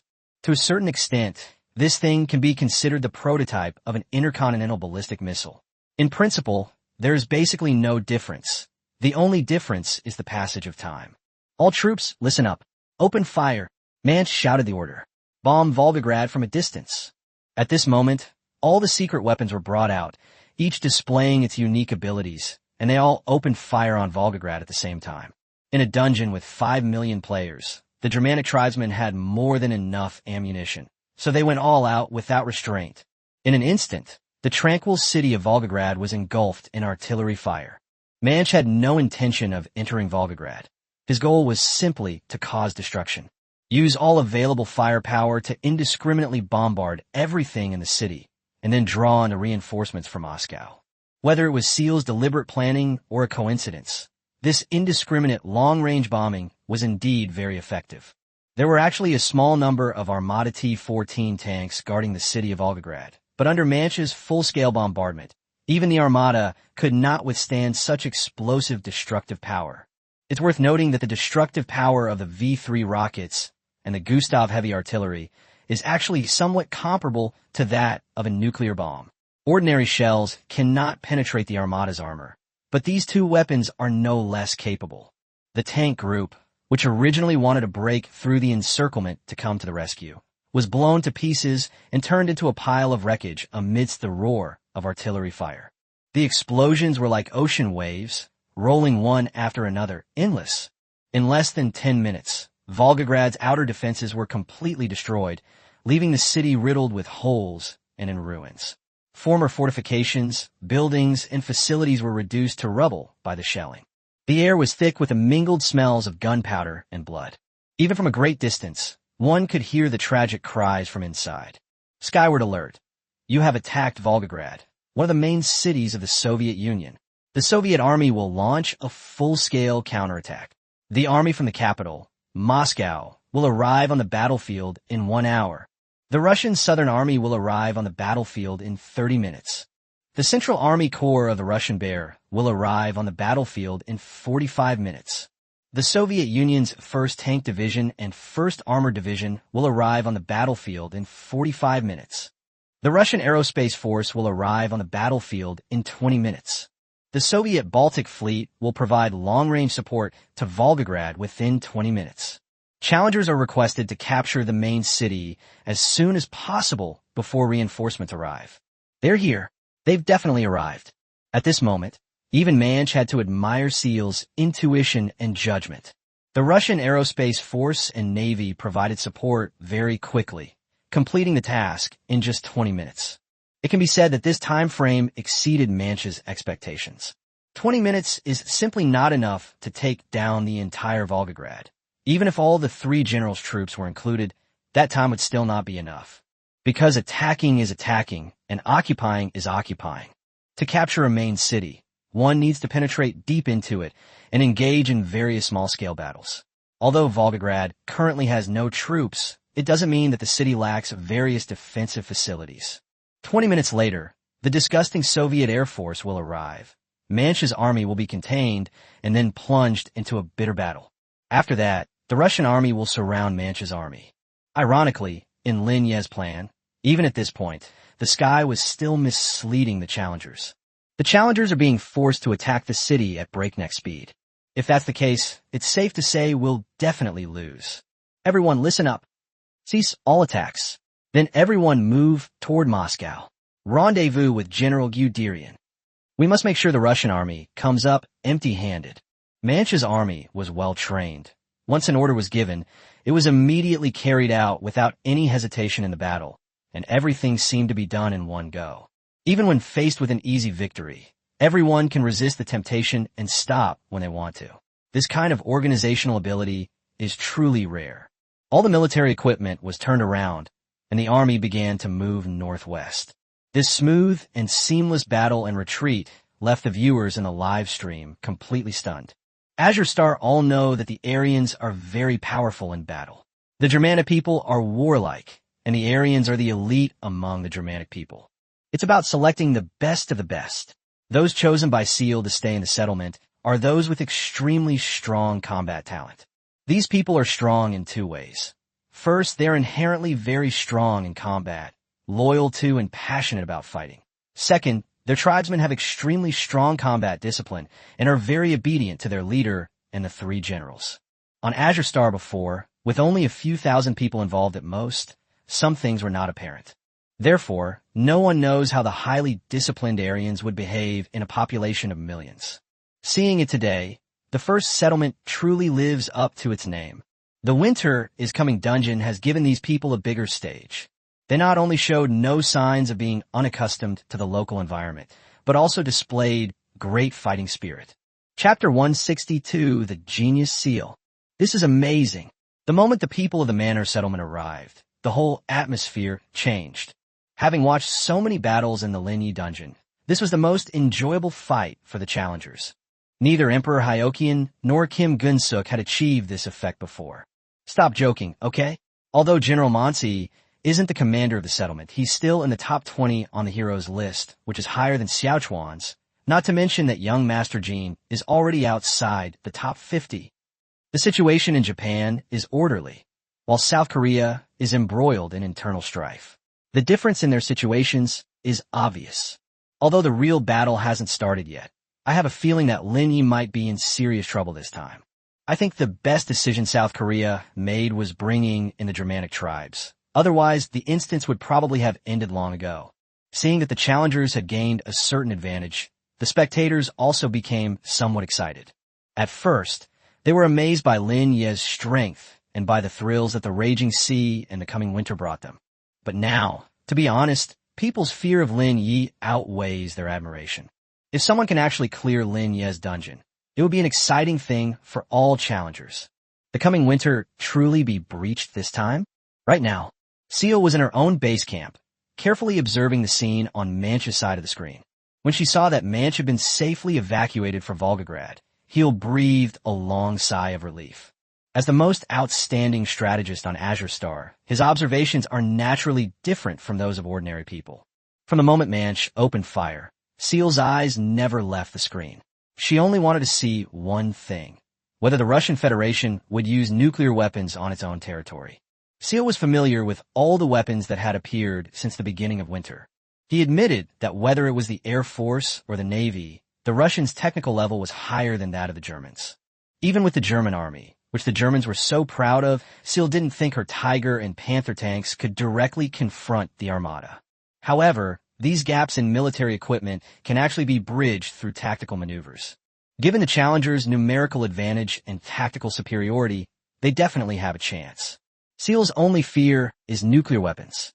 Seal had previously watched Lin Ye's dungeons, whether it was the atomic bomb that appeared in the raging sea or the nuclear warhead launched by the North Wind submarine in winter is coming. The only exceptions were all incredibly powerful, ranging from destroying a city with a single bullet to wiping out an entire army with a single shot. Seal genuinely liked this weapon because it suited her taste perfectly. But at the same time, it was also genuine fear, because this thing is way too advanced. However, it now appears that Russia is being quite rational and has no intention of using nuclear weapons on its territory. This relieved Seal of a major worry. As long as the use of nuclear weapons was restricted, the chances of victory would be very high. General Manch, General Guderian, prepare yourselves. In an hour, you will likely encounter reinforcements from Moscow. We cannot fully predict the composition of this force at this time, but in my opinion, there's a very high probability that it will include Air Force personnel. Our V1 missiles and super anti-aircraft guns are ready. In addition, in order to better deal with the armada of the Russian Bear, we should also prepare our tank killers. The so-called tank killer is actually another invention of Seal's, a self-propelled anti-tank gun. These weapons were designed specifically for hunting down tanks. Tank killers only carry one type of ammunition: armor-piercing rounds. Both the turret and the entire power system are designed to make the armor-piercing rounds they fire more powerful. Aside from dealing with tanks, tank killers are practically useless. The existence of such a bizarre, specialized weapon stems from Seal's abnormal and morbid way of thinking. The tanks of the Germans have always been number one on Azure Star. Seal would think about how to restrain herself and how she would win if she met another version of herself one day. Thus, the tank killer was born. It was something Seal designed so she could fight herself. Understood, Your Excellency. Understood. The Führer's command will lead us to true victory. Manch, Guderian answered in unison, their tone revealing their respect for Seal. General Rommel, don't let the war affect you. Focus on your journey, Seal continued. Understood, Your Majesty. My army has crossed the Mansilka Hills. After issuing the new round of orders, Seal continued to stare intently at the light screen on the table, observing the situation from all three perspectives. At the same time, it continued to collect all the information that appeared in the image without stopping. He's so excited, an excitement he's never felt before. She felt her adrenaline surge, so much so that Seal couldn't help but start dancing in front of the screen. 1 hour later, Manch's army had marched to a location approximately 300 kilometers southwest of Moscow. As Hill had predicted, the reinforcements from Moscow had indeed arrived. Because he had anticipated this, Manch had begun his observations in advance. And sure enough, the reinforcements from Moscow included both the army and the air force. It is a combined air and land approach. The army's forces consisted entirely of armada tanks, approximately 1,000. On the air force side, there are approximately 100 Su-57 fighter jets. The only thing that was unexpected was the speed of the Russian army's advance. If Seal's prediction is correct, this time should be when Manch and Guderian's armies meet, just in time to complete the encirclement of the Moscow army. But now it seems that the Soviet tanks are moving much faster in the army than they expected. Some of these things were even beyond their comprehension. So much so that Manch and Guderian hadn't even reunited yet, and Manch had to face the Soviet army first. But none of that matters. War is always unpredictable. That's the true allure of war. With tank killers and super anti-aircraft guns, plus his own army of 700,000, Manch was not afraid of the Soviet Union's forces at all. Since that's the case, then let's strike first. Everyone prepare for a full-scale attack on the Soviet reinforcements. Chapter 163, this is the strongest army on Azure Star. Manch did not hesitate at all. He ordered all his challengers to open fire and launched an offensive against the Moscow Legion of the Soviet Union. The super anti-aircraft gun was already in place, and the V-2 rocket vehicle was ready. At the same time, the Gustav heavy gun and the V-35 section gun were also, at a single command, all air defense weapons were activated. The target was the Soviet aerospace forces in the sky, with their artillery fire aimed directly at the Soviet Union's most elite Su-57 fighter jets, as well as several MiG-31M interceptors and A-50 early warning aircraft used for reconnaissance. Manch understood the art of war very well. In any case, the Air Force is the biggest threat to the Army. Whether it is the old-style Army or the new armored Army, they will appear somewhat powerless in the face of a powerful Air Force. Especially for an army like Manch's, which doesn't have many anti-aircraft weapons. Once the Air Force gets close, it's a sitting duck. So even though Moscow's air power is not strong, with only a few dozen fighter jets, Manch still wants to take down the Russian Air Force first. This way, he will feel more confident in dealing with the Russian armada tanks. In a battle between two armies, the advantage of striking first is always self-evident. Anti-aircraft guns and rockets flew in unison, hitting the very center of the Russian Air Force formation. In an instant, the explosive artillery fire tore a large hole in the Air Force's formation. The Su-57, aided by its advanced detection system, also detected the incoming artillery fire immediately and did its best to evade it. However, the Germans' air defense weapons were far superior to those of the likes of Day and Goryeo. Both the super anti-aircraft guns and the V-2 rockets were extremely powerful. This sudden barrage of fire directly shot down several Su-57s. In addition, Manch played a dirty trick. He used the Gustav heavy artillery to launch a large number of smoke bombs into the sky. They created a large amount of smoke directly over the Manch Legion and the Soviet Army. This is to obstruct the Su-57's field of vision. All air defense formations continue firing into the sky. Shoot down as many as you can. Manch ordered. Tank formation, listen up. Directly attack the main Soviet force. Manch never considered annihilating the Soviet Air Force, because that was highly unrealistic. Shooting down all the planes would take a very long time and would very likely delay the opportunity. Taking advantage of the Air Force's disarray, the best course of action is to attack the Soviet tanks as quickly as possible. Boom, boom, boom. The tanks of the two armies opened fire immediately. The Battle of Lake Yusub in Malaysia, a sniper duel at the middle. The difference is that the Armada tank will use its strong mobility to move back and forth, dodging the German tank's artillery fire while looking for an opportunity to fire. Meanwhile, Manch's Tiger and Panther tanks were stationary, firing in formation, relying on their numerical advantage. Manch was well aware that his tanks were inferior to the Armada T-14 main battle tank in terms of mobility and offensive capability, so he had to play to his strengths and avoid his weaknesses and do everything he could to keep his formation intact. Compared to the previous Jean 7V tank and Lee's howitzer, the tank models of the German side are obviously much more advanced. After all, the Jean 7V is an improved version of the old A7V tank that the German side has phased out. When compared to the Armada T-14 main battle tank, it can maintain a kill ratio of approximately 1 to 6. Basically, losing 6 Leopard tanks is enough to disable one Armada T-14 main battle tank. Tank Killer. Prepare to fire. The primary target is the Russian armored repair vehicle.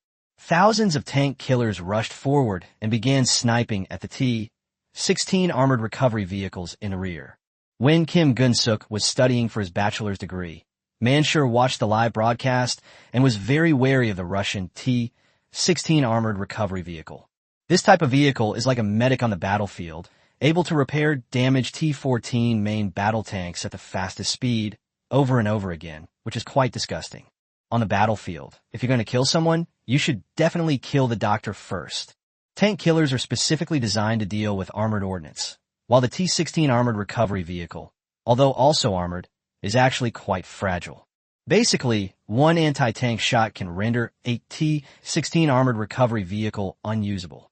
The armored recovery vehicles in the back row were quickly cleared away. Tank killers began targeting the Armada T-14 main battle tank, directly reducing the kill ratio to 1 to 4. Although it cannot compare to Armada in terms of individual performance, it is still a product of a different era. It is quite amazing that Manch was able to achieve a kill ratio of 4 to 1 despite such a technological gap. It should be noted that when the 4 major families of Goryeo were fighting against the Armada T-14 tank, they spent 10 Kim 7V tanks but still could not destroy one Armada. They were completely overwhelmed. Now, Manch and the Russian tank can fight each other on equal terms. The fighting strength of the first settlement is indeed remarkable. You don't know until you compare. The gap is just too big. South Korea's so-called strengthening the nation plan, with its bunch of imitative land combat machines, is simply not up to par. Although the South Korean settlement has always touted itself as a rising star, it now seems that this was nothing but self-delusion. The live stream chat exploded. This looks like they're going to win. My goodness, General Manch truly lives up to his reputation as a military genius. To be able to achieve such results in such a difficult dungeon. General Manch has 700,000 challengers under his command, while the Soviet forces in Moscow only have about 1,000 tanks. If this pace continues, they can wear down the Soviets sooner or later. Kim Gun-suk, come out and kneel down. Dae and Goryeo should take a good look at what real dungeon crawling looks like. The two armies remained locked in a stalemate for 15 minutes, during which the Russian side suffered significant losses. But this is not the whole story of Seal's plan. Sudden, another burst of intense artillery fire came from the rear of the Russian army. This sudden attack crippled several more Armada T-14 tanks. Manch's lips curled slightly upwards. Then he picked up the pager and said, "General Guderian, you've finally arrived." At this moment, another 500,000-strong army was advancing from behind the Moscow front of the Soviet Union. It was the very army commanded by Guderian. Having come all the way from Estonia, they now meet up with Manch's army. Guderian stepped out of his armored vehicle, smiling as he looked through binoculars at the already clear battle situation ahead. He was dressed in leather, and one arm and one leg were mechanical creations, making him look quite terrifying. It seems General Manch has victory in his grasp. Then I'll hasten the demise of this Russian army. Chapter 164, The Genius of Germania, the Master of Machinery. Due to a miscalculation of the speed of the Soviet army's advance, the meeting of Manch's and Guderian's armies was delayed by about half an hour. The location where they met was also shifted several dozen kilometers to the south. But this is actually a harmless matter. Any prediction of a battle can be flawed, and a time error of less than half an hour is hardly a mistake. This small deviation, on the contrary, completely exposed the back of the Russian army to Guderian, allowing him to better encircle and kill them. General Guderian. General Manch, don't waste any time. Immediately launch an attack on the Soviet army. We must annihilate Moscow's force before the main Soviet army arrives. In the channel, Seal couldn't help but remind the two of something. As the ultimate strategist, he saw significantly more on the screen than the two generals. Understood, head of state, Seal. Guderian waved his mechanical arm, lit a cigarette, and issued orders to his legion. All troops, listen to my command. Attack the Soviet army with all your might. The Moscow support forces must be annihilated within 10 minutes. Compared to Manch's comprehensive military skills, Guderian was a relatively specialized talent, or one might say a prodigy. His military career made two major contributions. First, it invented the blitzkrieg combat mode. He once used this method to clear several difficult-level dungeons in various settlements, catching many high-level dungeon designers off guard. Although Manch later further developed and popularized this combat model, the true originator was Guderian. Another contribution was bringing armored forces into the Germanic settlements. In earlier times, military equipment like tanks were actually used in conjunction with infantry. Guderian was the first to propose the concept of a complete transformation of mechanized forces. It was only after him that fully armed armored corps emerged. The main tank used by the Germanic settlements was the Tiger tank, and Guderian developed the Tiger II tank based on this design. This was his personal technological achievement, and it was only used within his own troops. The Tiger II tank was equipped with two types of turrets, the Porsche turret and the Henschel turret. The cannon mounted on it was an improved version of an anti-aircraft gun. The Tiger II tank was much heavier than the regular Tiger tank, but at the same time, its firepower was also much more astonishing. Leaving aside tanks like the Mouse, if it weren't for Lin Ye's Armada tank, the Tiger King tank would undoubtedly be the #1 practical tank on Azure Star. Hundreds of thousands of Tiger II tanks simultaneously stepped out and began to bombard the Soviet Armada tank formation. 5 minutes later, Manch and Guderian launched a coordinated attack. This Moscow support force was completely wiped out. Sky notification. You have eliminated the Russian combined land and air forces in Moscow. Your destruction of the Russian Empire has thoroughly enraged it. The Russian Empire will face an even fiercer counterattack from the Chariot Nation. The first Air Force unit of the Russian Aerospace Force will arrive on the battlefield in 1 hour. The second Air Force unit of the Russian Aerospace Force will arrive on the battlefield in 1 hour and 50 minutes. The Russian Aerospace Force's defense units will arrive on the battlefield in 1 hour and 30 minutes. The main combat force of the Russian Aerospace Force will arrive on the battlefield in 15 minutes. The Russian Northern Fleet will provide long-range support to your forces in the Arctic Ocean region. The Soviet Caspian Fleet will provide long-range support to your forces in the Caspian Sea region. The Russian Army's Western Military District will arrive on the battlefield in 30 minutes. The Central Military District of the Russian Army will arrive on the battlefield in 45 minutes. The Russian troops in St. Petersburg will arrive on the battlefield in 20 minutes. Challengers, please complete the capture of any one of the main cities, Volgograd, Moscow, or St. Petersburg, as soon as possible. They're here. They're all here. The Russian bear is completely enraged this time and has mobilized the entire country's army to crush the challenger forces. At this moment, Seal was in the command base, quickly scanning the prompts on the sky, a faint smile appearing on her lips. Very good. Very good. The entire army was mobilized. This is the best possible outcome. Everything was pretty much as he had predicted. Manch and Guderian's actions indeed angered the Russian bear. The vengeful Russian nation dispatched all its troops, including the city defense forces of St. Petersburg. It's likely that this will be the situation. Now that all of Moscow's troops have been wiped out, the nearest major city to Moscow is St. Petersburg, which will naturally come to its aid. The only deviation was due to a slight delay earlier. The nearest aerospace force will arrive in 15 minutes.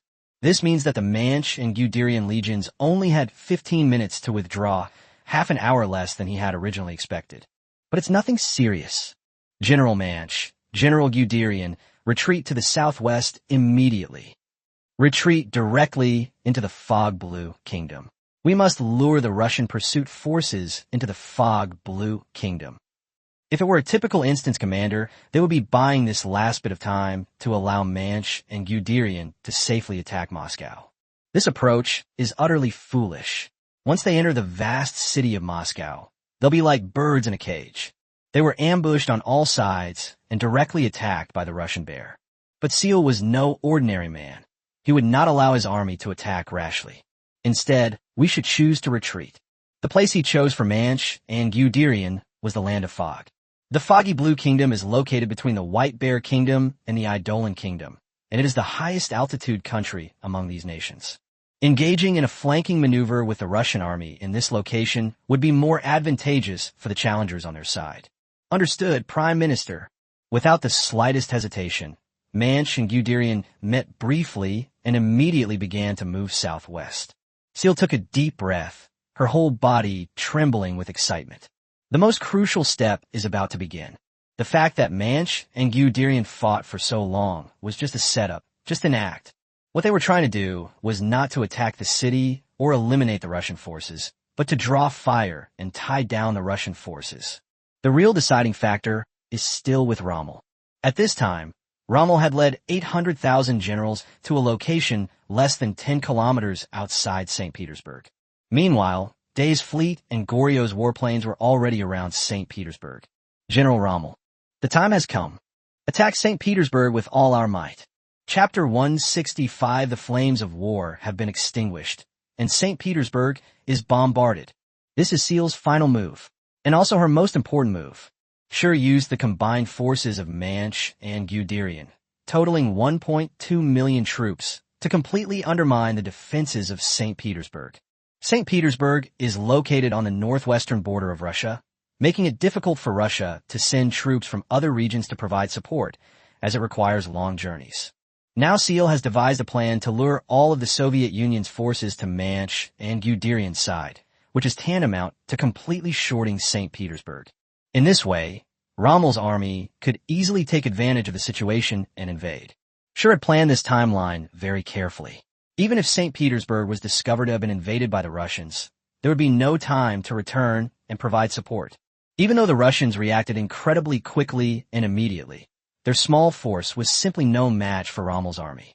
Keep in mind that the army currently lurking around St. Petersburg is a massive force comprised of land, sea, and air troops. Adding the forces from Japan and South Korea, it totals a staggering 2 million.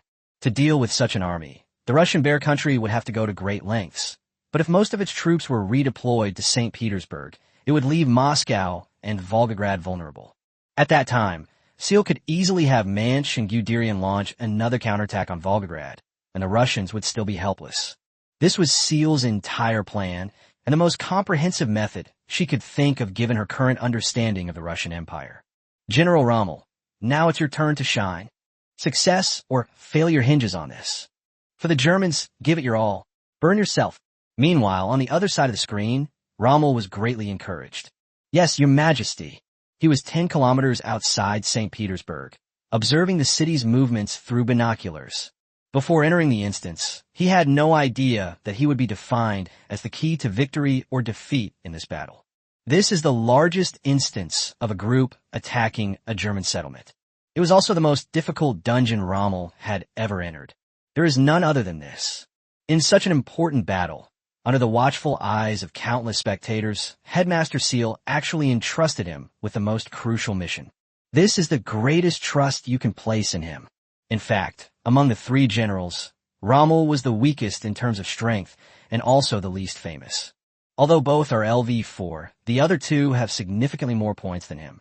The other two men were generally of higher military standing and competence than him. Especially in the settlement, there was always controversy over whether Manch or Guderian was the top general, but there was never any debate about who was the third-ranking general. Rommel had not received formal military training. All his combat methods were unorthodox or even rudimentary. Compared to Manch's moderation and Guderian's forward thinking, Rommel was more like a cunning and deceitful con man. His specialty is fighting in the open, because that's where he can carry out all his insidious tactics. He doesn't play by the rules, and has invented many rather unscrupulous tactics. Take, for example, his famous fireworks display tactic.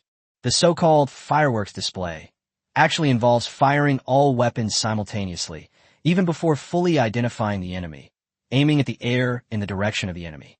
This way, once the enemy enters the firing range, they will be hit first. In Rommel's view, the key to war between two armies is to strike first. Whoever suppresses the opponent with firepower first will often win. Whoever strikes first will have the advantage. Those who retaliate later are often defeated and completely suppressed. Therefore, even without identifying the opponent's exact target, one should use fireworks to create a preemptive strike and suppress them with firepower. To achieve this goal, wasting some ammunition was nothing to Rommel, and he didn't care even if it exposed his position. In the eyes of high-level dungeon designers, This kind of cheating tactic is completely low-class and not worthy of being discussed. However, it must be said that this tactic did bring Rommel many victories. All these forms of disapproval were clearly something that Rommel, who was already at the top of the challenger rankings, was somewhat bothered by. This winter is coming dungeon raid is also his best chance to prove himself. Everyone listen up. Hit him hard. Hit him with all your might. Advance and fire, capture St. Petersburg. Rommel had actually been observing for a long time and found that St. Petersburg was indeed completely undefended. All the guards had gone out to support Moscow, so St. Petersburg was now a completely undefended ghost town.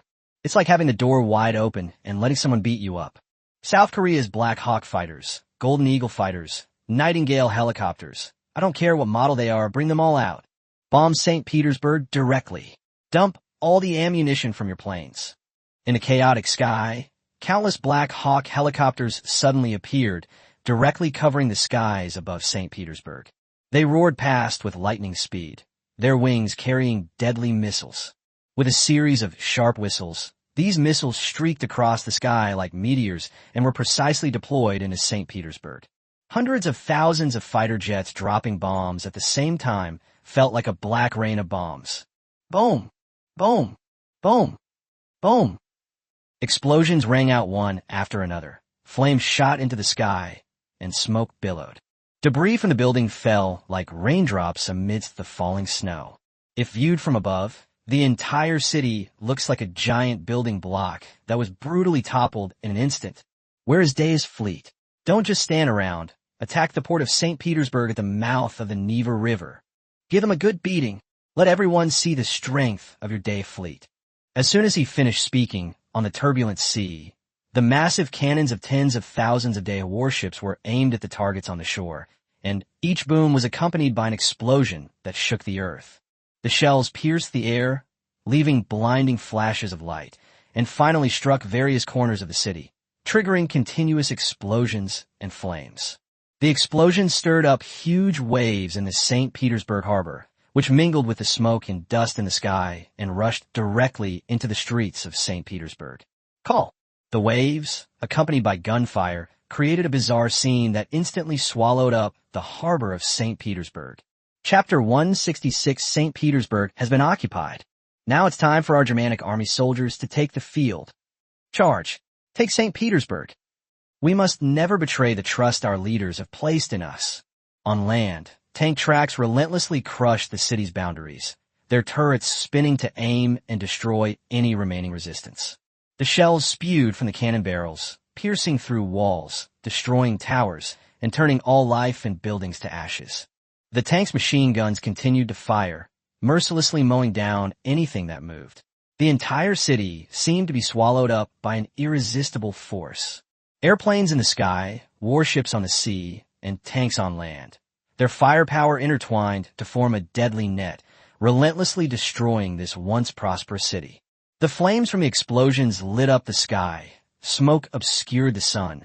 The city wailed in the flames of war, and life vanished in destruction. As the final wave of attacks subsided, the city gradually fell silent. Ha ha ha. If this is accomplished, I, Rommel, will be the greatest military strategist in the world. Rommel laughed heartily as he sat atop an armored vehicle and entered St. Petersburg with the main force, smoking a cigar while admiring the white city. The devastation before our eyes proves one thing. St. Petersburg is utterly destroyed. The once bustling streets are now deserted, with only the battered corpses of civilians lying on the ground. The red of blood, the white of snow, and the black of ashes. This is the color of the apocalypse. Occasionally, the silence would be broken by explosions and the roar of collapsing buildings. Tanks and armored vehicles slowly drove into the city center, their tracks leaving deep tracks in the broken streets, crushing the snow into powder. The fully armed challengers carefully searched every corner, their eyes alert, their weapons ready to meet any possible resistance. Buildings were riddled with bullet holes, windows were shattered, and walls were covered in black marks left by the explosion. The streets were littered with the wreckage of various items, and cars were burned, leaving only twisted metal frames. Rommel soon arrived at the government center of St. Petersburg, which had already been thoroughly swept away by the challenger warriors who had arrived earlier. Make sure there are no more living bears inside. The challengers had already formed a neat line in the plaza outside the building, silently watching Rommel at the front. They awaited their commander's declaration of victory. Fellow warriors, fellow challengers, and fellow clansmen, this main city has been completely cleared by us. This victory belongs to head of state, to General Manch and General Guderian, and to each and every one of us. As he spoke, Rommel raised a flag bearing the image of a fox, a symbol of his legion, and planted it in front of the government building in St. Petersburg. I hereby declare that St. Petersburg has been occupied. At the same time, a notification sounded in everyone's ears. The challengers have completely occupied St. Petersburg. All surviving challengers have completed Mission 1. Capture any one of the 3 main cities of the Russian Empire: Moscow, Volgograd, and St. Petersburg. The challengers were no longer concerned with what Tianmu was about to say. In an instant, everyone erupted in excitement, embracing each other and cheering enthusiastically.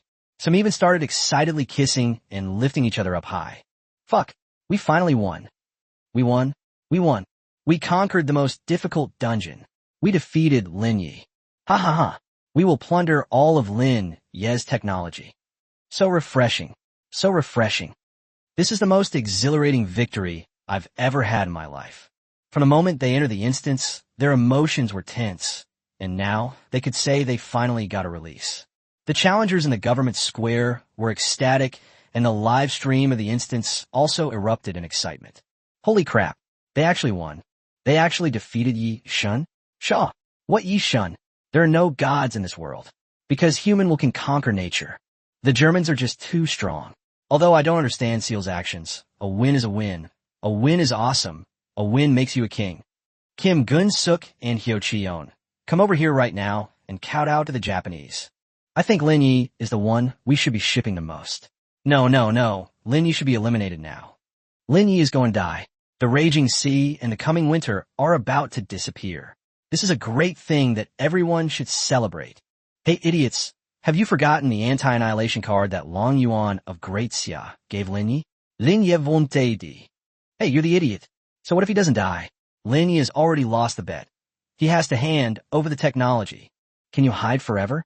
The winter is coming, event has been broken, and many dungeon guides will be appearing soon. These spectators don't understand much about strategy or tactics. They don't care about the progress of dungeon quests. They only knew one thing. Lin Ye's invincible record had truly been broken this time. Isn't this enough for everyone to enjoy the show? At this moment, in the presidential office of the Black House, Kim Gun-suk sat at the table, looking at the image on the screen, and let out a long sigh of relief.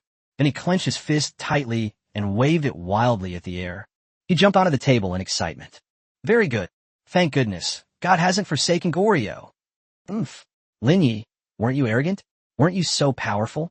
This is what happens when you offend the Koreans. You think military technology is the only skill? The fact that the Koreans could bring in reinforcements, that's a real skill for Korea. Kim Gun-suk was so emotionally overwhelmed that tears streamed down his face. He's been under so much pressure lately. Especially after Park Sung-man left the dungeon. His nerves were constantly on edge. It's fair to say that no one was under more pressure than him, because the whole thing ultimately stemmed from him. If he really loses this time, he will be the eternal sinner of South Goryeo, and will never be able to turn his life around. Fortunately, in the very end, the Aryans in the Germanic settlement held on. Actually, seeing the Japanese Marines made Kim Gun-suk feel somewhat disappointed. South Korea's so-called strengthening the nation plan over the years had only scratched the surface. Their land combat capabilities are not even in the same league as the Germans. If I had had tanks and cannons like the Germans back then, the outcome of the battle would have been uncertain. But thinking about it is pointless now. After winning the dungeon, South Korea will have plenty of time to strengthen itself. The Desya settlement and Lin Ye, who lost the bet. But then there will be no chance to turn things around. Chapter 167, Are We Really Going to Win? Meanwhile, inside the Imperial Garden of Pine Pavilion on the island of Toyo, Xiao Chuan stared at the light screen, a very complicated expression on his face. Did we win? Are we really going to win? Watching Rommel plant his battle flag in front of the St. Petersburg government building, Takakawa was overwhelmed with a myriad of emotions. He was naturally relieved, because winning was always better than losing. Previously, Yamamoto, Sanjuro's defeat, coupled with the heavy losses suffered by the Daiwa Navy, had already made Takakawa somewhat lose hope. As a result, Seal and the three generals turned the tide and actually managed to reverse the situation. After the dungeon ends, as one of the winners, he can also randomly obtain one of the techniques from the dungeon. My strength will inevitably improve, and then I will slowly climb back to LV4. Lin Ye, I didn't expect your feud with Day to be resolved so quickly. You only have yourself to blame for being too arrogant. You've shot yourself in the foot. If you keep your numbers at 1 to 2 million, those idiots in South Korea will never be able to beat you. While in the instance, Xiaochuan did not constantly observe external influences such as bullet comments, so he was unaware that Long Yuan had already activated anti-annihilation protection for Lin Ye.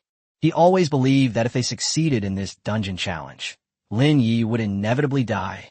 The thought that this bastard from the great Xia dynasty who had brought him to this state was about to die made Xiaochuan feel somewhat uneasy. He wasn't lamenting Lin Ye's plight, nor was he admiring another hero. Rather, he was extremely jealous of Shearer and Longmire. Only were Takakawa standing in front of the St. Petersburg Government Hall right now. That way, his reputation in the Great Harvest Settlement will be directly reversed, and he can completely wash away the shame of his failure in the Raging Seas dungeon. Returning to the throne is a sure thing. In this situation, even if they win, it will be a clear case of them winning by default, being defeated by the Germanic settlements. Day's fleet was riddled with holes in Vladivostok, and he later handed over command directly to Seal. Under such circumstances, victory was of no honor to Xiaochuan.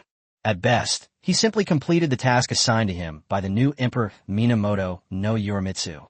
There's another point that truly makes Xiaochuan envious. That is the current strength of the Germanic settlements. You wouldn't believe how big the difference is until you see it. If the people in the German settlements were to obtain Lin Ye's core technology again, all settlements on Azure Star would be completely crushed by the Germans. And Seal is very likely to become the #1 dungeon designer. Xiaochuan rubbed his temples, pulling himself out of this emotional state. At this moment, there's no point in worrying about gains and losses. Whether you win by doing nothing or by fighting your way to victory, winning is a good thing. His current focus is on what kind of technology he can acquire in Lin Ye's next dungeon. Clearly, nuclear weapons technology is the most advanced thing in the Lin Ye instance. Whichever challenger is lucky enough to acquire this type of technology will instantly become one of the top powerhouses on Azure Star. The settlement of the Great Xia, the auditorium of the Copy Design Center. As the footage of Rommel's capture of St. Petersburg played on the big screen, the entire lecture hall was filled with sighs. Some are happy, some are sad. The Germans were enjoying their victory, but for the Great Xia, it was anything but joyful. Although Lin Ye is protected by Long Yuan's anti-annihilation special effect card, he will not die no matter what, but the loss to Great Xia is self-evident. The failure to defend the dungeon signifies the loss of the bet with South Korea. To protect the image of the settlement, Great Xia will have no choice but to reconcile with South Korea. Given the way those South Koreans behave, they'll definitely push their luck. The main problem is a lack of morale. The Great Xia has been in decline for too long. It was only with the emergence of Lin Ye that the people were able to regain their morale, but now their efforts have been extinguished halfway through. It's easy to imagine how depressed the public will be next. If we also consider the 10 million points lost in Long Yuan and the direct impact on the treatment of settlements, then it's a huge loss. Don't be too pessimistic, everyone, Ding Chong said, standing up. Although the dungeon was not successfully defended, Lin Ye's strength displayed in the dungeon was still superb, and we can still trust Lin Ye. Victory and defeat are common occurrences in war. Losing to the #1 team on Azure Star, the Germans, is not something to be ashamed of. Fortunately, the leader helped us protect Lin Ye, so we can accept this loss. Ding Chong knew very well that he had to keep everyone calm and composed. We absolutely cannot lose faith in Lin Ye, because the progress of the Great Xia settlement will still depend on Lin Ye. Of course, as an old friend of Lin Ye, he also spontaneously wanted to explain for Lin Ye. Old Ding, we're not pessimistic, we just feel it's a pity. Li Yunlong lit a cigarette and took a puff, looking somewhat dejected. In terms of pure strength, none of us are far from Lin Ye. To be able to withstand the combined attack of 5 million challengers for so long is already the mark of a genius among geniuses. Damn it, I don't think anyone will object to what I'm saying. Whoever is capable should go and try it out under the combined attack of Day, South Korea, and the Japanese. As he spoke, Li Yunlong shook his head with some regret. It's just a pity that Lin Ye raised the number of people too much this time. 5 million people is still too risky. If we had played it safe, the outcome might not have been the way it is now. Li Yunlong actually spoke for everyone. No one blamed anyone. They just felt it was a pity. If there hadn't been so many people, and if the Germans hadn't participated, the outcome would have been truly uncertain. Old Li, stop talking. I think we should discuss how to clean up this mess, Ding Chong said after coughing twice. Just as the group was about to begin their discussion, Commander Long Yuan remained intently focused on the light screen. It's been 3 minutes already. TSK, 3 minutes have passed. Long Yuan's sudden remark left everyone somewhat bewildered. Elder Long, what are you saying? Long Yuan picked up the large tea mug, gulped down a big mouthful, and then looked at Ding Chong, Li Yunlong, and their group with a somewhat helpless expression. What are you all doing in such a hurry? This dungeon is clearly not over yet. It's been 3 minutes. Usually, when a dungeon ends, the sky screen will complete all the score calculations within 3 minutes at the latest, and then it will teleport everyone out of the dungeon. 3 minutes have passed in the instance now, and nothing has happened. Chapter 168 witnessed the coming of the fully fledged winter. At that moment, everyone in the lecture hall realized what had happened. It seems that sky cover has indeed not settled accounts for this instance. Does this mean the dungeon isn't over at all? Or is this just one phase of the quest? But Lin Ye has already designed the Winter is Coming dungeon so perfectly. Could there possibly be any new content? It really does look like that. The initial dungeon quest description seemed to mention that it was a series of quests. Everyone looked at each other in bewilderment. The instance hasn't been settled yet, which means it's not completely finished. That strongly suggests they're the next phase of the mission. This dungeon is so insane, and there's even a sequel. Anyone with experience in dungeon design will understand that the number of dungeon quests within a dungeon cannot be increased arbitrarily. Otherwise, if someone sets up 10,000 strange tasks in a single instance, it's just artificially increasing the difficulty, which is completely meaningless. In the game's mechanics, if you want to set up phase quests in a dungeon, then the quests in the later phases must be able to cover the quests in the earlier phases. To put it bluntly, the later stages of the mission need to have more new content and new elements than the earlier stages. Subsequent missions must be more exciting than the preceding ones to have any reason to exist. Upon realizing this, everyone gasped and then sat back down in their seats. All they saw was Long Yuan sitting at the very front, when he suddenly burst into laughter. Ha ha ha, interesting, so interesting. As expected of a genius from our great Xia, how interesting. Long Yuan sat up straight in an instant, his eyes blazing, and his spirit completely transformed. In Winter is Coming at this point, then this dungeon can truly be considered the ultimate showdown. The others in the room might not realize it yet, but Long Yuan's adrenaline was already surging. If this battle succeeds, Lin Ye essentially single-handedly propelled the Great Xia into the ranks of the most elite settlements. The Great Xia settlement, nestled among cliffside villas. Lin Ye was also watching the live stream of the dungeon intently. He was so focused that he forgot to eat. He often dropped out when studying the works of Kim Gunsuk or Ito Hidataka. Because it's so boring, you can basically see the ending all along. But this time, he watched every single frame of the dungeon, especially the part where Seal was in command. It was truly spectacular. Seal's strategies are difficult to understand using military thinking, and some of her decisions are based entirely on intuition. But these perceptions are all correct. His series of feints and diversions were truly ingenious. Most people wouldn't have thought of them. Moreover, you can't learn this kind of thing even if you want to. It all depends on your judgment on the spot. When the situation changes, everything changes and tactics will change accordingly. Moreover, Lin Ye had also carefully observed the fighting strength of the German settlement. It is indeed far ahead of its time. If the general military understanding of Azure Star is still at the S1 level, then the understanding of the Germans is definitely at the end of the S2 level, and even feels a bit like a transition towards modern warfare. In an instant, Lin Ye felt that everything had become interesting. In terms of technique, Lin Ye is an absolute godlike existence. But in terms of combat tactics, he can still learn a lot from these experts on Azure Star. For example, The loopholes in the cooperative battles between the three main cities in winter is coming will be addressed when Lin Ye designs the next instance. In fact, simply torturing people is meaningless. What he wants is something that allows him to grow continuously. Seal, you admit you're very strong. Of all the challengers who have challenged my instance, I would call you the strongest. But unfortunately, tactics are not a panacea. When the strength is evenly matched, tactics are useful, but when there is a technological advantage, tactics cannot make up for the gap. Lin Ye stared at the screen, a meaningful smile playing on his lips. But thank you very much for allowing the Azure Star people to see a fully realized winter is coming. Please witness. The fully fledged winter is coming. In the copy. Below Government Square in St. Petersburg. The challengers were still cheering, but Rommel sensed something was wrong. Because the heavenly curtain has not yet settled its accounts, they're still stuck in this hellish dungeon. What's going on? What? Rommel glanced around, but didn't find anything unusual. But it's been far too long, far too long. General Manch, General Guderian, how is the situation on your end? Rommel asked directly over the channel. The Russian army is still in hot pursuit, showing no sign of stopping. General Rommel, how's the situation on your end? Didn't you already capture St. Petersburg? Why is the dungeon still ongoing? Wrong. Rommel didn't even bother to ask why the sky hadn't ended. That's something only a fool would do. There must be a reason why the instance hasn't been settled.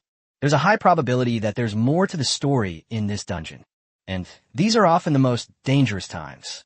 Rommel had seen this kind of thing before in other instances, creating a false impression on the challenger during the gap between two instance missions, and then launching a surprise attack to defeat the challenger.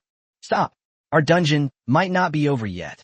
The battle-hardened Rommel reacted immediately. All back to formation. Maintain combat readiness. This instance isn't over yet. How is this possible? They fought like this. Aren't they going to end it yet? The challengers were all shocked and astonished. I was in a great mood just now, but now it's like I've been doused with cold water, and it's hard to get back to that tense state. To be honest, they've done a great job of persevering in this freezing weather. But the Germans are Germans, after all, and they still have basic manners. Within 1 minute, all challengers returned to their positions, and all weaponry was restarted. At this moment, Rommel was just as shocked. He couldn't understand how there could be any follow-up missions after a dungeon had been conquered to this extent. Just then, a piercing alarm sounded throughout St. Petersburg. The earth trembled violently. The snow became even heavier, almost completely obscuring the sun. The whole world turned white. Chapter 169, Who Would Surrender Now? The weather in Russia is already exceptionally cold. At that moment, a torrential downpour began to fall from the sky. Looking up, the chaotic snowflakes almost covered the entire space as far as the eye could see. The biting cold intensified instantly. At the same time, a notification sound from the sky appeared in everyone's ears. Skyward notification. Congratulations to all challengers for completing the first phase of the winter is coming Dungeon War quest line. Quest rewards and penalties have been reset. All point rewards will be tallied and calculated upon completion of all quests. We are now entering the final quest phase of the dungeon. The mission objective has been changed to capture the other two main cities of the Bear Kingdom, bringing all three main cities under the challenger's control simultaneously, thus achieving the complete occupation of the Bear Kingdom. Successfully completing the task will earn you 1,000 points, while failing will deduct 1,600 points. Considering that challengers have completed the first phase of the mission, the surrender option is now available again. All current challengers have 3 minutes to surrender. Surrendering at this stage will offset any points earned previously. Allowing challengers to leave the winter is coming instance with no points gained or lost. All challengers are free to make their own choice. Countdown 180, 179, 178. Upon seeing the new mission description, Rommel froze on the spot. Sure enough, this dungeon actually has a second phase. It was exactly the same as when Ito Hidetaka first challenged the Raging Sea dungeon. This also indicates that there is more to this instance, more military events and instance settings, which can support the launch of the new missions in the second phase. Just how many things did Lin Ye design in this instance? That's outrageous. He truly deserves to be called the most sought-after dungeon design genius on Azure Star today. To be fair, based on what he said, Rommel couldn't even design 1/10 of the first phase of the coming winter. So now they're telling him that's not all. However, at this moment, besides shock, Rommel's mind was occupied by another, even stronger emotion. Anger. It could even be described as being furious, since Lin Ye had enabled the surrender option in the final stage of this instance. This shows that Chun Chun treats them like fools. Having fought to this point, expending such a tremendous amount of energy and effort on the challenger, who would choose to surrender at this point? Arrogant. This Lin Ye is young and impetuous, and he's really incredibly arrogant. Rommel roared a couple of times, but didn't make a decision on his own. Ultimately, the decision will be left to the Führer, Seal. Your Majesty, what should we do? Rommel asked directly in the channel. He knew that at this moment, everyone should have received the same notification from the sky, including Seal. At this moment, Seal was observing all the images on several light screens in the base camp. Like Rommel, he was also filled with shock. But as one of the top 3 on Azure Star, his military skills were extraordinary, and he quickly adjusted his state. The battle continues, and, as the commander, he must continue to protect his people. And the war is not over, and that's exactly what he wants. He entered this instance in search of more combat excitement. Lin Ye granted his request. Isn't this a kind of delayed enjoyment? Thinking of this, Seal's hands began to tremble uncontrollably again. He began to analyze the upcoming battle situation. First of all, there's one thing to be thankful for. We have now reached the final stage of the dungeon. Once this task is completed, there will be no new tasks. Seal wasn't worried about the challenger's combat strength, but rather their mentality and physical condition. The saying goes, one should strike while the iron is hot, but the momentum will wane on the second attempt and be exhausted on the third. All the existing challengers have already spent a long time in the dungeon, and if this continues, their morale will be greatly affected. In addition, it now seems that this final task is not too difficult. All that's needed is to capture Moscow and Volgograd. Moreover, Volgograd had already been half captured. Our forces are still plentiful, and with a little finesse, we have a good chance of completing the final mission. Everyone, accept this final mission. I don't think anyone would want to surrender at this time, would they? Trust me, everyone. Your leader will lead you to final victory. Just hold on a little longer.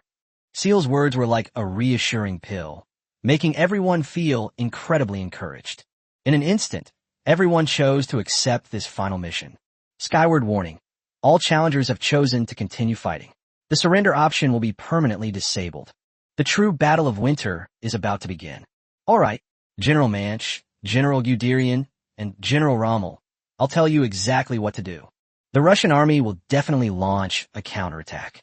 Once we directly clash with the Russian army, the outcome of the war will be unpredictable.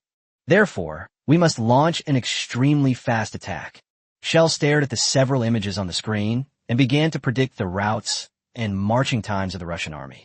It is speculated that at this point, the Soviet Union would definitely withdraw a portion of its forces to retake St. Petersburg, while the remaining forces would continue to pursue Manch and Guderian's troops. Even at the fastest possible speed, assuming the Soviet forces are already near Volgograd, it would take the aerospace force at least half an hour to reach St. Petersburg. Therefore, the battle must be completed within half an hour. General Rommel, you must now divide your forces. Leave some men to garrison St. Petersburg, and send the rest to Moscow immediately to capture it. At this time, Moscow's military strength should still be relatively weak, so the capture should not be too difficult. General Manch, General Guderian, you also need to divide your forces. One part of the troops will continue to move in Fog Blue, while the other part will transfer from Fog Blue to White Bear and then re-attack Volgograd along the previous route. All actions must be completed within half an hour. Upon hearing Seal's battle plan, all 3 generals gasped in shock. Of Seal, the leader of their own settlement. From a moment the sky revealed the latest mission details, it took less than a minute in total. Seal actually came up with such a comprehensive plan based on her intuition. With time pressing, neither Manch nor Rommel could afford to scrutinize the flaws in Seal's plan. At least at this stage, this is a relatively perfect plan, and everything makes sense. This avoided a direct confrontation with the Russian bear as much as possible. Yes, Your Majesty. Yes, Your Majesty. With the leader's guidance, we are certain of victory in this battle. Chapter 170 Winter is coming.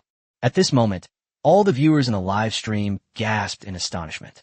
Even though they weren't actually in the instance, they still felt their blood boiling with excitement. That was so exciting. That was so amazing. In the short span of just a few minutes since Rommel captured St. Petersburg, the situation has taken two major turns. The dungeon isn't over yet. Lin Ye still has more treasures hidden away. This is the true, complete form of winter is coming. In the shortest possible time, Seal also devised a new battle strategy.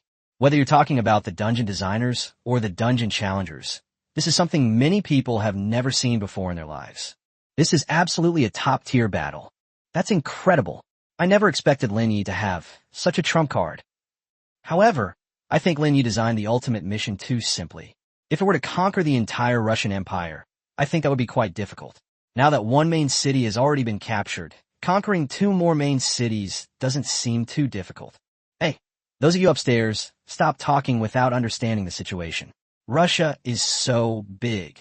If we were to occupy it all, the entire population of planet Azure wouldn't be enough. I still support Seal. It feels like the current raids are just a matter of barely surviving. That's right. If Seal and the three generals can capture a main city through micromanagement, then they can naturally capture the other two. It's just a matter of time. Overall, more people are pessimistic about Lin Ye's work because they don't see anything new or innovative about it. Phased missions in the previous Raging Seas. The initial mission was to capture Pearl Harbor, and the ultimate mission was to defeat the United States. This kind of mission has a truly massive scope. When you see the details of the final mission, it's truly disheartening. But now that winter is coming, the first phase of the mission is to capture one main city, and the second phase is to capture two more main cities. Just looking at the mission content makes one feel very tired. The spectators thought this way, and so did Rommel, one of the three great generals. Even with the change in mission, he remains full of confidence. Seal gave him was actually not difficult at all. Moscow was basically an empty city right now, so all he needed to do was allocate a portion of his troops to attack it. It was basically a freebie. The difficulty lies in holding on to St. Petersburg. In the coming period, the Soviet Union will definitely send a large number of troops to retake St. Petersburg. Everyone listen up. 300,000 troops, plus all of Korea's 500,000 Air Force, move out immediately and attack Moscow. In addition, before Rommel could finish giving his orders, the earth suddenly trembled again, and the snow on the domes of the city churches began to fall. Then an even stranger scene unfolded. The sky over the entire Russian country had turned fiery red, which, combined with the snow-covered landscape, created an eerie and indescribable feeling. Strange music rang in the ears of each challenger.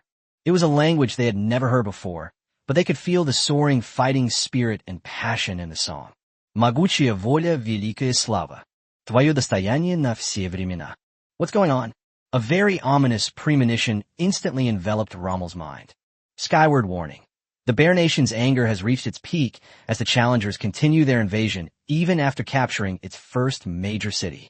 The winter is coming phase is about to begin. The Russian Empire will receive the following buffs. 1. The Great Patriotic War. The Russian people will defend their motherland at all costs. Army construction speed plus 500%. Tank production plants x5. Armored unit production efficiency plus 500%. Winter resistance plus 100%. For freedom, for sovereignty, the Russians will fight at all costs. 2. The real winter. Temperatures in the Russian land will drop further, reaching an extreme low of minus 100 degrees Celsius. The challengers' progress will be significantly slowed, and their morale will be severely damaged. 3. Red Will. The 15 nations, including the Russian Bear Nation, the White Bear Nation, the Foggy Blue Nation, the Hassa Nation, the Armenian Nation, and the Aisha Nation, will reunite to form the Russian Bear Alliance. The Russian Bear Nation's military strength and territory will be significantly expanded. The challenger has been detected to have illegally invaded the three nations of Estonia, White Bear, and Fog Blue. Defense of the nation buff plus 300%. 4. KGB reorganization. The Russian Congress has sent a large number of KGB spies to infiltrate the challenger camp, increasing the intelligence leak rate by 1,000%. 5. Enemy's rear area. After the start of the war, The Mao family will establish underground resistance organizations in the occupied areas, and the spawn rate of militia and guerrillas will be increased by 10. 6. Magnetic storm interference. After the start of the war, the Soviet Union will use a magnetic storm device to destroy the electronic devices of all challengers, and all challengers within Soviet territory will lose all means of communication. 7. Yuri's revenge. The Russian bear will use its special weapon, the Yuri mind control device. All challengers with the Wrath of the Russian Bear buff at level 3 or higher will be directly mind-controlled by Yuri and turned into puppets of the Russian nation. 8. Secret black technology. Over the years, the Russian Empire has researched a great deal of underground black technology. This technology has been kept secret due to its inhumane nature. Now, to save its country, the Russians will unleash all of its black technology weapons. 9. The Hand of God. The Russian bear possesses nuclear weapons powerful enough to destroy the entire online world. If 1 hour later, the Russian bear discovers that its country is still under attack, it will completely lose its mind, and the consequences will be unimaginable. Looking at the dense array of buffs, Rommel's legs involuntarily went weak. Mine. OMG. Just moments ago, I was full of confidence, but now I've instantly fallen into despair. Each of these buffs is deadly. Any one of them would cause a huge problem if taken out, and now all of them are stacked together. Take the combined effects of the Patriotic War buff and Red Will as an example. It's equivalent to the Soviet Union's army construction speed increasing by 20 times and the number of tank factories increasing by 20 times. Even Rommel, a veteran of countless battles, could not imagine what that scene would be like. Snap! A loud cracking sound. Rommel noticed that his cell phone and wireless devices had started emitting white smoke. The Führer, General Manch? Rommel shouted into the device, only to find that he could no longer receive any signals from his allies. Winter Channel 1, which was launched from the very beginning, is now completely paralyzed. Chapter 171, Dog-Headed Mech Warrior. Rommel took a deep breath, feeling his blood run cold. All the buffs are real and take effect instantly. He has lost contact with headquarters. This means that from now on, the Führer Seal will be unable to provide him with macro-level guidance, and he will also be unable to know the movements of Manch and Guderian in a timely manner. It's no different from being blind. The battles to come will depend on your own judgment and decisions. Everyone listen up. Proceed according to our previous plan. I will detach 300,000 army troops and 500,000 Air Force troops to form the Rommel Assault Corps, which will accompany me to Moscow. The rest of you stay in St. Petersburg. Form the Rommel Guard. There is only one mission, to protect our home. Rommel knew that time was of the essence, and there was no time to waste on him. General, it's so cold every day. Our tanks and other ordnance will travel very slowly, and it will take time to adjust. A challenger, shivering from the cold, approached Rommel and reported the current situation. Damn it! Rommel clenched his fists, his whole body taut like a bowstring. They were racing against time to launch a fast attack, but now the true winter buff in the dungeon has completely countered the Germanic tribes, who are best at fast attacks. Just as Rommel grew increasingly impatient, the sound from the sky rose and fell in waves. Sky-wide alert. The underground civilian self-defense force in St. Petersburg is assembling. Boom! Boom! Boom! Explosions echoed throughout the city, and the Russian people, who had been hiding in the city, began to spontaneously gather and launch a surprise attack on the challenger forces. Rommel observed the backstage area of the instance and noticed that the number of challengers was decreasing slightly. These rats, they're getting in our way. Fortunately, it's just a bunch of little mice, which can be easily eliminated. Defense forces, go and mobilize your forces to eliminate all underground resistance forces. Assault Legion, continue preparing your weapons and equipment. We must leave St. Petersburg as quickly as possible. Rommel did his utmost to stabilize morale and fulfill his duties as a general. The Führer's final order to him was to capture Moscow, and he had to do it. Rommel's resolve was firm, but the next hint from the sky stirred him up again. Skyward warning. Beneath the capital city of St. Petersburg, there lies a massive mecha manufacturing plant. The self-defense forces of St. Petersburg have released the kobold mech warriors buried deep underground. All challengers, prepare for the counterattack of the Russian bear mech warriors. Doghead? Mech warrior? Rommel froze on the spot. Is this? He had never heard of such a weapon before. Could it be that people are placed inside mechs? What truly shocked him was the discovery that a massive arsenal was hidden beneath St. Petersburg. No wonder the ground was shaking immediately after he captured St. Petersburg. It turns out that the hidden underground mecha factory has already been activated. Just then, the earth trembled again. Then countless humanoid figures clad in heavy iron armor crawled out of the sewer openings. The rows of silver-white mecha bodies were particularly eye-catching. It wasn't until the moment he saw it that Rommel truly understood what a mecha warrior meant. It actually looks like a robot. Some settlements on Azure Star were already researching robots, but they were used less for military applications and more for everyday life. However, upon closer inspection, these mech warriors are not quite the same as robots. They were actually covered in thick armor, but traces of electronic equipment could be seen on them. It gives the impression that there are indeed living people operating these thick mechs. Damn it, what the hell is this? Although it felt eerie, and even gave him the feeling that his hair stood on end, Rommel did not feel any real fear. What kind of bullshit mecha warriors are they? At the end of the day, they're just humanoid armor. How can such small bodies be compared to tanks and cannons? One shot, and it'll fall apart. German warriors, heed my command. Destroy these monsters. Several Tiger tanks parked near the square received orders and immediately began a fierce bombardment of the mech warriors. The deafening explosion reverberated through the air, shattering several buildings in the area. An even stranger scene unfolded. The mech warriors closest to the government square suddenly had flames erupt from their feet and shot into the air like rockets. It's clear that the propulsion system, which is very familiar to the Germans, has been used in the legs of the mech. Then he took a step and rushed to a Tiger tank. A dazzling blue laser beam condensed on his steel arm, like the blade of a god, sharp and powerful. In an instant, it severed the Tiger tank's cannon barrel, and the massive steel barrel fell to the ground.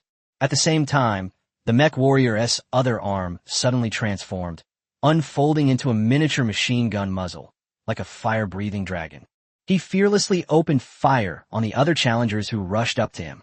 In an instant, sparks flew everywhere, and it exploded violently. Meanwhile, a steady stream of mech warriors emerged from the underground entrance, launching a counterattack against the Challenger Force's tank formations. Bang, bang, bang. Several more Tiger tanks were dismantled by the mech warriors. OMG! What has Lin Ye designed in this dungeon? This time, Rommel was completely stunned. His Adam's apple trembled violently, uncontrollably, and his body involuntarily retreated repeatedly before he jumped into his armored vehicle at top speed. Everyone, get into the armory. Immediately. Right now. Moscow plan canceled. Everyone, get your weapons under control and launch a full-scale attack on those damned mechs. Under these circumstances, Rommel knew very well that it was impossible to send troops to Moscow. If we don't eliminate these mech warriors as quickly as possible and destroy the mech factory underground in St. Petersburg will be taken back in no time. Sitting in the cockpit, Rommel rubbed his temples. Whether it was because of the cold weather or because of excessive mental stress, he had just experienced hallucinations. That mech warrior was a dog's head. Holy shit, this is a ghost. Rommel wanted to convey this message to the Führer and ask him how the Führer should decide. Unfortunately, with the geomagnetic storm destroying all communication devices, he had to face it all alone. Chapter 172 Yuri's Revenge. Inside the cliffside villa. Looking at the chaotic scene in St. Petersburg, Lin Ye ate nuts with a slight smile on his lips. Sorry, it seems I went a bit too far with this kobold mecha warrior design. But there's nothing we can do. Your Germanic settlements are just too strong. You've managed to fight to this extent. According to the original plan, the second phase of winter is coming should not have been released so soon, and these things should not have appeared so early either. Lin Ye was actually quite helpless. According to his own plan, the first phase of the coming winter should last for a long time, as it would be difficult for the average combat strength of Azure Star to break through the first phase of the dungeon. The dog-headed mecha warriors are a piece of advanced technology researched by the Russian superpower, Russia, on Earth during the Cold War, in Lin Ye's previous life. Also known as the Dog-Head Mech Warrior Project. The procedure involves removing the heads of dogs that have been trained by humans and then using medical methods to keep them alive. Then it was transplanted onto the skeletal mech, making them a single unit. This thing can be said to be the prototype of later robots. At that time, there was no advanced electronic information technology, so the doghead's role was actually to act as a CPU, controlling the mecha through the mind of being tamed by humans, thus serving the purpose of humans.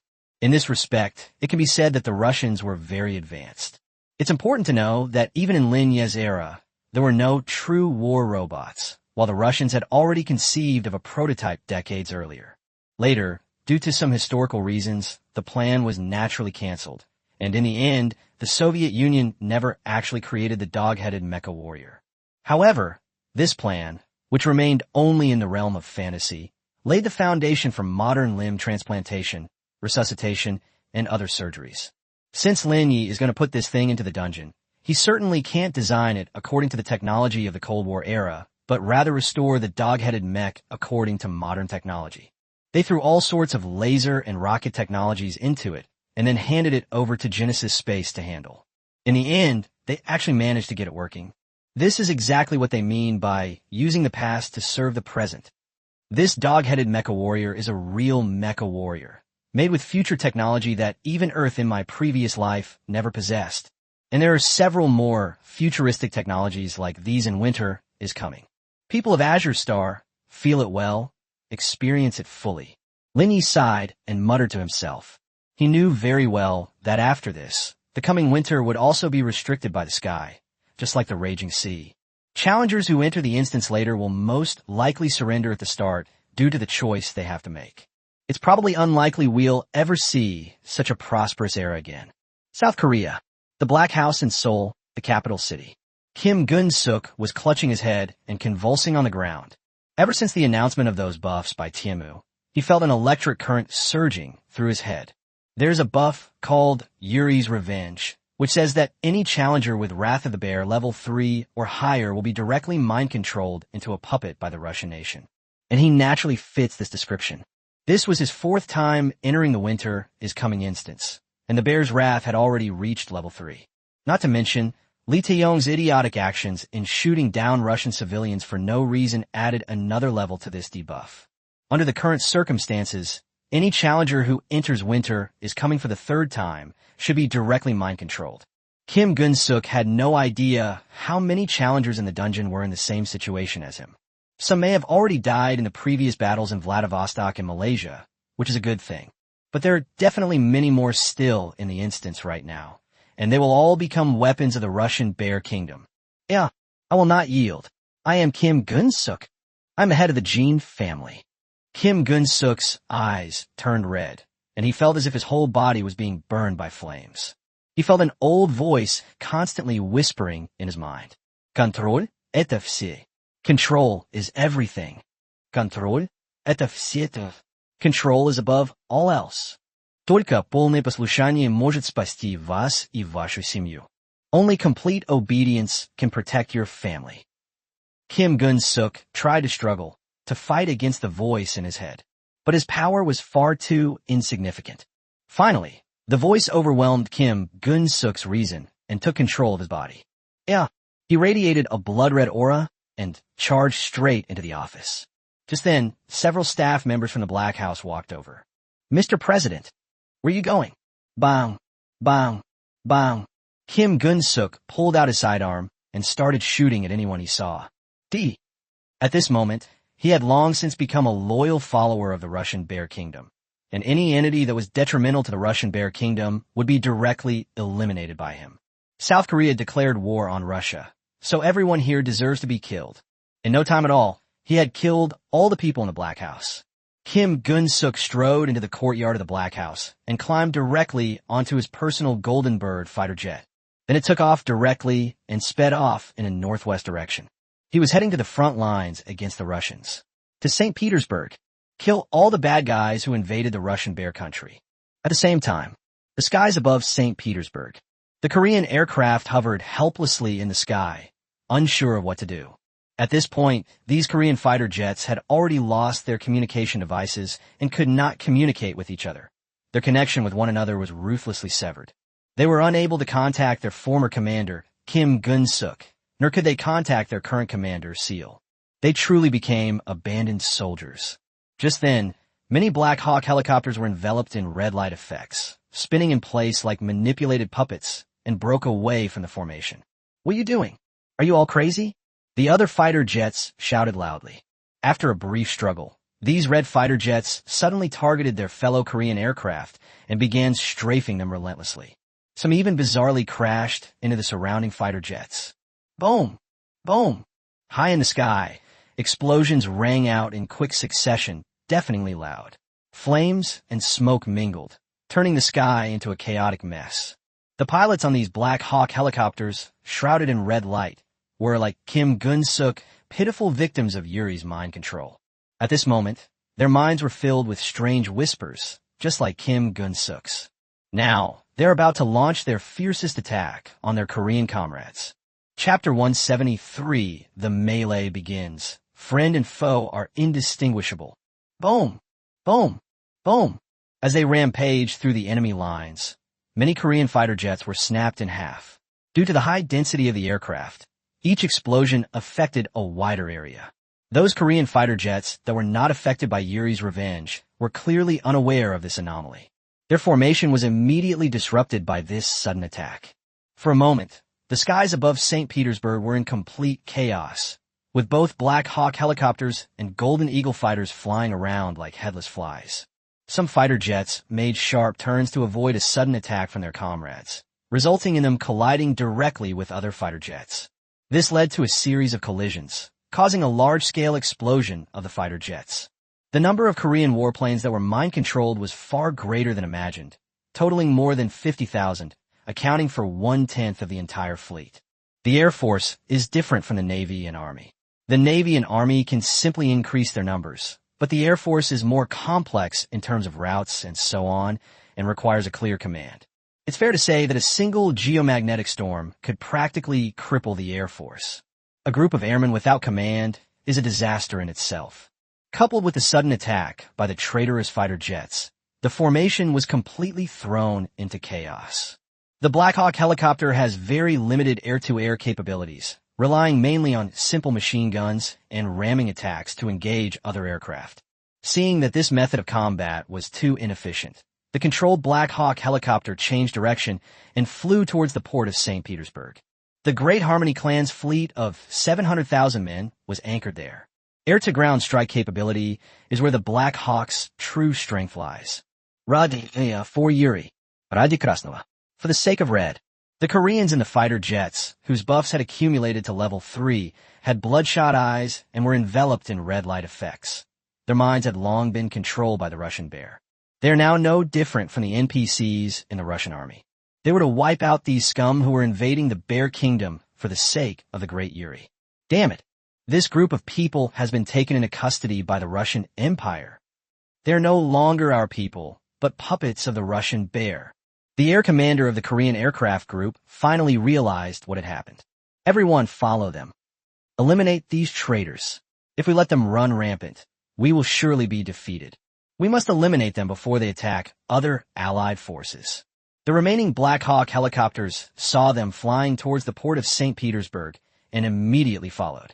At this time, the harbor of St. Petersburg was covered in ice and snow and shrouded in cold air. The sea surface is about to freeze into ice. Like the Korean Air Force, the 700,000-day warships in the port of St. Petersburg were also in a state of chaos and out of control. There was no commander and no new orders. They were originally under Rommel's temporary command, but something has happened in St. Petersburg, and Rommel has not given them any news for a long time. The most frightening thing is that the temperature is now plummeting, reaching minus 100 degrees Celsius. Even the high-latitude oceans surrounding Russia are freezing rapidly. Soon, this fleet of day will be frozen solid, becoming ice sculptures outside St. Petersburg. Therefore, this fleet was preparing to leave the territory of the Russian Bear Country first. Otherwise, staying in the same place would only mean waiting to die. Just then, the group of Black Hawk helicopters, glowing red, rushed to the airspace above the day fleet at top speed. Then they began dropping bombs on the fleet.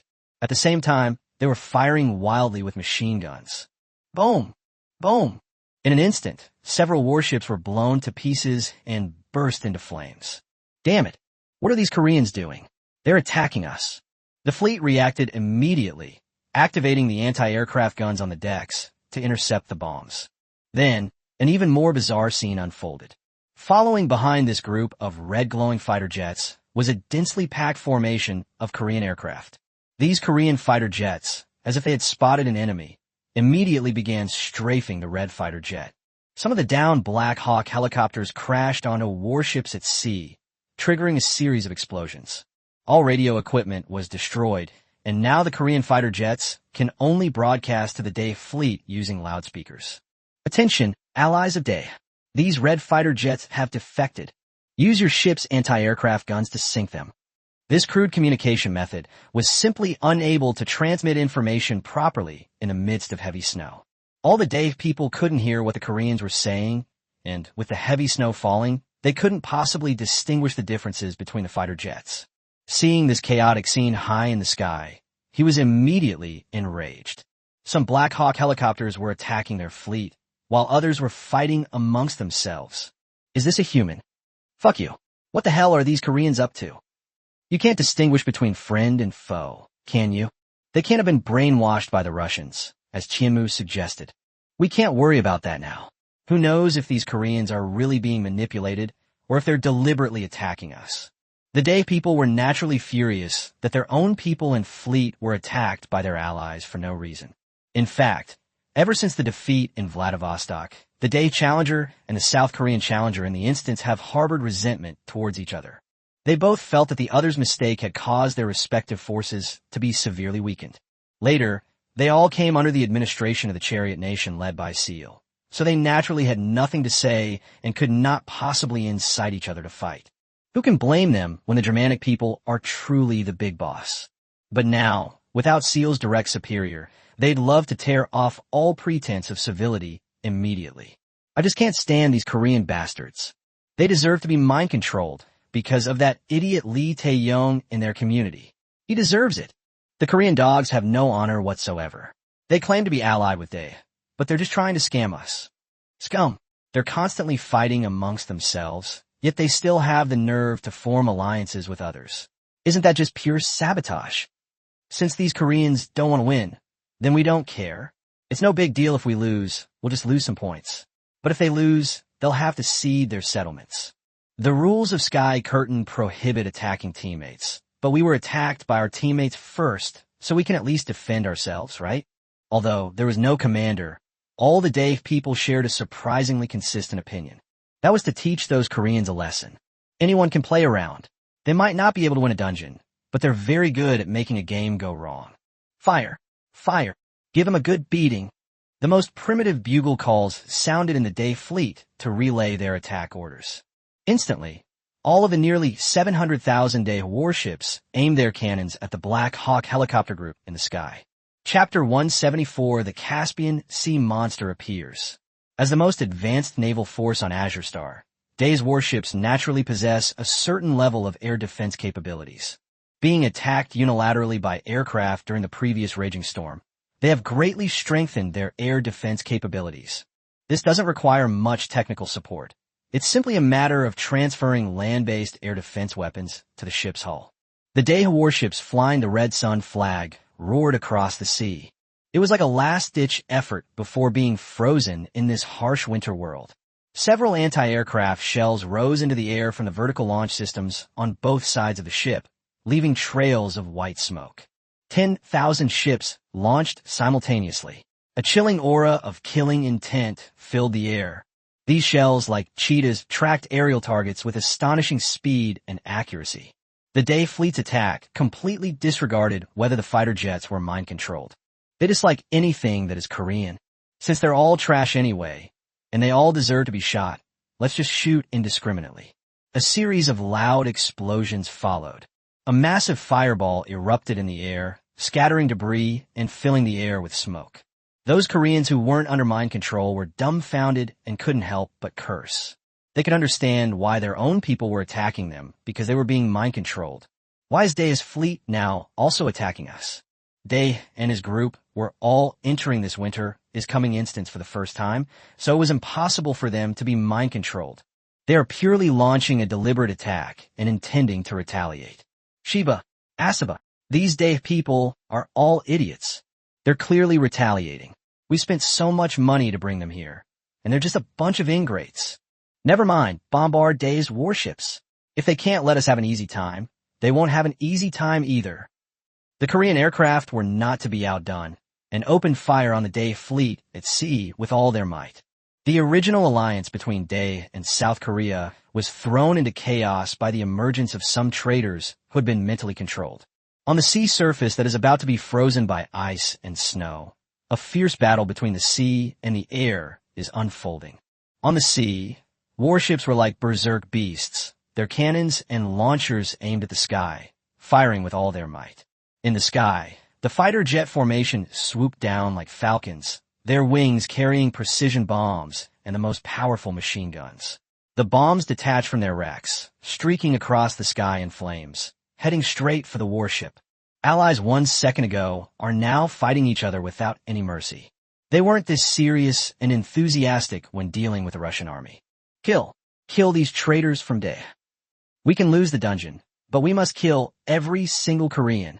Bombs exploded in succession in the air and on the sea, sending up huge columns of water and bursts of fire, turning the port of St. Petersburg into the most devastating battlefield. Both fighter jets and warships are rapidly disappearing. The number of challengers is also decreasing rapidly. Japan, 650,000/1, 500,000. South Korea, 450,000/1, 000,000. Japan, 600,000/1, 500,000. South Korea, 400,000/1, 000,000. Looking at the fluctuating data in the instance's backend, you'd think they'd encountered some major enemy. And, at this most chaotic time, thousands of military vessels, shaped like airplanes, were slowly moving close to the sea surface, like cheetahs keeping a close eye on their prey. They had actually been at the Finland Sea outside St. Petersburg for some time, but had not made any moves, simply observing the battle between the Dae people and the Goryeo people. They are called airplanes, but they fly at an extremely low altitude, almost skimming the surface of the sea. But if we consider them as ships, they maintain a certain distance from the sea surface, giving the impression that they are floating on the water. This is another cutting-edge technology from Russia, named Caspian Sea Monster, also known as a ground effect vehicle. As the name suggests, it is an aircraft that can use the ground effect to increase lift and reduce drag when flying close to the ground or water. The ground effect refers to the phenomenon where, when an aircraft is flying at a very close altitude to the ground or water surface, the pressure below the aircraft increases due to the compression of the airflow between the aircraft and the ground or water surface, thus providing additional lift and achieving a near-floating state. This is why they're not affected by the extreme low temperatures in Russia and can travel normally. Because these aircraft typically operate only within the Caspian Sea region and have an unusual shape, they are known as the Caspian Sea Monster. To act arbitrarily and create chaos is arguably one of the most imaginative inventions of the Russians, giving them a significant advantage over the U.S. The existence of this ground effect principle allows the Caspian Sea Monster to have extremely high speeds, reaching speeds close to those of an airplane even at low altitudes over the sea. It also possesses extremely strong stealth capabilities, making it impossible for aerial and sea-based detection units to detect its existence. Its inherent characteristics make it highly promising for both strategic strikes and personnel transportation. However, due to technological limitations, the Caspian Sea Monster project never progressed normally and was soon halted by Russia.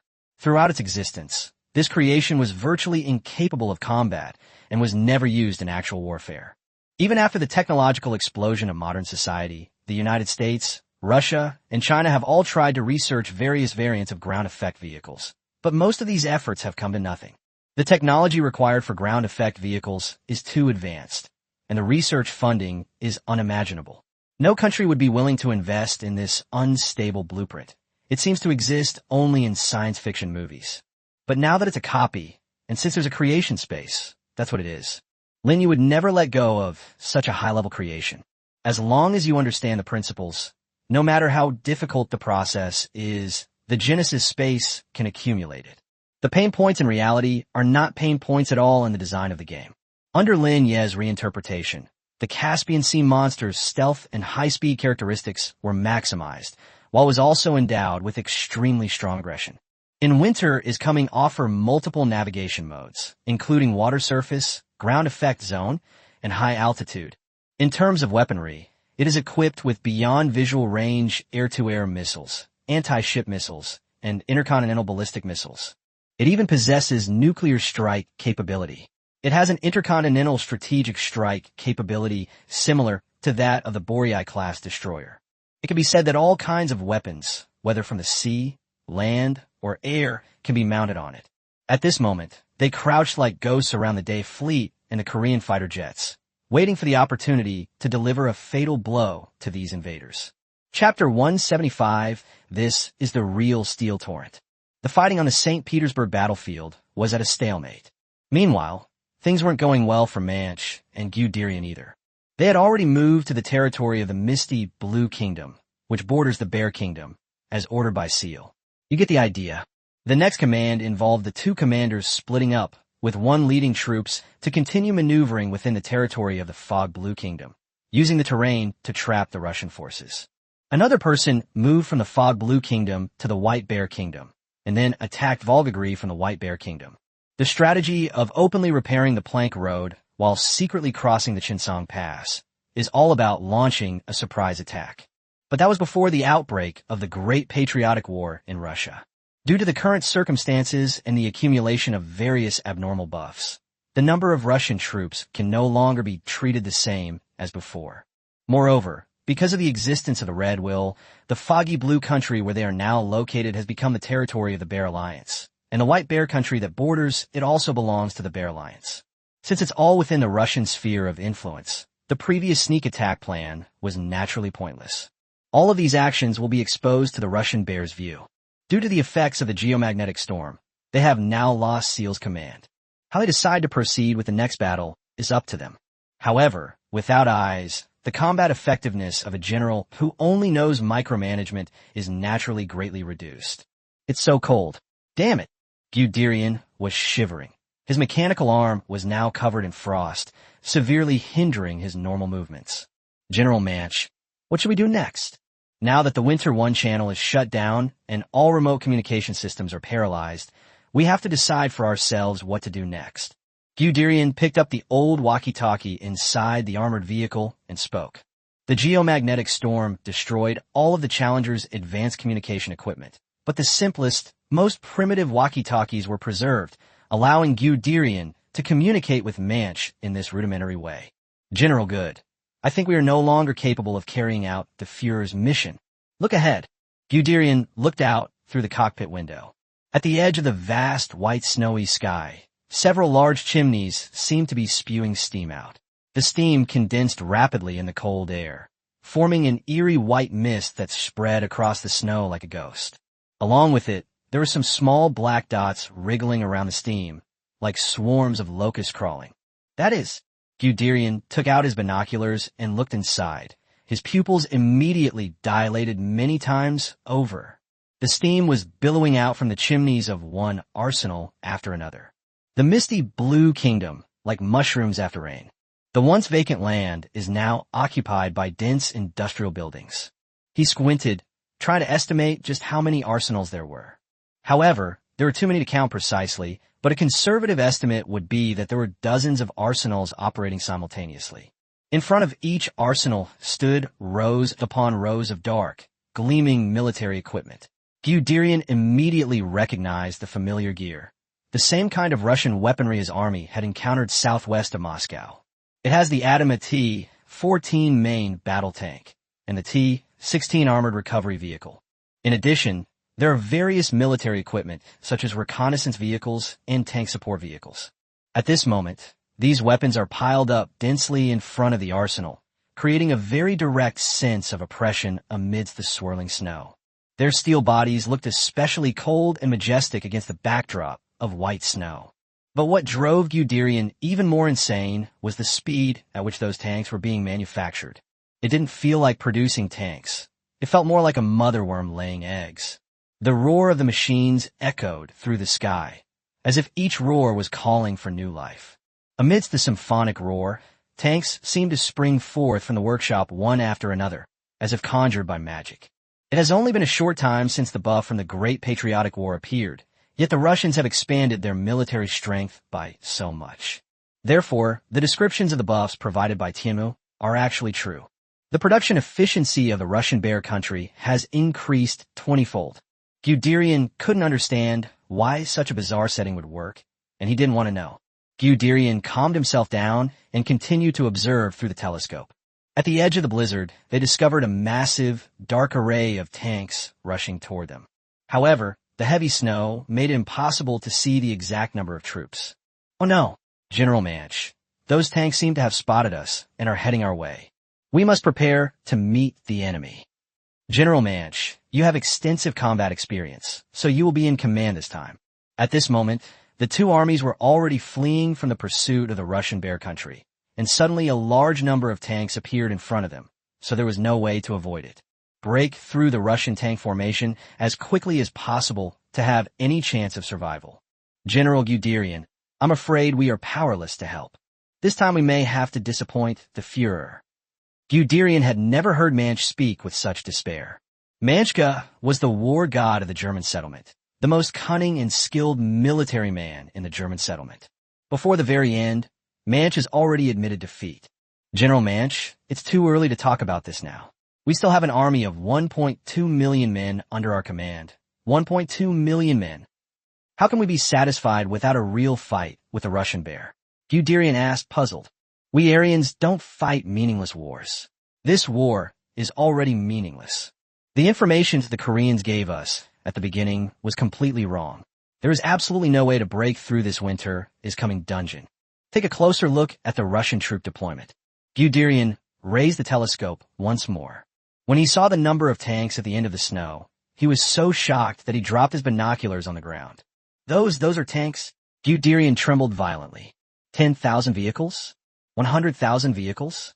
No, there are at least several million tanks in this group. Too many. There are just too many. At first glance, the Russian Armada tanks practically filled Guderian's entire field of vision. They're like a moving ocean of steel, endless. It's like a boundless ant colony, marching in formation to hunt its prey. Each rise and fall of the cannon barrel was like a black wave sweeping across the land. This wasn't a tank formation at all, but a black torrent of steel beasts, relentlessly washing over this white world. Chapter 176, 1,200,000, all swallowed up. The live stream was filled with shock. The atmosphere as cold as that of Russia itself. The heavy snow poured down, covering everything, accompanied by a massive torrent of steel that could trigger trypophobia at first glance. No one has ever seen or imagined such a desolate and desperate scene. At this moment, faced with the overwhelming force of the Russian army, all the spectators felt that all the previous dungeon forces on Azure Star were actually child's play. Tanks! Tanks everywhere! Are these tanks free? How many tanks are there? Can anyone with a sharp eye count them? How the hell can we count them? We can only make a rough estimate based on the footage. The Germans have 1.2 million troops, and, judging by this, the Mist Blue Kingdom probably has at least 3 million tanks. Phew, this is just the force of one Fog Blue Kingdom. Keep in mind the current Soviet Union has 15 nations, and I estimate the entire Soviet Union has at least 30 million tanks. This only covers the number of tanks. What about the planes? The ships? This is what an army should be. This is what an iron torrent should be. Even if 10 more settlements joined together, let alone the Germanic settlements, they probably couldn't withstand such an onslaught. I'm just curious, how did Lin Ye manage to do this? How can he set up such a massive troop reserve within a single faction? Is this even reasonable? How did Lin Ye manage to support such a massive dungeon force? It is naturally based on rigorous logic and technical foundation. Is this reasonable? According to common sense, this is naturally an exaggeration. But in Lin Ye's design, everything makes sense. From the personality and physique of the Russian people, to the military reserves of the Russian state in its primitive state, and the Russian alliance formed by 15 countries after being provoked. They all gradually converged into the complete steel torrent we see today, just as all the Germans' attention was focused on the tank formation ahead. High in the sky, a dark mass of fighter jets had also arrived. It was a Russian air force. From the very beginning, when Manch led his troops to attack Volgograd, the aerospace forces were hunting down Zman's army. After an hour of maneuvering, the Air Force finally caught the aggressive tank nation forces red-handed. At this moment, the Air Force no longer had any reservations. They were like thunderbolts from the sky, instantly unleashing boundless fighting power. Countless surface-to-ground missiles, like a raging storm from the sky, descended with destructive force. The missiles, whistling sharply, pierced the clouds and struck the enemy on the ground. The moment the bombing began, flames shot into the sky, engulfing the German army in a raging torrent of explosions and fire. Despite the heavy bombardment from the Air Force, Guderian took command of the entire army. Now that Manch had given up resistance, he would lead the German warriors in a final stand. Everyone set up your anti-aircraft weapons and shoot down these Russian warplanes first. We cannot give up.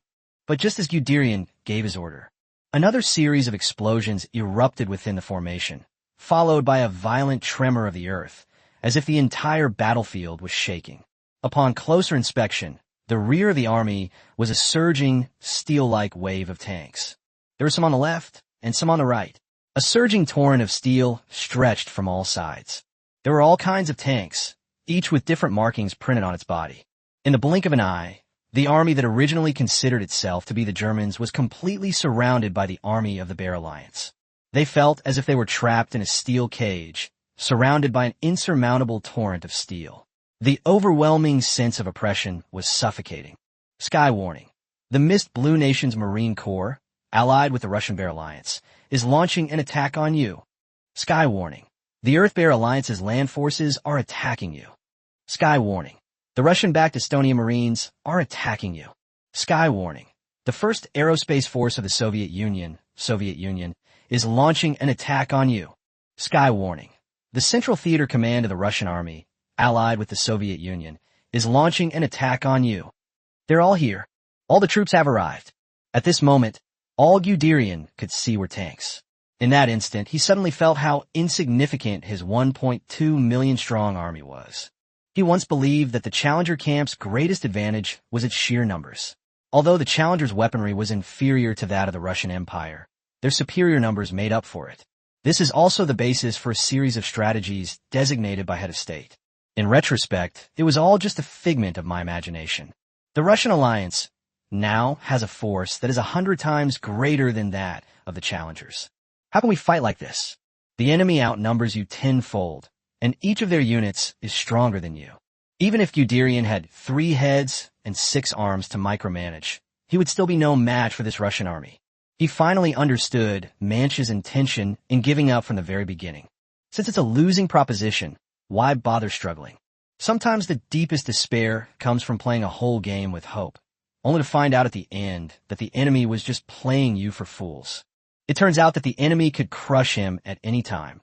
They were just playing a game of cricket fighting. Ultimately, the intense fear and humiliation completely extinguished Guderian's fighting spirit and shattered the confidence of all the Germans. Lin Ye, that damned Lin Ye. Since you have such military strength, why did you only reveal it now? Are you playing us for fools? I surrender. Braving the snow and biting wind, Guderian stepped out of the armored vehicle and raised his hands. Following closely behind, the people of other Germanic settlements also crawled out from under the heavy armor, their movements clumsy and labored. Faced with the oncoming torrent of steel, they were powerless and had no choice but to surrender. Their eyes held both helplessness and endless despair. They weren't weak, they just felt that everything was meaningless. Instead of continuing to fight, it's better to surrender and be killed to leave the instance. This way, the peak combat power of the German settlement can be hidden. The enraged Russian army would naturally not let these challengers get away with it. The black torrent, accompanied by bursts of yellow fire, swept mercilessly toward the German army like an enraged behemoth. It was as fierce and merciless as a storm, showing no regard for the existence of any life. This was a bloody massacre, a war without mercy. Accompanied by heart-wrenching screams, the 1.2 million strong army crumbled instantly under the impact of the steel torrent and was swallowed up in an instant. Chapter 177, Utter Defeat. As Guderian watched the black tide relentlessly encroaching upon him, he felt a wave of nausea. He never imagined that the weapons in a single instance could have the effect of a locust plague. In despair, he slowly closed his eyes. He was truly unwilling to accept that it would end in such a crushing defeat. He knew very well that from now on, the army of the German settlement would no longer be the strongest on Azure Star. Everything will change hands. One instance contains a stockpile of tens of millions of tanks, as well as top-tier air and naval forces. The sea, land, and air are all equipped with cutting-edge technologies, and the quantity is explosive. This level of power completely overwhelms the entire Azure Star. Their settlement will also face its greatest defeat in history. There was a time when he even chuckled at Kim Gun-suk's performance, thinking that this young master from Goryeo was utterly incompetent. The Korean army was so weak that it was routed by the Russian tanks. In retrospect, their Germanic army wasn't much better. Given this enormous gap in combat power, they're essentially the same as the group of imitators from Goryeo, just on different paths. Since both sides are being crushed anyway, it doesn't really matter who is stronger or weaker. He could only feel his body slowly burning away in the flames and despair. Illustrated notice: you have been killed in the explosion. The dungeon mission has failed. After deducting points, you will be teleported out of the dungeon. Your Tiger King tank technology has been acquired by Lin Ye, the designer of this instance. Your Gustav cannon technology has been acquired by Lin Ye, the designer of this instance. When Guderian died in battle, his entire army, along with Manchus, was wiped out. The 1.2 million strong army has been wiped out. Anyone who watched the live stream of the game should know very well that although it was Rommel's army that captured the main city of St. Petersburg, it was actually Manch and Guderian's army that was the true strength of the German army. With the annihilation of this 1.2 million strong army, the Challenger camp basically has no chance of turning the tide. Once this torrent of steel reaches St. Petersburg, wiping out the Challenger camp is only a matter of time. Meanwhile, in the port of St. Petersburg, the war between the Day Fleet and the Korean fighter group was nearing its end. Under the intense gunfire, both sides suffered extremely heavy losses. The sea was filled with the wreckage of decks and wings. Originally, Day had a fleet of 700,000 men, while Goryeo had 500,000 fighter jets. After this chaotic battle, the forces on both sides were rapidly reduced. Goryeo had less than 50,000 fighter jets left, while Daewoo had less than 100,000 warships left. Only at this moment did both sides realize that something was wrong. What are they doing? Killing each other in dungeons is nothing more than venting anger. It's actually meaningless and doesn't cause any real harm to the other party. If attacking those Korean traitors who were mind-controlled by Yuri could be considered legitimate self-defense, then this current chaotic battle, without any regard for consequences, is definitely considered killing one's own comrades.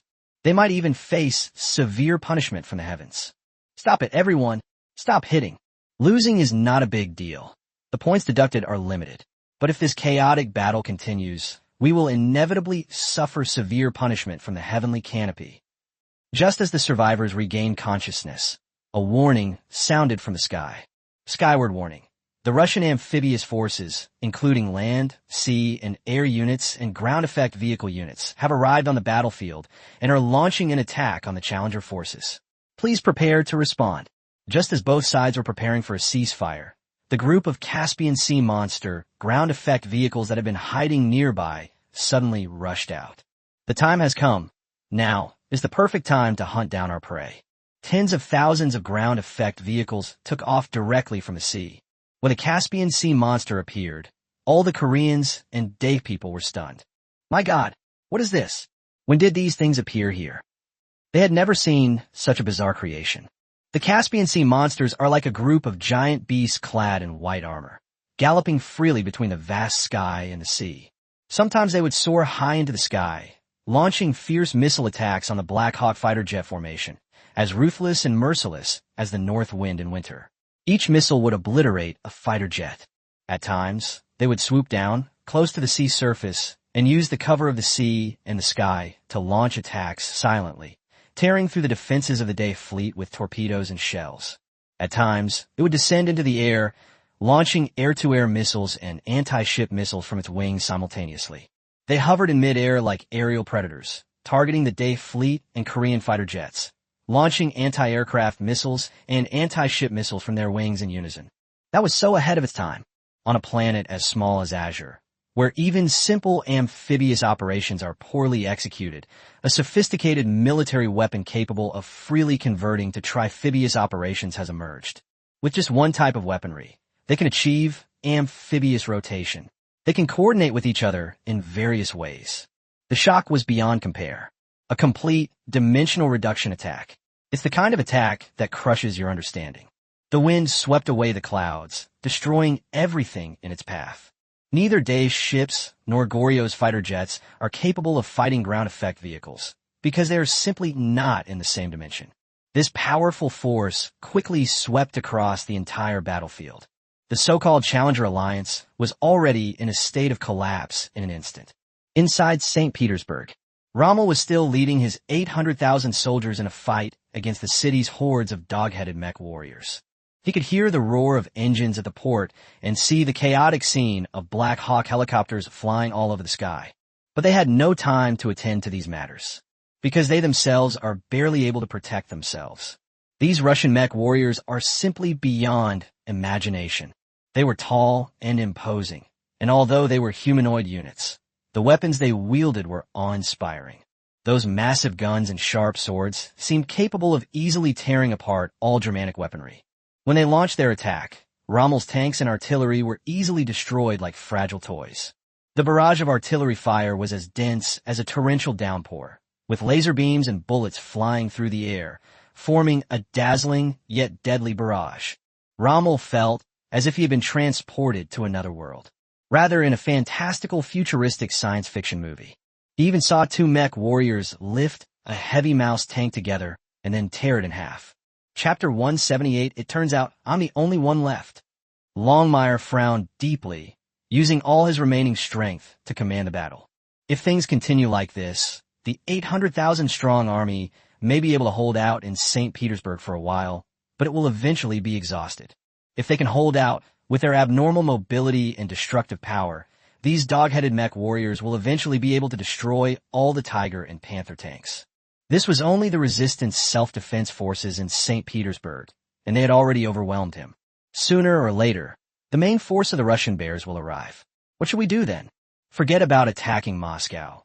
Even holding St. Petersburg is now an almost impossible task. Don't give up. General Manch and General Guderian will surely come to our aid after they capture Volgograd. Even so, Rommel continued to use a megaphone to encourage his soldiers. With communications blocked, he couldn't contact Head of State and the other two generals, and therefore couldn't know their battle situation. But according to his analysis, St. Petersburg must be the most difficult obstacle. After all, this godforsaken place hides a huge arsenal underground. As long as I hold on and wait for the other generals to come to my rescue, there is still a chance of winning this dungeon. Damn it, what are the people from Dae and South Korea doing? Have they also been attacked? Why haven't they come to our aid yet? Or are these bastards just watching a show? Rommel cursed a couple of times. He suddenly remembered that Dae's fleet and South Korea's were also in St. Petersburg, and he had just heard their cannon fire. Although direct contact is impossible, we can estimate their battle situation by looking at the number of viewers in the instance's backend. So Rommel directly opened the instance backend. Seeing the number of challengers in the instance's backend, Longmire gasped in shock. What? This? What happened?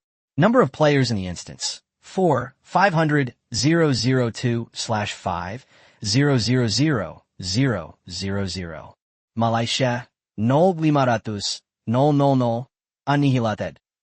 Tank Nation, 450, 000/2, 000, Japan, 1/1, 500, 000. South Korea, 1/1, 000. What's going on here? The Tank Nation still had 450,000 troops left. Rommel calculated that his army and mechs had just engaged in a fierce battle, resulting in significant losses.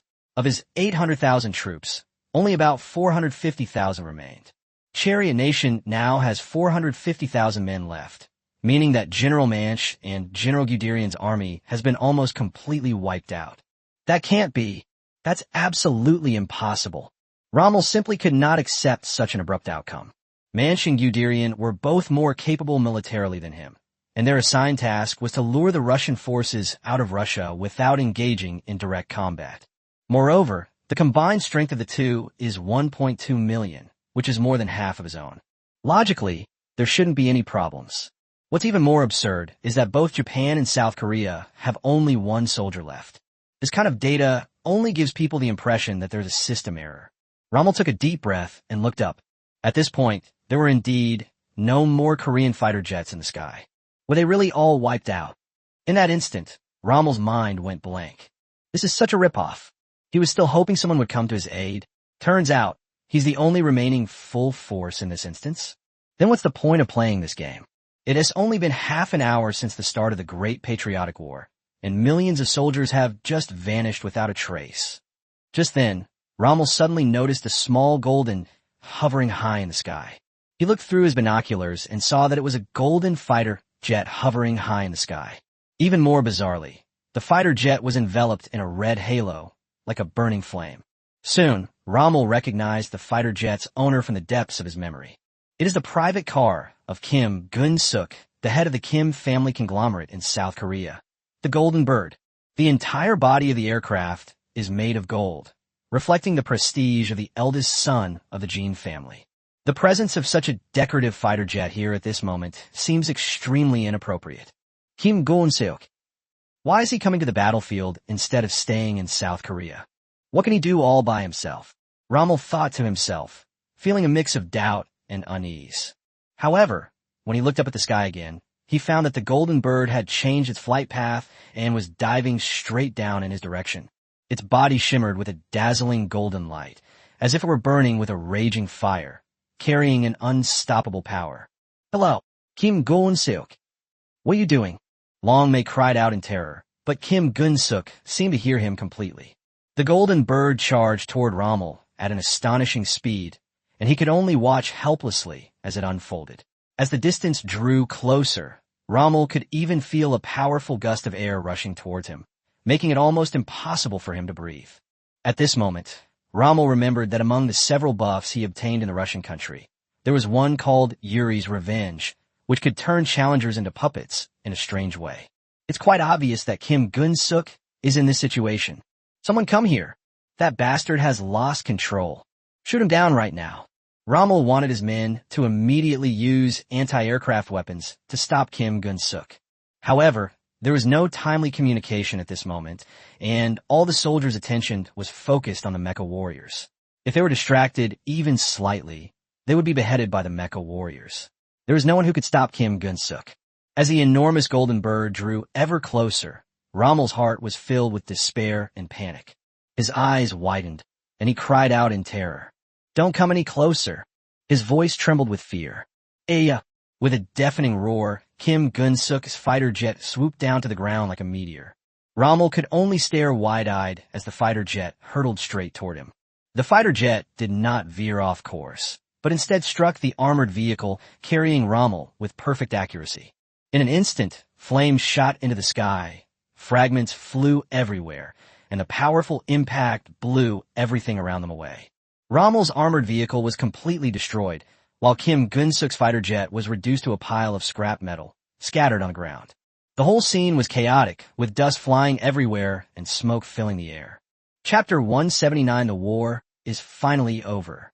In an instant, the entire armored vehicle was engulfed in flames, and the entire roof was ripped off. The wreckage of the Golden Bird fighter jet was also scattered everywhere. In a violent explosion, both men were killed instantly. Before Rommel could retaliate, he saw the end notification from the sky.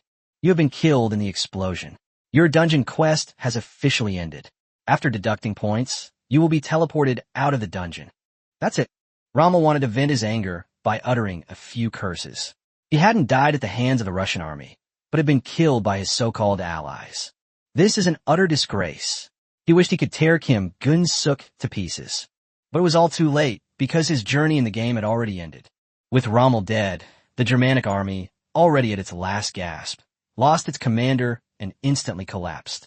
They were already far inferior to these mech warriors in terms of combat power. They're not even in the same league. The only reason they were able to hold out for so long was because of Rommel's field experience. Lasers sliced through the city of St. Petersburg, and under the barrage of gunfire, the remaining Germans were mercilessly slaughtered by the mech warriors. Some were blown to ashes along with their weapons, some were sliced in half by lasers, and some were even riddled with bullets. In less than 10 minutes, the remaining Germans were completely wiped out. The end of the St. Petersburg battlefield also signifies the complete collapse of the Challenger forces, and the upcoming winter instance also marks the complete failure of the challenge. The current instance backend interface displays a rather comical number of players. Number of players in the instance, 2 out of 5 million. Malaysia, 0,500,000, annihilated. Tank Nation, 1/2, 000,000. Japan, 1/1, 500,000. South Korea, 0/1, 000,000, annihilated. With Kim Gun-suk's death, South Korea's influence has been completely wiped out. The only 2 remaining characters in the instance are Seal, who is commanding at the Chariot Kingdom's headquarters, and Takakawa, who is in the Pine Pavilion of the Edo Imperial Garden on the island of Japan. Because these 2 are still alive, the instance is not completely over. But no one thought that with only 2 people left, there was any chance of the battle turning around. The Challenger alliance of the Day settlement, the South Korean settlement, and the German settlement has been utterly defeated. At this moment, everyone in the live stream of the instance is finding it hard to accept this 360-degree turn of events. From Rommel's capture of St. Petersburg to the completion of the first phase of the Winter is Coming mission to the complete collapse of the Challenger League, less than half an hour has passed. This short half hour brought to the people of Azure Star was truly immense. Half an hour ago, thanks to Seal's command, the challengers were still maintaining their dominance. Half an hour later, they were beaten down to just the 2 of them. It's like you've been attacking the boss with great force, making him retreat step by step. But just when you're about to finish him off, the boss suddenly turns around and kills you instantly. Not to mention the participants in the dungeon. Even those who were just watching from the sidelines felt very frustrated. But besides feeling frustrated, there was also a deep sense of disbelief and fear about the true strength of the Russian Bear country. Compared to the previous raging storm, this time everyone felt a sense of despair. There are limits to watching the excitement. You can watch the excitement while the dungeon is still running, but now that the dungeon has ended in this way, no one is in the mood to watch anymore. If even the Germans couldn't handle this instance, wouldn't that represent the complete defeat of the entire Blue Star race? Is this the true strength of the Russian Bear Nation? Is this the true strength of Lin Ye? I declare that Yi Shun will always be my god.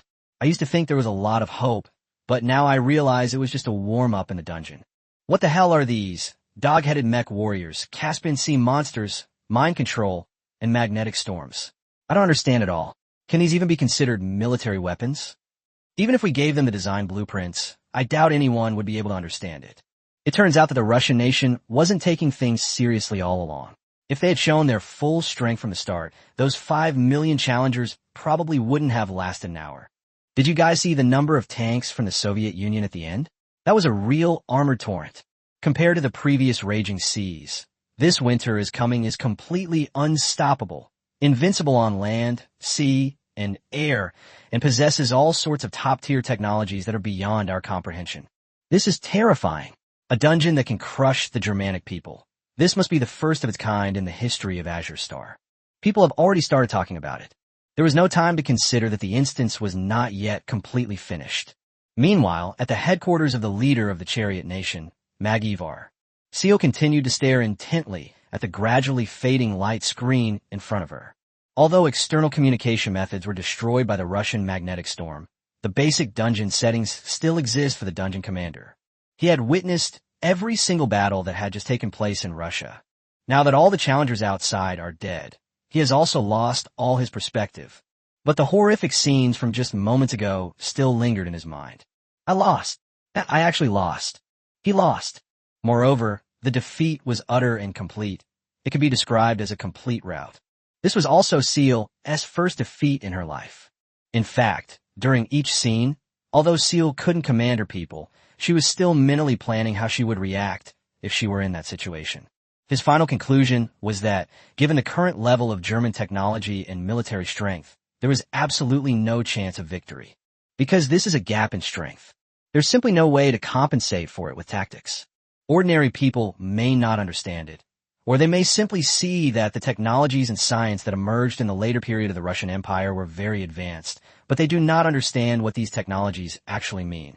The dog-headed mech warrior actually confirms the possibility of armed infantry defeating weaponry, as well as the feasibility of using artificial intelligence in the military. Ground effect vehicles have made amphibious warfare a reality. This sets a precedent for amphibious combat in future dungeons. The Mind Controller provides all dungeon designers with a new idea, a dungeon design method that makes challengers kill each other, thus perfecting the content of psychological warfare. The iconic steel torrent of the Russian Bear Kingdom has even surpassed the limits of what a single instance of Azure Star can handle. Chapter 180, The Mount Fuji Project. Every innovation here is world-changing. Each one, taken individually, is enough to make an ordinary dungeon designer a master. Seal saw all of this. Ha, that's great. What a genius, one in a million. Truly extraordinary. Lin Ye, I want to thank you properly for giving me the war I've always dreamed of.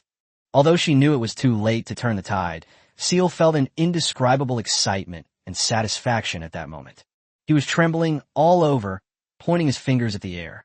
Every frame of his people's crushing defeat in the dungeon felt like a slap in the face to his G-spot.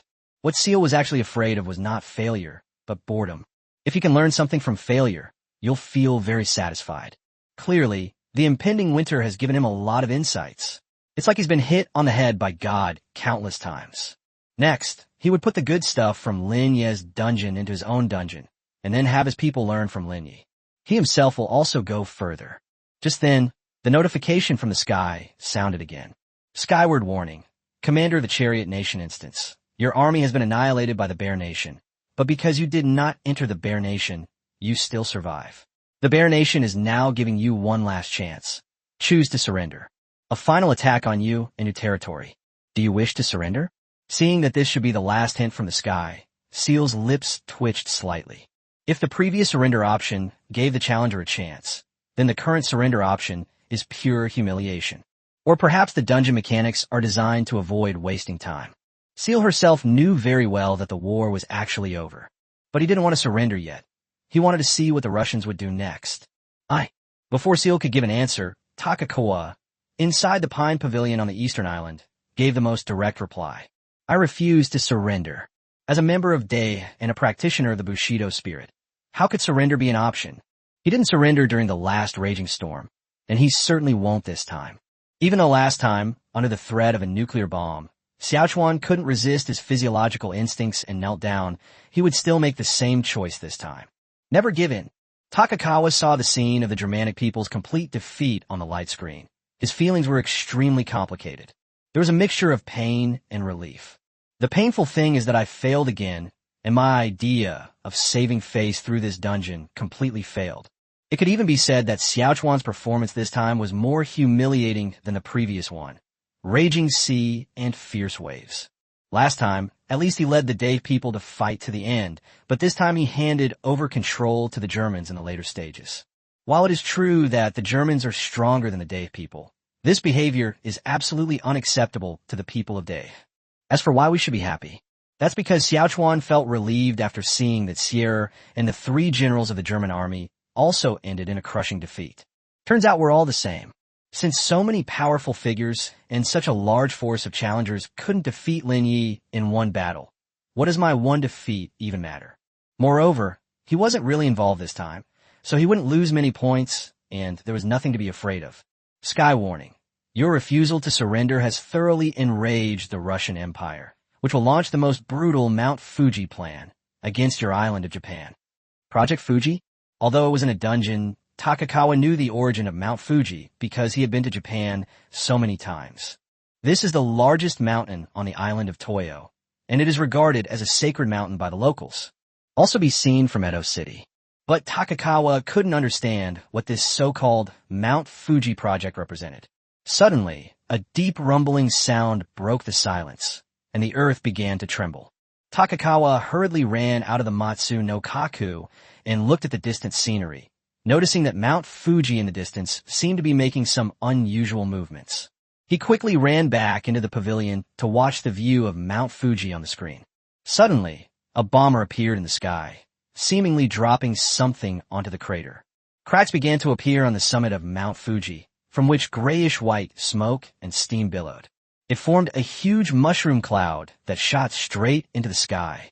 As the smoke spread, the sky darkened, the sunlight was blocked, and the entire area was shrouded in shadow. Immediately afterwards, a deafening explosion rang out. The top of Mount Fuji was blown open, and huge rocks and ash were thrown into the air, forming a huge crater. Volcanic ash and rocks rained down, covering the surrounding forests and fields, and directly melting houses and infrastructure. Shizuoka Prefecture, which is closest to Mount Fuji, was completely swallowed up by this volcanic ash. Lava began to flow from the crater, like a scorching river, engulfing everything in its path. Trees, touched by the lava, quickly burst into flames, creating a sea of fire. The river was blocked by lava, and water vapor mixed with volcanic ash, forming a thick fog. The cracks in the ground continued to widen, releasing more magma and toxic gases, engulfing several surrounding cities. Oh my god, what is the Russian bear doing? Is it going to destroy Japan with a bomb? Is it trying to show me its power? Xiaochuan trembled involuntarily, because he had never seen such scenes of war before. Mount Fuji has erupted. The Russian bear country caused the explosion of Mount Fuji with a strange bomb. The situation was far more complicated than Xiaochuan had imagined. As the largest mountain range in Japan, the explosion of Mount Fuji would simultaneously trigger various natural disasters, such as tsunamis and earthquakes. Warning: the Mount Fuji project has triggered multiple tsunamis in Japan. On the light screen of Songzij, the images are changing rapidly. The scene shifted from Mount Fuji to the seaside of Japan. In the footage, the sea level begins to drop abnormally, revealing the beaches and rocks on the seabed. Fishing boats on the shore are stranded and lie helplessly on the dry ground. All the seawater is receding, making room for the coming giant waves. A few minutes later, a black line appeared on the horizon, the vanguard of the tsunami. As the black line approached, it gradually transformed into a towering wall of water, reaching heights of several meters or even tens of meters. The wall of water advanced toward the shore at an astonishing speed, producing a deafening roar. The moment the wall of water crashed against the shore, it shattered the coastline. The seawater swallowed everything along the coast. Houses, vehicles, trees, and even roads were swept away by the surging waves. The power of a tsunami is so great that it can easily flatten buildings and toss cars into the air like toys. Several coastal cities on the island of Japan were destroyed in this way at the same time. The last survivor in Chapter 181. Bear. Is the Russian bear trying to use the volcanic eruption of Mount Fuji and tectonic shifts to destroy the entire Japanese island? At this moment, Xiaochuan had no idea how to face this horrific scene. Even though he was somewhat cruel and ruthless, he still felt a pang of pity when he saw the scenes of devastation on screen. The so-called Mount Fuji project was a real project by the Russian country on Earth in Lin Ye's previous life. It was at the end of S2 that the Russians devised a plan to exterminate the little people in order to make them surrender quickly. Mount Fuji is an active volcano located in the Ring of Fire, where the Earth's crust is actually quite unstable. The Russian plan is to trigger an eruption of Mount Fuji by dropping high explosives at specific locations on the mountain. This eruption will not be limited to Mount Fuji. It could also trigger activity in other surrounding volcanoes. A single event can have far-reaching consequences, resulting in geological effects such as crustal movement, earthquakes, and tsunamis. If such a chain reaction were to occur, it would directly destroy an entire life. What's even more cruel is that the Mount Fuji project is not only destroying the city of Shaori, but also the culture of Shaori. Mount Fuji is a sacred mountain in the hearts of ordinary people. If Mount Fuji were destroyed, it would be as if the spiritual totem of ordinary people were gone, and the roots of a nation would be uprooted. That could truly be considered a national annihilation and racial extinction. The Soviet Union invested a great deal of manpower and resources in researching the Mount Fuji project and perfectly simulated the entire explosion process. The range and payload were so precise that the plan could be executed directly. However, the U.S. later dropped 2 atomic bombs on Japan, and Japan immediately responded, thus ending Project Fuji. From this perspective, we should actually thank the United States. If the U.S. hadn't acted first, our miserable lives would have truly ended in national extinction and the extinction of our race. It wouldn't have been as simple as just having 2 cities bombed. Now that we're focusing on the instance, Lin Ye naturally wants to present the Mount Fuji project perfectly. He won't miss any opportunity to educate ordinary people. Takakawa is now all alone, and there are many ways to eliminate him. But Russia ultimately chose to end the battle with Operation Mount Fuji. This is Lin Ye's setting. In fact, no matter how many troops are left on the island of Japan, the Mount Fuji plan will be triggered. Watching the apocalyptic scene on the screen again and again, Xiaochuan gradually understood its deeper meaning. This is a deterrent. It was Lin Ye's intimidation of him. This was to make him feel the gap in strength. At the same time, to show him the consequences of not surrendering or yielding.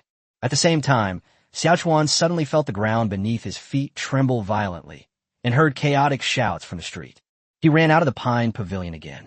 By then, Mount Fuji was shrouded in smoke and glowed a fiery red, looking quite terrifying from afar.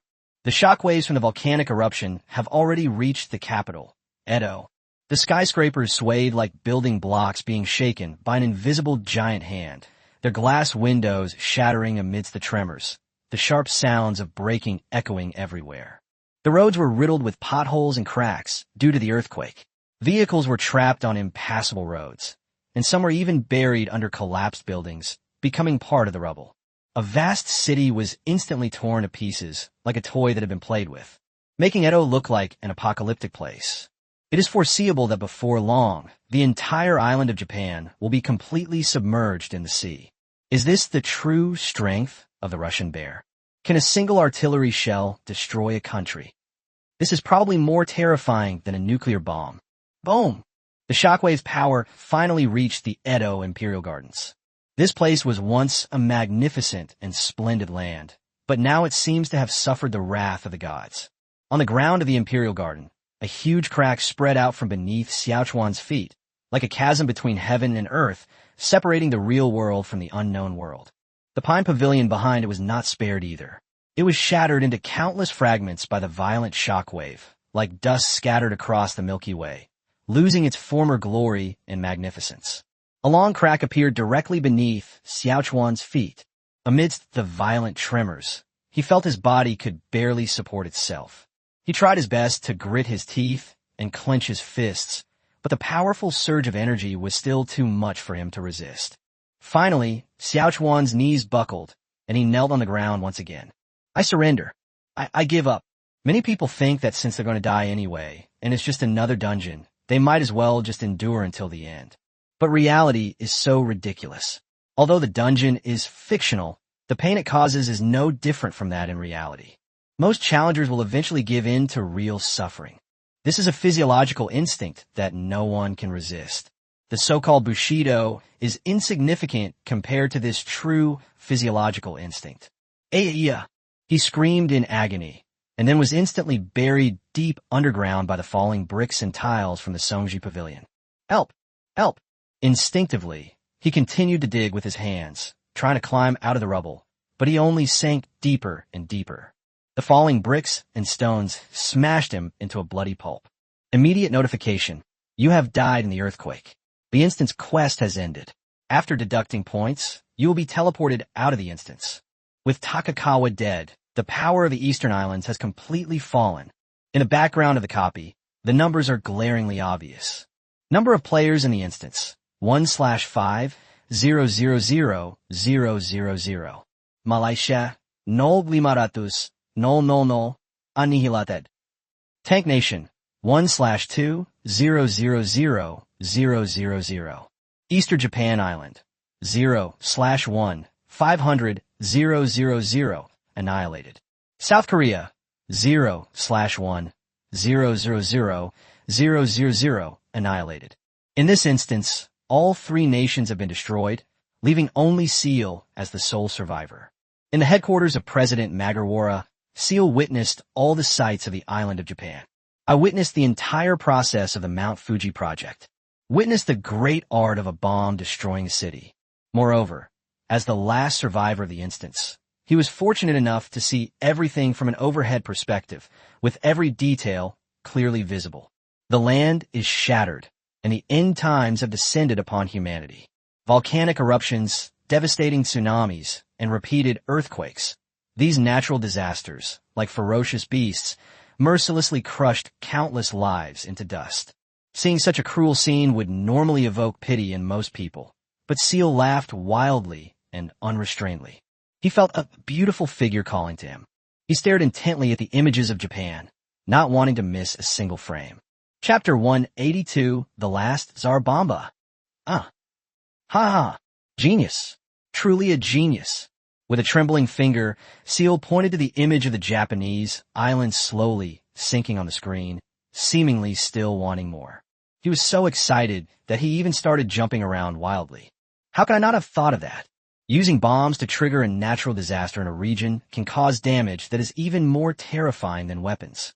One bomb can destroy a country. How elegant. It's so elegant. At this moment, Sheer felt that Lin Ye was her confidant and her kindred spirit. How could someone who isn't passionate about war come up with such a clever way to destroy the world? While the world was still thinking about how to create bigger bombs and more powerful weapons, Lin Ye had already thought of using natural disasters and the power of nature to win the war. A single bomb can trigger a domino effect across the world, leading to a chain of destruction. This is on a completely different level from the scum of this world. Lin Ye, I didn't lose this game unjustly. I admit it. You are the greatest designer on this blue planet. When the strong look at each other, they can always see the essence of the other at a glance.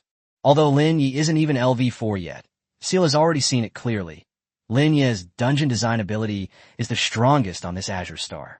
Franchette and Tyelnev, who are ranked ahead of him, are no match for Lin Ye. Skyward notification. Challenger, you are the sole survivor in the instance. Do you wish to surrender? Surrender? How could I possibly surrender? At this moment, Seal's eyes were filled with a longing for war. Lin Ye's every idea was enlightening and greatly benefited him. He wouldn't miss any opportunity to watch Lin Ye perform. The Russian bear country is utter garbage.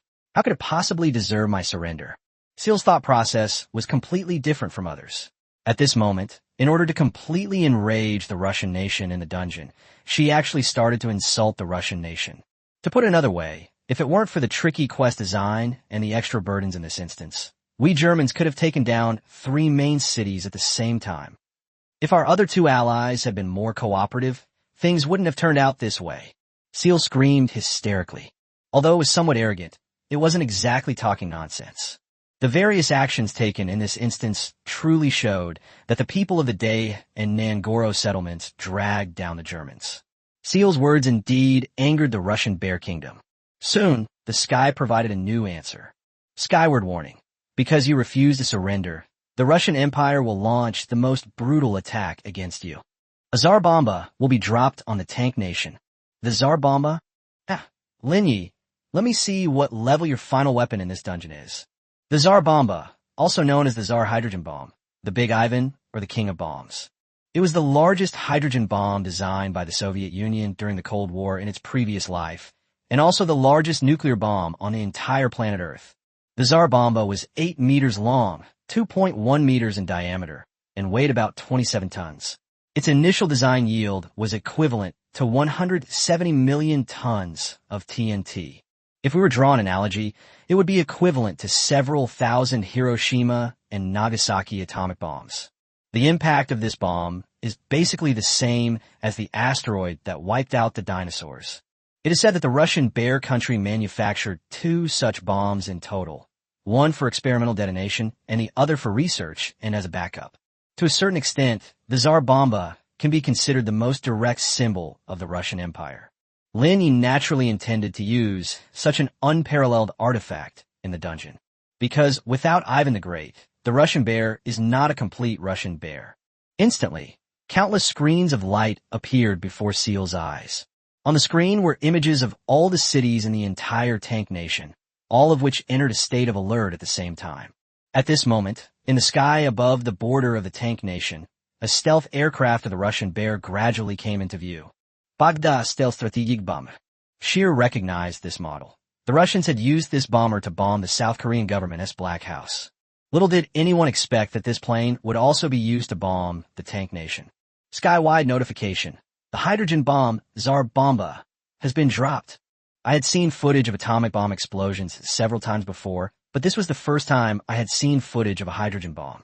As Seal watched the enormous creature fall from the plane in the video, her eyelids twitched involuntarily.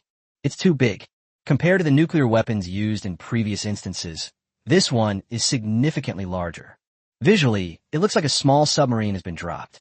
But Seal was somewhat disappointed. In his mind, Lin Ye should have used a more sophisticated weapon to deal with him. The result was still just a nuclear bomb. Nuclear weapons are indeed powerful, but she has seen them more than once, and even if she has seen them, they cannot give Seal any insight. Moreover, the reuse of weapons that have already appeared is not impressive enough. But the moment the Tsar Bomba landed, Seal changed her mind. The moment the nuclear bomb hit the ground, Seal felt as if the entire sky had turned white. Even if the nuclear bomb didn't land on his side, he could still sense this change. An extremely bright light illuminated the entire sky almost instantly. Seal quickly looked out the window and saw a brand new ray of light suddenly appear in the sky. Upon closer inspection, it discovered that a new sun had suddenly appeared on the horizon. Immediately afterwards, the sun began to expand at an astonishing rate, its volume increasing dramatically, as if a giant fireball was leaping about. It rose rapidly, like a soaring fire dragon, leaving ashes in its wake. Then, the blazing fireball exploded, forming a mushroom cloud that shot straight into the sky. Its height and breadth are astonishing, like a giant mountain of smoke and clouds rising out of thin air on the land of the Chariot Kingdom. On the screen at that moment, all the cities of the Chariot Nation trembled under the ravages of that fireball. From the air, the fireball covered half of the Tank Nation, and its destructive range continued to expand, engulfing everything in its path. All the cities were reduced to ruins at the same time. The speed of the destruction was astonishing, so fast that it was impossible to react. Compared to the destruction of Edo Castle in the raging sea, this disaster was even more swift. Buildings collapsed instantly, metal warped and deformed under the intense heat, and the earth seemed to melt under the influence of the fireball. All beauty and signs of life vanished in an instant. Chapter 183, Fourth Dungeon Complete. Seal looked out the window again, and the flames were now burning right in front of her. Such a powerful weapon. That feeling was not something that humans could design at all. It was definitely divine retribution. It's a divine punishment fist that fell from the sky. Lin Ye, how many more skills do you still have up your sleeve? Seal was no longer able to think, as his soul gradually rose under the ravages of the intense heat. Yeah. Amidst painful groans, he had turned into a wisp of white smoke. This is Lin Ye's final weapon in the dungeon. If the previous Mount Fuji project embodied Lin Ye's ingenious logic, then the current Tsar Bomba is a symbol of absolute power. One bomb can destroy a country, just like how Japan was dealt with by using the power of nature to slowly erode the country. It could also be like the Tsar Bomba of today, overwhelming all other techniques with sheer force. Important notice, you have been killed by the Tsar Bomba. Your instance quest has ended. After your points are deducted, you will be teleported out of the instance. The sky screen has detected that all challengers in the Winter is Coming dungeon have been eliminated. The dungeon mission has failed, and this dungeon will be closed soon. 20, 19, 18, 17. Seal has disappeared from the instance, and the spectator's perspective has changed from first person to a completely overhead view. At this moment, one can observe the explosion of the Tsar Bomba from high above Earth Online, making it even more terrifying. In the scene unfolding before us, the entire nation of tanks is engulfed by a massive fireball from the Tsar Bomba, as if swallowed by an endless sea of fire. At this moment, the capital of the Chariot Kingdom could no longer be recognized as its original appearance. All that could be seen was a raging sea of fire. The rising mushroom cloud soared into the sky, its top even touching the horizon, taller and more imposing than the surrounding mountains. The colors of the clouds kept changing from dark red to golden yellow, creating an eerie beauty. Even more terrifying is that the exploding flames are still spreading and expanding towards neighboring countries. If a comparison must be made, the blast radius of this explosion is 100 times larger than that of the Little Day bomb dropped on the Japanese islands. At this point, the live stream stopped and went completely black. Instead, various copies of data are displayed on the screen. The statistics for this Raging Seas dungeon are as follows. Number of players wiped out in the instance, 600,000. The list of challengers who have been eliminated is now released. Kim Gun-seok, Jung Jun-ho, Han Choi-kyung, Matsuga Hisai, Kang Pyong-chwanai. The names of these poor people began scrolling across the livestream screen. Given the current winter is coming theme, it was initially thought that few challengers would be eliminated. Because the dungeon quests don't have any special event triggering mechanisms, and the rewards and penalties for dungeons aren't actually that much. But in fact, the number of people killed in this instance was quite high. The reason for this is the Challenger Civil War caused by the Yuri's Revenge buff. If the Bear's Wrath buff is about stacking negative effect layers, then the Yuri's Revenge buff is about detonating those layers to achieve a burst damage effect. At that time, Day's fleet and Goryo's fighter jets engaged in battle. Some were killing traitors who were mind-controlled, while others were simply killing their own comrades. Killing teammates is the most intolerable behavior under the rules of Sky Screen, and will result in a deduction of 1,000 times the points. As for how to determine the specifics, the Sky naturally has its own rules. Sky has an accurate record of every action taken by each challenger in the instance. We will not misjudge or wrongly accuse anyone.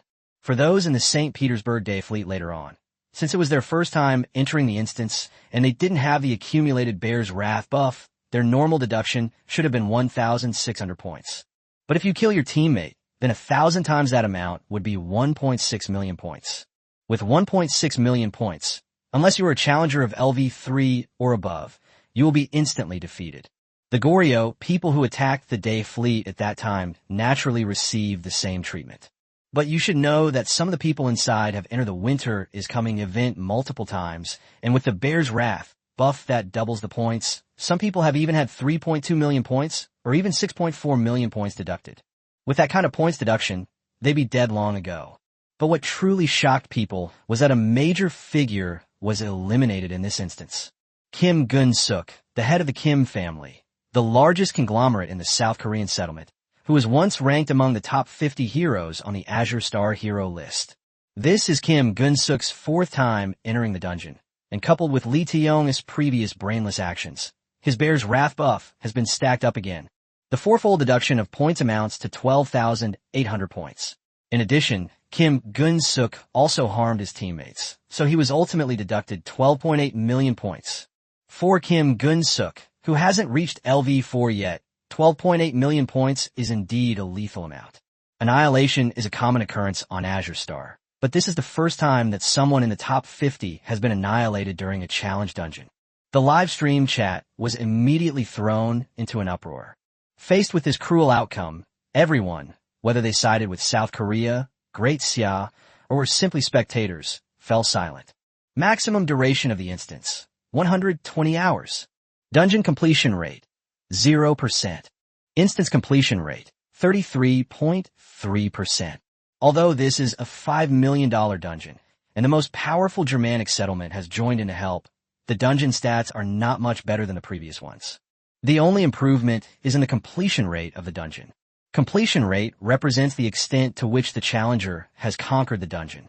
Through its continuous accumulation, it gives challengers confidence and a sense of accomplishment. The higher the completion rate, the greater the chance of conquering the next dungeon. But upon closer examination, it becomes clear that this completion rate is not worth discussing. 33.3% simply means that the challengers have breached one of the three main cities. However, once a main city is conquered, the instance will automatically enter the second stage, and then the Russian Bear Kingdom will enter its complete form. There's still hope in the first phase, but once we enter the second phase, given the strength shown by Russia, there's simply no chance of anything going forward. This completion rate will remain stuck at 33.3% and will not change any further. Chapter 184, it's time to harvest points again. Dungeon kill rate, 12%. When the last statistic from the screen appeared, the entire live stream room fell into a deathly silence once again. Speaking of the elimination rate, That's even more interesting. In the previous dungeons, the kill rate was 0, leading many to believe that Lin Ye had taken a sudden lapse in judgment. Little did they know, Lin Ye was only reaping the big rewards, only taking the big ones. The kill rate for the last instance of the Raging Seas dungeon was 20%, and this time it's 12%, but keep in mind that this time it's a dungeon with a scale of 5 million. To be honest, the number of people killed in this Winter is Coming dungeon is even higher than the previous Raging Sea. The massacre of Lin Ye by 1 million people was exactly the same as the last one. Taking advantage of the break between the end of the dungeon, the long-suppressed silence suddenly erupted. The livestream chat started flooded with messages. Young Master Jean has been eliminated? My god, that's Kim Gun-suk, a former top 50 hero, gone just like that? This is outrageous.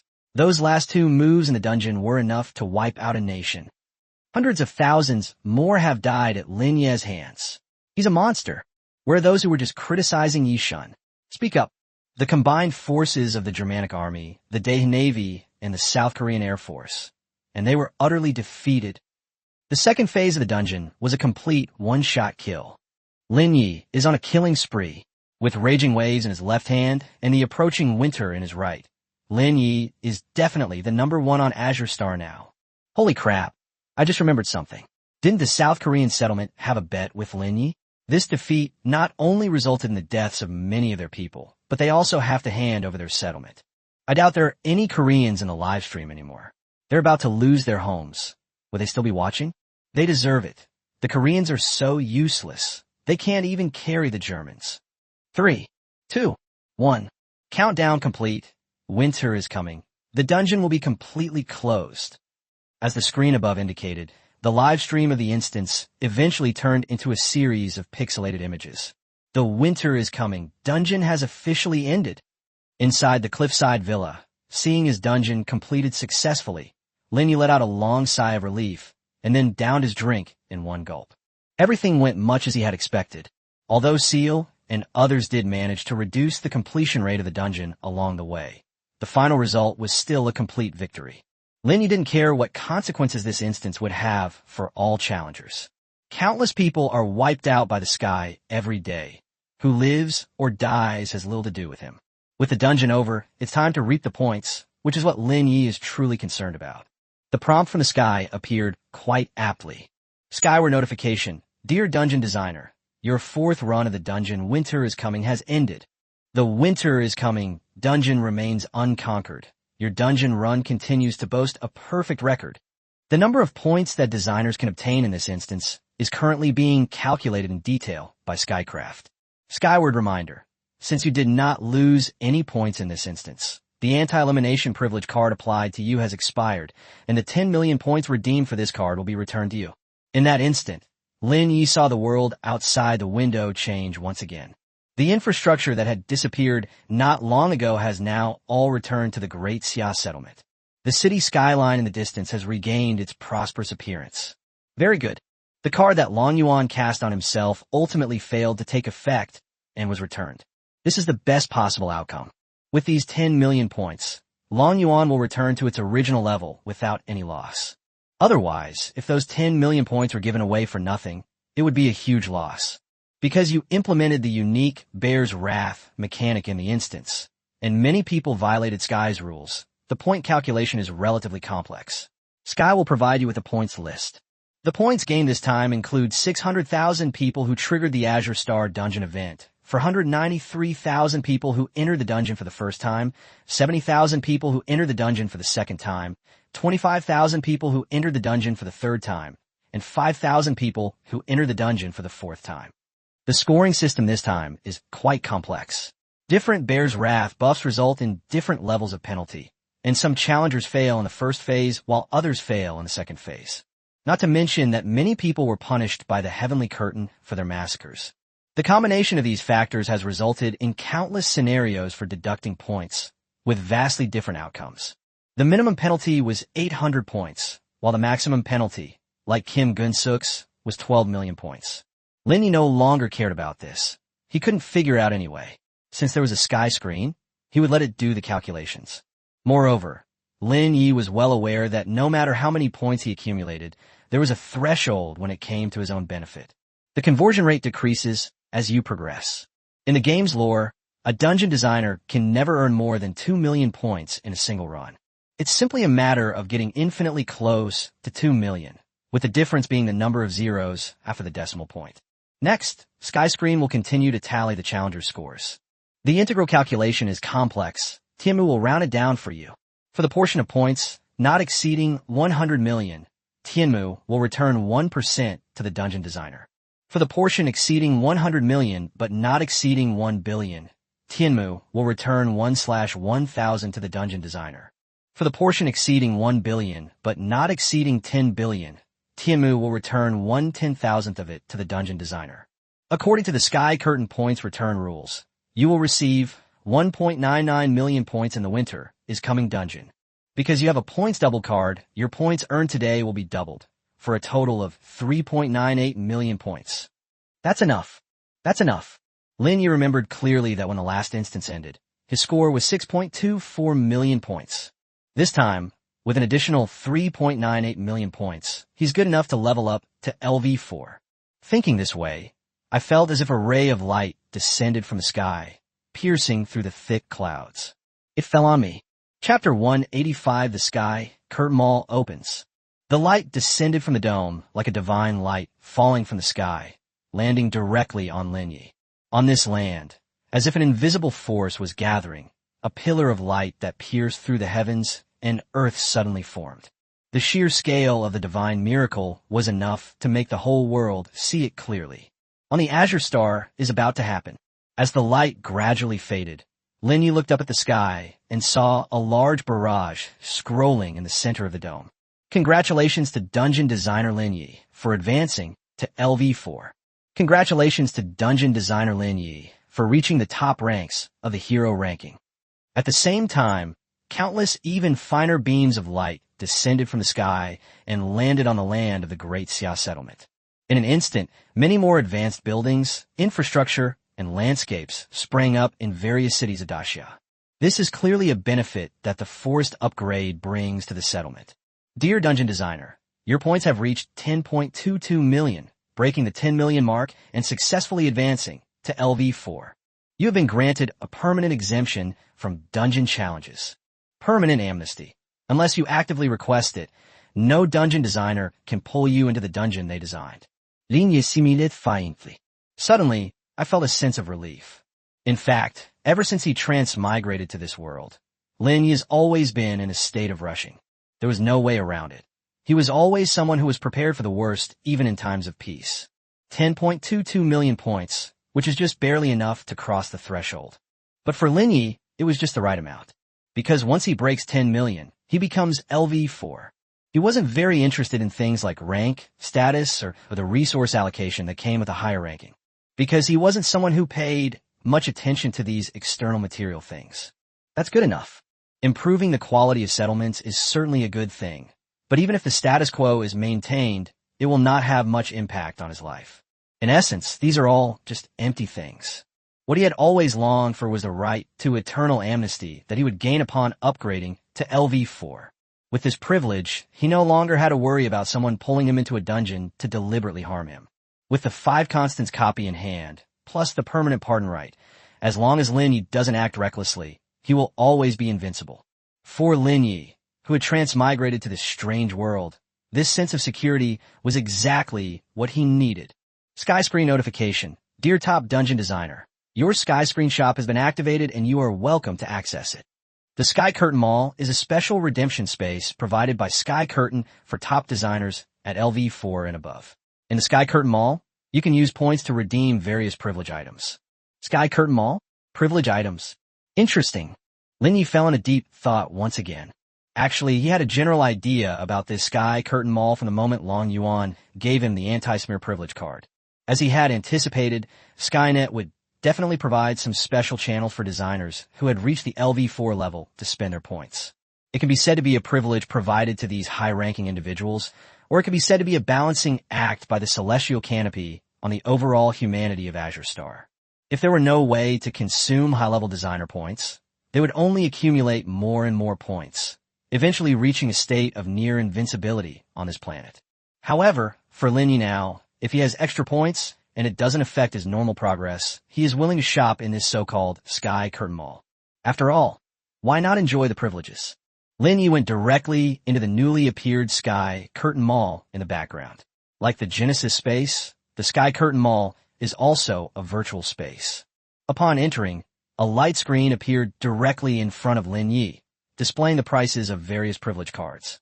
Dungeon Name Change Card, 10,000 points. Challenge Pardon Card, 7 days, 200,000 points. Research Acceleration Card, 7 days, 100,000 points. Challenge Expansion Card, 1 time, 100,000 points. Advanced Challenge Expansion Card, 1 time, 200,000 points. Double Points Card, 1 day, 1 million points. Penalty Reduction Card, 1 time, 1 million points. Anti-Elimination Privilege Card, 1 time, 10 million points. Duplicate Inheritance Card, 1 time, 30 million points. Seeing the prices of these privilege cards, Lin Ye could only smile awkwardly. This is fucking too expensive. It's outrageous that renaming a dungeon costs 10,000 points. Previously, the system kept giving away points double cards, but a 1-day validity period required 1 million points. It's practically robbery. What does 1 million mean? It's the number of points required to reach level 3. You should know that most people on Azure Star are still struggling to earn 100 points, so how could they possibly afford such a luxury? Although this Sky Screen Mall isn't designed for ordinary people, even for LV4 level big shots, the items here aren't exactly affordable. How generous Long Yuan had been in giving him the Anti-Erasure Privilege Card. Long Yuan is using his entire life's savings to prolong his life. Lin Ye continued to examine the privilege cards. He could understand most of them, but there was one category of cards that he had never encountered before. This is the Challenge Expansion Card. Sky Cover, can you tell me what this capacity expansion means? Skyward Reminder. Challenge expansion cards double the number of weapons you can bring into dungeons. High-tier challenge expansion cards can double it again. The system has detected that you haven't entered any other dungeons since advancing to LV2, so you haven't brought any weapons into dungeons. Now, we'll explain the concept of weapon capacity to you. The number of weapons each challenger can bring into the instance varies. LV0 and LV1 cannot bring any weapons. LV2 can bring 100 units. LV3 can bring 1,000 units. LV4 can bring 10,000 units. Afterwards, Timu explained the concept of weapon units in detail again. Aircraft and ships are considered one standard weapon unit. Handheld weapons, such as guns and artillery, account for 1/10 of a weapon unit. Ordinary ammunition carried by the ordnance does not occupy a weapon unit, while high-level ammunition weapons, such as nuclear weapons, are 2 standard weapon units. The categories inside are a bit complicated, but Lin Ye can still understand them after a quick look. Chapter 186, the conditions for advancing to LV5. In short, there are limitations on the weapons you can bring into challenge dungeons. It's not like you can bring all 10,000 tanks into someone else's dungeon just because you have them in your own. To expand your weapon capacity, you need to buy cards to increase it.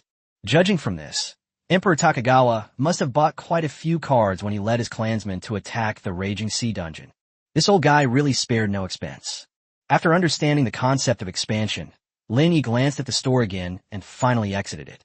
He has absolutely no interest in challenging other people's dungeons at this stage, so this weapon expansion is meaningless to him. As for the de-acceleration card, he still has the time limit given to him by Tianmu at the beginning that he hasn't used up, so he doesn't need to buy one. The only thing that was somewhat useful to him was this points double card. But this thing is just too expensive. It costs 1 million points in a single day. Lin Ye doesn't have any spare money to buy this right now. It would be best if we could get this kind of thing for free from Tianmu. Even if I can't get it for free, I can only redeem one when it's most crucial in the future. Sky Cover Reminder. Dear Dungeon Designer, Sky Cover has now introduced all the new content at level 4. Next, in response to the difficulty of the upcoming winter, Skyfall will have to conduct a 3-day reevaluation. Have to. What's meant to happen will happen. Everything was going according to Lin Ye's plan. Previously, the Raging Seas instance was subjected to a 3-day in-depth review by Skyscreen due to the large number of players killed. It was temporarily relegated to a restricted level dungeon and suspended for 3 days.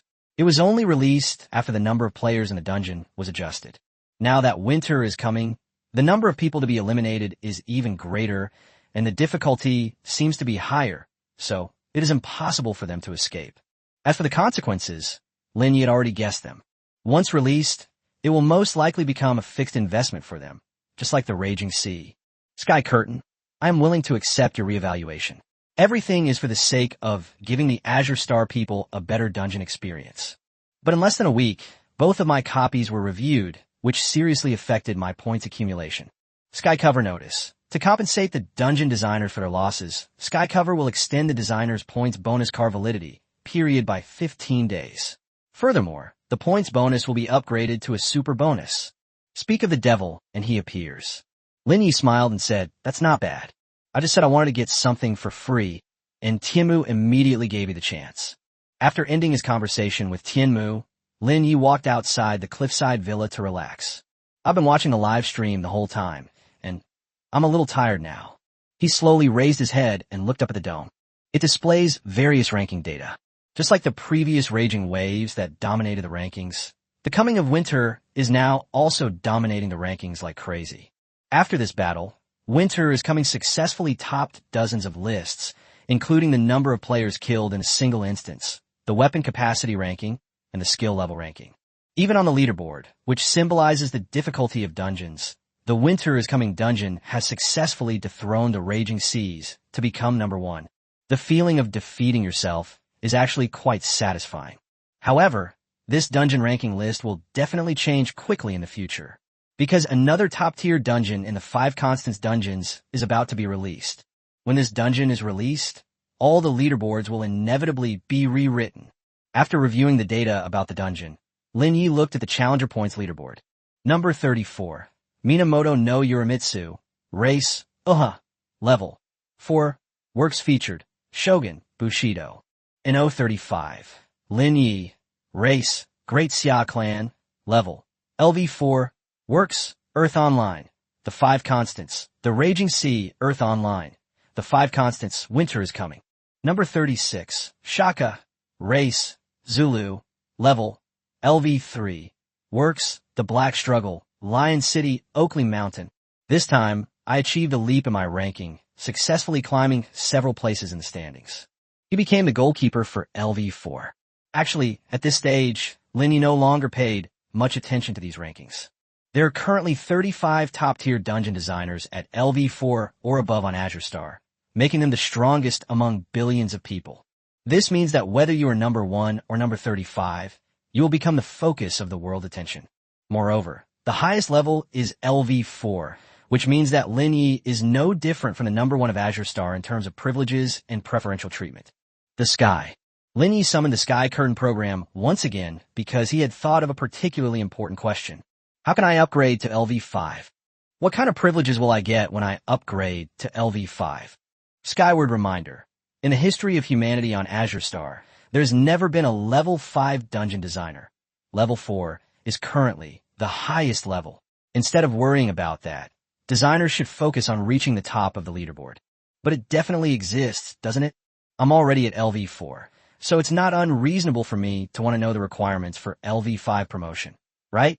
Skycover tip. Skycover has never answered this question for any designer, but given your outstanding performance, you do have the potential to become the first LV5 on Azure Star. Skycover can answer this question.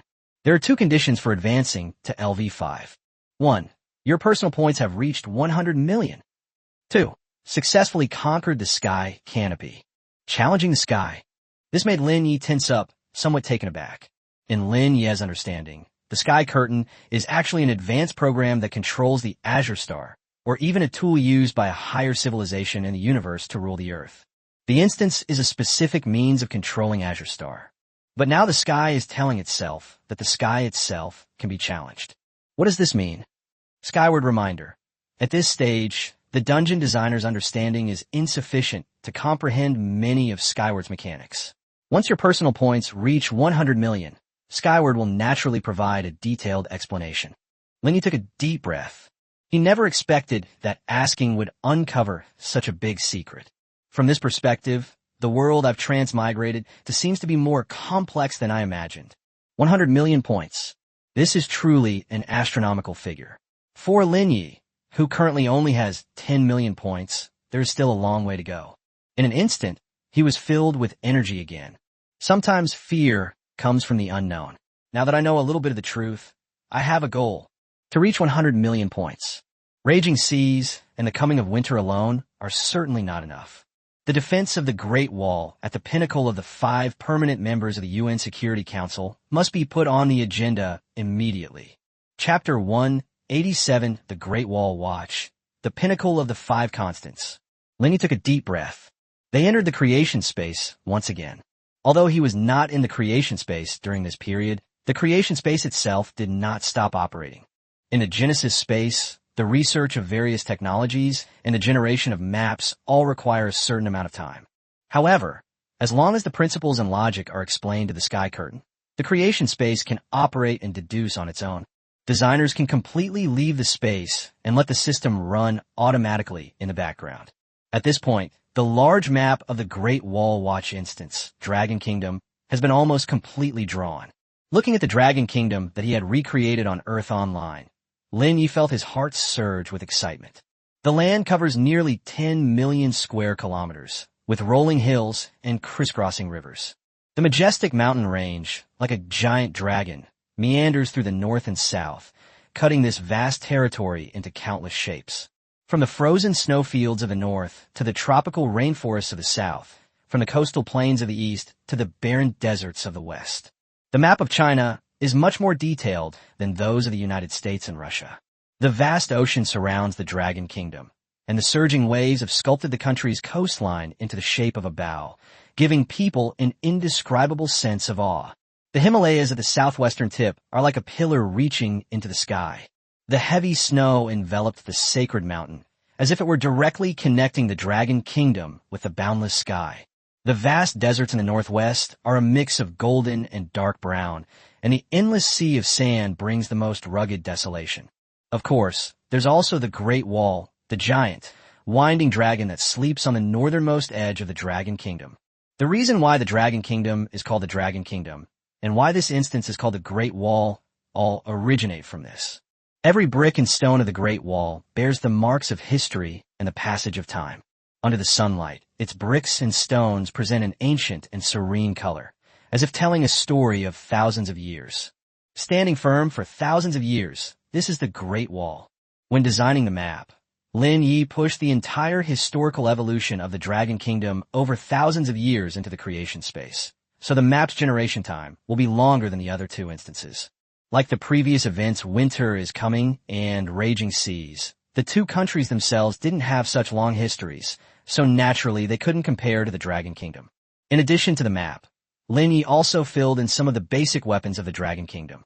Examples include the Chinese Combined Arms Brigade in the Army, the ZT and 99 main battle tank, and the ZB-05 amphibious assault vehicle.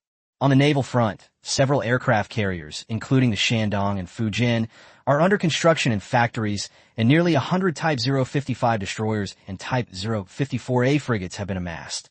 On the Air Force side, various variants of the J-20 family are also under intensive development. Nuclear weapons and various intercontinental ballistic missiles are naturally not lacking in China. But Lin Ye felt that this was still not enough. This is definitely not enough. Too flimsy. The complexity of the Dragon Kingdom is simply too high to fully showcase the heritage of the Great Wall and present its grandeur over thousands of years in the instance. It is definitely not as simple as just piling up weapons here. All kinds of military tactics unique to the Dragon Kingdom and all kinds of unique special buffs will be presented one by one. Furthermore, with masterpieces like Raging Seas and Winter is Coming already established, it would be pointless to include weapons of similar quality. If Lin Ye wanted to, he could easily replicate 100 versions of Raging Seas and Winter is Coming. It would simply be a matter of reskinning the weapons and replicating the technology. But that would really be boring. As the top-tier dungeon among the 5 constants, the Great Wall Watch must be exceptionally exciting. Moreover, traditional war dungeons always have a limit. Raging Seas and Winter is Coming have basically reached that limit. If you want to quickly reach 100 million points through this dungeon, expanding the number of players in the dungeon is definitely the way to go. In the future, the number of players in the game is likely to expand further, perhaps to tens of millions or even hundreds of millions. In that case, we can't stay within the scope of traditional warfare, otherwise the efficiency would be too low. In addition, Lin Ye now needs to prepare for the future confrontation with Tianmu. He didn't know what level the Sky Curtain would be. Perhaps it was the level of Star Wars and some science fiction movies he watched on Earth in his previous life. Perhaps the Sky Curtain was a higher dimensional existence. Or perhaps it was a level that Lin Ye couldn't even imagine. Lin Ye can only guess at this point. But one thing is certain. A program capable of controlling the blue star, whether it's artificial intelligence or a creation of an advanced civilization, would be ridiculously powerful. Although Lin Ye doesn't have to face this strange thing now, he still has to prepare for the worst. Taking advantage of the opportunity to design the Great Wall Watch, he wants to advance his game from traditional modern warfare to the level of future warfare. The foundation laid by the Great Wall ensured that it would be the best transition. The Air Force's Nanchaman Project, the Army's Shan Haijing Project, the Navy's Penglai Project, and the Rocket Force's Hui Project. If possible, Lin Ye would like to include all of these in the Great Wall Watch dungeon.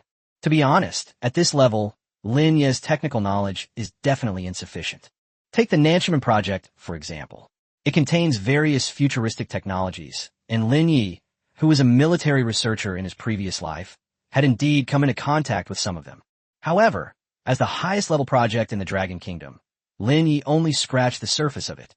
Moreover, even if he could understand everything, the plan was only in its initial stages, and many ideas still needed to be refined. Some things might not even be very feasible. But now that there is the creation space, everything is different. Because the Genesis space itself is a massive artificial intelligence. As long as the principle is correct, the creation space can be deduced on its own. Moreover, since it's a virtual thing, Lin Ye has countless trial and error costs. He can propose his ideas in the creation space again and again. If you keep trying, you'll eventually figure it out. Lin Ye knew very well. The raging seas and winter is coming. These two dungeons are designed to earn points and help you survive. Therefore, Lin Ye did not put much effort into the design. But the Great Wall Watch dungeon is Lin Ye's root, and it holds a special place in his heart. He will put all his effort into this dungeon. Thinking of this, Lin Ye's mind stirred, and a faint smile appeared on his face. Having already advanced the understanding of military affairs on Azure Star by decades, he wouldn't mind adding fuel to the fire. Let these natives of Azure Star experience what future warfare is like. Chapter 188 Lin Yeqiang is like a demon, just as Lin Ye was happily immersed in the creation space. In the auditorium of the Great Xia Settlement's Dungeon Design Center, Ding Chang and his group were still immersed in the shock brought by the Winter is Coming dungeon. At this moment, 5 minutes have passed since the dungeon ended. The entire lecture hall remained completely silent, with only the heavy breathing of the audience audible. Of Winter is Coming is truly awe-inspiring. Dog-headed mech warriors, mind control, Caspian Sea monster ground effect vehicles. Each one is beyond people's imagination. These are different from nuclear weapons and aircraft carriers. Although nuclear weapons and aircraft carriers have not been researched in various settlements on Azure Star, at least there is a direction for their development. This dog-headed mecha warrior? It's something completely beyond our comprehension and beyond our understanding. It could even be said that it is completely trampling on people's perceptions. The final stage of the dungeon, with its almost insane Mount Fuji project and Tsar Bomba, was like two heavy hammer blows that struck everyone's hearts. To this day, everyone is still in a state of confusion. That's too strong. Finally, Li Yunlong spoke first, breaking the long silence. I never imagined Mr. Lin Ye was this strong. That's 5 million people, including Seal and the 3 generals from the German settlement, and they were all defeated by Lin Ye. Li Yunlong froze in his seat. From the second phase of the instance until now, it has been the same action. He didn't even notice when cigarette ash fell on his pants and burned a hole in them. Lin Ye won, and the Winter is Coming dungeon was successfully defended. This was a great and gratifying thing, but he felt like he was still in a dream. To be precise, Lin Ye didn't just win. He completely crushed his opponent. If he had managed to hold on through sheer grit and determination during the coming winter, he could understand, but Lin Ye had ended the battle with an almost instantaneous kill. It seems like the Challenger faction fought for a long time, but it was actually just playing house. If the Russians in the instance wanted to, they could just nuke the entire area. The crushing of the top challengers in the most elite settlements of Azure Star has not happened in the Great Xia settlement for a very, very long time. For a moment, it's hard not to feel like you've been transported to another world. I thought that the raging sea was Lin Ye's limit, but now it seems that Lin Ye has no limit at all. Ding Chong slowly recovered, and an excited smile appeared on his lips. Despite his serious illness, he is now in high spirits after experiencing so many twists and turns. Disregarding his own status, he raised his arm and waved it, tears welling in his eyes. We won. Lin Ye won. Our great Xia has won. Readily, I never imagined I would witness such a great victory for the great Xia in my lifetime. You saw the sword rain. Mr. Lin wiped out hundreds of thousands of South Koreans. Seeing Ding Chang's excited reaction, Li Yunlong quickly pulled him back. Old Ding, slow down. Have you forgotten you're still sick? What illness? Lin, you showed me the most awesome time in Great Xia. My cancer is already half cured. Even if I die now, it's worth it. As Ding Chong cheered, the other deans and experts in the lecture hall also cheered. For the great Xia, the victory in the winter is coming dungeon is definitely the most jubilant thing. Lin Ye is a Xia person, and as his clansman, I should naturally feel honored.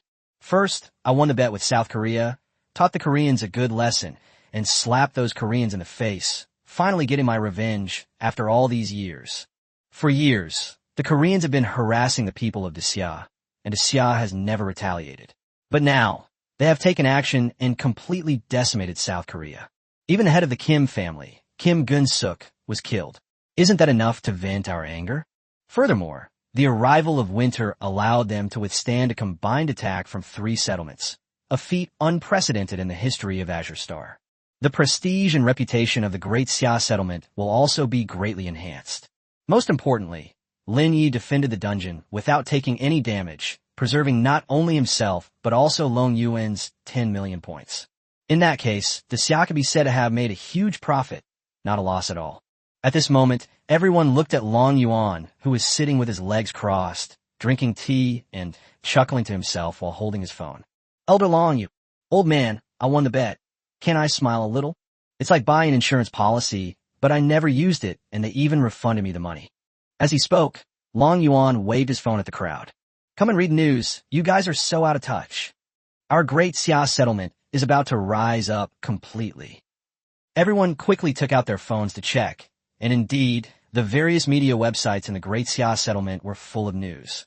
After hundreds of years, the Great Xia settlement has finally returned to its former glory, single-handedly breaking through the encirclement of 3 major settlements. This is Lin Ye, the genius of Great Xia. Fortune's wheel turns, and a divine talent has descended upon Great Xia, destined to save the crumbling edifice. The destiny of Great Xia has finally arrived. After a century, our Great Xia dynasty has finally witnessed the glorious spectacle of having 2 LV4 beings still alive. Seeing this overwhelming news coverage, everyone was shocked. 2 level 4s. Lin Ye actually leveled up to LV4. Since the points are earned through back-end operations, no one knows how many points Lin Ye can earn in each dungeon run. In everyone's mind, Lin Ye had just reached LV3, but in less than a week, he had already upgraded to LV4. Keep in mind that LV4 requires tens of millions of points. Even a top-tier powerhouse like Seal took 10 years to go from LV3 to LV4. Lin Ye reached LV4 in just 1 week, completely breaking the record. Is this even human? From the time Lin Ye started designing the instance until today, it has been less than 2 weeks at most. They climbed straight to the very top position on Azure Star. If Ito Hidataka, who leveled up to LV2 in the previous day, could be considered a genius, then Lin Ye's achievement cannot be described as genius. They're practically demons. It's different now. Everything is different, Long Yuan said with a hint of pride. Our great Xia now has 2 LV4s. Things are not what they used to be. Everyone looked out the window. The central city of Great Xia was indeed much more bustling now. This is the most direct manifestation. The top 50 heroes each bring a multiplier effect to the settlement. The benefits bestowed by the Sky Curtain upon challengers at levels 4 and 3 are vastly different. The Great Xia now has 2 LV4s and has jumped from a declining third-rate settlement to become one of the top tiers on Azure Star. Chapter 189, some are happy, some are sad. You all need to be prepared because starting today, this Azure Star is about to undergo tremendous changes. Long Yuan said with a smile. The group looked at each other, slowly calming down from their earlier excitement. Strength of these settlements on Azure Star is actually quite different. To assess the strength of a focal point, one must consider both the strength of its leading players and its overall strength. Germanic settlements, for example, are strong in both their leaders and overall strength. Not only are there 4 top challengers at LV4, such as Heald, Rommel, and others, the other tribesmen in the settlement also possess considerable strength. All 3 million tribesmen are at least LV2 level, and many are even at least LV3. While the South Korean settlements may not have top-tier masters above LV4, there are still individuals like Park Sung-man and Kim Gun-suk who are among the top 50. Meanwhile, the heads of the 3 major families are all above LV3, which is why they have risen rapidly in recent years. In contrast, the Great Xia settlement, although it has a top-tier expert like Long Yuan keeping an eye on things, is facing a severe shortage of skilled individuals further down the line. Of all these commanders and research institute directors, only a few, like Li Yunlong, have reached LV3. Even veteran directors like Ding Chong are still stuck at LV2, which is really not enough. Without real strength, one will naturally attract harassment from those despicable people from the South Korean and Dae settlements. Although real wars are not allowed on the planet, different settlements can plunder resources from other areas through dungeons. If you don't stand up for yourself, you'll be disgusted and tormented. That's the survival rule on Azure Star. This is why no settlement ever dares to harass the Germanic settlements. The Germanic settlements, which rank first in resources, far outnumber the current Great Xia settlements. Why has the Great Xia settlement declined so much in recent years? In fact, 50 years ago, the Great Xia settlement was one of the top settlements on Azure Star. At that time, there were countless LV3 challengers in Great Xia. Even Ding Chong, the dean of the First Instance Research Institute, had reached the LV4 level. At that time, there were 5 members of the Great Xia clan in the top 50. Their power was even greater than that of the current Germanic settlements. Because the Great Xia settlement was too powerful and not the kind of race willing to attack others, it instead provoked a joint attack from several other large settlements. That war without gunfire was called the Great Xia Expedition, which sounds like a fair and square operation, but it was actually just a sneak attack. Without De Xia's knowledge, several settlements began to frantically organize attacks on De Xia's various instances. After that battle, a large number of young dungeon designers from the Great Xia dynasty were eliminated, and Ding Chong was even directly demoted back to LV2. After that, the Great Xia settlement was severely weakened. Coupled with the continuous harassment and suppression from the Great He settlement and several surrounding settlements in the South Korean region, the Great Xia never recovered. Lin Ye's rise has given Great Xia 2 LV4s at the same time, instantly doubling its top-tier strength. This is a spectacle that Azure Star hasn't seen in a long time. Sometimes, it's just that one step that makes all the difference. However, after the initial excitement, everyone eventually calms down. Elder Long, what do we need to do now? At this moment, Long Yuan, still gazing at the large screen with lingering interest, slowly said, "A prodigy has appeared out of nowhere. This is God helping our Great Xia. We must cherish this opportunity. With Lin Ye so popular, we don't know what those settlements are thinking. Perhaps another Great Xia invasion is coming. But this time, they definitely won't be as lucky as before. Last time, the Xia suffered huge losses because of carelessness. This time, the tragedy must never be repeated. No one can stop the resurgence of the Great Xia settlement." Lin Ye defeated the alliance of 3 settlements, which should have been a cause for celebration, but the higher-ups of Great Xia were already thinking of taking precautions. However, don't worry too much. At this point, the lingering power of the Lin Ye Winter is Coming dungeon is still there, so I believe no one will dare to act recklessly. Can someone contact Lin Ye and remind him not to forget his bet with South Korea? Logically speaking, the current South Korean settlement should belong to Lin Ye. Some are happy, some are sad. While the De Xia settlement was enjoying the joy of victory, the South Korean settlement was already a scene of corpses strewn everywhere. Public Memorial Day in the settlement. It must be today. The South Korean settlement lost hundreds of thousands of high-level challengers, all of whom were elites from the 4 major families. All 4 families suffered heavy losses. Even Kim Gun-suk, the head of the Kim family, was wiped out, making the battle incredibly fierce. You should know that Kim Gun-suk was once in the top 50. He was the face and backbone of South Korea. The other South Koreans who entered the approaching winter, except for the hundreds of thousands who were wiped out in Vladivostok at the beginning, all had a large number of points deducted. Even if he didn't die, he would be in a state of semi-crippled condition. Koreans are very good at self-comfort, but no matter how much they deceive themselves, they cannot comfort their inferiority complex at this moment. At the time, Park Sung-man openly stated online that if he failed in this challenge, he would hand over the entire settlement to Lin Ye. If this were to actually happen, they would all become homeless, wandering ghosts. This settlement is now abandoned. The people of the settlement, just like the Dave people who had experienced the raging sea, marched in the streets in despair, holding signs. Strike, boycott school, stop all work. They use this to vent their negative emotions. Park Sung-man, step down. Park Sung-man, you damn well, step down. The four major families should all get out of the South Korean settlement. The four major families have been sucking our blood all these years, yet they've accomplished nothing. It's truly hateful. On behalf of the people of South Korea, I petition the government to demand that Park Sung-man step down. Park Sung-man has no South Korean ancestry whatsoever, so his previous remarks cannot represent the Korean people at all.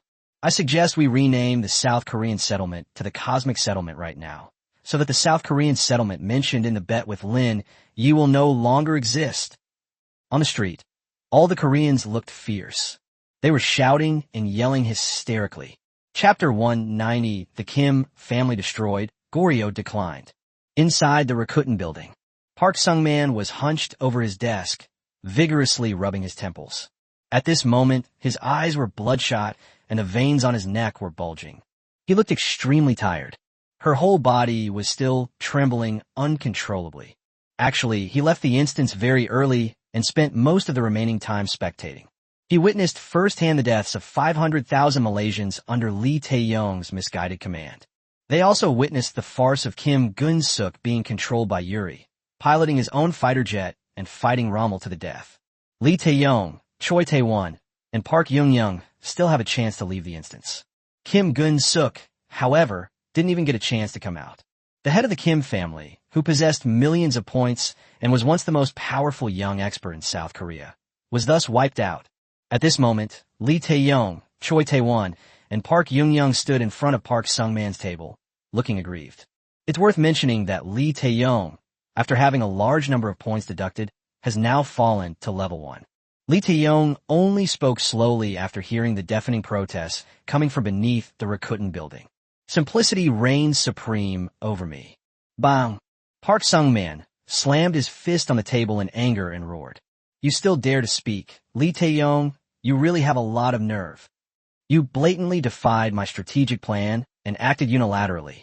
You bear full responsibility for South Korea's disastrous defeat. Park Sung-man now wishes he could just kill Lee Tae-yong, that bastard. Commander Park, I admit my mistake, but I do not accept that I am fully responsible. This whole thing started because of Kim Gun-suk. If he hadn't provoked Lin Ye back then, none of this would have happened. Furthermore, the Malaysian forces I commanded at the time were merely peripheral members of the alliance. How much influence could they possibly have on the war? You just saw the strength of the Russian bear country. I don't think we can win. At this moment, Lee Tae-yong could have countless reasons to exonerate himself. This is the most distinctive characteristic of Koreans. When something happens, they always think about shifting the blame first. But these words drove Park Sung-man completely mad. He was so angry that his face turned red. Fuck you. You're a piece of trash. Garbage. What the hell do you know? If you had listened to my instructions and drawn the Russians' firepower at the first opportunity, the Germans would have had a real chance to take over 3 main cities at the same time. Park Sung-man roared. Lee Tae-yong didn't say anything more, but he was still unconvinced and found it somewhat ridiculous. Because what Park Sung-man is saying now is all hindsight. This assumption is completely meaningless. Moreover, it's quite obvious that the Russian Empire didn't really go all out in the early stages. Given Lin Ye's cunning nature, he must have made some arrangements in the dungeon. Once the challenger's intentions are recognized, a full-scale attack will naturally follow. This is a difference in strength, something that tactics simply cannot compensate for. Just then, the door to Park Sung-man's room was kicked open. Lee Tae-yong, I'll kill you. Give me back my child's life. The person who arrived was none other than Kim Gun-suk's father, the former head of the Kim family, Kim Chan-hoon. The old man was now practically in tears. Everyone suffered heavy losses in this raid, but the Jin family suffered the most. The Jin family had the most members wiped out and also suffered the highest points loss. Most importantly, Kim Gun-suk is dead. You have to know that most of the Kim family's resources were concentrated on this eldest son. With his elimination, the Jin family's resources were also lost. This defeat has rendered the Jin family useless. They are no longer worthy of being called one of the four great families. With his son dead and his family ruined, the old man naturally suffered a mental breakdown. "I'll kill you." Kim Chan-hoon made a move to grab Lee Tae-yong when suddenly a golden light descended from the sky. With a painful groan, Kim Chan-hoon's body evaporated into nothingness in the golden light. At the same time, a warning sound from the sky also rang in everyone's ears. Skynet warning. Kim Chan-hoon, a member of the Korean ethnic group, has been detected to have intentionally harmed others, violating Skynet regulations. He has been immediately eliminated. Let all challengers on Azure Star take this as a warning. This scene terrified everyone present. It's clear that Kim Chan-hoon has been directly punished by Skyscreen, because the heavens do not allow anything that violates the law on Azure Star. In a dungeon, you can fight however you want, but in the real world, everyone must be a law-abiding citizen. Any act of intentionally harming another person will be a crime. Park Sung-man also gasped. He had actually been so angry just now that he wanted to teach Lee Tae-yong a lesson. Thinking about it now is terrifying. If he had acted impulsively, he probably would have been punished by Tianmu before he even finished his initial move. Stop talking. Now that the Kim family has been completely destroyed, if we don't calm down, our fate will be even worse than Kim Chan-hoon's. Park Sung-man slumped back into his chair, his body drenched in sweat. At this moment, his hair was wet and stuck to his scalp, completely lacking the majesty of a leader of a settlement. He looked as disheveled as a scavenger. He looked coldly at Lee Tae-yong and finally said, "Lee Tae-yong, you're just a weakling at level 1 right now. If I pull you into the dungeon, I can wipe you out instantly. So, behave yourself." Lee Tae-yong really chickened out this time. I didn't dare say a word. "Lee Tae-yong, no matter what you think in your heart, I want you to take the initiative to admit your mistakes in front of the people in the settlement right now, and admit that all of this is your fault." Did you understand? How could Lee Tae-yong not understand Park Sung-man's meaning? He was being asked to take the blame for him, in order to regain his prestige among his clansmen. But now he has no choice but to accept this outcome. Clearly understood, in command, Lee Tae-yong slowly walked out of the room and headed towards the area where people were gathering and marching below the latte building. Seeing that the atmosphere had eased a bit, Choi Tae-won hesitated for a long time before finally speaking. "President Park, what should be done about the settlements of South Goryeo? We had a bet with Lin Ye, and now that we've lost the instance, we have to give the settlement to Lin Ye." Park Sung-man gave a cold laugh. "How could I possibly give the settlement to Lin Ye? Where would we go without a settlement? This is just a verbal promise of mine. I can go back on my word as long as there is no sky curtain to restrain me. It's nothing more than losing face, but at this point, what's the point of saving face?" Commander, Choi Tae-won's expression was somewhat stiff. South Korea is currently severely weakened, while Lin Ye has directly advanced to LV4 with the arrival of winter. This is a case of one side gaining at the expense of the other. If we anger Great Xia, they might very well attack South Goryeo directly. Park Sung-man pinched his temples hard, his face filled with sorrow and despair. "Let me apologize to Lin Ye and the Great Xia settlement first, and see how Lin Ye reacts." Chapter 1, 91 Kneel before Lin Ye. While Park Sung-man and the others were figuring out how to renege on their previous bet with Lin Ye was racking his brains in the creation space. Unbeknownst to them, a day had passed since the end of the winter's arrival dungeon. It has to be said that the content of the Great Wall Watch is really huge, more than the combined content of the Raging Tides and Winter is Coming dungeons. With this design time, the winter's arrival dungeon is almost halfway complete, but the Great Wall Watch is only scratching the surface. However, good things come to those who wait. Now that Lin Ye's life is no longer in danger, he can remain calm. Ding ding ding ding ding. A sudden, urgent phone call pulled Lin Ye out of the Genesis space. It was a call from Ding Chong. "Hello, Ding Ding," Lin Ye said directly. "Mr. Lin, thank you. The victory in the coming winter is of vital importance to the Great Xia settlement. On behalf of Commander Long Yuan And on behalf of all military regions and research institutes, I thank you. You brought new hope to the Great Xia settlement. Great Xia will definitely protect you too. Ding Chong didn't waste any time and went straight to the point. I should be thanking Commander Long Yuan. I will remember that privilege card with 10 million points. Mr. Lin, I won't bother with pleasantries. This is a very important matter. Please consider your gambling with South Korea carefully and don't be deceived by the one-sided story told by the Koreans. Over the years, the Great Xia settlement has suffered a lot because of its tolerance, kindness, and its inherently non-aggressive nature. Lin Ye smiled. He naturally understood Ding Chang's meaning.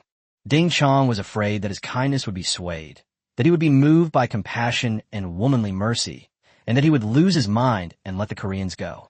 That's obviously impossible. This shows that Ding Chong didn't understand him well enough. From the moment Lin Ye transmigrated into this instance, he had a plan in mind. In this cruel world, there is no such thing as forgiveness or tolerance. Every day, countless people are wiped out, just like Zhao Jinyu before. People who were alive and well before may be reduced to a mosaic by the sky tomorrow. Any act of being a Mother Teresa is shameful in this world. Especially between different settlements, there is hardly any affection to speak of. All that exists is the exchange of interests. When interests clash, it's a matter of life or death. Lin Ye remembered clearly what Park Sung-man had said in the bet, that he would cede the settlement to her. However, he is currently engrossed in designing the Great Wall Watch dungeon and has not yet thought about settling accounts. Don't worry, Ding Ding. I will handle the matter of the South Korean settlement, Lin Ye replied calmly. This is Mr. Lin's business, and he is free to do whatever he wants. If you have time, you might as well take a look at the news from South Korea. That way you'll make a more accurate judgment. After ending the phone call with Ding Chong, Lin Ye stretched and turned on the TV in the living room. He really wanted to see what news was happening in South Korea right now. Consider a way to relax and unwind outside of the game's design. After reading the first few news articles about Korea, Lin Ye felt a sense of relief. Korea Express Company, Limited. According to statistics, the South Korean settlement lost 400,000 elite combatants in the Winter is Coming dungeon. Azure Star's ranking has plummeted. Korea Express Company, Limited, Kim Gun-suk, the head of the Kim family conglomerate, has been eliminated in the Winter is Coming instance. This is the highest single-point deduction record in the history of Azure Star. Gangnam District Daily. Former Kim family head Kim Chan-hoon attempted to harm Lee family head Lee Tae-yong at the Rakuten building yesterday and has been punished by Skyforce. Korea Special Report. The Kim family has been completely wiped out after losing Kim Gun-suk and Kim Chan-hoon. Goryeo Special Report. Lee Tae-yong, head of the Lee family, has been downgraded to LV1. The Lee family is no longer one of the four major families of Goryeo. South Korean news. Since the end of the Winter is Coming event yesterday, South Korean citizens have been gathering and marching in the streets, demanding the resignation of Park Sung-man. With winter approaching and defeat imminent, the most devastating situation will be for the South Korean settlements. Such a tragic end was exactly what Lin Ye had expected. Previously, Kim Gun-suk and the Kim family had both harbored murderous intentions towards him and had provoked him in various ways. They even threatened to kill Zhao Jinyu when he did not respond to their challenges immediately. This kind of stuff must be eliminated. It can be said that the Wrath of the Bear, Buff in Winter is Coming was specifically prepared for the Kim family, and Lin Ye wanted Kim Gun-suk to die from the very beginning. As for Kim Gun-suk's father being punished by Tianmu for having murderous intent, he only deserved it. The Kim family is no good. The four major families of Goryeo, along with their leader Park Sung-man, are all birds of feather. They all had ulterior motives towards Lin Ye, so their current downfall is their own fault. South Korean news. Former Lee family head Lee Tae-yong admits he takes full responsibility for the failed raid. Lee Tae-yong also stated that if it weren't for his own operational error, the alliance would have had a real chance to conquer Winter's arrival. When Lin Ye saw this news, coupled with Lee Tae-yong's serious expression in the picture, she was amused. I think the shamelessness of Koreans remains unchanged. Even after being beaten to a pulp, they still couldn't resist spouting a stubborn retort. However, Lin Ye didn't care about such things. Their willingness to conquer the Winter is Coming dungeon again was a great thing for him. This means he still has points to earn. Lin Ye kept scrolling down, finally stopping at a video featuring Park Sung-man, the leader of a South Korean settlement. In the video, Park Sung-man appears very sincere, standing on a very official platform, with Choi Tae-won, Park Young-young, and other high-ranking members of the South Korean clan standing behind him. First of all, I want to clarify to everyone on Azure Star that all the Jean family's previous attempts to frame Mr. Lin Ye were part of the Jean family scheme, and I was kept in the dark. Mr. Lin Ye has no Korean ancestry and has never plagiarized any technological achievements of South Korea. All of the above statements are deliberate slander by the Kim family. Kim Gun-suk and Kim Chon-hoon deserve their fate. As he was speaking, Park Sung-man suddenly knelt down on the ground. People nearby rushed over to help him up, but Park Sung-man stopped them. Commander, no. Kneeling is the highest form of etiquette in Goryeo. How could you do this? This is Kim Gun-suk's fault. It has nothing to do with you. Shut up, Park Sung-man roared. As the commander, I am naturally responsible for anything that goes wrong. Of course, I must apologize to Mr. Lin Ye with the highest courtesy. Chapter 192, Get the Koreans Out of My Settlement. After saying that, Park Sung-man immediately prostrated himself on the ground and kowtowed loudly. First of all, I want to apologize to Mr. Lin Ye on behalf of the Kim family. Although Kim Gun-suk is dead, I, Park Sung-man, am willing to take responsibility for his mistakes. I'm prepared to stand at attention if I'm going to get hit. Furthermore, although I organized an alliance to challenge Mr. Lin Ye, it was all from a perspective of friendly sparring, and I absolutely had no intention of deliberately harming Mr. Lin. In dungeons, guns and cannons have no eyes, so casualties are perfectly normal. We are willing to accept all consequences and hope that Mr. Lin Ye can forgive our previous rudeness. As soon as Park Sung-man finished speaking, the people behind him hurriedly pulled him up, looking as if they had lost their parents. Then the screen abruptly stopped. On the sofa, Lin Ye's expression was a half-smile. To be honest, he feels both ridiculous and disgusted. On the surface, it seems like Park Sung-man is admitting his mistakes and apologizing, but in reality, he is trying to clear his name completely. It's the kind of situation where my apology is my business, and whether you accept it or not is your business. He even invited a group of his clansmen to act with him. This person really thinks they're a fool. Otherwise, they wouldn't have gone to such lengths. Lin Ye couldn't even understand the meaning of this behavior. If it were Earth in the past, considering the international impact and the power struggles between major nations, such a thing might actually be given leeway. But this is Azure Star. There's no international influence here, and certainly no sympathy to speak of. Sabet. According to the bet, the Korean settlement is now Lin Ye's private property.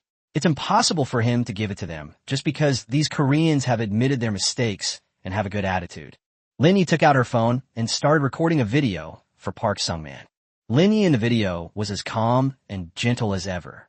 Commander Park Sung-man, I accept your apology. Just as you said, my instance is designed to enhance everyone's understanding of warfare, and it's also for friendly exchange and competition. So, the doors of winter's coming will remain open for you. I would also like to remind Commander Park, no, you should no longer be considered commander because according to the previous bet, the South Korean settlement is now my private property. All Koreans are to pack their belongings and leave their settlements within 3 days. Actually, after obtaining the settlement, Lin Ye didn't have anything he wanted to do. At this stage, he has no clear plans for this land. He envisioned creating a gathering place for himself, becoming its leader, and attracting people to come there. But that would inevitably consume a lot of one's energy. At this stage, his focus is definitely on dungeon design, and he doesn't have time for these kinds of things. Moreover, settlements generally have a strong sense of community.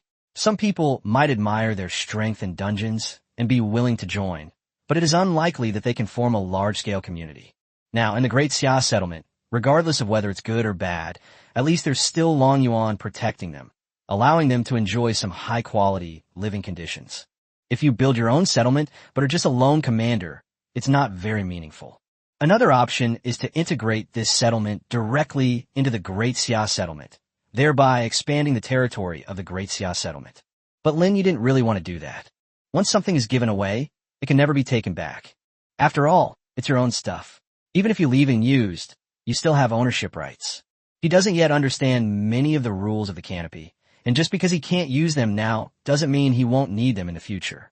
Furthermore, in this world, the size of a settlement is not very significant. Even if he gave this land to Great Xia, it would not bring any improvement to Great Xia. Regardless, we have to let these sticks roll first. After resolving this minor incident, Lin Ye stretched his limbs and returned to the creation space. He didn't care about the lives or deaths of the Koreans. For him, the most important thing right now was for the Great Wall Watch to be released as soon as possible. With this day's information dissemination, the map of the Great Wall Watchers was completely completed. All weapons at the modern warfare level have been manufactured. Meanwhile, deployments have been completed in the Army, Air Force, and Navy. The Dragon Kingdom's army, with a total population of 10 million, undoubtedly the number one on Earth. The military branches are fully subdivided. It includes many branches of the armed forces, such as infantry, artillery, armored forces, engineers, communications troops, chemical defense troops, reconnaissance troops, electronic warfare troops, motor transport troops, surveying and mapping troops, and meteorological troops. At the same time, each type of soldier is further subdivided. Infantry is further divided into motorized infantry and mechanized infantry. Artillery is further divided into ground artillery and anti-aircraft artillery. In terms of armaments, the ZZ-99A/99 main battle tank, ZBD-05 infantry fighting vehicle, PHL-11 122mm self-propelled rocket launcher, and HJ-AFT-10 anti-tank missile are all deployed in large quantities. The ZTL-11 wheeled armored assault vehicle, the HQ-17 air defense missile, the PLZ-07 122mm self-propelled howitzer, and the HQ-7B/7 surface-to-air missile are also indispensable. Each item has no fewer than 10,000 units. The main idea is that the more the merrier. Under the design logic of the Dragon Kingdom map, no amount of troops or weapons is excessive. Lin Ye didn't consider the issue of quantity restrictions at all. In the Dragon Kingdom, even the largest military expenditures can be easily borne. But these are just scattered weapons and troops. The US and Russia also have advanced weapons. The true essence of the Chinese army lies in perfect coordination and cooperation. The 5 theater commands are Eastern Theater Command, Southern Theater Command, Western Theater Command, Northern Theater Command, and Central Theater Command. Below that are 13 army groups. The army group is further divided into heavy combined arms brigades, medium combined arms brigades, light combined arms brigades, artillery brigades, air defense brigades, special operations brigades, and so on. The core of this is those 82 combined arms brigades. The concept of a combined arms brigade must be mentioned here. The so-called combination refers to the integration of infantry and ordnance, thereby enabling multifunctional combat. Every soldier has a vehicle, complete mechanization and informatization. A combined arms brigade also possesses a variety of defensive capabilities, including air defense, chemical defense, and long-range firepower. With the addition of armored corps and infantry fighting vehicles, it becomes a fully integrated force capable of independent operations. It can operate in any terrain and can calmly face air attacks. Such a modernly deployed army would not be at a disadvantage even if it encountered the Soviet Union steel torrent. This wasn't something Lin Ye imagined. It was something he had tested in his previous life. China and Russia have conducted military exercises in the past. A medium-strength combined arms battalion from the Dragon Kingdom actually swept aside an entire infantry regiment from the Bear. Therefore, the Chinese army is actually the pinnacle of army warfare.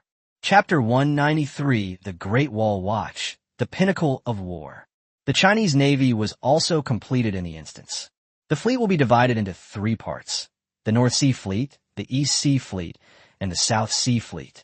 The force is further subdivided into naval forces, submarine forces, air force forces, marine corps, and coastal defense forces. Like the Army, it emphasizes collaboration and modern warfare methods. It possesses comprehensive capabilities for surface, underwater, and air combat. It can also coordinate with the Army and Air Force for joint operations. In this redesign, Lin Ye further expanded the strength of the Dragon Kingdom's navy. The super-large maritime units consist of aircraft carriers and amphibious assault ships. Aircraft carriers are primarily used for attack, while amphibious assault ships are primarily used for loading and transporting troops. Named after the 34 major regions of the Dragon Kingdom, There are a total of 24 aircraft carriers and 10 amphibious assault ships. The more of these things, the better. China can afford to have as many aircraft carriers as it wants. In its previous life, China actually only had 3 aircraft carriers, Liaoning, Shandong, and Fujian, as well as 3 Type 075 amphibious assault ships, Hainan, Guangxi, and Anhui. Since it's a dungeon, we definitely need to complete all the shipbuilding plans that the Dragon Kingdom didn't finish in the previous life. The Dragon Kingdom is the most populous nation on Earth online, and its human race boasts the strongest manufacturing capabilities and efficiency. With this racial talent, no amount of aircraft carriers is a problem. The next level is the Type 055 guided missile destroyer, named after the 293 prefecture-level cities in China, and the Type 054 corvette, named after 388 county-level cities. Of course, these are just top-of-the-line models. Quality is more important than quantity. A Type 055 destroyer has a displacement of over 10,000 tons and is equipped with 4 gas turbines. 150,000 horsepower, equivalent to 1.5 Astro Boys. The Type 055 destroyer is equipped with a Sea-Star dual-band 4-sided large-scale, phased array torpedo. The 112-cell vertical launch system can simultaneously carry air-to-air, anti-missile, anti-ship, and land-to-air missile systems. Each destroyer carries a massive number of YJ-21 anti-ship missiles. You could practically set them off like firecrackers. This makes large destroyers a complete nightmare for the fleet and air force. If 2 large destroyers were to unleash their full firepower, they could easily destroy the carrier strike group. Deploying 293 ships of this caliber is already quite extraordinary. If there are any more, it will probably be very difficult for Tianmu to approve them. Of course, these are just the top-of-the-line models, which are basically the leaders in a formation. Therefore, the number of ships should be limited to a few hundred. As for lower-level destroyers and frigates, there's no need to worry about the quantity. All of them start at tens of thousands. The total number of destroyers and frigates allocated to the Chinese nation is around 100,000. In addition, 3,000 Sea Street Slippery 815A electronic reconnaissance ships will be deployed. The so-called street hustler on Blue Star Street, with 4 balls on his head, thinks he's the best in the world. It has little offensive capability. It's purely for reconnaissance and intelligence gathering, and can receive all information within a 1,000-kilometer radius. Besides eavesdropping and interrupting conversations, street thugs are also adept at signal harassment, such as inserting Chinese cartoon songs into confidential conversations in other countries. At this moment, these reconnaissance ships are already roaming all over the oceans of Earth Online, gathering intelligence for the entire planet for the Dragon Kingdom. Of course, this is the surface part. As for the underwater part, Lin Ye arranged for 10,000 Type 097 attack nuclear submarines and Type 098 missile nuclear submarines. The Type 097 destroyer is equipped with anti-ship missiles, and its primary function is strategic attack on surface ships and submarines. It could even be said to be designed to target aircraft carriers. It undertakes tasks such as long-range anti-submarine warfare, anti-ship warfare, land attack, and commerce raiding. Function to the Russian Boryai-class submarine, which is used to destroy a country with nuclear strikes. His mission is to remain hidden in the deep sea at all times, posing a nuclear threat to the entire Earth Online world. Even better than the Nordic in terms of diving depth, endurance, number of weapons carried, and noise control. They have a nickname, the Sea King Brothers. This scale of configuration far surpasses that of the United States and Russia, making it an absolute maritime hegemon. Air Force aspect. This approach also continues the sophisticated division between the Army and Navy, emphasizing a collaborative design method. In terms of military branches, it consists of multiple branches including aviation, surface-to-air missile, anti-aircraft artillery, radar, airborne, electronic warfare, and meteorology. In terms of aircraft types, it consists of multiple types, including fighter jets, attack aircraft, bombers, and transport aircraft. Regarding fighter jets, the J-20 family is a powerful weapon for China to counter the F-22 of the United States and the Su-57 of Russia. Lin Ye directly allocated 50,000 of them. The J-31 is China's top stealth fighter jet, with a deployment of 30,000 aircraft. The bomber force mainly consists of the H-20. The H-20 LV-20 is a stealth bomber developed by China that surpasses the USB-2 in all aspects of performance. In the creation space, Lin Ye directly arranged 10,000 aircraft for the Dragon Kingdom. In addition, there are countless drone swarms. Such Air Force power has definitely broken the existing records of Azure Star. It can be said that in the realm of modern warfare, the Great Wall Watch has reached its pinnacle. Its combat power level completely surpasses that of the previous Raging Seas, and winter is coming. Even at its current level of completion, if it were directly deployed to Azure Star, it would be enough to annihilate this world. But Lin Ye felt it wasn't enough, because it didn't differentiate itself from the previous Raging Seas, and winter is coming. In Lin Ye's expectations, this level of completion only accounted for 10%. The most exciting part of Great Wall Watch lies in the deeper design of the dungeon missions, as well as a series of buffs triggered by special events. The buffs from the Dragon Kingdom will be far greater than those from Raging Seas and Winter's End. Lin Ye must include all the iconic buffs in the dungeon, such as fear of insufficient firepower. Every inch of land is bought in blood. All people are soldiers. Not an inch of land will be yielded, and a century of ups and downs. Otherwise, it wouldn't be called the Great Wall Watch. However, to fit all these buffs into a single instance while ensuring its rationality, Lin Ye needed to repeatedly debug the instance quests and process. As for the next level of future military technology, Lin Ye has already transmitted the basic principles of the LV1 Bird aerospace carrier platform to the Genesis space. He wasn't sure about this either, so he could only try and fail little by little, letting the creation space keep simulating and deducing. These things can't be rushed. Even with a highly intelligent system like Skynet, the generation of such futuristic weapons is extremely slow. Chapter 194. Let's try to achieve a small goal first. If we consider the evolution from military plans during the S1 era of Earth to the modern era as a technological explosion, then the leap from modern warfare to future warfare is a true ascension to immortality. This step forward means that Lin Ye can see a scene he never saw in his previous life, and that he has personally shaped a future. This is easier said than done. But Lin Ye also knew that this was something that had to be done no matter what, no matter how difficult it was. Traditional weapons and military technologies are no match for Sky Curtain. To conquer the Sky Curtain, we must evolve to the stage of future warfare. This step by Great Wall Watchers will be his reliance for challenging the Sky Screen in the future. So he once again immersed himself in the creation space, forgetting the passage of time and the rotation of the sun and moon. 2 more days have passed in the blink of an eye. Lin Ye was pulled out of the creation space by the prompt from the sky. Sky cover notification. Dear designer, your copy Winter is Coming has been reapproved. Sky cover will provide you with updates after you exit the creation space. Lin Ye on it. These past 2 days, apart from eating and sleeping, he had spent all his time in the dungeon. To Lin Ye's delight, early this morning, during his 900th attempt to transmit the principles and design drawings of the LV1 Bird aerospace carrier platform from the Nanchaman project to Genesis Space. The loading and generation progress of the Genesis Space has already exceeded 50%. It's important to know that in the first 899 attempts, when progress is less than 10%, Genesis Space will indicate that there is an error in the principle or insufficient logic. The fact that it has now broken through 50% means that this time it's going to be a success. If things continue to develop this way, the Southern Heavenly Gate project will truly be realized in the Great Wall Watch dungeon.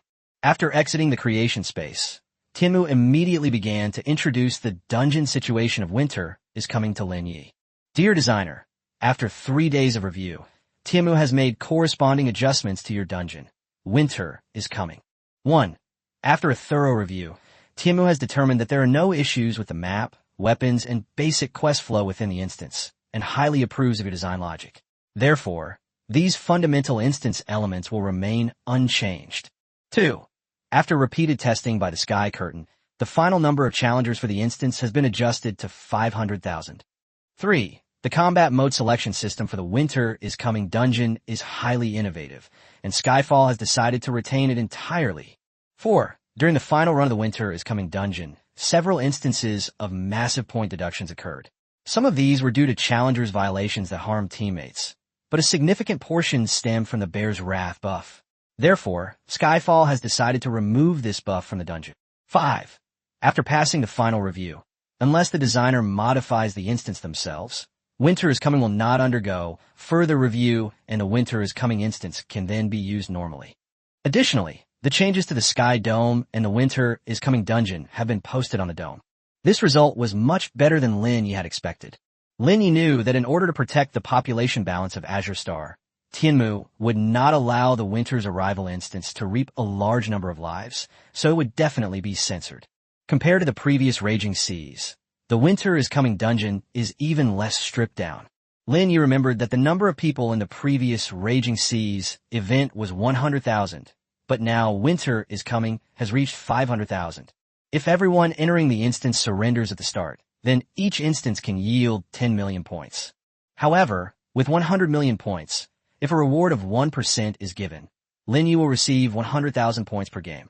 With the current effect of the Super Double Points card, Lin Ye can earn 400,000 points every day in the Winter is Coming dungeon. That's pretty good. Although this number is not much compared to the 90 million points Lin Ye needs to advance to LV5, every little bit counts. Raging Seas earns 80,000 renminbi daily for free, while Winter is Coming earns 400,000 renminbi daily. Continues to patronize prostitutes like this, he will accumulate 100 million points in 6 months. That's really good. Although Lin Ye couldn't possibly rely solely on this basic welfare and wait idly for half a year. Sky Curtain, I accept this outcome. Everything is for the sake of making the Blue Star a better place. In fact, Lin Ye had already figured it out himself. There was no need to try to achieve everything at once. Because of the limit on the number of points a designer can earn per instance, the maximum number of points earned per instance is 2 million, and even with the super multiplier, it's 8 million. This is assuming you complete all the stages, but most of the time, it's impossible to collect too many points in the early stages of a dungeon. Like in the previous Winter is Coming event, the first 2 dungeons only yielded a few 100,000 points each time. Therefore, he decided to break down this big goal into a series of smaller goals. For example, you can rank in the top 20 on the leaderboard, then the top 10, and then the top 5. Finally, they won the championship. Just like running a marathon. This makes me feel much more comfortable. Of course, he certainly won't be as lenient in the next Great Wall Watch dungeon as he was in the previous 2 dungeons. He will maximize the number of players and the difficulty of the mission from the very beginning. This way you can earn points faster. Good things come in pairs, and Lin Ye was in a great mood. She turned on the TV and prepared to take a break. But as soon as he turned on the TV, he saw something very unlucky. Because the channel previously focused on the South Korean population, this time it will still be broadcasting news from South Korea. Korea Express Company, Limited. Your Excellency President Park Sung-man will continue to serve as the leader of the settlement and promises to lead the settlement to prosperity. Korea Express Company, Limited. The Korea settlement has applied to Tianmu to change its name to Cosmic Settlement. Korea Culture Newspaper. The Koryo and Daxia peoples are the 2 most peace-loving ethnic groups. Jiangnan District Daily. According to legal experts, the Celestial Curtain will not interfere with the settlement division process on Azure Star. Korea Special Report. After the downfall of the Kim and Lee families, the Park and Choi families absorbed a large number of talented individuals from 2 other families. South Korea News. Great news. According to the Dome broadcast, the difficulty of Lin Ye's dungeon Winter is Coming has been adjusted by the Sky Curtain. South Korea News. Attention all Koreans. Once you enter the Lin Ye's Raging Seas and Winter is Coming dungeons, please surrender immediately. Although these broadcasts didn't directly express outrage, it's clear that these Korean bastards are trying to renege on their promise. They even changed the name of the gathering place. They're basically just trying to be holdouts and refuse to leave. Chapter 195, the next move will draw blood. It must be said that Koreans are quite talented at being disgusting. If you can't beat them, you resort to cheating. They are, after all, a race, a proper settlement. Yet they managed to pull off such a despicable act of feigning madness. But Lin Ye wasn't about to let them play dumb. The Sky Curtain. Lin Ye directly summoned the Sky Curtain. The leader of this South Korean settlement previously made a bet, promising that if he couldn't conquer my instance, Winter is Coming, he would give me their settlement. Now that they've lost the bet, they're openly denying it. How should this be handled? Sky Curtain reminder. In principle, Sky Curtain does not participate in the management of settlements by the residents of Azure Star. The residents of Azure Star have the right to self-governance in their settlements. The formation of a settlement requires an application to the sky curtain. The sky curtain will review a series of indicators, such as population composition and resident challenge level, to ultimately determine whether the settlement can be formed. After a settlement is formed, the settlement's leader is appointed by the settlement's members through a petition to the heavenly curtain, and the position is established based on a vote by the settlement's members. A change of leadership requires either the voluntary resignation of the existing leader or a vote by the clan's organization. Tianmu rattled off a whole bunch of things, leaving Lin Ye feeling completely overwhelmed. In short, it all boils down to one sentence. Sky Curtain wouldn't concern itself with such trivial matters. Lin Ye just found it a little funny. The celestial canopy controls the entire blue planet like a cage, essentially keeping humanity captive. To prevent the inhabitants of this planet from waging war, to prevent them from harming each other, and to restrict the real-world development of this world in various ways.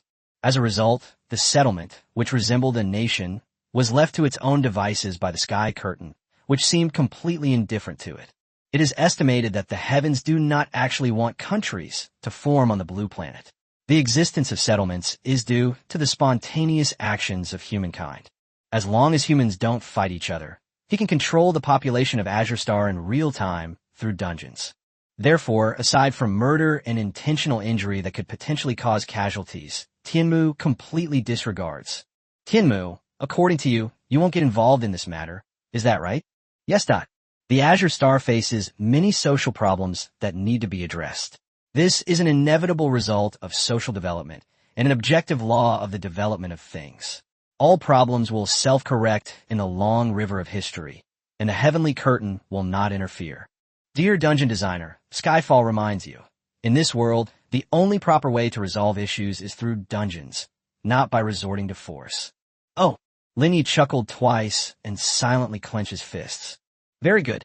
Since the Koreans are shameless, then he'll personally continue to beat their faces until they obediently hand over their things.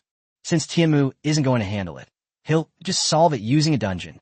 After the Great Wall Watch dungeon is released, he will first bring in the Koreans. This time, he will not be as forgiving as he was when winter was coming. The moment the dungeon opens, he's going to kill someone. He's going to draw blood. Just then, Lin Ye's phone rang again. Lin Ye looked up and saw that it was Ding Chang's personal assistant at the Research Institute by Tian Hao calling. Hello, Mr. Lin. I apologize for bothering you. On the other end of the phone, Bai Tian Hao sounded unusually impatient. In Lin Ye's memory, this young man was a very gentle person and shouldn't have such a hasty expression. Is there something you need? Tell me slowly, Lin Ye said. Mr. Lin, this is of utmost importance. I'll come pick you up right away. This matter is related to your personal interests, as well as to the Great Xia settlement. You will know the details once you arrive at your destination. 15 minutes later, Bai Tianhao drove to Lin Ye's cliffside villa. After Lin Ye got on the bus, she saw that Bai Tianhao was covered in sweat and was taking deep breaths from time to time to keep calm. Is this Ding Ding? What happened? Lin Ye asked directly. Bai Tianhao nodded and let out a long sigh. Director Ding is seriously ill. He fainted at the Research Institute yesterday and is now being treated in the intensive care unit of the sanatorium. I will be acting as the director. But Mr. Lin, I'm not here to see you today for Dr. Ding's sake, but for something more urgent and important. It will take some time to reach our destination. If you may, please take a look at the latest news, especially the Azure Federation public channel. Lin Ye was baffled by Tianhao's words. He took out his phone and started browsing the web. For the past 3 days, he has been working on dungeons in the Genesis space.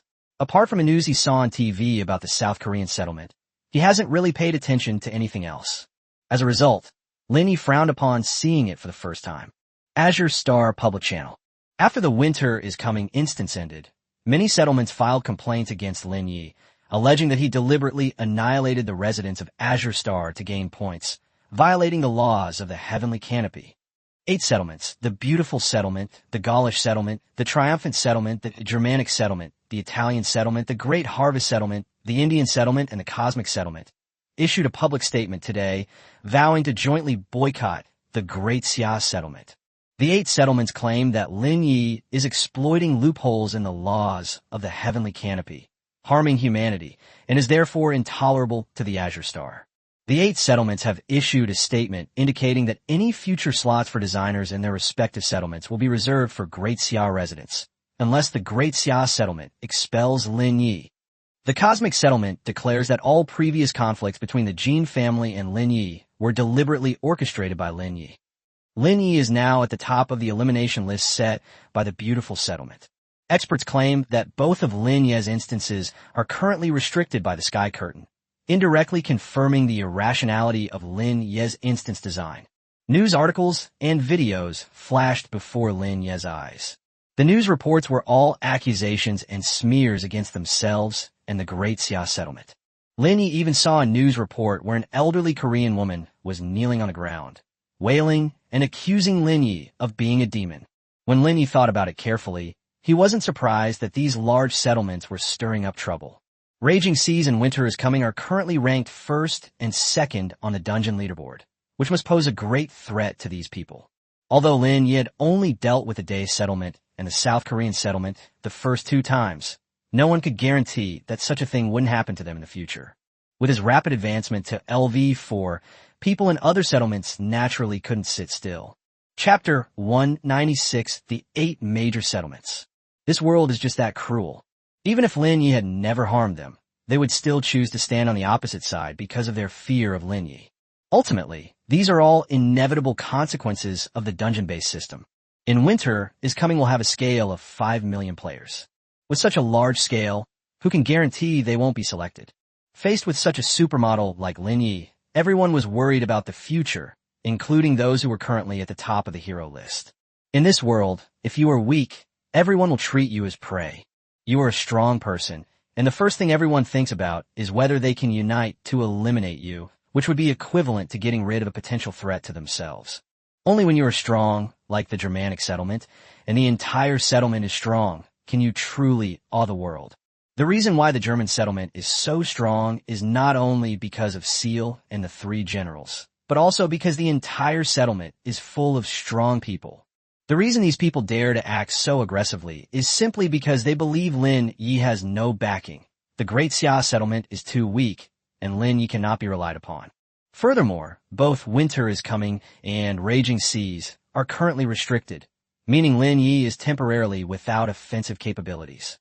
Oh, Lin Ye shook his head helplessly. It just goes to show how short-sighted these people are. This groundbreaking knowledge base is Lin Ye's greatest asset. After driving for more than 2 hours, Hao finally stopped in the very center of Daxia Central City. Upon closer inspection, Lin Ye discovered it was a large complex resembling an ancient palace, somewhat similar to the Forbidden City in his previous life. The sign reads, Daxia Copy Research Center, in 6 large characters. Mr. Lin, please follow me. Several staff members came forward to guide Lin Ye. At the same time, Bai Tianhao followed Lin Ye into the Dungeon Research Center. After transmigrating, Lin Ye had heard some information about the Instance Research Center, the core area of the Great Xia settlement. It contains all the technological achievements of the Great Xia dynasty to date. However, this kind of thing held no appeal for Lin Ye. After wandering back and forth in the large courtyard for a while, we finally stopped in front of a small courtyard. Hidden among the layers of trees, a small, detached house is faintly visible. Mr. Lin, this is the conference room of the Copy Research Center. Please come in with me. All the staff stopped outside the courtyard, and Bai Tianhao led Lin Ye inside. As soon as Lin Ye entered the room, he saw that everyone in the room stood up in unison.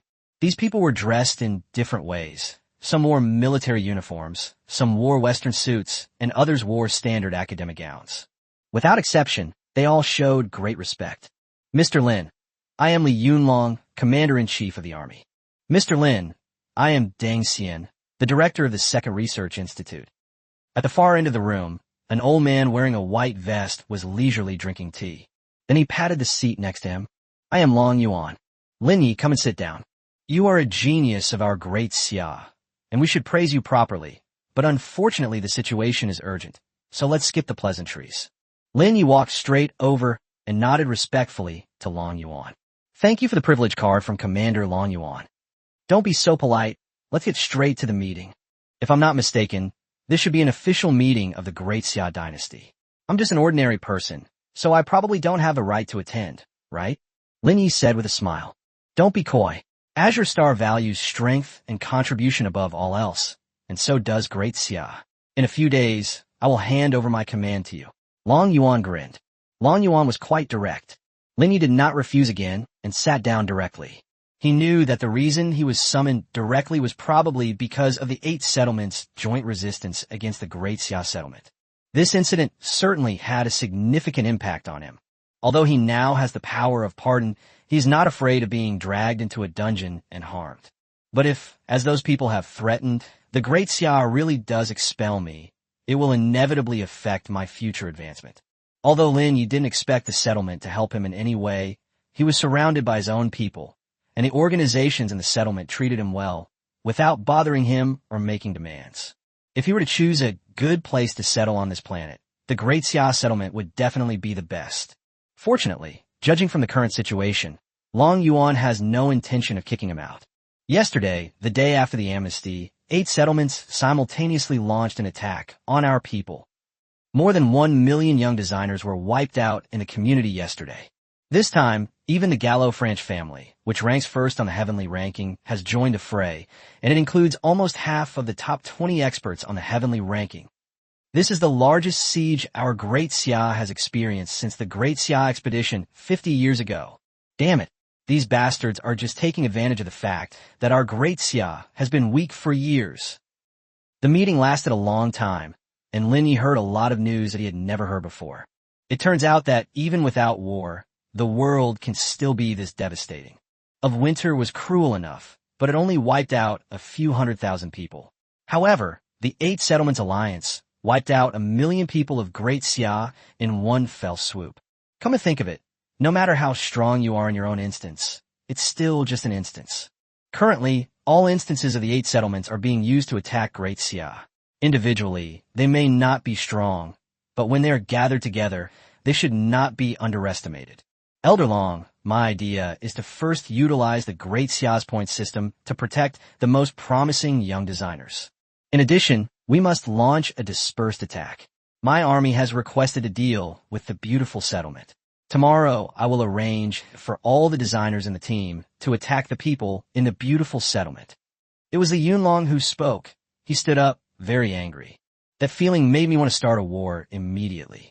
Several other deans then expressed their opinions, but they were basically similar to Li Yunlong's. It is indeed difficult to defend against 8 settlements attacking one of his settlements at the same time, especially when the Great Xia itself is not strong. Cough cough. Lin Ye, you are a genius in war. Tell me your thoughts. You are now the core of my Great Xia, and all Great Xia organizations can obey your command, Long Yuan said, clearing his throat. Chapter 197 One by one, they split apart. Lin Ye smiled helplessly and then nodded. Previously, he had been quietly designing dungeons on his own, without paying much attention to many things in this world. This meeting has given him a clearer understanding of many of the rules on Azure Star. Just as Long Yuan said, this world is centered around the strong. Because in a world without weapons and without the smoke of gunpowder, the strongest are the best weapons. Lin Ye's previous 2 instances have already demonstrated his understanding of warfare and his raw strength. They also possess absolute technological superiority, unparalleled dungeon design capabilities, and absolute destructive power. Lin Ye is more efficient and has stronger combat power in eliminating people from other settlements, so the Great Xia settlement will naturally make him the core of its tactics. In other words, this battle should be called the Lin Ye Defense War. However, these Xia people's understanding of warfare was really lacking. He's passionate and responsible, but his strategic planning is lacking. There's nothing we can do about it. After all, battles in dungeons are limited. The scene and time are confined to a fragment, which leads to a lack of macro-level understanding of war. In the confined space of a dungeon, some things are simply impossible to comprehend. Now facing 8 settlements simultaneously, it's impossible to disperse our forces as Li Yunlong suggested. Doing so would only hasten the demise of Great Xia. Even with the combined strength of the Great Xia dynasty, they might not be able to withstand it. Then let me share my opinion. First of all, protecting the young designers of Great Xia cannot be achieved simply by giving them points. The Great Xia settlement has a limited points pool, and we cannot afford to give them too many points. They will be wiped out. Low points are only one reason, But the bigger reason is the lack of weapons and combat experience. Next, we should send high-level clansmen to lead these low-level clansmen into the dungeon and provide them with protection. Instead of waiting to die, we should take the initiative. All members of our clan should apply to enter the instance, and we will select from these few settlements. Don't choose the easiest one, because the easiest dungeons are overcrowded. Choose a medium difficulty dungeon that you already have some experience clearing, and with a high-level challenger leading you, the chances of clearing it are much higher. What Lin Ye said was not actually any profound tactical thinking at all. Anyone who has played online games even a little knows that this is the traditional dungeon mode, nothing out of the ordinary. But when everyone in the room heard Lin Ye's insights, their eyes widened, their hair stood on end, and they all felt a sense of sudden enlightenment. Great idea. Advance in one direction, retreat in another. Brilliant, brilliant. That's good. If we divide into groups and attack the dungeon as a whole, the survival rate will definitely be much higher. Mr. Lin, you truly are a genius of war. This might also allow young designers to earn points in the dungeons, and the higher their point reserves, the safer they will be. Hearing these somewhat awkward compliments, Lin Ye could only sigh inwardly, feeling that it was just an over-the-top compliment. What kind of genius is this? It's truly unbelievable that after all these years, the Azure Star hasn't developed any gameplay styles like leveling up or having experience-boosting pets. What I just said was about the defensive aspect, Lin Ye continued. As for the offensive aspect, don't think about spreading your forces too thin, and don't think about defeating all 8 settlements in one go. Not to mention that the Great Xia settlements don't have such strength reserves. Even if they did, they couldn't play like this. These 8 settlements are just the first to stick their necks out. It's hard to say whether other settlements will jump out later. Lin Ye knew it would be difficult to explain all the tactical theories passed down for thousands of years in his previous life to the people in the Great Xia settlement. Whether it's Sun Tzu's Art of War or the 36 stratagems, they're both the essence of tactics. In the past, all the major military academies studied these things, but they never figured them out. So don't expect the natives of this blue planet to understand them. They're all hanging around now, just for their own benefit. Just like the 3 settlements that attacked my winter is coming instance back then. Little did they know that each of them harbored their own ulterior motives. The so-called alliances and counter-alliances to resolve this crisis require splitting the enemy and making them suspicious of each other. As he spoke, Lin Ye stood up and slowly walked towards the gate. I will launch my new dungeon tomorrow, and then deal with the Koreans first before taking down these 8 settlements one by one. Time is of the essence, Commander Long Yuan. I'm sorry I can't stay any longer. Lin Ye left the conference room. Bai Tianhao was stunned for a moment, then glanced at Long Yuan's expression and quickly followed. Inside the conference room, everyone looked completely dumbfounded. After a long while, someone finally let out a long exclamation of surprise. No wonder Lin Ye can create such an amazing copy. He not only has military technology, but his tactical skills are also ridiculously impressive. Did you hear that? Mr. Lin said he's releasing a new game. Just a few days ago, another new game was supposed to be released. What did you mean by forming alliances and counter-alliances? Did anyone understand? Although I don't understand it, it seems to make a lot of sense. Eldalong, what do you think? I think Lin Ye's idea is very insightful, truly impressive. Everyone started discussing actively. Some were talking about Lin Ye's tactics. Some were discussing Lin Ye's dungeons. And finally, everyone's attention was focused on Long Yuan, the leader of the settlement. At this moment, the old man looked relieved with a big smile on his face. Didn't I just say that this battle is led by Lin Ye? Everyone's actions should be carried out according to Lin Ye's requirements. Everyone should go back and think carefully about what Lin Ye just said and make a specific plan. Although it may not seem like much on the surface, Long Yuan was actually very excited at that moment. Heaven truly blesses the Great Xia. With such a rare genius around, the 8 settlements don't seem so scary. The Yangtze River's waves keep pushing the previous ones forward. Long Yuan knew very well that Lin Ye still had a lot of room for improvement. And this old man finally has the opportunity to retire and enjoy his old age. He also planned to hand over the leadership of the settlement to Lin Ye as soon as this matter was resolved. Chapter 198, A Miserable World. On the way back from leaving the Copy Research Center, Lin Ye fell into deep thought again, while Bai Tianhao, who was beside him, focused on driving and did not dare to disturb Lin Ye. Actually, There were many things Lin Ye didn't say in the meeting room just now, because it's no use saying it. Given the current level of understanding of the Great Xia leadership, saying too much would only confuse them. In truth, Lin Ye never intended to rely on the settlement's power to deal with those few troublesome settlements. He can handle this kind of thing by himself. Since the matter originated with him, it's natural that he should handle it personally. Originally, I needed to collect a lot of points on my way to LV5, and collecting points meant taking lives on Azure Star. At first, Lin Ye felt a little reluctant, but now she feels relieved. So many people want to die. He has to grant their wish. Lin Ye originally planned to release the Great Wall Watch Dungeon after completing the Southern Heavenly Gate Project, the Penglai Project, the Classic of Mountains and Seas Project, and the Hui Project. It seems that some people can't wait any longer. Let's release a beta version of Great Wall Watch first. In the context of future warfare systems, Lin Ye can gradually create things like those at Nanshimen in the background. The initial opening of the instance doesn't actually require that level of equipment. Just use the Great Wall Watch system under the Modern Warfare framework to crush these native Azure Star beings. That's enough. Xiao Bai, don't go back to my place yet. I need to go see Dean Ding. Lin Ye immediately instructed by Tianhao to change direction, not to return to his cliffside villa immediately, but to go to the Daxia Forest Sanatorium. According to what Bai Tianhao said before, Ding Chong probably doesn't have much time left.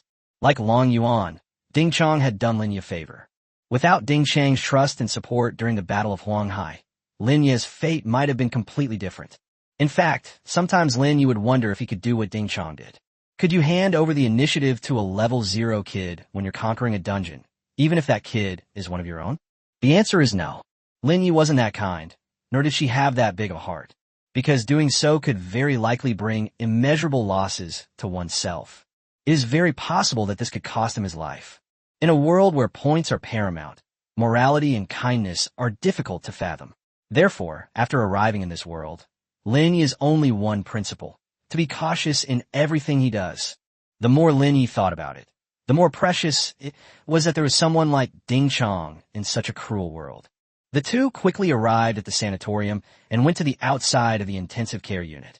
Ding Chong was temporarily out of danger, but he was still unconscious. Looking at Ding Chong through the glass window, the old man appeared much thinner than when Lin Ye last saw him. Xiao Bai, what can I do for Dean Ding? If you need points, I can pay for Dean Ding. Bai Tianhao trembled his lips, but ultimately shook his head. It's no use, Mr. Lin. Points are not a problem. Dean Ding is a meritorious figure of Great Xia. The Great Xia settlement will pay all his medical expenses. It's just that with the current technological level of Azure Star, we really can't save Dean Ding. I can tell the doctors here what kind of medical technology they need. I've also studied some medical knowledge in the instance, Lin Ye continued. But halfway through his sentence, Lin Ye himself began to doubt himself. He did know some medical knowledge from later generations, but it was only superficial. Moreover, given the current level of technology on Azure Star, there is simply no way to achieve these medical technologies. Thinking of this, Lin Ye could only let out a long sigh. What is the purpose of people in this world who are busy accumulating points every day? Points cannot govern birth, aging, illness, and death. In a world where the standard of living is extremely low, many diseases are incurable. Under the rule of the Sky Curtain, most people are just puppets operating on a preset path every day just to survive until tomorrow. Those who have a lot of points think they can enjoy life, but they are just entertaining themselves. A frog at the bottom of a well cannot see the wider world. The two fell silent at the same time, and Bai Tianhao also became somewhat sentimental. Mr. Lin, I can actually tell you some stories about Dean Ding. Afterwards, Bai Tianhao told Lin Ye in detail about the past punitive expedition that had taken place in Daxia, as well as Ding Chang's fall from the altar. This was the first time Lin Ye had learned that this Great Xia settlement had experienced such a thing. It turns out that Ding Chong was once a level 4 powerhouse, but was secretly murdered and reduced to his current state. Mr. Lin, Teacher Ding has always had a wish, to see the Great Xia settlement become number 1 on Azure Star again, and to see the people of Great Xia reach the top of the hero ranking. I hope you can help Teacher Ding realize this wish. After saying this, Bai Tianhao bowed deeply to Lin Ye, his voice slightly choked with emotion. Lin Ye nodded lightly and patted Bai Tianhao on the shoulder. If Dean Ding wakes up, tell him. I told him to hold on a little longer, and I will help him realize his wish soon. Back in the cliffside villa, Lin Ye didn't have time to rest and immediately entered the creation space. We will begin by summarizing the completed parts of the Great Wall Watch and setting up an initial stage of the dungeon mission. The Nanchaman project and other similar features can be triggered like the patriotic war buff in Winter is Coming, only after the dungeon has progressed to a certain point. Just make sure you have enough space in advance for the instance. The process was quick. About 10 minutes later, Lin Ye emerged from the creation space and immediately summoned the Sky Curtain. The Sky Curtain. Please review my latest copy. The copy is called Earth Online. The 5 Constants. The Great Wall Watch. Beta. Sky Cover has received the dungeon review application submitted by dungeon designer Lin Ye. The dungeon review process has begun. Next, Tianmu will conduct a comprehensive evaluation of the dungeon's rationality, innovation, and forward-thinking approach. Due to the large size of this document, the review process will take some time. Designers, please be patient. Wait a minute, Sky Curtain. For this instance, I want to add something different, Lin Ye said coldly. First, I want the initial number of players in the instance to be set at 2 million. I hope we can use this number to determine its feasibility.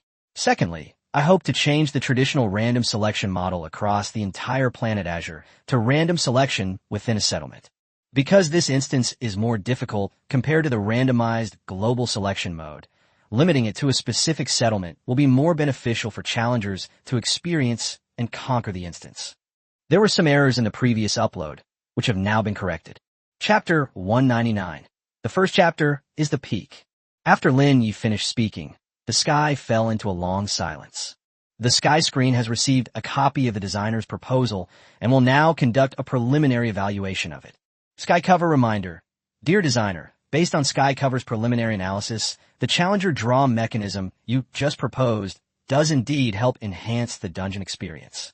However, this method undoubtedly forces challengers to engage in organized group attacks, which greatly reduces the difficulty of the dungeon and increases the challenger's chances of conquering it. Additionally, dungeon runs are a continuous adjustment process. Based on Tianmu's past experience, it's not advisable to set an excessive number of challengers for the initial opening of a dungeon. If the dungeon difficulty is too high, Tianmu will proactively adjust the number of players available later. The feedback from the canopy is actually very realistic. By directly limiting the number of players to a specific settlement, you are essentially forcing that settlement to actively choose to form a group to attack the dungeon. Lin Ye also increased the initial number of players in the instance to 2 million. It can only be described as insane. It's worth noting that when the Raging Seas in Winter is Coming were first launched, the number of participants was only 10,000. It was only later that the number gradually increased. No need, Sky Curtain. Since you agree with my extraction method at this stage, let's have this method and the content of the copy reviewed together. I should have absolute freedom in determining the number of players in a dungeon. Lin Ye's choice was naturally for a reason. Even without the parts about the South Heavenly Gate, this beta version of Great Wall Watch contains more information than the previous 2 versions. Raging Seas in Winter is Coming. If the initial number of participants is too small, the project might fail the review due to its high difficulty level, requiring adjustments to the number of participants and a second review. After all this trouble, how long will it take before the instance is officially used? That would be a complete waste of Lin Ye's time. Now the Koreans are jumping up and down, openly provoking us, and the 8 major settlements are also eyeing the Desya settlement. The instance must be deployed as quickly as possible. Lin Ye wanted to make those Koreans bleed as quickly as possible. Furthermore, for Lin Ye personally, he also needs to quickly accumulate points to reach a scale of 100 million. Tianmu has received a request from the dungeon designer.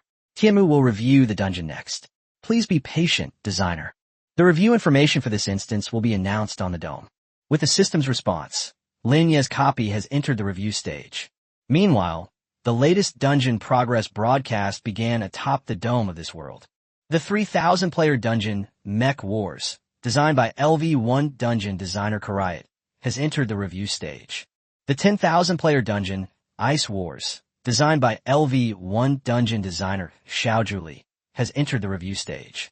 The 10,000-player dungeon Building Tanks in the Snowfield, designed by LV2 dungeon designer Blue, has entered the review stage. The 2 million-player dungeon Earth Online, the Great Wall of the 5 Constants, Beta, designed by LV4 dungeon designer Lin Ye, has entered the review stage. Special note from the sky. This instance designed by Lin Ye contains numerous innovative elements. Please look forward to witnessing them. It must be said that because of Lin Ye's existence, this world is undergoing dramatic changes. More and more dungeons imitating raging seas and winter are starting to appear on Azure Star. The dungeon designers copied what they found in the dungeon. Although they didn't understand the technology in the Lin Ye dungeon, they could imitate the appearance of some weapons and the design methods of dungeon quests. Even if one cannot copy Lin Ye's spirit, one can copy Lin Ye's form. Moreover, the number of players in the instance is also increasing. When Lin Ye first arrived in this world, the most difficult dungeon, Bloodstained Marne River, only had a capacity of 5,000 people. As a result, now even a newcomer could design a dungeon with tens of thousands of players. However, while others were imitating Lin Ye's progress, Lin Ye's steps were clearly much bigger. When people saw that the starting number of players for Lin Ye's new instance was 2 million, all sorts of people on the internet started to get excited again. Holy crap, how much? 2 million? Yi Shun, you're starting with a force of 2 million. My god, it's only been a few days. Winter is Coming was just released, and Yi Shun already has a new dungeon. Yi Shun is still the same Yi Shun. He's really on a relentless pace. There's no other way. The Koreans reneged on the bet by postponing the meeting place, so Yi Shun definitely has to make a move. I think that for Yi Shun right now, the biggest enemy isn't just South Korea, there are 7 other large settlements as well. Relatively speaking, the least threatening of these is the Koreans. While it must be admitted that Yi Shun is very strong, this time, it's truly necessary to align with the 8 major settlements. The main reason is that the overall combat strength of the Great Xia settlement is too weak. I feel a little sorry for Yi Shun.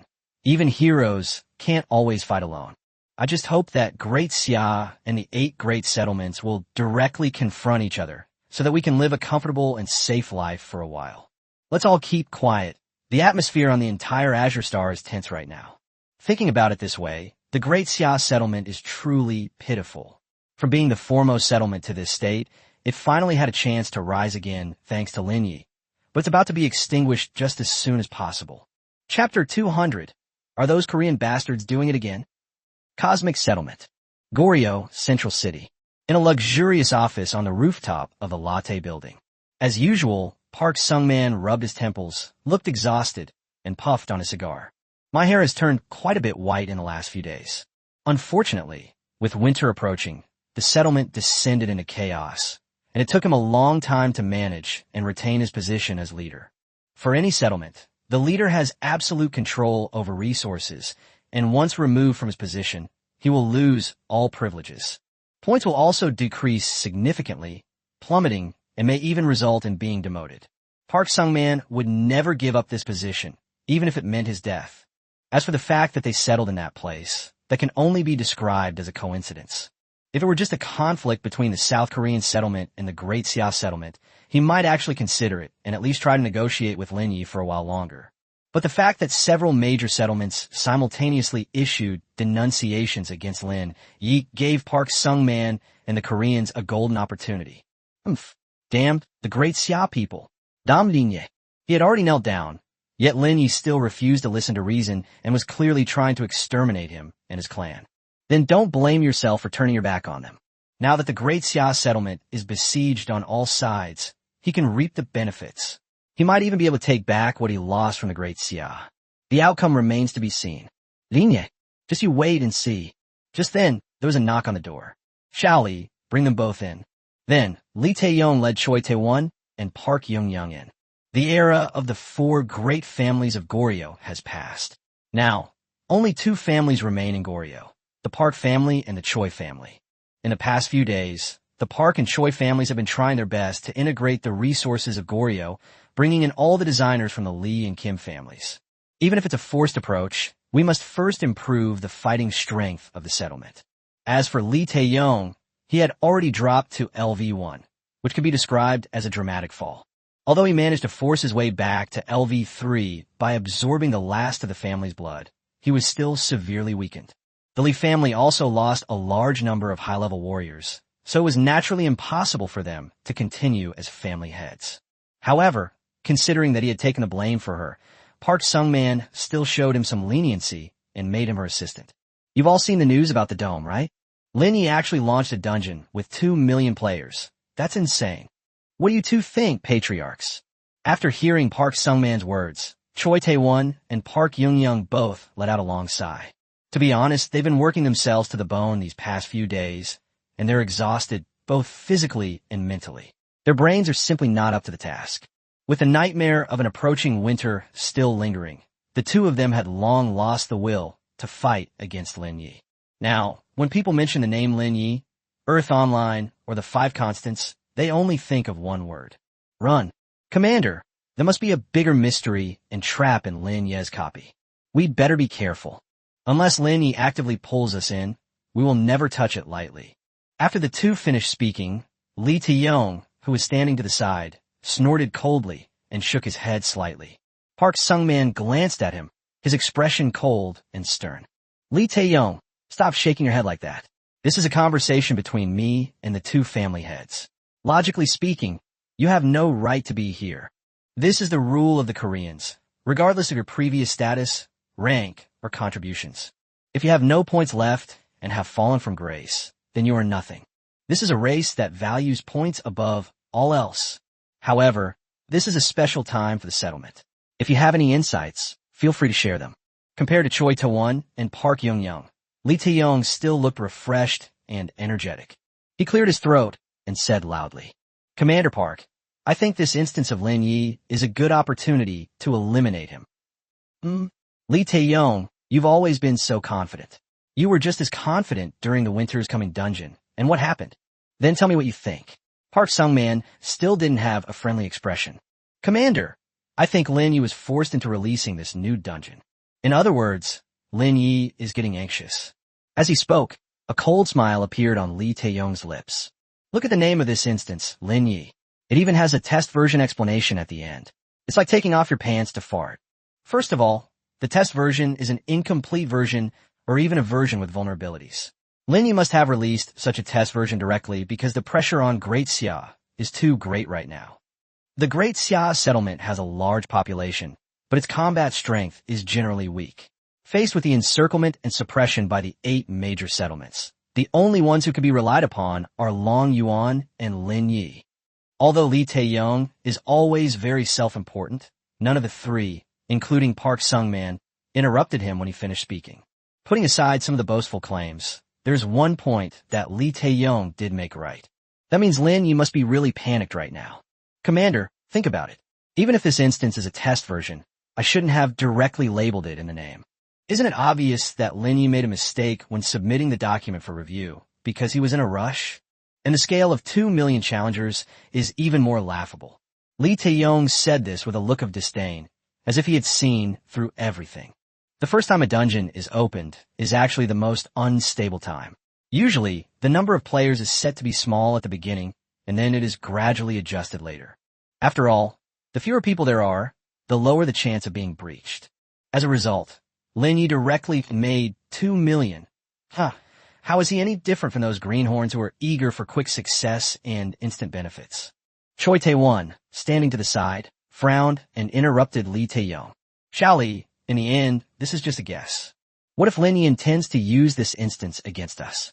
What if it's all a trap, something Lin Ye deliberately wants us to see?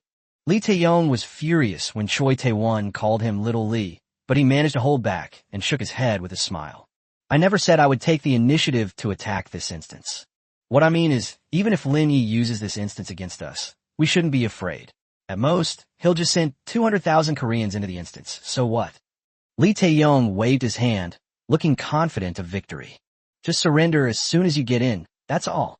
But things aren't going well for the Great Xia settlement. There are 8 settlements watching them now. Our instance doesn't have a surrender option like Lin Ye's.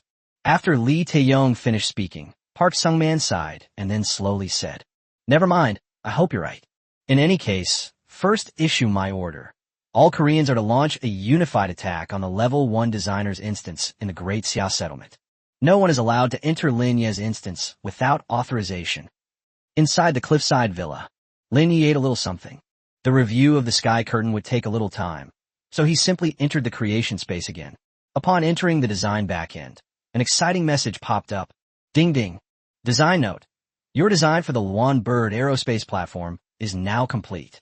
Model generation rate is 100%. Please check the Imperial Capital Space Station on the Earth Online Dragon Kingdom map.